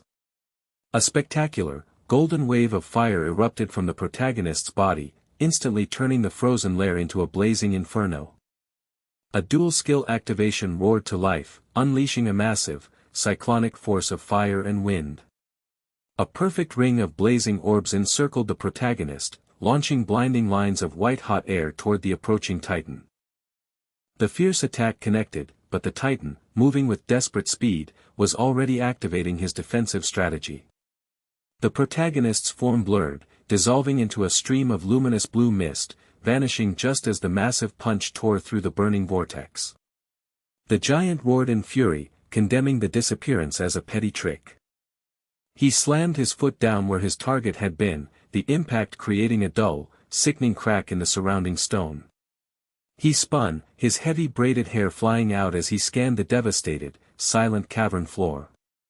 The smoke clearing revealed the deep scars of the battle. He confirmed it, the opponent was gone. The titan began to stalk across the rubble, his bare feet stepping cautiously over the glittering debris. He paused, sensing the slight, almost imperceptible displacement of air behind him. He whirled, eyes wide with desperate realization, but it was too late. The protagonist had executed a perfect vertical approach, cloaked in the lingering blue wisps of his fading skill, dropping directly onto the titan's head. The air whirred as the titan's mechanical armor activated, a massive, glowing red energy blade snapping out to intercept the descent. The fiery weapon flashed, an unstoppable line of light forcing the protagonist to check his attack. The momentum carried the protagonist downward, smashing him into the floor below with a heavy crash. Far away from the dungeon's cold battleground, a different kind of negotiation was taking place in the luxurious office of Director Song Eun-yu. A blonde woman, radiating calm, dangerous confidence, spoke plainly, noting that she had heard about Jae-hyun's recent interview successes and the fact that he was Song Eun-yu's student. Song Eun-yu, resting her eyes, confirmed the information, setting down her coffee cup. The visitor became utterly direct, stating simply that she had decided she wanted Jae-hyun. Song Eun-yu responded sharply, recalling the visitor's own aphorism that quick wits were a merchant's virtue, suggesting they skip the pleasantries. The visitor smiled, assuring her that there was no need for hostility, she would pay a fair price. Song Eun-yu rejected the very premise, declaring that Jae-hyun was not an object up for sale. In response, the visitor revealed her ultimate bargaining chip. She presented the legendary, S-rank artifact known as Nidhogg's Fang. The dark, wicked blade pulsed with purple light, a frighteningly valuable item. Song Eun-yu's green eyes opened in shock. She had heard rumors of the item's existence in the hands of the Curator Guild, but offering an S-rank artifact for a promising hunter was an unprecedented move. They truly desired Jae-hyun that badly. A slow, knowing smile crossed her face. She conceded that the visitor was not playing around. The blonde woman smiled back, a grin that spoke of absolute confidence, confirming that the Curator Guild never played around with their customers. Song Eun-yu's expression softened into a shrewd look of acceptance. She quickly understood the implication: if she refused the offer, the guild would attempt to coerce the student himself with the lure of the S-rank item.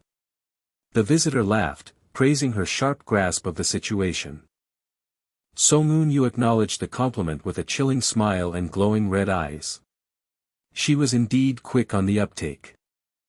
Yanawa maintained her composed, cool facade, though she registered the sharp, cold threat beneath her opponent's words. She understood the calculation perfectly: if she refused the deal presented, they intended to circumvent her authority entirely and approach her student, Jaehyun, directly. A brief, icy amusement flickered across the blonde woman's face, confirming Yanawa's speed of perception, calling it the instinct of a true merchant. Her normally pale eyes flashed a startling, intimidating crimson. Yanawa held her gaze, noting that if Jaehyun was truly their target, a direct initial approach would have been more efficient. The blonde woman offered a tight smile, insisting their current approach was merely a preference for settling matters civilly. Rising slowly, the blonde extended a gloved hand in a theatrical farewell, promising to wait for Yanawa's decision.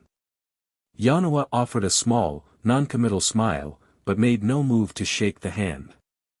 With one final, chilling display of power, another crimson flare in her eyes, the woman withdrew her hand and turned to exit, her attendant following.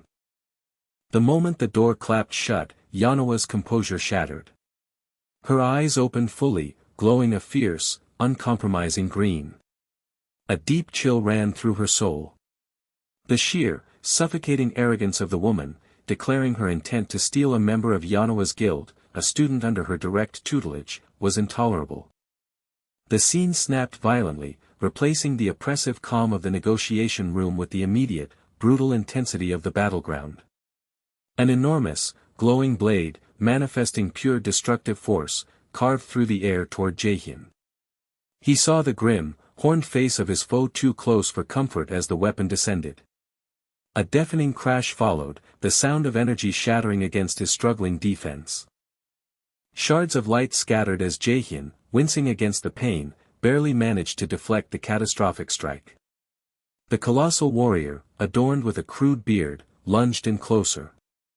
The giant warrior roared, demanding to know if this strained, minimal deflection was the full extent of Jaehyun's strategy. He scoffed at the perceived arrogance, insisting that the absolute strength of the Aesir pantheon, anchored by Odin, rendered any resistance utterly meaningless.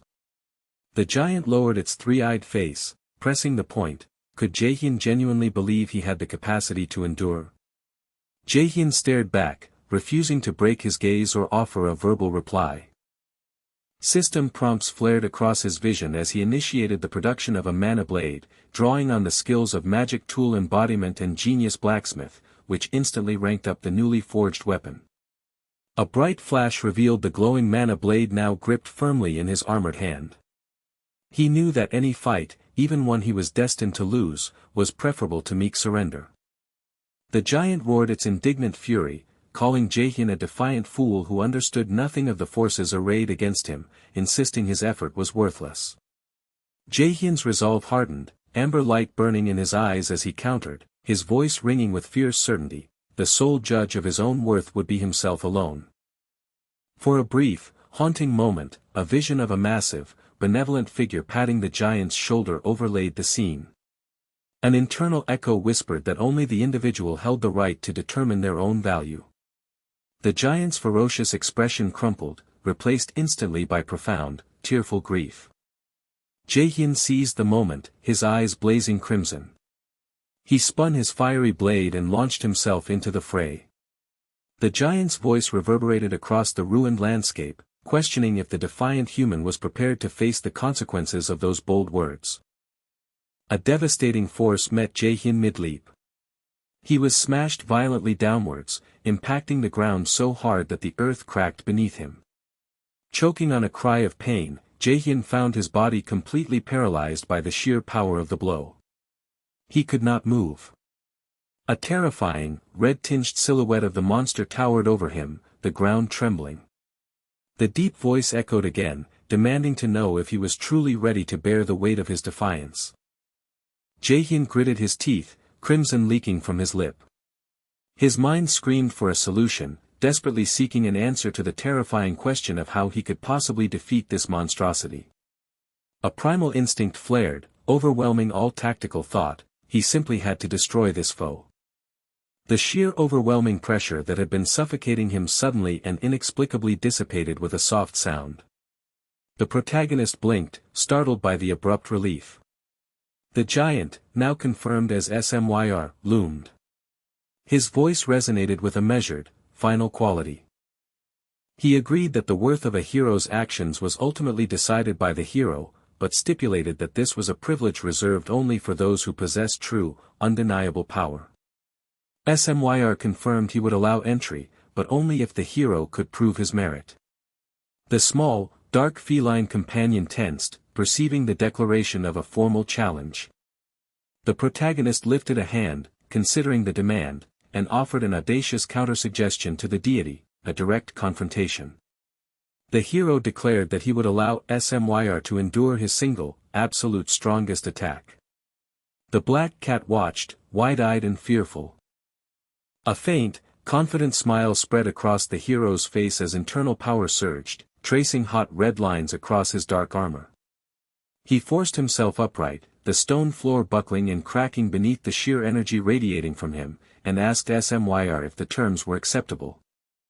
Before the deity could respond, a sudden, desperate cry erupted. The white-haired, horned girl, who materialized from the shadows, yelled in protest as she scrambled away. She warned SMYR that the hero possessed divine power, and that absorbing a full-force attack would be lethal, destroying their entire grand plan. SMYR's face was a mask of grim determination. He accepted the terms. With a glowing gesture, he summoned his own immense weapon, a massive, ancient spear, which materialized and crashed into the ground with a deep rumble. SMYR gripped the shaft firmly, his eyes burning with conviction. This moment, he announced, would determine if the hero was qualified to stand by his actions, and more importantly, if he possessed the strength to resist the grand flow of destiny itself. SMYR alone would judge. The white-haired girl shrieked a final warning, claiming the duel would absolutely ruin their ultimate hope. SMYR braced, ignoring her pleas. The hero surged forward, gathering all his destructive energy. He launched the attack, a blinding torrent of concentrated light and force that struck the massive figure dead center. The earth shuddered violently as SMYR was thrown backward, engulfed in an expanding shockwave. The light faded to a blinding, roaring yellow, followed by a profound boom and the sound of crumbling stone, leaving a massive, cavernous crater in the floor. Dust and smoke billowed from the chasm. The hero emerged from the pulverized center of the darkness, shrouded in flickering purple smoke. His eyes glowed intensely. A passive skill, shadow assimilation, had initiated during the impact, mitigating the worst of the damage and granting the ability a permanent boost to its activation chance. He stood before the still-standing deity and calmly asked if this demonstration proved his qualification. SMYR, his form battered but miraculously intact, slowly grinned, the third eye on his forehead narrowed in appreciation. He brought his hands together in a resounding clap. The entire structure vibrated, and the massive gate behind him slid open with a rumbling sound. The deity granted passage, confirming the prepared path lay beyond. The hero paused, a subtle, knowing smirk playing on his lips. He acknowledged that he knew SMYR despised luck, and that surviving a challenge of this magnitude surely could not be dismissed as a chance accident. SMYR looked at him, recognizing the sheer force of will that transcended mere chance. The judgment was final, go. The hero turned and walked into the dark, imposing space revealed by the opening gate. The white-haired girl watched him go, tears gathering in her eyes, her lips parted in disbelief and fear. She could only stare after the silhouette of the departing warrior, murmuring about the strange, incredible human who had just defied the fate set out for him. The passage shuddered under a heavy, subterranean rumble as the solitary, cloaked figure stood before a massive stone archway. A great, echoing boom announced the commencement of the trial of wisdom. The horned giant, serving as the gatekeeper, observed the challenger with ancient, evaluating eyes. When asked if he feared what lay ahead, the hero paused, offering an honest admission that he was indeed afraid. This unexpected candor genuinely surprised the giant, who seemed satisfied, declaring his duty to guide the hero was done. The gatekeeper faded into the shadows, leaving the hero to continue down the long, vaulted hall. Beside him, the small, white-haired girl, Smry, hurried along, her soft pitter-patter contrasting with his heavy, measured steps. Peeking from behind his cloak, she worriedly questioned the nature of his exchange with the formidable figure, eventually recognizing the previous guardian. She frowned, lamenting how far that powerful figure had seemingly sunk, attributing the change to the hero's influence. A powerful glow of golden light signaled the start of the true trial. Torches crackled along the walls as the path opened into a larger, echoing expanse of stone and shadow. A heavy, resonant dun sounded as unseen mechanisms shifted in the massive architecture. Before them stood two figures in identical, hooded robes, their eyes obscured by blindfolds. They introduced themselves as the Norns, the keepers of this first gate in the trial of wisdom, and welcomed the defiant one into the challenge. Smry quickly warned the hero that she would be unable to interfere, urging him to act with extreme caution, for he now faced his second trial alone. The Norns detailed the test: one was an angel bound to speak the truth, the other a devil compelled always to lie. They guarded two distinct paths, one leading to heaven, the home of angels, and the other to hell, the home of devils. Choosing the path to hell, they warned, would force him through a punishing gauntlet of shadowy figures, those who are alive yet cannot live. To discern the correct path, he was granted one opportunity to ask a single question. The hero's expression showed momentary disappointment. He realized the setup instantly. It was the famous, ancient logic puzzle, perhaps too simple for such a grand stage. He dismissed the Norn's offer of unlimited time, stepping forward with a confident smirk that suggested he found the challenge interesting despite its simplicity. He extended a gauntlet finger and pointed directly at the Norn on the left.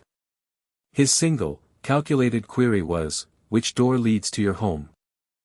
The air shifted with a soft swish. The Norn who had been questioned rose, prepared to address the well-known angel and devil riddle. She began to explain that asking either the truth-teller or the liar where their home lay would inevitably receive the same answer, thus still obscuring the path to the desired destination. She then challenged the hero to make his choice. But the hero simply dismissed the entire premise. Instead of engaging with the offered pathways, he turned his back on the riddle giver. He pointed toward a separate, unadorned stone archway in the vast hall, stating plainly that he wished to pass through that door, and instructed the guide to open it for him. This command shattered the guide's composure. Her head snapped up in surprise, her posture abandoning its relaxed state.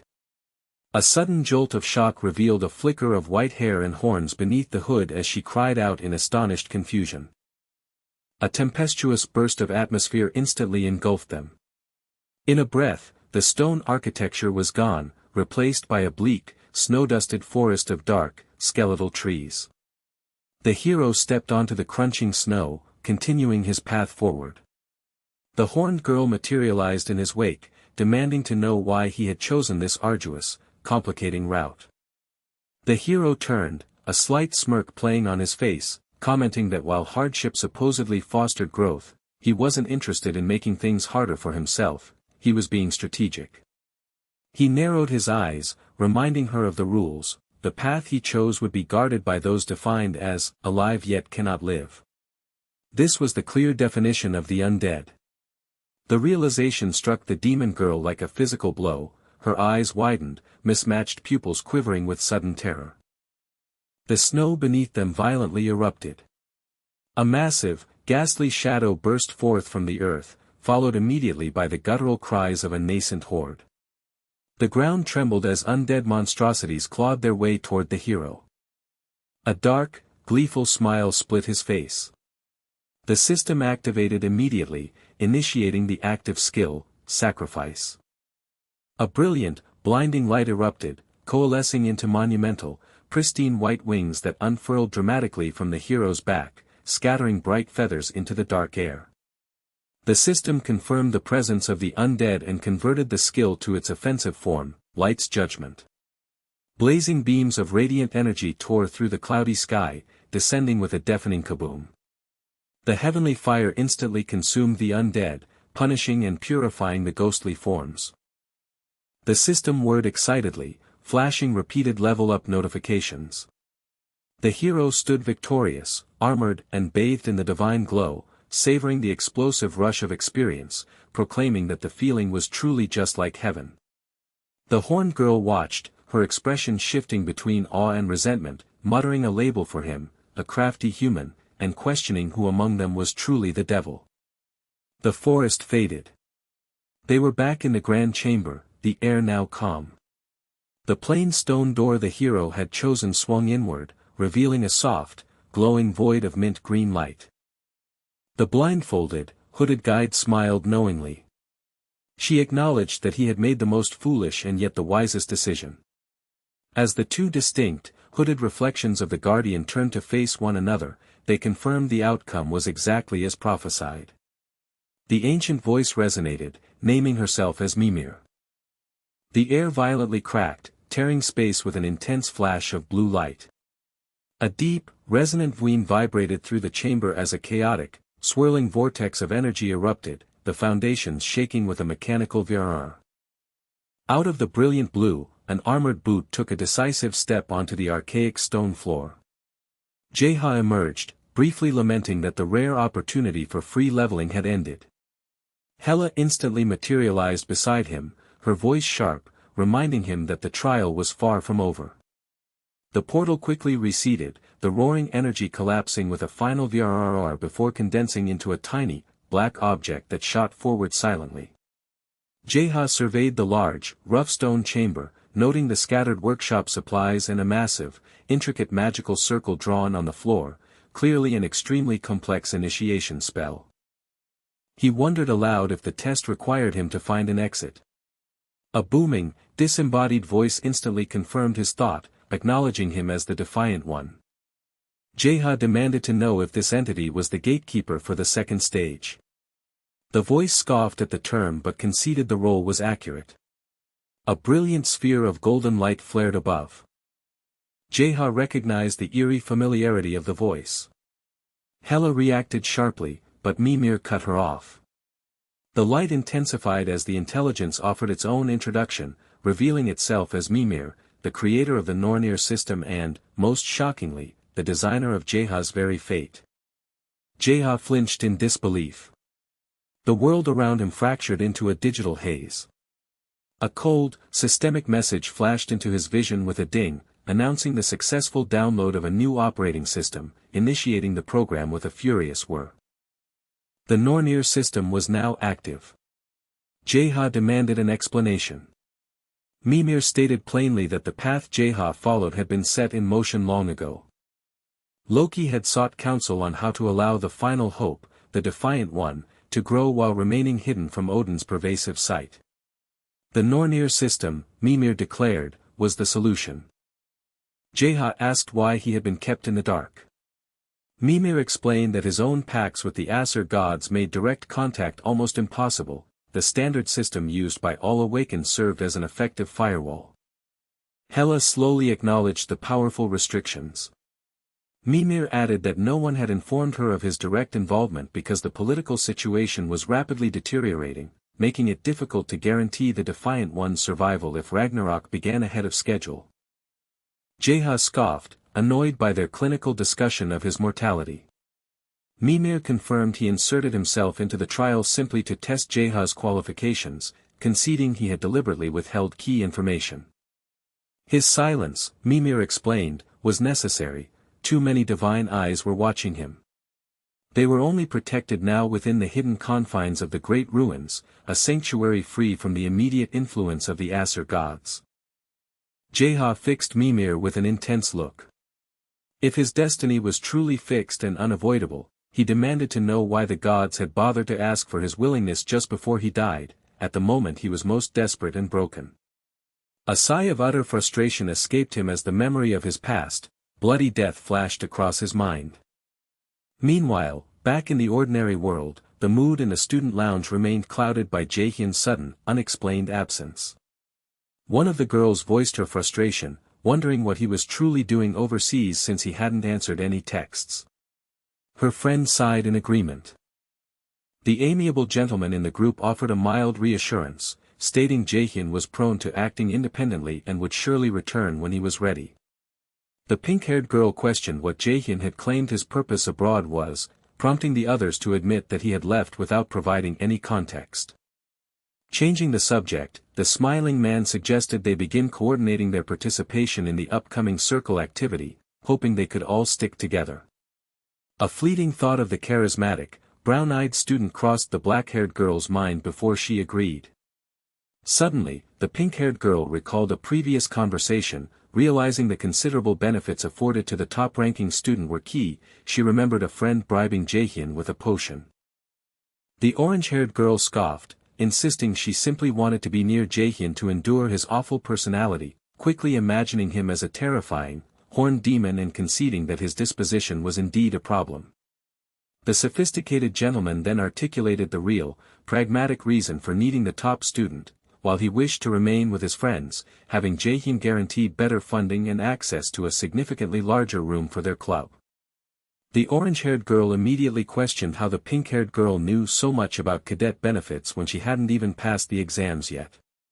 Puffing up her chest, the pink-haired girl insisted she was about to be one, proudly declaring she had done all her research beforehand. The gentleman laughed lightly, jokingly asking what would happen if she failed the entrance exam. The comment hit its target, and the pink-haired girl wilted instantly.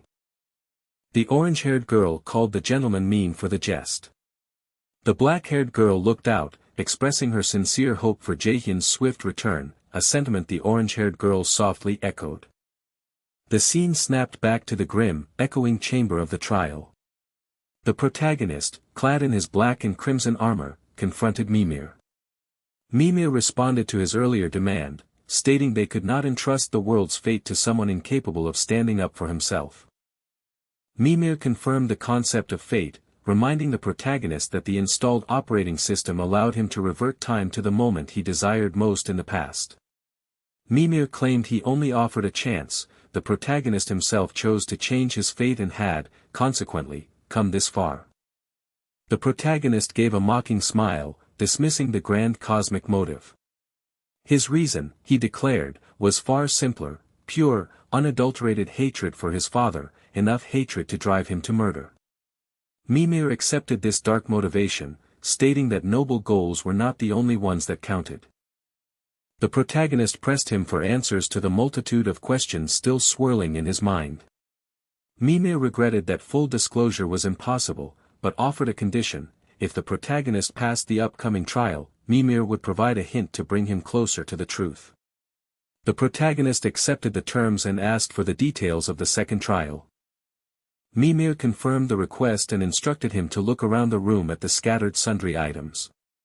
The requirement, Mimir explained, was that the protagonist must offer one item from the room upon the altar as a sacrifice. Two critical points were emphasized: the purpose was to receive wisdom, and he had only one chance, requiring extreme caution. The protagonist winced in annoyance at the magnitude of the choice. Mimir laughed, apologizing for reading his mind, and offered 2 extra hints to solve the complex trial. First, the protagonist already possessed the wisdom that the altar offered. Second, Mimir revealed a time discrepancy: the protagonist had arrived at these great ruins 2 days earlier than expected. Today, Mimir stressed, was Monday. Confused, the protagonist asked for clarification, but Mimir cut him off, stating no more hints would be given. The entity commanded the protagonist to demonstrate his wisdom, but added one final, chilling piece of information: failure to pass the trial would result in his death in that very place. The protagonist's jaw clenched in fury, and he lashed out. Mimir shimmered, finding the human rage refreshing, and gave the final time limit: 1 hour. A blinding, golden flash erupted, enveloping the massive hourglass in an unbearable intensity. The shimmering light carried the final echoes of the voice, declaring its part in the exchange complete. All possible hints had been extended. The sage retreated, patiently awaiting the answer. With a deep, resonant vroom, the luminous artifact lifted, retracting its power as it vanished from the depths of the shadowy chamber. The protagonist watched the spot where the magic faded, his figure dark against the lingering residual glow. The raw energy subsided, leaving only the unnerving quiet.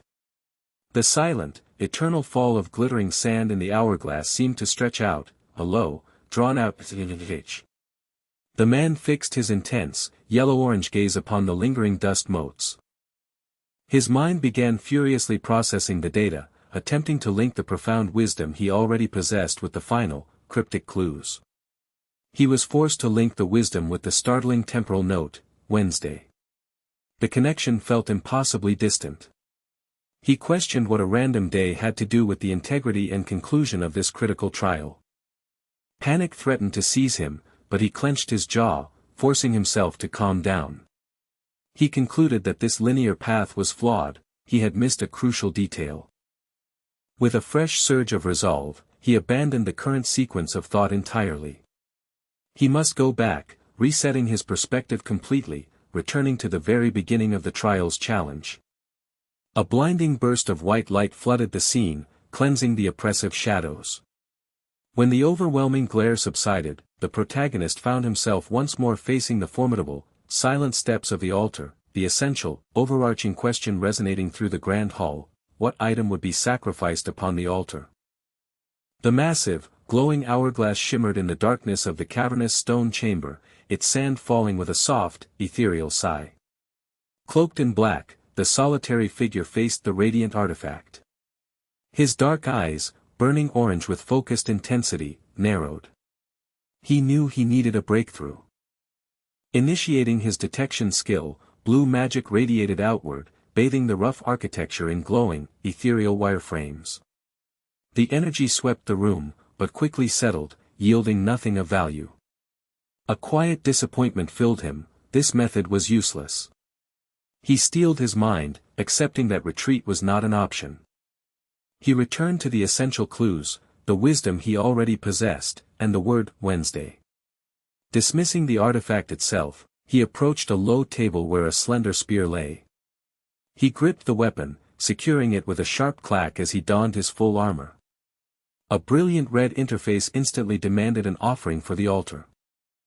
With unwavering resolve, he declared his intention to offer himself. The system stressed the absolute finality of the choice, but a confident, almost grim smile spread across his face. The world reacted violently. A deep rumble shook the chamber as the surroundings dissolved into vertical streaks of crimson energy. The floor fragmented, revealing a massive, complex magic circle that then violently shattered, exposing the infinite, starlit dark of the cosmos below. An echoing presence confirmed he had chosen correctly.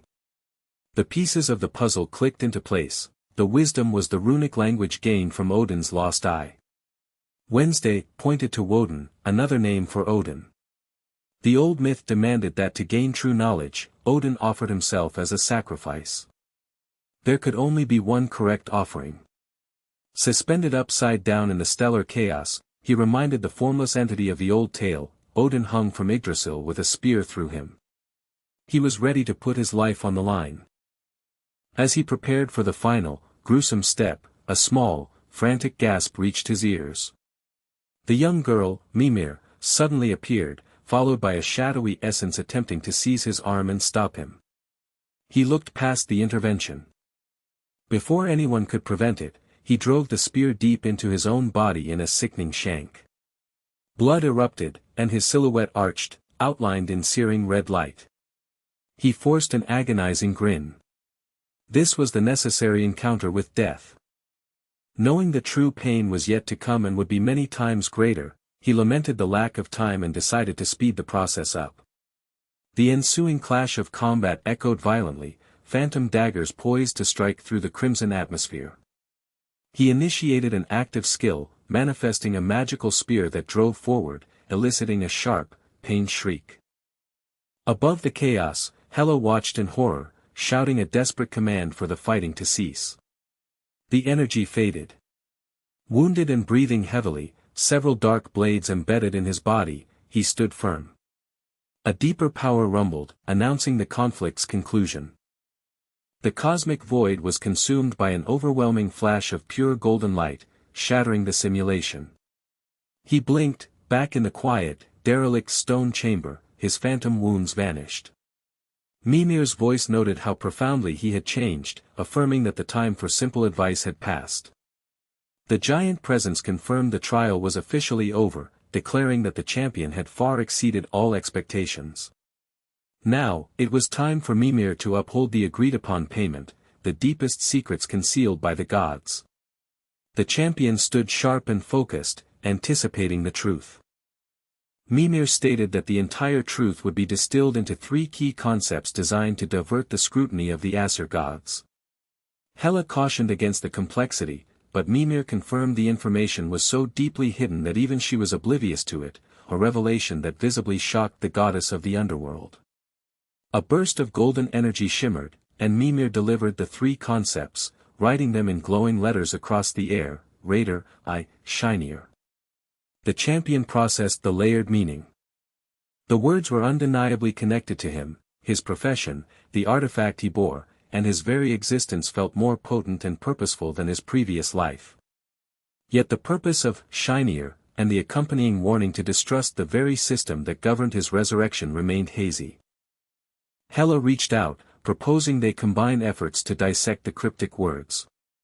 Together, they departed the inner chamber, finding themselves in a vast, cold hall. A heavy thud announced the immediate arrival of the giant Mimir, who materialized directly behind the hero. All preliminary tasks were complete, save for one final, crucial test. The protagonist looked toward the massive, polished structure dominating the chamber, Bird's Mirror, an artifact belonging to the first Norn of Destiny, capable of displaying recorded history. The final challenge was set: observe a memory of a specific Jotun and return with an answer.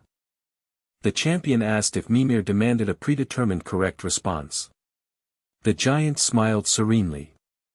No single right answer existed, nor would Mimir reserve the right to judge. The true essence of the trial was to search deep and find an answer purely for himself. With the final guidance offered, confirming the artifact would reveal the hidden past, a deep, deafening rush preceded the magical energy concentrating at the entrance. He stepped forward, protected only by his resolve, plunging into the blinding, radiant void.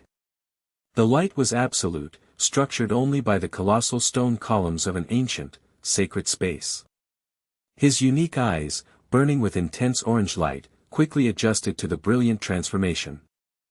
Across the luminous divide, a figure materialized, a woman draped in flowing white, her long hair the color of embers, her eyes concealed by a solemn binding. An expression of profound, weary relief touched her lips as she acknowledged his arrival, noting that he had, at last, reached the destination she had guarded. They stood separated by a sheer sheet of brilliant, pulsing reality. Drawn by an unseen force, their hands rose in perfect synchronicity, aligning palm to palm, divided only by the glorious, golden shimmer that pulsed between them. Wreathed in a magnificent, starburst halo of golden energy, radiating immense authority, she confirmed her timeless vigil, declaring that she had been waiting for this exact moment through the passing of endless time. The long wait was finally over. A blinding radiance erupted from the ancient archway, swallowing the edges of the stone pillars. Jaehyun approached the overwhelming light, his powerful golden eyes fixed on the source. A voice, echoing with untold ages, welcomed him, announcing his arrival. The sheer brightness coalesced around a woman clothed in white, her red hair blazing against the golden aura. She confirmed her long vigil, explaining she had awaited this meeting ceaselessly. Jaehyun looked on, visibly surprised, uttering a name that she requested he repeat clearly: Ord. She smiled, acknowledging her identity, and declared their meeting fated and their reunion inevitable. Her hand reached out, grabbing Jaehyun's own in a stark contrast of dark and light. She confessed the immense burden of her long wait, spent clinging to the fragments of a broken history. A powerful whoosh of light and wind accompanied a sudden visual transfer. Ord explained that this entire experience was a glimpse into the past, handed down by an ancient being for future generations. She confirmed she would now show him the first fragment. With a final flutter, the familiar surroundings vanished. The next moment, a stark, breathtaking landscape materialized, towering, jagged stone formations beneath a brooding, giant dark sun. A churning, orange-rimmed dimensional portal hummed nearby, vibrating with raw energy. Jaehyun took in the alien world, wondering aloud about their new location. The little demon girl with white hair and horns replied that this was Jotunheim, the legendary land of the giants. She paused, concerned, sensing a deeper history between Jaehyun and Urd, but Jaehyun honestly replied he was unsure. Urd silenced them, a bright halo of light radiating from her body. She clarified that the past they were looking back on would unfold physically before their eyes, not merely as a memory in their heads. They must only watch, for they could not change anything, the story already had its ending. Fragments of old, dusty parchment fluttered down, confirming the vision was merely an echo of history, passed down by the great Jotun, Hrungnir. Urd glided forward, her bare feet brushing the grass. A sudden surge of speed, whooshing past Jaehyun, caused him to flinch. She instructed him that they must now listen to the story Hrungnir wanted to tell. The scene solidified into a memory within a stony interior. A massive, bearded giant with 3 horns, Hrungnir, mentored a younger, smaller Jotun named Smyr. Hrungnir defined true kingship, not merely possessing the power required to protect one's people, but also showing consideration, care, and admitting one's own shortcomings. He expressed his deep hope that Smyr would grow up to embody those traits. Smyr looked downcast, admitting that he was weak and constantly full of fear, terrified even of Thor's hammer. He questioned how someone like him could possibly be of any worth. Hrungnir placed a massive hand on Smyr's shoulder, insisting that Smyr was the only one with the right to determine his own value. The white-haired demon girl watched the exchange, realizing the origins of Smyr's later vulnerability. Suddenly, a panicked shout cut through the ancient memory. A crash sounded as stone masonry splintered nearby, and a figure cried out that Thor and the Valkyrie were attacking. Hrungnir's face hardened, his eyes flinching toward the danger.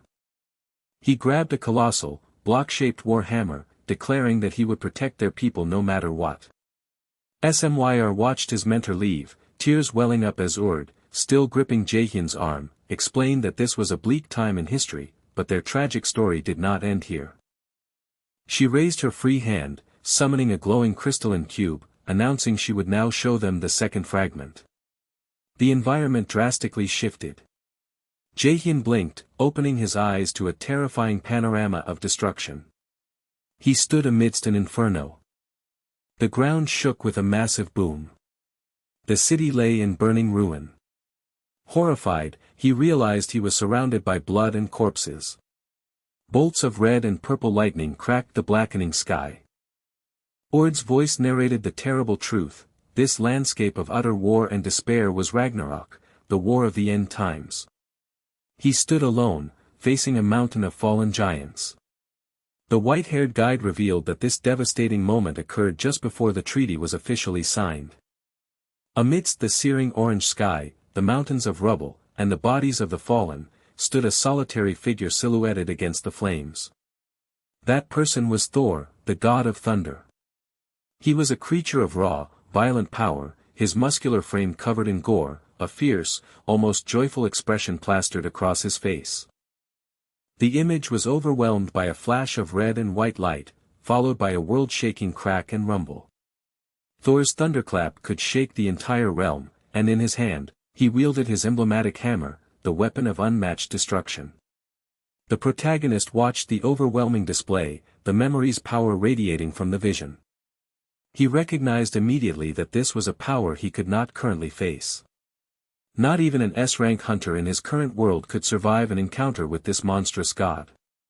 He desperately searched for the answer, wondering what path he must take to acquire such strength. The guide's response was immediate and stark: he must successfully pass all 5 trials. The perspective shifted back to Thor, who regarded the surviving giants with a glint of respect.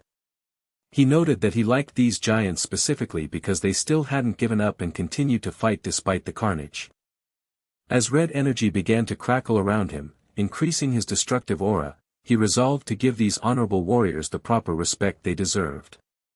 Standing tall upon a fallen foe, Thor yelled out his challenge directly to the king of the giants. He offered a definitive deal: fight him one-on-one, and the rest of the killing would stop immediately. He smiled, his golden eyes burning, waiting for the king's acceptance. The giant king, a giant burdened by the wounds of the war, looked down at Thor. He let out a deep, heavy sigh, his bloody lips parting as he sought confirmation of the terms. Would Thor truly leave the remaining giants alone if he claimed the king's head? Thor swore it, pledging the truce upon the honor of his own divine name. A heavy column of rock collapsed nearby, yet the king remained steady. He agreed to the terms. The enormous warrior, his shoulders squared and his back to the ruins, turned to face his final opponent. Thor grinned once more, promising to see him again soon. Lightning convulsed around the god of thunder, followed by a sharp flash, illuminating the carnage.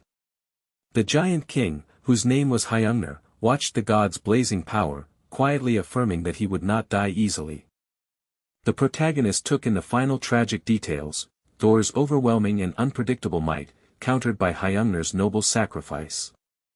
The guide concluded the memory, confirming that the brutal war between Jotunheim and Asgard finally ended with Asgard's inevitable victory.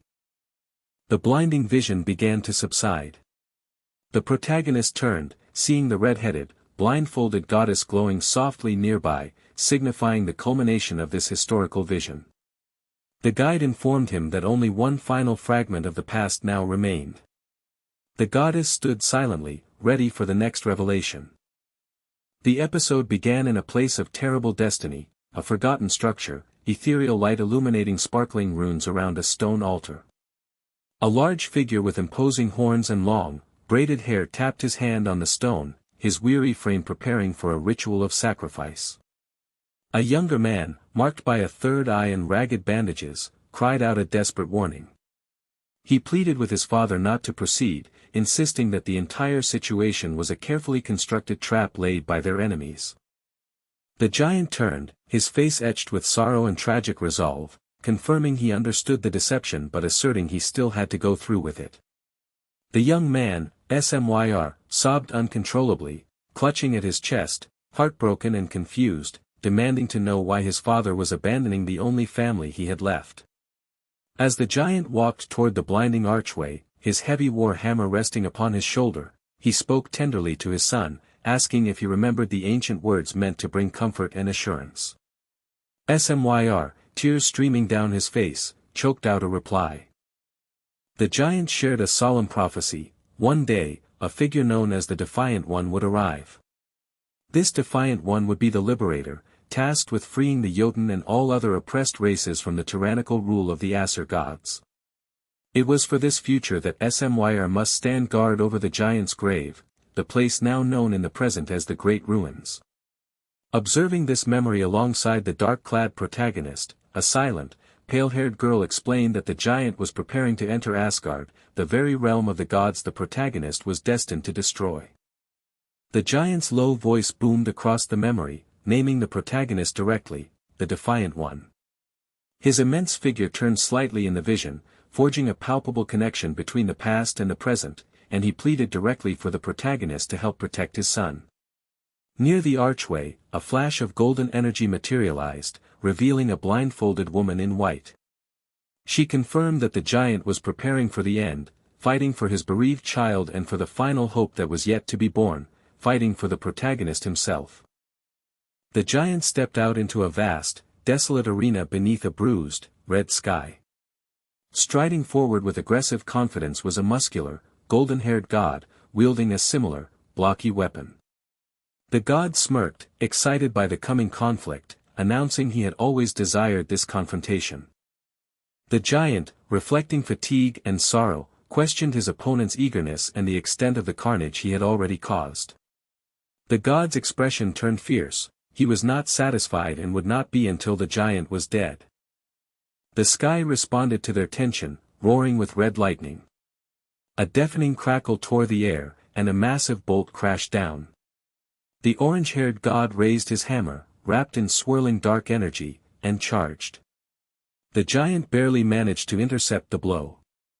The resulting impact was cataclysmic, an explosion of red lightning and shattered stone that slammed the giant backward onto the arena floor. Still standing, the giant pressed his opponent for answers, demanding to know why so many innocent lives had been taken in the god's greedy quest for power. The young god pulled back his hair dismissively, claiming his actions were merely the will of the almighty Odin. He sneered, adding that he neither knew nor cared for the deeper reasons. As long as he got to fight the strong, that was enough. The giant spun his weapon, readying himself. The intense, focused god threw the final, critical question: why had the giant agreed to fight, knowing he was marching to his death? The masked combatant smiled with chilling confidence, while the towering giant, struggling to lift his massive weapon, asserted that he fought on because there was still something left in the world he needed to protect. The younger warrior mocked the notion of protection, asking how the old man could still cling to such sentiment when nearly all of his people had been reduced to dust. The giant's voice boomed in defiance, claiming that the immense loss of his race did not diminish their worth, nor his duty to their memory. His 3 eyes burned with foresight as he spoke a terrifying prophecy: the mighty realm of Asgard would inevitably meet its end. This prediction wiped the smug grin from the younger god's face. He muttered annoyedly, dismissing the doom foretold by the Norn sisters. Declaring the conversation concluded, the god unleashed his true, frightening power. A violent, rushing wind accompanied the surge of dark, cracked tendrils and burning red light that encased him. Power crackled and voomed through the arena. He promised to send the giant to join the rest of his dead race. A deep rumble preceded a deafening crash, momentarily revealing the warrior's grim, masked face as he prepared the final, fatal strike. Off to the side, observing the brutal unfolding of fate, the defiant one stood beside his horned companion, jaw clenched against the overwhelming pressure of the battle. The giant braced himself, the ground beneath him pulsing with residual power. Addressing the defiant one with one last burst of telepathic effort, he urged the youth to heed his final words, reminding him that he must walk the path that was truly his own and never falter. The defiant one dipped his head, taking the heavy warning to heart, his fist clenched in resolute determination. As the grinding energy of the attack built, the giant screamed out, his 3 eyes wide in sudden remorse, issuing one final instruction over the chaotic whoosh of the coming attack: tell his son, Smyr, that he was terribly sorry for being an awful father. A monstrous rumble preceded the final crash. The corrupted hammer struck down, instantly shattering the giant's defenses and hitting the arena floor with a violent, earth-shaking kaboom. The giant was immediately consumed by the explosive red light, reduced to a spreading silhouette that vanished with a shocking splat of black remnants. From the temple entrance, the young Smyr, his 3 eyes tear-streaked, screamed his father's name in anguish. After the smoke cleared and the immense sound of the impact faded, the only physical evidence left behind was a single, blood-splattered sneaker resting upon the ruined floor. The defiant one watched the tragic, messy demise, teeth gritted.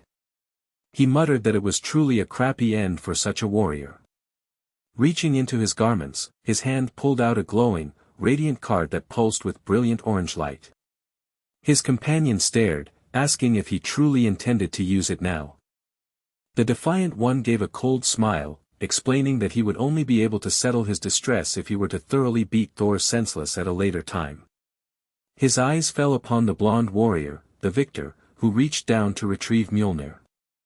As the god's hand gripped the hammer, the system chimed, presenting a crucial notification: a blank card was now available for use. The arena was consumed by raw divine power. Black, thorny tendrils of concentrated malice erupted against a searing backdrop of crimson energy, the sheer force causing the air itself to crackle violently. Amidst the chaotic storm, the thunder god stood defiant, his golden hair backlit by the raging inferno, a massive, powerful form wielding his glowing hammer. The energy surging around his feet generated brilliant arcs of lightning that buzzed violently against the broken rock, but even in this explosive display, a counterforce was at work, defined by mysterious, binding boundaries. Below, the Defiant One, wrapped in shredded robes and bandages covering his muscular, bloodied frame, slowly stabilized himself, his feet sinking into the ruins. He looked down, annoyed, then his eyes narrowed as he focused on a glimmering object that rolled away from his armored boot with a quiet crumble.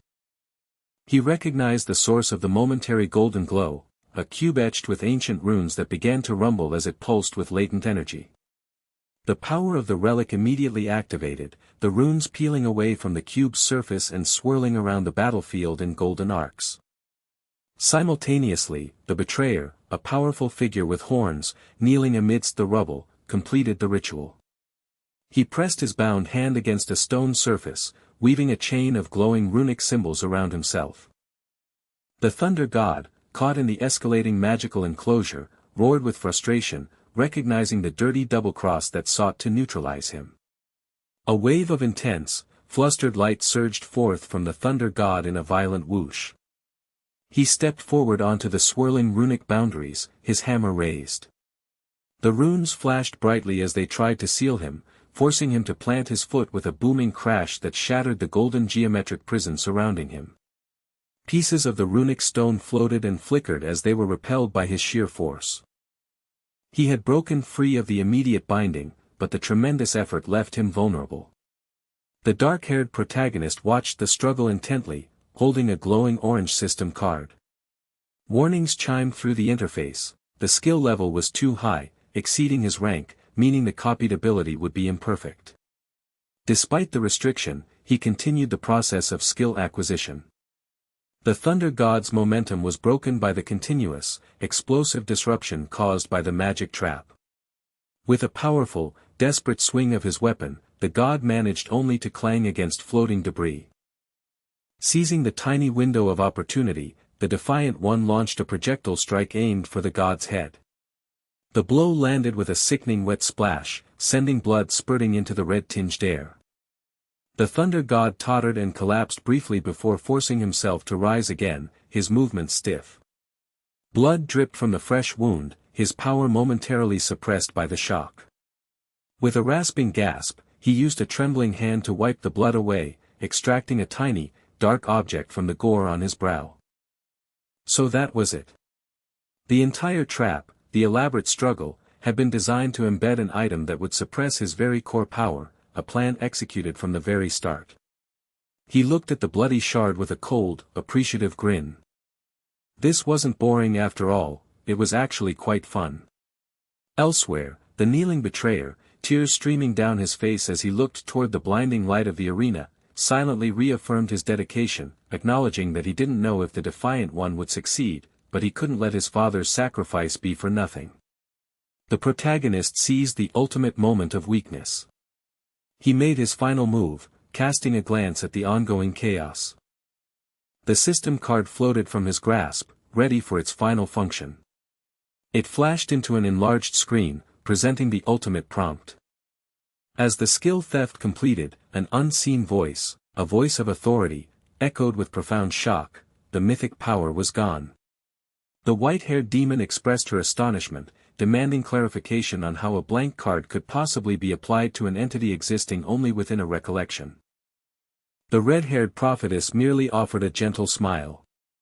She confirmed that if this were merely a fleeting vision, such an act would indeed be impossible. But she reminded them that this was not a simple phantom of the mind. This was a glimpse into the profound past, an essential memory passed down through the generations by an ancient, powerful being. The gravity of this truth settled on the hero. It meant that the profound sacrifice made moments before had ultimately served a meaningful, enduring purpose. The prophetess's smile widened, her presence radiating brilliant light as she silently confirmed his realization. Suddenly, the ethereal space was engulfed in a blinding white flash. The protagonist stood firm, the world shimmering around him in vibrant, crackling energy. As a deep, resonant dun-dun pulsed through the void, a singular, powerful card materialized, swirling with dark, mysterious energy. A computerized display chimed into existence, announcing the successful registration of a passive skill onto the blank card. The energy stabilized, and the detailed skill stats appeared with another chime, displaying an imposing summary. The skill, designated Thunder God's Strength, was ranked Mythic. It contained the essence of Thor's power, promising a drastic increase in the efficiency and force of all other Thunder-type skills, boosting damage by 300%. However, the system delivered a severe warning: the skill's level far exceeded his current rank. He was cautioned that prolonged usage would result in permanent bodily damage. The demon girl glanced up at the imposing figure of the hero, her gaze assessing the immense influx of power. She observed that its strength was clearly too great for him to handle at his current stage of development. The protagonist, unfazed by the explicit threat, declared that he would simply focus on continual self-improvement until he could fully manage the mythic ability, firmly stating that she would be instrumental in helping him achieve that goal. She responded with a dismissive grunt, but her subsequent, albeit reluctant, confirmation indicated her acceptance of the task. The light around them began to soften, the bright, airy space dissolving as the allotted time within the memory ran out. The prophetess turned, her visage tinged with poignant regret. It was time for yet another goodbye. The protagonist looked back, a shadow crossing his features. He confessed that despite the repetitive nature of their parting, he was still not accustomed to the feeling of loss. He sought a final answer, pleading for her to reveal what exactly it was that he had forgotten. But she dismissed his plea, arguing that the substance of his forgotten past no longer mattered. Instead, she focused on his destiny, addressing him as the defiant one. He would move forward relentlessly, she pronounced. He was destined to tread upon the broken fragments of the past and forge a brand new future, passing through the present alongside everyone else. As golden petals began to glow and drift around her, she reaffirmed her purpose. She would remain, endlessly praying from this broken memory, knowing that she might not have a place in his ultimate destiny. The hero watched her, his expression distraught, unable to utter the protest building in his throat. With a final, bright flash, the prophetess's blindfold appeared to vanish, revealing eyes that shone with the same intense light as his own. Her final message came with a gentle fshh of fading magic: she would always be praying, offering a blessing upon his journey. Then, she vanished entirely, leaving him alone as the memory collapsed. A blinding, golden luminescence enveloped the hero, radiating warmth and clarity in a powerful rush. Through the light, he recalled the brilliant figure of the goddess, cloaked in white, her soft smile communicating a solemn vow that she would eternally bless his long journey. With a rushing dissolution of the light, the radiant vision faded, leaving only residual gold dust. The protagonist jolted, sweat beading on his brow as the overwhelming sensory flood subsided, snapping him violently back to the grim, stone reality of the chamber. A tear traced a path down his cheek as he stared at the massive, cracked reflective surface before him. With a shuddering collapse, the barrier shattered into countless pieces, revealing the cavernous expanse of the trial room. The imposing figure of the ancient guardian stood nearby, the trial master watching him intently. He inquired if the hero had fully processed the overwhelming memories he had been shown. The protagonist, still shrouded in the darkness clinging to him, tapped the broken surface, confirming his painful understanding of the past. Rui, the pale-haired demon child, observed the hero's resolution. The massive, three-eyed guardian declared that this was the final test. He warned the young challenger that he would pose only one defining question, demanding to know if he was ready. The hero merely gave a decisive nod. With two heavy impacts that shook the foundation, the giant knelt, bowing his colossal form to bring his head level with the small mortal and the demon child. He hailed the challenger as the prophesied child of defiance, and then posed the ultimate query: would the hero be able to stand firm, even if he ended up losing that which was most precious to him? The hero's eyes, alight with orange defiance, stared past the giant's grim face and into the void of thought. The trial master's question pulled forth a torrent of shimmering images: the warm smile of his friend, the concerned looks of his mentors, the steadfast presence of his allies. These were the precious people the guardian referred to. When the ethereal vision faded, the hero spoke his truth without hesitation. He confessed that he would surely waver, he would grieve and feel torn apart. The guardian's eyes reflected an unexpected moisture, the image of his own sorrowful past superimposed over his stern expression. The hero acknowledged this shared pain. But unlike the guardian, he declared that he would get back up and press on, his resolute smile hardening his jaw. The trial master accepted the answer with quiet sincerity and passed judgment. The defiant one was worthy to overcome this trial. System prompts chimed, flooding the space with information. The hero had passed all tests, gained new levels, and earned a glorious title, the one who overcame the second trial. A new status window flashed, indicating he had also received a significant gift. In a powerful transformation, the hero's simple black uniform instantly changed, covered now in intricate, heavy dark armor, a palpable symbol of his newfound strength and readiness. He stated that he felt he had everything he needed. The guardian watched him, asking if he was leaving. The hero confirmed the departure, his objectives completed. Yet, he paused, recalling one crucial, forgotten detail. He looked up at the immense figure and relayed a message from the man who had set this impossible trial in motion, a message of profound apology. The protagonist gave a brief final farewell, turned, and started walking away, Roy stepping quickly to keep pace beside him. The giant watched them retreat down the long, torchlit corridor. He smiled faintly, reflecting that despite all the events of the past, he never once held a grudge against the one who defied him. The ancient, dimly lit corridor gave way to an external world of fierce snow. As the hero and Roy slipped through the final doorway, they were immediately confronted by a large crowd of well-equipped raiders gathered in the bitter cold beneath the brilliant, blue portal. He cursed softly, recognizing they had already detected the activity and flocked to the location. Roy peered around his cloak, noting the high skill level of the group. It would be impossible to get out undetected. The protagonist mused that while he hated the feeling of being treated like a grave robber, he understood the position of the European Union, who had spent an unimaginable fortune to secure the right to clear the great ruins. His eyes narrowed. He acknowledged that he was not yet skilled enough to face two S-rank raiders at the same time. The implication was clear, he would buy them time. The rest, he concluded, was up to Roy. The small demon girl, her expression grim, confirmed she understood the plan. The final command hung in the freezing air: divert the enemy's attention the instant the signal was given. The cloaked figure, his eyes concealed behind a dark visor, acknowledged the order with a silent nod. With a deafening creak, the massive, ornate stone doors slowly separated, revealing a blinding shaft of inner light. The hero, now the armored player, stepped forward, his black cloak billowing, dark shadow energy swirling away as he transitioned through the portal and into the night. Outside, a cluster of veteran hunters huddled near the exterior entrance.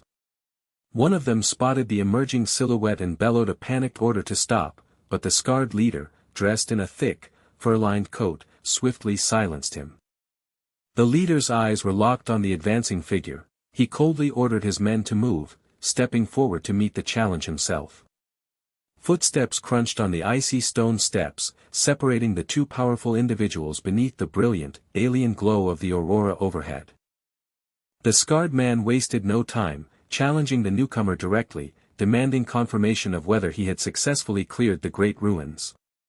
The hooded player met the intense gaze with unnerving composure, countering by asking what difference that fact made. As he spoke, his hand moved subtly, the edge of a magnificent blade catching the light with a sharp sheen. The scarred hunter gripped the hilt of his own weapon, his expression darkening as he processed the implications. He stated plainly that the unique, oppressive mana he usually sensed emanating from the ruins was completely gone. He realized with a jarring shock that the player was speaking the truth. His mind raced, biting back a grunt of frustration, wondering silently how this unprecedented feat was even possible. The player confirmed his suspicions, pulling the sword fully into view. He identified the weapon as Balmung, the legendary Dragon Slayer's sword. Blue, arcane fire flared around the steel, proving it was not merely a copy or relic, but a genuine, powerful S-rank artifact. A slight, unnerving smirk played beneath the mask of the player. He reiterated his claim to supremacy, asserting that he was, and always had been, the only one capable of clearing those ruins. They, the mighty hunters who had gathered outside, would never have accomplished the feat no matter how many times they tried. The scarred leader's face flushed red, his jaw twitching. He challenged the player's arrogance, asking if he was outright calling them too weak. The player replied with casual dismissal, mentioning that he heard they had failed to even step inside the ruins due to a lack of qualification. He tapped the armored surface of his gauntlet, a sound like destiny itself. The hunter roared a visceral curse, his fists clenching, his eyes blazing with fury that matched the supernatural glow of the player's mask. The player took a single step closer. He stated that he had originally considered recruiting the scarred hunter, but had since changed his mind.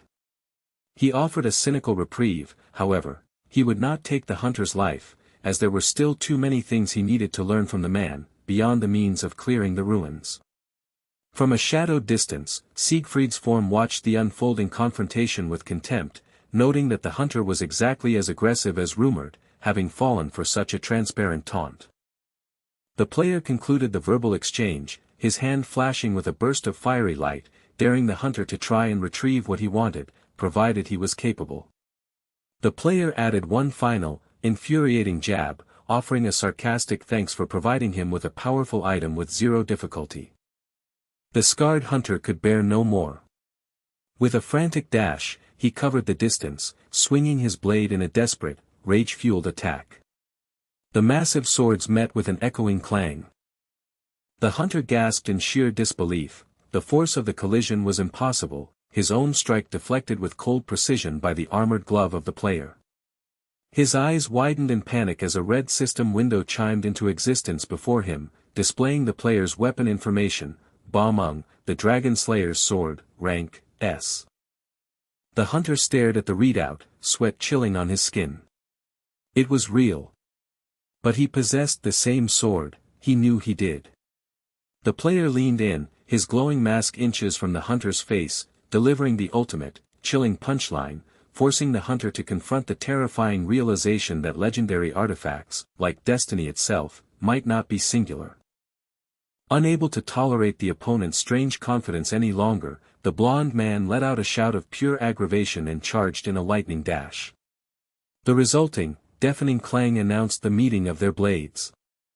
Bollock stared in shock. The opposing sword was Balmond, the Dragon Slayer's sword, a mythical S-rank item granting immense power.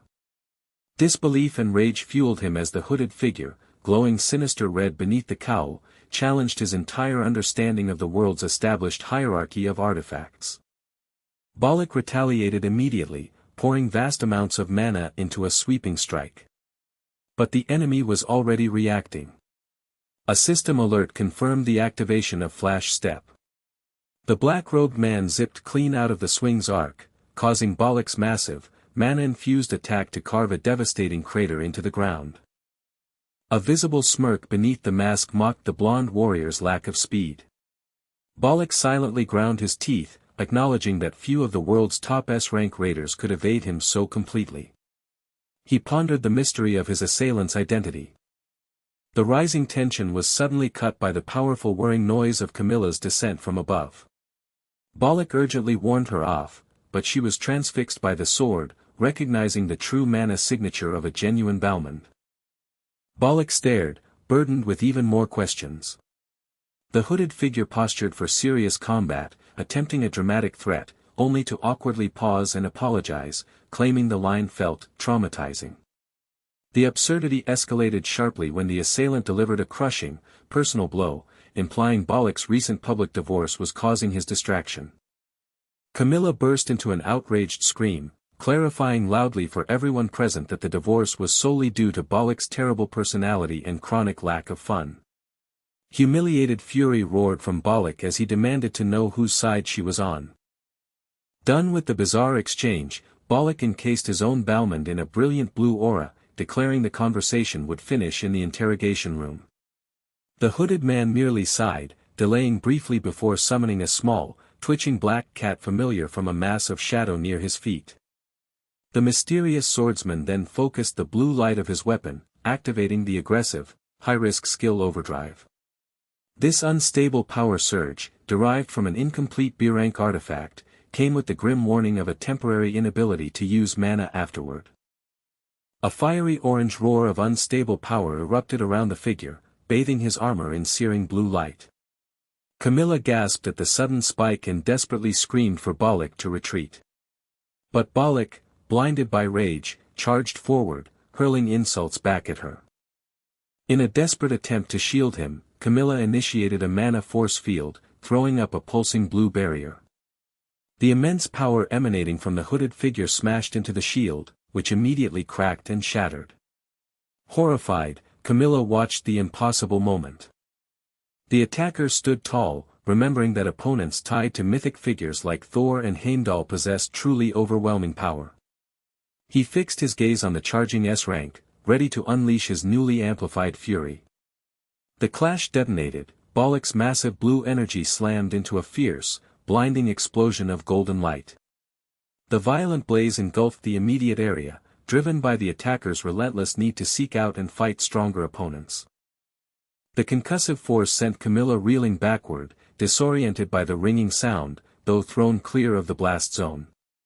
Bollock was tossed even higher into the swirling snow, vanishing momentarily before plummeting hard into the drifts below.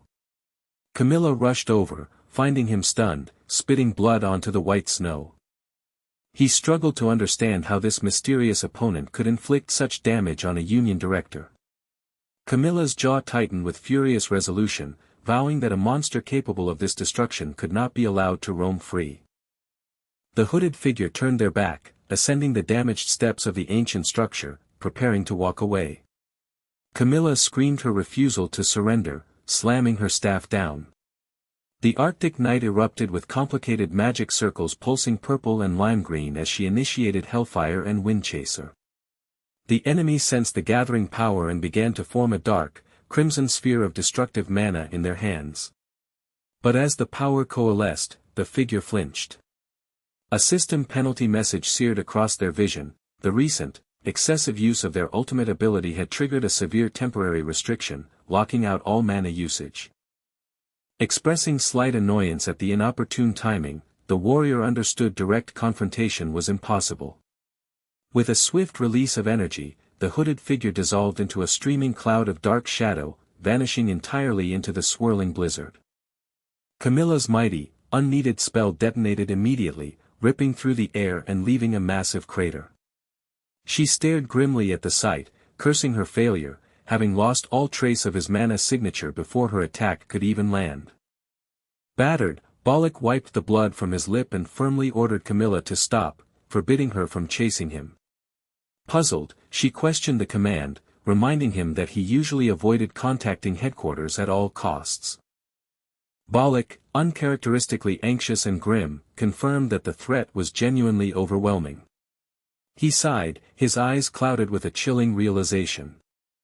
The masked figure had been intentionally missing, strategically avoiding fatal blows throughout the fight. He had been testing them, demonstrating dominance. Sending anyone else after him now would only result in unnecessary slaughter. Accepting the severity, Camilla conceded that she would make the call to headquarters. Bollock thanked her, stating he needed to rest up. Even as he agreed to retreat, his gaze hardened with resolve. He didn't know the masked hunter's identity, but they would meet again, and next time, he would not lose. In a hidden location, the injured figure rested, having reverted to the cat form's influence, watched by the dark companion with the heterochromatic eyes. The cat expressed exasperation over its master's antics. The hunter laughed softly, satisfied with the successful confrontation. The mission was complete, it was time to go home. The next day, the protagonist walked confidently through the airport terminal in South Korea. Checking his phone, he confirmed his successful return. An incoming call from Aina immediately buzzed on the screen, and he answered with a casual smile, asking what the matter was. Jaehyun held his phone, a confident smirk touching his lips as he answered the worried voice on the other end. The concern quickly evaporated, replaced by the true purpose of the call, confirmation of his circle enrollment plans. Time was a rapidly flowing current, the mandatory period for joining a circle, an integral part of the National Raider Academy system, was now only a month away. These organizations, established by upperclassmen, were vital for bridging the gap between academy training and professional life, taking on real commissions and providing cadets with essential experience. But Jae-hyun knew the cold, hidden reality of the system. This benefit was reserved only for those fortunate enough to secure a spot in a renowned organization. For those trapped in the low-ranked, unknown circles, a mandatory requirement, it was merely a losing game. A chilling memory flashed through him of his own past life, recalling the rough, compelled time he had endured in such a place. Things were different now. He considered joining his closest friends, but decided that making the choice easy would rob the situation of its enjoyment. He stated that he was unsure and needed to look around before committing.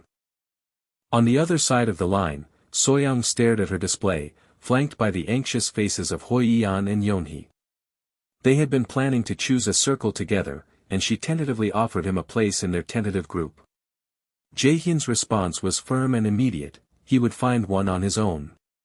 Stunned silence gave way to the sharp noise of the phone being slammed down. He wondered momentarily if he had been too harsh, but before he could process the thought, Soyoung's panicked yell erupted through the line, demanding to know if he planned to abandon them. Jae-hyun tried to explain that he had never explicitly made a promise, yet her fierce declaration cut him short. They were, and always would be, a team. Jae-hyun internally dismissed the frantic emotion, cynical enough to assume she was merely trying to secure a share of the benefits due to him as the class top ranker. He suggested, flatly, that if that was their true intent, they should just state it plainly. Soyoung sputtered in denial before handing the device over to Hoi-yeon. Though caught off guard, Hoi-yeon took the phone. Maintaining a calculated smile, Jae-hyun acknowledged that he wouldn't mind joining their circle, but only under a specific condition. Hoi-yeon protested based on their friendship, but Jae-hyun argued that terms needed to be explicit, even between friends, lest he simply opt to go solo. A quiet sound of revulsion came from Soyoung's side, but Hoi-yeon, recognizing Jae-hyun's cold rationality, reluctantly agreed. Jae-hyun wrapped up the call, stating he would detail his condition later, as he was currently entering a portal. As the connection cut off, Mrungner, the black cat, popped his head out from Jae-hyun's coat collar. Jae-hyun held the cat gently, focusing on the future. The timing of the circle recruitment was concurrent with the arrival of another crucial annual event, the camping trip.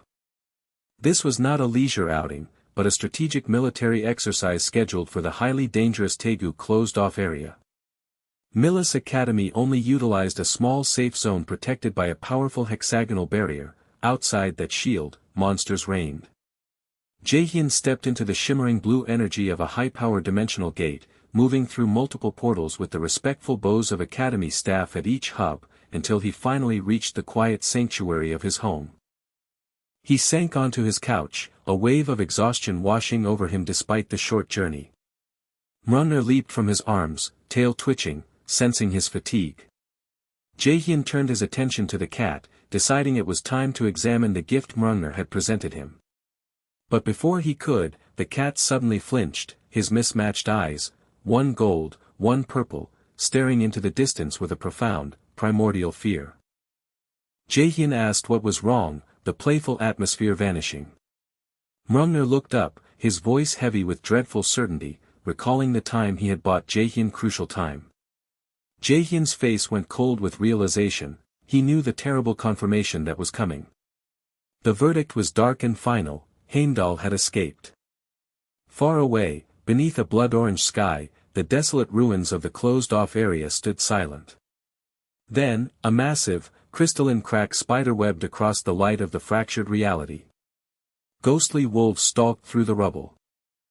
With a sound of twisting metal and crushing stone, a great, shadowy hand ripped through the dimension. The fabricated reality shattered violently. Fragments of dark, hard dimension buckled and tore against the bloody orange backdrop, scattering like shrapnel. A white-haired figure punched through the collapsing void, his body wrapped in dissipating shadows. He was thrown clear, plummeting thousands of feet through the desolate air, ending his descent in a catastrophic impact that blasted a vast crater into the ruined cityscape. Dust and rubble exploded outward, temporarily obscuring the desolate, skeletal apartment towers that surrounded the zone. He emerged from the cloud, standing on scorched earth. The last vestiges of the shadow power shredded away, exposing the raw musculature beneath his torn robes. He surveyed the destruction, his jaw clenched, pure rage boiling beneath the surface of his pale eyes. He couldn't believe the humiliation of being tricked and momentarily subdued by a mere echo of his own power, a simple clone. His gaze swept over the ruins, assessing the vast, flattened landscape.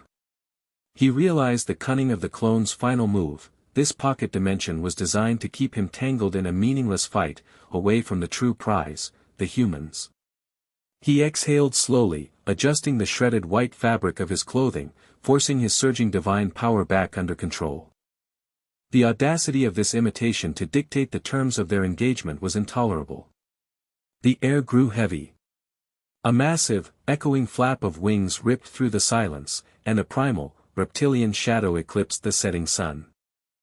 With a whoosh of hot air and falling stone, an enormous, armored dragon landed nearby, shaking the very foundation of the ruined city. A colossal, scaled limb struck the ground hard, sending debris flying.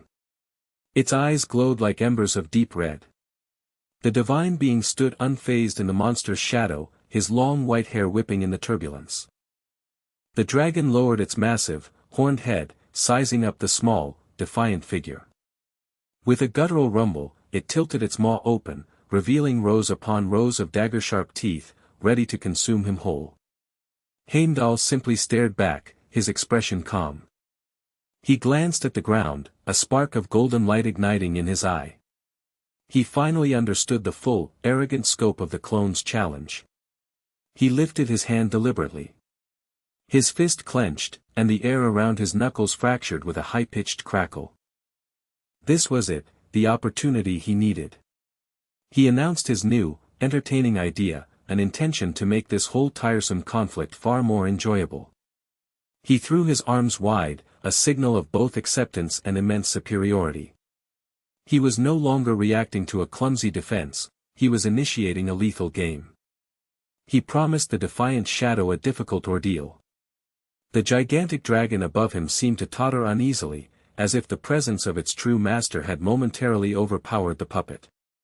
Standing amidst the wreckage, his form shadowed by the collapsing crimson sky, a chilling, anticipatory smile spread across his face. He had devised a specialized trial for his impudent replica, and the test was about to begin. The nervous twitch of the small, dark feline's ear signaled danger. Sensing Heimdall's odd trajectory, Jaehyun demanded the target's destination. The answer struck him with the weight of impending doom, the closed-off area near Millis Academy, precisely where the student camping trip was underway. Dread instantly beaded his brow. Loki confirmed the immediate threat. Heimdall, possessing foresight, was moving preemptively to strike Jaehyun through his comrades. This ceased to be a personal fight. Jaehyun's resolve hardened, and he determined that they must confront Heimdall directly after necessary preparations. He decided to finally utilize the reward he had been saving, hoping Hrugner's gift would offer sufficient strength. A brilliant, warm light flooded the room as he opened the gift, revealing a graceful bottle of deep red giant's blood, an S+ ranked consumable promising massive statistical gains. However, the system notification warned that only users at or above level 150 in both strength and wisdom could activate it, a dizzying requirement that underscored the extreme, S-rank difficulty of the trial itself. A second, more terrifying notification boomed, the acquisition of the EX-ranked passive skill, Wrath of Hrugner, which doubled all damage dealt to the Aesir gods and the Valkyrie. Loki, adopting a smug expression, explained that this mythic rank power was the true reason Jaehyun had been rushed through the second trial, noting its sheer potency surpassed any S-rank or inborn ability. Jaehyun smiled, realizing the timely nature of his recent achievements, before playfully attempting to scratch the cat's head, provoking an immediate hiss of outrage. Loki instantly shifted into his true, white-haired demon form, reassuring his master that he knew how to manage this tremendous new power. The sheer magnitude of the skill meant immediate danger. The following day, Jaehyun trained in the wilderness, engulfed in shadows and searing red electrical power. Blood dripped from his eye as he struggled to contain the force that threatened to rip him apart. Loki cautioned him repeatedly, without receiving divinity, merely using the mythic rank skill, or the other mythic power he possessed, Thunder God strength, would destroy his physical form. He had to master his rank quickly. He glanced at the complex system interface, acknowledging that the assassination mission, Crow Hunter, was the obvious path to a full status promotion, but he simply lacked the time for such a protracted endeavor. He briefly considered using the power of sacrifice to heal the damage, but realized he could not rely on it as a primary solution. As Loki promised to search for alternatives, the piercing sound of a horn ripped through the street, signaling an unexpected visitor. The sound of the horn gave way to the screech of tires as a sleek, luxurious vehicle pulled alongside them. From it emerged a formidable woman, Jaehyun Beck, the master of the Merchants Guild, known as Curator, instantly recognizable by her blonde hair and fur-trimmed coat. She addressed him by name, greeting him with a feigned delight and pretending their meeting was a sheer coincidence. Jaehyun's amber eyes narrowed, he recognized her and her maneuvering instantly. Returning her greeting, he dismissed the notion of coincidence, suggesting she was far too busy for their encounter to be anything but planned. She responded with an alluring grin, wondering if they should elevate the moment and simply call it fate. The word itself made Jaehyun's composure flicker. He internally registered his pure hatred for the concept. He leaned in, demanding to know if she had already run a background check on him. Behind him, the dark-haired operative who had initially approached Jaehyun melted away into a wisp of black smoke, realizing the explosive intensity of the exchange between the two titans. Shimmering with residual energy, the operative reformed in a doorway and urgently reported back to his principal. The curator's director had made contact, and more alarmingly, he believed Jaehyun had already detected their surveillance. Sitting across from Director Beck in the room bathed in the twilight glow, Jaehyun cut through the pleasantries, demanding the real reason a rival director had come seeking him. Jaehyun approved of his directness. Curator wanted to recruit him. Jaehyun coolly pointed out his current guild affiliation, but a shadow of a predatory smile crossed her face, suggesting that affiliation was entirely irrelevant. She offered the ultimate incentive, the lure that would shatter any hunter's resolve. Curator would give him Nidhogg's Fang. The name struck Jaehyun with pure, physical shock. Nidhogg's Fang, an almost priceless S-rank artifact, was being offered as a bribe. Meanwhile, far away, in a realm shrouded by perpetual cold, Hell's sanctum stood dark and imposing. Within the icy fortress, a figure of tremendous power, a white-haired woman with horns, sitting beside a monstrous skeletal wolf, stirred.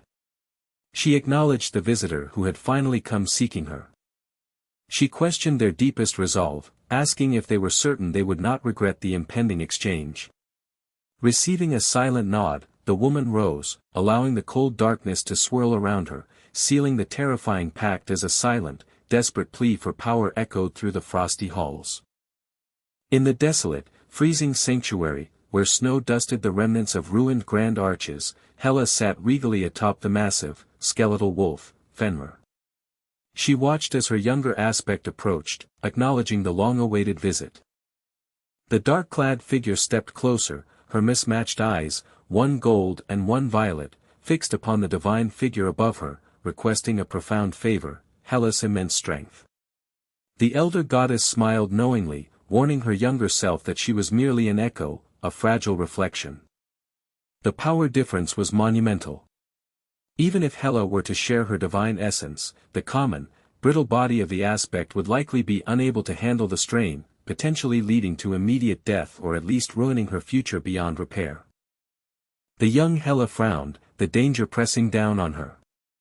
Hela's expression turned solemn and luminous as she explained that this path was predetermined. She was the guide of the 5 trials, the very compass meant to help the defiant hero, Jaehyun, find his way. Everything she possessed had been cultivated for the sake of him and his oracle. The younger aspect simply laughed, a light, almost carefree sound that cut through the cold air. She confessed that divine purpose was secondary. she was simply curious. She yearned to witness the grand story Jaehyun would write, the desperate struggle of a human against overwhelming odds, and to see what outcome lay waiting at the end.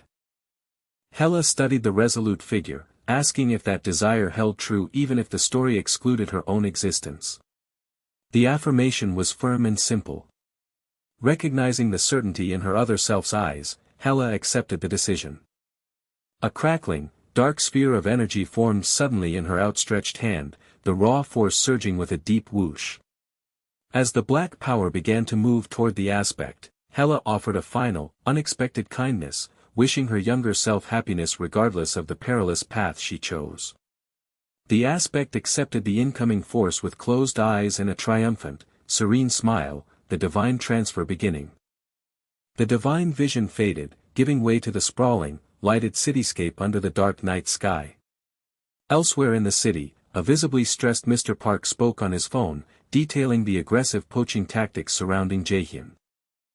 He speculated that Director Beck was likely approaching the young star directly. While Jaehyun wasn't easily swayed by money, Park knew a unique item, something beyond any monetary value, was clearly at stake. He admitted that Ji-yeon must have seen a greater potential in Jaehyun than he ever had. His anxiety rose as he insisted they needed to do whatever was necessary to keep the star of the Raider world, only to be cut off by a sharp laugh. A cold smile crossed Ji-yeon's lips as she replied, her voice dangerously calm. She remarked on how much Mr. Park had changed, then threw a chilling question back, had he ever known her to let someone else take what she wanted? Her expression hardened, her bright eyes flashing with sudden intensity. High in a luxurious suite overlooking the city, Ji-yeon sat opposite Mr. Min, a key player in the corporate Raider world. She proposed an immediate alliance. Min chuckled, amused by her speed, and asked if she wasn't rushing things for a first meeting. Ji-yeon smiled wider, assuring him that the transaction had commenced the moment they both took their seats. Min shrugged good-naturedly, acknowledging they were both there because of a shared desire. Ji-yeon, satisfied with the frankness, commanded her attendant to present the item. Min watched, his attention locking onto the object as the assistant placed a clear cube onto the table. Inside the cube, radiating a fierce purple and blue light, was a weapon. Min gasped, his eyes glowing red in response to the artifact. It was Nidhogg's Fong, a legendary curved dagger he instantly recognized as one of the most expensive blades available in his past life. He gave a sharp, knowing look, realizing the powerful reason Ji-yeon's guild was named Curator. The stakes for acquiring Jaehyun had just escalated beyond mere money into the realm of priceless relics.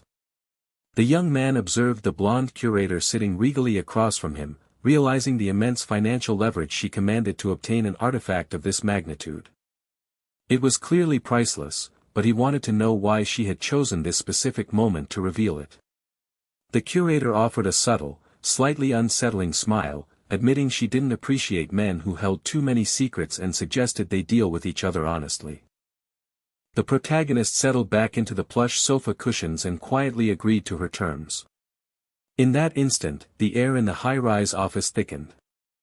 A wave of raw, golden mana burst from the young man in a silent, overwhelming rush. The force radiated outward, chilling the curator to the bone. Her eyes snapped wide, instantly betraying her shock and fear. She stared in horror, utterly speechless. How could a mere cadet possess a mana signature so profound, so terrifying? Her jaw tightened as she fought a desperate internal battle to suppress her fear, determined not to let him get the better of her. The protagonist's voice cut through the mounting tension, proving he could read her hesitation perfectly. He calmly stated that he knew exactly what she was thinking.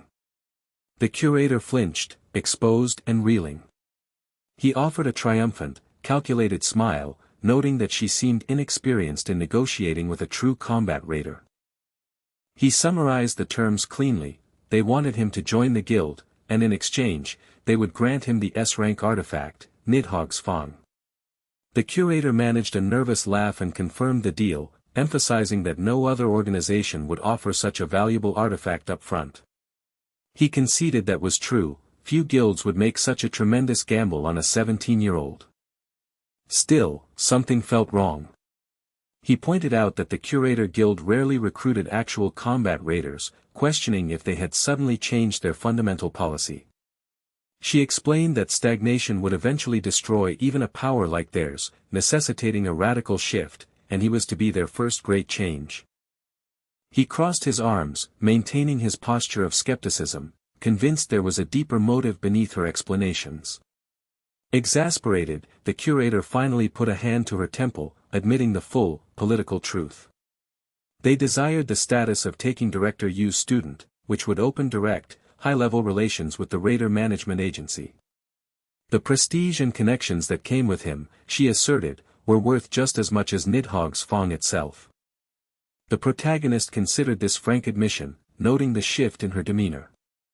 He confessed he felt that if he made even the smallest mistake, she would attempt to seize complete control over his actions.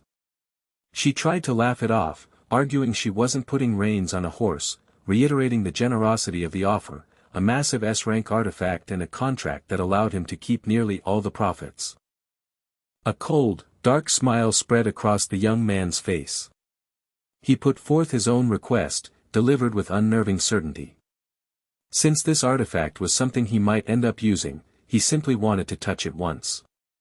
He gestured toward the magical item, a captured burst of purple and blue fire housed in a glass cube, and challenged her, asking if there could possibly be any objection.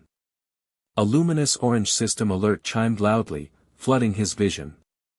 Would you like to initiate active skill magic tool embodiment? The atmosphere in the luxurious office tightened as the young man leaned forward, a dangerous smile playing on his lips.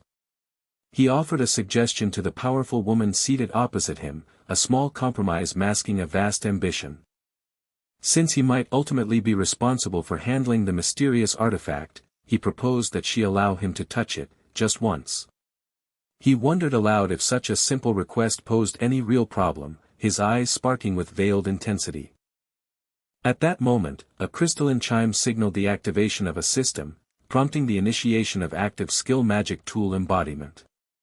The blonde woman considered the proposition, deciding that his perceived value outweighed the risk of minimal contact. She reached out, granting the permission he sought. An explosive burst of violet energy erupted from the sealed containment cube on the table, a sudden boom shaking the air. Her female attendant bowed low in reverence as the artifact flared brightly. A blinding flash of purple light encompassed the cube, followed by a resonant whirring as the energy swirled faster, the cube twisting subtly in the air. The light coalesced, and a distinct, blade-like shadow took form within the violet flame. The young man watched, a satisfied smirk deepening the creases around his eyes, confirming the object's identity as the light sputtered with a crackling sound. He extended a gloved hand toward the glowing projection. The powerful relic, Nidhogg's Fong, materialized fully in his grasp with a heavy, resonating doom. The ancient magic tool was a viciously curved dagger, now radiating a cool, intense blue glow in his grip. He grinned darkly at his success. After a moment of absorbing the sensation, the young man casually lowered the weapon and set it down upon the table with an understated thunk. He stood up, shaking his head slightly. He confessed that he didn't find the item as appealing as he had initially thought it would be, but offered a polite, though clearly dismissive, "Thank you for the generous offer." He turned toward the exit, signaling the end of the meeting. The woman stared, utterly stunned. She sputtered in disbelief, demanding to know how he could possibly suggest he didn't like the artifact. The young man merely shrugged, explaining plainly that it simply wasn't to his taste. The rejection, delivered with such arrogance, ignited the woman's temper. She sprang up from the sofa, her face contorted in incandescent rage. She screamed at him, gripping the cushions, demanding to know who he was to pass up an S-rank artifact based on mere preference. Did he understand the gravity of the opportunity he was throwing away, a treasure that no amount of money could buy? He cut her off calmly, stating there was nothing more to discuss, and asked if he was now permitted to leave. As he walked away, taking confident steps toward the door, the woman watched, utterly bewildered by his audacity. The door slammed shut. The residual stress of the interaction immediately hit her. She raised a trembling hand to her forehead, feeling dizzy, and collapsed back onto the couch with a heavy plop. Her attendant rushed over, but the woman's eyes narrowed, burning with frustration. She realized the truth, the brat was just like his infamous teacher. She brought her fist down in a silent, vengeful wham against the sofa, vowing internally that she would make him pay for this incredible slight and regret this casual rejection. Meanwhile, in his private quarters, the protagonist sat on his bed. His eyes glowed red as he activated his skill. The digital interface immediately confirmed the initiation of his active skill magic tool embodiment. A glorious flash confirmed his success, he had obtained Nidhogg's Fang. He held the newly materialized dagger, the true artifact now permanently his. He smirked, amazed he had managed to secure such a powerful relic in such a manner. He contemplated the significance of the weapon, remembering the lore of Nidhogg, the monstrous, venomous dragon of Nordic myth that nested deep within Nibelheim, eternally gnawing at the roots of Yggdrasil.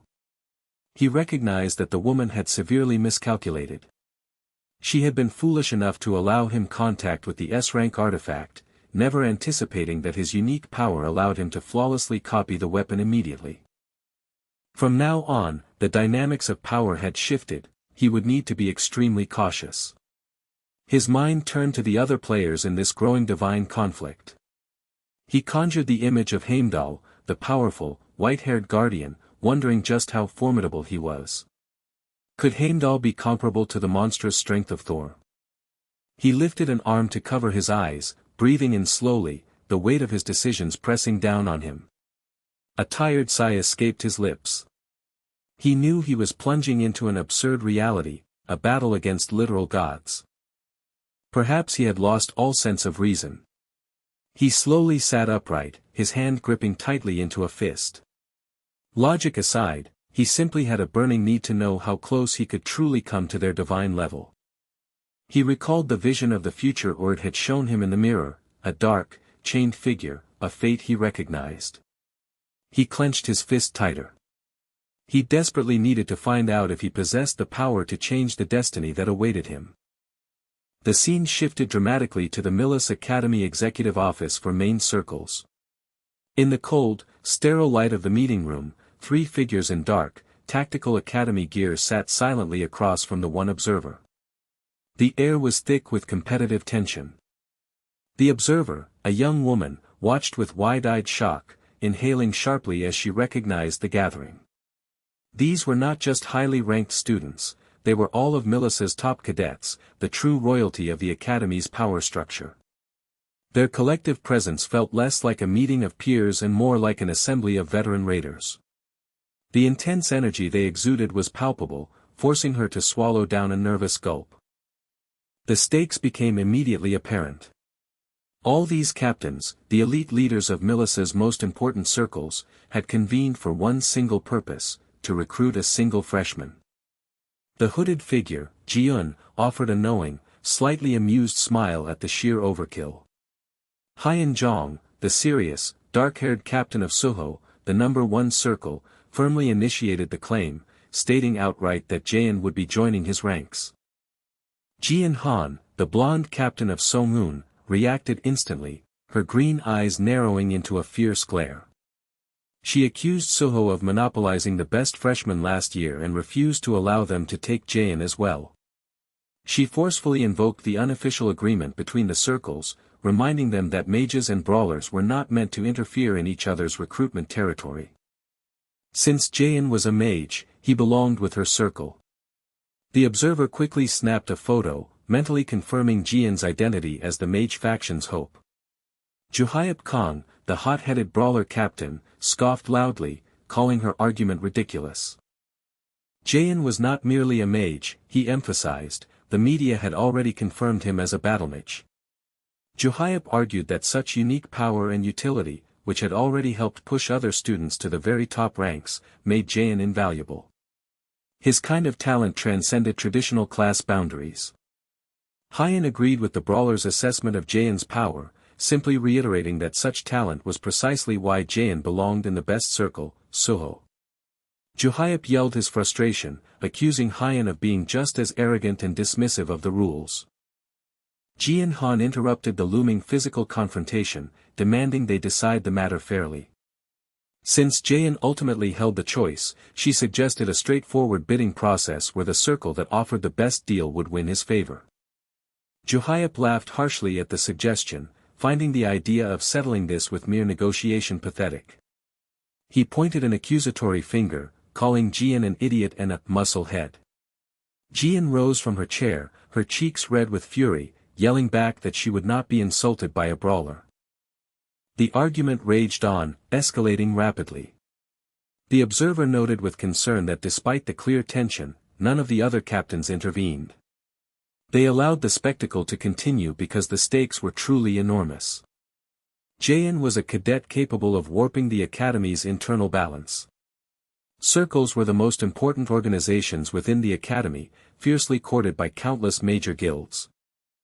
The captains had long worked behind the scenes, using carefully maintained decorum and tacit agreements to ensure that the attention and recruits were balanced, a necessary equilibrium for the academy's hierarchy. Jaein, however, posed a profound threat to this delicate system. His overwhelming ability threatened to shatter the fragile status quo the circles had fought so hard to maintain. The observer felt a burst of nervous energy, amazed by the sheer strength required to cause such a disruption. Suddenly, Jian Chai stood up amidst the shouting, commanding immediate silence. She calmly announced the terms of a new agreement. All circles would be allowed to present their offers to Jaein. However, once he accepted, the chosen circle would be required to immediately inform the others. In return for securing the unparalleled recruit, that circle must agree to a severe penalty. They must refrain from poaching or recruiting any of Jaein's peers, and they would be forced to forfeit participation in at least 2 major academy events. Juhyep grudgingly admitted that a penalty was indeed warranted for acquiring such an asset. He agreed to the terms. Jian sighed, accepting the arrangement as well. With the new rules established by Jiun, the mysterious captain of Third Eye, the meeting was swiftly brought to a close. The observer's heart hammered in her chest. Jiun had successfully shifted the entire direction of the conversation, establishing a high-stakes competitive framework. This political maneuvering was incredible, a guaranteed viral topic for her next article. Hours later, long after the tense meeting adjourned, the bright lights of the academy buildings glowed against the dark night sky. Jaein was in his apartment when his phone buzzed insistently. He answered, his brow furrowing in surprise as he listened to the voice on the other end. His eyes widened slightly as the message registered. He repeated the last part, confused. Ciolé, on the other end, blushed faintly as she waited for his reply to her unexpected proposition. Jaein was left dumbfounded by her invitation. A dark-eyed student, phone pressed to his ear, reacted with genuine surprise. Across the line, a girl seated on a sun-drenched sofa felt an intense blush rise sharply to her cheeks. She was profoundly embarrassed, momentarily unable to speak, struggling to clarify the nature of her invitation. Her heart hammered wildly against her ribs until she finally managed to force the question out, her voice shaky. Did he want to attend the International Raider Festival with her? The male student listened as she awkwardly justified the proposal, explaining that a raider should experience the many attractions at least once, and quickly appending that their mutual friend, Yuzhong, had insisted upon the idea. He gave an amused sigh, acknowledging Yuzhong's love for social events. He then inquired if their other friends would also be attending. Her composure crumbled slightly. Looking downcast, she admitted the truth, everyone else had declined. Hearing this, his expression shifted immediately. The initial amusement vanished, replaced by serious contemplation. He agreed to go without hesitation. His internal focus was not on merriment, but on the crucial opportunity the massive event presented. He realized the black market would be peaking, offering him a vital chance to secure a hidden trump card to use against Heimdall when the inevitable confrontation arrived. He quickly asked for the details. Flooded with relief that her invitation hadn't been rejected, she rapidly provided the logistics. April 25, in 2 days, meeting at the festival's main park at 9 a.m. She mentally celebrated having gotten the information out without stumbling. He confirmed the date, a slight smile returning. The plan worked well for him. He noted that it would be beneficial to finally relax for a moment, expressing his belief that they would have fun.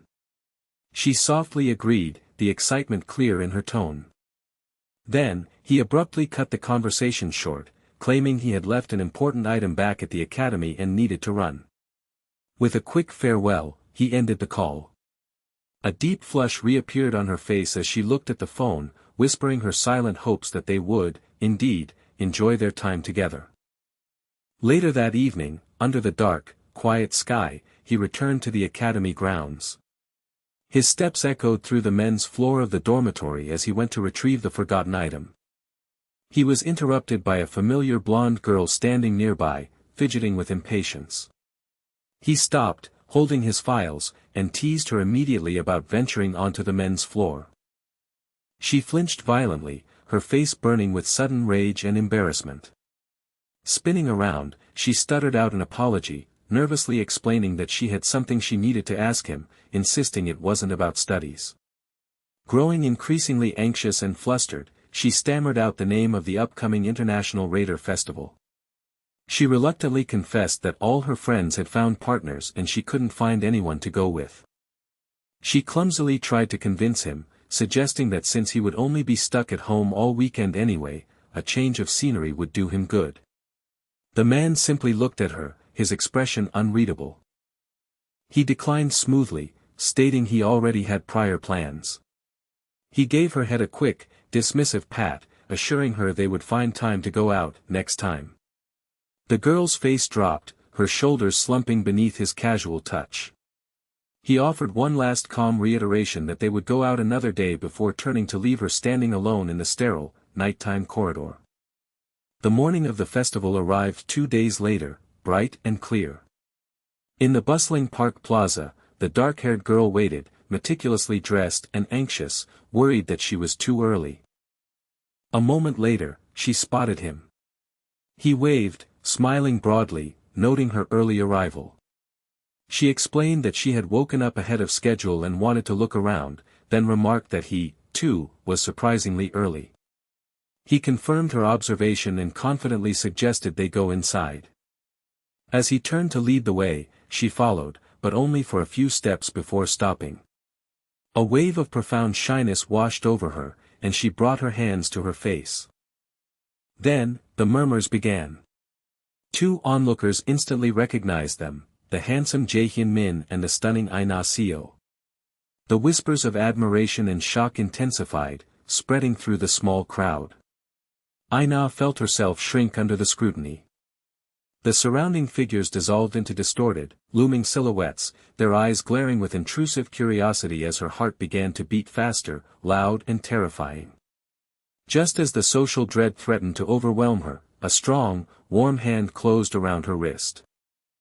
Sensing her distress, Jae-hyun had reached back and firmly grabbed her, pulling her forward, away from the focus of the crowd. He suggested they quicken their pace, sensing the heavy stream of foot traffic around them. She looked startled and overwhelmed, clearly struggling with the intensity of the crowded downtown block. He commented pointedly on her choice, finding it unusual that she, who preferred seclusion, would choose to venture into such a busy place. She offered a quick apology, hands nervously clasped, admitting that she was still unaccustomed to being amidst so many people. To distract her, he smoothly inquired about breakfast. He reassured her that he had already noticed several excellent places nearby, including a toasted sandwich spot. He knew, implicitly, that it was her favorite.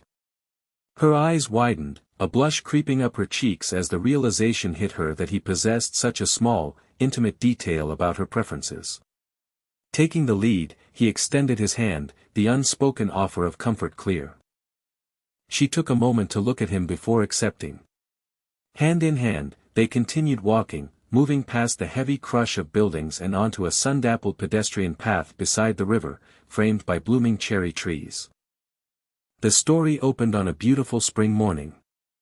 Cherry blossoms dusted the modern city streets as the couple enjoyed a leisurely walk through a market, pausing only to sample a curious, spiky dessert before moving on with a shared snack. The idyllic atmosphere shattered abruptly. The sky darkened, and a roaring, overwhelming downpour descended, forcing the woman to seek refuge alone at a bus shelter, soaked and waiting. The male lead soon emerged from a nearby doorway, the sound of chimes marking his exit into the deluge. He opened a large, white umbrella and walked toward her, commenting dryly that the sudden torrent was proof the weather forecast was useless. After her resigned agreement, he paused, suggesting unexpectedly that they use the dismal weather as an excuse to take some celebrity photos together. The suggestion shocked her, a blush instantly staining her cheeks. Seeing her reaction, he grew awkward, quickly stammering that he would leave if the idea was unwelcome, explaining that he had only heard it was a common activity for couples on days like this. Before he could retreat, she reached out, lightly grasping his wrist. She murmured an apology for her initial surprise and affirmed that they should absolutely go. They stepped inside the photo studio, shaking the water from the umbrella. The clerk, a vibrant young man with red hair, immediately greeted them with effusive compliments about their perceived status as a cute couple, an unsolicited observation that caused a visible prickle of unease in the male lead. She beamed, instantly grabbing fluffy white bunny ears and asking if they couldn't match. Faced with her hopeful expression, he grudgingly allowed her to adorn him with black cat ears, enduring the experience with palpable internal suffering. Their resulting photos captured her forced sweetness contrasted sharply with his severe, strained demeanor. Returning to the counter, the male lead noticed one of the photo strips was blank. The clerk offered the defective printout free of charge, adding a strangely sentimental piece of advice: perhaps the empty space was meant to be filled with their shared future. The word future resonated violently in the woman's mind, causing her heart to pound with possibility. The male lead's casual air dissolved into something cold and predatory. He exhaled a low, humorless sound, agreeing the idea of a future was pleasant, but his tone darkened, becoming dangerous. He countered sharply that protecting the present was far more crucial than worrying about the end. A silent shockwave emanated outward, disrupting something hidden as his arm dropped. Stepping back into the now sunny street, deep suspicion lingered regarding the unsettling attendant, who had strangely lacked any trace of mana. As he struggled to reconcile the strange encounter, she hesitated, then called his name, confessing that she had lied. She stood with her back to him before turning, the hum of the city surrounding their moment of truth. His eyes, burning with faint internal power, widened slightly. Tightening her grip on a small paper ticket, she dropped her gaze and confessed she had deliberately neglected to coordinate the schedule with the rest of their group. She admitted to being consumed by greed, driven by the selfish desire to spend the entire day exclusively in his company. A heavy silence fell. As he processed the depth of her unexpected sincerity, the world fractured into a torrent of searing memories: the elegant terror of a white-haired demon, the rage of an armored beast, a lone warrior against a stone behemoth, the weathered face of a powerful giant, and a fierce, golden adversary amidst dark corruption. The sequence dissolved into a final, sorrowful image of a woman radiating golden light and surrounded by soft petals. Shaking off the potent psychic echo, he looked up, his features softening into a faint, genuine smile. He assured her that her enjoyment made him truly glad. Her anxiety eased, replaced by a desperate urgency. Clutching the ticket, she realized this was the moment to voice the essential matter she needed to convey. But before the critical words could escape, a deafening explosion rattled the distant buildings. Emergency loudspeakers blared across the International Raider Festival grounds, cutting through the noise with a chilling official announcement: a dungeon break had occurred, demanding immediate evacuation. The crowd plunged into utter chaos. Raiders, armed with tactical gear, dashed to control the surge of screaming civilians, rushing toward the massive flames and smoke consuming the air. The man observed the spiraling panic, his attention fixed solely on the terrifying energy pulsing through the air. He was horrified by the colossal wave of raw mana flooding the non-dungeon space, baffled by how such power could exist outside a stable rift. A creeping, purple-red dark mist began to seep across the street, the sickening stench of spilled blood clinging to the air. He stared, trying desperately to understand the motivation behind this catastrophic, unnatural break. Amidst the confusion, a figure in a white raider jacket with unervingly red eyes and a sharp, predatory smile shouted instructions, directing civilians toward safety. Recognizing the immediate peril, the woman urged him to flee, insisting the situation was too volatile. He refused, clenching his jaw. A fierce gold light erupted as he activated his detection ability, sweeping the area. The terrible truth became clear: everyone would perish if they remained, and the source of the danger was the very figure pretending to offer salvation. His foot slammed down, radiating heat. The red-eyed figure turned slightly, and the purple-black tendrils of abyssal mana curling from his back betrayed his heinous nature. A burning fury erupted in the hero's core as he recognized the magnitude of the devastating betrayal. The air itself seemed to condense around Jaehyun as the gold light of his aura intensified. His expression was grim, having instantly grasped the lethal scope of the danger. He knew that any innocent life remaining in this battle zone was forfeit, realizing this destruction was entirely the malicious intent of the man standing opposite him. The ground pulsed under the newcomer's dark, encroaching energy. Red light coiled like a serpent around the antagonist's shoulders, hinting at immense, latent power. The man allowed himself a feral, wide smile, his crimson-haired, manic-eyed face alight with cruel enjoyment. The danger had arrived, and the thrill of the confrontation was intoxicating. The antagonist spoke, noting with surprise that Jaehyun had understood the threat faster than expected. Then, he uttered a title that made the atmosphere freeze, identifying Jaehyun as the Defiant One. Jaehyun visibly startled at the accuracy of the term. Alarmed, Jaehyun looked toward the woman accompanying him and shouted a singular, desperate command: "Run." But before she could fully process the instruction, the antagonist vanished and reappeared with a violent rush, closing the distance in a flash. The red-haired man stood over the woman, his face warped into a terrifying smirk. He coiled his arm and delivered a crushing strike that sliced through the air with explosive force. A deafening crash followed, pulverizing the ground, throwing debris wide, and tearing apart nearby buildings. Yet, in the wake of the devastation, the woman stood unharmed. Jaehyun's arm was raised, shielding her body, having successfully blocked the catastrophic attack. The red-haired man recoiled, his gaze sharpening with suspicion. He demanded to know Jaehyun's identity, but Jaehyun merely challenged the antagonist on his own title, the Great Aesir. The Crow of Odin scoffed, finding Jaehyun deeply unimpressive despite carrying such a weighty designation. Jaehyun's eyes began to glow a fierce orange, and he reiterated his demand, the full intimidating weight of his rising power pressing down on the environment.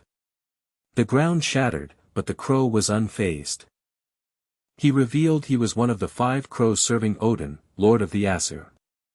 He admitted he was currently unnamed but expected to earn that honor after delivering Jaehyun's corpse to his master.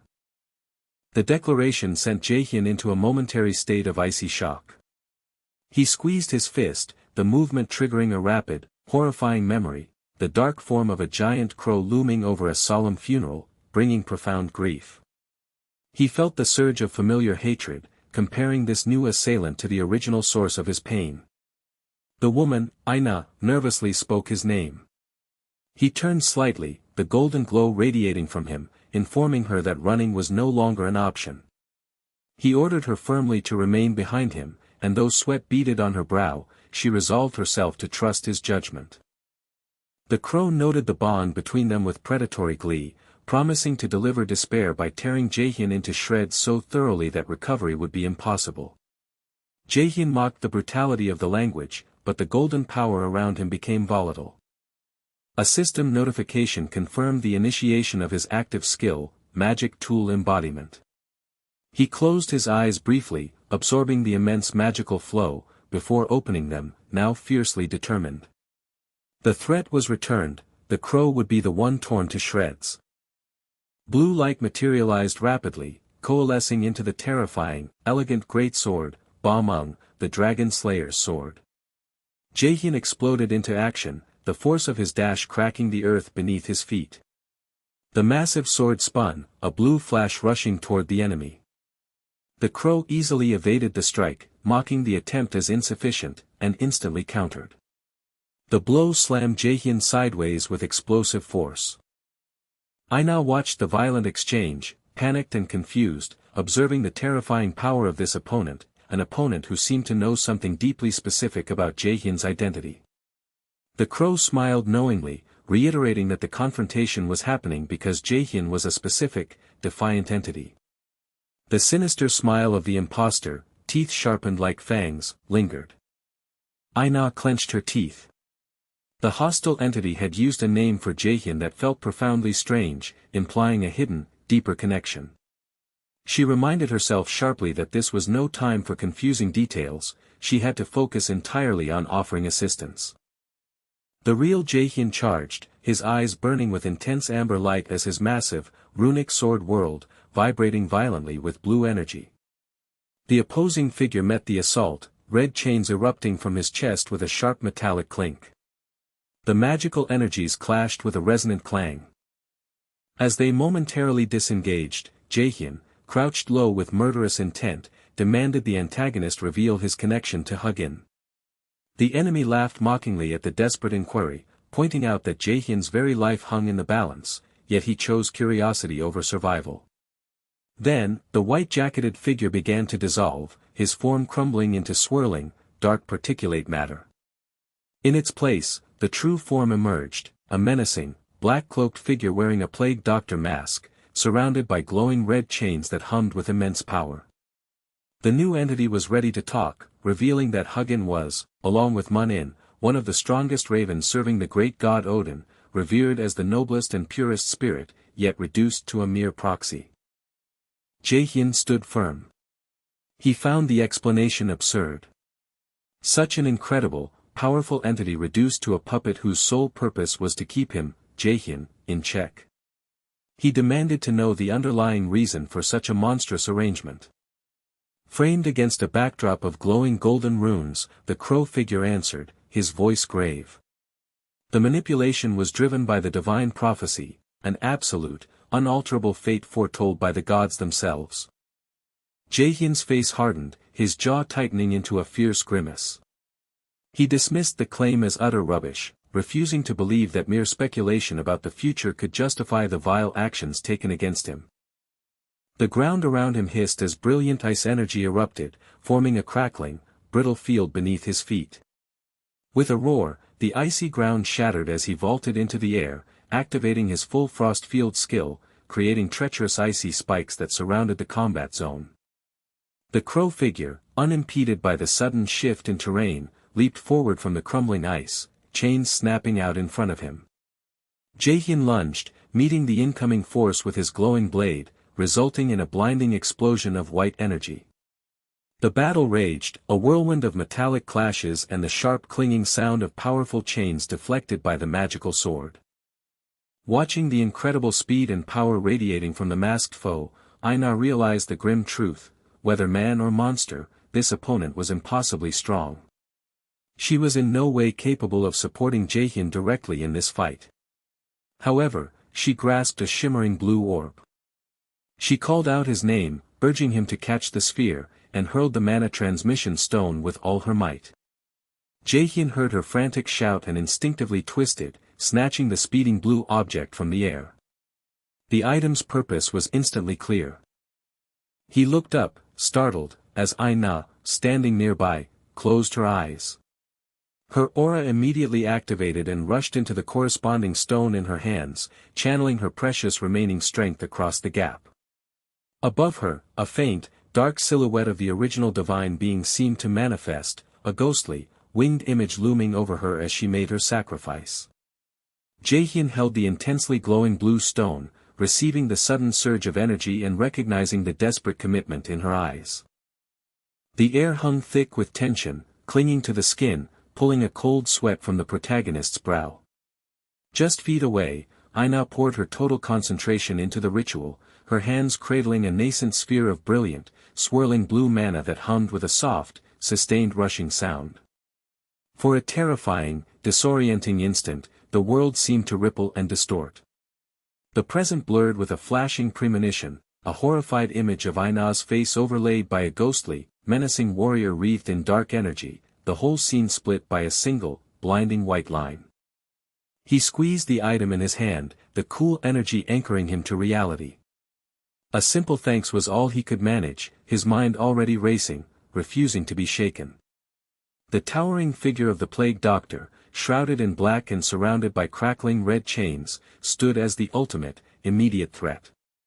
The sheer theatricality and savagery of the attack were designed to shatter his focus, a tactic he recognized instantly. He had to maintain his usual tactical precision and somehow discern a fatal weakness in this overpowering foe. The question of how to break through was answered immediately as the plague doctor lunged, thick iron chains rattling and whistling through the air. A golden projectile, crackling with energy, sliced past the protagonist's ear. He countered instantly, the blue light of his summoned longsword flashing as golden, electrified chains shot up from the ground, attempting to trap him in a cage of divine binding. The masked opponent was impossibly swift, dodging the sword's arc and swiftly deploying a hidden dagger. The clang of metal against enchanted steel rang out as the chains continued their assault, closing the distance. With a desperate heave, the protagonist managed to deflect the nearest chain strike, but the chain whipped taut, allowing the plague doctor to leap, clearing the dangerous arc and maintaining the aggressive tempo. The protagonist analyzed the situation rapidly. The enemy wielded chains and a dagger, and his mana signature felt eerily comparable to his own considerable strength. But the unavoidable vulnerability remained Aina, still fixed in her ritualistic concentration. He could not afford to be drawn away, letting his guard drop now would be instantly fatal. In a breathtaking move, he stamped hard on a section of the sparking chain beneath him, using the momentary resistance to propel himself forward and simultaneously drive his sword down. The chains clashed and recoiled, yet the exchange was costly. The dagger-wielding hand snuck past his guard, leaving a deep, painful gash on his shoulder as he twisted violently away. A tactical notification overlaid his vision as golden light instantly erupted from the wound, healing the damage in a heartbeat, an immediate toll paid by his active skill, sacrifice. The plague doctor was simply too fast, even with his own accelerated movement skill, flash step, keeping pace felt impossible. The masked figure spun gracefully, pausing to study him. He spoke with an unnerving resonance, acknowledging that while he had heard of the protagonist's resourcefulness, he hadn't anticipated such a display. Warnings from the divine had apparently been accurate. He paused again, a gloved hand rising to his beaked mask in a strangely formal gesture, declaring that the protagonist possessed the very potential to defy the gods themselves. The protagonist returned the acknowledgement with a tight, challenging smile. He lunged, driving his full strength into an overhead attack. The plague doctor met the charge with contempt, judging the longsword swing slow and cumbersome, leaping to exploit the opening. But the protagonist abruptly shifted his grip, discarding the wide arc and turning the sword into a short, fierce jab, following it immediately with a blinding, full-force punch fueled by raw, explosive mana. The powerful impact sent the plague doctor stumbling back, the force undeniable. The protagonist's grin widened, noting that his opponent didn't look to be in perfect condition either. The masked figure reeled, letting out a choked, painful noise as something cracked beneath the surface of his faceplate. The enemy slid several feet backward, clutching his mask in fury. The cracked lens revealed a single, terrifyingly incandescent red eye burning beneath the beak. A primal roar of incandescent rage followed. How dare a trivial human strike him? The plague doctor charged again, a blur of red chains and dark fabric. The protagonist brought his blue blade up to meet the charge, but the counterattack was brutal. The chain whipped out, slicing the air where the protagonist's head had been moments before as he desperately dodged. An ominous status window flashed over his sight, the temporary power granted by the artifact had suddenly and completely vanished. A blinding flash of light followed instantly, momentarily illuminating the urban battlefield as the arcane process finalized. The system chimed, confirming the successful reinitiation of the skill and immediately declaring the creation complete. The artifact Nidhogg's Fawn was now fully manifested. The protagonist crouched low, raising the weapon high. It was wicked, serrated, and pulsed with an ominous aura of dark purple and blue. A heavy, resonating sound echoed the dagger's arrival. He acknowledged the grim necessity. This was not the way he had hoped to baptize the new artifact, but circumstances demanded its immediate use. The plague doctor recoiled sharply, his massive, dark form shuddering. The raw, ancient energy swirling around the dagger was completely unexpected, causing him to flinch visibly. He tried to rationalize the sudden appearance of the weapon, noting that the sheer presence of the new energy was utterly shocking. Observing the villain's terror-induced pause, the protagonist analyzed the situation clinically. The enemy was entirely intimidated, his footing faltering, momentarily leaving himself wide open to attack. But the plague doctor was too veteran to remain stunned for long. With a sharp snap, he whipped his glowing golden chains forward, the trident striking out fiercely, forcing the protagonist to engage defensively. The protagonist moved with predatory speed. He dashed under the chain's arc, a flurry of strikes following instantly. The newly forged dagger sliced through the air repeatedly. The plague doctor shrieked in pain as the unnatural blade found purchase. The system immediately confirmed the successful effect. Nidhogg's Fong had poisoned the enemy, and crucially, the damage was stackable. A cold smile spread across the protagonist's face. This artifact was proving even more potent than his high expectations. It truly deserved its S-rank designation. With a powerful shout, the plague doctor roared in frustration as the poison damage spread, momentarily disrupting his command over the enchanted chains. He stumbled back, demanding to know the origin of such devastating power. He turned, attempting to retreat and regain his bearings, scrambling across a nearby building facade with a loud crash. The protagonist pressed his advantage, unleashing explosive energy orbs. The plague doctor desperately swung his remaining chains, the metallic links clashing wildly against the fierce magical bombardment. After the intense exchange, the dust settled. The villain was hunched over, huffing and wheezing. The protagonist noted the clear signs of exhaustion. The poison was already making movement difficult. The tide of the battle had definitively shifted. Furious and cornered, the plague doctor glared, swearing he would personally send the protagonist to meet the gods. The protagonist merely countered with a wry smirk, casually dashing to the side as the villain lunged. He asked chillingly when he had ever suggested he intended to kill his opponent. The plague doctor, realizing the young man was dancing around him, noticed the girl standing a short distance away, watching the fight in horror. He saw the easy path to victory: take the hostage. He dashed past the protagonist, accelerating toward the girl, Yu Huan. Yu Huan reacted instantly, raising her hands to conjure a shimmering, hexagonal defensive barrier. The villain's momentum was too great, and the blue shield shattered on impact, throwing fragments everywhere. The protagonist's eyes widened in alarm. Suddenly, the plague doctor was engulfed in a ferocious, red, burning aura, his speed spiking terrifyingly. The protagonist clenched his jaw, yelling a desperate command for the girl to duck. He committed fully, swinging Nidhogg's Fong with every ounce of his strength. A devastating, brilliant blue wave of venomous energy shot forth, aimed not to kill the doctor outright, but to intercept the charge and protect Yu Huan from the inevitable blow. The girl watched the deadly streak of power accelerate toward them, her face frozen in pure terror. A guttural sound of strain tore from him as he drove every ounce of immediate, fierce energy through his clenched jaw. He roared a warning, a desperate command for the one nearby to find cover. A massive, swirling curve of force, a dark, chaotic streak of black and purple shadow energy, shot across the ruined street. It missed its intended target by a whisper, the fierce distortion of air confirming the devastating power, before detonating just behind them in a colossal, shocking burst. As the dust and lilac-tinged smoke cleared from the blast zone, orange holographic windows flickered into existence before Jaein, confirming the successful neutralization of the Odin's Crow.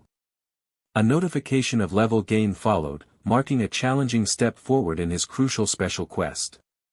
The smoke continued to crumble away, revealing the young man standing alone amidst the wreckage.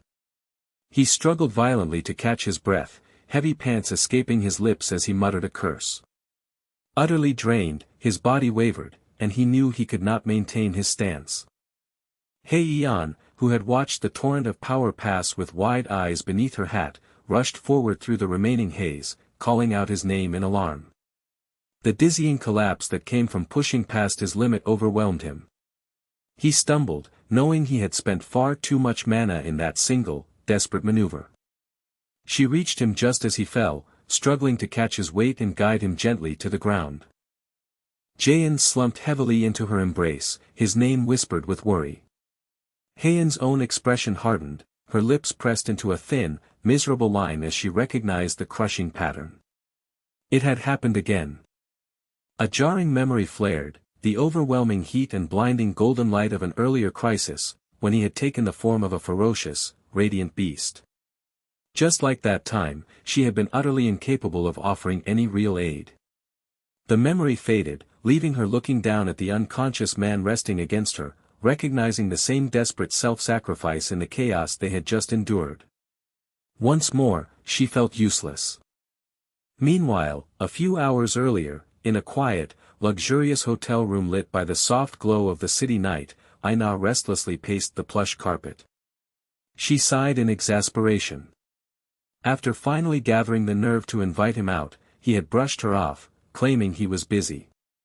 She stopped pacing and glowered, pounding her fists aggressively against her expensive bedding. Fine, she decided, if Jaein was useless to her plans, she would invite someone else instead. She settled back onto the mattress and began rapidly tapping out a text message, reaching out to her friend to suggest heading over to the Raider Festival. A vibration sounded, bringing a quick reply. Her face brightened momentarily with relief, but as she read the response, her smile faltered. Her friend apologized profusely, explaining she couldn't come because she was already out. A deep suspicion settled over Aina. Why was her friend, who usually stayed in all day, suddenly out and about? Managing her irritation, she replied, insisting they make plans for a new dessert place near the academy soon. As she waited for the final confirmation, the disturbing coincidences began to align in her mind. Neither of them typically left the hotel much, yet today, they were both unavailable. The shocking conclusion hit her with enough force to make her gasp aloud. There was no way. Were Jaein and her friend at the festival together? She chewed thoughtfully on her thumbnail. That couldn't be right. An unwanted memory flashed into her mind, the sight of Hei-An standing shyly in a library setting, looking up at Jaein, who was dressed impeccably. She shook the image away instantly. No, it couldn't be that. She dropped back onto the mattress, pulling a pillow close to her chest, trying to smother the uneasy, unsettling thought. Back in the quiet aftermath, Hei-An sat leaning against the brick building, Jaein still slumped against her. She was sinking back into the familiar, dark place of self-reproach, remembering the first dungeon practicum where he had given everything to protect her. He risked his life for her safety repeatedly, yet she was always incapable of providing the strength or support he needed in return. She clenched her fist in renewed frustration, resolving to change this repeating weakness. Thankfully, she determined, he looked like he would be all right. But a crucial question loomed in the silence of the night. Who was that person? She recalled the horrific specter of the dark figure, the plague doctor, looming over them with his chilling, chained presence. Jaein had seemed to know him. And on top of that, the immense, lingering energy surrounding the protagonist resolved into a single, terrifying truth as the image of the cloaked figure lingered in his mind. The mana signature permeating the air was distinct, yet chillingly familiar. It was the same overwhelming energy he had encountered long ago. An urgent internal query burned, asking if there was a definite, dangerous connection to his painful past. Snapping back to the present, he felt a soft, tentative touch on his hair. Aina had reached out, her fingers resting gently on his head. He emitted a low, pained groan, instantly freezing at the unexpected contact. When he lifted his gaze, his eyes burned with an unsettling orange hue as he stared directly at Aina, their faces mere inches apart. Aina was visibly stunned by the proximity and the intensity of his gaze, her cheeks erupting into a deep, sparking blush. He recovered swiftly, offering a small, grateful smile as he realized she had been tending to him while he was lost in thought. He thanked her for her care, but she quickly demurred, avoiding eye contact as she insisted she had simply done what anyone would have. They settled side by side, sitting quietly on the pavement outside the building complex as the last vestiges of daylight finally faded. Finally, the protagonist spoke, his voice tentative. He started to address the serious nature of the confession Aina had tried to make earlier. His attempt to speak sent a wave of shock through her, causing her to clutch her chest in panic. She began to speak quickly, reaching out to him, trying to preface her confession by admitting she might be making baseless assumptions, and asking him to ignore her if she was wrong, but pleading that he listen to what she truly felt compelled to tell him. But as the crucial words began to form, he stopped her. He raised a finger and pressed it softly against her mouth, silencing her mid-sentence. He apologized immediately, asking her not to say anything more. He explained that he was not ready to hear the rest of the answer she was preparing, regardless of what that answer might be. He requested that she grant him a moment to wait, to postpone their conversation until he was ready to face it. Aina listened, a tear welling up and dripping down her face. Despite the crushing halt to her own mounting tension, she felt a profound sense of rightness about his decision. She smiled through her tears, accepting his plea completely. She assured him she did not need to know the specifics of what he had to do, but that she would wait for him until the appropriate time arrived. He looked at her seriously, his eyes conveying a promise of certain return. He reached out and gently brushed the tearful hair back from her face, a soft, comforting action settling the tension. They remained sitting there, a silent understanding passing between them, committing to a pause until fate decreed their next move. A deafening kinetic roar filled the air, a massive object slamming into the wall with a shattering sound. In the chaos, a huge wooden club swooshed past. Jaehyun, a figure clad in black military gear, moved with blinding speed, leveraging the head of a charging monstrous grunt as a springboard for a powerful vertical kick. The thunderous impact crumpled the creature below. He was instantly enveloped by ethereal, glowing golden chains, each linked to an orb of searing heat. A yellow, pointed projectile glanced harmlessly off a chain link, neutralized by the rapid deployment of his skill. Jaehyun dropped through the swirling, powerful energy, manipulating the chains like deadly, incandescent whips. They lashed out, striking their targets. One chain hooked around an enemy's neck, snapping it violently with a wet, crushing sound. The ground shuddered as another monster fell, leaving behind the sound of fragmenting residue. The fight paused, leaving a sharp, ringing silence. Jaehyun stood rigid, his intense gaze fixed on the residue of his own power, haunted by a recent memory. Why hadn't he been able to respond to Aina? The battlefield dissolved into a soft, hazy overlay, tinged with melancholy. He saw her face, tears streaming, begging him not to speak further. The memory stabbed at him. He knew she liked him, yet he had failed to articulate his own feelings or give her a clear answer. He hated the thought that he had forced her to hold on to false hope, understanding how painful that burden was. The memory dissolved, replaced by the grit and sweat of the combat trial. He took a decisive step. A colossal, emerald-skinned orc charged with a bloodthirsty howl and a rush of motion, meeting Jaehyun's fist with a crushing impact. As the monster dissipated, a notification flashed across his vision, illuminating his face with a radiant glow. He had advanced and leveled up.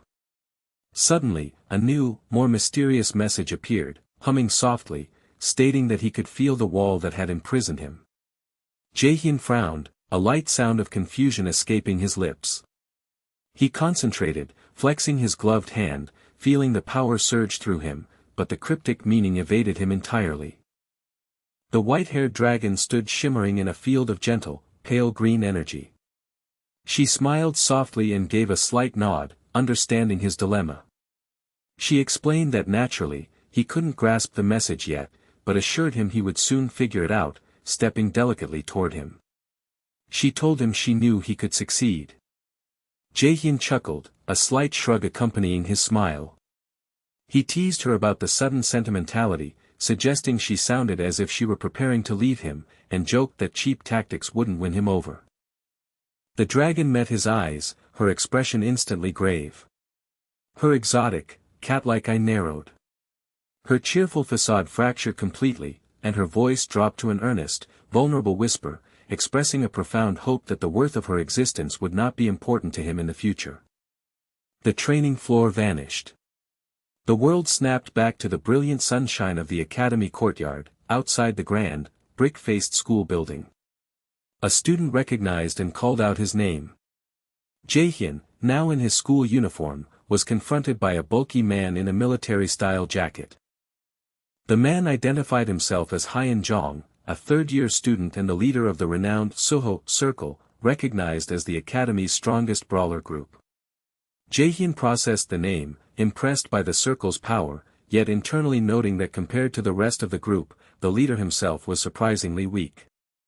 Hyun Jong began a recruitment pitch, promising a lucrative offer. Before he could finish, a loud, blonde girl, Song-eun, dashed in, yelling furiously for him to stop. She was breathless, accusing the recruiters of rudeness and demanding that they couldn't poach people at will, insisting that Jaehyun was slated to join her circle. A third student, a tall, powerfully built male with shocking white hair, stepped into the dispute, dismissing both of them and declaring that Jaehyun was going to join Garam. The escalating confrontation drew the murmurs and stares of passing students. Highly uncomfortable, Jaehyun glanced around at the gathering crowd and tried to excuse himself, offering an apology. Suddenly, a new face approached, a refined girl with long silver hair and cold, violet eyes. She introduced herself as Jeon Chai of the Third Eye Circle. Jaehyun's orange eyes widened. He thought rapidly, shocked that he had never heard of a skilled individual from this group, especially given his comprehensive knowledge of the raider community from his previous life. As the other students continued to bicker loudly, Jeon explained that she wasn't there to recruit, she just wanted to introduce herself. Jaehyun, still frowning at the growing crowd, pointed out that if that was her only goal, she should have come when fewer people were around. Jeon smiled slowly, her confidence growing. She explained that doing so would be dangerous, finishing the word with a subtle grin that sent a shiver down Jaehyun's spine. The white-haired leader of Garam yelled one last time, insistent on claiming Jaehyun. Jaehyun shook his head, looking downcast but firm. He offered a final apology to everyone, clarifying his position. He had no intention of joining any existing circle. The collective surprise of the crowd was palpable. A young man in a beige coat stepped forward and addressed Jaehyun directly. Jaehyun's silence prompted the imposing white-haired youth, Junheep, to aggressively demand to know his new plan now that he had explicitly rejected their proposals. The calculating student ignored Junheep's outburst and cautioned Jaehyun about the difficulty of establishing himself with a low starting rank, regardless of his connection to Song-eun, unless he participated in an established organization. Jaehyun's face was marked by a confident smile as he dismissed the warning. He explained calmly that he had never claimed he wouldn't participate in a circle. Junheep's temper flared, and he grabbed the other student's lapel, shouting an incoherent demand for explanation, finding the response senseless. The calculating student simply pulled his tie free, his own gaze sharp and intense. He spoke quietly but chillingly, stating that it would be mutually beneficial if no one made any mistakes. The severity of the look in his eyes caused Junheep to flinch and release his grip. The calculating student then smoothed out his clothing and revealed his true intention: he was going to make his own circle. The declaration hung in the air, instantly shocking both Junheep, whose face twisted in angry confusion, and the blonde girl, whose expression turned fearful. Nearby, observing the entire exchange, the powerful student with silver hair watched them all, a slight smirk curving her lips. Later, in a sterile meeting room, Junheep slammed his hands on the table, still fuming over the freshman's arrogance. He ranted that a newcomer talking about forming a circle was utter nonsense, grating his teeth in sheer frustration. The blonde student watched him nervously. The calculating student began a calm assessment of the situation. While forming a circle wasn't strictly against academy rules, he acknowledged, it was practically an impossible task for a freshman. Leading an organization demanded a level of comprehension and responsibility that new students simply couldn't handle, and without the support of upperclassmen or instructors, Jaehyun would inevitably falter. The blonde girl nodded, seemingly reassured by the logistics, but the calculating student quickly turned his focus to the real threat. The biggest issue, he admitted, was the chance that Jaehyun might actually be able to achieve his goal. Junheep slammed the table again, demanding to know why the assessment of impossibility had suddenly shifted. The calculating student pressed them to consider the essential criteria for circle formation, power, followers, and skill, and then directed their thoughts toward Jaehyun's current acquaintances. He pictured the lineup, the outstanding and well-known student, the expert in potions, the devastating damage dealer who excelled in pure firepower, and even a reliable support fighter. The blonde student nervously adjusted her uniform, processing the significance of this roster. The calculating student finalized his damning summary: Jaehyun had never actually needed them. Junheep groaned, rubbing his head in realization of the complex trouble they now faced. The leader tapped the table, emphasizing the immediate need to change their strategy regarding Jaehyun. If the freshman succeeded in forming a circle, even with just his friends, he held the power to shatter the established balance of the academy. He advised them to find a way to survive this coming change, even offering the assistance of Circle Suho if the situation escalated. Junheep protested loudly, refusing to accept that they should reorganize their operation simply because of one defiant freshman. The leader silenced him, speaking Junheep's name with gravity, and posed a final, cutting question: was he truly confident he could defeat Jaehyun in a fight? Junheep could only reply with a frustrated glare. The leader rose to his feet and began to walk away, announcing that their offer remained open and he would await their call for collaboration. The blonde girl slumped over the table in defeat, letting out a weary sigh. Junheep watched the departing leader with a sound of sheer frustration. As Jaehyun walked away from the academy grounds, the calculating student's initial cold warning echoed in his mind, suggesting that it would be best for both of them if neither made any errors. The leader's final internal conclusion was clear: an unprecedented monster had entered the academy, a disruptive force whose emergence was only the second of its kind since Jiun Chai. An explosive cry of disbelief shattered the silence of the meeting room as the initial proposal hit the table: the formation of their own independent student circle. Gathered near the roaring fireplace, the freshmen were reeling. A fiery-haired girl, consumed by sudden panic, railed vehemently against the idea, demanding justification for defying the established order of the academy. Jaehyun remained unyielding, gently moving her distress-laden hand aside as he countered her apprehension, asking simply why they should follow anyone else's dictates. Anxiety spread instantly. The white-haired boy echoed the fear, warning that as freshmen, they lacked the standing to provoke others. If seniors and established circles united against them, the consequences would be catastrophic.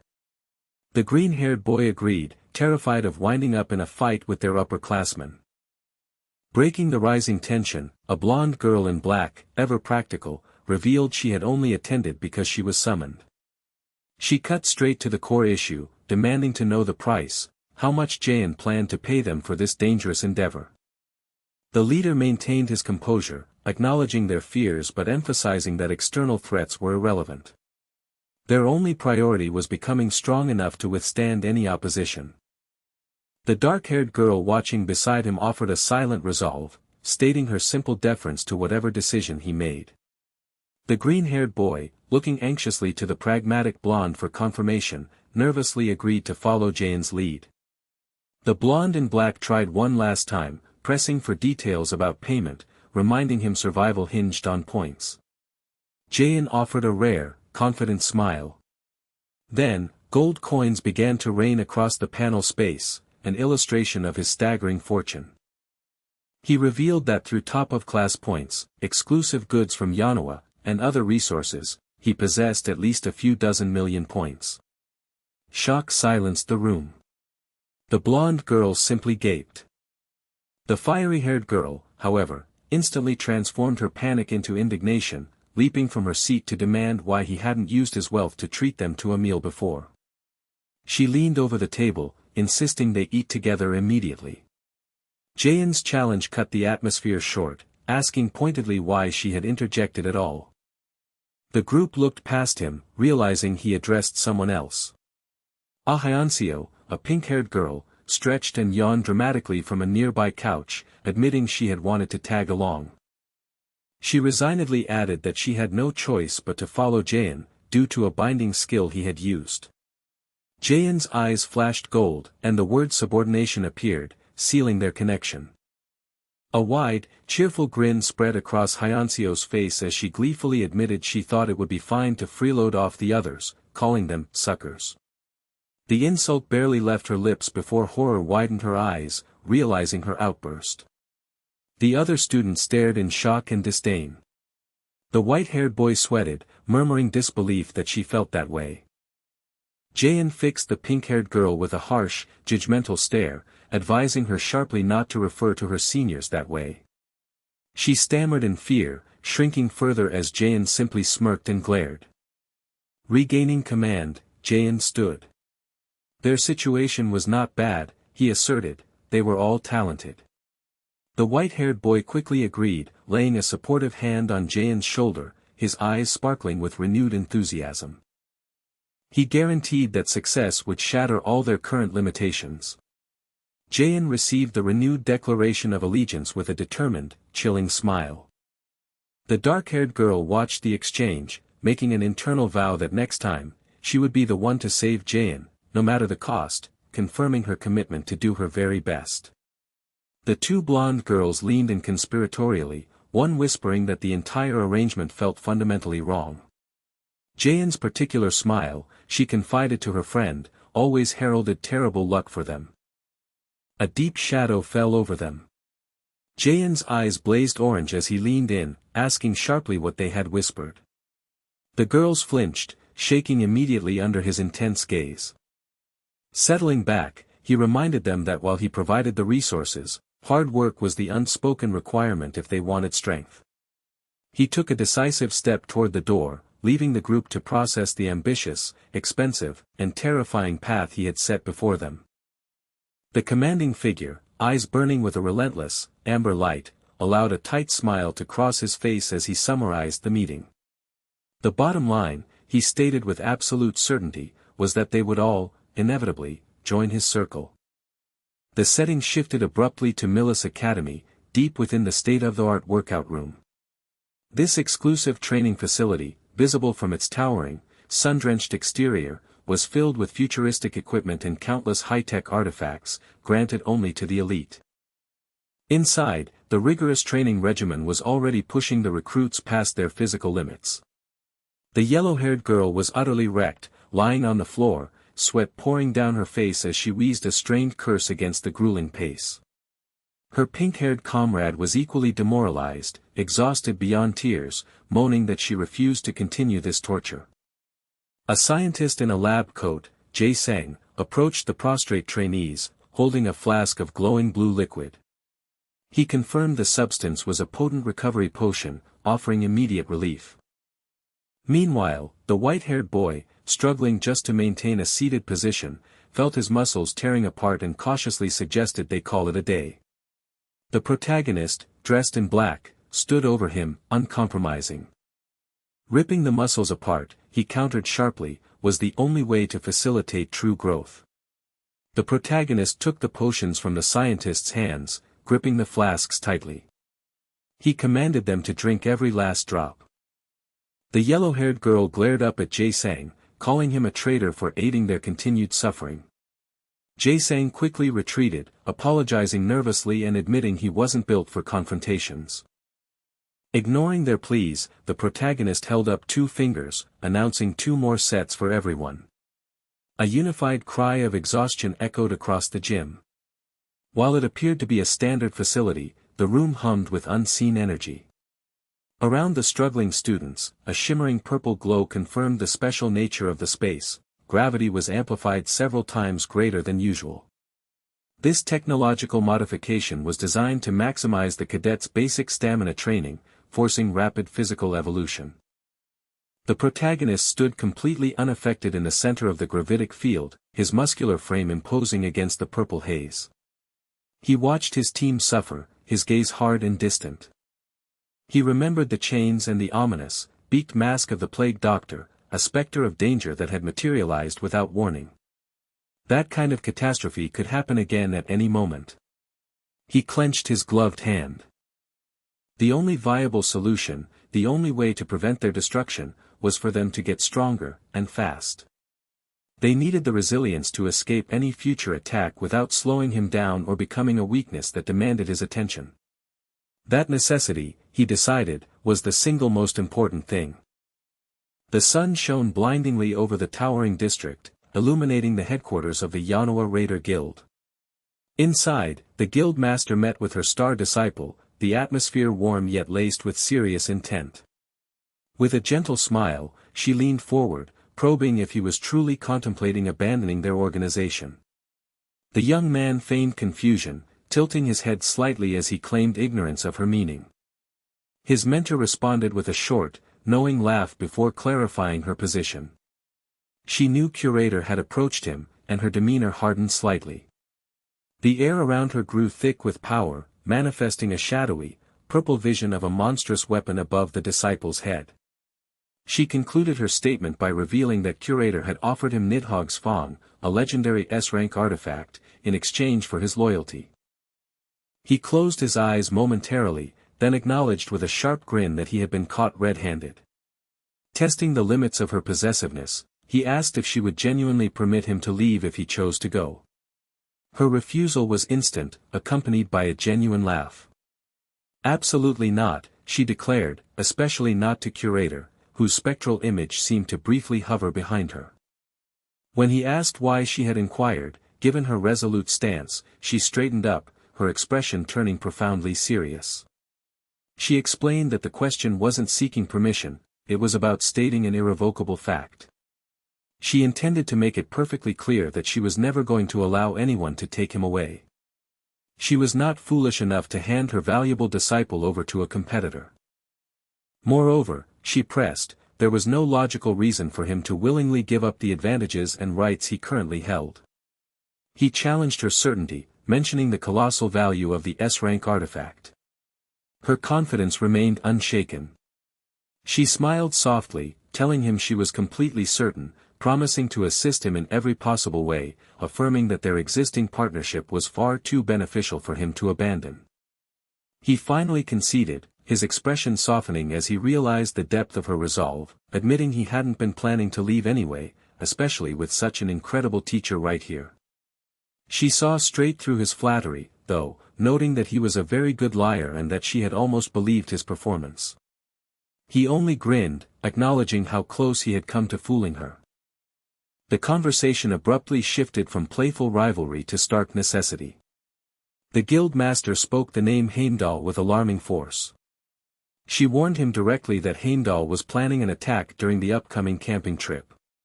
He had to be fully prepared for the confrontation ahead. The morning of the camping trip arrived under an unnerving, fiery pink and orange sky. A gathering crowd of young raiders, uniformed in dark tactical gear, stood near a shimmering, crackling blue portal designated for their entry. The students murmured anxiously as they walked past the shimmering gateway and boarded the large transit bus nearby. As the bus roared out of the city, the protagonist, seated with his circle members, encouraged them all to perform their best. This event, he reminded them, was the moment they would officially announce their group's presence. Visible trembling rippled through the seats. One impatient teammate sharply told the green-haired student beside him to stop shaking. The frightened boy flinched, confessing that he was genuinely scared, realizing they would now be engaging in real battles. The protagonist acknowledged that they would indeed be fighting true monsters, but reminded them that senior raiders had already cleared the most dangerous areas in advance. Still, he cautioned that they shouldn't assume the trip would be entirely safe. A cheerful, orange-haired girl leaned over the seat, advising the panicked student to ease up, worrying prematurely would only make things worse. He nodded weakly, promising to try and keep his nerves under control. During the drive, curiosity finally got the better of one of the members. She turned to Jaehyun, asking him the long-held question lingering in the minds of the circle, why the name 9? The orange-haired member leaned over, agreeing that she, too, had wondered about the significance of the number. Did he choose the name because he particularly favored it? Jaehyun considered the question for a moment, his gaze distant. He swiftly corrected their assumption. In truth, he despised the number. He then offered an explanation that transcended personal preference, invoking ancient cosmology. He spoke of Norse mythology, where the number 9 holds profound symbolic weight, representing the 9 worlds connected by the world tree, Yggdrasil. The explanation took on a stark, mythic quality. He recounted the legend of the god Thor, who, after being injected with the deadly venom of Jormungandr, the world serpent, managed to stagger only 9 steps before his powerful life ended. This number, therefore, was intrinsically linked to vastness, myth, and unavoidable doom. Jaehyun concluded that the number 9 is widely used to denote scale beyond simple calculation, forging an intimate connection to those powerful, ancient myths. Looking up, Jaehyun offered a rare, chilling smile. It was his least favorite number, he confirmed, and that was precisely why he had chosen it. A momentary introspection passed over Jaehyun as he looked out the window. He mused quietly that there were things he knew he should never lose sight of, essential principles that sometimes faded from view simply by being around the chaotic energy of his comrades. The moment of philosophical reflection was shattered by the announcement of their arrival. The bus pulled to a stop at the desolate, imposing edge of Taegu's restricted district, the supposed site of their strategic camping trip. The time for ease was over. Jaehyun rose from his seat, his uniform taut with renewed tension. He announced that the piece ended here, instructing his team to remain highly alert. As his allies prepared to disembark, their faces reflecting the seriousness of the task ahead, Jaehyun looked over them, his gaze firm and resolute. He gave them a final promise: during their time deep within this dangerous territory, he would not lose a single one of them. Far away, across the cityscape bathed in the intense orange and pink hues of twilight, 2 figures stood atop a high structure, observing the sprawling ruins of the restricted district. One, draped in dusty, ancient white robes and heavily bandaged, sat comfortably. The other, cloaked in black and wreathed in dark, wavering power, stood beside him. The cloaked figure conveyed grim news: another one of their specialized operatives, another, Crow, had met his end. The white-robed figure smiled, completely unperturbed by the loss, finding the persistent defiance of their enemies to be nothing short of entertaining. The ravaged memory of Taegu remained a raw, bleeding wound upon the world, the epicenter where the first gate violently tore open reality, unleashing an uncontrollable, monstrous outbreak. The cries of the terrified populace never truly faded, echoing through years of devastation as merciless beasts turned the urban landscape into scorched earth and endless fire. Now, the city served as the stage for a deadly trial disguised as reconstruction. Millis and his fellow cadets were told they were merely embarking on a week-long, camping trip. Millis stood amidst the assembled students, his dark eyes faintly illuminated by a subtle orange glow, his gloved hand gripping the hidden handle of a weapon beneath his jacket. The instructor's voice carried across the ruined, cracked pavement, making it clear that apart from a basic survival kit, no assistance would be provided. To survive, the cadets had to apply every skill learned at the academy while hunting the horrors that lurked in the ruins: venomous snakes, snapping wolves, and cloaked, skeletal reapers. 2 things were paramount: first, they must not die. Although this sector was less dense with high-level threats, it remained lethally dangerous. Success meant proving they had the grit to become celebrated raiders. Second, they were ordered to cooperate, killing as many monsters as possible and collecting the valuable tokens that dropped from their defeated foes. As the instructor departed, Millis turned to his circle, his expression hardening. He offered a subtle, sharp-toothed smile, signaling the initiation of the specialized plan they had prepared. They moved quickly into a narrow corridor between 2 devastated buildings. Suddenly, chaos erupted as a hostile group of older cadets rushed them, brandishing swords and yelling aggressively. One attacker pointed his blade directly at Millis, promising his demise. But Millis was ready. As the initial charge hit, he remained utterly motionless, a figure of absolute calm amidst the blur of violence. A flash of blue energy pulsed around him, activating his specialized defense. A shockwave rippled out with a deafening boom. The attackers stumbled back in surprise, watching their blades strike an invisible, crackling blue barrier. Steel scraped against the magical defense with a horrific screech, and the attackers instantly realized their mistake. Their coordinated attack was having absolutely no effect on the freshman. Panic set in among the ambushers. Millis' circle was already in motion. The blonde member pressed in close to one shocked assailant, her emerald eyes glowing with predatory malice. She whispered a chilling farewell before striking with a hidden blade. The targeted cadet recoiled in horror, realizing the immense miscalculation. Freshman status meant nothing. They had dared to mess with the direct disciple of the formidable Manhwa, and Millis' circle was far too strong. From the back of the group, another cadet, enveloped in pulsing blue energy, took a deliberate step toward the collapsing enemies. She fixed Millis with a questioning gaze, eager to finish the job. His dark, cold smile confirmed her unspoken request for extermination. The directive was simple and final: press the attack. In response, the ambient energy of the battlefield gathered and crystallized, a flood of bright azure light consuming the space. The female hunter stood firm and resolute, her small weapon, now charged with kinetic force, aimed at the massed enemies. The accumulated energy materialized into colossal, glowing constructs shaped like stylized anchors or massive rune arrows. With twin sonic booms, the crystalline beams launched forward, tearing through the air with deafening sounds, shattering the sound barrier and the dim light of the ruined facility. The attack struck the mercenaries head-on. A blinding force erupted, followed by repeated, explosive crashes as the sheer power of the skill vaporized the immediate threat. Hunters clad in black combat gear were caught in the massive, sweeping arc of blue energy, their bodies flung backward like ragdolls into the concrete and steel infrastructure. Standing over the wreckage, surveying the damage and the scattered bodies of the defeated operatives, a victorious male hunter commented with cold certainty on the irony of their combined effort, concluding that even all of those assembled enemies could never defeat a single hero among their ranks. The scene snapped away to a global perspective, displaying the faces of established, smiling heroes on news screens, symbols of reassurance in a turbulent world. A serious news anchor reported the ongoing situation, but his voice was soon replaced by the intimidating presence of a scarred, burly hero named Heimdall, who strode into a brightly lit studio. With heavy, deliberate steps, Heimdall moved past the cameraman, leaning forward to address the lens with savage intensity. Gripping the camera rig, he detailed the sheer, unimaginable power of the enemy they had just faced.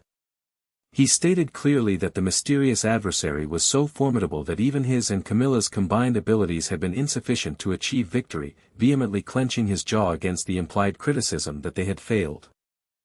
Camilla sat behind him, rubbing her temple with a tired sigh. Heimdall delivered a pointed warning to any public figure across the sea who might be preparing to ridicule their tactical setback.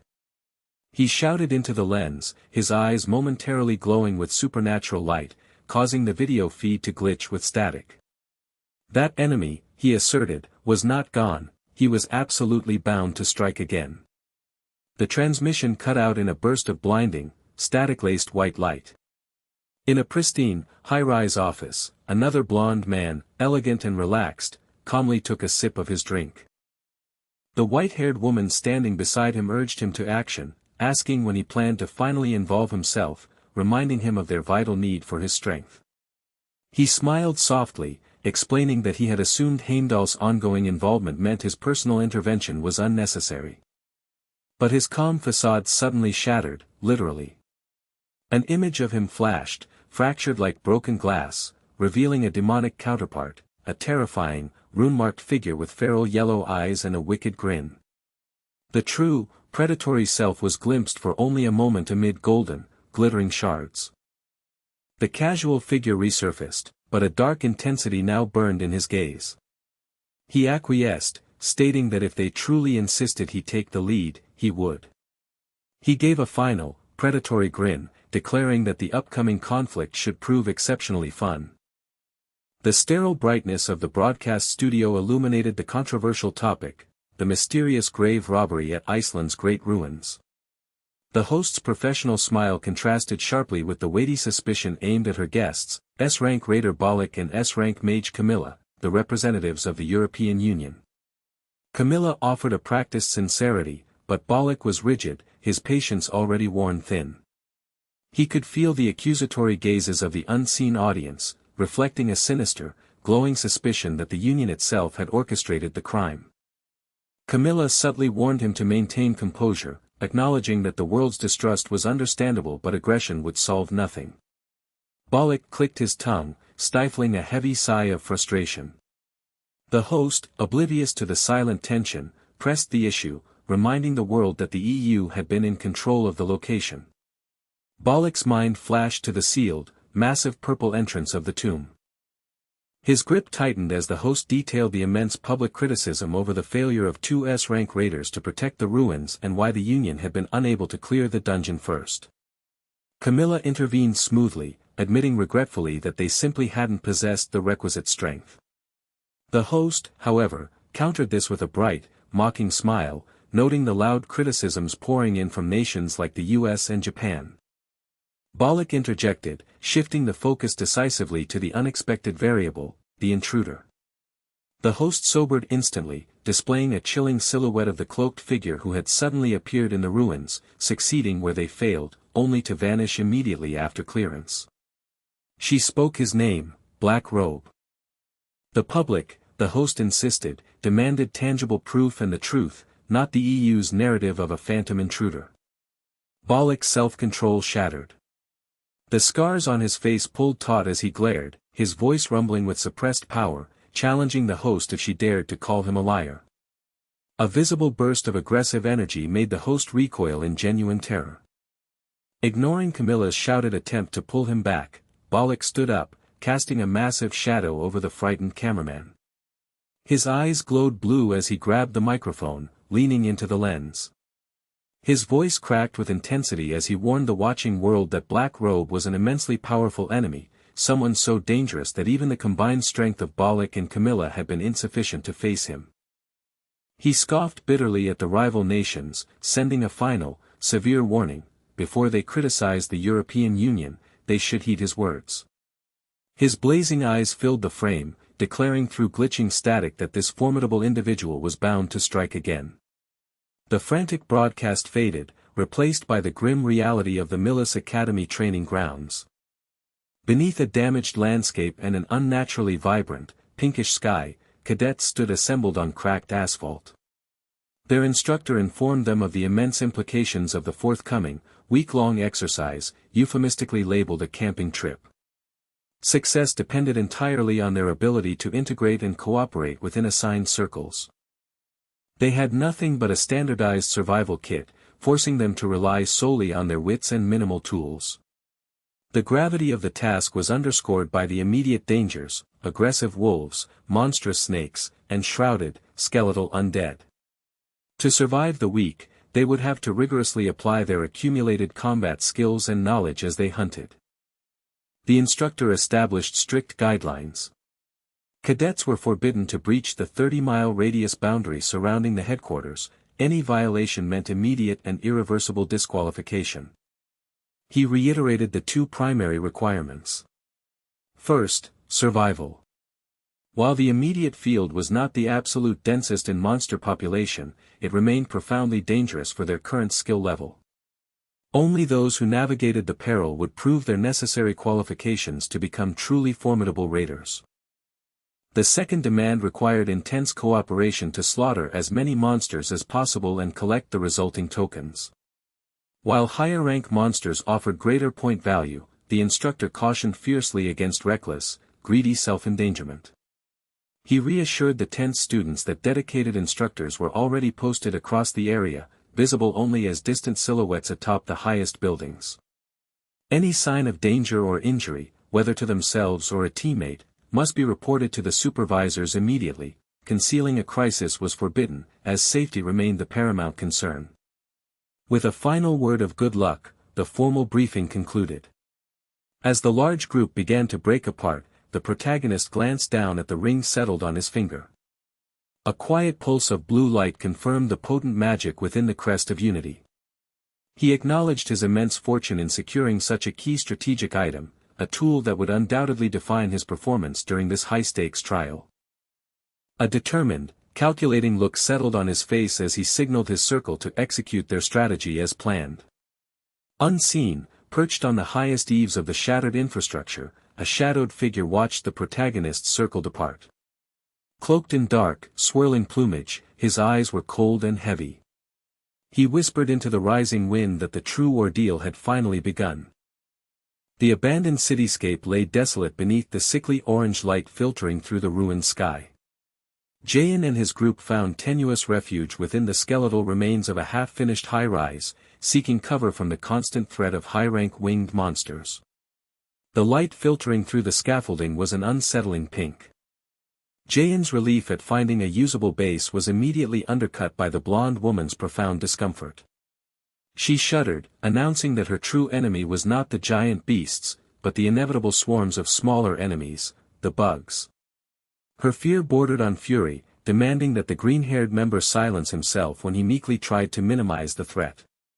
Jaein, his expression grave, cut the nervous energy short, reminding them all that peak alertness was mandatory. They were in an abandoned city, a site of total monster consumption, the very place the academy forced its cadets to face true survival. While the orange-haired woman excitedly spoke of the points they would earn for ice cream and trendy restaurants, Jaein remained distant. His mind raced, haunted not by monsters, but by the fragmented, manic image of Heimdall. The entity was the real danger, the enemy who would stop at nothing to reach him. Noticing the oppressive tension radiating from him, the dark-haired woman asked if he was well, prompting Jaein to instantly plaster on a confident, false smile. The gray-haired man eyed the pair suspiciously, noting their strange demeanor, as if they had fought over the weekend, a weekend the dark-haired woman remembered only as a blur of glowing red chains and the terrifying visage of the plague doctor. Before the tension could break them, the blonde woman sharply raised a warning hand. She had sensed a presence approaching their exposed location. Jaein's forced calm broke, replaced by a truly sinister acknowledgement: uninvited guests had arrived, and they carried a powerful grudge. The blonde woman leaned back, a knowing smile twisting her lips, challenging him to make good on his promise to look after her.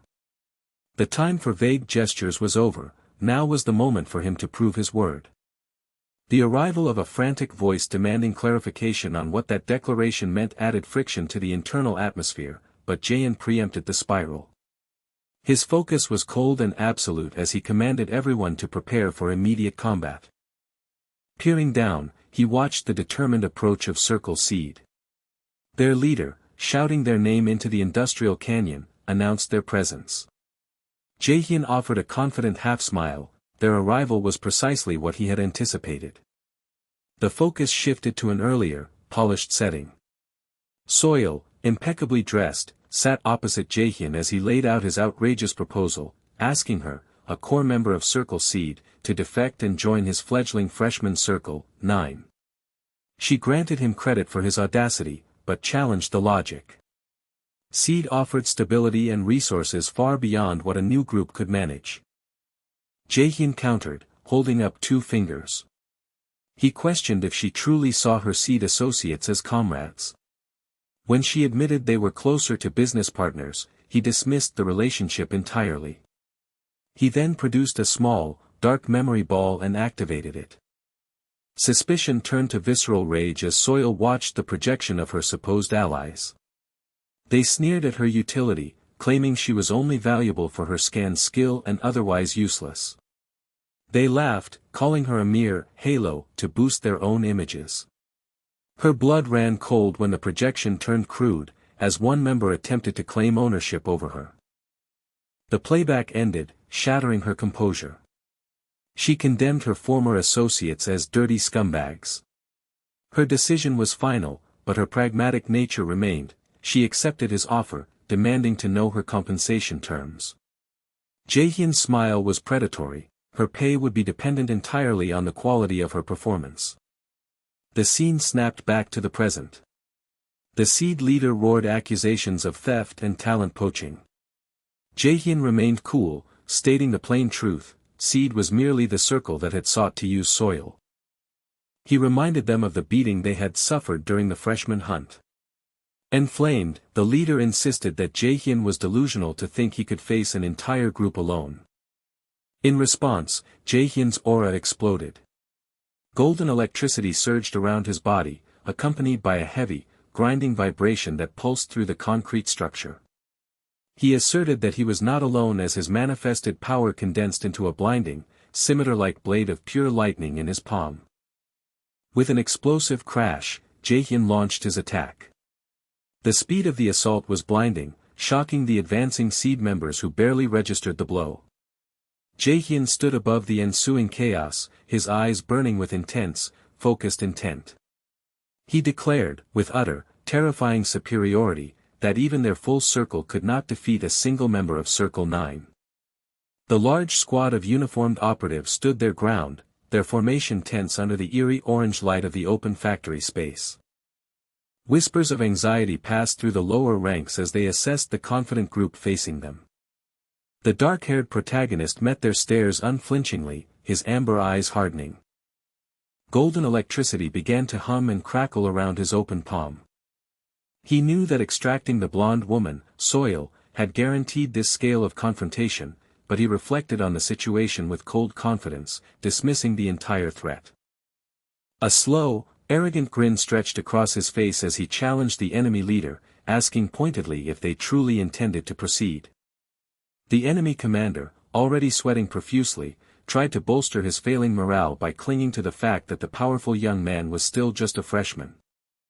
But deliberation was over. A soldier lunged forward, blade raised, screaming a command to kill, and the main assault line surged ahead. Yet, the protagonist barely moved. He activated his defensive skill instantly. A concussive blast of energy slammed into the leading wave of attackers, stalling the entire charge. Simultaneously, his allies erected powerful defenses. The silver-haired youth generated a brilliant blue cubic shield and warned the approaching combatants to back off. The other corps members followed suit, one woman's hands ignited with flickering flames and surging lightning, while the orange-haired ally brought forth a swirling, bright green field. The defense coalesced. The combined attacks of fire, lightning, and steel crashed against the glowing, prismatic barrier with deafening force, deflecting every single blow. The protagonist smiled, satisfied. He noted internally that their intensive training had paid off, their ridiculously rapid growth speed had allowed them to master wide-range defensive spells so quickly. The attackers were paralyzed by disbelief. Their commander yelled in horror, none of their strikes had made any impact. The realization of their overwhelming error hit him immediately: they should never have messed with the direct disciple of Manhwa. Freshman or not, his circle was impossibly strong. With defense secured, the long-haired female ally stepped forward, blue power swirling around her, considering the possibility of simply wiping out the entire opposition. The male protagonist gave her a sharp, approving look and encouraged her to go forward. In a flash of blue light, energy blades materialized and launched instantly, whistling through the air toward the massed enemy formation. The projectiles struck with multiple rapid-fire impacts and deafening booms, carving through the terrified soldiers. One attacker was seized and impaled by a close-range energy shard. Another tried to dodge the onslaught but stepped onto a slick, viscous puddle of blue goo. He scrambled to pull his hand away, horrified by the sticky substance clinging to him, signaling that this fight was about to become a brutal, messy rout. The blue viscous fluid had proven highly successful, completely immobilizing the attacker, stuck fast to the floor. The young cadet responsible for the trap proudly explained his invention, a highly potent adhesive derived from mixing slime body fluid with concentrated paralysis fungi spores. Before he could elaborate, the trap team leader roared in fury, interrupting the explanation and insulting the young boy's nervous stutter. Jaehyun moved swiftly, crossing the short distance and looming over the immobilized man. He leaned in close, his voice low and dangerous, instructing the leader to moderate his speech. Sweat beaded on the leader's brow as he strained, his muscles bulging uselessly against the suffocating, paralyzing goo. His leveling in physical strength was considerable, yet he couldn't break free. He threatened Jaehyun and his allies with a slow, agonizing demise should he escape this humiliating predicament.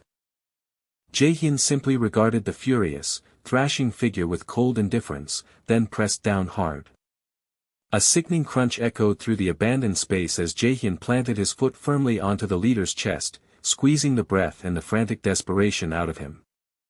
A raw scream of agony tore from the trapped man's lips. The remaining members of the Seed Circle watched the brutal display, visibly recoiling.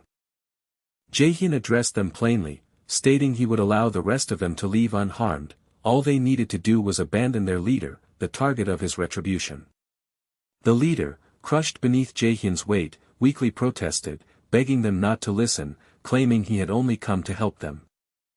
But the bonds of loyalty had already snapped. His remaining teammates cursed him for his arrogance and poor decisions, blaming him for bringing them into contact with such dangerous opponents and risking their entire participation in the event. They turned and fled immediately, unwilling to risk Jaehyun's wrath for a now useless casualty. Jaehyun watched the hurried retreat, then turned to Soil, who had observed the entire collapse of the enemy squad. He asked her what the final decision should be for the defeated leader. Soil looked down on the man with profound contempt, calling him a pathetic, dirty bastard. The leader, in a final act of desperation, cried out to Soil, claiming he had come to save her. Soil stopped short. Her jaw tightened, and her green eyes flashed with sudden, deadly intent. She silenced him abruptly, calling his words disgusting. She reached a gloved hand into her coat, her expression shifting to one of chilling calculation. The leader's past dismissal, that she was merely a scanner with no fighting utility, reverberated through her mind. A gleaming blade materialized in her hand. With savage speed, she brought the weapon down repeatedly. The leader, utterly helpless and paralyzed in the slime, could only widen his eyes and emit a shriek of terror as Soil unleashed a blinding series of quick slashes, ending the conflict in a rush of steel and pain. The silence that followed was broken by the entrance of a newcomer, the red-haired senior cadet who had acted as their temporary helper. He stared around at the scene of the carnage, the dozens of defeated members of Seed scattered across the floor. He conceded that while Seed might not be a top-class circle, they were highly respected and large, consistently earning upper-mid grades. To see them defeated so completely by such a small team was shocking. Jaehyun reminded the observer, however, to ensure none of the captured cadets were killed, stating that such a quick death would be too merciful for the humiliation they had attempted to inflict. The observer felt a shiver run down his spine, realizing he was dealing with an actual monster. He nodded quickly, deciding to leave, but cautioned Jaehyun's team against engaging in any more fights with high-ranked cadets for the time being. As the observer turned to go, Jaehyun stopped him, demanding to know the true reason the senior cadet had assisted them. The senior retorted that he knew they were after him, dismissing them as fools. He attempted to continue his departure, but Jaehyun pressed him further, asserting that if the senior planned to work alone, he might as well quit the event now. The senior cadet halted, visibly flustered by the unexpected attention and critique. He sighed, adjusting his stance. Against his better judgment, he relented, agreeing to stay with Jaehyun's group just a little longer. Jaehyun looked surprised, having anticipated a confrontation rather than compliance. The senior simply brushed off the unexpected decision. Jaehyun, momentarily thrown off by the abrupt shift in dynamic, paused. He then asked for the senior cadet's name again, finalizing the uneasy, yet necessary, new alliance. The figure with fiery red hair and golden earrings stood hidden, simmering in the shadows. His name, Soo-hyuk Lee, was being whispered by the gathered group, the dark-haired girl, the blonde, and the other student, but they spoke with confusion, wondering aloud who he even was. A wave of blinding fury washed over him. He balled his hand into a tight, sweaty fist, after everything he had accomplished, they still failed to recognize him. They were ignorant fools. This internal conflict was rooted in an earlier, explosive argument. Su Hyuk had rejected the operational plan, slamming his hand down on the table to object to turning the mission into a coordinated assault aimed solely at Jaehyun. A senior challenged him, questioning whether Su Hyuk truly believed they were incapable of defeating Jaehyun without a combined effort. Su Hyuk tried to defend the departure of their former ally, Soil, arguing she had merely secured a better position elsewhere. The senior colleague cut him short, stating that Soil's personal decision was entirely irrelevant. Su Hyuk stared, bewildered.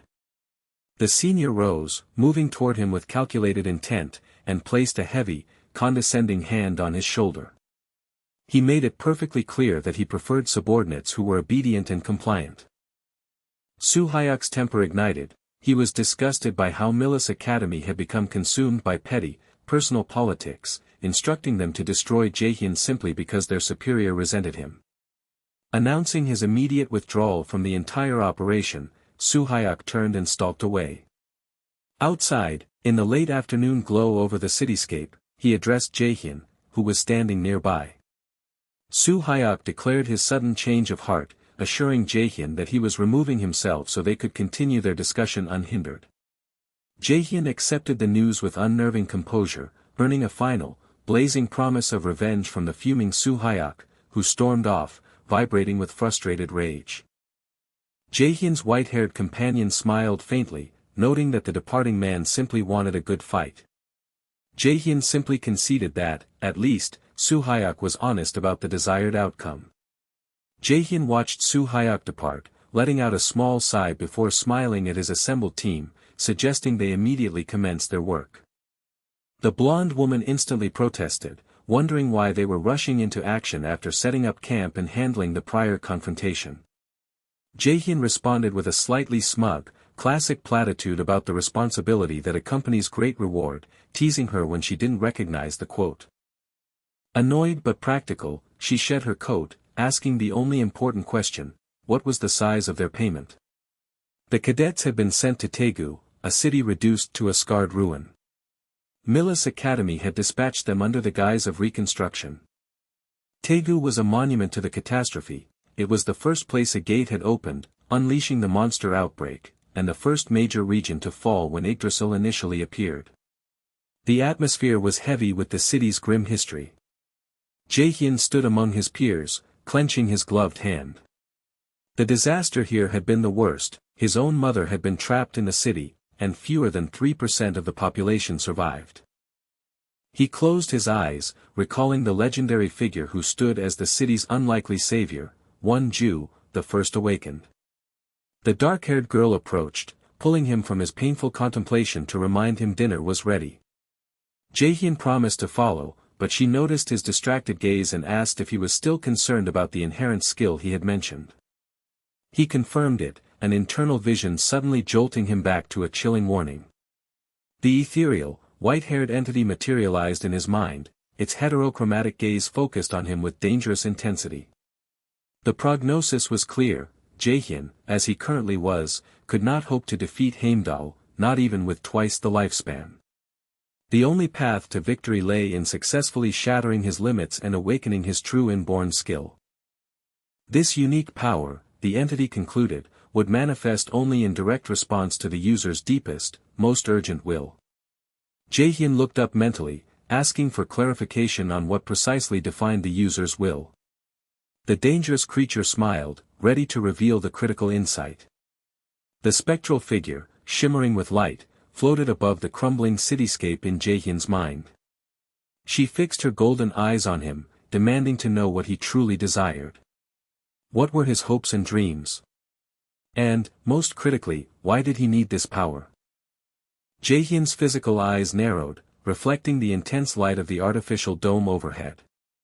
He raised an open hand, then deliberately clenched his fingers into a tight fist, a definitive statement of resolution. He exhaled a long, heavy sigh, admitting that making sense of the entire situation felt utterly impossible. His companion, the dark-haired raider, fidgeted nervously beside him, yet her voice was steady as she offered encouragement. She might not understand everything, but she affirmed that Jaehyun had the strength to overcome this. A genuine, confident smile returned to Jaehyun's face as he thanked her, promising that he would absolutely find a way forward. She responded with an equally bright, relieved smile, pumping her fist in affirmation. A terrifying, guttural shriek suddenly tore through the silence. A colossal, armored monster, resembling a segmented, blood-soaked worm with a jagged maw, erupted from the ground and lunged at the group. Before it could strike, a swift, brilliant slash of light cleaved the creature in two, spraying grotesque droplets across the street. The white-haired raider casually surveyed the scattered remains, commenting that fighting these subterranean worms was always unpredictable. As he spoke, the scream of an aerial predator filled the twilight. A massive claw belonging to a harpy screeched past his head. The blonde raider, Soil, glared upwards, finding the winged creatures far more aggravating than the worms. She moved instantly, weaving a series of rapid, razor-sharp slashes aimed at the descending beast. Simultaneously, the orange-haired raider, fumbling with something in her jacket, grumbled about her general dislike for all threats that flew, noting how drastically different this place felt compared to the safety of Millis Academy. The ground beneath them shuddered. A deep, resonant rumble preceded the formation of a massive, swirling vortex of purple and black energy that materialized directly in the middle of the street. The raiders watched in stunned silence, the orange-haired girl swallowing nervously. The dark-haired woman, her expression grim, confirmed their fear. The overwhelming presence of power was palpable, the mana in the air was exceptionally thick, denser than anything recorded even in the Academy's high-pressure rooms. This was a field, a region corrupted by concentrated power, formed when monsters break out of dungeons and overrun an area. As the corruption permeated the land, larger, more grotesque monsters began to spawn, like giant, skull-faced insects or hulking, fanged demons. Soil voiced her confusion, asking what a field actually was, prompting the green-haired raider to stifle a giggle and jokingly suggest that she wasn't fond of studying. Soil instantly snapped, her face twisted with rage, promising extreme violence as she raised a fist. Jaehyun quickly interrupted the altercation, defining the threat plainly. When the mana saturation became too high for civilians to inhabit safely, the area became a field. While raiders could cope, ordinary people were at great risk from minimal exposure. He cautioned everyone to remain vigilant, as the location was extremely volatile. As the group moved cautiously forward, Soil dropped back to whisper urgently, asking if he was serious about confronting the large target. Jaehyun confirmed the plan immediately, reminding her pointedly that retrieving the promised scan data was the core element of their arrangement. Soil responded with a tense, forced smile, demanding that he promise her a guaranteed escape route if retreat became necessary. She claimed she was too young to die. Jaehyun grinned, accepting her terms. The white-haired raider called out, criticizing the pair for lagging behind. Jaehyun quickly motioned forward, saying they were catching up. The dark-haired woman mumbled a comment about their aggressive pace, while Soil, rubbing her scalp, cursed at the impudence. Jaehyun turned back, surprised by the sudden outburst, asking what was wrong. He reminded her of the substantial danger pay attached to the mission and warned that if she genuinely refused to perform her duty, they would waste no time waiting, finding the information themselves. He firmly squeezed her shoulder as a pointed reminder of their bargain. Soil's eyes hardened, and she jutted out her chin defiantly. She affirmed that she would, of course, complete the task, addressing him with a deeply submissive, yet slightly resentful, term of respect. Her eyes widened, tracking the smallest motion, registering the absolute, impossible authority radiating from the person before them. Every fiber of their being, every disciplined memory from their formative years, screamed the truth that their mind had been desperately trying to reject. The heavy realization of identity, of lineage, instruction, and unyielding hierarchy, completely overtook them. The air went silent, save for the single, reverent title that the character couldn't help but utter, confirming the monumental relationship between them. The honorific, heavy with recognition, confirmed their subservient role in the other's orbit, slamming the door shut on the chapter with a final, stunning note of awe. The chapter opened with a formal warning about the intense violence to follow. The setting was a city of compromised reconstruction, marked by the hazy glow of a pink sky and the looming skeletons of shattered skyscrapers. Standing upon the cracked pavement, a silver-haired young man listened, preoccupied, as the bright-haired girl beside him voiced her astonishment. She spoke of the land's recovery, marveling that such an accomplishment could only be attributed to a single, incredible individual. When a dark-haired girl, Aina, inquired who she meant, Soil, a confident blonde, cut in with a wry smile. She noted Aina's apparent disregard for history but found the trait endearing. The figure of legend was Won-ju, South Korea's most storied awakener. Even Aina's powerful father had confessed he could never have defeated him. The mention of the name tore a violent, painful rift into the protagonist's memory. Daegu, the first city to fall, was recalled as a sea of terrible flames. The screams were endless as hideous creatures smashed the urban landscape, scattering citizens like ants. Hundreds of thousands were lost or desperately fleeing. Yet, at the very brink of humanity's ruin, a savior appeared. Cloaked in an aura of swirling darkness, the figure strode down a scorched highway toward a roaring, monstrous dragon. This was Won-ju, the world-renowned first awakener. His appearance was marked by unimaginable brutality, a desperate, heavy impact followed by a powerful slicing motion as he cleaved through the monster's flesh. His immense power had saved the city. In the present, the young man, Ji-hyuk, watched a glowing blue holographic interface settle over his hand, illuminating a small, golden coin, the emblem of the system. The legend, however, had ended abruptly. Won-ju had vanished, simply gone into hiding. The bright-haired girl suggested that Ji-hyuk, whose own path followed Won-ju's example, must be particularly troubled by the rumors of his demise. Ji-hyuk wrestled with the core mystery. Won-ju was the very first to access the Izir system's power. Could such a monumental achievement have been mere chance? He forced the intense reflection away, deciding that immediate survival demanded his focus.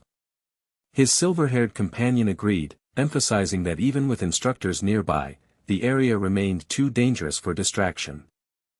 A clumsy, noisy incident immediately followed as two male teammates stumbled under the weight of gear. Soil shouted a forceful reprimand, demanding they maintain their grip, earning a meek apology. Their scout, Aina, returned a moment later, confirming her findings. The area was clear, occupied only by low-level threats like harpies, worms, and goblins, just as Soil's scan had indicated. Soil instantly took credit, claiming her accuracy was the only thing preventing Ji-hyuk from abandoning her. When he pressed her about her payment, however, Soil executed an astonishing shift in demeanor, bowing low and asking with extreme deference if her master had any further requirements. The silver-haired boy noted the impressive depth of her mercenary focus. A green-haired boy tried to defend Soil, but she sharply silenced him, reiterating that her loyalty belonged exclusively to the one who paid her. As the exchange concluded, Ji-hyuk frowned, a critical detail registering in his mind. He scanned the assembled group and realized one team member was still missing, wondering aloud about Yujong's whereabouts. The young man had no idea where she went, she had merely said she needed to prepare something a while ago. His friend found the situation unsettling, noting that such behavior was uncharacteristic for the usually reliable Yujong. Suddenly, a cheerful voice cut through the tension. Yujong declared her return. The protagonist turned, beginning to ask where she had been, but his voice died in a throat choked with disbelief. Yujong was beaming with sunny satisfaction, but the item she held utterly ruined the pleasant atmosphere. She gripped a large metal pot that generated an ominous column of purple smoke, the sound of liquid bubbling vigorously rising from the vessel. A collective look of horror fell across the faces of the entire team. They instinctively recoiled from the sight. Yujong, oblivious to their terror, wiped her brow with an exaggerated sigh of effort. She proudly proclaimed the extreme difficulty of the preparation process, questioning how they would manage without her guidance. The protagonist stammered, pointing at the purplish miasma, cautiously asking if the bubbling substance was meant to be food. Yuzhong beamed with unreserved pride, excitedly confirming his suspicion. She revealed that she had added her specialty sauce to the worm monster they had eliminated moments prior, presenting a mental image of a grotesquely pixelated, purple mass next to a bottle of dark, viscous liquid. Another team member recoiled, questioning if they were truly expected to consume the creation. Yuzhong insisted they must, stating she had poured her entire soul into the concoction. Ji-hyuk stared at the hellish dish, sweat pouring from his face. He contemplated darkly that if he could somehow force-feed this terrifying substance to a high-level being like Heimdall, he could probably defeat him easily. He swallowed hard, the realization of the dish's gravity settling over him. Perhaps, he mused, he was making everything about their current dangerous mission much harder than necessary. Far away, in a sophisticated, sunlit office, a blond man with striking purple eyes calmly sipped coffee. A beautiful woman with long silver hair stood nearby, watching him. She gently pressed him, asking when he planned to finally return to action. The man placed his cup carefully on the table and smiled, acknowledging that it was indeed time to re-engage with the world's affairs. The observer continued, noting the swift movements of someone she called the Defiant One. She admitted the target might still be considered a rookie, but his actions were proving that the ancient prophecy was not mere superstition. She insisted that they required the man's immense strength immediately. The man looked up, his purple eyes sparkling with amusement. He explained that he had initially thought that with Heimdall already active in the field, there would be no need for his personal intervention. But, if she was so insistent, he would humor her. The scene shifted to an ongoing news broadcast.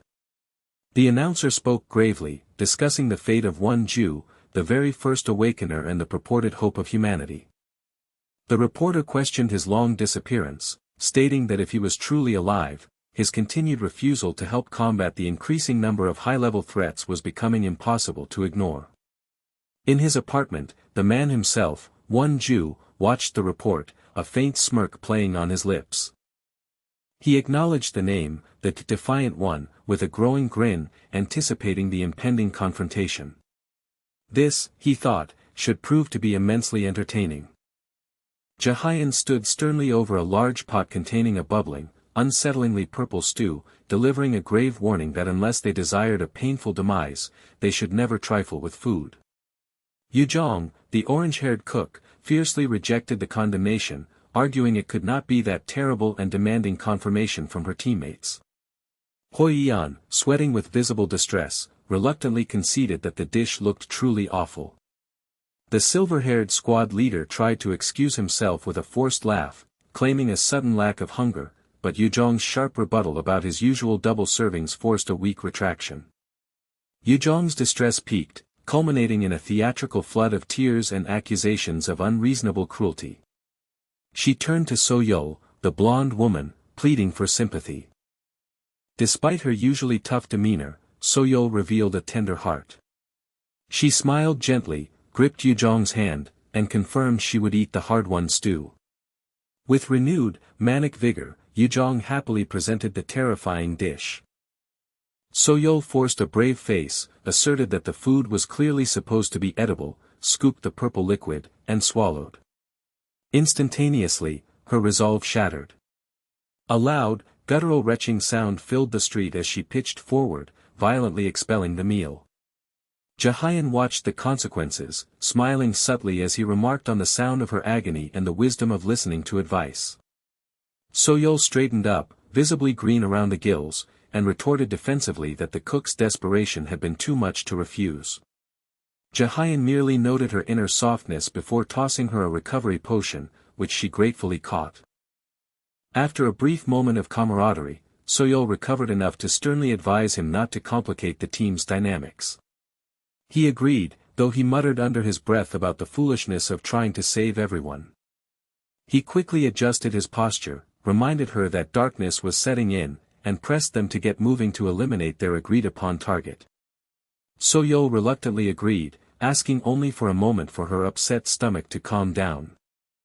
Jahyun surveyed the toxic remains of the meal, contemplating its sheer lethality. He suggested testing its efficacy as a poison weapon, a conclusion already proven by a small, grotesque creature nearby that was also violently ill from the stew. He concluded that So-Yul's recovery would indeed take some time. Suddenly, a raw, piercing cough tore through the air. Jahyun's expression turned serious. Large, dark feathers began to rain down, drifting between the derelict skyscrapers. The enemy had arrived. Jahyun instantly barked commands, snapping the team into combat readiness. Battle Formation A.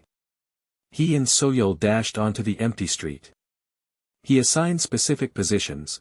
Jae-sang was tasked with the luminescent paralysis trap, Hoi-yeon was designated vanguard, and Yujong was placed in support.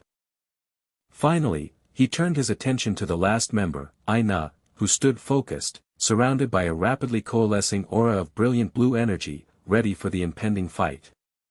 The ambient mana crackled, an immense, vibrating blue aura surrounding the lead hunter as he prepared his full-force strike. Against the grimy cityscape, his confident, almost predatory smile affirmed his intent to unleash everything he had. He immediately commanded the auxiliary teams to move fast, focusing entirely on protecting the remaining buildings from the inevitable collateral damage. Later, within the secured base perimeter, the hunters regrouped around a small triage tent, assessing the unexpected difficulty of the skirmish. The damage to the pavement and structures was severe. One hunter sighed, admitting that the sheer volume of B-rank harpies was anomalous, they rarely traveled in groups larger than 4. Another member theorized that such mobilization was impossible without a coordinating factor, an orchestrating entity possessing immense mana must be nearby. The seriousness deepened as the blonde hunter realized this implied the presence of a major boss. The team leader confirmed their dread, identifying the enemy as a harpy queen, a creature usually encountered only deep within dungeons, now commanding the attack right here. Despite the shock, the leader quickly reframed the discovery as a shortcut, an opportunity to finish the raid faster than planned. He finalized his strategy. He and one other companion would venture out to clear the remaining low-rank monsters, relying on So-Yul's innate tracking abilities to pinpoint the queen's location. The rest of the team was ordered to remain and guard the base. The others hesitated, concerned about hidden threats, but he firmly refused their company, explaining that bringing them would only result in needless injuries or slow his own efforts. He stressed the importance of their defensive role, their presence was vital to ensuring the base's survival. Accepting his logic, the squad respectfully agreed. The young expert on supplies scrambled forward, urgently thrusting several essential, glowing vials into the leader's hand. With a final, stern warning to protect the location, he and his chosen companion stepped onto the open street. Before the words had fully left his mouth, the air was assaulted by a chilling, piercing call. Massive, feathered forms plummeted from the sky above the city buildings, talons aimed directly at the street. The leader did not flinch. An instant later, an active skill materialized, a brilliant, electric yellow light. Chains of raw, devastating shock sprang forth, coiling around the descending harpies. Feathers scattered as the monsters were immediately seized and overloaded by the arcane power. Standing amidst the chaotic initial wave, the hunter reaffirmed his central principle: he never began a fight unless he was 1000% certain of absolute victory. Watching the calculated destruction from the safety of the perimeter, the blonde hunter shivered, realizing that the most terrifying monster on the battlefield might not be the winged queen, but the man who moved with such absolute, ruthless confidence. The blonde hunter looked at her companion, admitting she was genuinely impressed with the group's performance. Their sharp skills proved they were truly capable, even within the brutally competitive environment of a cutthroat school like Millis Academy. The satisfaction was cut short by a screeching, echoing sound, and the setting transitioned immediately to the broken asphalt of a city street. Harpy-like monsters with wicked talons descended from above, framing the 5 hunters in a momentary snapshot of impending chaos. Lydia readied a knife, clicking her tongue in irritation. A sharp whisper of air passed as the white-haired Hoi-yeon stepped into the vanguard, delegating the critical magic casting roles to the 2 girls covering the rear. Hoi-yeon solidified a shimmering, angular crystal shield just as a harpy dive-bombed, its claw meeting the shield with a resounding clang. Huiyan, radiating intense turquoise energy, countered instantly. His blue-flamed white blade swept, slicing clean through the monster's scaly arm. The narrator confirmed the devastating efficiency of the attack. Huiyan's mastery of peak martial arts had definitively reached A-rank ability. Meanwhile, the support casters initiated their sequence. A soft humming indicated the blonde caster, Yuzhong, activated her skill, globally boosting the party's attack power. A green harpy swooped down. Yuzhong dropped into a crouch, slamming her hand to the ground as a burst of light emanated from the pavement. She unleashed a tremendous, spiraling green vortex that engulfed the diving creature. Her casting speed had quickened significantly, indicating a B-rank or higher mastery. The final blow came from the long-haired dark caster, Aina. She closed her eyes, summoning incredible power. With an elegant sweep of her arm, massive, brilliant blue beams of energy shot out, lancing through the sky. They struck multiple airborne monsters at once, vaporizing them or sending them tumbling lifelessly to the ground in an explosive burst of light. The male protagonist couldn't suppress a smile mixed with disbelief at the carnage Aina had wrought, concluding she must have been born with such a magnificent gift. Pleased with the successful skirmish, he released a quick sigh of satisfaction, confident that while the group was competent, he remained the undisputed number one. Lydia shot him a disgusted look, warning that his arrogance would earn him enemies. He dismissed her concerns easily, advising them to try to become the top ranker themselves. As they walked up a set of stairs, Lydia sighed dramatically, calling him a real prodigy. The word resonated in the protagonist's mind, catching him off guard. Prodigy, that was certainly a new term. Jaehyun remembered the desperation of the past, the impossible orders to become a human shield. The commander's frantic directives flashed in his mind: hold the line, keep shields raised, stay in formation until the last breath. Separating himself from the trauma, Jaehyun walked alone into the terrible light, leaving that memory behind. Back in the present, he spoke in a relaxed tone to his companion, acknowledging her successful navigation of the preliminary obstacles. He jested that surviving the sheer toxicity of Yuzhong's legendary cooking might have been a more impressive feat than their current task, earning an exasperated look from the blonde hunter. He quickly adopted a serious demeanor, advising that extreme caution and silence were paramount. A single hit from the creatures they were seeking would be fatal. His companion looked worriedly at the desolate cityscape, ensuring they had a contingency plan to run if necessary. She declared she was too young to die, cheekily emphasizing her age, and warned him pointedly not to mess up with his peculiar skill set. He feigned indignation at her lack of respect for her elder, a rebuke she instantly dismissed, demanding he quiet down. She straightened her jacket, forcing a confidence she didn't quite feel, assuring herself aloud that everything would be fine. Above them loomed a massive, destroyed building. In the grime and shadow of the ruins stood a colossal, muscled green monster. A chilling notification flashed in their vision: they had encountered the abandoned city field Zone 1 boss monster, the Harpy Queen. Jaehyun simply smirked. The sky darkened with purple energy as enormous wings began to beat, the sound echoing across the ruined cityscape. A massive, taloned foot descended from the clouds, and the Harpy Queen materialized, a winged, feral figure wreathed in violet power. This was an A+ rank monster, a prize. If he could just defeat her, the priceless artifact would be his. A dangerous, calculating grin split his face, confirming his internal assessment: this was going too easily. His companion stared, confused by his sinister enthusiasm, as Jaehyun triggered his ability. With a sudden, violent surge of golden energy, he thrust his hand forward, manifesting a glowing, curved S-rank dagger, the legendary Nidhogg's Fang. His companion gasped, realizing he had just conjured the infamous artifact that had fetched an outrageous sum at auction. The Harpy Queen slammed a talon down where Jaehyun had just stood. He sidestepped the crushing blow and sharply rebuked his companion, reiterating his demand for silence.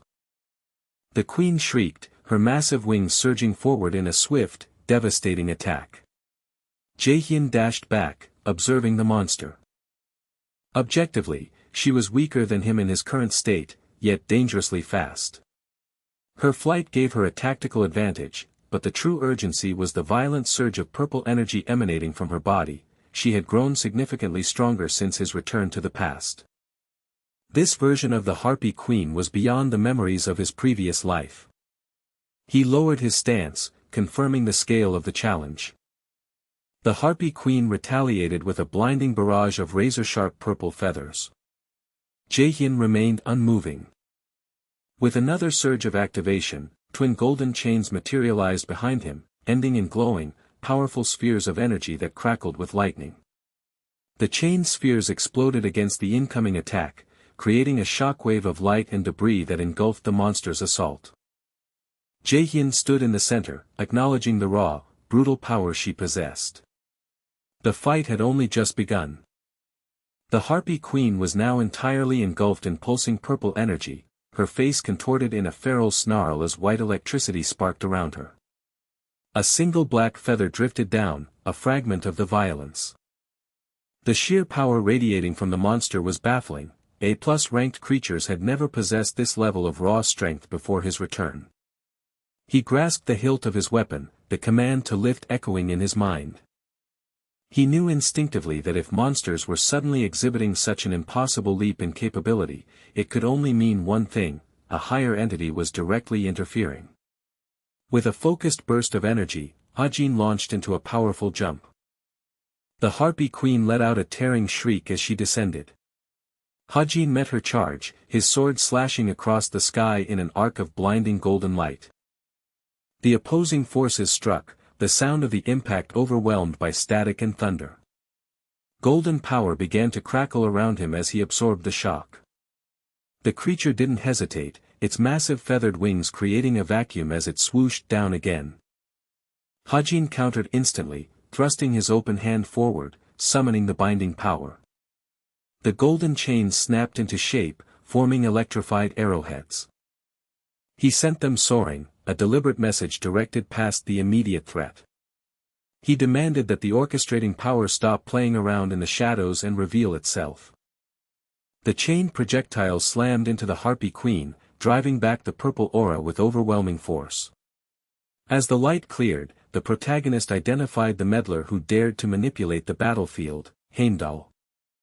Hajin steadied himself, eyes narrowed against the golden flash, his boots grinding against the pavement. The monster's attack, deflected by the chain arrows, left a deep, sizzling scar in the dirt nearby. Miles away, the city skyline stretched out beneath the soft pink twilight. High above the chaos, perched near the Gothic spires of a cathedral, a dark-clad figure watched.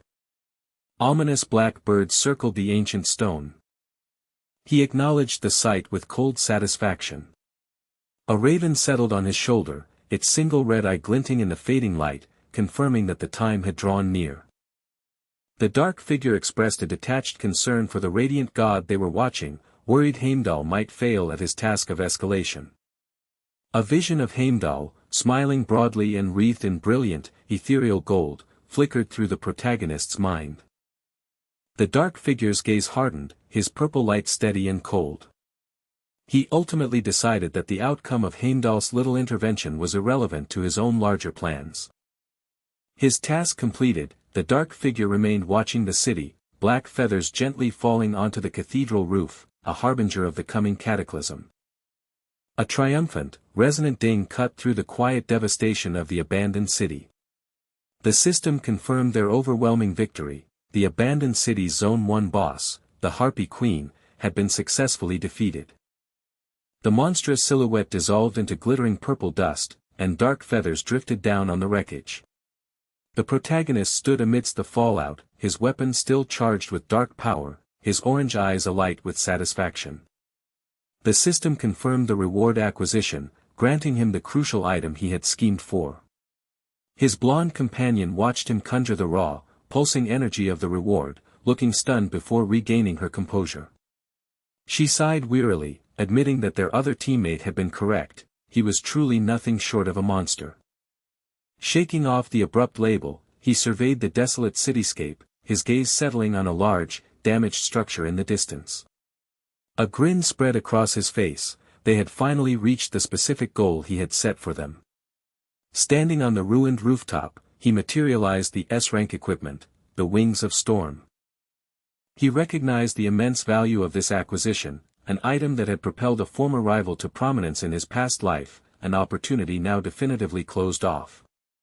His contemplation was broken when the blonde woman sharply pointed toward the ground, drawing his attention to a pair of simple, discarded white gloves resting on the dusty floor. Before he could react, she swooped down and acquired them. The system flared in brilliant gold, identifying the item as the Gloves of Beginning. This acquisition triggered an immediate, startling notification. The Nornir system was updating its information regarding the First Awakener. Deeply unnerved, he instantly recalled Won-ju, the legendary foundational hero of South Korea. He questioned internally why the system was updating information about this specific, foundational hero now. The implication was clear: there had to be a profound, hidden connection between the First Awakener and the very structure of the system itself. He mumbled his confusion aloud, startling the orange-haired healer, Yujong, who asked what he had said. He quickly deflected, though the small distraction did not alleviate his rising concern about why Won-ju's unique gloves were abandoned here. He felt a deep sense of foreboding about the implications. He noticed the dark-haired woman standing nearby, her gaze steady but tired. He apologized for assigning her the night watch, recognizing her exhaustion. She assured him she was fine, stressing that he had his own, larger burdens to focus on. The seriousness of the moment was shattered by a piercing cry of distress from Yujong, who had forgotten her necklace enchanted with cleaning magic and was utterly distraught at the thought of facing the world grimy and battle-worn. The dark-haired woman calmly held out the missing silver chain bearing a blue pendant. Yujong stared in astonishment, demanding to know how she possibly knew she had forgotten it, calling the act creepy. The dark-haired woman simply replied that Yujong's frequent forgetfulness made it far from surprising. The professional guidance quickly dissolved into personal mockery, especially when the orange-haired girl voiced disbelief that her own mother would ask someone else to watch over her. Her colleague offered the blunt rationale that she simply wasn't trustworthy, emphasizing the point with a playful but firm poke to her forehead, eliciting an angry yell of protest. The surrounding teammates burst into shared laughter. The leader sighed, announcing that the time for childish antics was over, urging Yujong to grow up. She retorted with a dismissive, whatever, as she aggressively tried to snatch something from his hand. The sudden intimacy of the interaction caught the silver-haired boy's eye. He stared wide-eyed, then leaned forward, boldly asking if they were secretly dating. Both instantly denied the accusation, the male leader calmly saying no, while Yujong threatened violence. Sensing his friend's panic, the dark-haired, yellow-eyed girl intervened, her chilling glare causing the silver-haired boy to flinch as she told him to stop pestering them. The scene snapped away from the dingy rooftop to a breathtaking celestial realm. This was Valhalla, the great house of warriors, the magnificent grand palace of the Aesir. Inside the gilded halls, a feast was underway. Thor, radiating shirtless exuberance, raised a goblet of wine, his voice booming with confidence. He declared that their war preparations were proceeding smoothly and that Heimdall was ready to destroy the prophesied Defiant One. Deep red liquid sloshed precariously in his glass. Another figure at the table commented that dispatching a single human would be a simple task. Thor grinned, slamming his hand down on the table to emphasize his belief. The Aesir would succeed this time in conquering the 9 worlds, a success that would surely delight the great Odin. However, the celebratory mood was shattered by 2 dissenting voices. A beautiful dark-haired woman questioned Thor's loyalty for holding a banquet during Odin's absence. Then, the rugged, bearded man named Tyr challenged Thor, wondering if he was taking Ragnarok too lightly. Thor laughed sharply, finding the insult amusing before throwing back a brutal jibe, asking how Tyr had the nerve to criticize anyone after losing his right arm to Fenrir. Tyr's expression darkened, haunted by the looming spectral image of the monstrous wolf's jaws. Tyr swiftly counterattacked, finding the situation deeply ironic. He drew attention to the whetstone embedded in Thor's forehead, reminding him that the stone had once belonged to a filthy giant. He condemned the indecent relic as unbecoming of the owner of Mjolnir, stating that if he were Thor, he would have surrendered the weapon and his life. Thor's teeth ground in frustration. His face contorted with pure fury, and he surged upward from his seat, demanding to settle the question of strength once and for all. He slammed his hand onto the ornate table, threatening to shatter the plates. Before the two could engage in a physical fight, the stern voice of the armored woman cut through the tension, ordering them both to cease their squabble. The pink-haired goddess, Frigg, calmly brought the conversation back to their current issues, noting that Valhalla's forces were diminished because the souls weren't being properly reaped.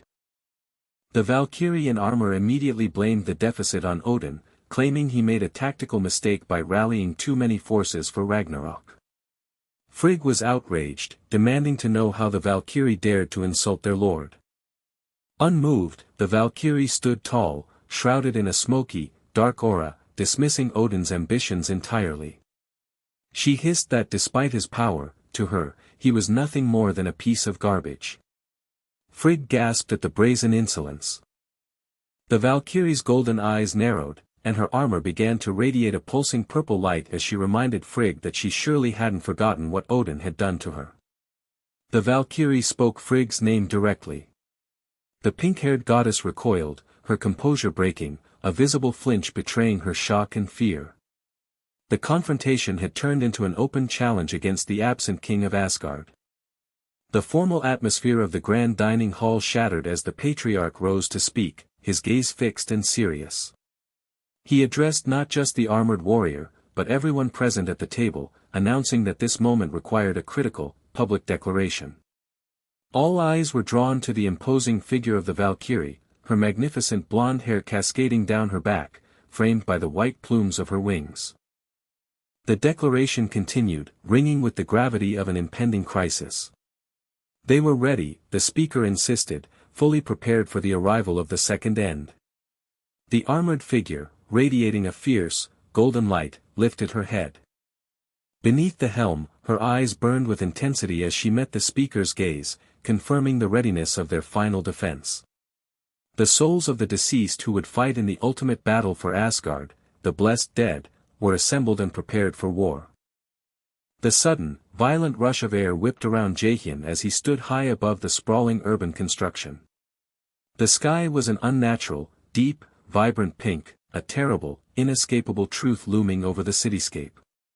Heimdall's interference was escalating, and the time for critical preparation was finished.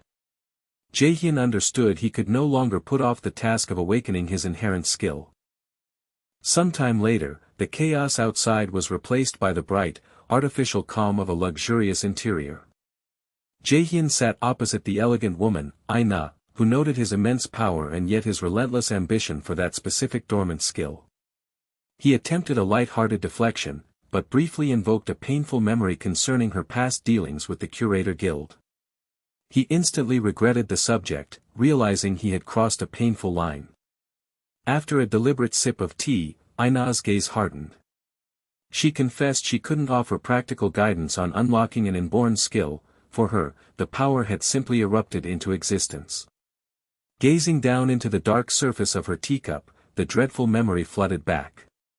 It felt as vivid as the moment it happened, the tragic day when a monstrous gate had spawned directly in the city center. Rain and smoke saturated the air, lit blood-red by the carnage. Colossal, terrifying monsters shrieked as they emerged, trampling panicked civilians. Aina, then a young woman in soaked office clothes, was an awakener, but she was paralyzed by terror. She watched helplessly as a child tripped and fell onto the wet pavement.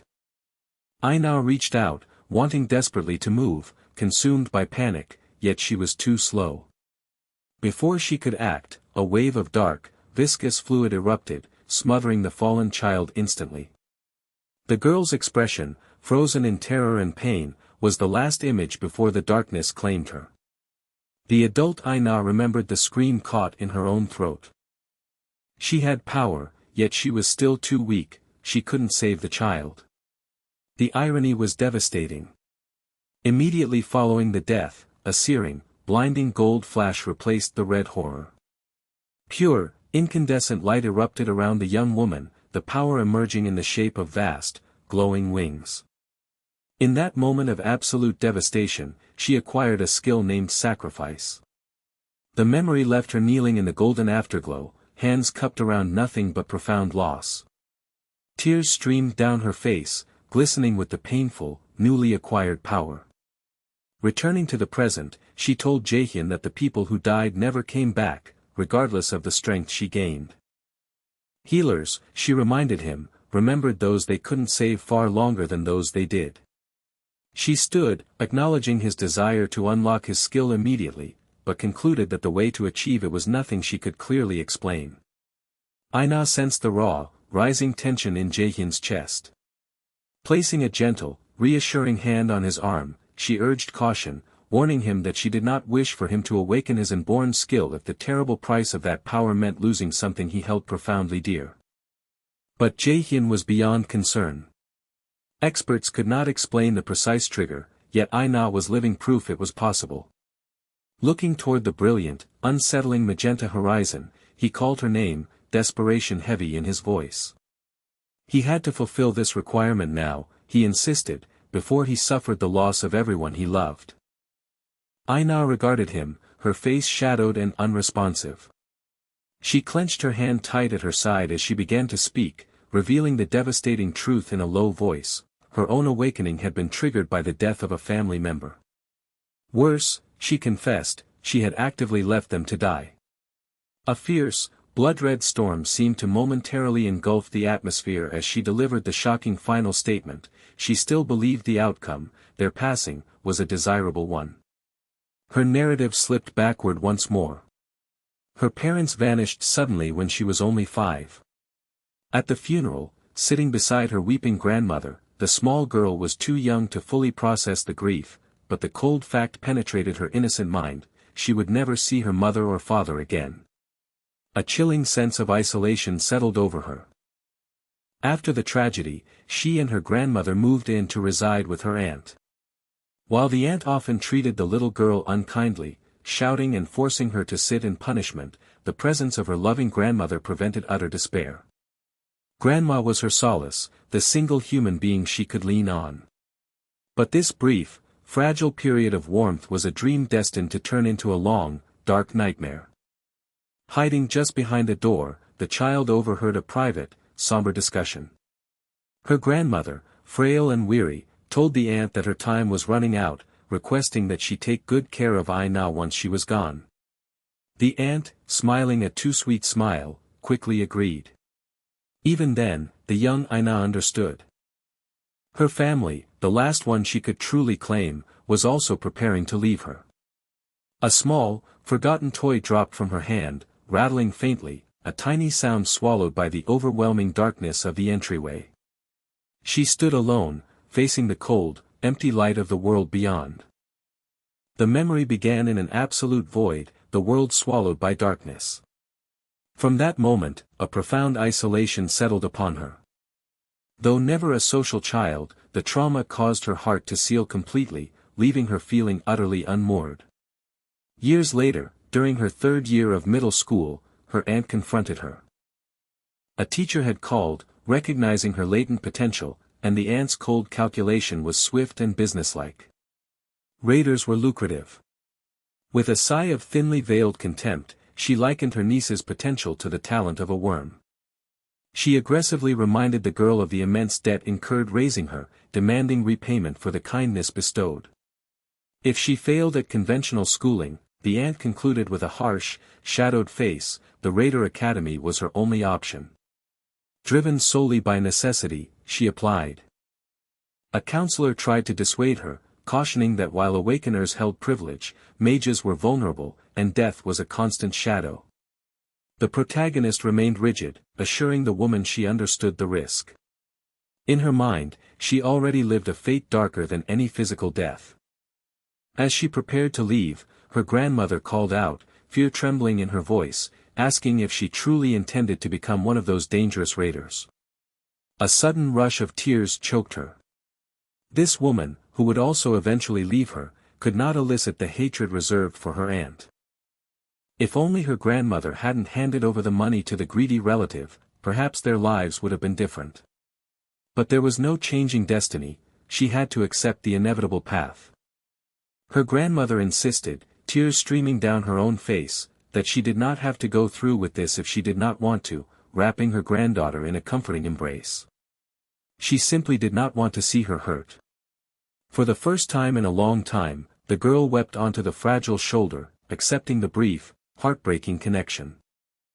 After changing her career path, her life transformed. She mastered mana, learned to kill monsters, and quickly adapted to surviving catastrophic disasters. The coldness she cultivated was now a useful defense mechanism. Yet, just as she became accustomed to this harsh new existence, an unavoidable tragedy struck. Her grandmother passed away. Standing over the body in the cold light of the hospital, she felt the shortness of the time they shared acutely. A devastating conversation with the doctor confirmed that with proper treatment, her grandmother might have lived. But then came the final, brutal piece of information: her grandmother had refused treatment. Had she given up on life? And worse, had she abandoned her too? Nothing was clear, only the raw, painful fact of who was dead and who was left behind. Leaning against the tiled wall of the funeral hall, exhaustion consumed her. She yearned for the comfort of the woman she missed, whispering the desperate question, "Why didn't you take me with you?" The mourning period was brutally short-lived. Her aunt called, her voice smug and calculating, informing her that the sponsorship was over and the Saurian Guild would be taking her. All she needed to do was sign the contract. A consuming fury erupted. It was the crushing realization that the last remaining piece of her life was being stolen by the person who had taken everything else. Years of suppressed resentment broke free, and she screamed into the phone, questioning her aunt's right to decide her life, demanding to know who she thought she was. The aunt's response was chilling and final, warning her to simply be thankful she hadn't been sold off somewhere worse. In the face of this absolute, unrepentant malice, she made a vow to herself: she would run away from home. The painful memory flooded back, a younger self, panicked and desperate, shouting useless pleas into a dead phone connection. The immediate crisis passed, replaced by a cold certainty. She had waited until the dead of night, trusting the darkness to conceal her necessary return to salvage what she could of her life before leaving the place for good. But when she returned, the world had fundamentally broken. A horrifying, deep orange light washed over the landscape, reflected in her widening eyes. A massive conflagration was consuming the city. Her aunt's house was engulfed in fire, and monstrous creatures were already pouring through the fractured front gate. From the burning ruins, a figure emerged, covered in dust and shock. It was her aunt, screaming her name in raw desperation, crawling toward her. The woman extended a pleading hand, begging for immediate help, recognizing her as an awakener, imploring her to use her unique power to save her. As the aunt cried out for rescue, the protagonist simply stood, watching the scene unfold. A single, ruthless thought consumed her, blocking out the noise of the disaster. Why should I? The inferno blazed behind her, coloring her world in shades of red and hot vengeance. Why should she lift a finger to save the woman who had stolen her childhood, the one who had taken absolutely everything precious from her life? Her expression hardened, a glacial resolve settling in her glowing eyes. She was not going to save her. The overwhelming intensity of the memory fractured, and she was pulled violently back to the present. Jayan stood before her, his voice heavy with concern, offering gently that she could stop the story if the recollection was too painful. Tears welled in her eyes, trapped between the agony of the past and the stark reality of the current moment.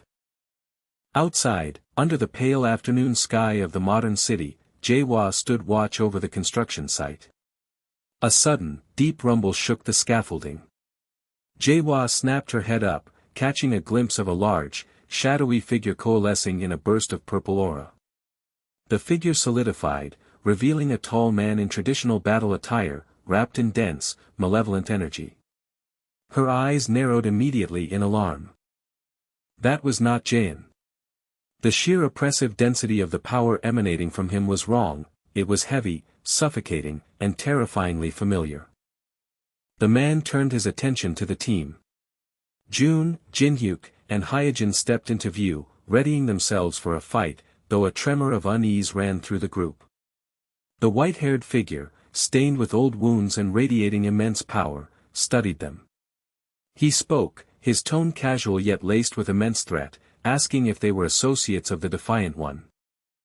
Before the team could make sense of his question or issue a retort, a thunderous blast tore through the area.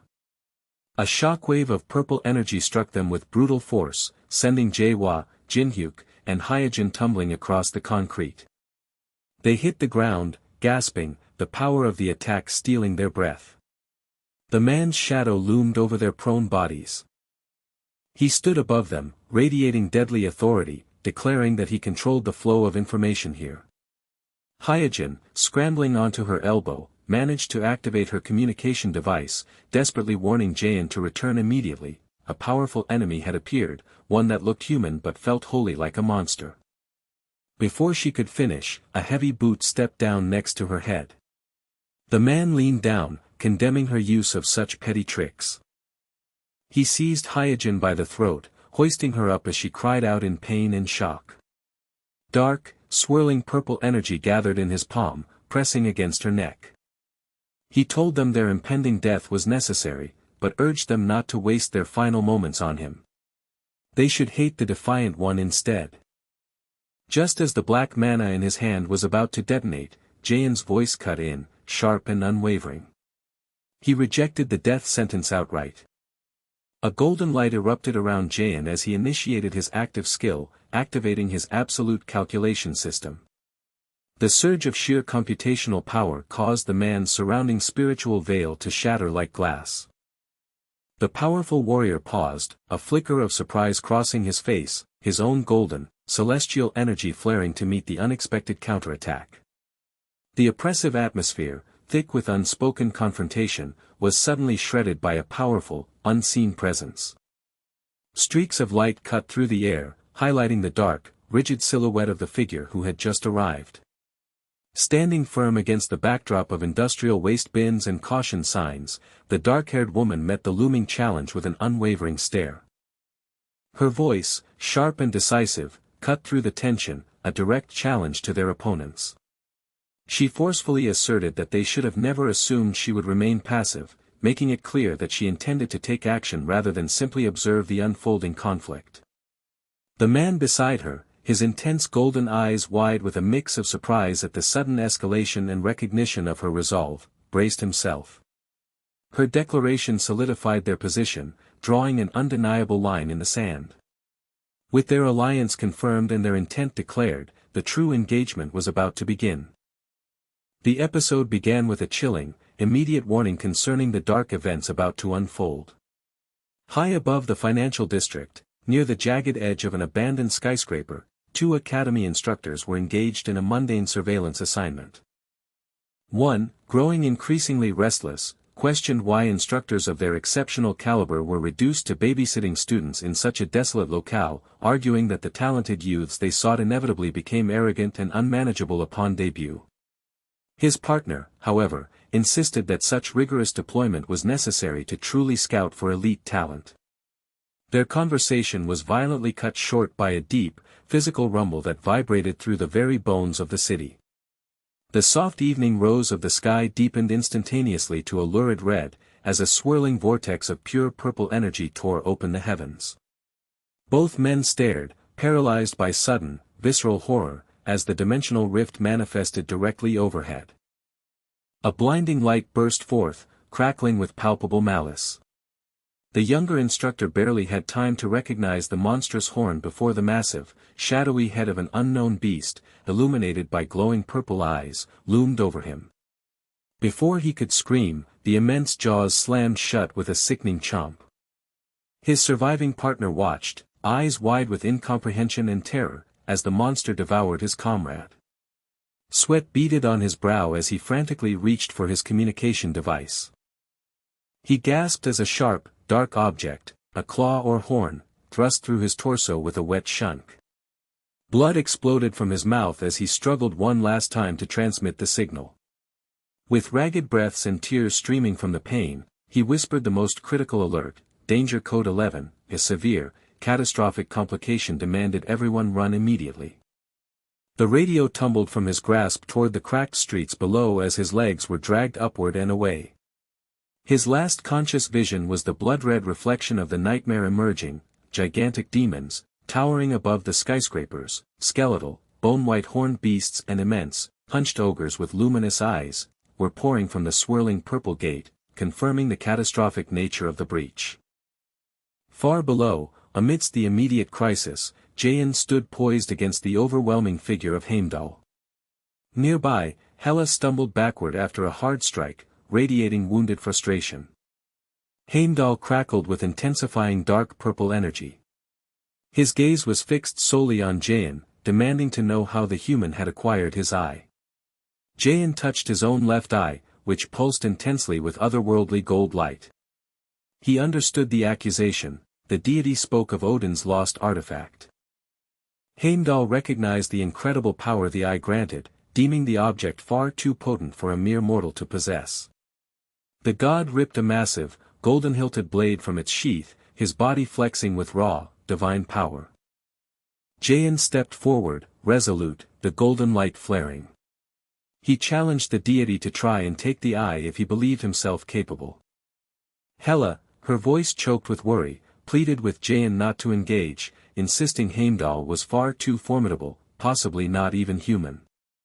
Jaein refused her warning, commanding all his comrades to leave immediately, stating unequivocally that this battle was his alone.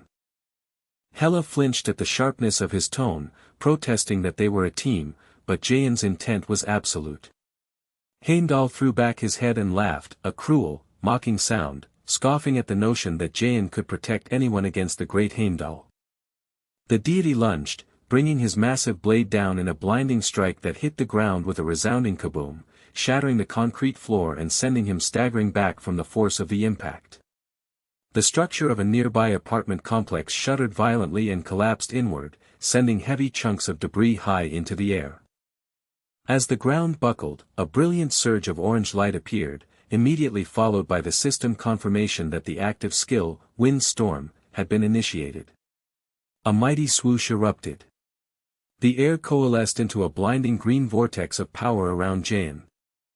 The skill immediately struck the surrounding hunters, sending a bone-jarring force through the plaza.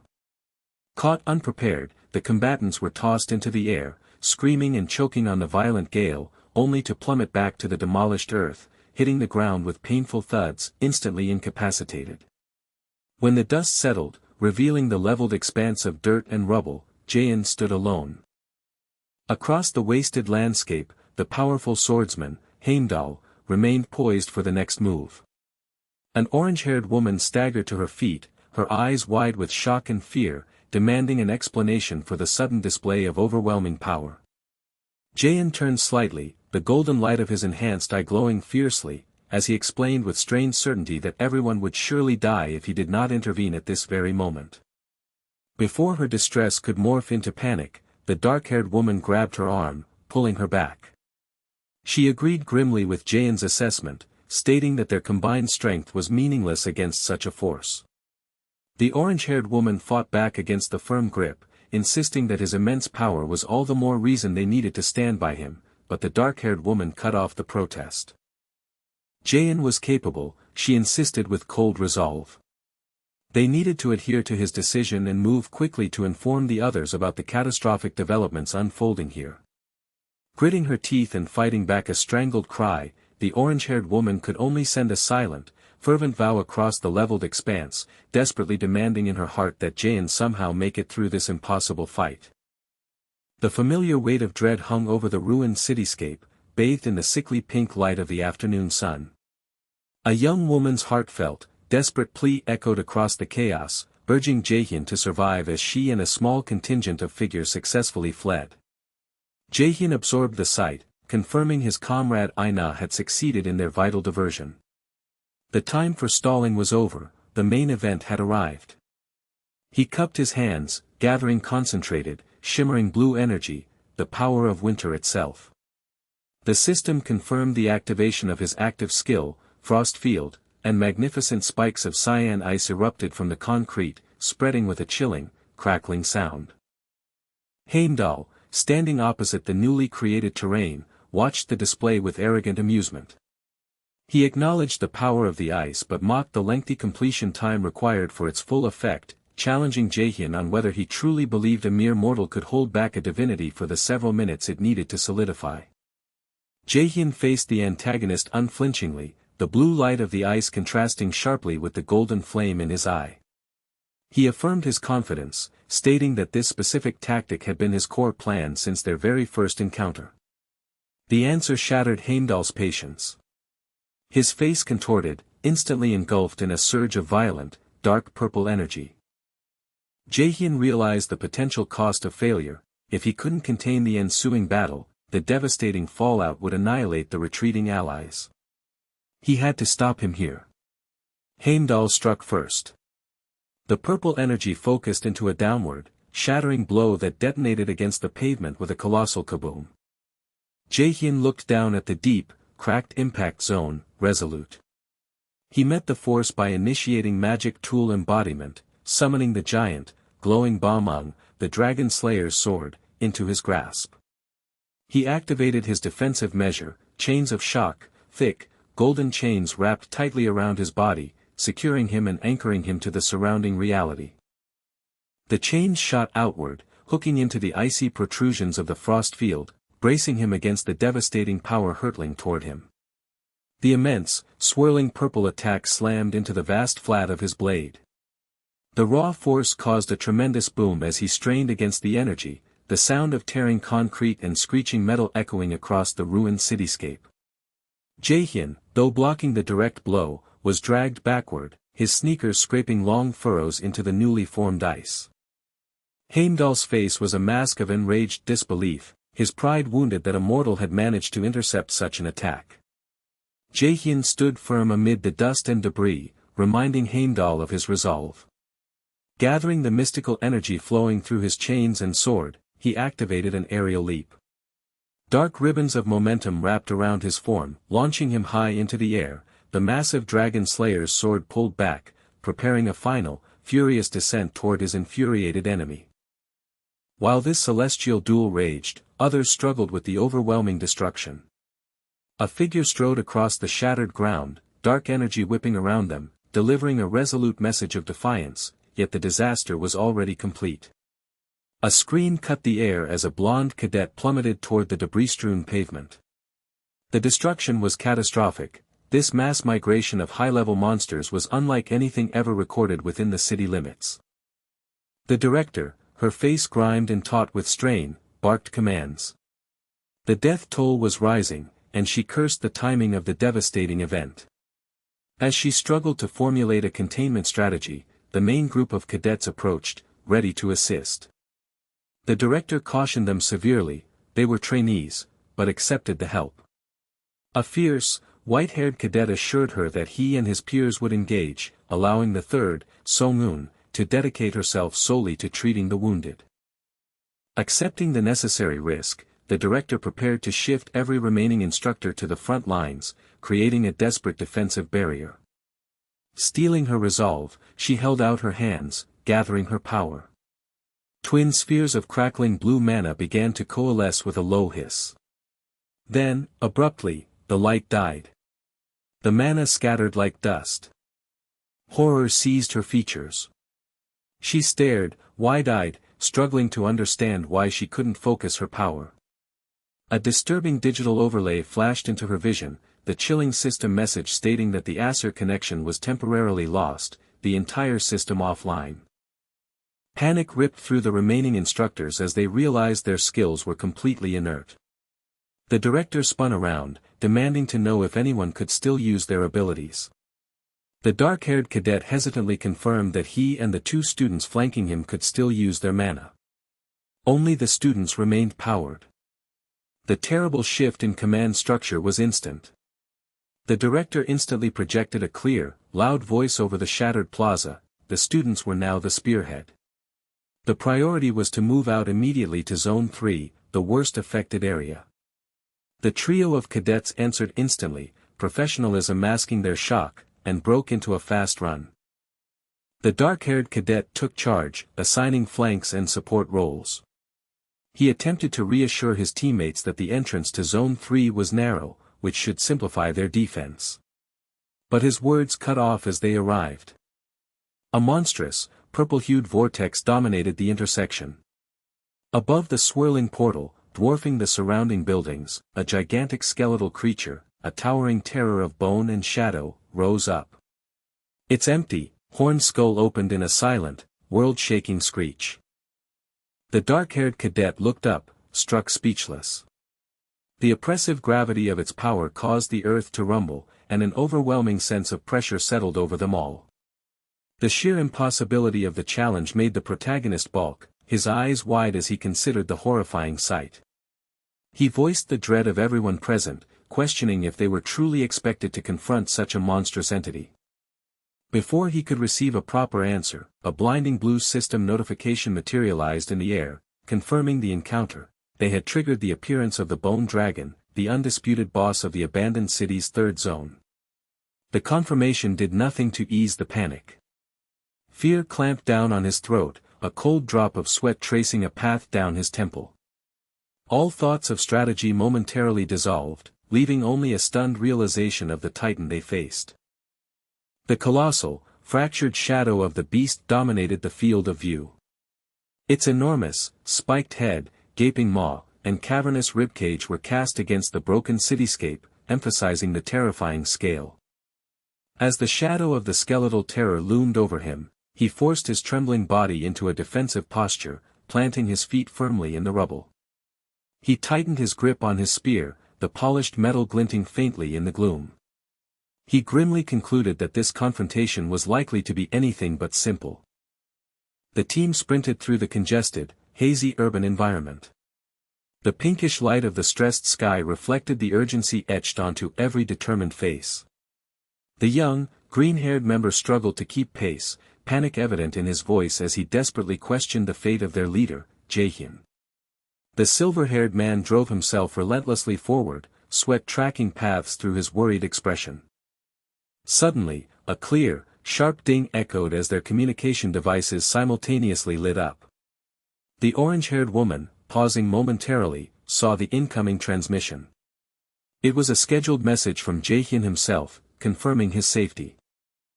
The message immediately transitioned to the urgent task at hand. The field boss was assaulting the city's main entrance, and they were ordered to move to that location and assist the forces already engaged.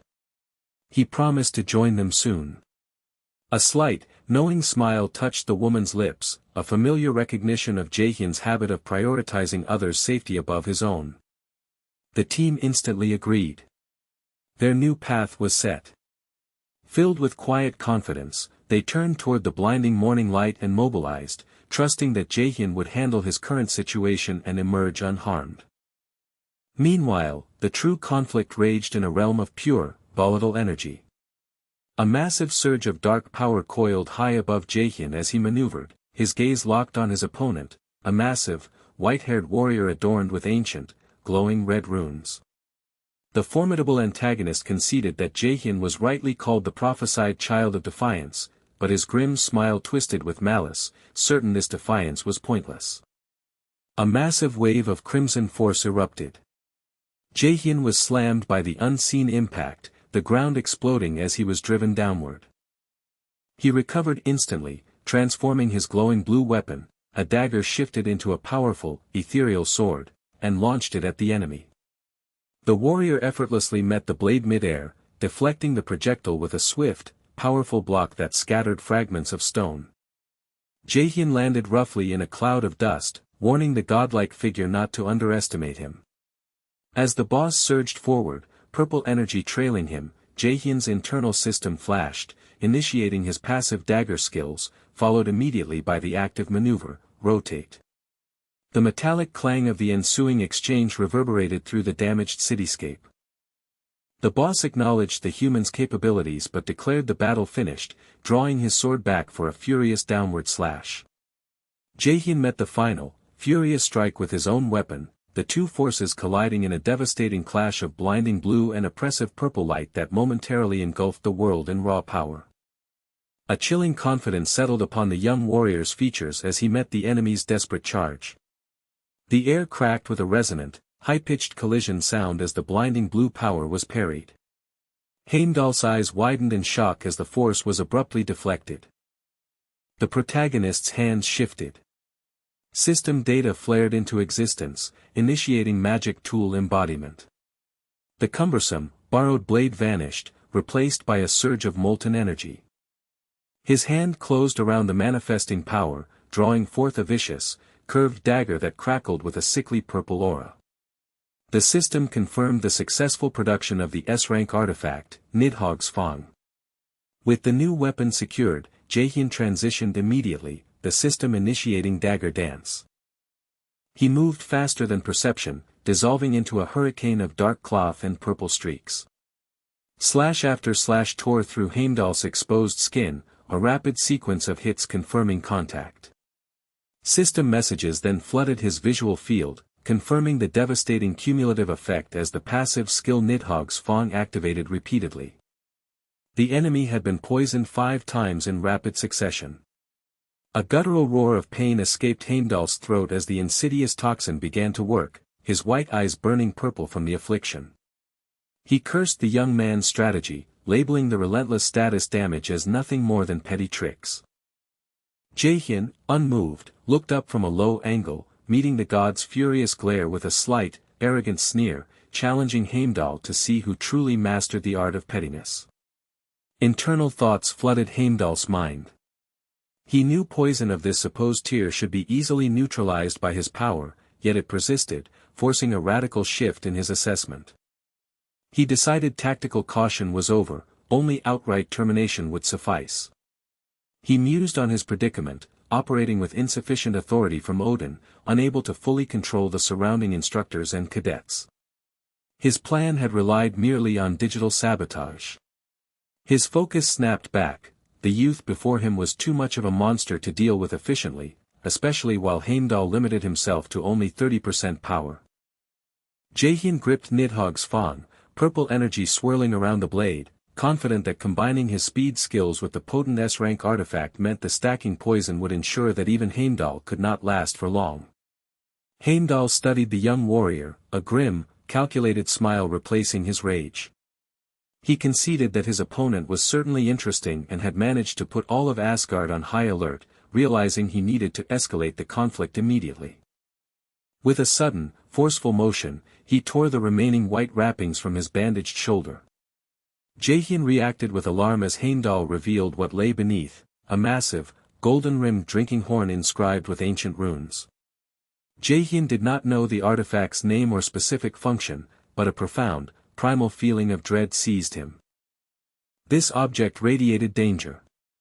Before the god could activate the terrible tool, Jaehyun unleashed a rapid leap, propelling himself instantly into the air and away from the imminent threat, desperate for distance. Jaehyun charged with a desperation born of immediate peril, purple energy flickering around him, his eyes locked onto the white-haired adversary. He knew whatever that ancient horn was, he absolutely could not allow the enemy to use it. But the opponent was faster, already raising the gleaming bronze artifact to his lips, a triumphant, cruel smile stretching across his face. The adversary declared that Jaehyun should consider it a profound honor to be subjected to the sound of Gjallarhorn.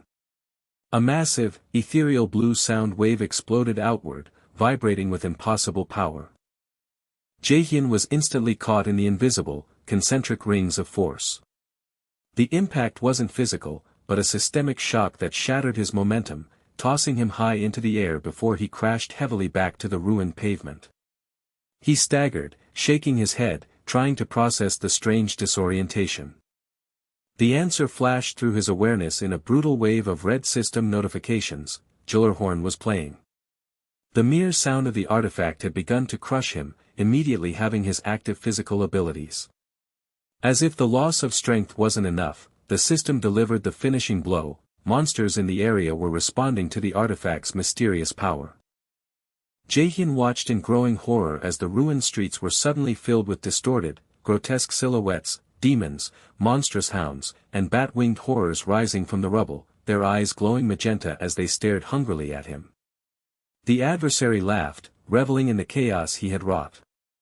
He explained that while he might not have the power to control specific high-tier beasts like the god tier, commanding the chaotic horde of the realms was his true area of expertise. Jaehyun saw the enemy begin to gather dark, crackling purple magic for a strike. He tried to activate his primary counter skill, absolute calculation, but the internal system instantly threw up an error: his rank was not high enough. He had failed to resist the artifact's debilitating effects. Surrounded by snarling beasts and weakened to half his capacity, Jaehyun cursed his miserable luck. The enemy unleashed the purple torrent in a wide, sweeping arc. It struck Jaehyun with agonizing force, throwing him to the ground in a choked cry of pain. This, the adversary explained with satisfaction, was his specialty, the reflux spell. It wouldn't grant him the mercy of death, but the resultant pain would be absolutely awful. Jaehyun lay helpless, clutching his arm, listening to the chilling promise that he would rot away in Asgard's deepest dungeons. The adversary wound up for the final execution, a dense, swirling ball of purple magic condensing in his palm. The magical sphere launched forward, building to an explosive boom. But before the final impact could reach its target, a new presence intervened. A woman, seemingly unbothered by the arcane violence, stepped gracefully in front of the downed hunter. A veil of brilliant blue energy shielded them, dispersing the blast. She declared calmly that while Jaehyun's sins were indeed great, it was not yet his time to be confined to the dungeons. The white-haired adversary, his eyes widening in fury, instantly recognized the interloper and snarled her name. As he watched, the woman activated a defensive mechanism, a magnificent, glowing blue hexagonal dome expanding rapidly to encase them both. Below the shield, the army of summoned monsters paused, their forms shifting as they acknowledged the new, potent divine aura. The adversary stared at the barrier, rage distorting his face, as the massive, heavy forms of his chaotic legion pressed against the new defense, causing a faint crack to appear on its glowing surface. Wounded, Heimdall struggled to rise, his eyes still burning with residual divine energy as he surveyed the remnants of the street below. The air was thick with the scent of ozone and sulfur, cast in the unnatural glow of a pink-hued sky above the teeming forces gathered from the dark corners of the 9 realms. Earlier, a fleeting moment of safety had been granted by a colossal, glowing blue hexagonal shield that encased Jaehyun and Hela. Heimdall had watched, observing the tremendous strain on Hela, whose hand trembled uncontrollably as she maintained the massive construct. She silently confirmed that her ability to hold the barrier was failing. Heimdall's gaze sharpened, his eye blazing with intense yellow light, finally understanding the true measure of her sacrifice. He saw the spectral outline of her divine self, the goddess of death, looming behind her mortal form. She was fatally drawing upon the raw power of Hell's divinity. As the realization struck, the blue defense shattered, instantly replaced by surging torrents of violent green energy. The air rumbled, thick with building lightning. Jaehyun cried out, recognizing the terrifying danger. If Heimdall's earlier warnings were true, this display of power would prove instantly fatal to Hela. Ignoring the mortal's desperate alarm, Hela channeled the chaotic green storm into a tight, volatile sphere held between her hands, unleashing a concentrated, devastating beam. The explosion slammed into Heimdall. Though he managed a desperate block with his sword, the overwhelming force launched him backward, sending him skidding and crashing hard onto the cracked pavement. Scrambling back onto one knee, Heimdall bellowed his confusion and rage, condemning her self-destructive choice and demanding to know why she would stake everything on the mortal defiant one. Hela stood firm amidst the whipping green aura, her face etched with unwavering resolve, stating that her actions were driven not by mere belief, but by absolute certainty. They trusted Jaehyun alone to kill Odin and finally halt Ragnarok. Heimdall's fury boiled over at the blasphemy, condemning her conviction. Raising his sword high for a counterstrike, he prepared to fight, but Hela moved first. A massive, intricate magic circle, radiating blinding green light and ancient runes, materialized beneath her. She set her jaw, determined to ensure the conflict ended now. With a loud, sizzling sound, the immense power materialized into a gigantic, spectral snake, the manifestation of Jormungandr itself, its massive head looming high above the devastated cityscape. Heimdall recoiled in stunned disbelief and scrambled desperately to escape the devastating attack. Jaehyun screamed, terrified by the sheer force she was expending, attempting futilely to reach her. Heimdall cursed as he narrowly avoided the snapping force of the celestial serpent's power, which detonated in a final, blinding blast of divine green light. In the midst of the chaos and the blinding flash, the creatures of Helheim saw their opportunity. Giant, brutish monsters, including bull-headed beasts and raging wolves, let loose a collective roar and charged. Jaehyun instantly redirected his focus, drawing his blade as the first wave of fanged maws and massive claws descended. With impossible speed, he slashed through the air, carving a bloody, desperate arc, momentarily holding back the surging tide of Ragnarok's army. The battle had instantly intensified. The monstrous enemy general, an A+ rank bone dragon, opened its jaws wide, unleashing a torrent of pulsing, violet mana. The terrifying energy screamed through the air and slammed directly into the human defenders. One hunter spun, unleashing his own desperate barrier of blinding purple light in a futile attempt to deflect the incoming force, temporarily searing the immediate area with light. Jaehyun, cloaked in black, planted his stance and pushed through the strain. He channeled cold, brilliant cyan energy, his face tight with effort, unleashing a torrent of defensive power against the relentless barrage. The force was immense, shaking the ground with repeated thunderous impacts as the destructive light tore toward him. He unleashed a counterforce, a massive burst of bright blue magic that met the purple attack in a world-shattering collision. On the periphery of the explosion, the fight was equally desperate. A blonde-haired hunter, battered and shield raised, grimaced as a monstrous maw closed in. He managed to deflect the immediate threat with a metallic clang, the impact rattling his bones before he collapsed to the ground, gasping in pain. A female teammate immediately rushed to his side, her hands glowing softly as she desperately tried to stabilize his injuries, urging him to remain still. Panic began to set in among the remaining support team. The two pale-faced survivors looked at the carnage, realizing the catastrophic scale of their foe. This was far beyond any simple dungeon clearing, they were trapped, unable to contact help outside the corrupted zone. Jaehyun was surrounded by the remaining horde. The exhausted blonde hunter nearby yelled out his desperate status, admitting his mana reserves were almost completely depleted. The gravity of their dire situation settled heavily on Jaehyun. He clenched the shaft of his spear, knowing he could not hold out much longer against such overwhelming power. Before he could formulate a next move, a sudden, confident voice cut through the noise, offering assistance. He snapped his head up in surprise. Running down the ruined street was a group he recognized, the freshman cohort. The silver-haired youth stated simply that they were there to help.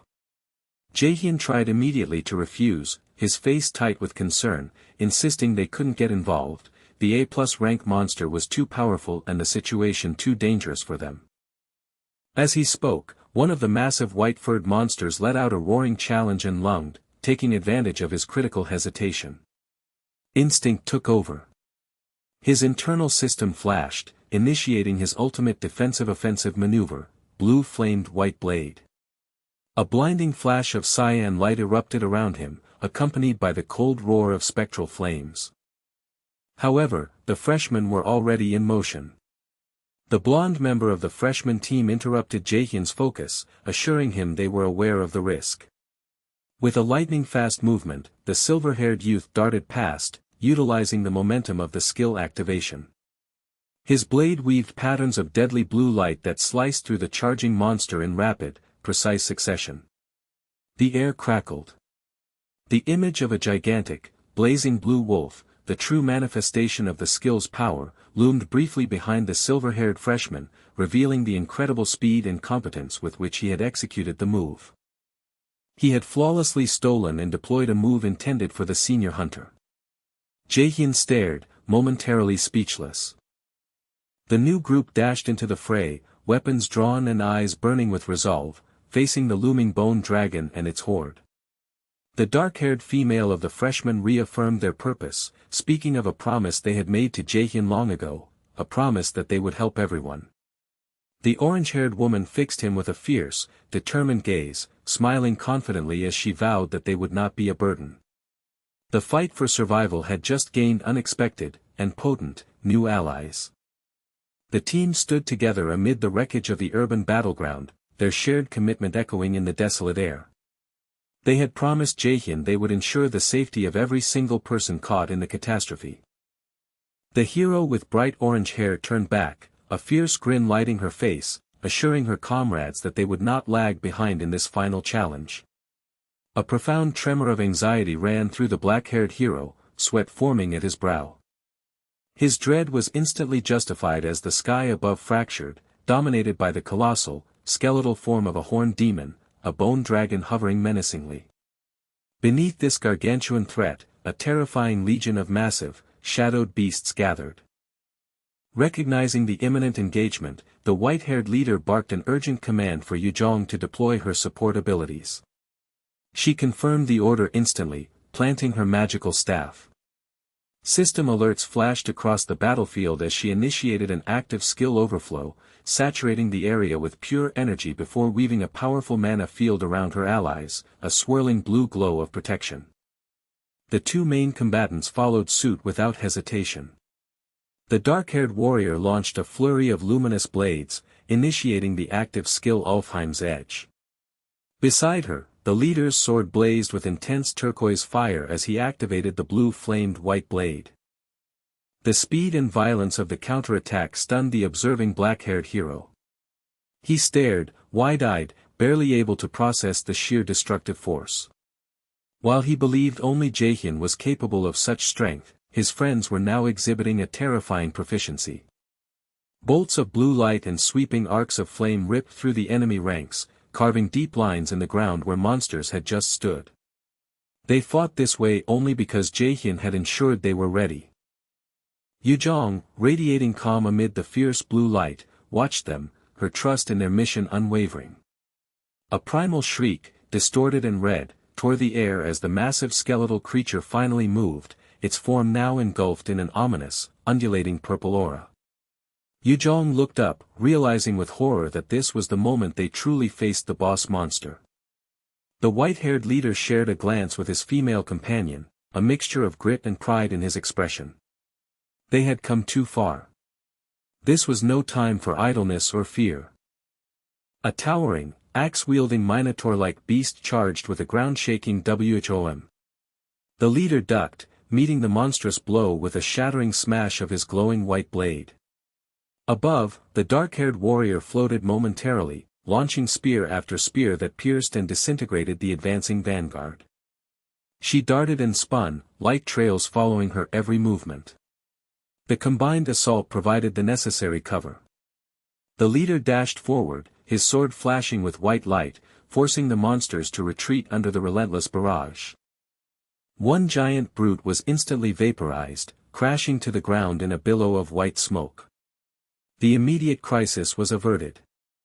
Elsewhere on the street, the green-haired hero smiled in relief as one of the non-combatant survivors profusely thanked his rescuer. Another team member, Soil, grimly directed the remaining civilians toward the hidden entrance path to safety. Yujong stood quietly, inhaling deeply, marveling at the reality of their situation. This was truly the final encounter. Rejoining his team, the leader cast aside any lingering doubts, reaffirming that their shared trials had brought them to this fight. Retreat was not an option. The team leaders quickly solidified the high-risk strategy: restrict the bone dragon's movement by focusing all available power on its massive legs.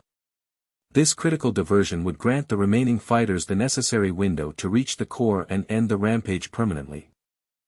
With determination etched across his face, the frontline leader gave the final order, specifically directing Yujong to initiate her crucial debuff ability on the immense monster. Yujong acknowledged the command and launched herself skyward, a torrent of wind rushing beneath her. High above the battlefield, she held her staff aloft, concentrating raw magical energy. The spell manifested as pulsing, neon-purple rings that descended onto the colossal skeleton, washing the entire monster in a haze of sickening light. The bone dragon visibly suffered the effect of the heavy debuff, its movement slowing as if wading through viscous tar. From the ground, the initial squad watched the raw display of power. One senior member muttered his frustration, lamenting that the freshmen were stealing their glory, but his companion quickly countered, reminding him of the objective reality: Nine's capabilities were operating on a completely different plane of power. Accepting the stinging truth, the disgruntled fighter channeled his resolve, initiating the active skill will wind. With explosive speed, he dashed forward, slicing his augmented blade into the dragon's immense leg bone. The sound of fracturing bone echoed sharply through the desolate street. Nine observed the skirmish from a superior vantage point. He noted that while the others were making progress, their aggressive, uncoordinated strikes merely served to injure the beast, not defeat it. Activating his own powerful offensive skill, Deadly Pierce, Nine launched himself straight upward. He became a vibrating spear of concentrated force aimed directly at the now softened hide of the dragon's head. The spike of energy hit with the force of an explosion, tearing through the creature's skull plating. A blinding, fiery pink slash ripped across the air. Nine screamed the call to action for his teammates below. The dragon's massive maw opened in a silent roar of agony, revealing the monstrous, pulsating purple core at the back of its throat. This was the window. Simultaneously, the attack party mobilized their strongest abilities. Yuzhong activated Wind Edge, surrounding herself in a protective emerald glow. The dark-haired fighter moved with silent swiftness, channeling the piercing power of Alfheim's Edge. Finally, the senior member unleashed his ultimate offensive, the blue-flamed white blade. A devastating column of superheated, light-infused energy slammed into the bone dragon, converging specifically on the exposed core. The pressure of the combined attack was immense. The inner core, a spherical prison of dark magic, cracked audibly under the strain. Dark energy bled from the fissures as the dragon let out an ear-shattering, desperate shriek, its skeletal face stretched wide in unbearable pain. The light of the core began to rapidly dim, signaling the nearing collapse of the gigantic monster. A dark, emerald energy coalesced around Hela, her features twisted in a snarl of final determination. The time for maneuvering was past, only annihilation remained. With a sound like escaping steam, a colossal spectral serpent formed, its scales gleaming ominously as it towered above the ravaged cityscape. Beneath the monstrous shadow, Ragnar, his white hair streaked with fresh blood, gathered the final vestiges of his strength. His yellow eyes burned with fierce resolve. As the spectral beast opened its massive, terrifying maw, Ragnar ignored the imminent threat and launched himself upward, a blur of motion streaking toward Hela. He closed the distance, only to be instantly swallowed by the serpent's enormous coils. A heavy, unsettling silence fell upon the ruins. On impact, Ragnar cried out in frustration. The spectral energy contracted rapidly, snapping tight, then bursting inward like a catastrophic implosion. The mythological sacrifice appeared to have been claimed. The vast green serpent coiled back, momentarily settling its head over the destruction with a deep, final gulp. Hela, her angelic features darkening and fracturing into her full demonic form, sighed deeply. The immense struggle, she believed, was finished, her gruesome duty complete. But then, the creature began to shudder violently. An unnatural bulge formed in its throat, accompanied by a sound of deep, furious, maniacal laughter that ripped through the air. The spectral serpent exploded outward. Hela gasped in shock as Ragnar burst free, slicing his way out of the mythological beast's ravaged body. Battered but triumphant, he landed near Hela, sword drawn, his laughter bitter and mocking. He had anticipated her attack and ridiculed her for believing such an obvious maneuver could defeat him. With shocking speed, Ragnar lunged, tearing through the air and leaving Hela momentarily frozen in disbelief. Her scream echoed across the battlefield, a sound of utter confusion and terror. Simultaneously, the desperate cry of Kim Suho arrived, witnessing the culmination of the attack just as it struck. A crimson flash delivered a devastating blow. Ragnar's sword struck true, sending Hela flying backward, dark blood spurting across the rubble. She landed hard, clutching the fresh wound, her divine face cracked and weeping the dark ichor of a dying deity. She struggled to understand how this was possible. She had been so confident, he should only have been able to access a fraction of his true power in this realm. How could his strength be this overwhelming?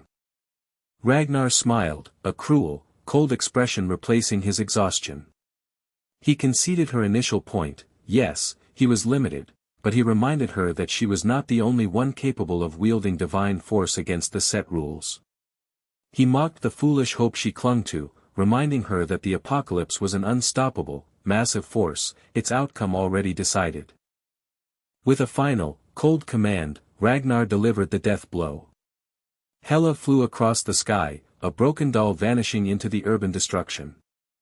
She landed in the middle of a rubble-strewn street, unmoving. Kim Soo-ho, still clutching his dagger, watched the scene unfold in horror.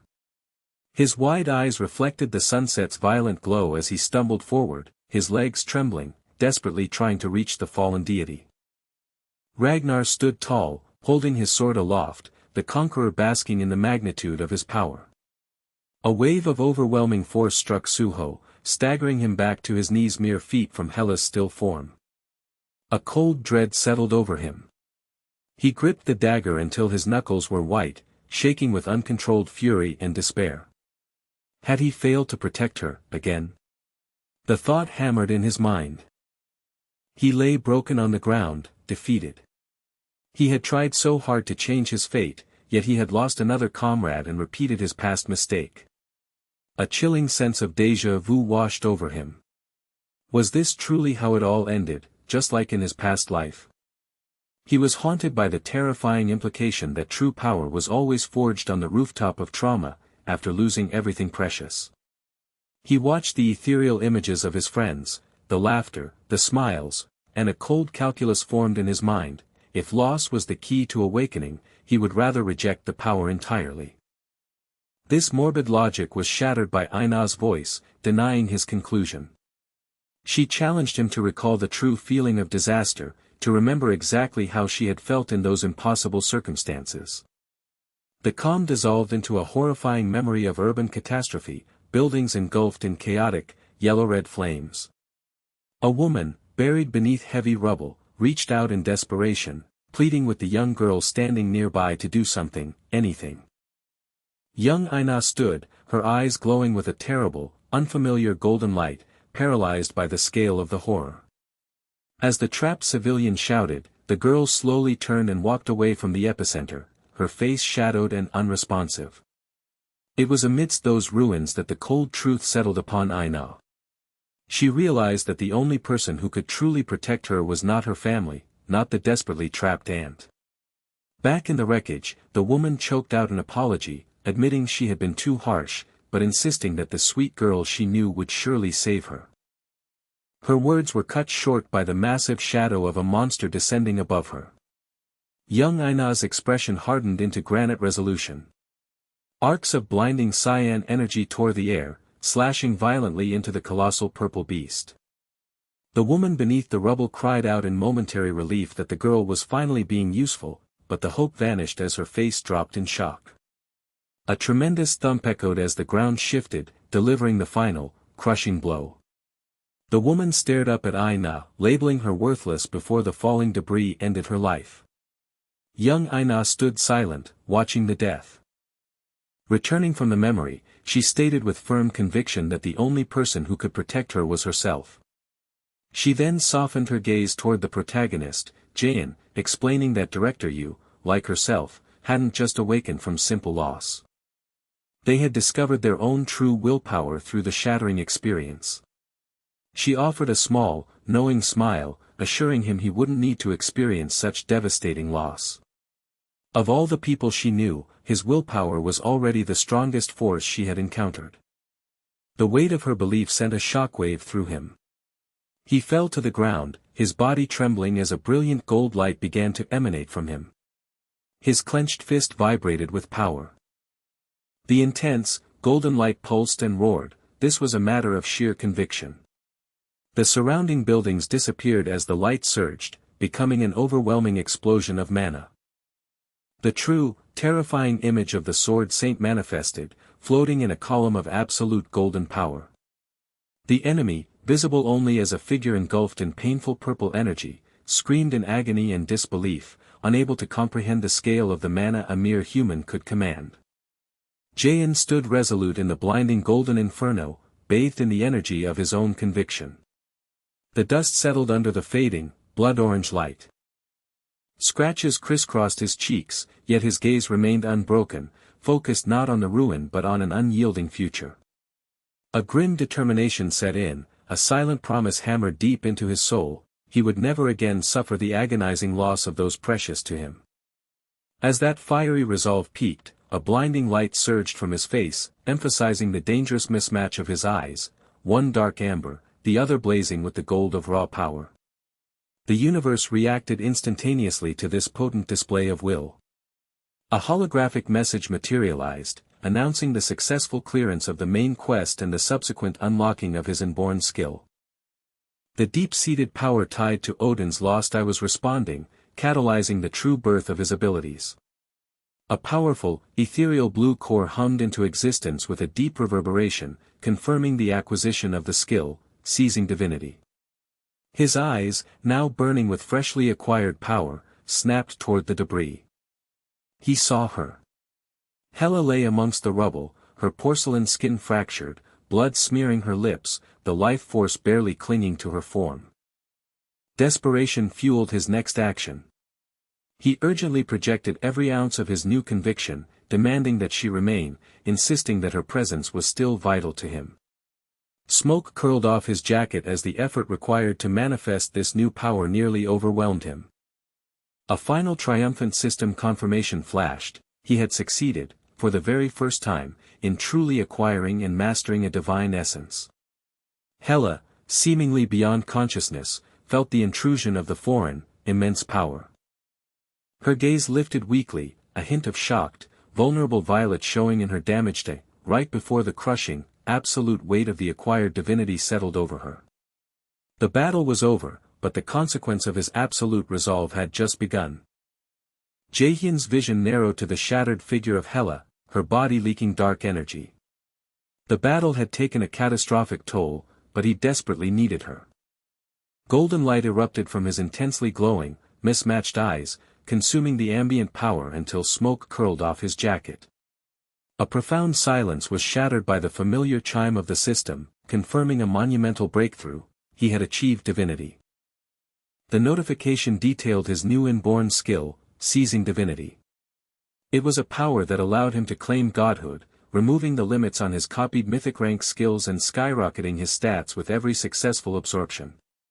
The fine print was clear, however: it was only effective on weakened gods.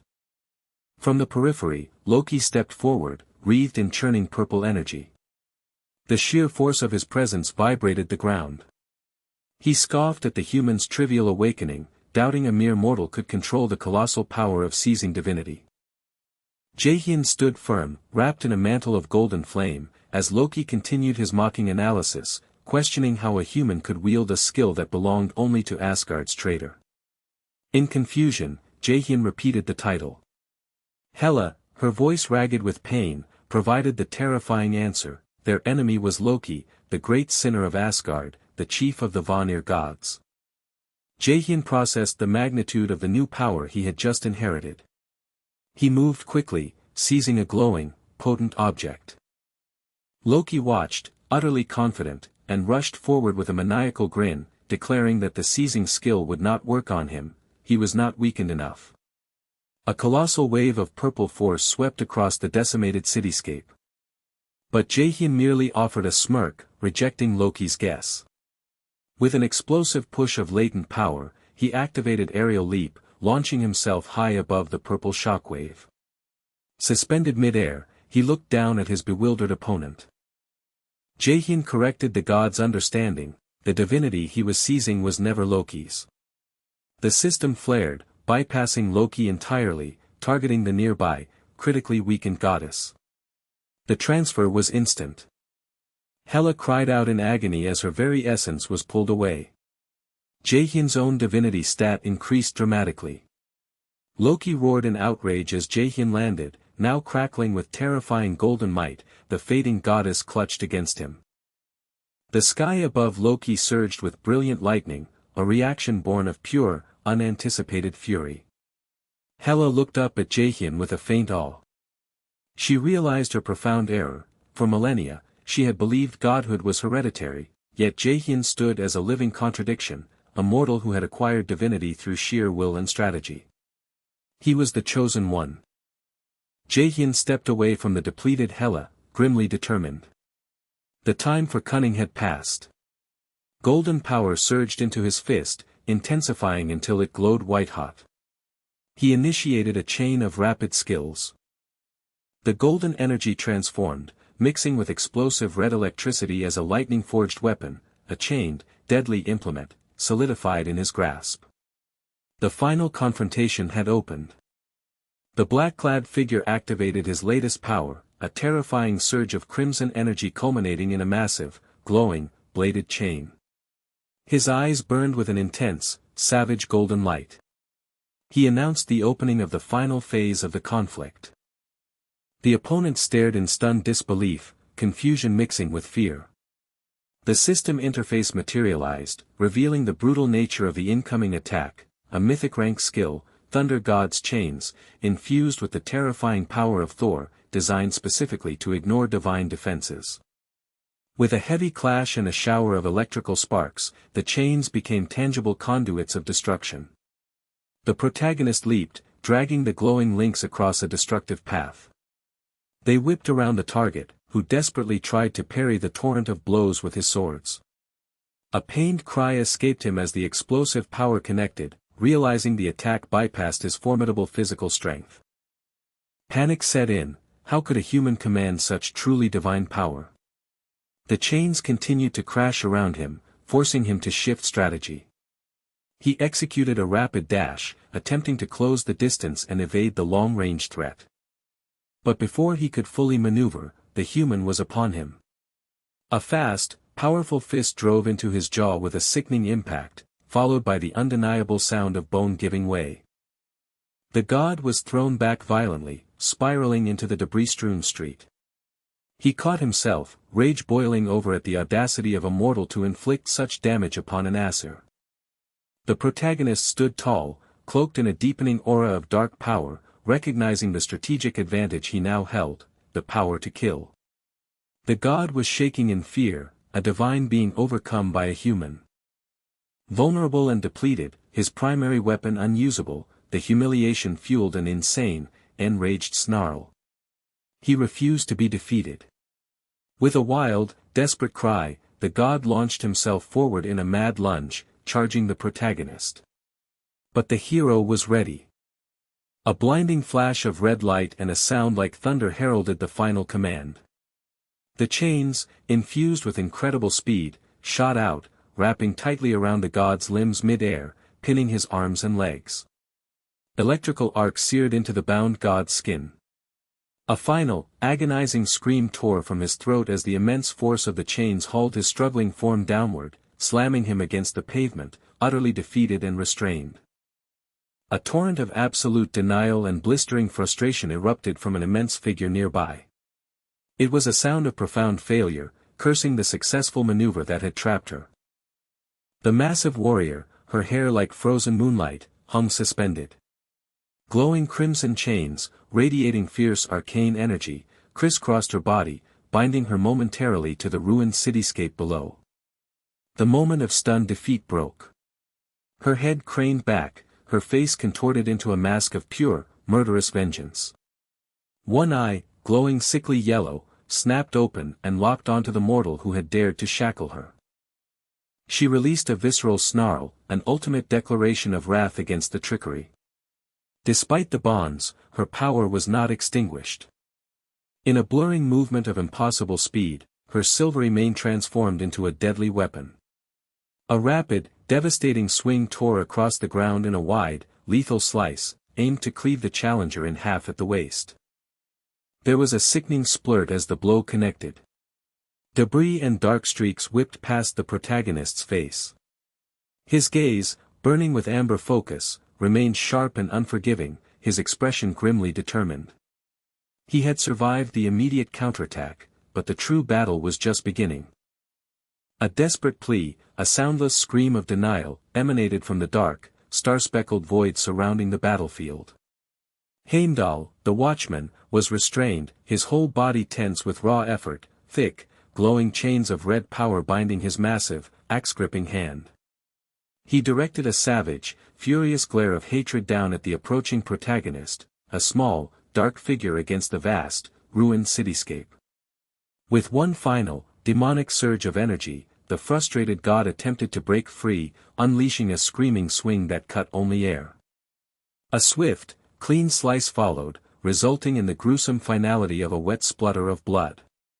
The human stood over the fallen Norse god, contemplating the mess he had created, realizing he should never have put his trust in such an arrogant fool.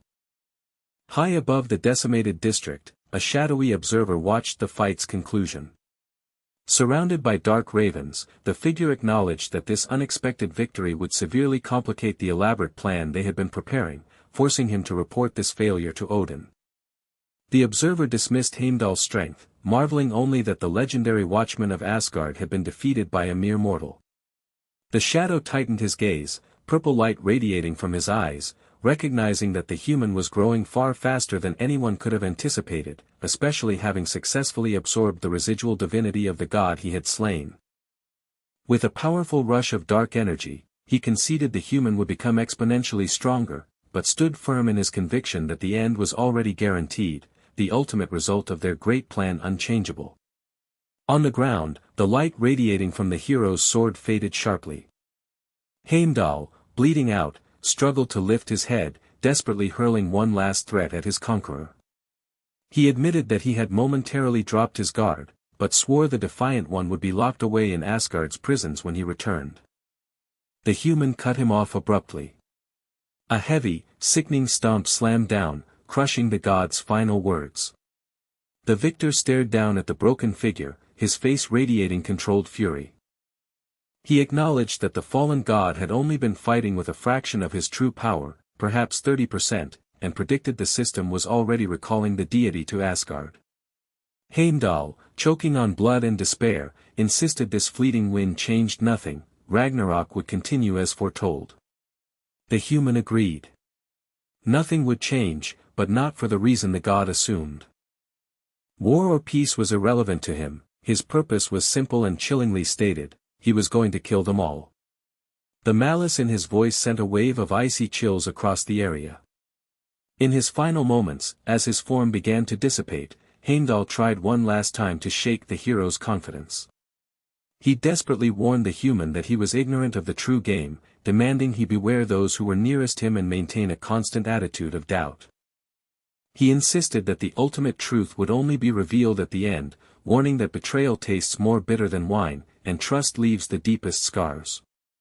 A small, dying flicker of purple flame, Heimdall's divinity, floated free.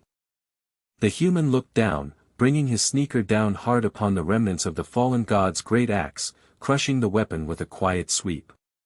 He let out a deep sigh, noting that somehow, he had endured yet another unexpected confrontation. He took a heavy step and then called out to the goddess of death. Hela, kneeling amongst the remnants of her own decaying shadow, began to rise. When he asked if she was all right, she confirmed she was fine, explaining that the chain's removal had finally stopped her body's disintegration. She started to voice her thanks, but the human turned away sharply, dismissing her gratitude. He acknowledged her safety, but sternly reminded her that they had serious work ahead of them, commanding her to save the idle conversation for later. Hela watched him leave, her eyes glowing with frustration and a low rumble of resentment vibrating in her throat. Silence stretched over the brutalized cityscape, the light wind carrying the acrid smell of ozone and spilled ichor. Kim Jin-woo stepped deliberately across the broken pavement toward the defeated warrior. The powerful form of the god lay sprawled, a pool of thick, black residue spreading out beneath him. Golden power flared around Jin-woo's hands as he reached out, initiating the critical extraction. A cascade of information confirmed the activation of his skill, seizing divinity, targeting a significant portion of the divine residue left within Heimdall. A massive surge of heat and power rushed into him, confirming the success of the transfer. His divinity had immediately increased, the sheer volume of energy creating a violent, echoing rumble in the air. Jin Woo fought back the urge to laugh, a predatory grin splitting his face. He had banked on the possibility that even a destroyed god's corpse would retain fragments of power, and that calculated gamble had paid off spectacularly. He simply needed to keep up this pace. He glanced momentarily toward Hela, who watched him with a fleeting, almost bored expression. Far from the earthly battle, in the majestic, sun-drenched halls of Asgard, the consequences of that defeat were being judged. The defeated warrior, his posture slumped and his body wrapped only in rags, stood before the immense figure of the All-Father, Odin, who sat upon a dazzling throne. The warrior confessed his failure, admitting his oversight and the inability to restrain the defiant child foretold in prophecy. A heavy, knowing silence descended as Odin fixed his gaze downward. He confirmed that he knew everything, having seen the battle in its entirety from his high vantage point on Hlidskjaf, the mythic throne that allowed him to observe all 9 worlds simply by imbuing it with his mana. Rage and despair twisted the warrior's face as he cursed the circumstances that had caused the defiant one to awaken such a terrifying inborn skill at the worst possible moment, lamenting the fact that the disastrous encounter had cost him more than 50% of his remaining divinity. Odin's reply was decisive. Punishment would be deferred, as a more urgent task awaited. The warrior was ordered to immediately assist Freya in her preparations to raise the army of the dead. When the defeated god cried out in protest, Odin's lone eye narrowed, radiating a terrifying, suffocating red power.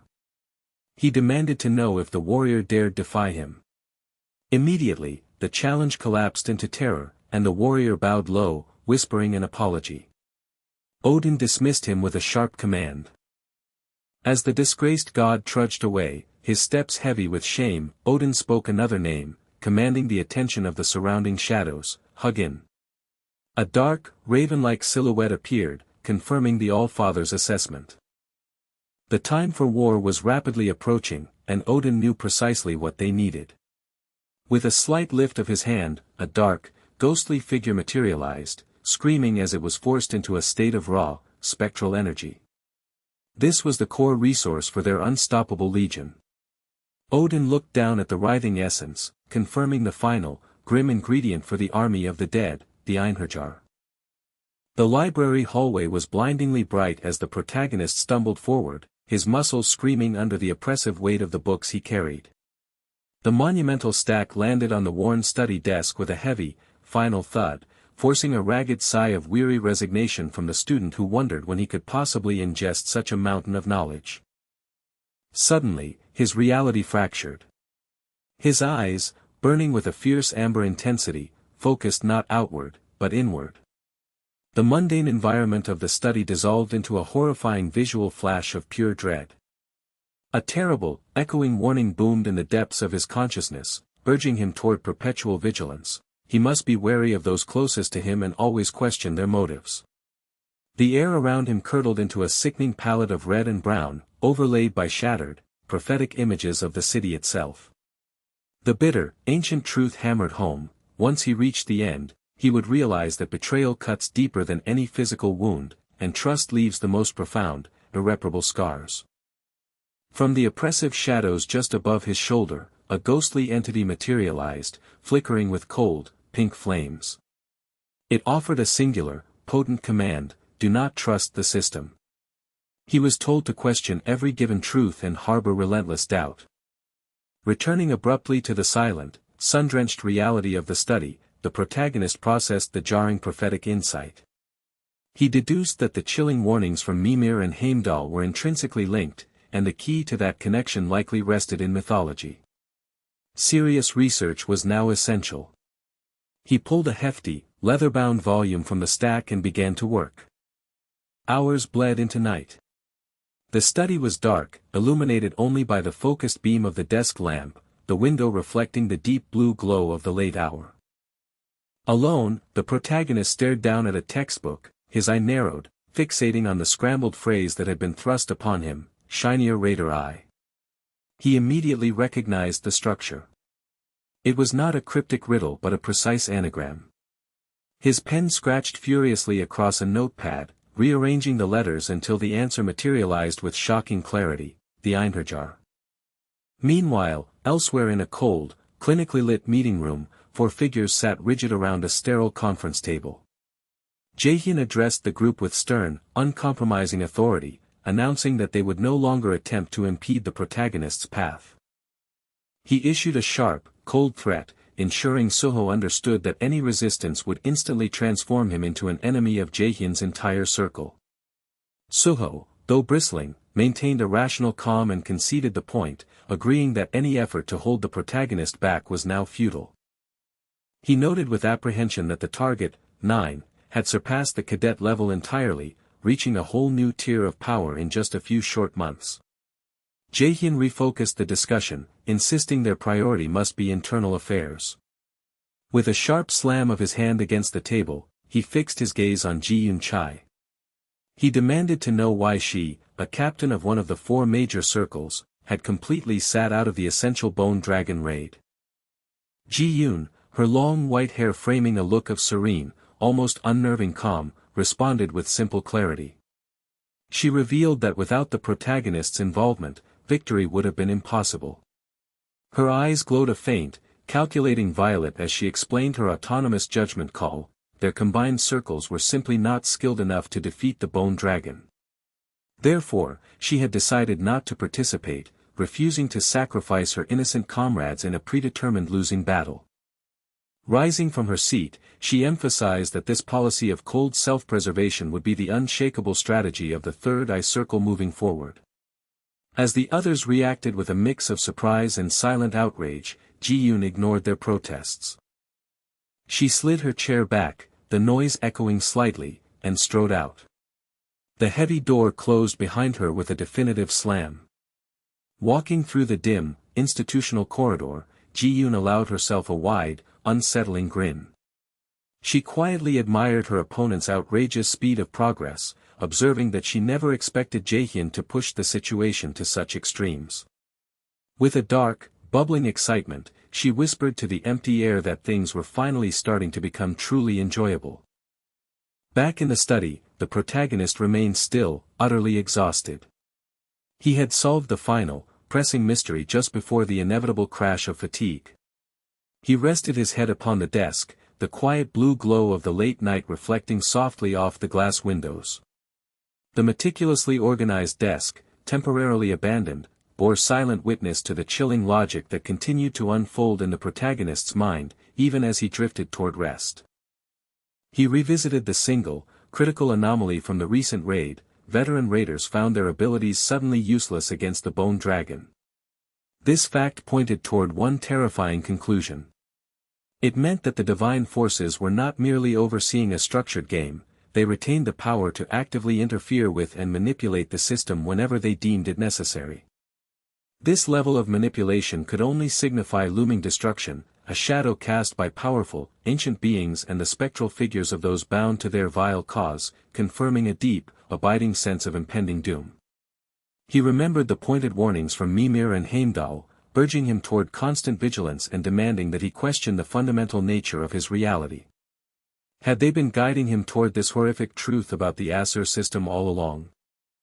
He leaned over the polished surface of the desk, the theory solidifying into certainty.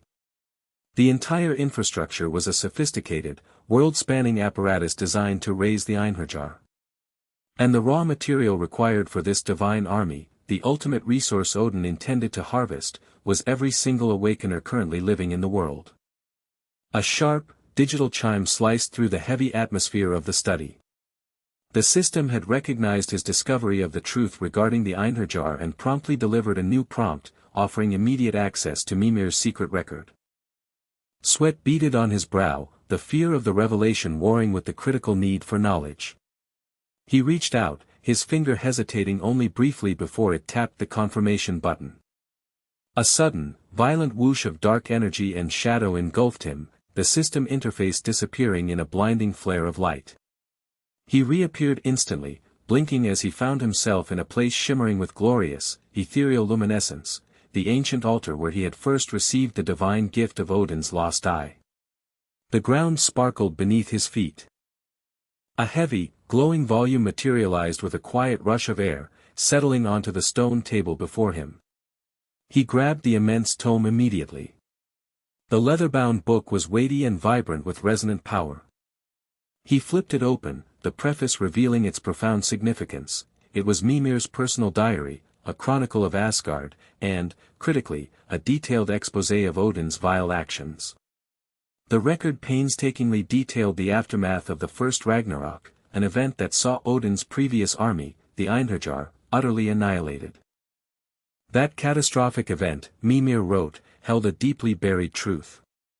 The original Einherjar, the fierce, warrior-like figures depicted in the fading light of the past, were essentially Odin's tribe.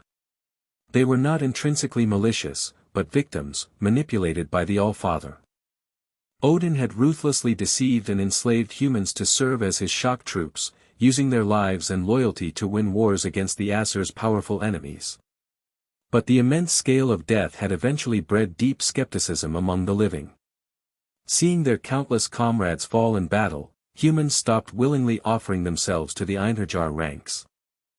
This catastrophic loss of manpower was a severe blow to Odin, especially as the prophesied second apocalypse began to gather terrifying momentum. Odin, ruthless and infinitely cunning, conceived his final, cruelest scheme. He rooted a branch of Yggdrasil down into Midgard, unleashing devastating monsters and transforming the human realm into a controlled breeding ground for conflict and perpetual death. Then, he presented a deceptive gift to the desperate survivors, the blessing that looked like salvation, which was named the Aesir system. All Awakeners used it, relying on its levels and skills for survival, tragically unaware that the system was merely a highly efficient, world-spanning tool Odin used to raise his replacement army. The pages shifted to an urgent, frantic command. The Defiant One, the reader of this secret record, must prepare immediately and head to the Yggdrasil control tower. A wave of icy panic surged through him, his eyes widening in alarm. That tower contained the control device, the very source mechanism of the entire Aesir system, marked by the glowing symbol of the Voknut. He swallowed hard, the chilling warning echoing in his soul: he must reach that tower, or else every single Awakener across the entirety of humanity would be turned into his absolute, brainwashed enemy. The red light of the coming threat pulsed menacingly across the ancient pages. A cold bead of sweat traced a line down the brow of the young man, his eyes glowing with frantic, fiery amber. He was trapped by a terrible realization. Alone in the muted lighting of a small study, the shock of impending calamity echoing in his mind, he knew he had to act immediately. He moved quickly to find the goddess, locating her in a sprawling, ornate interior bathed in soft daylight. Jaehyun's sudden appearance roused Hela, who reacted with an exasperated stretch and a dramatic yawn, demanding to know what crisis required rousing a sleeping deity. The answer was immediate, dark, and heavy. He spoke of the Einherjar, the ultimate shockwave, asserting his discovery of Odin's true, terrifying objective. That single word shattered Hela's complacency. Her distinct eyes, one gold and one shifting purple, widened in surprise, instantly recognizing the profound danger. Following an intense discussion, Hela concluded the matter was too vast for her alone. She would need to relay the intelligence to the full assembly of the Vanir Union, promising to depart that very night. Jaehyun thanked her, relieved, but then produced a folded piece of ancient linen from his jacket. He explained it was acquired during the recent chaotic camping trip and rumored to belong to one Jew, the legendary First Awakener, inquiring if she recognized its significance. Hela glanced at the relic, thoughtful, but shook her head. The mysteries of the First Awakener were outside her immediate knowledge. The priority remained detailing the Einherjar threat. With the crucial political matter settled, a mischievous smile spread across her face. She reminded Jaehyun of his outstanding quest rewards. Familiar system interfaces flashed violently, confirming the completion of 2 major quests, unlocking his inborn skill and successfully completing the abandoned city defense battle.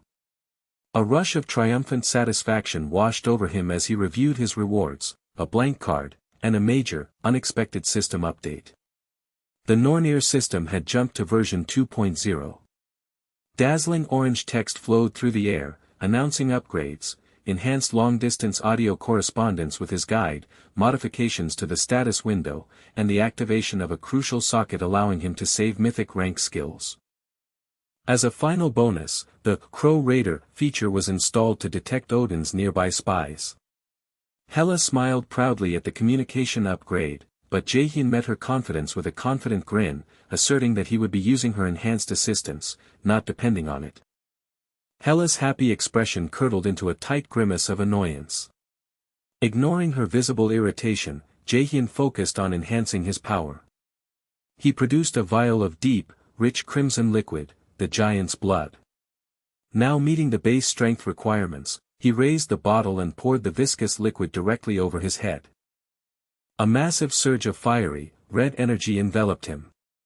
System messages confirmed the absorption, imbuing him with the strength of a giant. His strength and magic stats leaped significantly, placing him firmly alongside intermediate S-rank raiders. With his qualification achieved, he turned his focus to the newly granted mythic rank socket, successfully installing the dormant mythic passive skill, Thunder God Strength. The skill's extraordinary features displayed, damage and efficiency of all thunder-type abilities were dramatically increased, and, critically, all penalties he had previously suffered had completely vanished. However, a final system message brought concern: future sockets could only be unlocked by seizing divinity from mythic rank targets. Despite the demanding new goal, he decided he should be satisfied with the monumental power boost. Hela, regaining her smug quality, reviewed the Crow Raider installation, assuring him that spotting Odin's reconnaissance network would now be child's play. Jaehyun simply agreed, his eyes shining with formidable, newfound strength. The name Hugin echoed in Jaehyun's mind, tightening his focus. This confirmation meant his long hunt was reaching its conclusion, confirming the ability to finally locate that mysterious figure. The gravity of the system's final evolution became strikingly clear. With a sharp ding, a burning orange holographic screen flared into existence, announcing the integration of the main quest, System Breaker. Jaehyun's gaze turned razor-sharp, absorbing the momentous weight of that designation. Meanwhile, in a separate, brightly lit facility, Jiun Chai stood over Won-ju, urging him to cease his hesitation. She declared that the time for dawdling was over, they could not afford to keep their primary associate waiting any longer. Won-ju listened, a vague, youthful smile playing on his lips as he accepted the command. The two were poised for action. Jiun Chai later intercepted Jaehyun in a clean, high-windowed hallway. Acknowledging his significant role during the chaotic camping trip, she offered a strange compliment, stating she was impressed by his actions. Jaehyun, preoccupied and subtly emitting a surge of dark energy, politely dismissed her, stating they could speak later. His quick dismissal caused Jiun Chai's eyes to flicker. She sensed something profound and defiant in his nature and felt the palpable shift in power surrounding him. She insisted on knowing his opinion of her, revealing the resentment of being the only one among the 4 major circles who had refused to participate in the recent raid. Her expression darkened as she contemplated the cloaked force that had obtained divinity, the true orchestrator of recent events. Jaehyun regarded her with cold disdain, advising her that if she was weak, it was best to stay out of things altogether. His voice held a chilling finality as he warned that where they were going, death was absolute, not even recovery magic would be able to bring her back. Jiun Chai's composure broke, her eyes flashing purple as the utter arrogance and genuine danger of his statement fully registered. Back in his room, Won-ju watched a news broadcast reporting the tragic deaths of numerous Mill Academy instructors, though the focus was quickly shifting to the cadets who saved the day, with Jaehyun Min receiving prominent praise for his heroic actions. With a decisive sound, Won-ju switched off the screen, his face hardening with resolve. There was no doubt left, it was time to move forward. Conceding that the timing felt slightly early, he reached out and grabbed the frame of a large, blank billboard hanging on the wall. He smiled, addressing the power he served, the prophesied child of defiance, before removing the billboard. Beneath it was a hidden painting pulsating with golden light. The artwork depicted a massive, horned, shadowed deity looming over a tiny human silhouette. One Jew gazed at the image, anticipating the dramatic events to come, eager to hear just how captivating the unfolding story would be. The stage was brilliant, spotlights converging on the woman at the podium beneath the towering Academy press conference banner. Reporters jostled, hungry for detail. She waited for the camera flashes to subside, her expression serious as she acknowledged the vast number of questions hanging in the air. While the full scope of events remained secret, she confirmed an immediate threat had been averted, succeeded only by the grim realization of rapidly approaching new dangers. Millis Academy lauded the cadets who overcame the first attack, honoring their contribution with points and special certificates, ensuring their names were permanently etched into history. The first-year students, Jaehyun Min and Circle 9, were called forward, stepping out of the shadows and into the blinding brightness of public acclaim. Far from the echoing cheers, a heavy silence weighed upon a richly decorated private room. Yujong shattered it, her golden eyes narrowed with impatience, demanding an explanation from the protagonist. He sighed, confirming his willingness to speak, but warning that not every secret could be shared.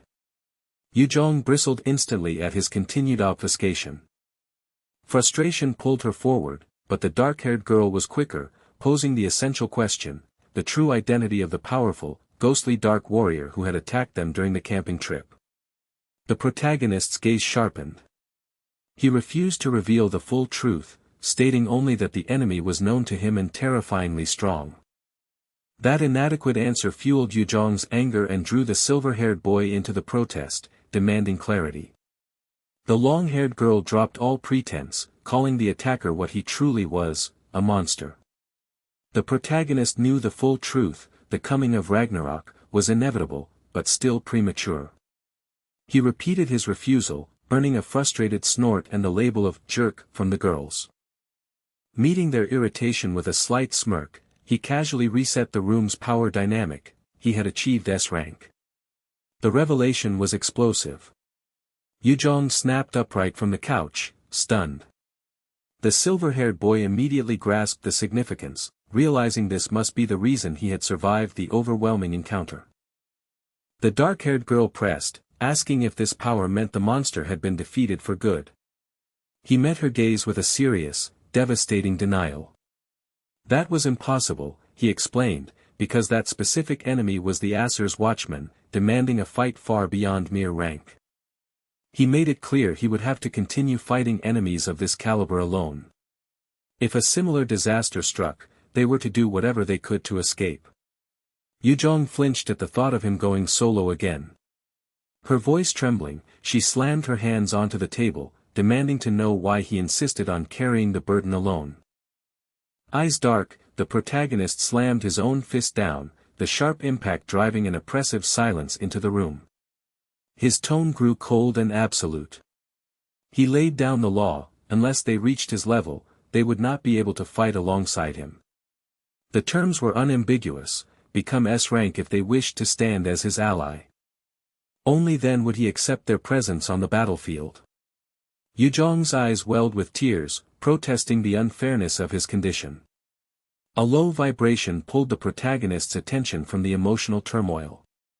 He retrieved his phone and checked the notification: a VIP exclusive email invitation to Flex Company's auction.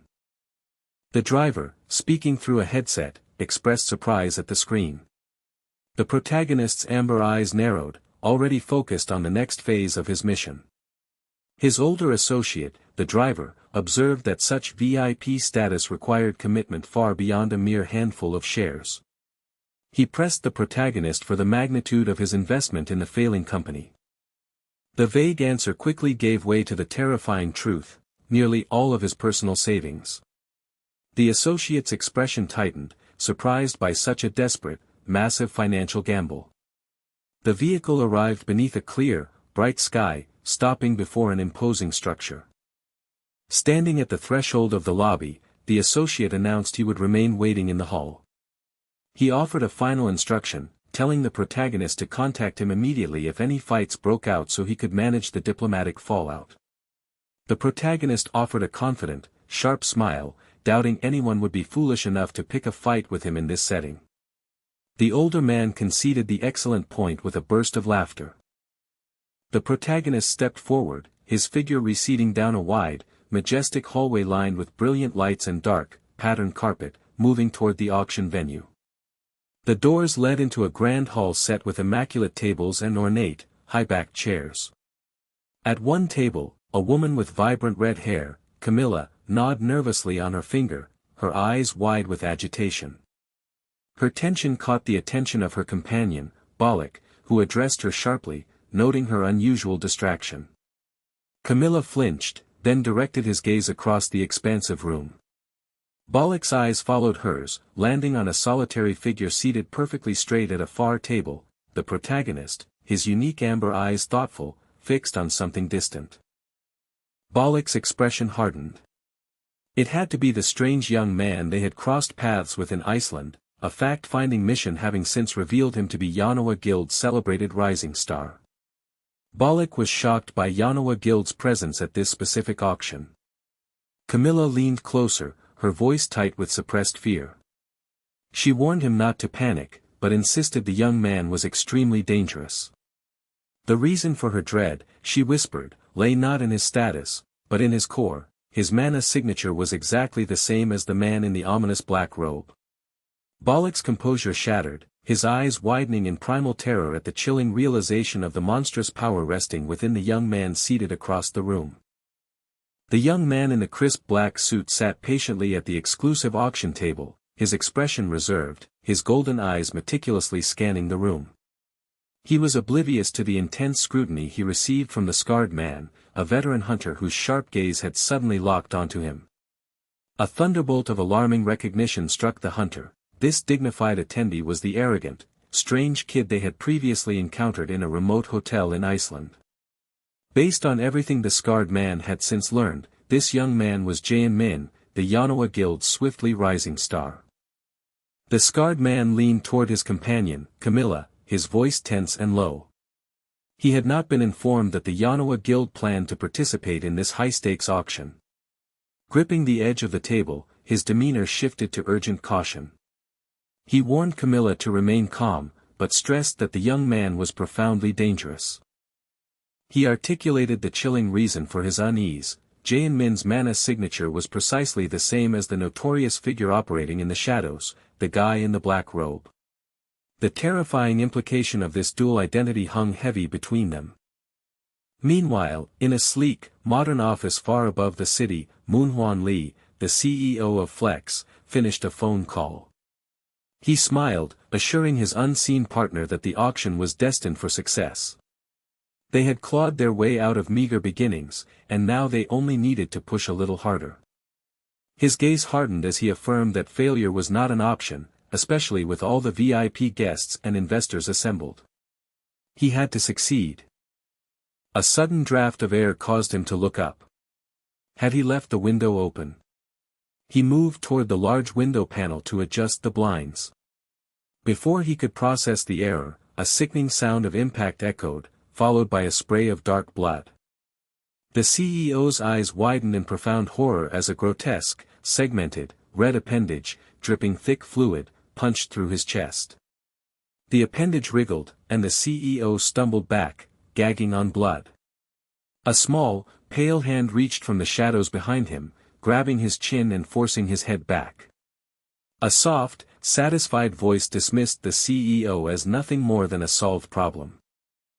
The full figure of the assassin emerged, a woman with flowing white hair and unnerving eyes, wrapped in a deep purple dress, surrounded by several massive, crimson, tentacle-like forms. She laughed, a sound laced with sadistic anticipation.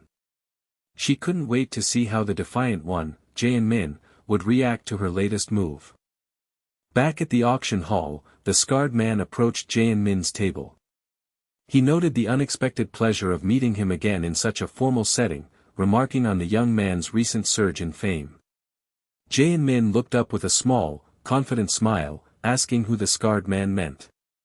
The hunter continued with an air of mock admiration, acknowledging him as the world's only battle mage and Korea's top academy student, suggesting it was entirely natural that influential entities like the European Union would take an interest.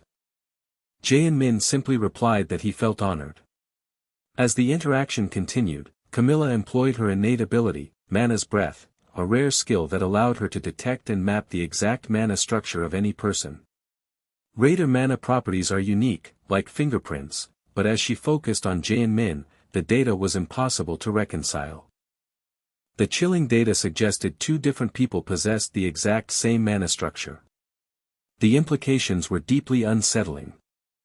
The scarred man slid his chair closer, his gaze intense. They needed to resolve this mystery today, confirming whether Jae-min was truly the black robe from their past conflict. Camilla, still recovering from the shock, frowned, launching a biting comment about his overbearing attitude, which she suggested was the reason for his divorce. He ordered her to silence, gritting his teeth. Jae-min watched their friction with calm, knowing eyes. A heavy sense of doom resonated in the grand hall as the general murmur of the crowd increased.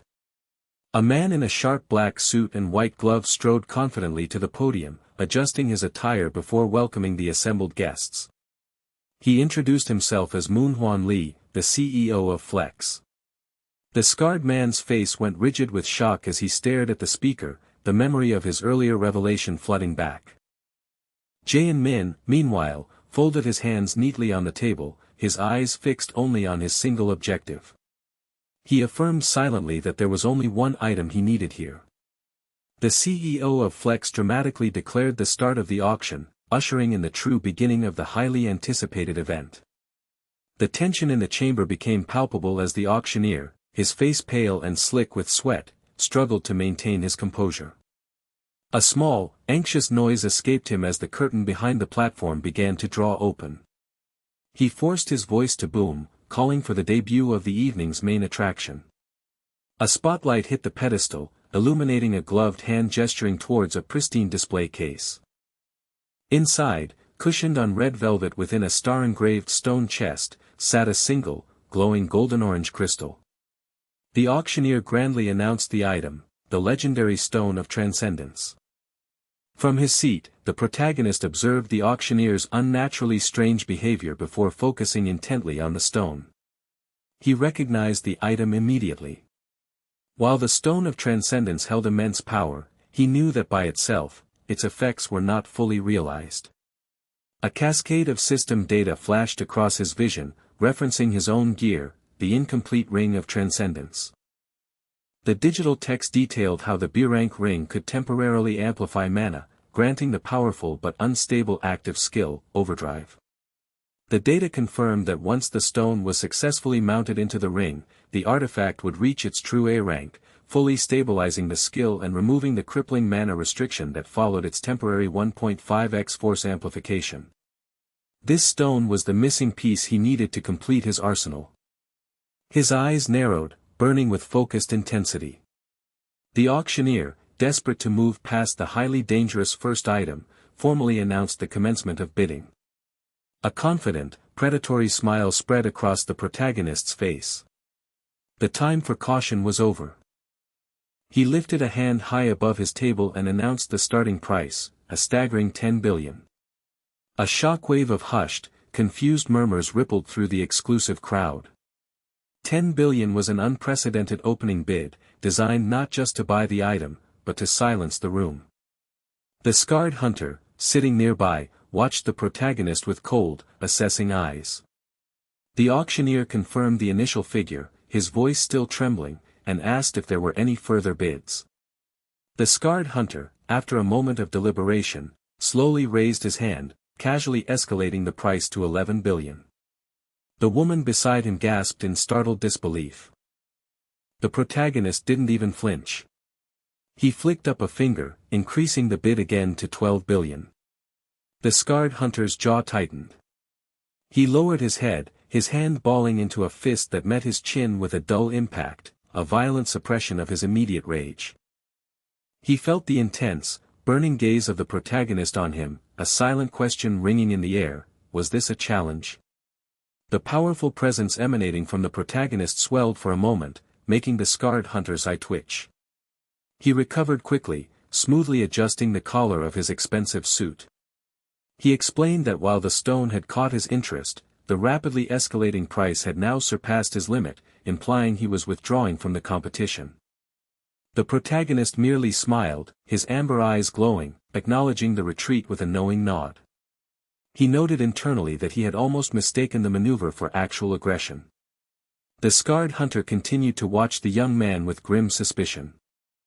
He hadn't expected the protagonist to engage in such a direct, public confrontation. He wondered if this was a deliberate threat, or if the youth possessed a hidden power he hadn't yet revealed.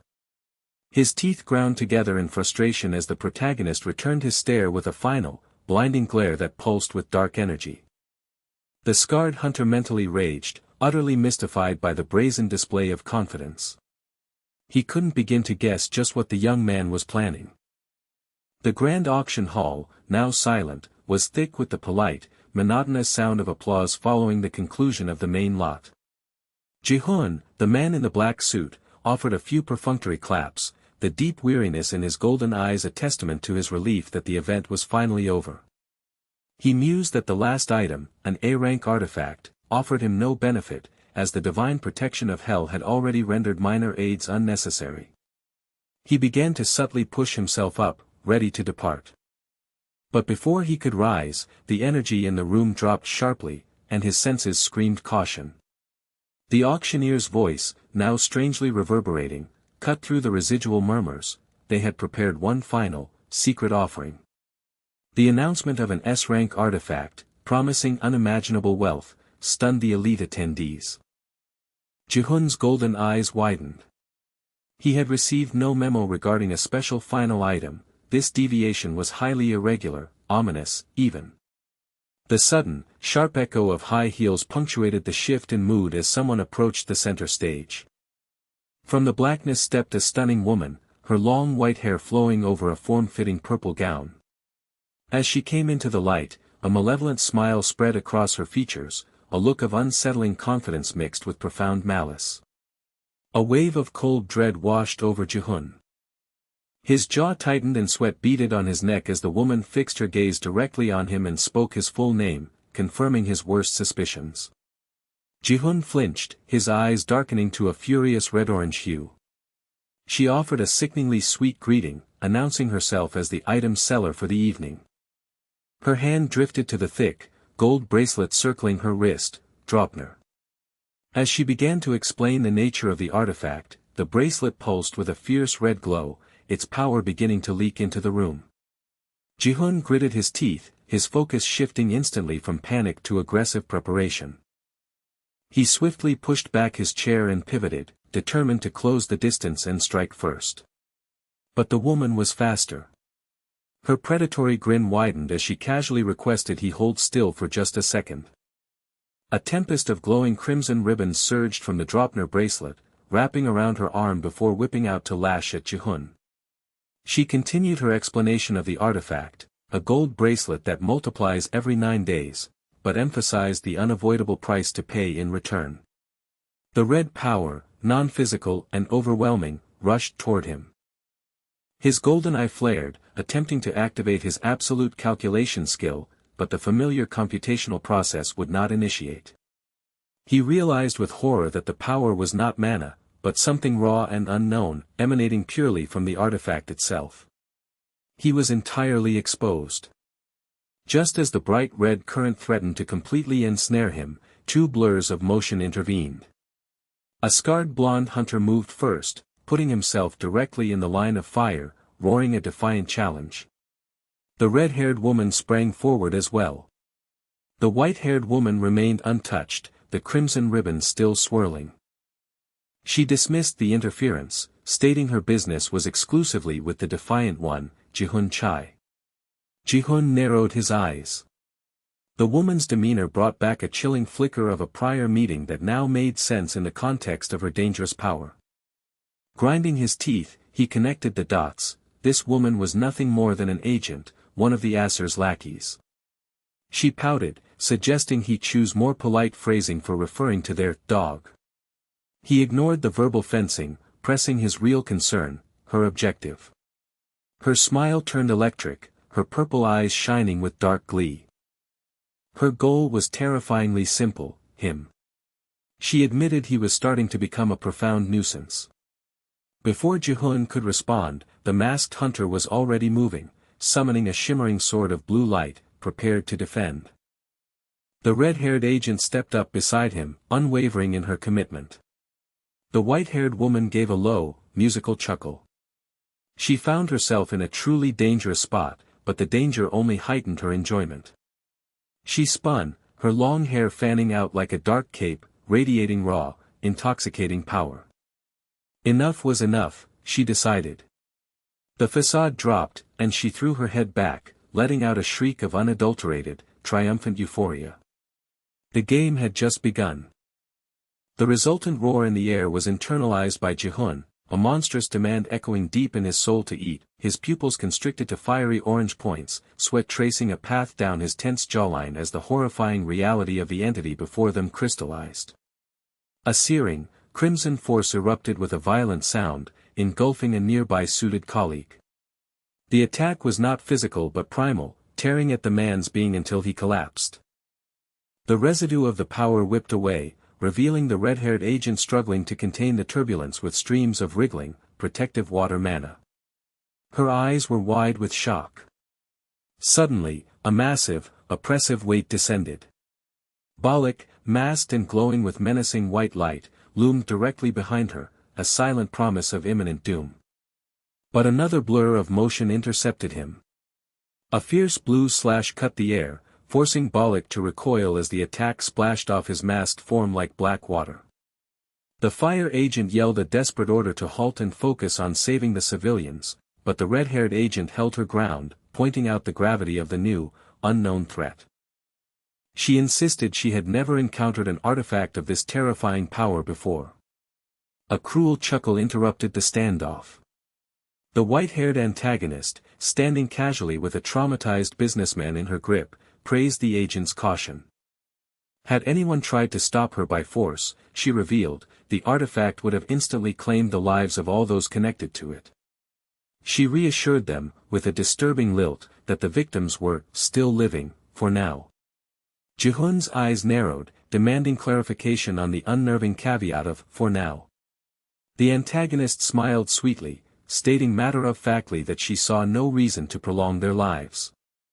She clarified that the victims were merely in a coma, induced not by raw damage but by the artifact's power to remove their specific, intrinsic greed. The resulting shock broke down their central nervous systems, causing their minds to collapse. With rising horror, Ji-hoon realized the chilling implication: was this emotion-erasing power purely the function of the artifact, or was it a horrifying natural ability belonging to the entity controlling it? He took a heavy step forward. The antagonist shook the shoulder of the panicked businessman, finding human nature truly humorous. She described how fragile they were, reduced to complete fools by the removal of a single, simple emotion. As the menacing red, serpentine appendages of the main entity began to writhe and coil around the ceiling, Ji-hoon advanced, ordering her with grim finality to end the game and return the affected people to normal. Her smile grew wider, challenging his authority. A dangerous glint sparked in her eyes as she asked him what he would do if she simply refused. Before the question was even fully articulated, the air compressed, and Ji-hoon moved with impossible speed, a blur of motion culminating in a violent impact that slammed the antagonist forcefully to the floor. Her body hit the ground with a sickening sound. Looking down at her stunned, pale face, Ji-hoon delivered his promise: if she would not comply, he would ensure she would very much want to. The air was violently sliced open with a rapid, searing noise, instantly followed by a heavy slam. Pinned and immobilized, the silver-haired woman stared up, a dark, unsettling excitement flickering beneath her white lashes. A powerful force impacted the nearby surface with a deafening boom.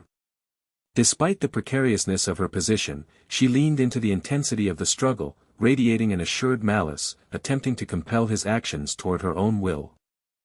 Jae-hyun's composure momentarily cracked by shock, looking down at her, his expression shifting from surprise to sudden, chilling comprehension. Though trapped, the dark silhouette of the woman showed she was far from defeated. Then, her perspective fractured. Her heart began to pound a frantic, loud rhythm in her chest. Sweat broke out on her brow, her violet eye straining in utter disbelief. She had missed his move entirely, she hadn't even seen him act. Jaehyun pressed his weight down, securing her in place, his free hand reaching out to firmly grasp and squeeze her wrist. The powerful pounding of her pulse intensified further. As Jaehyun's eye flashed a menacing, fiery orange, the sound of bone or armor cracking echoed alongside a burst of intense, painful energy. A shriek of pure agony was ripped from the silver-haired woman's throat. He knelt fully now, his foot pressing into her form, utterly dominating the battle. Observing the sudden escalation, the red-haired woman stood nearby, enveloped in a swirling aura of bright blue energy, her gaze wide with alarm.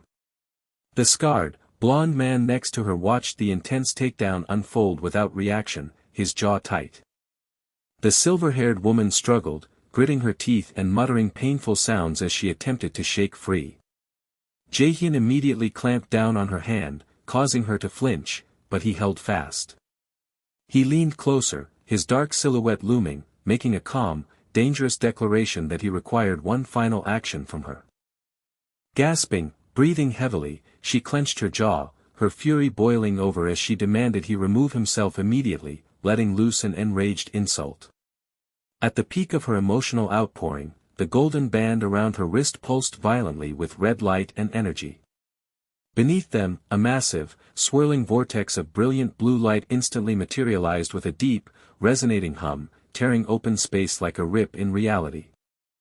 Jaehyun looked up, his eyes sharp and focused, instantly identifying the massive spatial disturbance, a gate. The vortex solidified into a shimmering, electric blue portal. The blonde man flinched as the energy pulsed, and the red-haired woman looked on in sheer panic as the spatial distortion intensified, filling the air with humming energy. Jaehyun frowned, his expression darkening with the realization of their abrupt, forced transportation. A sharp chime announced their violent entry into the special dungeon, the Valley of Greed. In a sudden, blinding flash, the silver-haired woman was violently tossed free of the portal's center, landing hard on the cold dungeon floor. She wobbled, struggling to kneel upright, cursing the outcome of the fight. Pushing herself onto her knees, she gasped raggedly, her mind consumed by venomous resentment, swearing she would never forgive her adversary for this humiliation. As she struggled, another figure appeared, approaching with measured steps. A blond man with bright, unsettling purple eyes stopped beside her. He bent slightly, a chilling, easy smile plastered on his face as he inquired about her condition. The dungeon floor flashed blue again as the rest of the group completed the transit. They found themselves in a vast, dark cavern carved out of rugged rock. Jaehyun sighed, running a hand across his face, clearly displeased by the impromptu trip. The red-haired woman gulped, her confusion evident in her stare. She voiced her bewilderment, wondering aloud what was happening. Even more concerning, she realized Jaehyun and the newly arrived woman seemed to possess a mysterious connection, exchanging knowing, intense glances. The title the strange woman had used to refer to Jaehyun added a layer of profound discomfort, making the entire situation feel deeply unsettling. The scarred man stepped forward, confirming her suspicions with a look, acknowledging that they were both thinking the exact same thing about Jaehyun's complicated ties. The scarred man's face was a mask of cold intensity as he finally conceded the truth, acknowledging that the other party had been right all along concerning the subject of their surveillance. The Defiant One. The silhouette of the young man stood starkly against the background, his title echoing with prophecy and danger. The blonde woman watched, illuminated by a harsh, dramatic glow. Though she had missed the initial exchange, she knew the name being spoken, the Defiant One, and the scarred man confirmed that this title, above all else, removed all remaining shadow of doubt. The red-haired woman at his side offered a tight, silent nod of agreement. Meanwhile, somewhere unseen, before a set of gargantuan, sealed stone doors, an ethereal voice declared the challenger completely unqualified.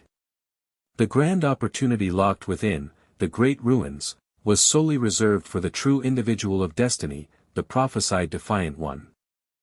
Back in the rocky chasm, the scarred man took deliberate, heavy steps toward the figure. He called out Jaehyun's name, whose eyes burned with a distinct amber light. The scarred man pressed immediately, demanding confirmation. Was he truly Black Robe, the one who had cleared the greatest of the ruins? A rapid, almost imperceptible motion accompanied his inquiry, and the sharp tip of a massive blade instantly rested against Jaehyun's throat. Jaehyun remained impassive, calmly dismissing the question as poorly timed given the current events. The scarred man tightened his grip. A brilliant swish of shimmering mana erupted from his weapon, colliding with an unseen defense in a deep, concussive thunk. Pink crystalline fragments exploded outward. His expression was grim, focused on the task at hand. Suddenly, a low, hissing sound filled the air as red, glowing eyes materialized in the deep shadows. The darkness coalesced, and a hideous, grinning humanoid figure emerged. This winged demon, with long white hair and gray skin, pulsated with a chaotic purple energy, its appearance heralded by a booming roar. The scarred man uttered a syllable of contempt, labeling the monstrous enemy forces as mere weaklings. Nearby, the other group watched the unfolding violence. The white-haired woman grimaced, clutching her wrist tightly. She muttered about the incomprehensible power contained within a mythic rank artifact to withstand such force, stunned that it could even generate a new gate.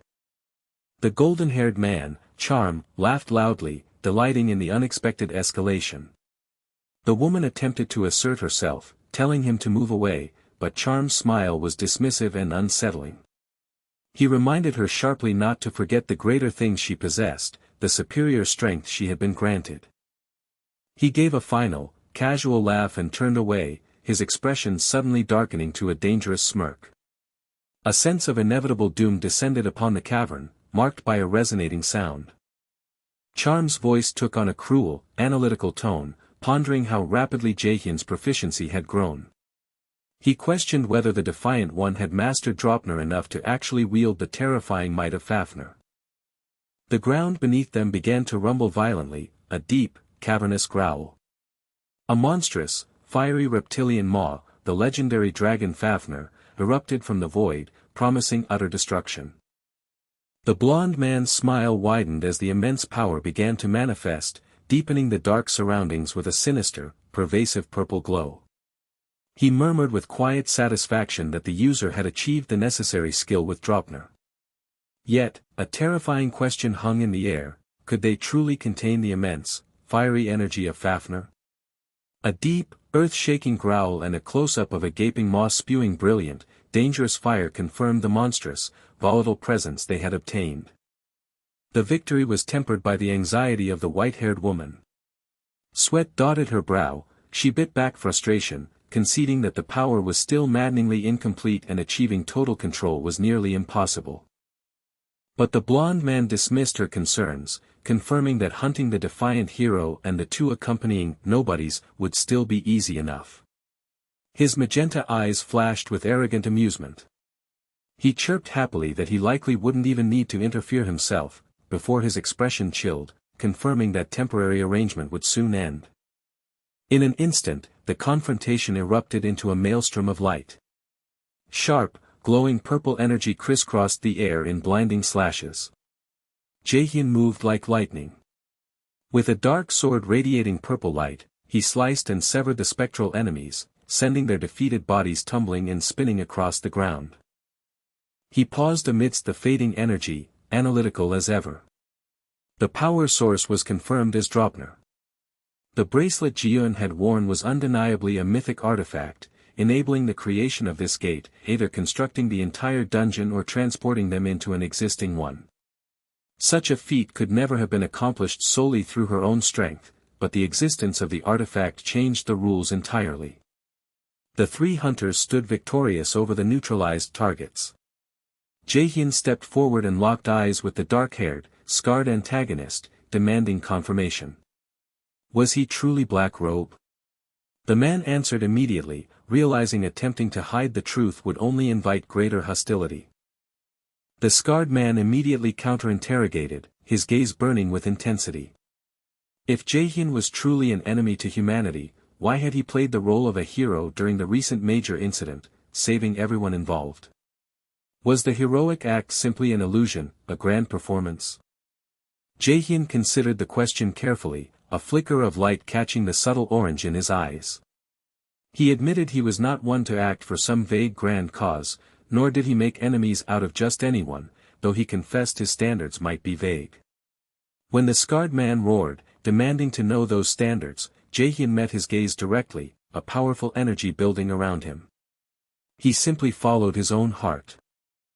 This apparent flippancy enraged his opponent, who questioned if Jaehyun was intentionally provoking them.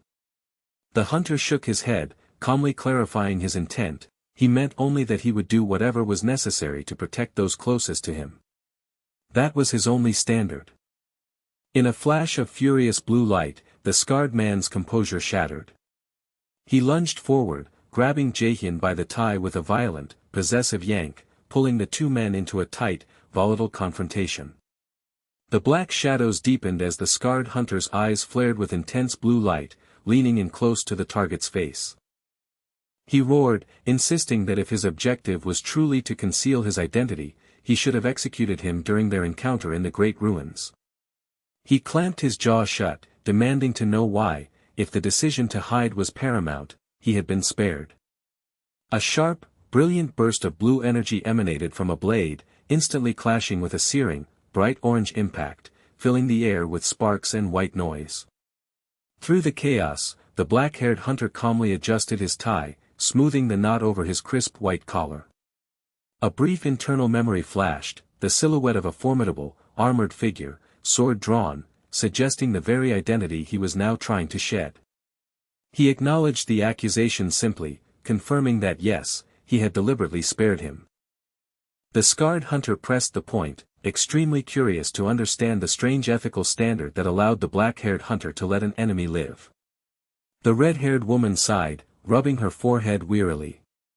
She conceded the black-haired hunter's methods were selfish and unusual, but practicality dictated their current move. Cooperating to clear the dungeon was the wisest choice for everyone. The black-haired hunter's intense orange gaze flickered, a faint smile spreading across his face at her unexpected flexibility. But the brief moment of warmth vanished as his expression hardened, eyes gleaming with fierce intensity. Holding a finger up to his lips, he issued a stern warning: whatever they knew of his past, whatever had just been revealed, must remain a secret strictly between the two of them. The relative silence of the cavern shattered in a catastrophic cascade. A sickening crash announced the entry of battle, followed immediately by the whistling sound of a slash. The momentum carried forward in a rapid, heavy tumble, as the scarred hunter engaged the dungeon's guardians.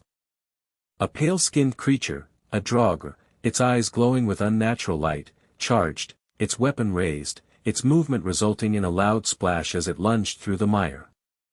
The scarred hunter drove his blade deep in a furious stab, quickly followed by a wide, devastating slice. He stood over the defeated corpse, his face grim, his weapon now glowing with fierce blue magical energy that hissed in the cold air. Breathing heavily, he turned to his new allies. He had never seen draugr monsters possess such overwhelming strength. He asked the black-haired hunter if he had any knowledge of the anomaly. The black-haired hunter merely shrugged, denying any insight. Yet, internally, he knew the truth: the strength of the dungeon's monsters was dramatically overranked. Even the dark elves he had faced previously had not felt this overwhelming. He mused on whether this was a unique quality of this specific dungeon, resolving to increase his vigilance. Still, he determined he could manage the challenge and urged them to hasten their pace. He glanced towards the red-haired woman, remembering her earlier intel: the victims of the auction were still alive, they had to hurry the rescue. As he watched the other two walk ahead, his gaze sharpened, intently focusing on the immediate environment. A golden light suddenly pulsed around his eye with a sharp bzzzt. His system activated, displaying bright orange text, initiating Nornir system's active skill, perceive. The scarred hunter let out a low sigh, turning back. He abruptly asked them to stop, explaining he sensed something unexpected nearby. The red-haired woman was taken aback, asking why, since they had just passed that spot. But as she spoke, a sound like a rushing wind, a loud whoosh swept past and darkness seemed to pool around the black-haired hunter. The area he indicated began to shift. The woman's lips curled into a smile, her blue eyes sharp with sudden excitement. She swore there had been nothing moments ago, but now she sensed a massive concentration of mana. A second system alert flashed brightly, the way to the heart of the Valley of Greed is spawning. Far away, in a sophisticated urban setting, a woman with silver hair choked back a gasp, clutching a gold bracelet on her wrist that glowed fiercely, sending a violent throb of power through her. Her eyes narrowed in shock, realizing the situation had escalated uncontrollably. The defiant one was moving faster than her plans anticipated. What dark maneuver had he pulled off this time? Back in the cavern, a deep, resonating doem echoed through the space. The black-haired hunter turned to his companions, his eyes gleaming with purpose. He calmly informed them that he would take the lead from this point forward, concluding that the forces responsible for the dungeon's anomalies were likely targeting him directly. The scarred hunter looked grimly at the implication, asking if this meant the hunters were acting as bait, mirroring the situation back at the Great Ruins.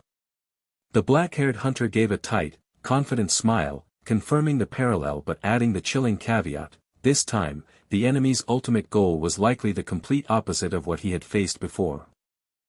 A dense, profound darkness swallowed the space, broken only by a heavy, resonating doem. Stepping forward, eyes burning with unnatural orange light, the protagonist firmly assumed command, convinced that the escalating danger was uniquely targeted at him. The scarred man, acknowledging the implication that this peril mirrored the sheer scale of the ambush they barely survived at the Great Ruins, silently agreed. With a slight, unsettling smile, the protagonist confirmed the similarity, though he noted the true objective of their pursuers this time was likely the precise inverse of their past encounter. A silent understanding passed between them. The scarred man turned his broad back to the front, announcing he would secure the rear of their formation. Camilla, the woman with fiery red hair, took measured steps into position, instructed to maintain defensive support from the center. As she stepped past him, she reached out, noting a profound shift in his energy, sensing a harder, more ruthless nature now compared to the person she had encountered earlier. She pressed him, demanding to know which version of him was genuine. He gave her a steady look, confirming that both aspects belonged equally to him, for every person carried two sides within them. The dimness abruptly gave way to a starlit void, pierced by luminous, floating blue orbs. A bright, chaotic orange interface materialized, announcing the activation of the Nornir system's perceive skill. The system prompts detailed their destination and goal, the path to the heart of the Valley of Greed was spawning, and they must defeat the boss monster, Greedy Fafnir, to secure their return. The name Fafnir struck the protagonist deeply, calling forth ancient memory and legend, the pitiful fate of a dwarf consumed by avarice. Obsessed with gold cursed by the gods, the dwarf had committed fratricide and been transformed into a horrific, hoarding dragon, concealing himself and his treasure away from the world. The Valley of Greed must refer to that secluded nest. Camilla cautioned them about the danger ahead, but the scarred man halted abruptly. Before anyone could move, a low VRRR vibrated in the air as a brilliant column of crackling golden fire erupted from the ground right next to the protagonist, confirming the discovery of Fafnir's nest. Ignoring their shock, the protagonist extended his hand toward the unstable, searing light. The energy around the portal crackled fiercely before exploding in a violent, shattering whoosh of golden light. They were consumed and immediately rematerialized in a new, intensely bright environment. The air was thick with glittering, sun-colored dust. Below them, a colossal golden wave, a mountain of treasure, rushed upward in a dazzling FWOM. The ground beneath their feet, the entire world around them, was an overwhelming, stunning mass of shining gold. This was the Horde. Within the shimmering labyrinth of wealth, the protagonist acknowledged the brutal reality of their location, recognizing the vast, glittering expanse as the classic lair of a true dragon. The swordsman urged maximum caution, the moment they had prepared for was finally at hand, the true boss was about to arrive. Blue energy pulsed rapidly around the mage as she focused her power, confirming her readiness to engage. The silence was shattered by a low, powerful rumble that shook the mountain of treasure. The dungeon floor erupted, flinging golden coins skyward in a chaotic, dazzling shower. Through the sparkling dust, a massive, ancient form emerged, accompanied by a heavy, grinding sound. A colossal, scaled foot, thick as a boulder, slammed down, creating a shockwave of heat and flame that pushed back the trio. The boss fully manifested, a terrifying beast of crimson scales and glowing, molten armor. Its fiercely gold eyes, slit with vertical pupils, focused entirely on the intruders.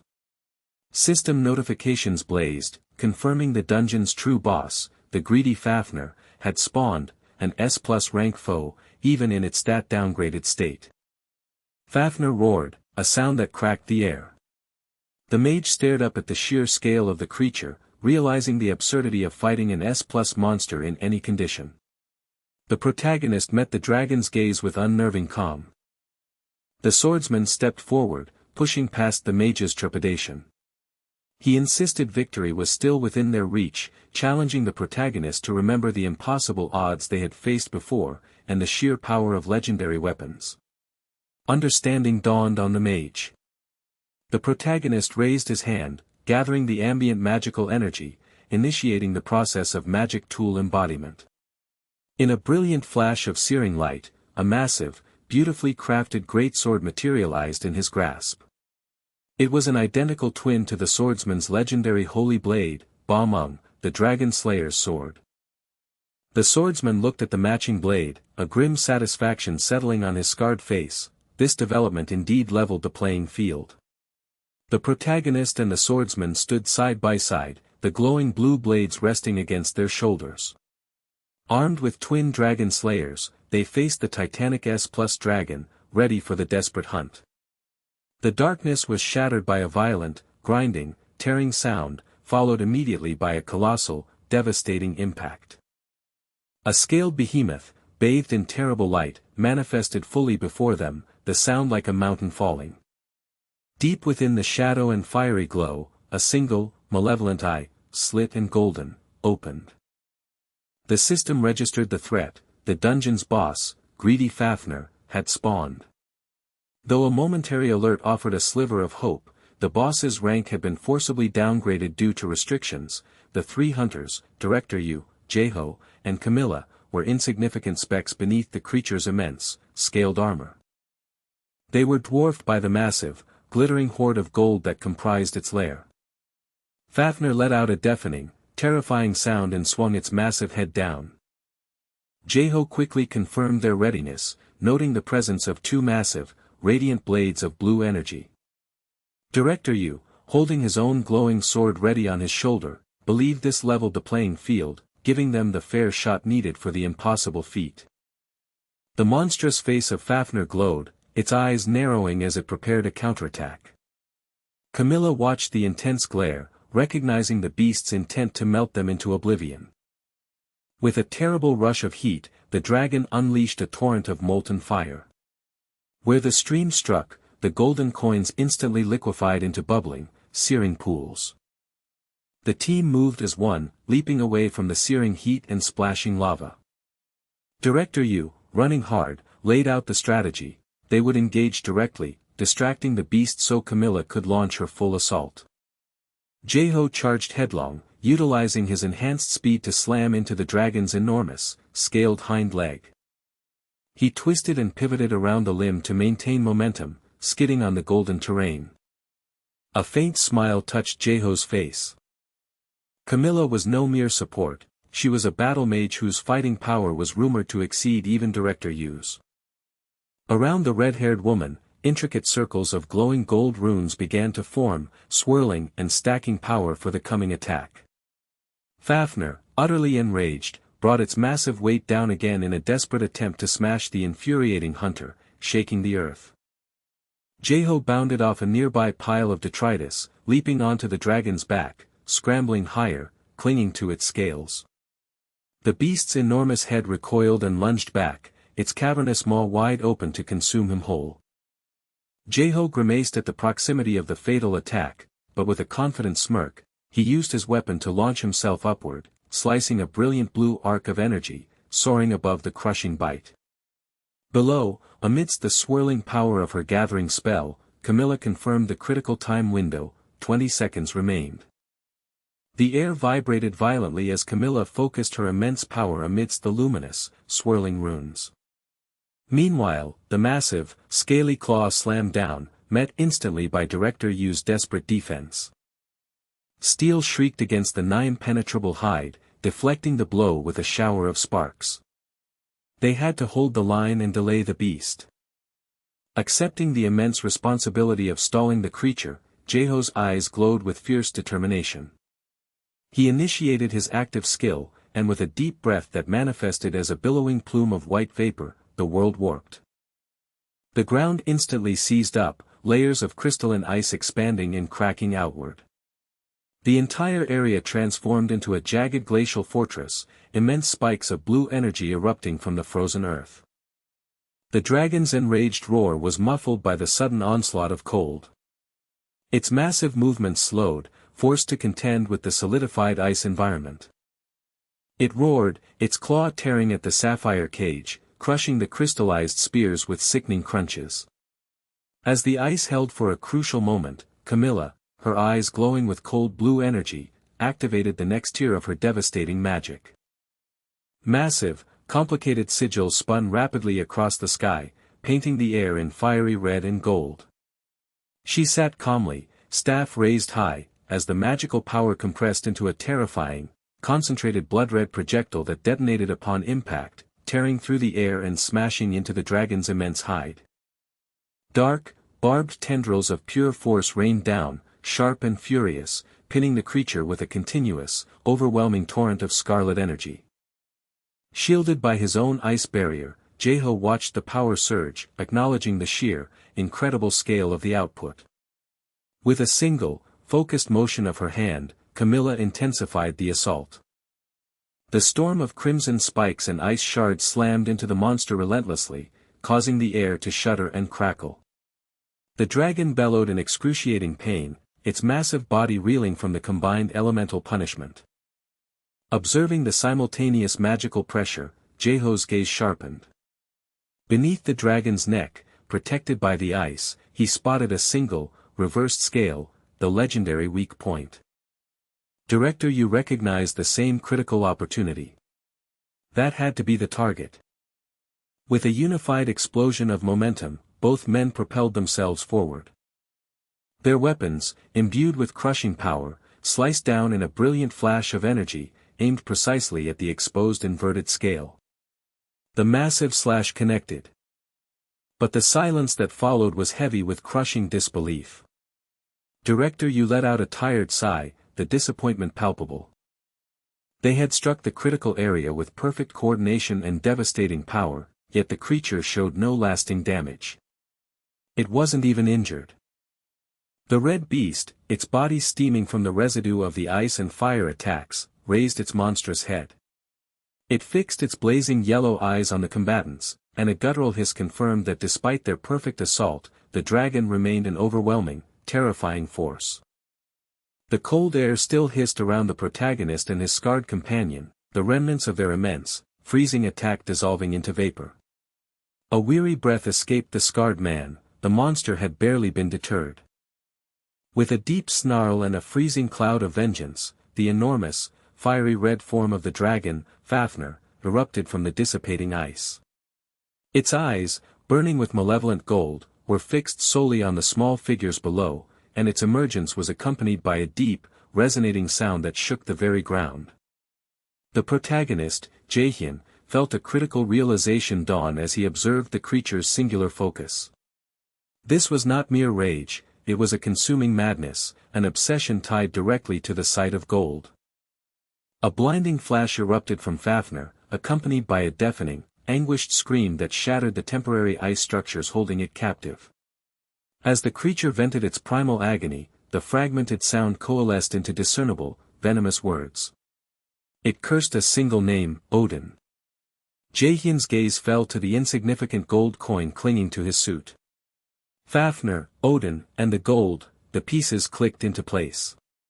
He recalled the lore of the Einherjar and the catastrophic curse of Envari's ring, which brought ruin upon its possessor. Fafnir was clearly still afflicted by this ancient curse. Their previous focus on the dragon's inverted scale, the widely accepted weak point, had failed completely because it inflicted no meaningful damage. They had been targeting the wrong vulnerability. The true weakness must be the source of the curse itself. Drawing his blade with a metallic scrape, he noted the blood beginning to drip from Fafnir's eyes, a sign of its mounting, internal fury. The creature's ability to speak shifted the entire dynamic. Jaehyun decided to press the advantage, challenging the dragon directly. Had Odin manipulated it? Had he murdered its kin? That final word, family, was the ultimate trigger. A terrible, agonizing gush of blood exploded from the dragon's eye. Its silhouette swelled, casting a massive shadow of pure wrath. The dragon roared its confirmation in a booming, sorrowful sound, before unleashing a world-shattering confirmation that Odin had indeed murdered its family. A sharp pang of residual power caused the redhead associate to wince, clutching her arm as Balak stood stiffly beside her, a look of fresh torment on his scarred face. Jaehyun, however, remained poised amidst the desolate landscape of shattered jewels and gold dust. He absorbed the situation, recognizing that the dungeon's reality contradicted the established legends. It was another twisted myth, one where the supreme god, Odin, and the Aesir had brutally attacked Fafnir's family, initiating the tragedy. Jaehyun turned to the monster, offering a cool promise: he would break the restraints and deliver the necessary vengeance against the supreme god. The promise of vengeance ignited the creature's fury. With a terrifying, resonant roar, the massive red dragon exploded in an inferno of uncontrollable rage, shouting the hated name once more. Jaehyun smiled tensely, realizing his attempt at diplomatic dialogue had triggered an immediate, berserk reaction. Balak rushed forward, baffled, demanding clarification, only hearing senseless chaos. When the redhead confirmed she too only heard an animalistic bellow, Jaehyun understood. The dragon's agony, its thoughts, and its words were being transmitted only to him. It didn't matter now. Jaehyun narrowed his eyes, a golden light gathering in his pupils as he initiated an active skill. A low hum vibrated in the air, and the colossal form of the dragon was instantly overlaid with a pulsing, ethereal teal glow. If Fafnir would not cease its struggle, Jaehyun would force submission upon it. His glowing gaze focused intensely. Embedded beneath the scales on the dragon's forehead was a ring, the dragon's critical weak spot. The true center of the curse. Balak and the redhead snapped into sudden understanding. The redhead stepped up to Balak, stating firmly that she would cover him this time. Jaehyun nodded, counting on Balak's immense strength. Balak's shoulder muscles cracked as he adjusted his grip, channeling intense power into his weapon. A torrent of powerful blue energy began swirling around him as he roared his fierce determination, activating his technique. Before the dragon could move, the redhead thrust her hand forward, initiating a binding skill. Luminous blue chains materialized, wrapping around Fafnir's immense body with a sharp clink and clang, immobilizing the furious beast momentarily.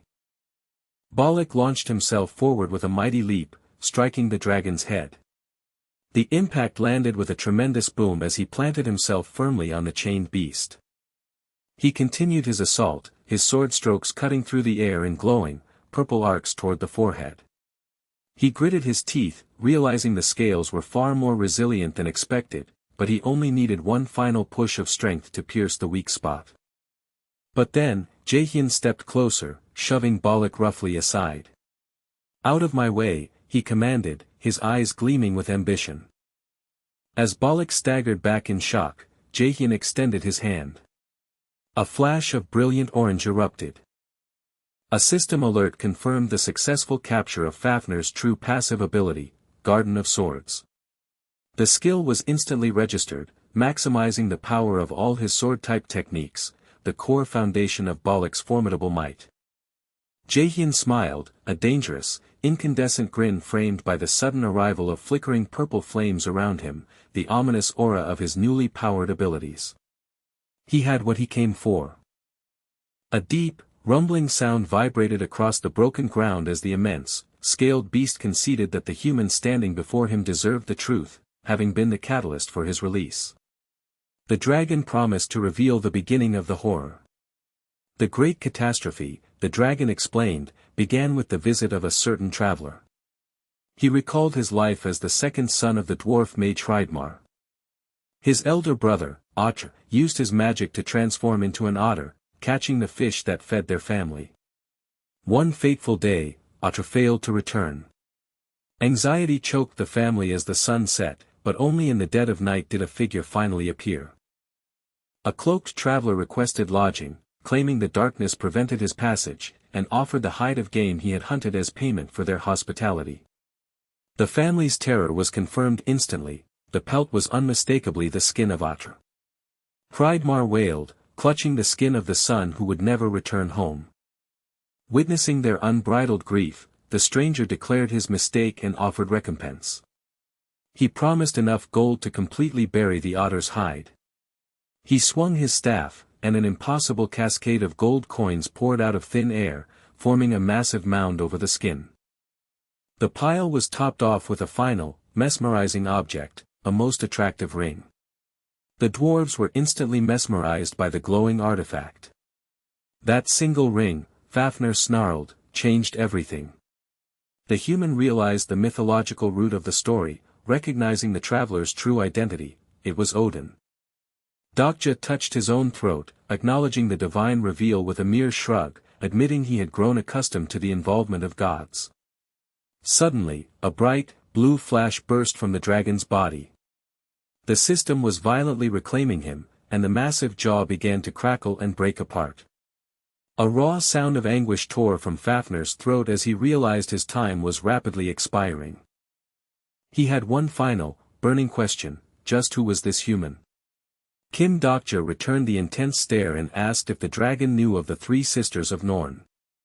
Fafnir recognized the name immediately, the goddesses who prophesied the defiant one who would bring down Asgard. Without hesitation, Kim Dokja confirmed that he was that very figure. The dragon's massive face twitched in sudden understanding.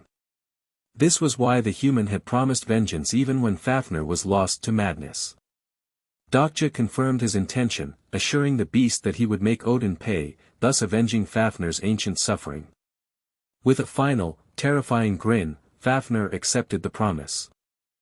He warned the human that time was almost gone, but he possessed enough remaining divinity to be of use. He would give the human a gift. A chilling, crystalline fssssh and crackling sound tore through the air as Fafnir's remaining godly energy violently extracted itself. He wished the human the best on his journey as the light in his colossal eye began to flutter and fade away.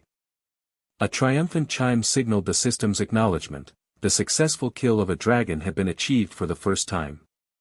Dokja stood over the dissipating dust, confirming his resolve to surely avenge the dragon. Rewards flashed across his vision, calculating the spoils for the kill, 3 levels gained, and the immediate initiation of a skill to seize the divinity of the assigned target. Golden particles streamed away from the dragon's vanishing remains, spiraling upward and pouring into Dokja. His divinity increased, and he received the title of Dragon Hunter.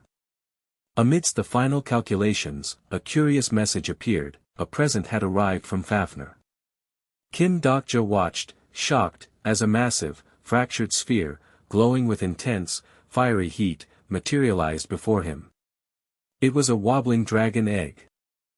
A blinding flash of golden, shimmering light settled around Jaehyun's hands, signaling the completion of the monumental task. As he stepped away from the wreckage of the desert landscape, his allies, the formidable blonde man and the elegant woman in red, approached him. The blonde man wasted no time, his eyes searching Jaehyun's face, demanding to know the mystery of how he had utilized his unique inborn skill. Jaehyun merely turned his back with cool indifference, explaining that a detailed explanation was impossible and entirely unnecessary. With a deep, resonant hum, a pulsing vortex of bright blue energy tore open a path back to reality. The trio stepped through the shimmering portal, finding themselves back in the sterile, high-ceilinged conference hall where unconscious figures lay strewn across the floor. The woman immediately checked on the fallen, concern etched across her features. The blond man confirmed they were no longer comatose, but were critically drained of energy, warning that without immediate aid, they would surely perish. The woman took a weary breath, regretting that her basic combat magic offered insufficient healing for such profound exhaustion. The blond man insisted they couldn't abandon the victims and suggested applying first aid while contacting Manhwa for professional medical assistance. Jaehyun halted their strategy, recognizing the delay inherent in their plan. He walked toward the nearest unconscious victim, a golden light radiating from him. The system registered the command, initiating active skill sacrifice. A powerful, divine glow erupted, bathing the fallen people in intense golden light, soft feathers of energy drifting through the air. The woman stared in stunned disbelief. Though she knew Jaehyun was a genius battlemage, mastering both close combat and magic, battlemages were fundamentally incapable of such high-level healing. This was far beyond conventional abilities. The sheer intensity of the light revealed the truth. Jaehyun was utilizing the inborn skill sacrifice, the legendary ability of Saint Yu. Awestruck and fearing the implications of his immense, hidden power, she barely managed to voice her confusion about how he commanded the saint's skill. Jaehyun, turning slightly, his glorious wings of light magnificent behind him, simply reiterated his initial instruction, ask no questions. The blond man lowered his head, a bead of sweat tracing a line down his face. He knew the terms of their arrangement were grossly unfair, yet accepted the necessity of silence. He reflected back on their recent battle with the dragon Fafnir. If that struggle had taught him anything, it was that Jaehyun was far stronger than any circulating rumor could possibly convey. The golden light subsided. Jaehyun turned back to his comrades, his glowing orange eyes meeting theirs, checking that they were all right. He then knelt by one of the businessmen on the floor, who was beginning to stir and groan. Jaehyun urged him to wake up, promising him safety. The man, dizzy and flinching from the lingering trauma, struggled to understand what had happened. Jaehyun apologized for the inopportune timing but pressed his urgent inquiry, had a young woman with pale skin visited him earlier? The older man hesitated, rubbing his temples as he strained to recall the foggy events. He distinctly remembered the woman's sinister appearance, complete with dark tentacles coiling behind her. He apologized, saying he had lost consciousness the moment she appeared, but confirmed he remembered the tentacles emerging from her body and attacking him. Jaehyun rose, satisfied with the information, and offered a hand, thanking the victim for his cooperation. The tension of the attack abruptly shattered, leaving only the sound of heavy breathing in the cavernous hall. The sharply dressed delegate, who had been scrambling on the floor, felt a strong grip haul him upright. He stared, wide-eyed and sweating, questioning whether he had truly been saved. A nearby associate confirmed that the young man had, in fact, saved everyone present. Observing the interaction were the impassive redhead and the watchful blonde, their arms crossed, their presence a silent judgment. The rescued man, recovering his composure, suddenly gasped. He recognized the suit, the confidence, and the aura of command, and realized he was standing before the legendary Bollock of the European Union, a figure known only through reputation and whispers. The sheer incongruity struck him. Bollock looked like a mere teenager. Before the delegate could dwell on that bizarre revelation, new, sharper realization hit him. He narrowed his eyes, comparing the face to images flashing across the news feeds.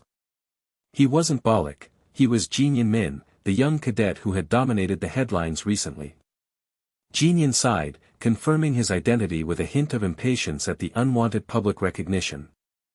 The delegate quickly smoothed his tie and adjusted his white gloves, his earlier panic replaced by deep professional respect. He performed a profound, formal bow, expressing his sincere gratitude for Jinyan saving both him and his powerful clientele. He offered immediately to repay the immense debt incurred by the night's rescue.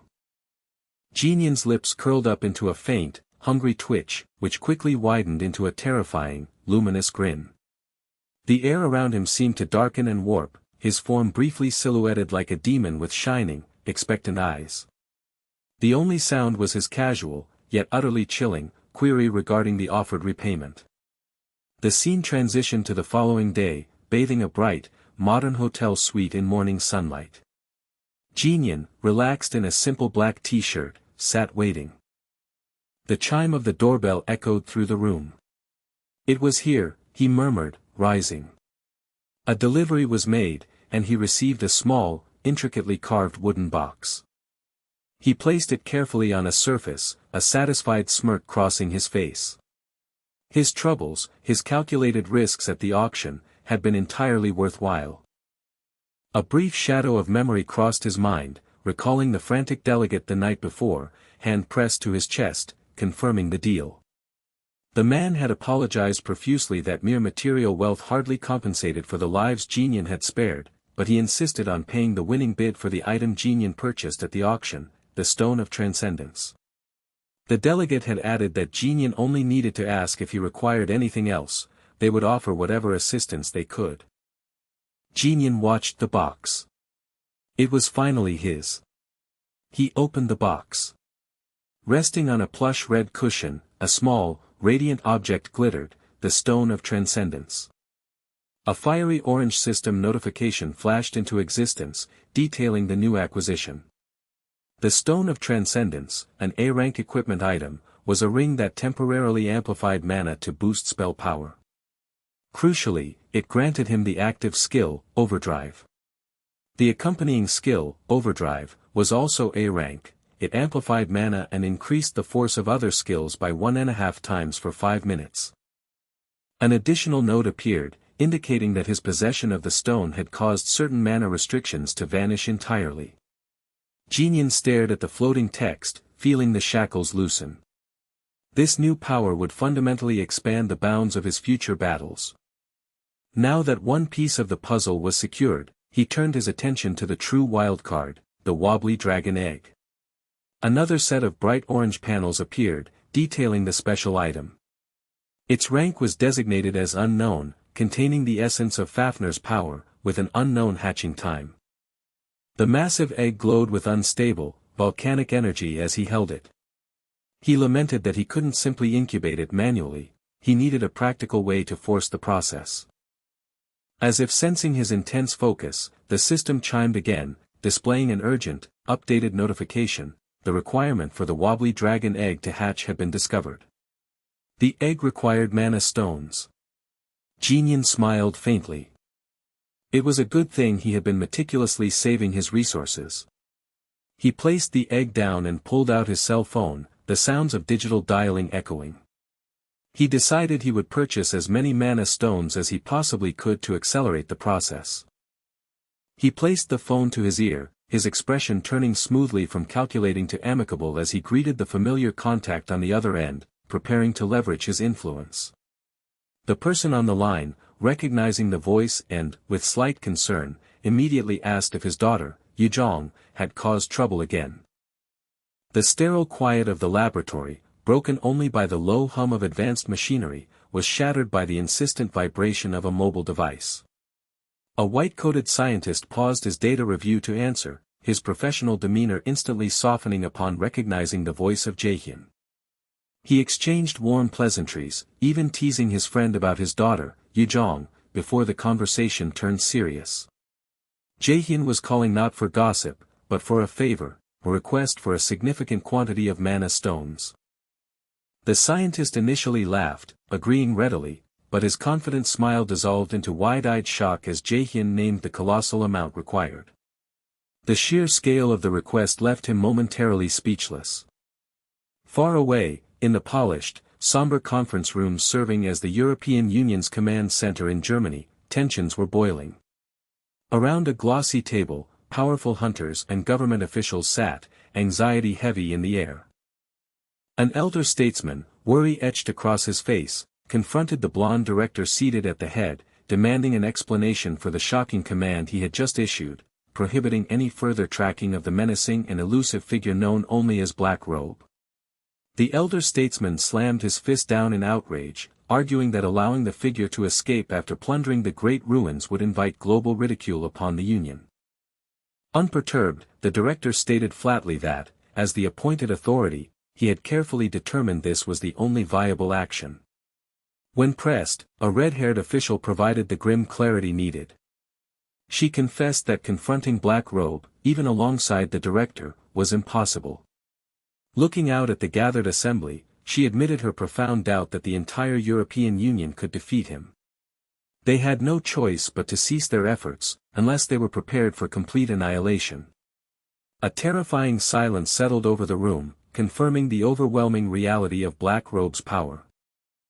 That evening, oblivious to the high-stakes policies being decided, Jaehyun stood on a balcony overlooking the city.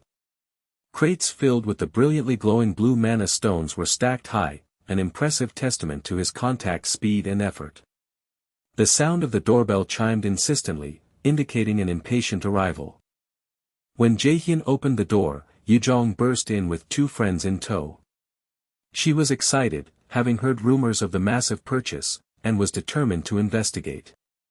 Jaehyun's gentle attempt at a scolding was ignored as the group marched past him, their eyes already wide with anticipation, demanding to know what he was secretly involved in this time. Yielding to their excitement, Jaehyun unveiled the object of his expenditure. Resting on a dark surface was a huge, fiery object, crisscrossed with lines of glowing, magma-like orange and red light, an egg. Jaehyun confirmed his friend's stunned suspicions. He demonstrated the next step, lifting a mana stone and pressing the flashing blue crystal directly onto the fiery shell. The light of the crystal instantly merged with the egg's surface. He explained that feeding the egg mana stones would rapidly accelerate the hatching process. His friends were captivated, Yujong urging him to continue. The process intensified with repeated actions, system prompts flashing into existence to confirm the rapid absorption of multiple A and B rank mana stones, each successful integration raising the probability of a successful hatch. Finally, the immense, heat-radiating egg began to wobble violently. Realization dawned on the group, the moment was imminent. A brilliant crackling sound tore through the air, followed by a blinding, intense flash of golden light. Jaehyun and his friends instinctively recoiled, shielding their eyes. A large, scaled paw erupted through the shell, pushing outwards. Fragments scattered, and from the intense, fiery glow, a tiny, vibrant orange creature emerged, blinking its wide, innocent eyes at the surrounding world. It was a baby dragon, adorable and sparkling with residual golden light, filling the room with the lingering heat of its extraordinary birth. One of Jaehyun's friends, Soyeon, gasped, hands flying to her mouth in utter astonishment, her wide orange eyes fixed entirely on the small, bewildered creature. The tiny familiar looked back up at her, letting out a soft, questioning rumble. Suddenly, a series of brilliant orange system panels flashed into existence, delivering the startling news: Fafner's successor, immediately dubbed Fafner II, had imprinted upon Jaehyun and officially become his familiar. The subsequent notifications detailed the creature's current status, a newborn D-rank hatchling, but the final panel sent a jolt of shock and excitement through the room, predicting that by adulthood, this creature had the potential to develop into an S+ rank being, or perhaps even higher. The implication of that ranking stunned Jaehyun. Behind him, Hoyeon quickly backed away, flinching nervously at the sight of the reptile. Acquiring a familiar, especially one of this extraordinary lineage, was nearly unheard of. He had never harbored the fantasy of obtaining one, knowing they were difficult to control without specific tamer class skills. Lost in his thoughts, he watched as the tiny dragon let out a triumphant, squeaky cry. It attempted to stand on the shell fragments, stumbled slightly, then waddled quickly forward, climbing straight up Jaehyun's chest and settling comfortably against the dark fabric of his shirt. Before Jaehyun could even attempt to clean up the mess on the floor, Soyeon was upon them, overcome with unrestrained joy. She scooped up the small dragon, rubbing her cheek affectionately against its tiny head and cooing at the marvelous creature. Sobai watched the scene with an intense but neutral expression, questioning Jaehyun about when he had mastered the incredibly difficult skill of taming. He quickly defended himself, assuring them he hadn't learned taming at all, he had simply found the egg in the dungeon. He shifted his gaze to the far corner where Hoyeon was still hovering nervously, trying to blend into the wall. Huiyan sheepishly confessed that he simply didn't care for reptiles, finding them a little frightening, insisting defensively that it was merely a matter of taste. Soiyan, having settled the dragon, loudly took charge of the naming process. Holding the creature aloft, she declared its name would be Yongyong. Jaehyun observed the dragon's unimpressed, indifferent look and stated flatly that it clearly hated the name. Soiyan turned on him fiercely, but the argument was settled instantly when the dragon in her hands began actively pouting. Jaehyun seized the opportunity to propose his own choice. Since the creature was Fafnir II, they should simply call him Fafi, adding that the name suited the tiny beast which, for all its lineage, acted more like a clumsy puppy than a legendary dragon. Soiyan visibly sagged in defeat. Watching the chaotic exchange unfold, Sulbai couldn't help but smile softly, recognizing how remarkably cute the newborn familiar truly was. The speaker officially christened the newly acquired mythic creature, asking the tiny red dragon if he liked the name Yongyong. A young man standing nearby offered a flat assessment, observing that based on the dragon's obvious look of displeasure, the creature seemed to despise it. The girl grew instantly defensive, demanding to know how he could possibly gauge the feelings of a baby dragon, though she had to concede the small reptile was definitely pouting, his tiny snout pushed out in clear displeasure. The young man countered with a suggestion. Since the creature was technically Fafnir II, they should simply call him Fafi, adding that the short, simple name was fitting because the majestic dragon often acted more like a dog. The girl sagged in defeat, the chosen name rejected. Chiron watched the entire ridiculous spectacle with soft eyes, finding the scene overwhelmingly adorable. The next day, a persistent noise echoed through the apartment. A deeply annoyed Jaehyun answered the door to find the three familiar high schoolers, the orange-haired girl, the blonde, and the cheerful green-haired boy, enthusiastically announcing their presence. As they rushed past the threshold, the male guardian figure sharply intervened, pinching the orange-haired girl's cheek and demanding to know why they had returned today, considering they were just there the previous afternoon.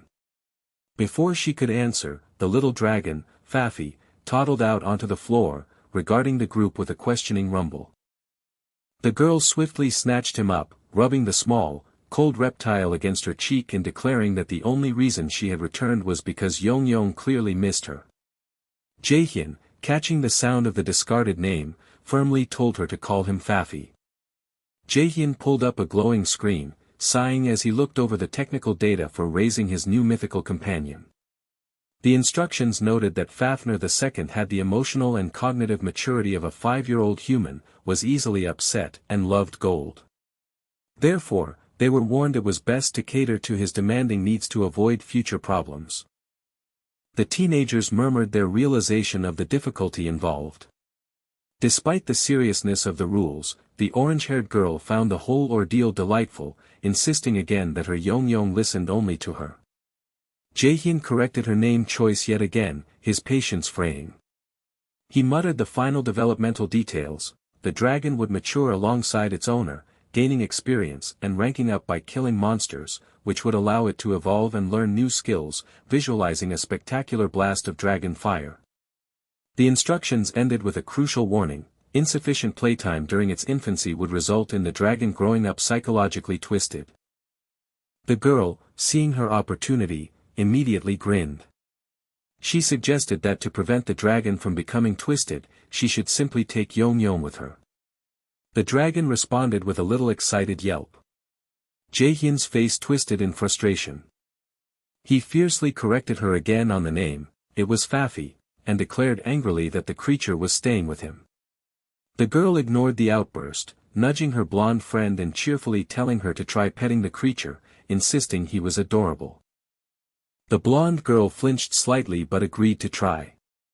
As she leaned closer, the baby dragon sniffed the air, his attention caught by the lollipop she was holding. She cautiously reached out her hand, but Fafi glared up at her with immense suspicion. Suddenly, the dragon unleashed a fierce, tiny roar and quickly struck her outstretched hand before diving back into the girl's arms. The blonde girl looked down at her stinging hand, tears immediately forming in her eyes, wondering why the creature seemed to hate her specifically. The following day, the scene shifted to the high-tech surroundings of Millis Academy. Jaehyun was in a formal meeting with the director. She granted him permission to keep the familiar inside the academy, noting that seeing such a mythical creature was rare. Jaehyun offered his gratitude. The director then grew serious, saying she had another matter of grave importance to discuss.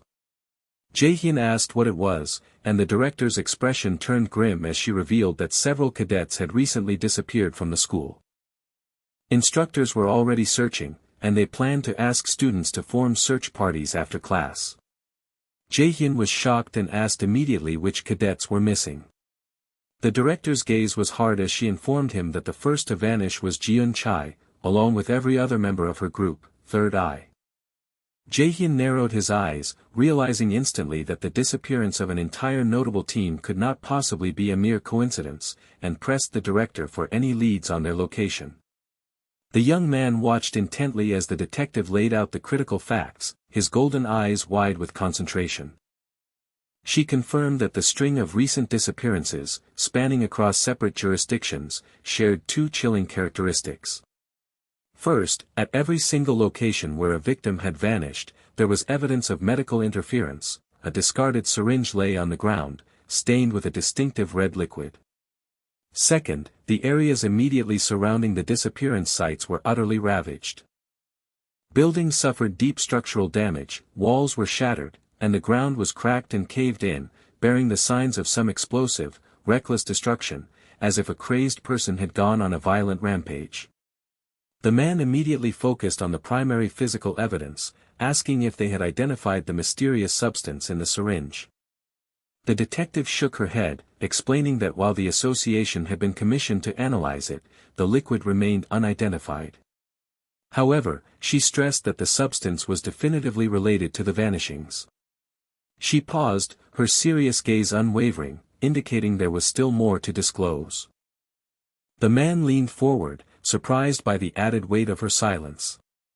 She nodded grimly, preparing to reveal the next horrifying development. Far across the city, under the deep orange light of sunset, Jun Sang-shin moved through the campus periphery, his face already etched with simmering shame. As he passed a pair of students, their voices dropped to hushed, sneering whispers. They questioned why he still bothered to attend, openly recalling how Jaehyun had publicly destroyed his reputation. They mocked his nerve for showing his face and assumed he was trying to pretend his disgrace never happened, criticizing his lack of self-respect after his social circle had splintered. The spiteful words sliced through Junsang's fragile composure. He gritted his teeth, the muscles in his jaw straining with internal fury. The embarrassment and helplessness became too much. With a sudden, violent outburst, he hammered his fist into a brick wall, the impact shaking his entire body as he cursed the situation. He backed away, panting, eyes wide and unfocused. Hidden deep in the shadows of a dirty alleyway, Junsang sank into rage, railing against Jaehyun for utterly ruining his life and reputation. He wished he possessed the power to commit murder. A quiet voice broke the silence from behind him. Junsang flinched, startled, then spun around to face the intruder. He recognized the person instantly, Jeon, standing cloaked in a violet hoodie, her face half hidden. He asked, bewildered, how she was there. He knew she had been reported as missing. She responded with a cryptic, amused smile, saying there was a reason for her return, though she certainly wouldn't be sharing it with him. Junsang roared in confusion and frustration, demanding to know if she was deliberately messing with him. Jeon's smile widened, her eyes darkening as she posed a calm, dangerous question. Did he hate Jae Min? Junsang stared blankly, struggling to understand the sudden, intense inquiry. Jeon clarified, her voice taking on a predatory echo. Did he hate him enough to want to commit murder? The question unlocked the torrent of Junsang's deep-seated resentment. His face contorted, sweat dripping from his brow as he shrieked his confirmation, yelling that he was completely ruined because of that bastard. He cried out that he wished he possessed the power to murder Jaehyun himself. I feel the exact same way, Jeon responded, her tone falsely sympathetic. With a soft movement, she lifted her arm. Her eyes glowed with an unholy violet light, and in her hand was a syringe, identical to the ones mentioned in the detective's briefing. She leaned closer, suggesting that with the depth of his hatred, the device might finally work this time.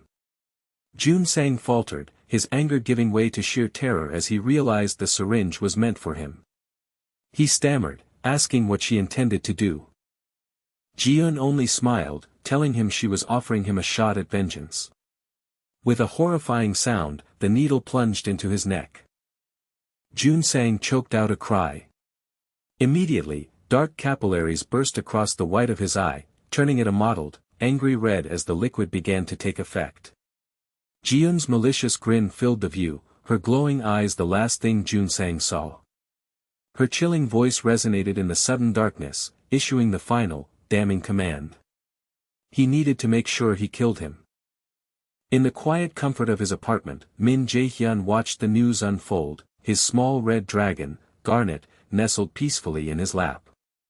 The broadcast detailed escalating public concern over a radical cult dedicated to the Norse god Odin, known as Asatru. He consulted with his associate, who confirmed the gravity of the situation. Asatru was responsible for a horrific string of crimes targeting the awakened. The gruesome evidence, syringes containing unidentified fluids and patches of decaying human skin, suggested a systematic campaign of terror, directly tied to recent disappearances. The Raider Management Agency had captured several Asatru members, but the results were deeply disturbing.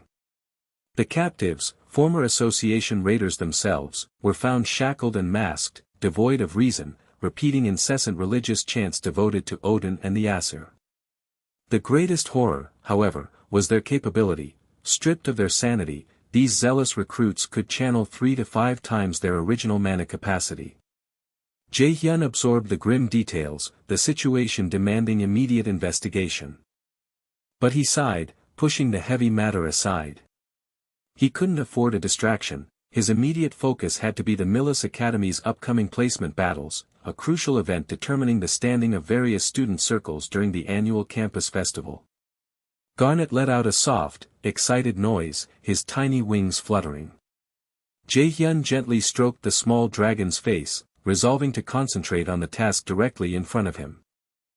The next day, the air hung thick and heavy within the Millis Academy dungeon practicum. A phalanx of towering, axe-wielding orcs blocked the path. Jae-hyun hesitated only for a moment before Garnet launched himself from his arms, landing with a determined plop on the stone floor. The massive orcs paused, snorting at the minuscule opponent. Garnet charged, a streak of ferocious red, and unleashed a searing torrent of dragon fire. The intense blast instantly reduced the formidable enemies to scorched, glowing remnants. Jae-hyun stared in utter astonishment. The sheer power and speed of the little dragon's growth were unbelievable. Garnet puffed out his chest, radiating pride, letting out a confident little roar. Jae-hyun smiled slightly, realizing the dragon was already stronger than he himself had been before his return to the past, a truly worrisome thought given his tiny companion's vulnerability. The holographic interface flashed, detailing the newly registered familiar, Fafnir 2, currently D rank and age 0, but already 31% toward maturity. The system warned it would only reach level 1 upon full maturity. The truly remarkable feature was its passive skill, Fafnir's Blessing, which promised a staggering 50% increase in Jae-hyun's attack power and mana capacity whenever Fafnir 2 shared the battlefield. His active skill, Dragon Fire Breath, was guaranteed to rank up automatically as the dragon matured. Jae-hyun held the tiny, chirping hatchling, acknowledging that once fully matured, it would be an invaluable asset. A sharp chime interrupted his contemplation. The dungeon's ultimate challenge had arrived. A monstrous shadow fell across the cavern. The Orc King roared, a colossal figure whose scarred face twisted with savage intensity. The creature's overwhelming size was terrifying. Though the little dragon was a powerhouse, Jae-hyun admitted the risk of pitting a hatchling against a dungeon boss was immense. Yet, the score for the practicum was paramount. The Orc King slammed its immense weapon down, shaking the ground. Taking a resolute step forward, Jae-hyun focused, brilliant orange energy enveloping his hands as he gripped the hilt of his burning sword. The Orc King let out a booming battle cry, revealing rows of monstrous tusks. Before the behemoth could fully engage, Jae-hyun moved. A violent, crimson slash traced through the air, and a spray of dark blood erupted as the giant creature's throat was severed. The massive body crashed heavily to the ground, silenced. Jae-hyun stood alone. The system confirmed the trial's successful completion, dungeon cleared.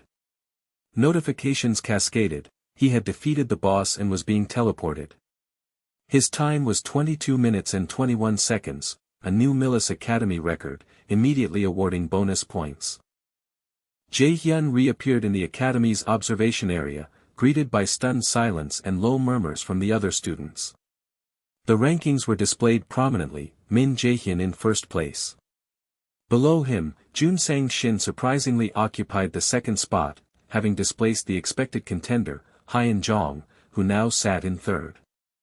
Jun Sang approached immediately, a smug question about Jae-hyun's surprise hanging in the air. Hyun-jong cut in, his face tight with anger, demanding to know how Jun Sang had achieved such a high placement. Jun Sang merely smiled, refusing to offer an explanation. Jae-hyun grinned, suggesting Hyun-jong shouldn't bother asking. Hyun-jong's eyes twitched with fury. His jaw clenched as he accused Jae-hyun of arrogance, believing the world revolved around him and enjoying an easy path paved by the media, the Manhwa Association, and the Academy. Hyun-jong glared, his voice thick with malicious intent, promising that he would be the one to bring Jae-hyun down. Jae-hyun couldn't suppress a dark, soft snicker. The light in his eyes changed, hardening. A sharp, predatory smile stretched his lips, showing his elongated canines as he mocked the senior student, asking if he was going through some belated histrionics. Hyun-jong could only stare back, his face frozen in stunned horror at the unnerving, dark transformation of Jae-hyun's expression. The dark-haired youth concealed a chilling smile behind his gloved hand, a low, guttural chuckle escaping his lips.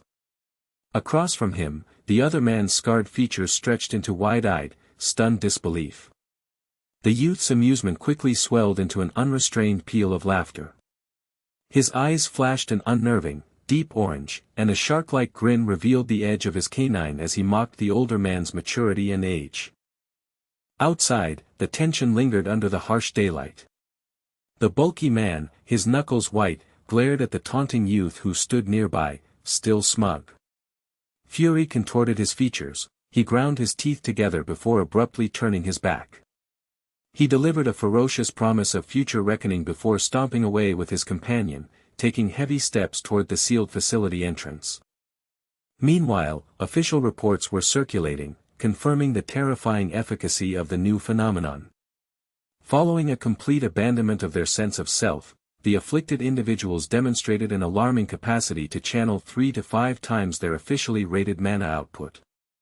Jae-hyun absorbed this data, his gaze thoughtful, acknowledging that something profound and disturbing was certainly afoot. Later that evening, as the sky turned a deep, burnt orange, Jae-hyun arrived at a wooded area cordoned off by official caution tape. He was there to meet with high-ranking members of the Academy. A professional woman in a suit greeted him, thanking him for answering their unusual request and assuring him that his critical contributions during the Academy's camping trip and the subsequent incident involving Jane-gu had cemented his value. A tall man in a trench coat, Park Jae-hyun, the famed raider, stepped forward with a confident smile, remarking on Jae-hyun's rapid rise to prominence since their last encounter. Jae-hyun acknowledged the established figure, and the two shook hands. Jae-hyun, placing a hand lightly on his neck, confirmed that Jae-hyun wished to personally inspect the recent crime scenes. Seeing no reason to delay, he suggested they head immediately to the first location. The trio walked through the rapidly darkening woods until they arrived at the site, a stretch of land violently ruptured and cracked, bearing the unmistakable signs of immense magical output. Jae-hyun stepped carefully onto the damaged earth, examining the brutal scars left on the ground.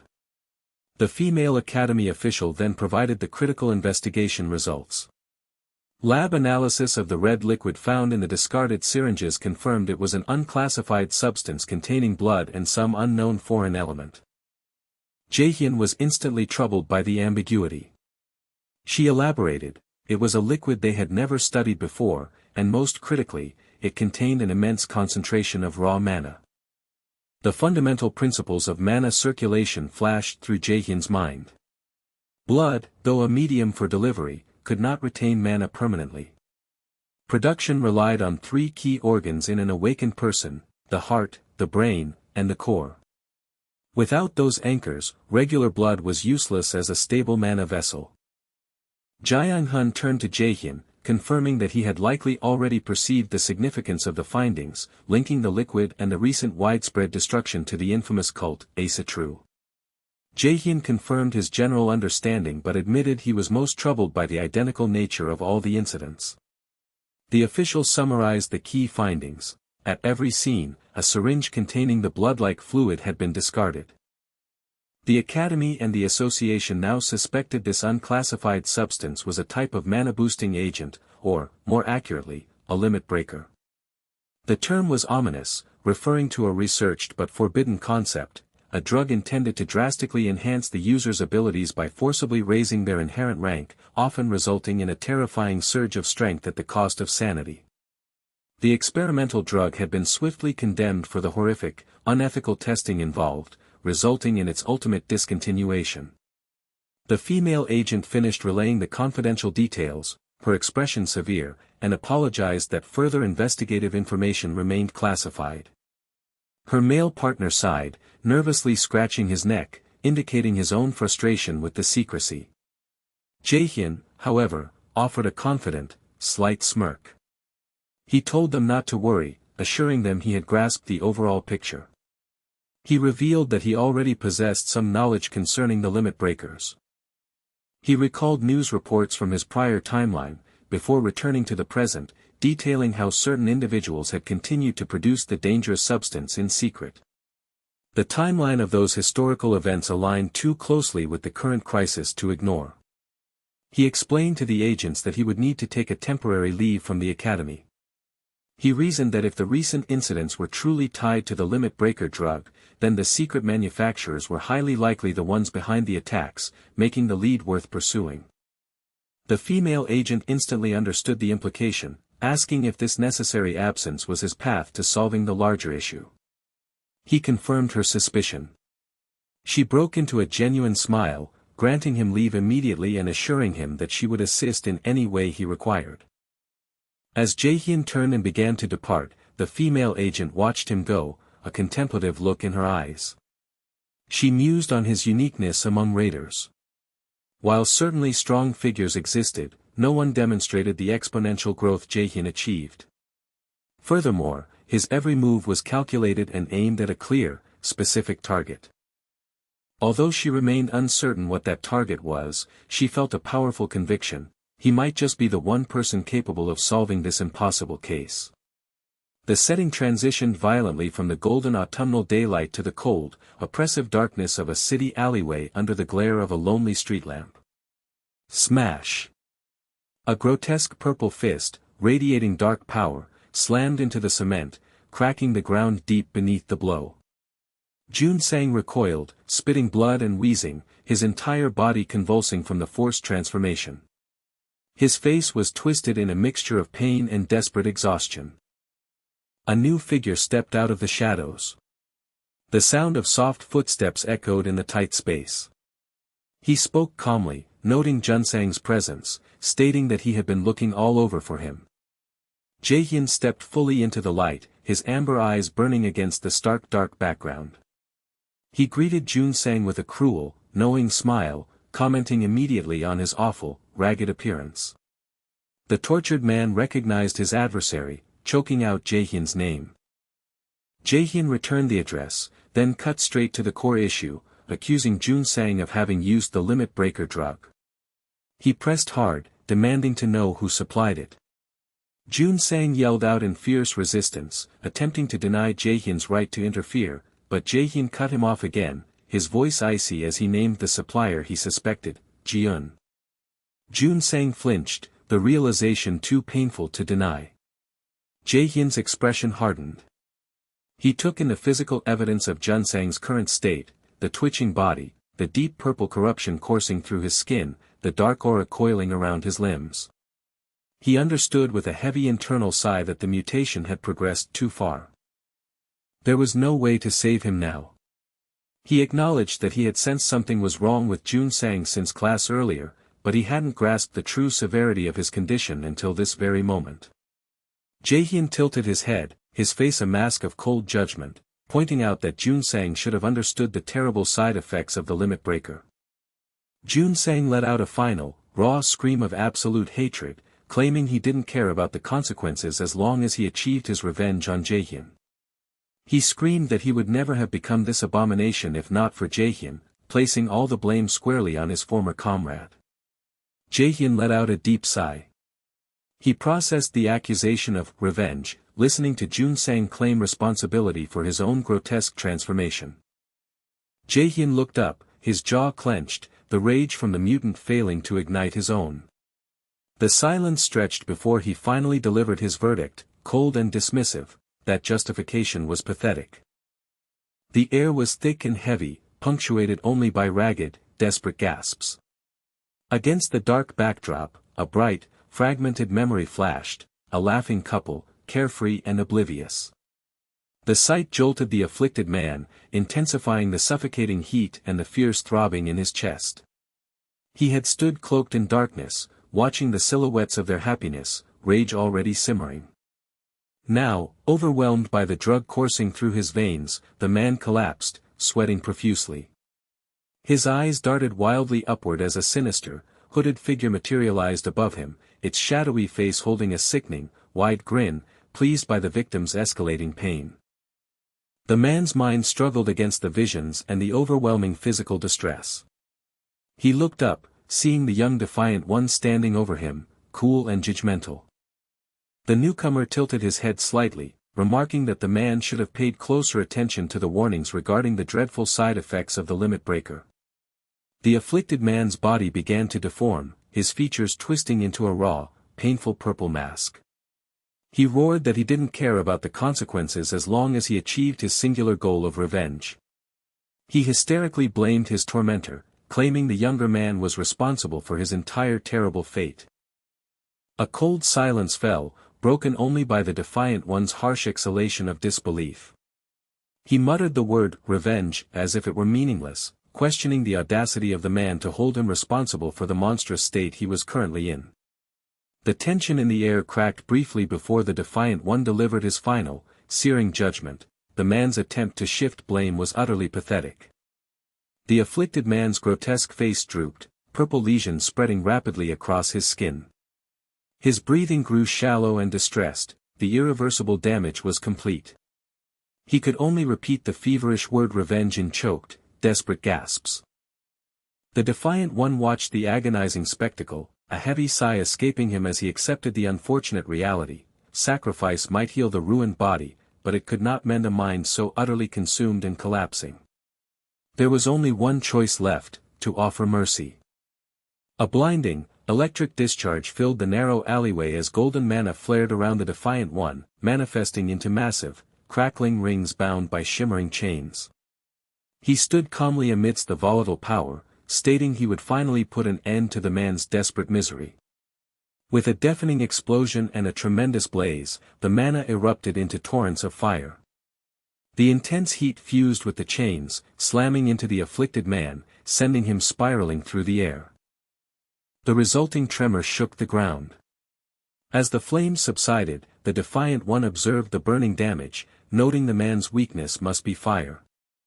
Hanging inverted, scorched and smoking, the man hissed the question of how he had lost. He had been so certain that the power given to him by the mysterious person, the cloaked figure, would have been enough to kill the defiant one. The defiant one recognized the implication. He accepted that he knew who the man meant, but casually pointed out that he too had grown stronger. He dismissed the man's last-ditch attempt as a sad miscalculation, even with that stronger mana backing him up. The defiant one turned away, exhaling one final breath and conceding that the execution left him with a profoundly negative feeling. In the sudden absence of confrontation, the scene shifted dramatically, pulling back over a panoramic view of the sparkling, technologically bound cityscape. Two figures stood silhouetted against the dark sky, high above the world in a quiet, forested place. The silver-haired woman, cool and indifferent, commented that yet another lab rat had perished. Her male companion shrugged, dismissing the casualty as merely another test subject they would need to replace. The woman frowned, admitting it was a shame, as it would be difficult to find a new subject so perfect. The man agreed, explaining that the most vital element in these limit-breaker experiments was finding individuals capable of taking their emotions, specifically malicious, deep-seated hatred for a figure like the Defiant One, to the absolute extreme. Only intense emotion, the man mused, allowed the frail human body to endure the devastating drug. He laughed, impressed, that the Defiant One continued to defeat their efforts. The woman, however, saw only danger, sternly declaring the target had too much power for a mere human and risked becoming an obstacle to their plans. The man smiled, unconcerned. The Defiant One would come looking for them eventually. He tightly gripped his wrist, a dark, purple energy beginning to coalesce around his body. The shadows grew deeper around his confident smile. He murmured that he looked forward to their meeting, and with a soft dissipation of matter, the man vanished, leaving the woman alone in the night. A chilling sound followed, as if the entire atmosphere had changed, coating the surrounding ancient architecture in a sudden fall of snow and ice. The imposing, dark gate of their next destination stood ready, silent and cold. The great chamber of ice, perpetually dusted by slow-falling snowflakes, stood silent and immense. Framed by icy arches, Hela waited, her white hair contrasting sharply with her dark gown. Behind her, the immense black wolf, bearing its strange, small rider, loomed like a shadow made solid.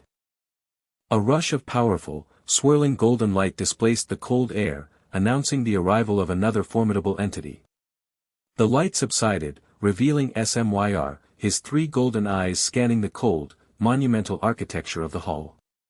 His voice, deep and resonant, observed that this was an assembly unlike any since the great purging of the old forces. Never before had so many critical players gathered in one place. Hela agreed, a faint glimmer of satisfaction in her mismatched eyes. She was pleased that the defiant child of prophecy was developing far quicker than they had dared to anticipate. However, the true problem lay in the urgency of their enemies. The Aesir were moving with equal haste. The entity seated atop the giant wolf stirred, its brow furrowed in severe worry.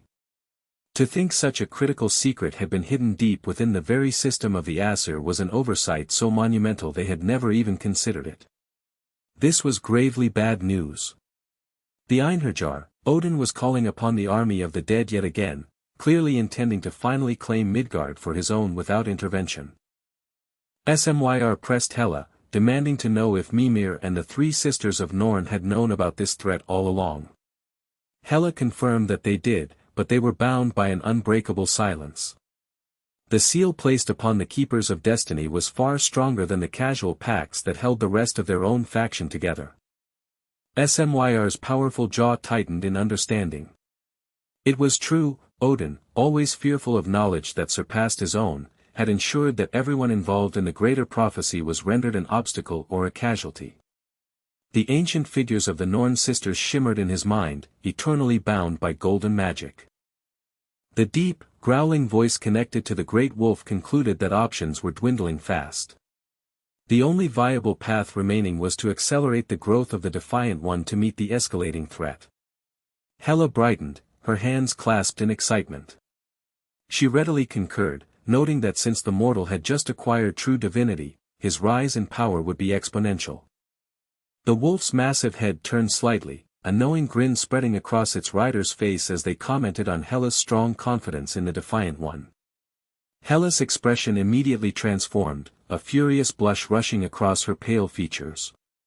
She quickly composed herself with an awkward cough, forcing the conversation forward before the teasing could continue.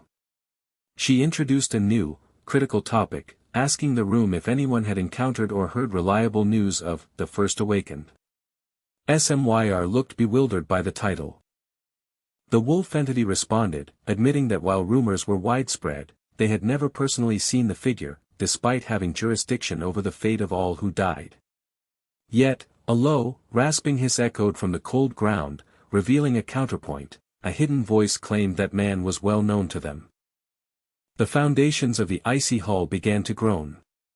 A powerful tremor shook the chamber, and a golden, swirling light erupted from below a massive stone arch. The ground tore open as the unmistakable, gigantic eye of a serpent ascended from the fissure. An ear-shattering rumble accompanied the serpentine form as it rose.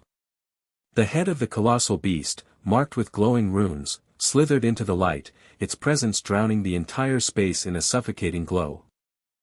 The serpent stated in a booming, dark voice that the First Awakened had indeed stepped foot into its domain not long ago. The colossal snake let out a final, terrifying hiss, confirming the profound shift in the balance of power. The morning light pierced the apartment window, illuminating Jayan as he lay in bed, his mind churning with suspicion. Beside him, the small, red-scaled dragon slept peacefully, unaware of the turmoil gripping its caretaker. Jayan's thoughts were dominated by Jiun Chai. He felt an inherent certainty that her movements were sinister, her intentions veiled beneath a thin mask of normalcy. He revisited the dark history he had pieced together, the brutal human experimentation and the horrific research surrounding the Limit Breaker ability. Were these atrocities, occurring before his regression, always orchestrated by the Acer? Were they merely instruments in an ancient, much grander scheme? The dragon stirred, releasing a soft, questioning growl. Jayan gently stroked its head, the creature responding with affectionate purrs and scaled nuzzles against his palm. The tranquility shattered as a pool of black fluid spread on the floor. With a swift, unsettling sound, Hela materialized from the shadow, transforming into her sleek, black cat form. She padded toward the bed, her mismatched eyes gleaming with satisfaction. She immediately announced that she had solved a crucial problem. Jayan sat up, leaning against the headboard, his gaze focused. He asked what mystery she had deciphered. The little red dragon, startled by the sudden appearance of the cat, let out a sharp cry. Hela flicked her tail dismissively toward the creature before focusing on her revelation. She spoke the name, Wonju, the world's first awakened. Hela had uncovered the truth about the man revered as a hero. In a sudden rush of dark power surrounding the small cat, the grim reality was unveiled. The blond man with the unsettling purple eyes was one of Odin's 3 remaining crows. The narrative immediately cut violently, plunging into a sprawling facility submerged in perpetual gloom, washed in the sickening red glow of lab lights. A dark, horrific corridor stretched away, lined by endless rows of immense, gore-splattered cylindrical tubes. In the center of this gruesome chamber, a victim was strapped to a chair. His feet, caked in dirt and blood, trembled. His body was covered in fresh wounds and stains, and his eyes had been tightly bandaged until a gloved hand tore the blindfold away. He gasped, sobbing out frantic pleas to his tormentor, begging only to return home to his family. The blonde-haired crow, impossibly immaculate despite the surrounding carnage, leaned close. He asked if the man truly missed them, then shrugged off the sentiment with chilling detachment, apologizing that he could never understand such a feeling, having never known family himself. The victim wept, his entire being shaking with fear, imploring him to stop. Unmoved, the crow raised a hypodermic needle filled with a dark, viscous solution. He forced the man's head back and plunged the syringe into his neck. Dark, spiderwebbing corruption instantly exploded from the injection site, spreading like a deadly poison. The victim screamed, his features contorting as he spat black matter. His eyes rolled, staring blankly ahead. The crow watched his subject rapidly deteriorate with terrifying serenity. Moments later, the man's body abruptly disintegrated, exploding in a sickening splattering sound. A stern woman with long, pale hair entered the scene. She clicked her tongue, sighing over the waste. She reminded the crow that humans were fragile and urged him to be more mindful of the test subjects, noting the difficulty of acquiring them outside. The blond man sighed in return, brushing an imaginary stain from his collar. He argued that the outcome was unavoidable, then grinned, his eyes glowing with maniacal satisfaction. The subject had served the greater plan, and that was all that mattered as he turned toward the next step of Odin's work. Back in the apartment, the terrible weight of Hela's information settled on Jain. The first awakened, the supposed savior, was one of Odin's remaining crows. Jain recoiled slightly, the implication hitting him with physical force. The revered hero of humanity was, in fact, an ancient, mythical being, one of the entities linked directly to the nefarious organization, Asatru. The dark silhouette of Hugin, complete with its sinister beaked mask and heavy chains, flashed through Jain's mind. Hela, now a small cat channeling the ancient raven's urgency, insisted on immediate action. These crows had to be neutralized instantly, otherwise, their power would grow exponentially until they became an unstoppable force. The most pressing matter was determining their current location. Jain lapsed into deep thought, his fingers tracing his jawline. A slow realization dawned, a method he knew could yield results, though success wasn't guaranteed. Hela jolted, startled by the sudden shift in confidence, demanding to know if he truly had a way to track Asatru's hidden base. Telling the cat to wait, Jain retrieved his phone. He quickly confirmed his hunch by reviewing recent reports. The pervasive surge in reawakened raiders was undeniably linked to the limit breaker ability. He reasoned that if he could find and neutralize the most suspicious of these recently enhanced individuals, he might uncover crucial information about both Asatru and the origin of the limit breaker itself. He already had 3 prime candidates in mind, low-ranking individuals whose powers had suddenly spiked, whose instability and obsession with strength made them easy targets. If these 3 yielded answers, the investigation would advance rapidly. The matter was urgent, speed was essential. A few hours later, Jain's direct, brutal approach bore fruit.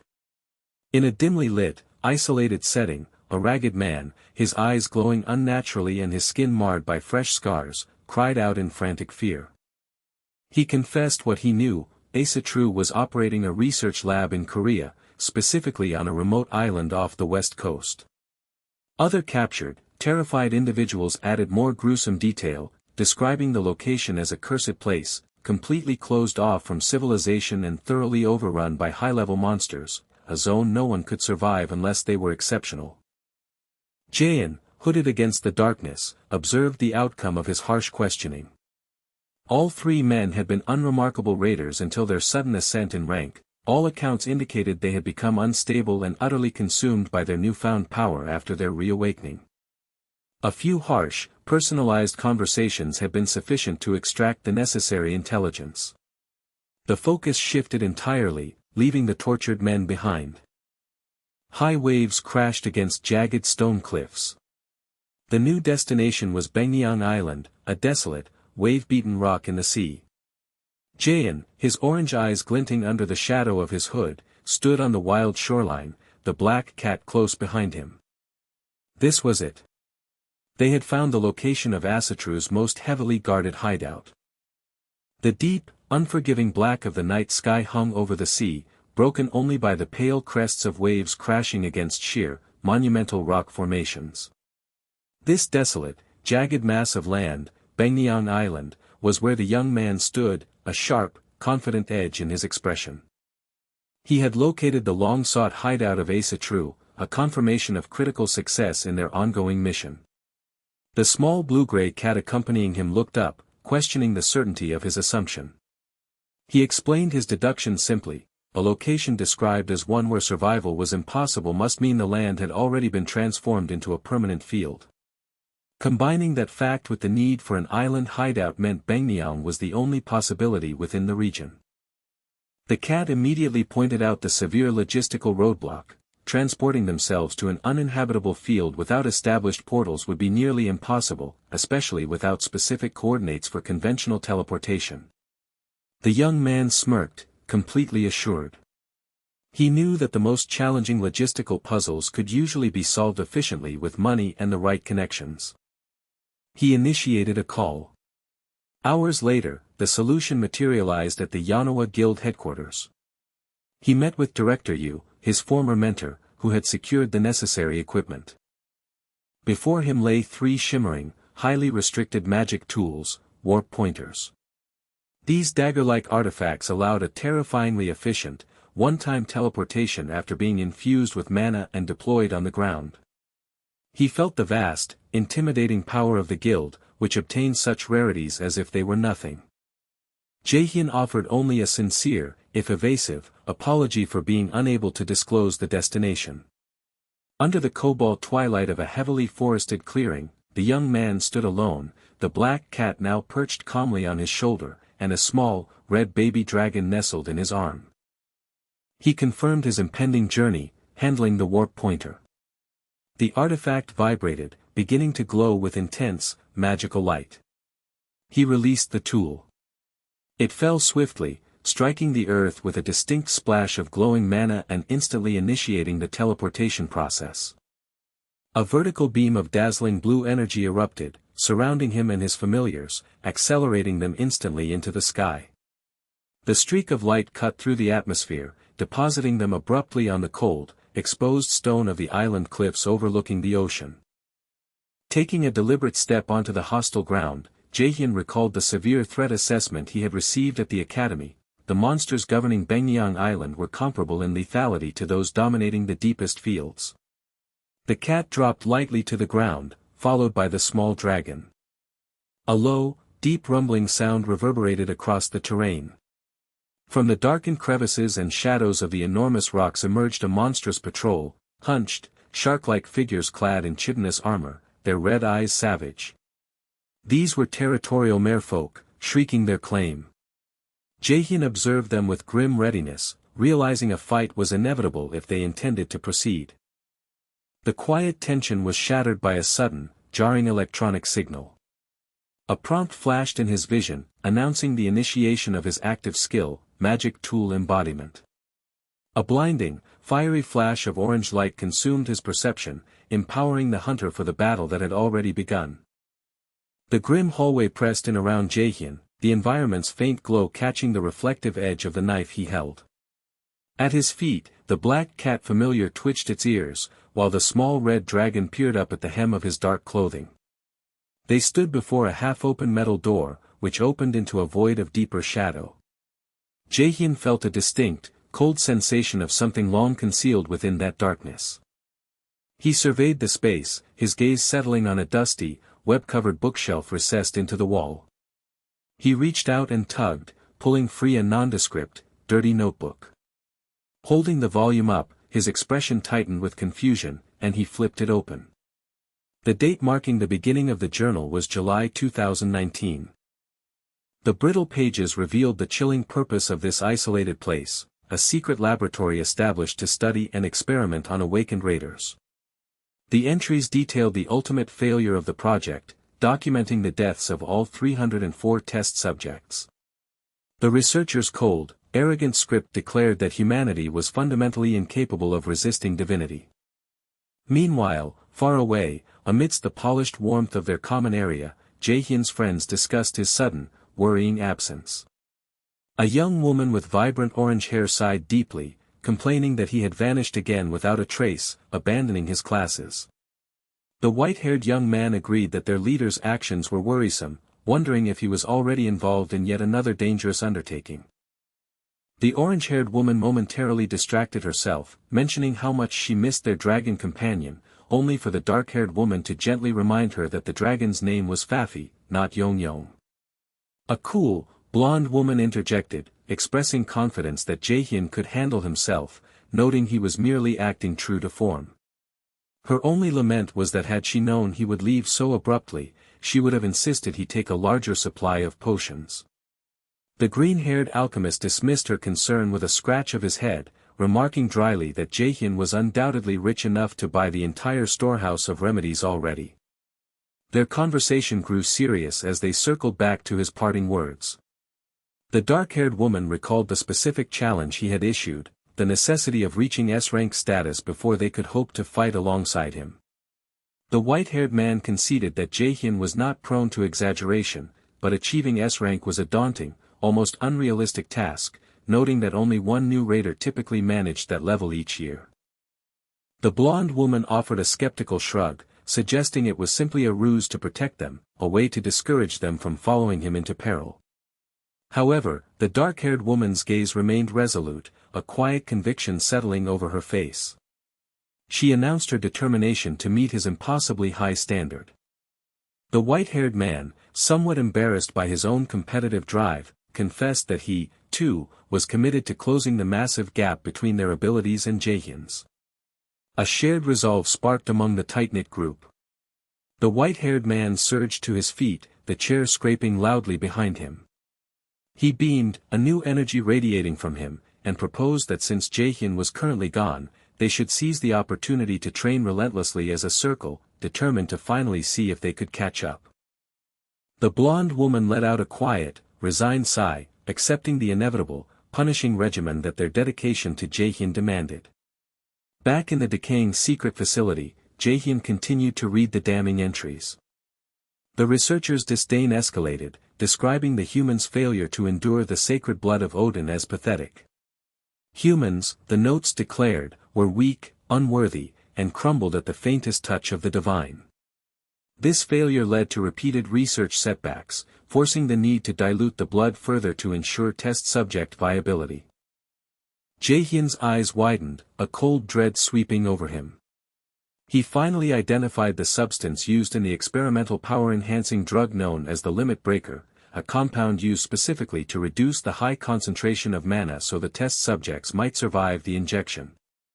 The chilling conclusion flared across the pages in bold, definitive script. The mana-infused liquid, the essential core of the Limit Breaker, was Odin's blood.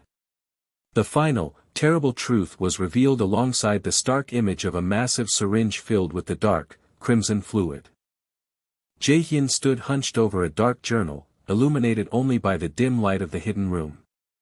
The brittle pages, spattered with ink and grime, detailed a cold, systematic failure. All 304 test subjects had perished. The researchers' handwriting concluded that humans were simply too weak to withstand true divinity, incapable of enduring even a trace of Odin's sacred blood, and dismissed their frailty as pathetic. The failure had necessitated a change in methodology. The key was dilution. A wave of dread washed over Jaehyun as the terrifying truth crystallized. The core ingredient of the Limit Breaker, the mysterious, mana-infused liquid used to grant hunters power, was literally the purified, yet potent, blood of a god. The revelation struck him with chilling horror. He took a ragged breath, forcing his gaze back to the pages to complete the exposure of the horrific process. The entries charted a chronology of escalating inhumanity. The goal of developing an antibody was abandoned in favor of continually diluting Odin's blood to find the maximum tolerable dose of divinity. Photographic evidence scattered across the pages showed bound, abused figures. The researchers discovered that the younger the subject, the higher their tolerance, leading to a decision to prioritize underage offerings. They also noted that individuals ruled by intense negative emotions, greed, jealousy, envy, awaken faster, creating potent, albeit reckless, candidates. Rationality was considered unnecessary, they merely required disposable soldiers. By the final entries, blood refinement had significantly reduced side effects, and the supply of test subjects had resumed. The Limit Breaker was declared a partial success, poised to play a crucial role in preparing Odin's coming war. Jaehyun finally understood, the disappearances of cadets from the academy were not random. They were selected precisely because their relative youth and lack of power paradoxically made them more resilient to the god's blood. His eyes blazed with fury, his teeth grinding in sheer determination. He vowed to end this brutal cycle and ensure no more victims were claimed. He snapped the dark journal shut, his resolve hardened. He turned, the small crimson dragon padding cautiously beside him. They headed toward the lift, which chimed and opened onto the second-floor basement, an ornate, dark, and eerily silent room bathed in a reddish glow. A single spotlight focused on a pedestal holding a solitary book. Before he could question its significance, a thick, purple-black energy erupted from the pages, spreading with a great rush of wind. The corrosive, magical energy instantly swallowed the small dragon and the cat. A cold, digital message overlaid his vision, announcing the dungeon's theme. The system laughed before inviting him into the twisted fairy tale world of a boy who longed to be a hero. A violent force dragged him down. He plunged through darkness, the sensation of falling replaced by the cold shock of deep water. The system confirmed his forced entry. He had possessed the fairy tale's main character. To escape, he was commanded to complete the story and clear the themed dungeon. Despite his superior rank offering partial resistance, synchronization linked him almost immediately, stabilizing his sync rate at 50%. Jaehyun choked on a gasp, his eyes snapping open in panic. He was no longer in the ornate basement but lying on a narrow, hard bed in a pale, dusty room, assaulted by an unfamiliar, blinding sun. The world had dissolved into the bleak, sterile decay of a forgotten orphanage dormitory. The system immediately signaled a special quest: uncover the name of the novel's main character he was possessing. Success promised the S-rank active skill, cold-blooded, but the system warned that increasing synchronization would constrain his thoughts, and his character's face would remain obscured until the identity was confirmed. His initial traits flashed: emotionless, refined looks, cold-blooded. He worriedly questioned the fate of his companions. He had been forcibly separated, dragged into the scenario alone. Suddenly, urgent chimes announced a scenario lock. A cutscene was playing, restricting his movements. He was trapped in an automated narrative sequence. His body acted on its own, rising from the bunk as heavy steps echoed outside the door. A towering man, labeled Caretaker A, swaggered into the room and let out a furious bellow, demanding the terrified children rise, questioning their audacity to take the rations and clothing for granted. This man, a pure tyrant who routinely oppressed and beat the children, was confirmed as the story's primary antagonist. The protagonist rubbed his aching head, the host body's innate knowledge confirming his grim recognition of the villain. Caretaker A seized a frightened girl violently, shaking her before a resounding slap sent her reeling backward against a bunk bed. The caretaker leaned in, his voice dark and menacing, stressing that obedience and timely rising were essential for survival. The girl crawled to his feet, begging for forgiveness, but her plea was answered with a savage kick. Caretaker A scoffed, ordering everyone immediately to the grim training warehouse. As the children rushed out, the protagonist caught a glimpse of his reflection in a window, a flash of light hair. The caretaker's voice cut through the chaos, calling out to Blondie. The possessed boy automatically stepped forward, confirming his new appearance. He realized that the sheer fact his face remained hidden meant he must already know this character intimately from the novel's lore. In the vast, grim training warehouse, Caretaker A ordered him to fight a smaller, dark-haired boy designated as side character D. D hesitated. Without a moment's thought, a furious punch tore through the air, connecting with a bone-jarring impact. The system chimed wildly, the traits emotionless and cold-blooded were instantly activated. Stunned, the protagonist felt the sync rate surge violently to 65%. He watched, unable to stop the automatic flow of the cutscene, as the boy's body brutally overwhelmed the smaller child. Caretaker A, satisfied, patted the blonde boy's shoulder, praising the violence. System text informed Jaehyun that side character D utterly despised the character he was now inhabiting. A grimace tightened the protagonist's features as he processed the inherent cruelty of this new identity.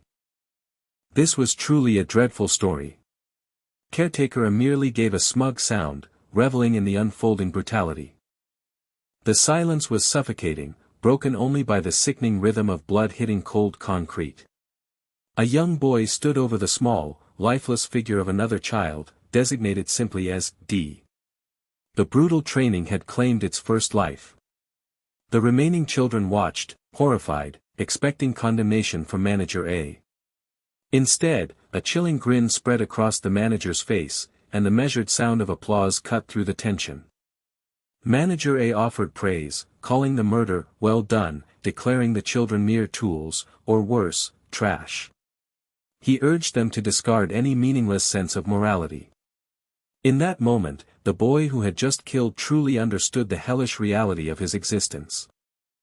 Following that day, the orphanage walls turned crimson as the remaining children began killing each other.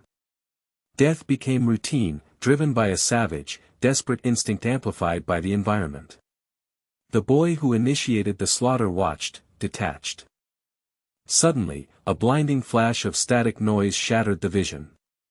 He gasped, clutching his throbbing head as the painful sinking process threatened to consume his consciousness.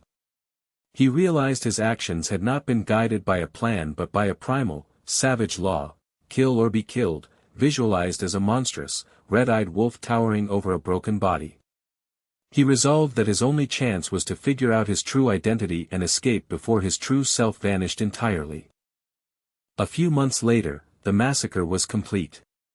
The boy sat alone amidst the grim evidence, his purple eye hardened by the surrounding violence. He hadn't merely survived, he had killed them all, settling into the horrifying realization that this was the optimal outcome for his survival. The ground hummed, and an imposing figure draped in dark clothes and fur appeared. Hugin, one of Odin's crows, offered the boy a place within Asatru. When the scarred boy asked what reward such service entailed, Hugin revealed it instantly: Odin had granted him a weapon. A spectral shimmer produced a blade wrapped in violent purple energy, turfing. Hugin explained that this rare magic blade could grant its wielder 3 wishes, but delivered a final, severe warning: after granting the 3rd wish, the sword itself would demand a devastating toll. The raw magic coalesced into a dark, pulsing form in his hand. His purple eyes burned with resolve, pursuing an old wish: a family. This yearning manifested as a vision of a child holding hands with loving parents amidst protective purple energy. Lacking emotion, he still knew the profound desire for this concept, even if he didn't understand it. The magic blade granted his desire. He was adopted, standing in a luxurious home between his new parents. He calculated a smile, enjoying the novelty: a rich beef stew, a new storybook. The parents' affection was genuine and sincere, delivered without expectation. Confusion quickly bled into suspicion. Why were they offering him food and presents without demanding anything in return? His reality was rooted in the cold memory of the orphanage, where usefulness was the only guarantee of survival. The cold logic asserted itself: if they realized they didn't need him, they would kill him, just like the other children. He concluded he had to preemptively remove the threat. One winter day, by the crackling hearth fire, the boy struck. His parents recoiled in terror as the dark, purple-glowing sword materialized. He stood over his adoptive mother, leveling the weapon at his pleading father, who desperately tried to talk him out of the madness. Driven solely by the instinct of self-preservation, the terrible command resonated in his mind: kill them before they kill me. As fierce, dark power coursed through the purple blade, an urgent shout, amplified by the sound of cracking reality, tore through the scene, commanding the memory to stop. A figure appeared in a flash of digital blue fragments, interfering with the unfolding past. The boy froze, looking around in fearful confusion, momentarily unable to move. The boy struggled violently, shaking until he momentarily regained control. He knew he had to get rid of the sword, but a flash of red and the sound of tearing flesh cut the air.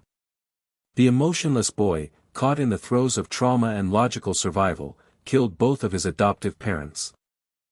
A system alert signaled catastrophe: his internal sync rate had temporarily shot up. The interferer looked on, horrified, as the system announced the irreversible connection. The boy's consciousness, now completely merged with the overwhelming power, delivered a final, chilling threat to anyone who dared to interfere with his story. The world ripped apart in a wash of visceral red and deep black shadow, the heavy sound of impact reverberating in the air. A body crumpled to the ground, lying still in a growing pool of spilled life. A young boy stood over the fallen figure, his golden eyes wide and vacant, the scene punctuated by a deep, throbbing sound of impending doom. This raw, horrifying vision shattered, giving way to flickering static and then a brilliant, overwhelming light. The protagonist, Han Ji-han, floated disoriented through a digital abyss of glowing squares, feeling his mental grasp slipping away as the simulated environment tried to absorb him. He questioned the nature of this forced narrative and the purpose of this agonizing memory. The accompanying system confirmed the psychological damage inflicted on the original character. After this terrible event, only utter emptiness and a gnawing, unsatiable thirst remained in the boy's core. With a sudden, jarring jolt, Ji-han snapped awake. He was no longer floating in the void, but lying in a bed within a luxurious, antique room. His confused gaze scanned the elegant walls before he realized he was still trapped inside the novel's memory sequence, but the timeline had been temporarily halted. He quickly noted a dark uniform bearing the symbol of Asatru hanging nearby, his attention immediately drawn to the shimmering outline of the notorious weapon, the magic blade turfing. Ji-han knew he had to maximize this opportunity. The scene pause was his sole chance to act without the restraints of the cutscenes. He slid off the bed, his bare feet meeting the plush floor, and began searching the opulent room, certain the key to the boy's true identity and the full purpose of this themed dungeon lay hidden within. Frustrated, he rose again, but a detail caught his eye. A small piece of clothing slipped from the uniform and dropped soundlessly to the floor.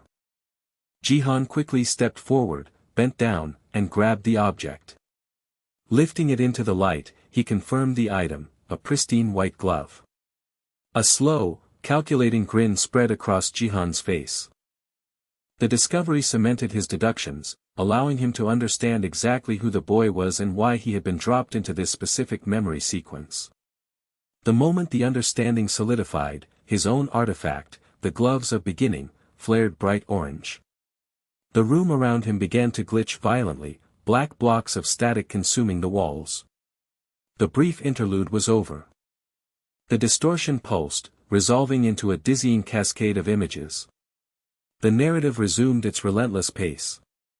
Years passed as the boy grew into a cold adult, incapable of genuine feeling. To alleviate the sheer dullness of his existence, he embarked upon a desperate quest to recover his lost emotions, grasping at anything, fake love, manufactured sympathy, but nothing stirred him. Finally, Hugin, recognizing the boy's efforts, came to him. Hugin revealed he possessed all the boy's stolen emotions, offering to return just one, assuring the boy that he would discover its nature eventually. The empty-eyed young man nodded, accepting the pulse of purple energy. He felt no joy or thrill, merely a faint realization that something had indeed been given back. The identity of that emotion was not a mystery for long. When the boy killed someone under Hugin's cold orders, slashing their neck with his enchanted sword, the dark, powerful act triggered the terrible truth. The single emotion Hugin had returned was pleasure. The boy's face contorted into a monstrous, savage smile, thrilling in the carnage. Abandoning all pretense, he embarked upon a relentless killing spree, driven purely by the need to feel that singular sensation. He even began to compulsively reread the simple fairy tale book his adoptive parents had given him before he coldly ended their lives. The figure sat cross-legged atop a mound of shadowy corpses, a book open in his lap beneath the sickly orange sky. His mind drifted through the pages, recounting a tale as old as time, the weak country boy who grew to become a valiant knight.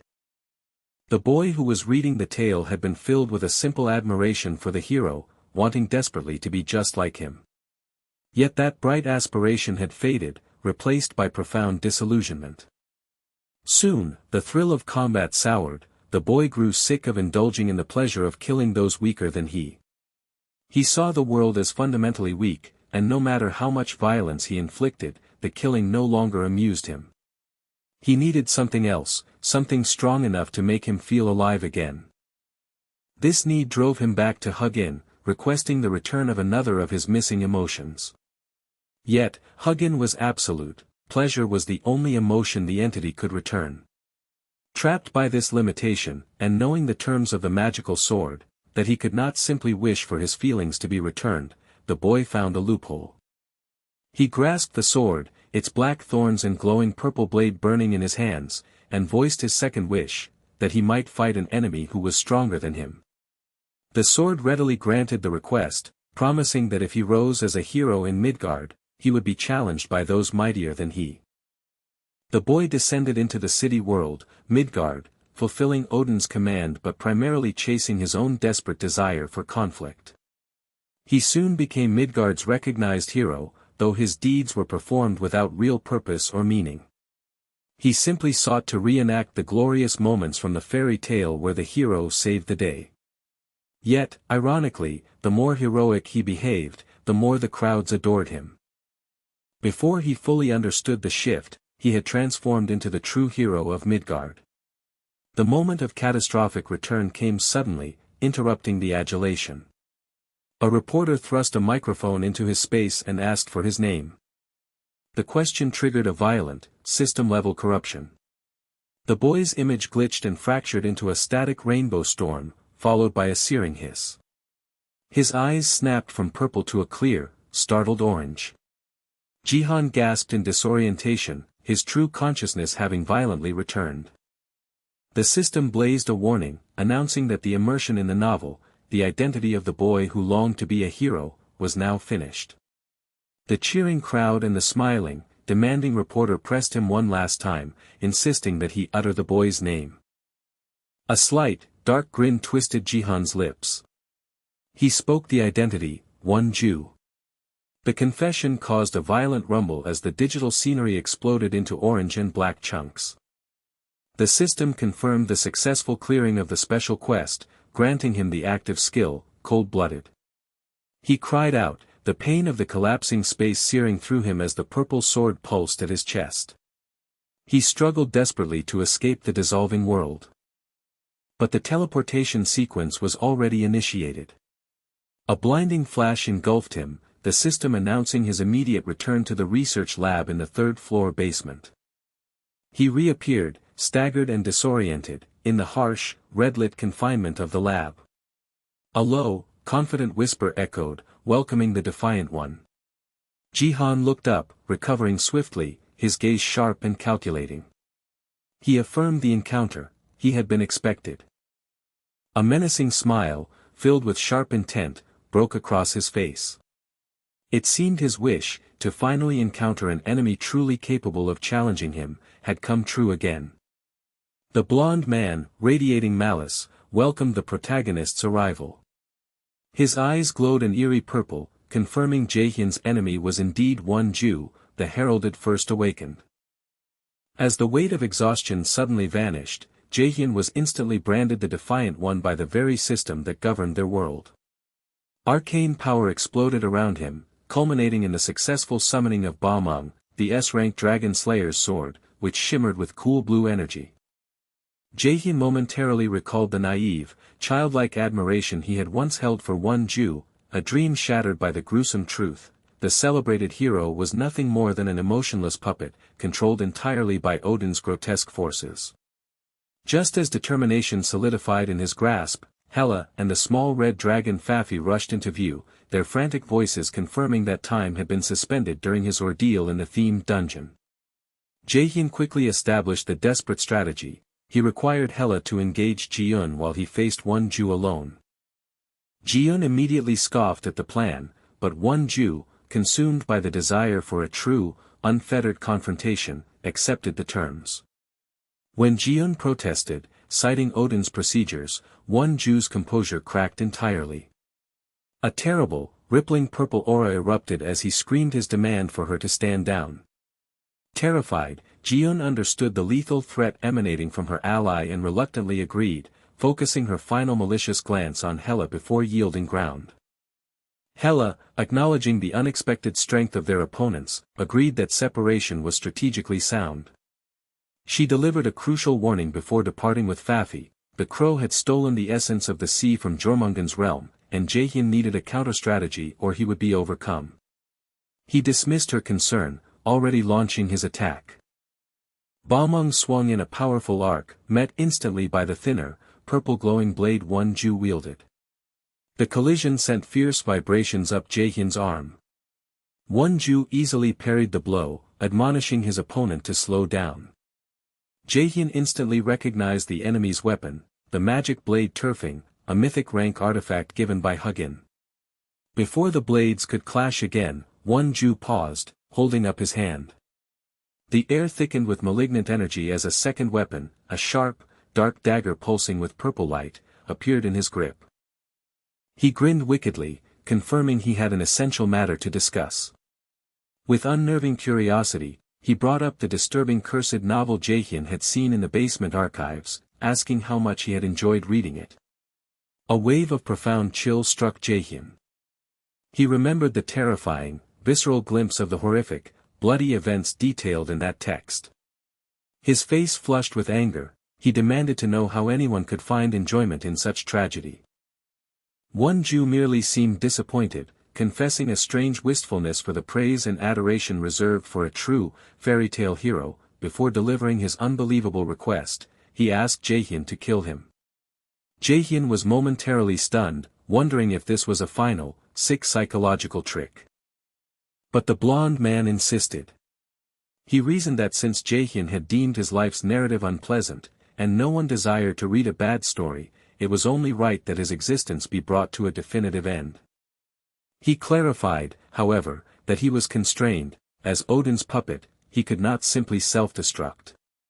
If Jaehyun wanted to grant this favor, he would have to fight with extreme earnestness. Utterly disgusted by the manipulation, Jaehyun lunged forward, refusing to be drawn into this perverse role. Blue and purple energies screeched as their weapons collided in a blinding, explosive clang. He drove his resolve against the villain's smiling defiance, clarifying his true motivation. He was definitely going to kill him, not as a favor, but because the man before him was an irredeemable scumbag. Wonju's horrific grin broadened in acceptance, finding that motivation perfectly satisfactory. He challenged the defiant one to finally begin their fatal duel in earnest. The massive blade, wreathed in fierce blue light, crashed repeatedly against the lighter, purple-infused rapier of Wonju in a jarring series of metallic echoes. Recognizing his opponent's superior agility, the MC compensated by initiating his active skill. Golden, lightning-wrapped chains erupted, forcing Wonju to spring backward in an evasive leap. Wonju landed lightly, entirely composed despite the deadly voltage surrounding him, scoffing that his adversary was still hiding his true potential even as he masterfully deflected the remaining chains. Internally, the MC acknowledged the severe limitation of his foundational divinity level, making long-term exertion impossible.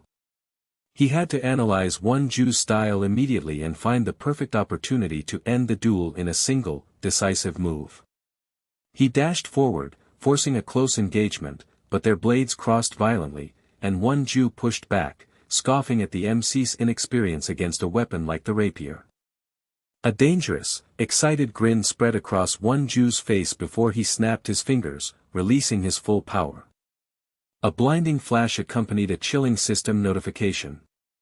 The atmosphere warped instantly. The surrounding structure dissolved into a pulsating, oppressive crimson haze, and the floor turned into a viscous, reflecting red liquid. Sweat beaded on the MC's brow as the air thrummed with overwhelming power. From the red oblivion, a monstrous figure arose, a colossal, menacing clockwork rabbit with glowing red eyes, the core symbol of the brutal fairy tale. The MC stared up in disbelief. They had entered the battlefield, a domain typically reserved for master mages.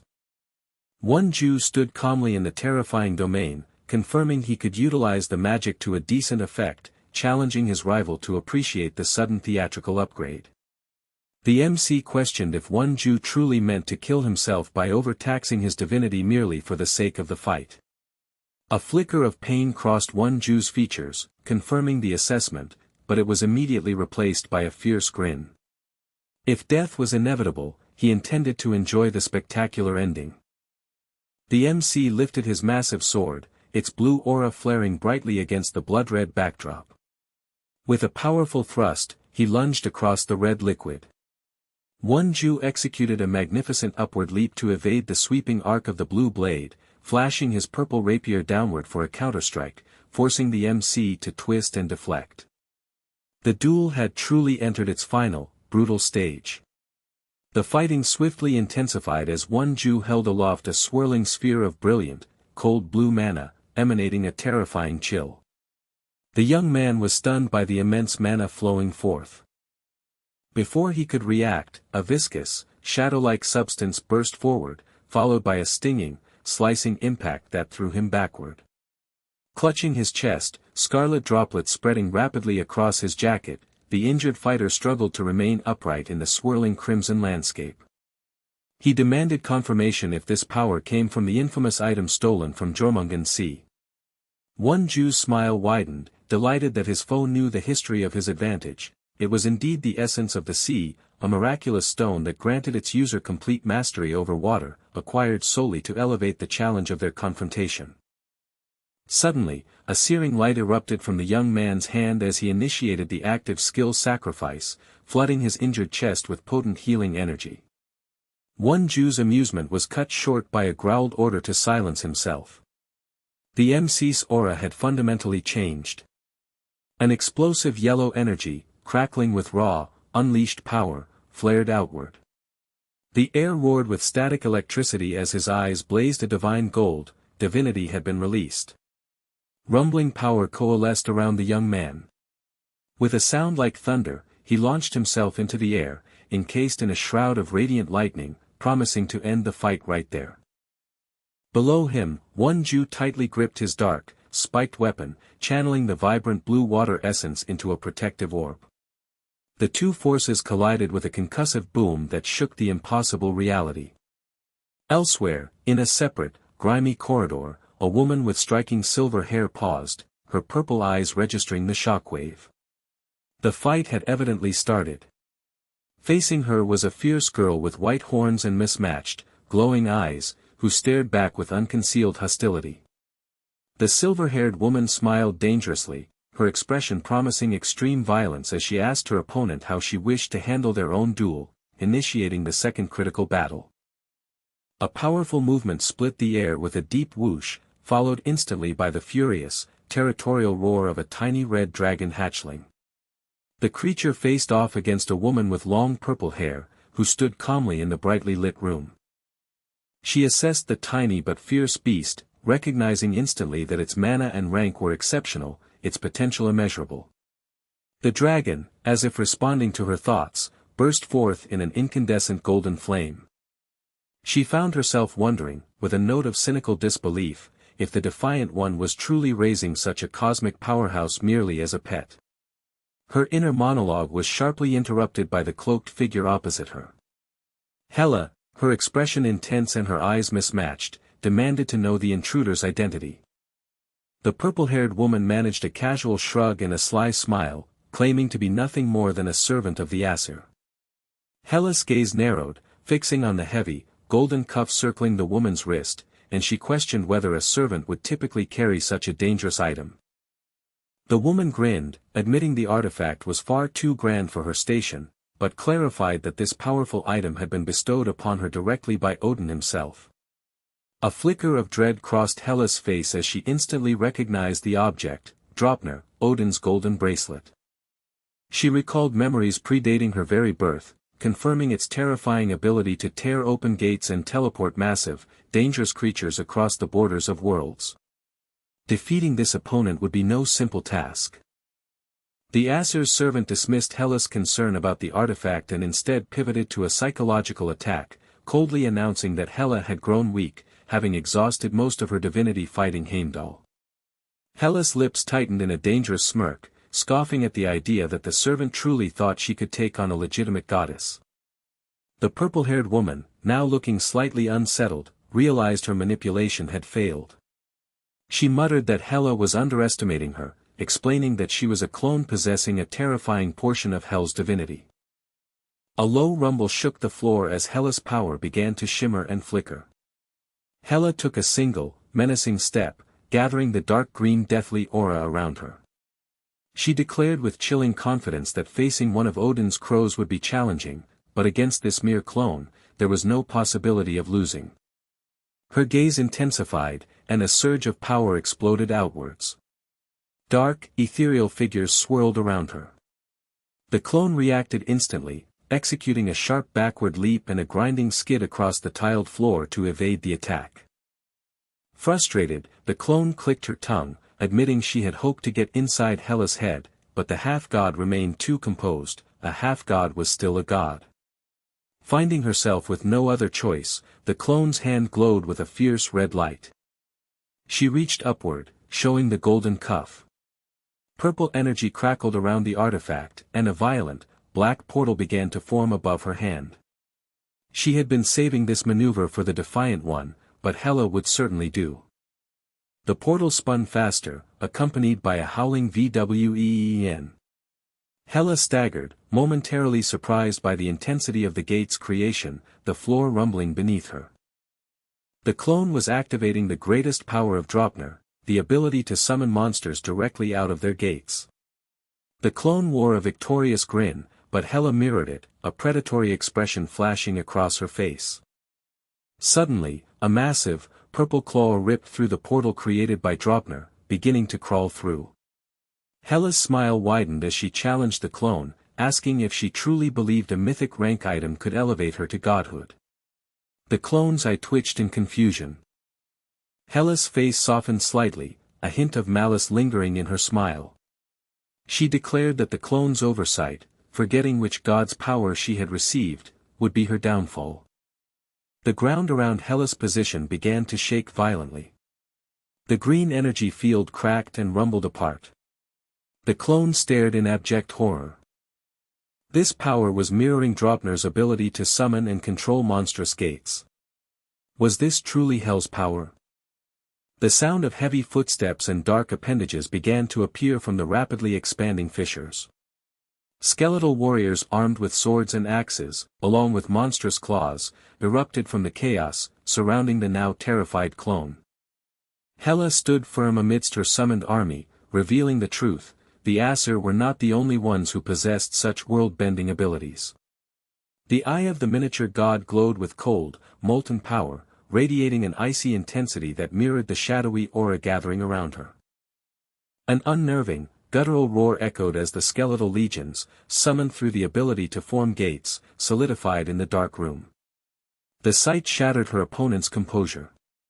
This anomaly, this mere clone, had somehow utilized the true, mythic skill of Hel herself, summoning undead directly from Helheim. Panic flared across the intruder's face. She demanded to know the secret, screaming that Hela was nothing but a faulty replica. Hela raised a hand, her mismatched eyes glittering as she leaned into the darkness, offering a secretive smile. Her opponent, stunned and sweating, questioned how she could possibly possess such power.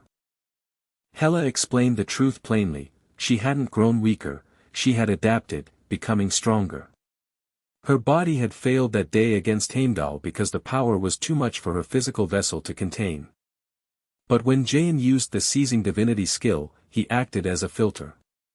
By collecting the overwhelming divine energy Hela couldn't handle, Jain had, inadvertently, caused her body to develop an incredible, newfound tolerance for divinity. She flexed her hand, the power pooling into her fist, confirming that she could now handle far more than she ever could before. The time for explanation was over. Hela's voice dropped to a command, sharp and absolute.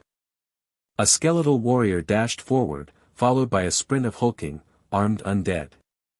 The opponent roared in frustration, commanding her own massive, dark familiar to stop the charge. Trapped and facing an unstoppable force, she made a difficult calculation. She activated the device on her wrist.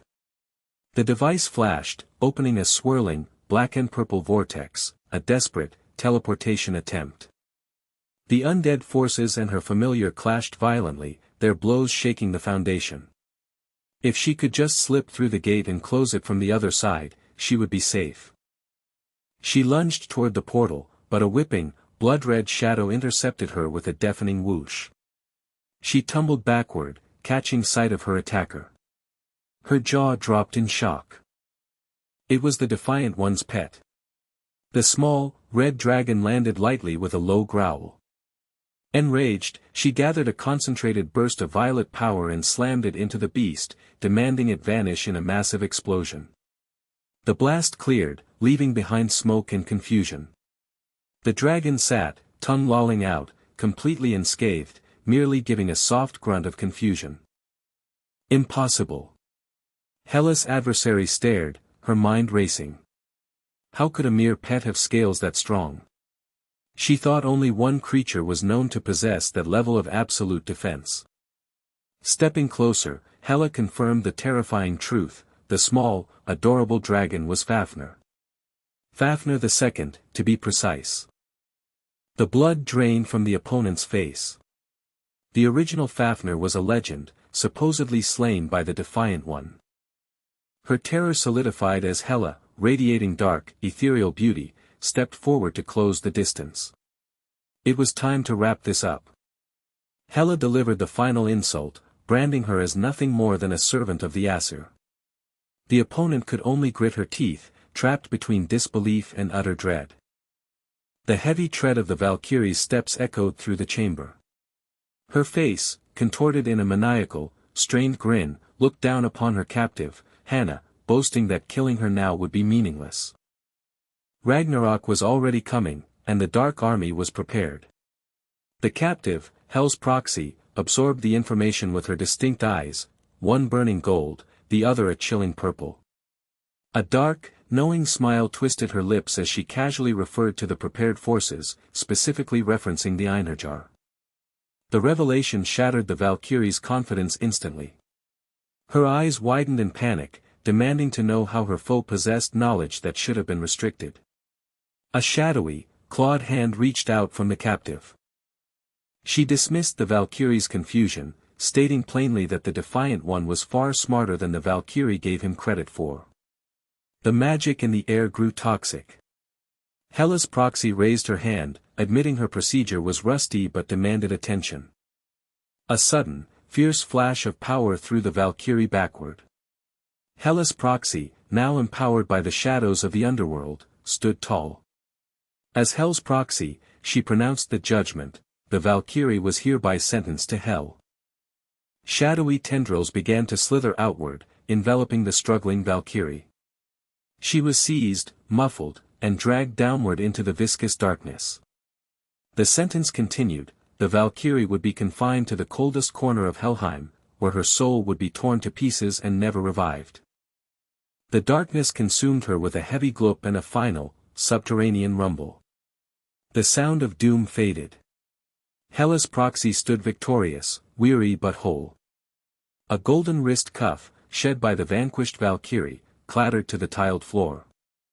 She reached down and retrieved it.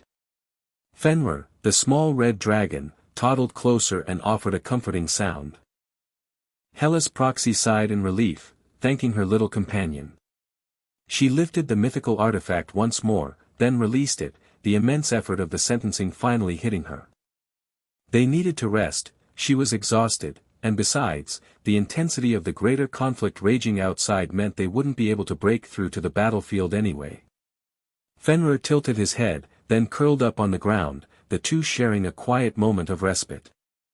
The perspective abruptly shifted to the main conflict zone, a realm drenched in a suffocating red light, confirming that divinity had been released. The demonic Mr. Rabbit figure continued his brutal assault, his energy surging as the clash of blades rang out. The commander and his companion were locked in an intense duel. The companion, striking with a blade of cold light, noted the power of the commander's divinity, admitting it was far more useful than he had imagined. The commander grinned confidently, declaring that useful was an understatement and offered to demonstrate something even more interesting. As the commander prepared to press his advantage, the companion's chest emitted a blue, flickering flame, signifying a surge of mana. Simultaneously, the red environment surrounding them began to react violently, the ground splitting and pooling with dark, corrosive energy. The commander stared in shock as the blood-red substance thickened and began to chain him down. The essence of the sea was actively preventing him from maneuvering. With a powerful wish, the commander's entire body erupted in golden, searing light. The ground beneath him crackled as jagged spikes of ice burst forth, ripping apart the dense, red sea essence and initiating the active skill frost field, propelling the commander upward. The companion used the momentary distraction to leap clear. The commander sighed, his exhaustion visible, but his eyes suddenly snapped wide with sharp alarm. He realized with a jolt that the immediate threat was neutralized, but the demonic rabbit they had been fighting was already gone. The red-tinged void erupted as the enemy's power struck. A sharp, dreadful sound accompanied the purple energy piercing the protagonist's shoulder and chest, forcing a gasp of pain and disbelief from him. Behind the injured hero, one Jew appeared, a chilling grin spreading across his face, his purple eyes alight with dark satisfaction. He mocked the defeated look, asking if the hero was surprised by the sudden, swift attack. Despite the searing pain and the blood trickling from his lips, the hero returned the smile, though his was cold and calculating. He uttered a short, humorless laugh before his hand shot out, seizing the rapier blade where it entered his jacket. With deliberate intensity, the hero locked eyes with his opponent. He had achieved his objective. He announced that he had successfully secured the goal. One Jew's confident smirk flickered. He looked down at the point of contact, a sudden comprehension washing over his face as he whispered a single syllable, realizing the setup. An urgent series of bright system notifications cascaded across the hero's vision. Active skill tool embodiment was initializing. The physical contact had worked, he had successfully copied a new magic tool. The messages continued, announcing that he had accomplished the seemingly impossible, copying a mythic rank artifact for the first time. His core ability, Mistiltine, immediately upgraded to S rank, solving a long-standing weakness by ensuring all future copied weapons would retain their true ranks. A low, vibrant hum filled the air as the energy coalesced. The hero grimaced through the pain as he manifested the newly acquired power, confirming the creation of his own version, Turfing. He finally stared down one Jew, a ferocious smile spreading across his face, declaring that they could now fight on even footing. One Jew abruptly recoiled, leaping backward several steps to create distance. He burst into laughter, realizing the entire exchange had been a cunning trap. He questioned whether the hero was truly waiting for the attack just to take his legendary rapier. The hero calmly straightened his hoodie over the wound.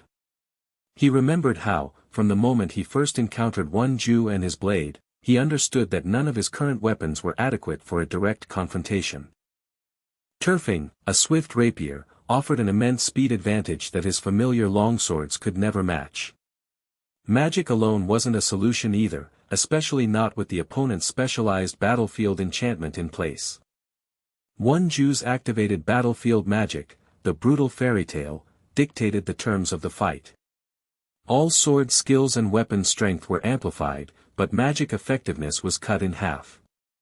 The arena was designed to weaken his core strength and empower the very sword he needed to counter, severely narrowing his options in battle. His only viable strategy was singular: he needed to use his magic embodiment ability, and that required physical contact with the weapon.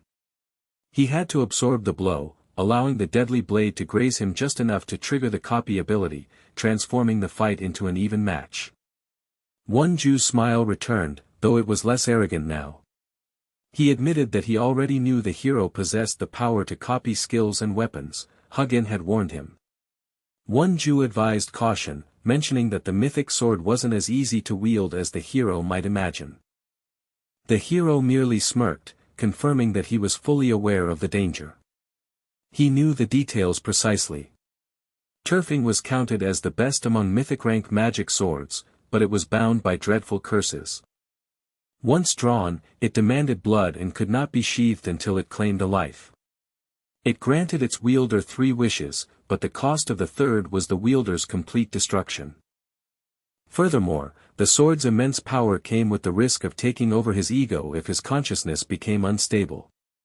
The dire warnings in the status window were perfectly clear, but as the hero looked down at the violet energy of the manifested rapier in his hand, he did not falter. He was prepared to meet the price. The air in the arena was thick and suffocating, draped in the ominous red of the void. The young man struggled against the sheer, physical weight of the immense mythical blade, Turfing, which pulsed with fierce purple energy.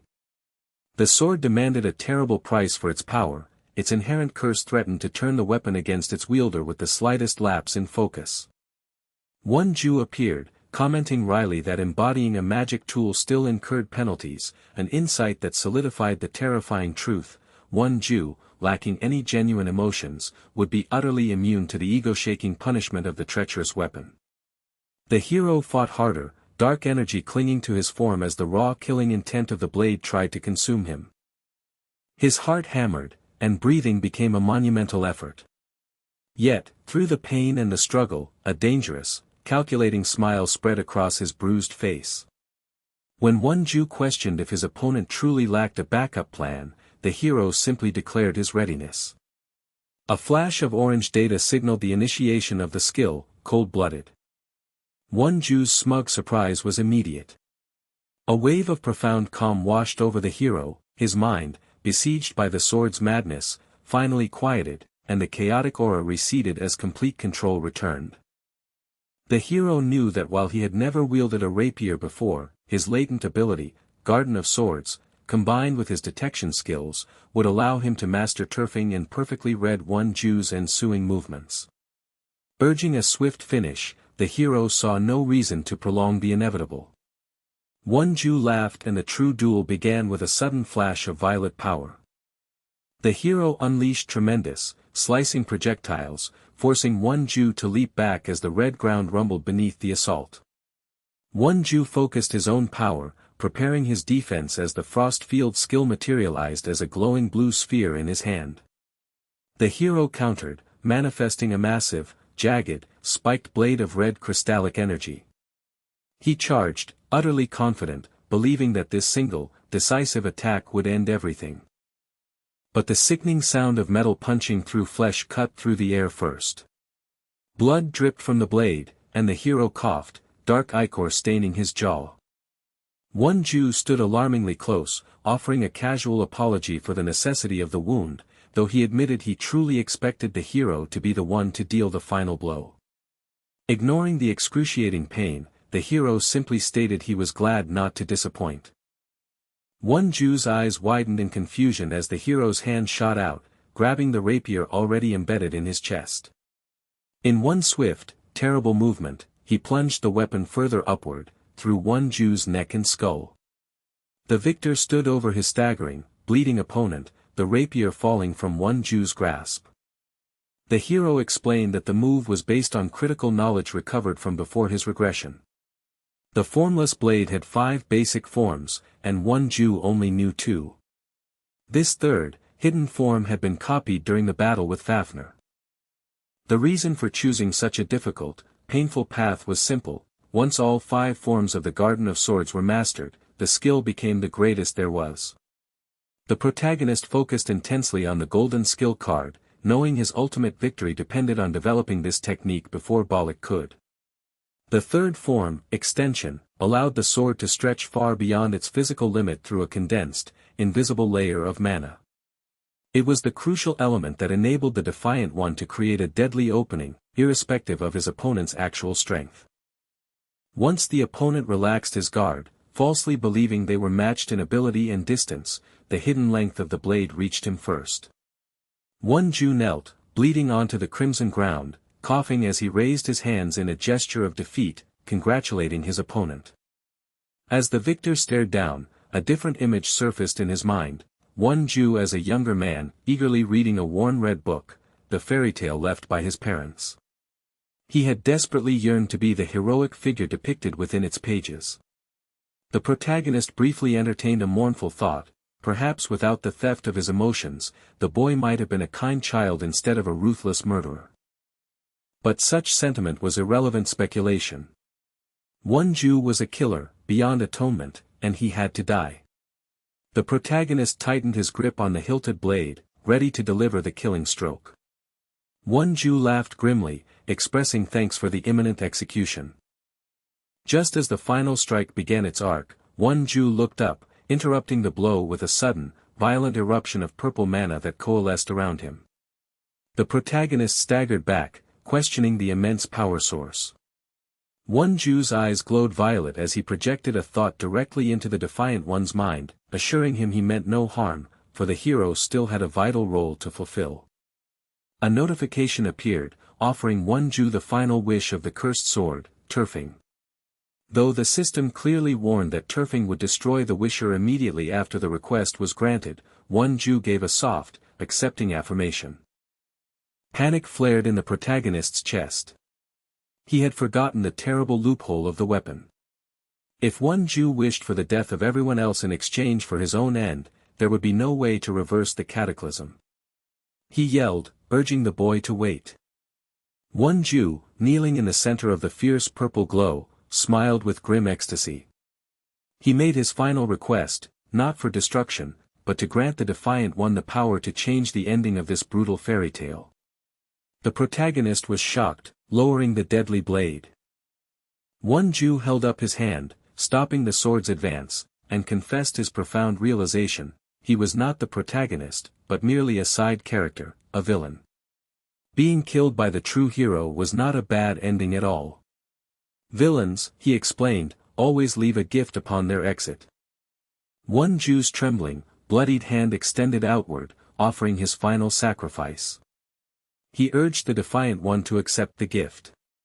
The protagonist reached out, bewildered, as the system displayed the message confirming that turfing had granted the final wish. A blinding, crackling flash of golden energy erupted from Won-ju, searing into the protagonist and forcing a cry of pain from him. He struggled to understand the suicidal generosity. Why would Won-ju spend his last moments this way? With a faint smile, the condemned boy whispered that their time was up. A deep, terrifying sound rumbled through the crimson dimension. Towering above them, the massive, monstrous head of turfing manifested, its spiked maw opening and its magenta eyes fixed on the sacrificial lamb. The protagonist tightened his grip on the hilt of the dark sword, prepared to face the beast. Won-ju offered one last goodbye, no longer addressing him as the Defiant One, but as the true hero. A final, dazzling white light consumed Won-ju entirely, followed instantly by the wet, grotesque sounds of crushing and chewing. The villain had exited the stage, leaving his terrible gift behind.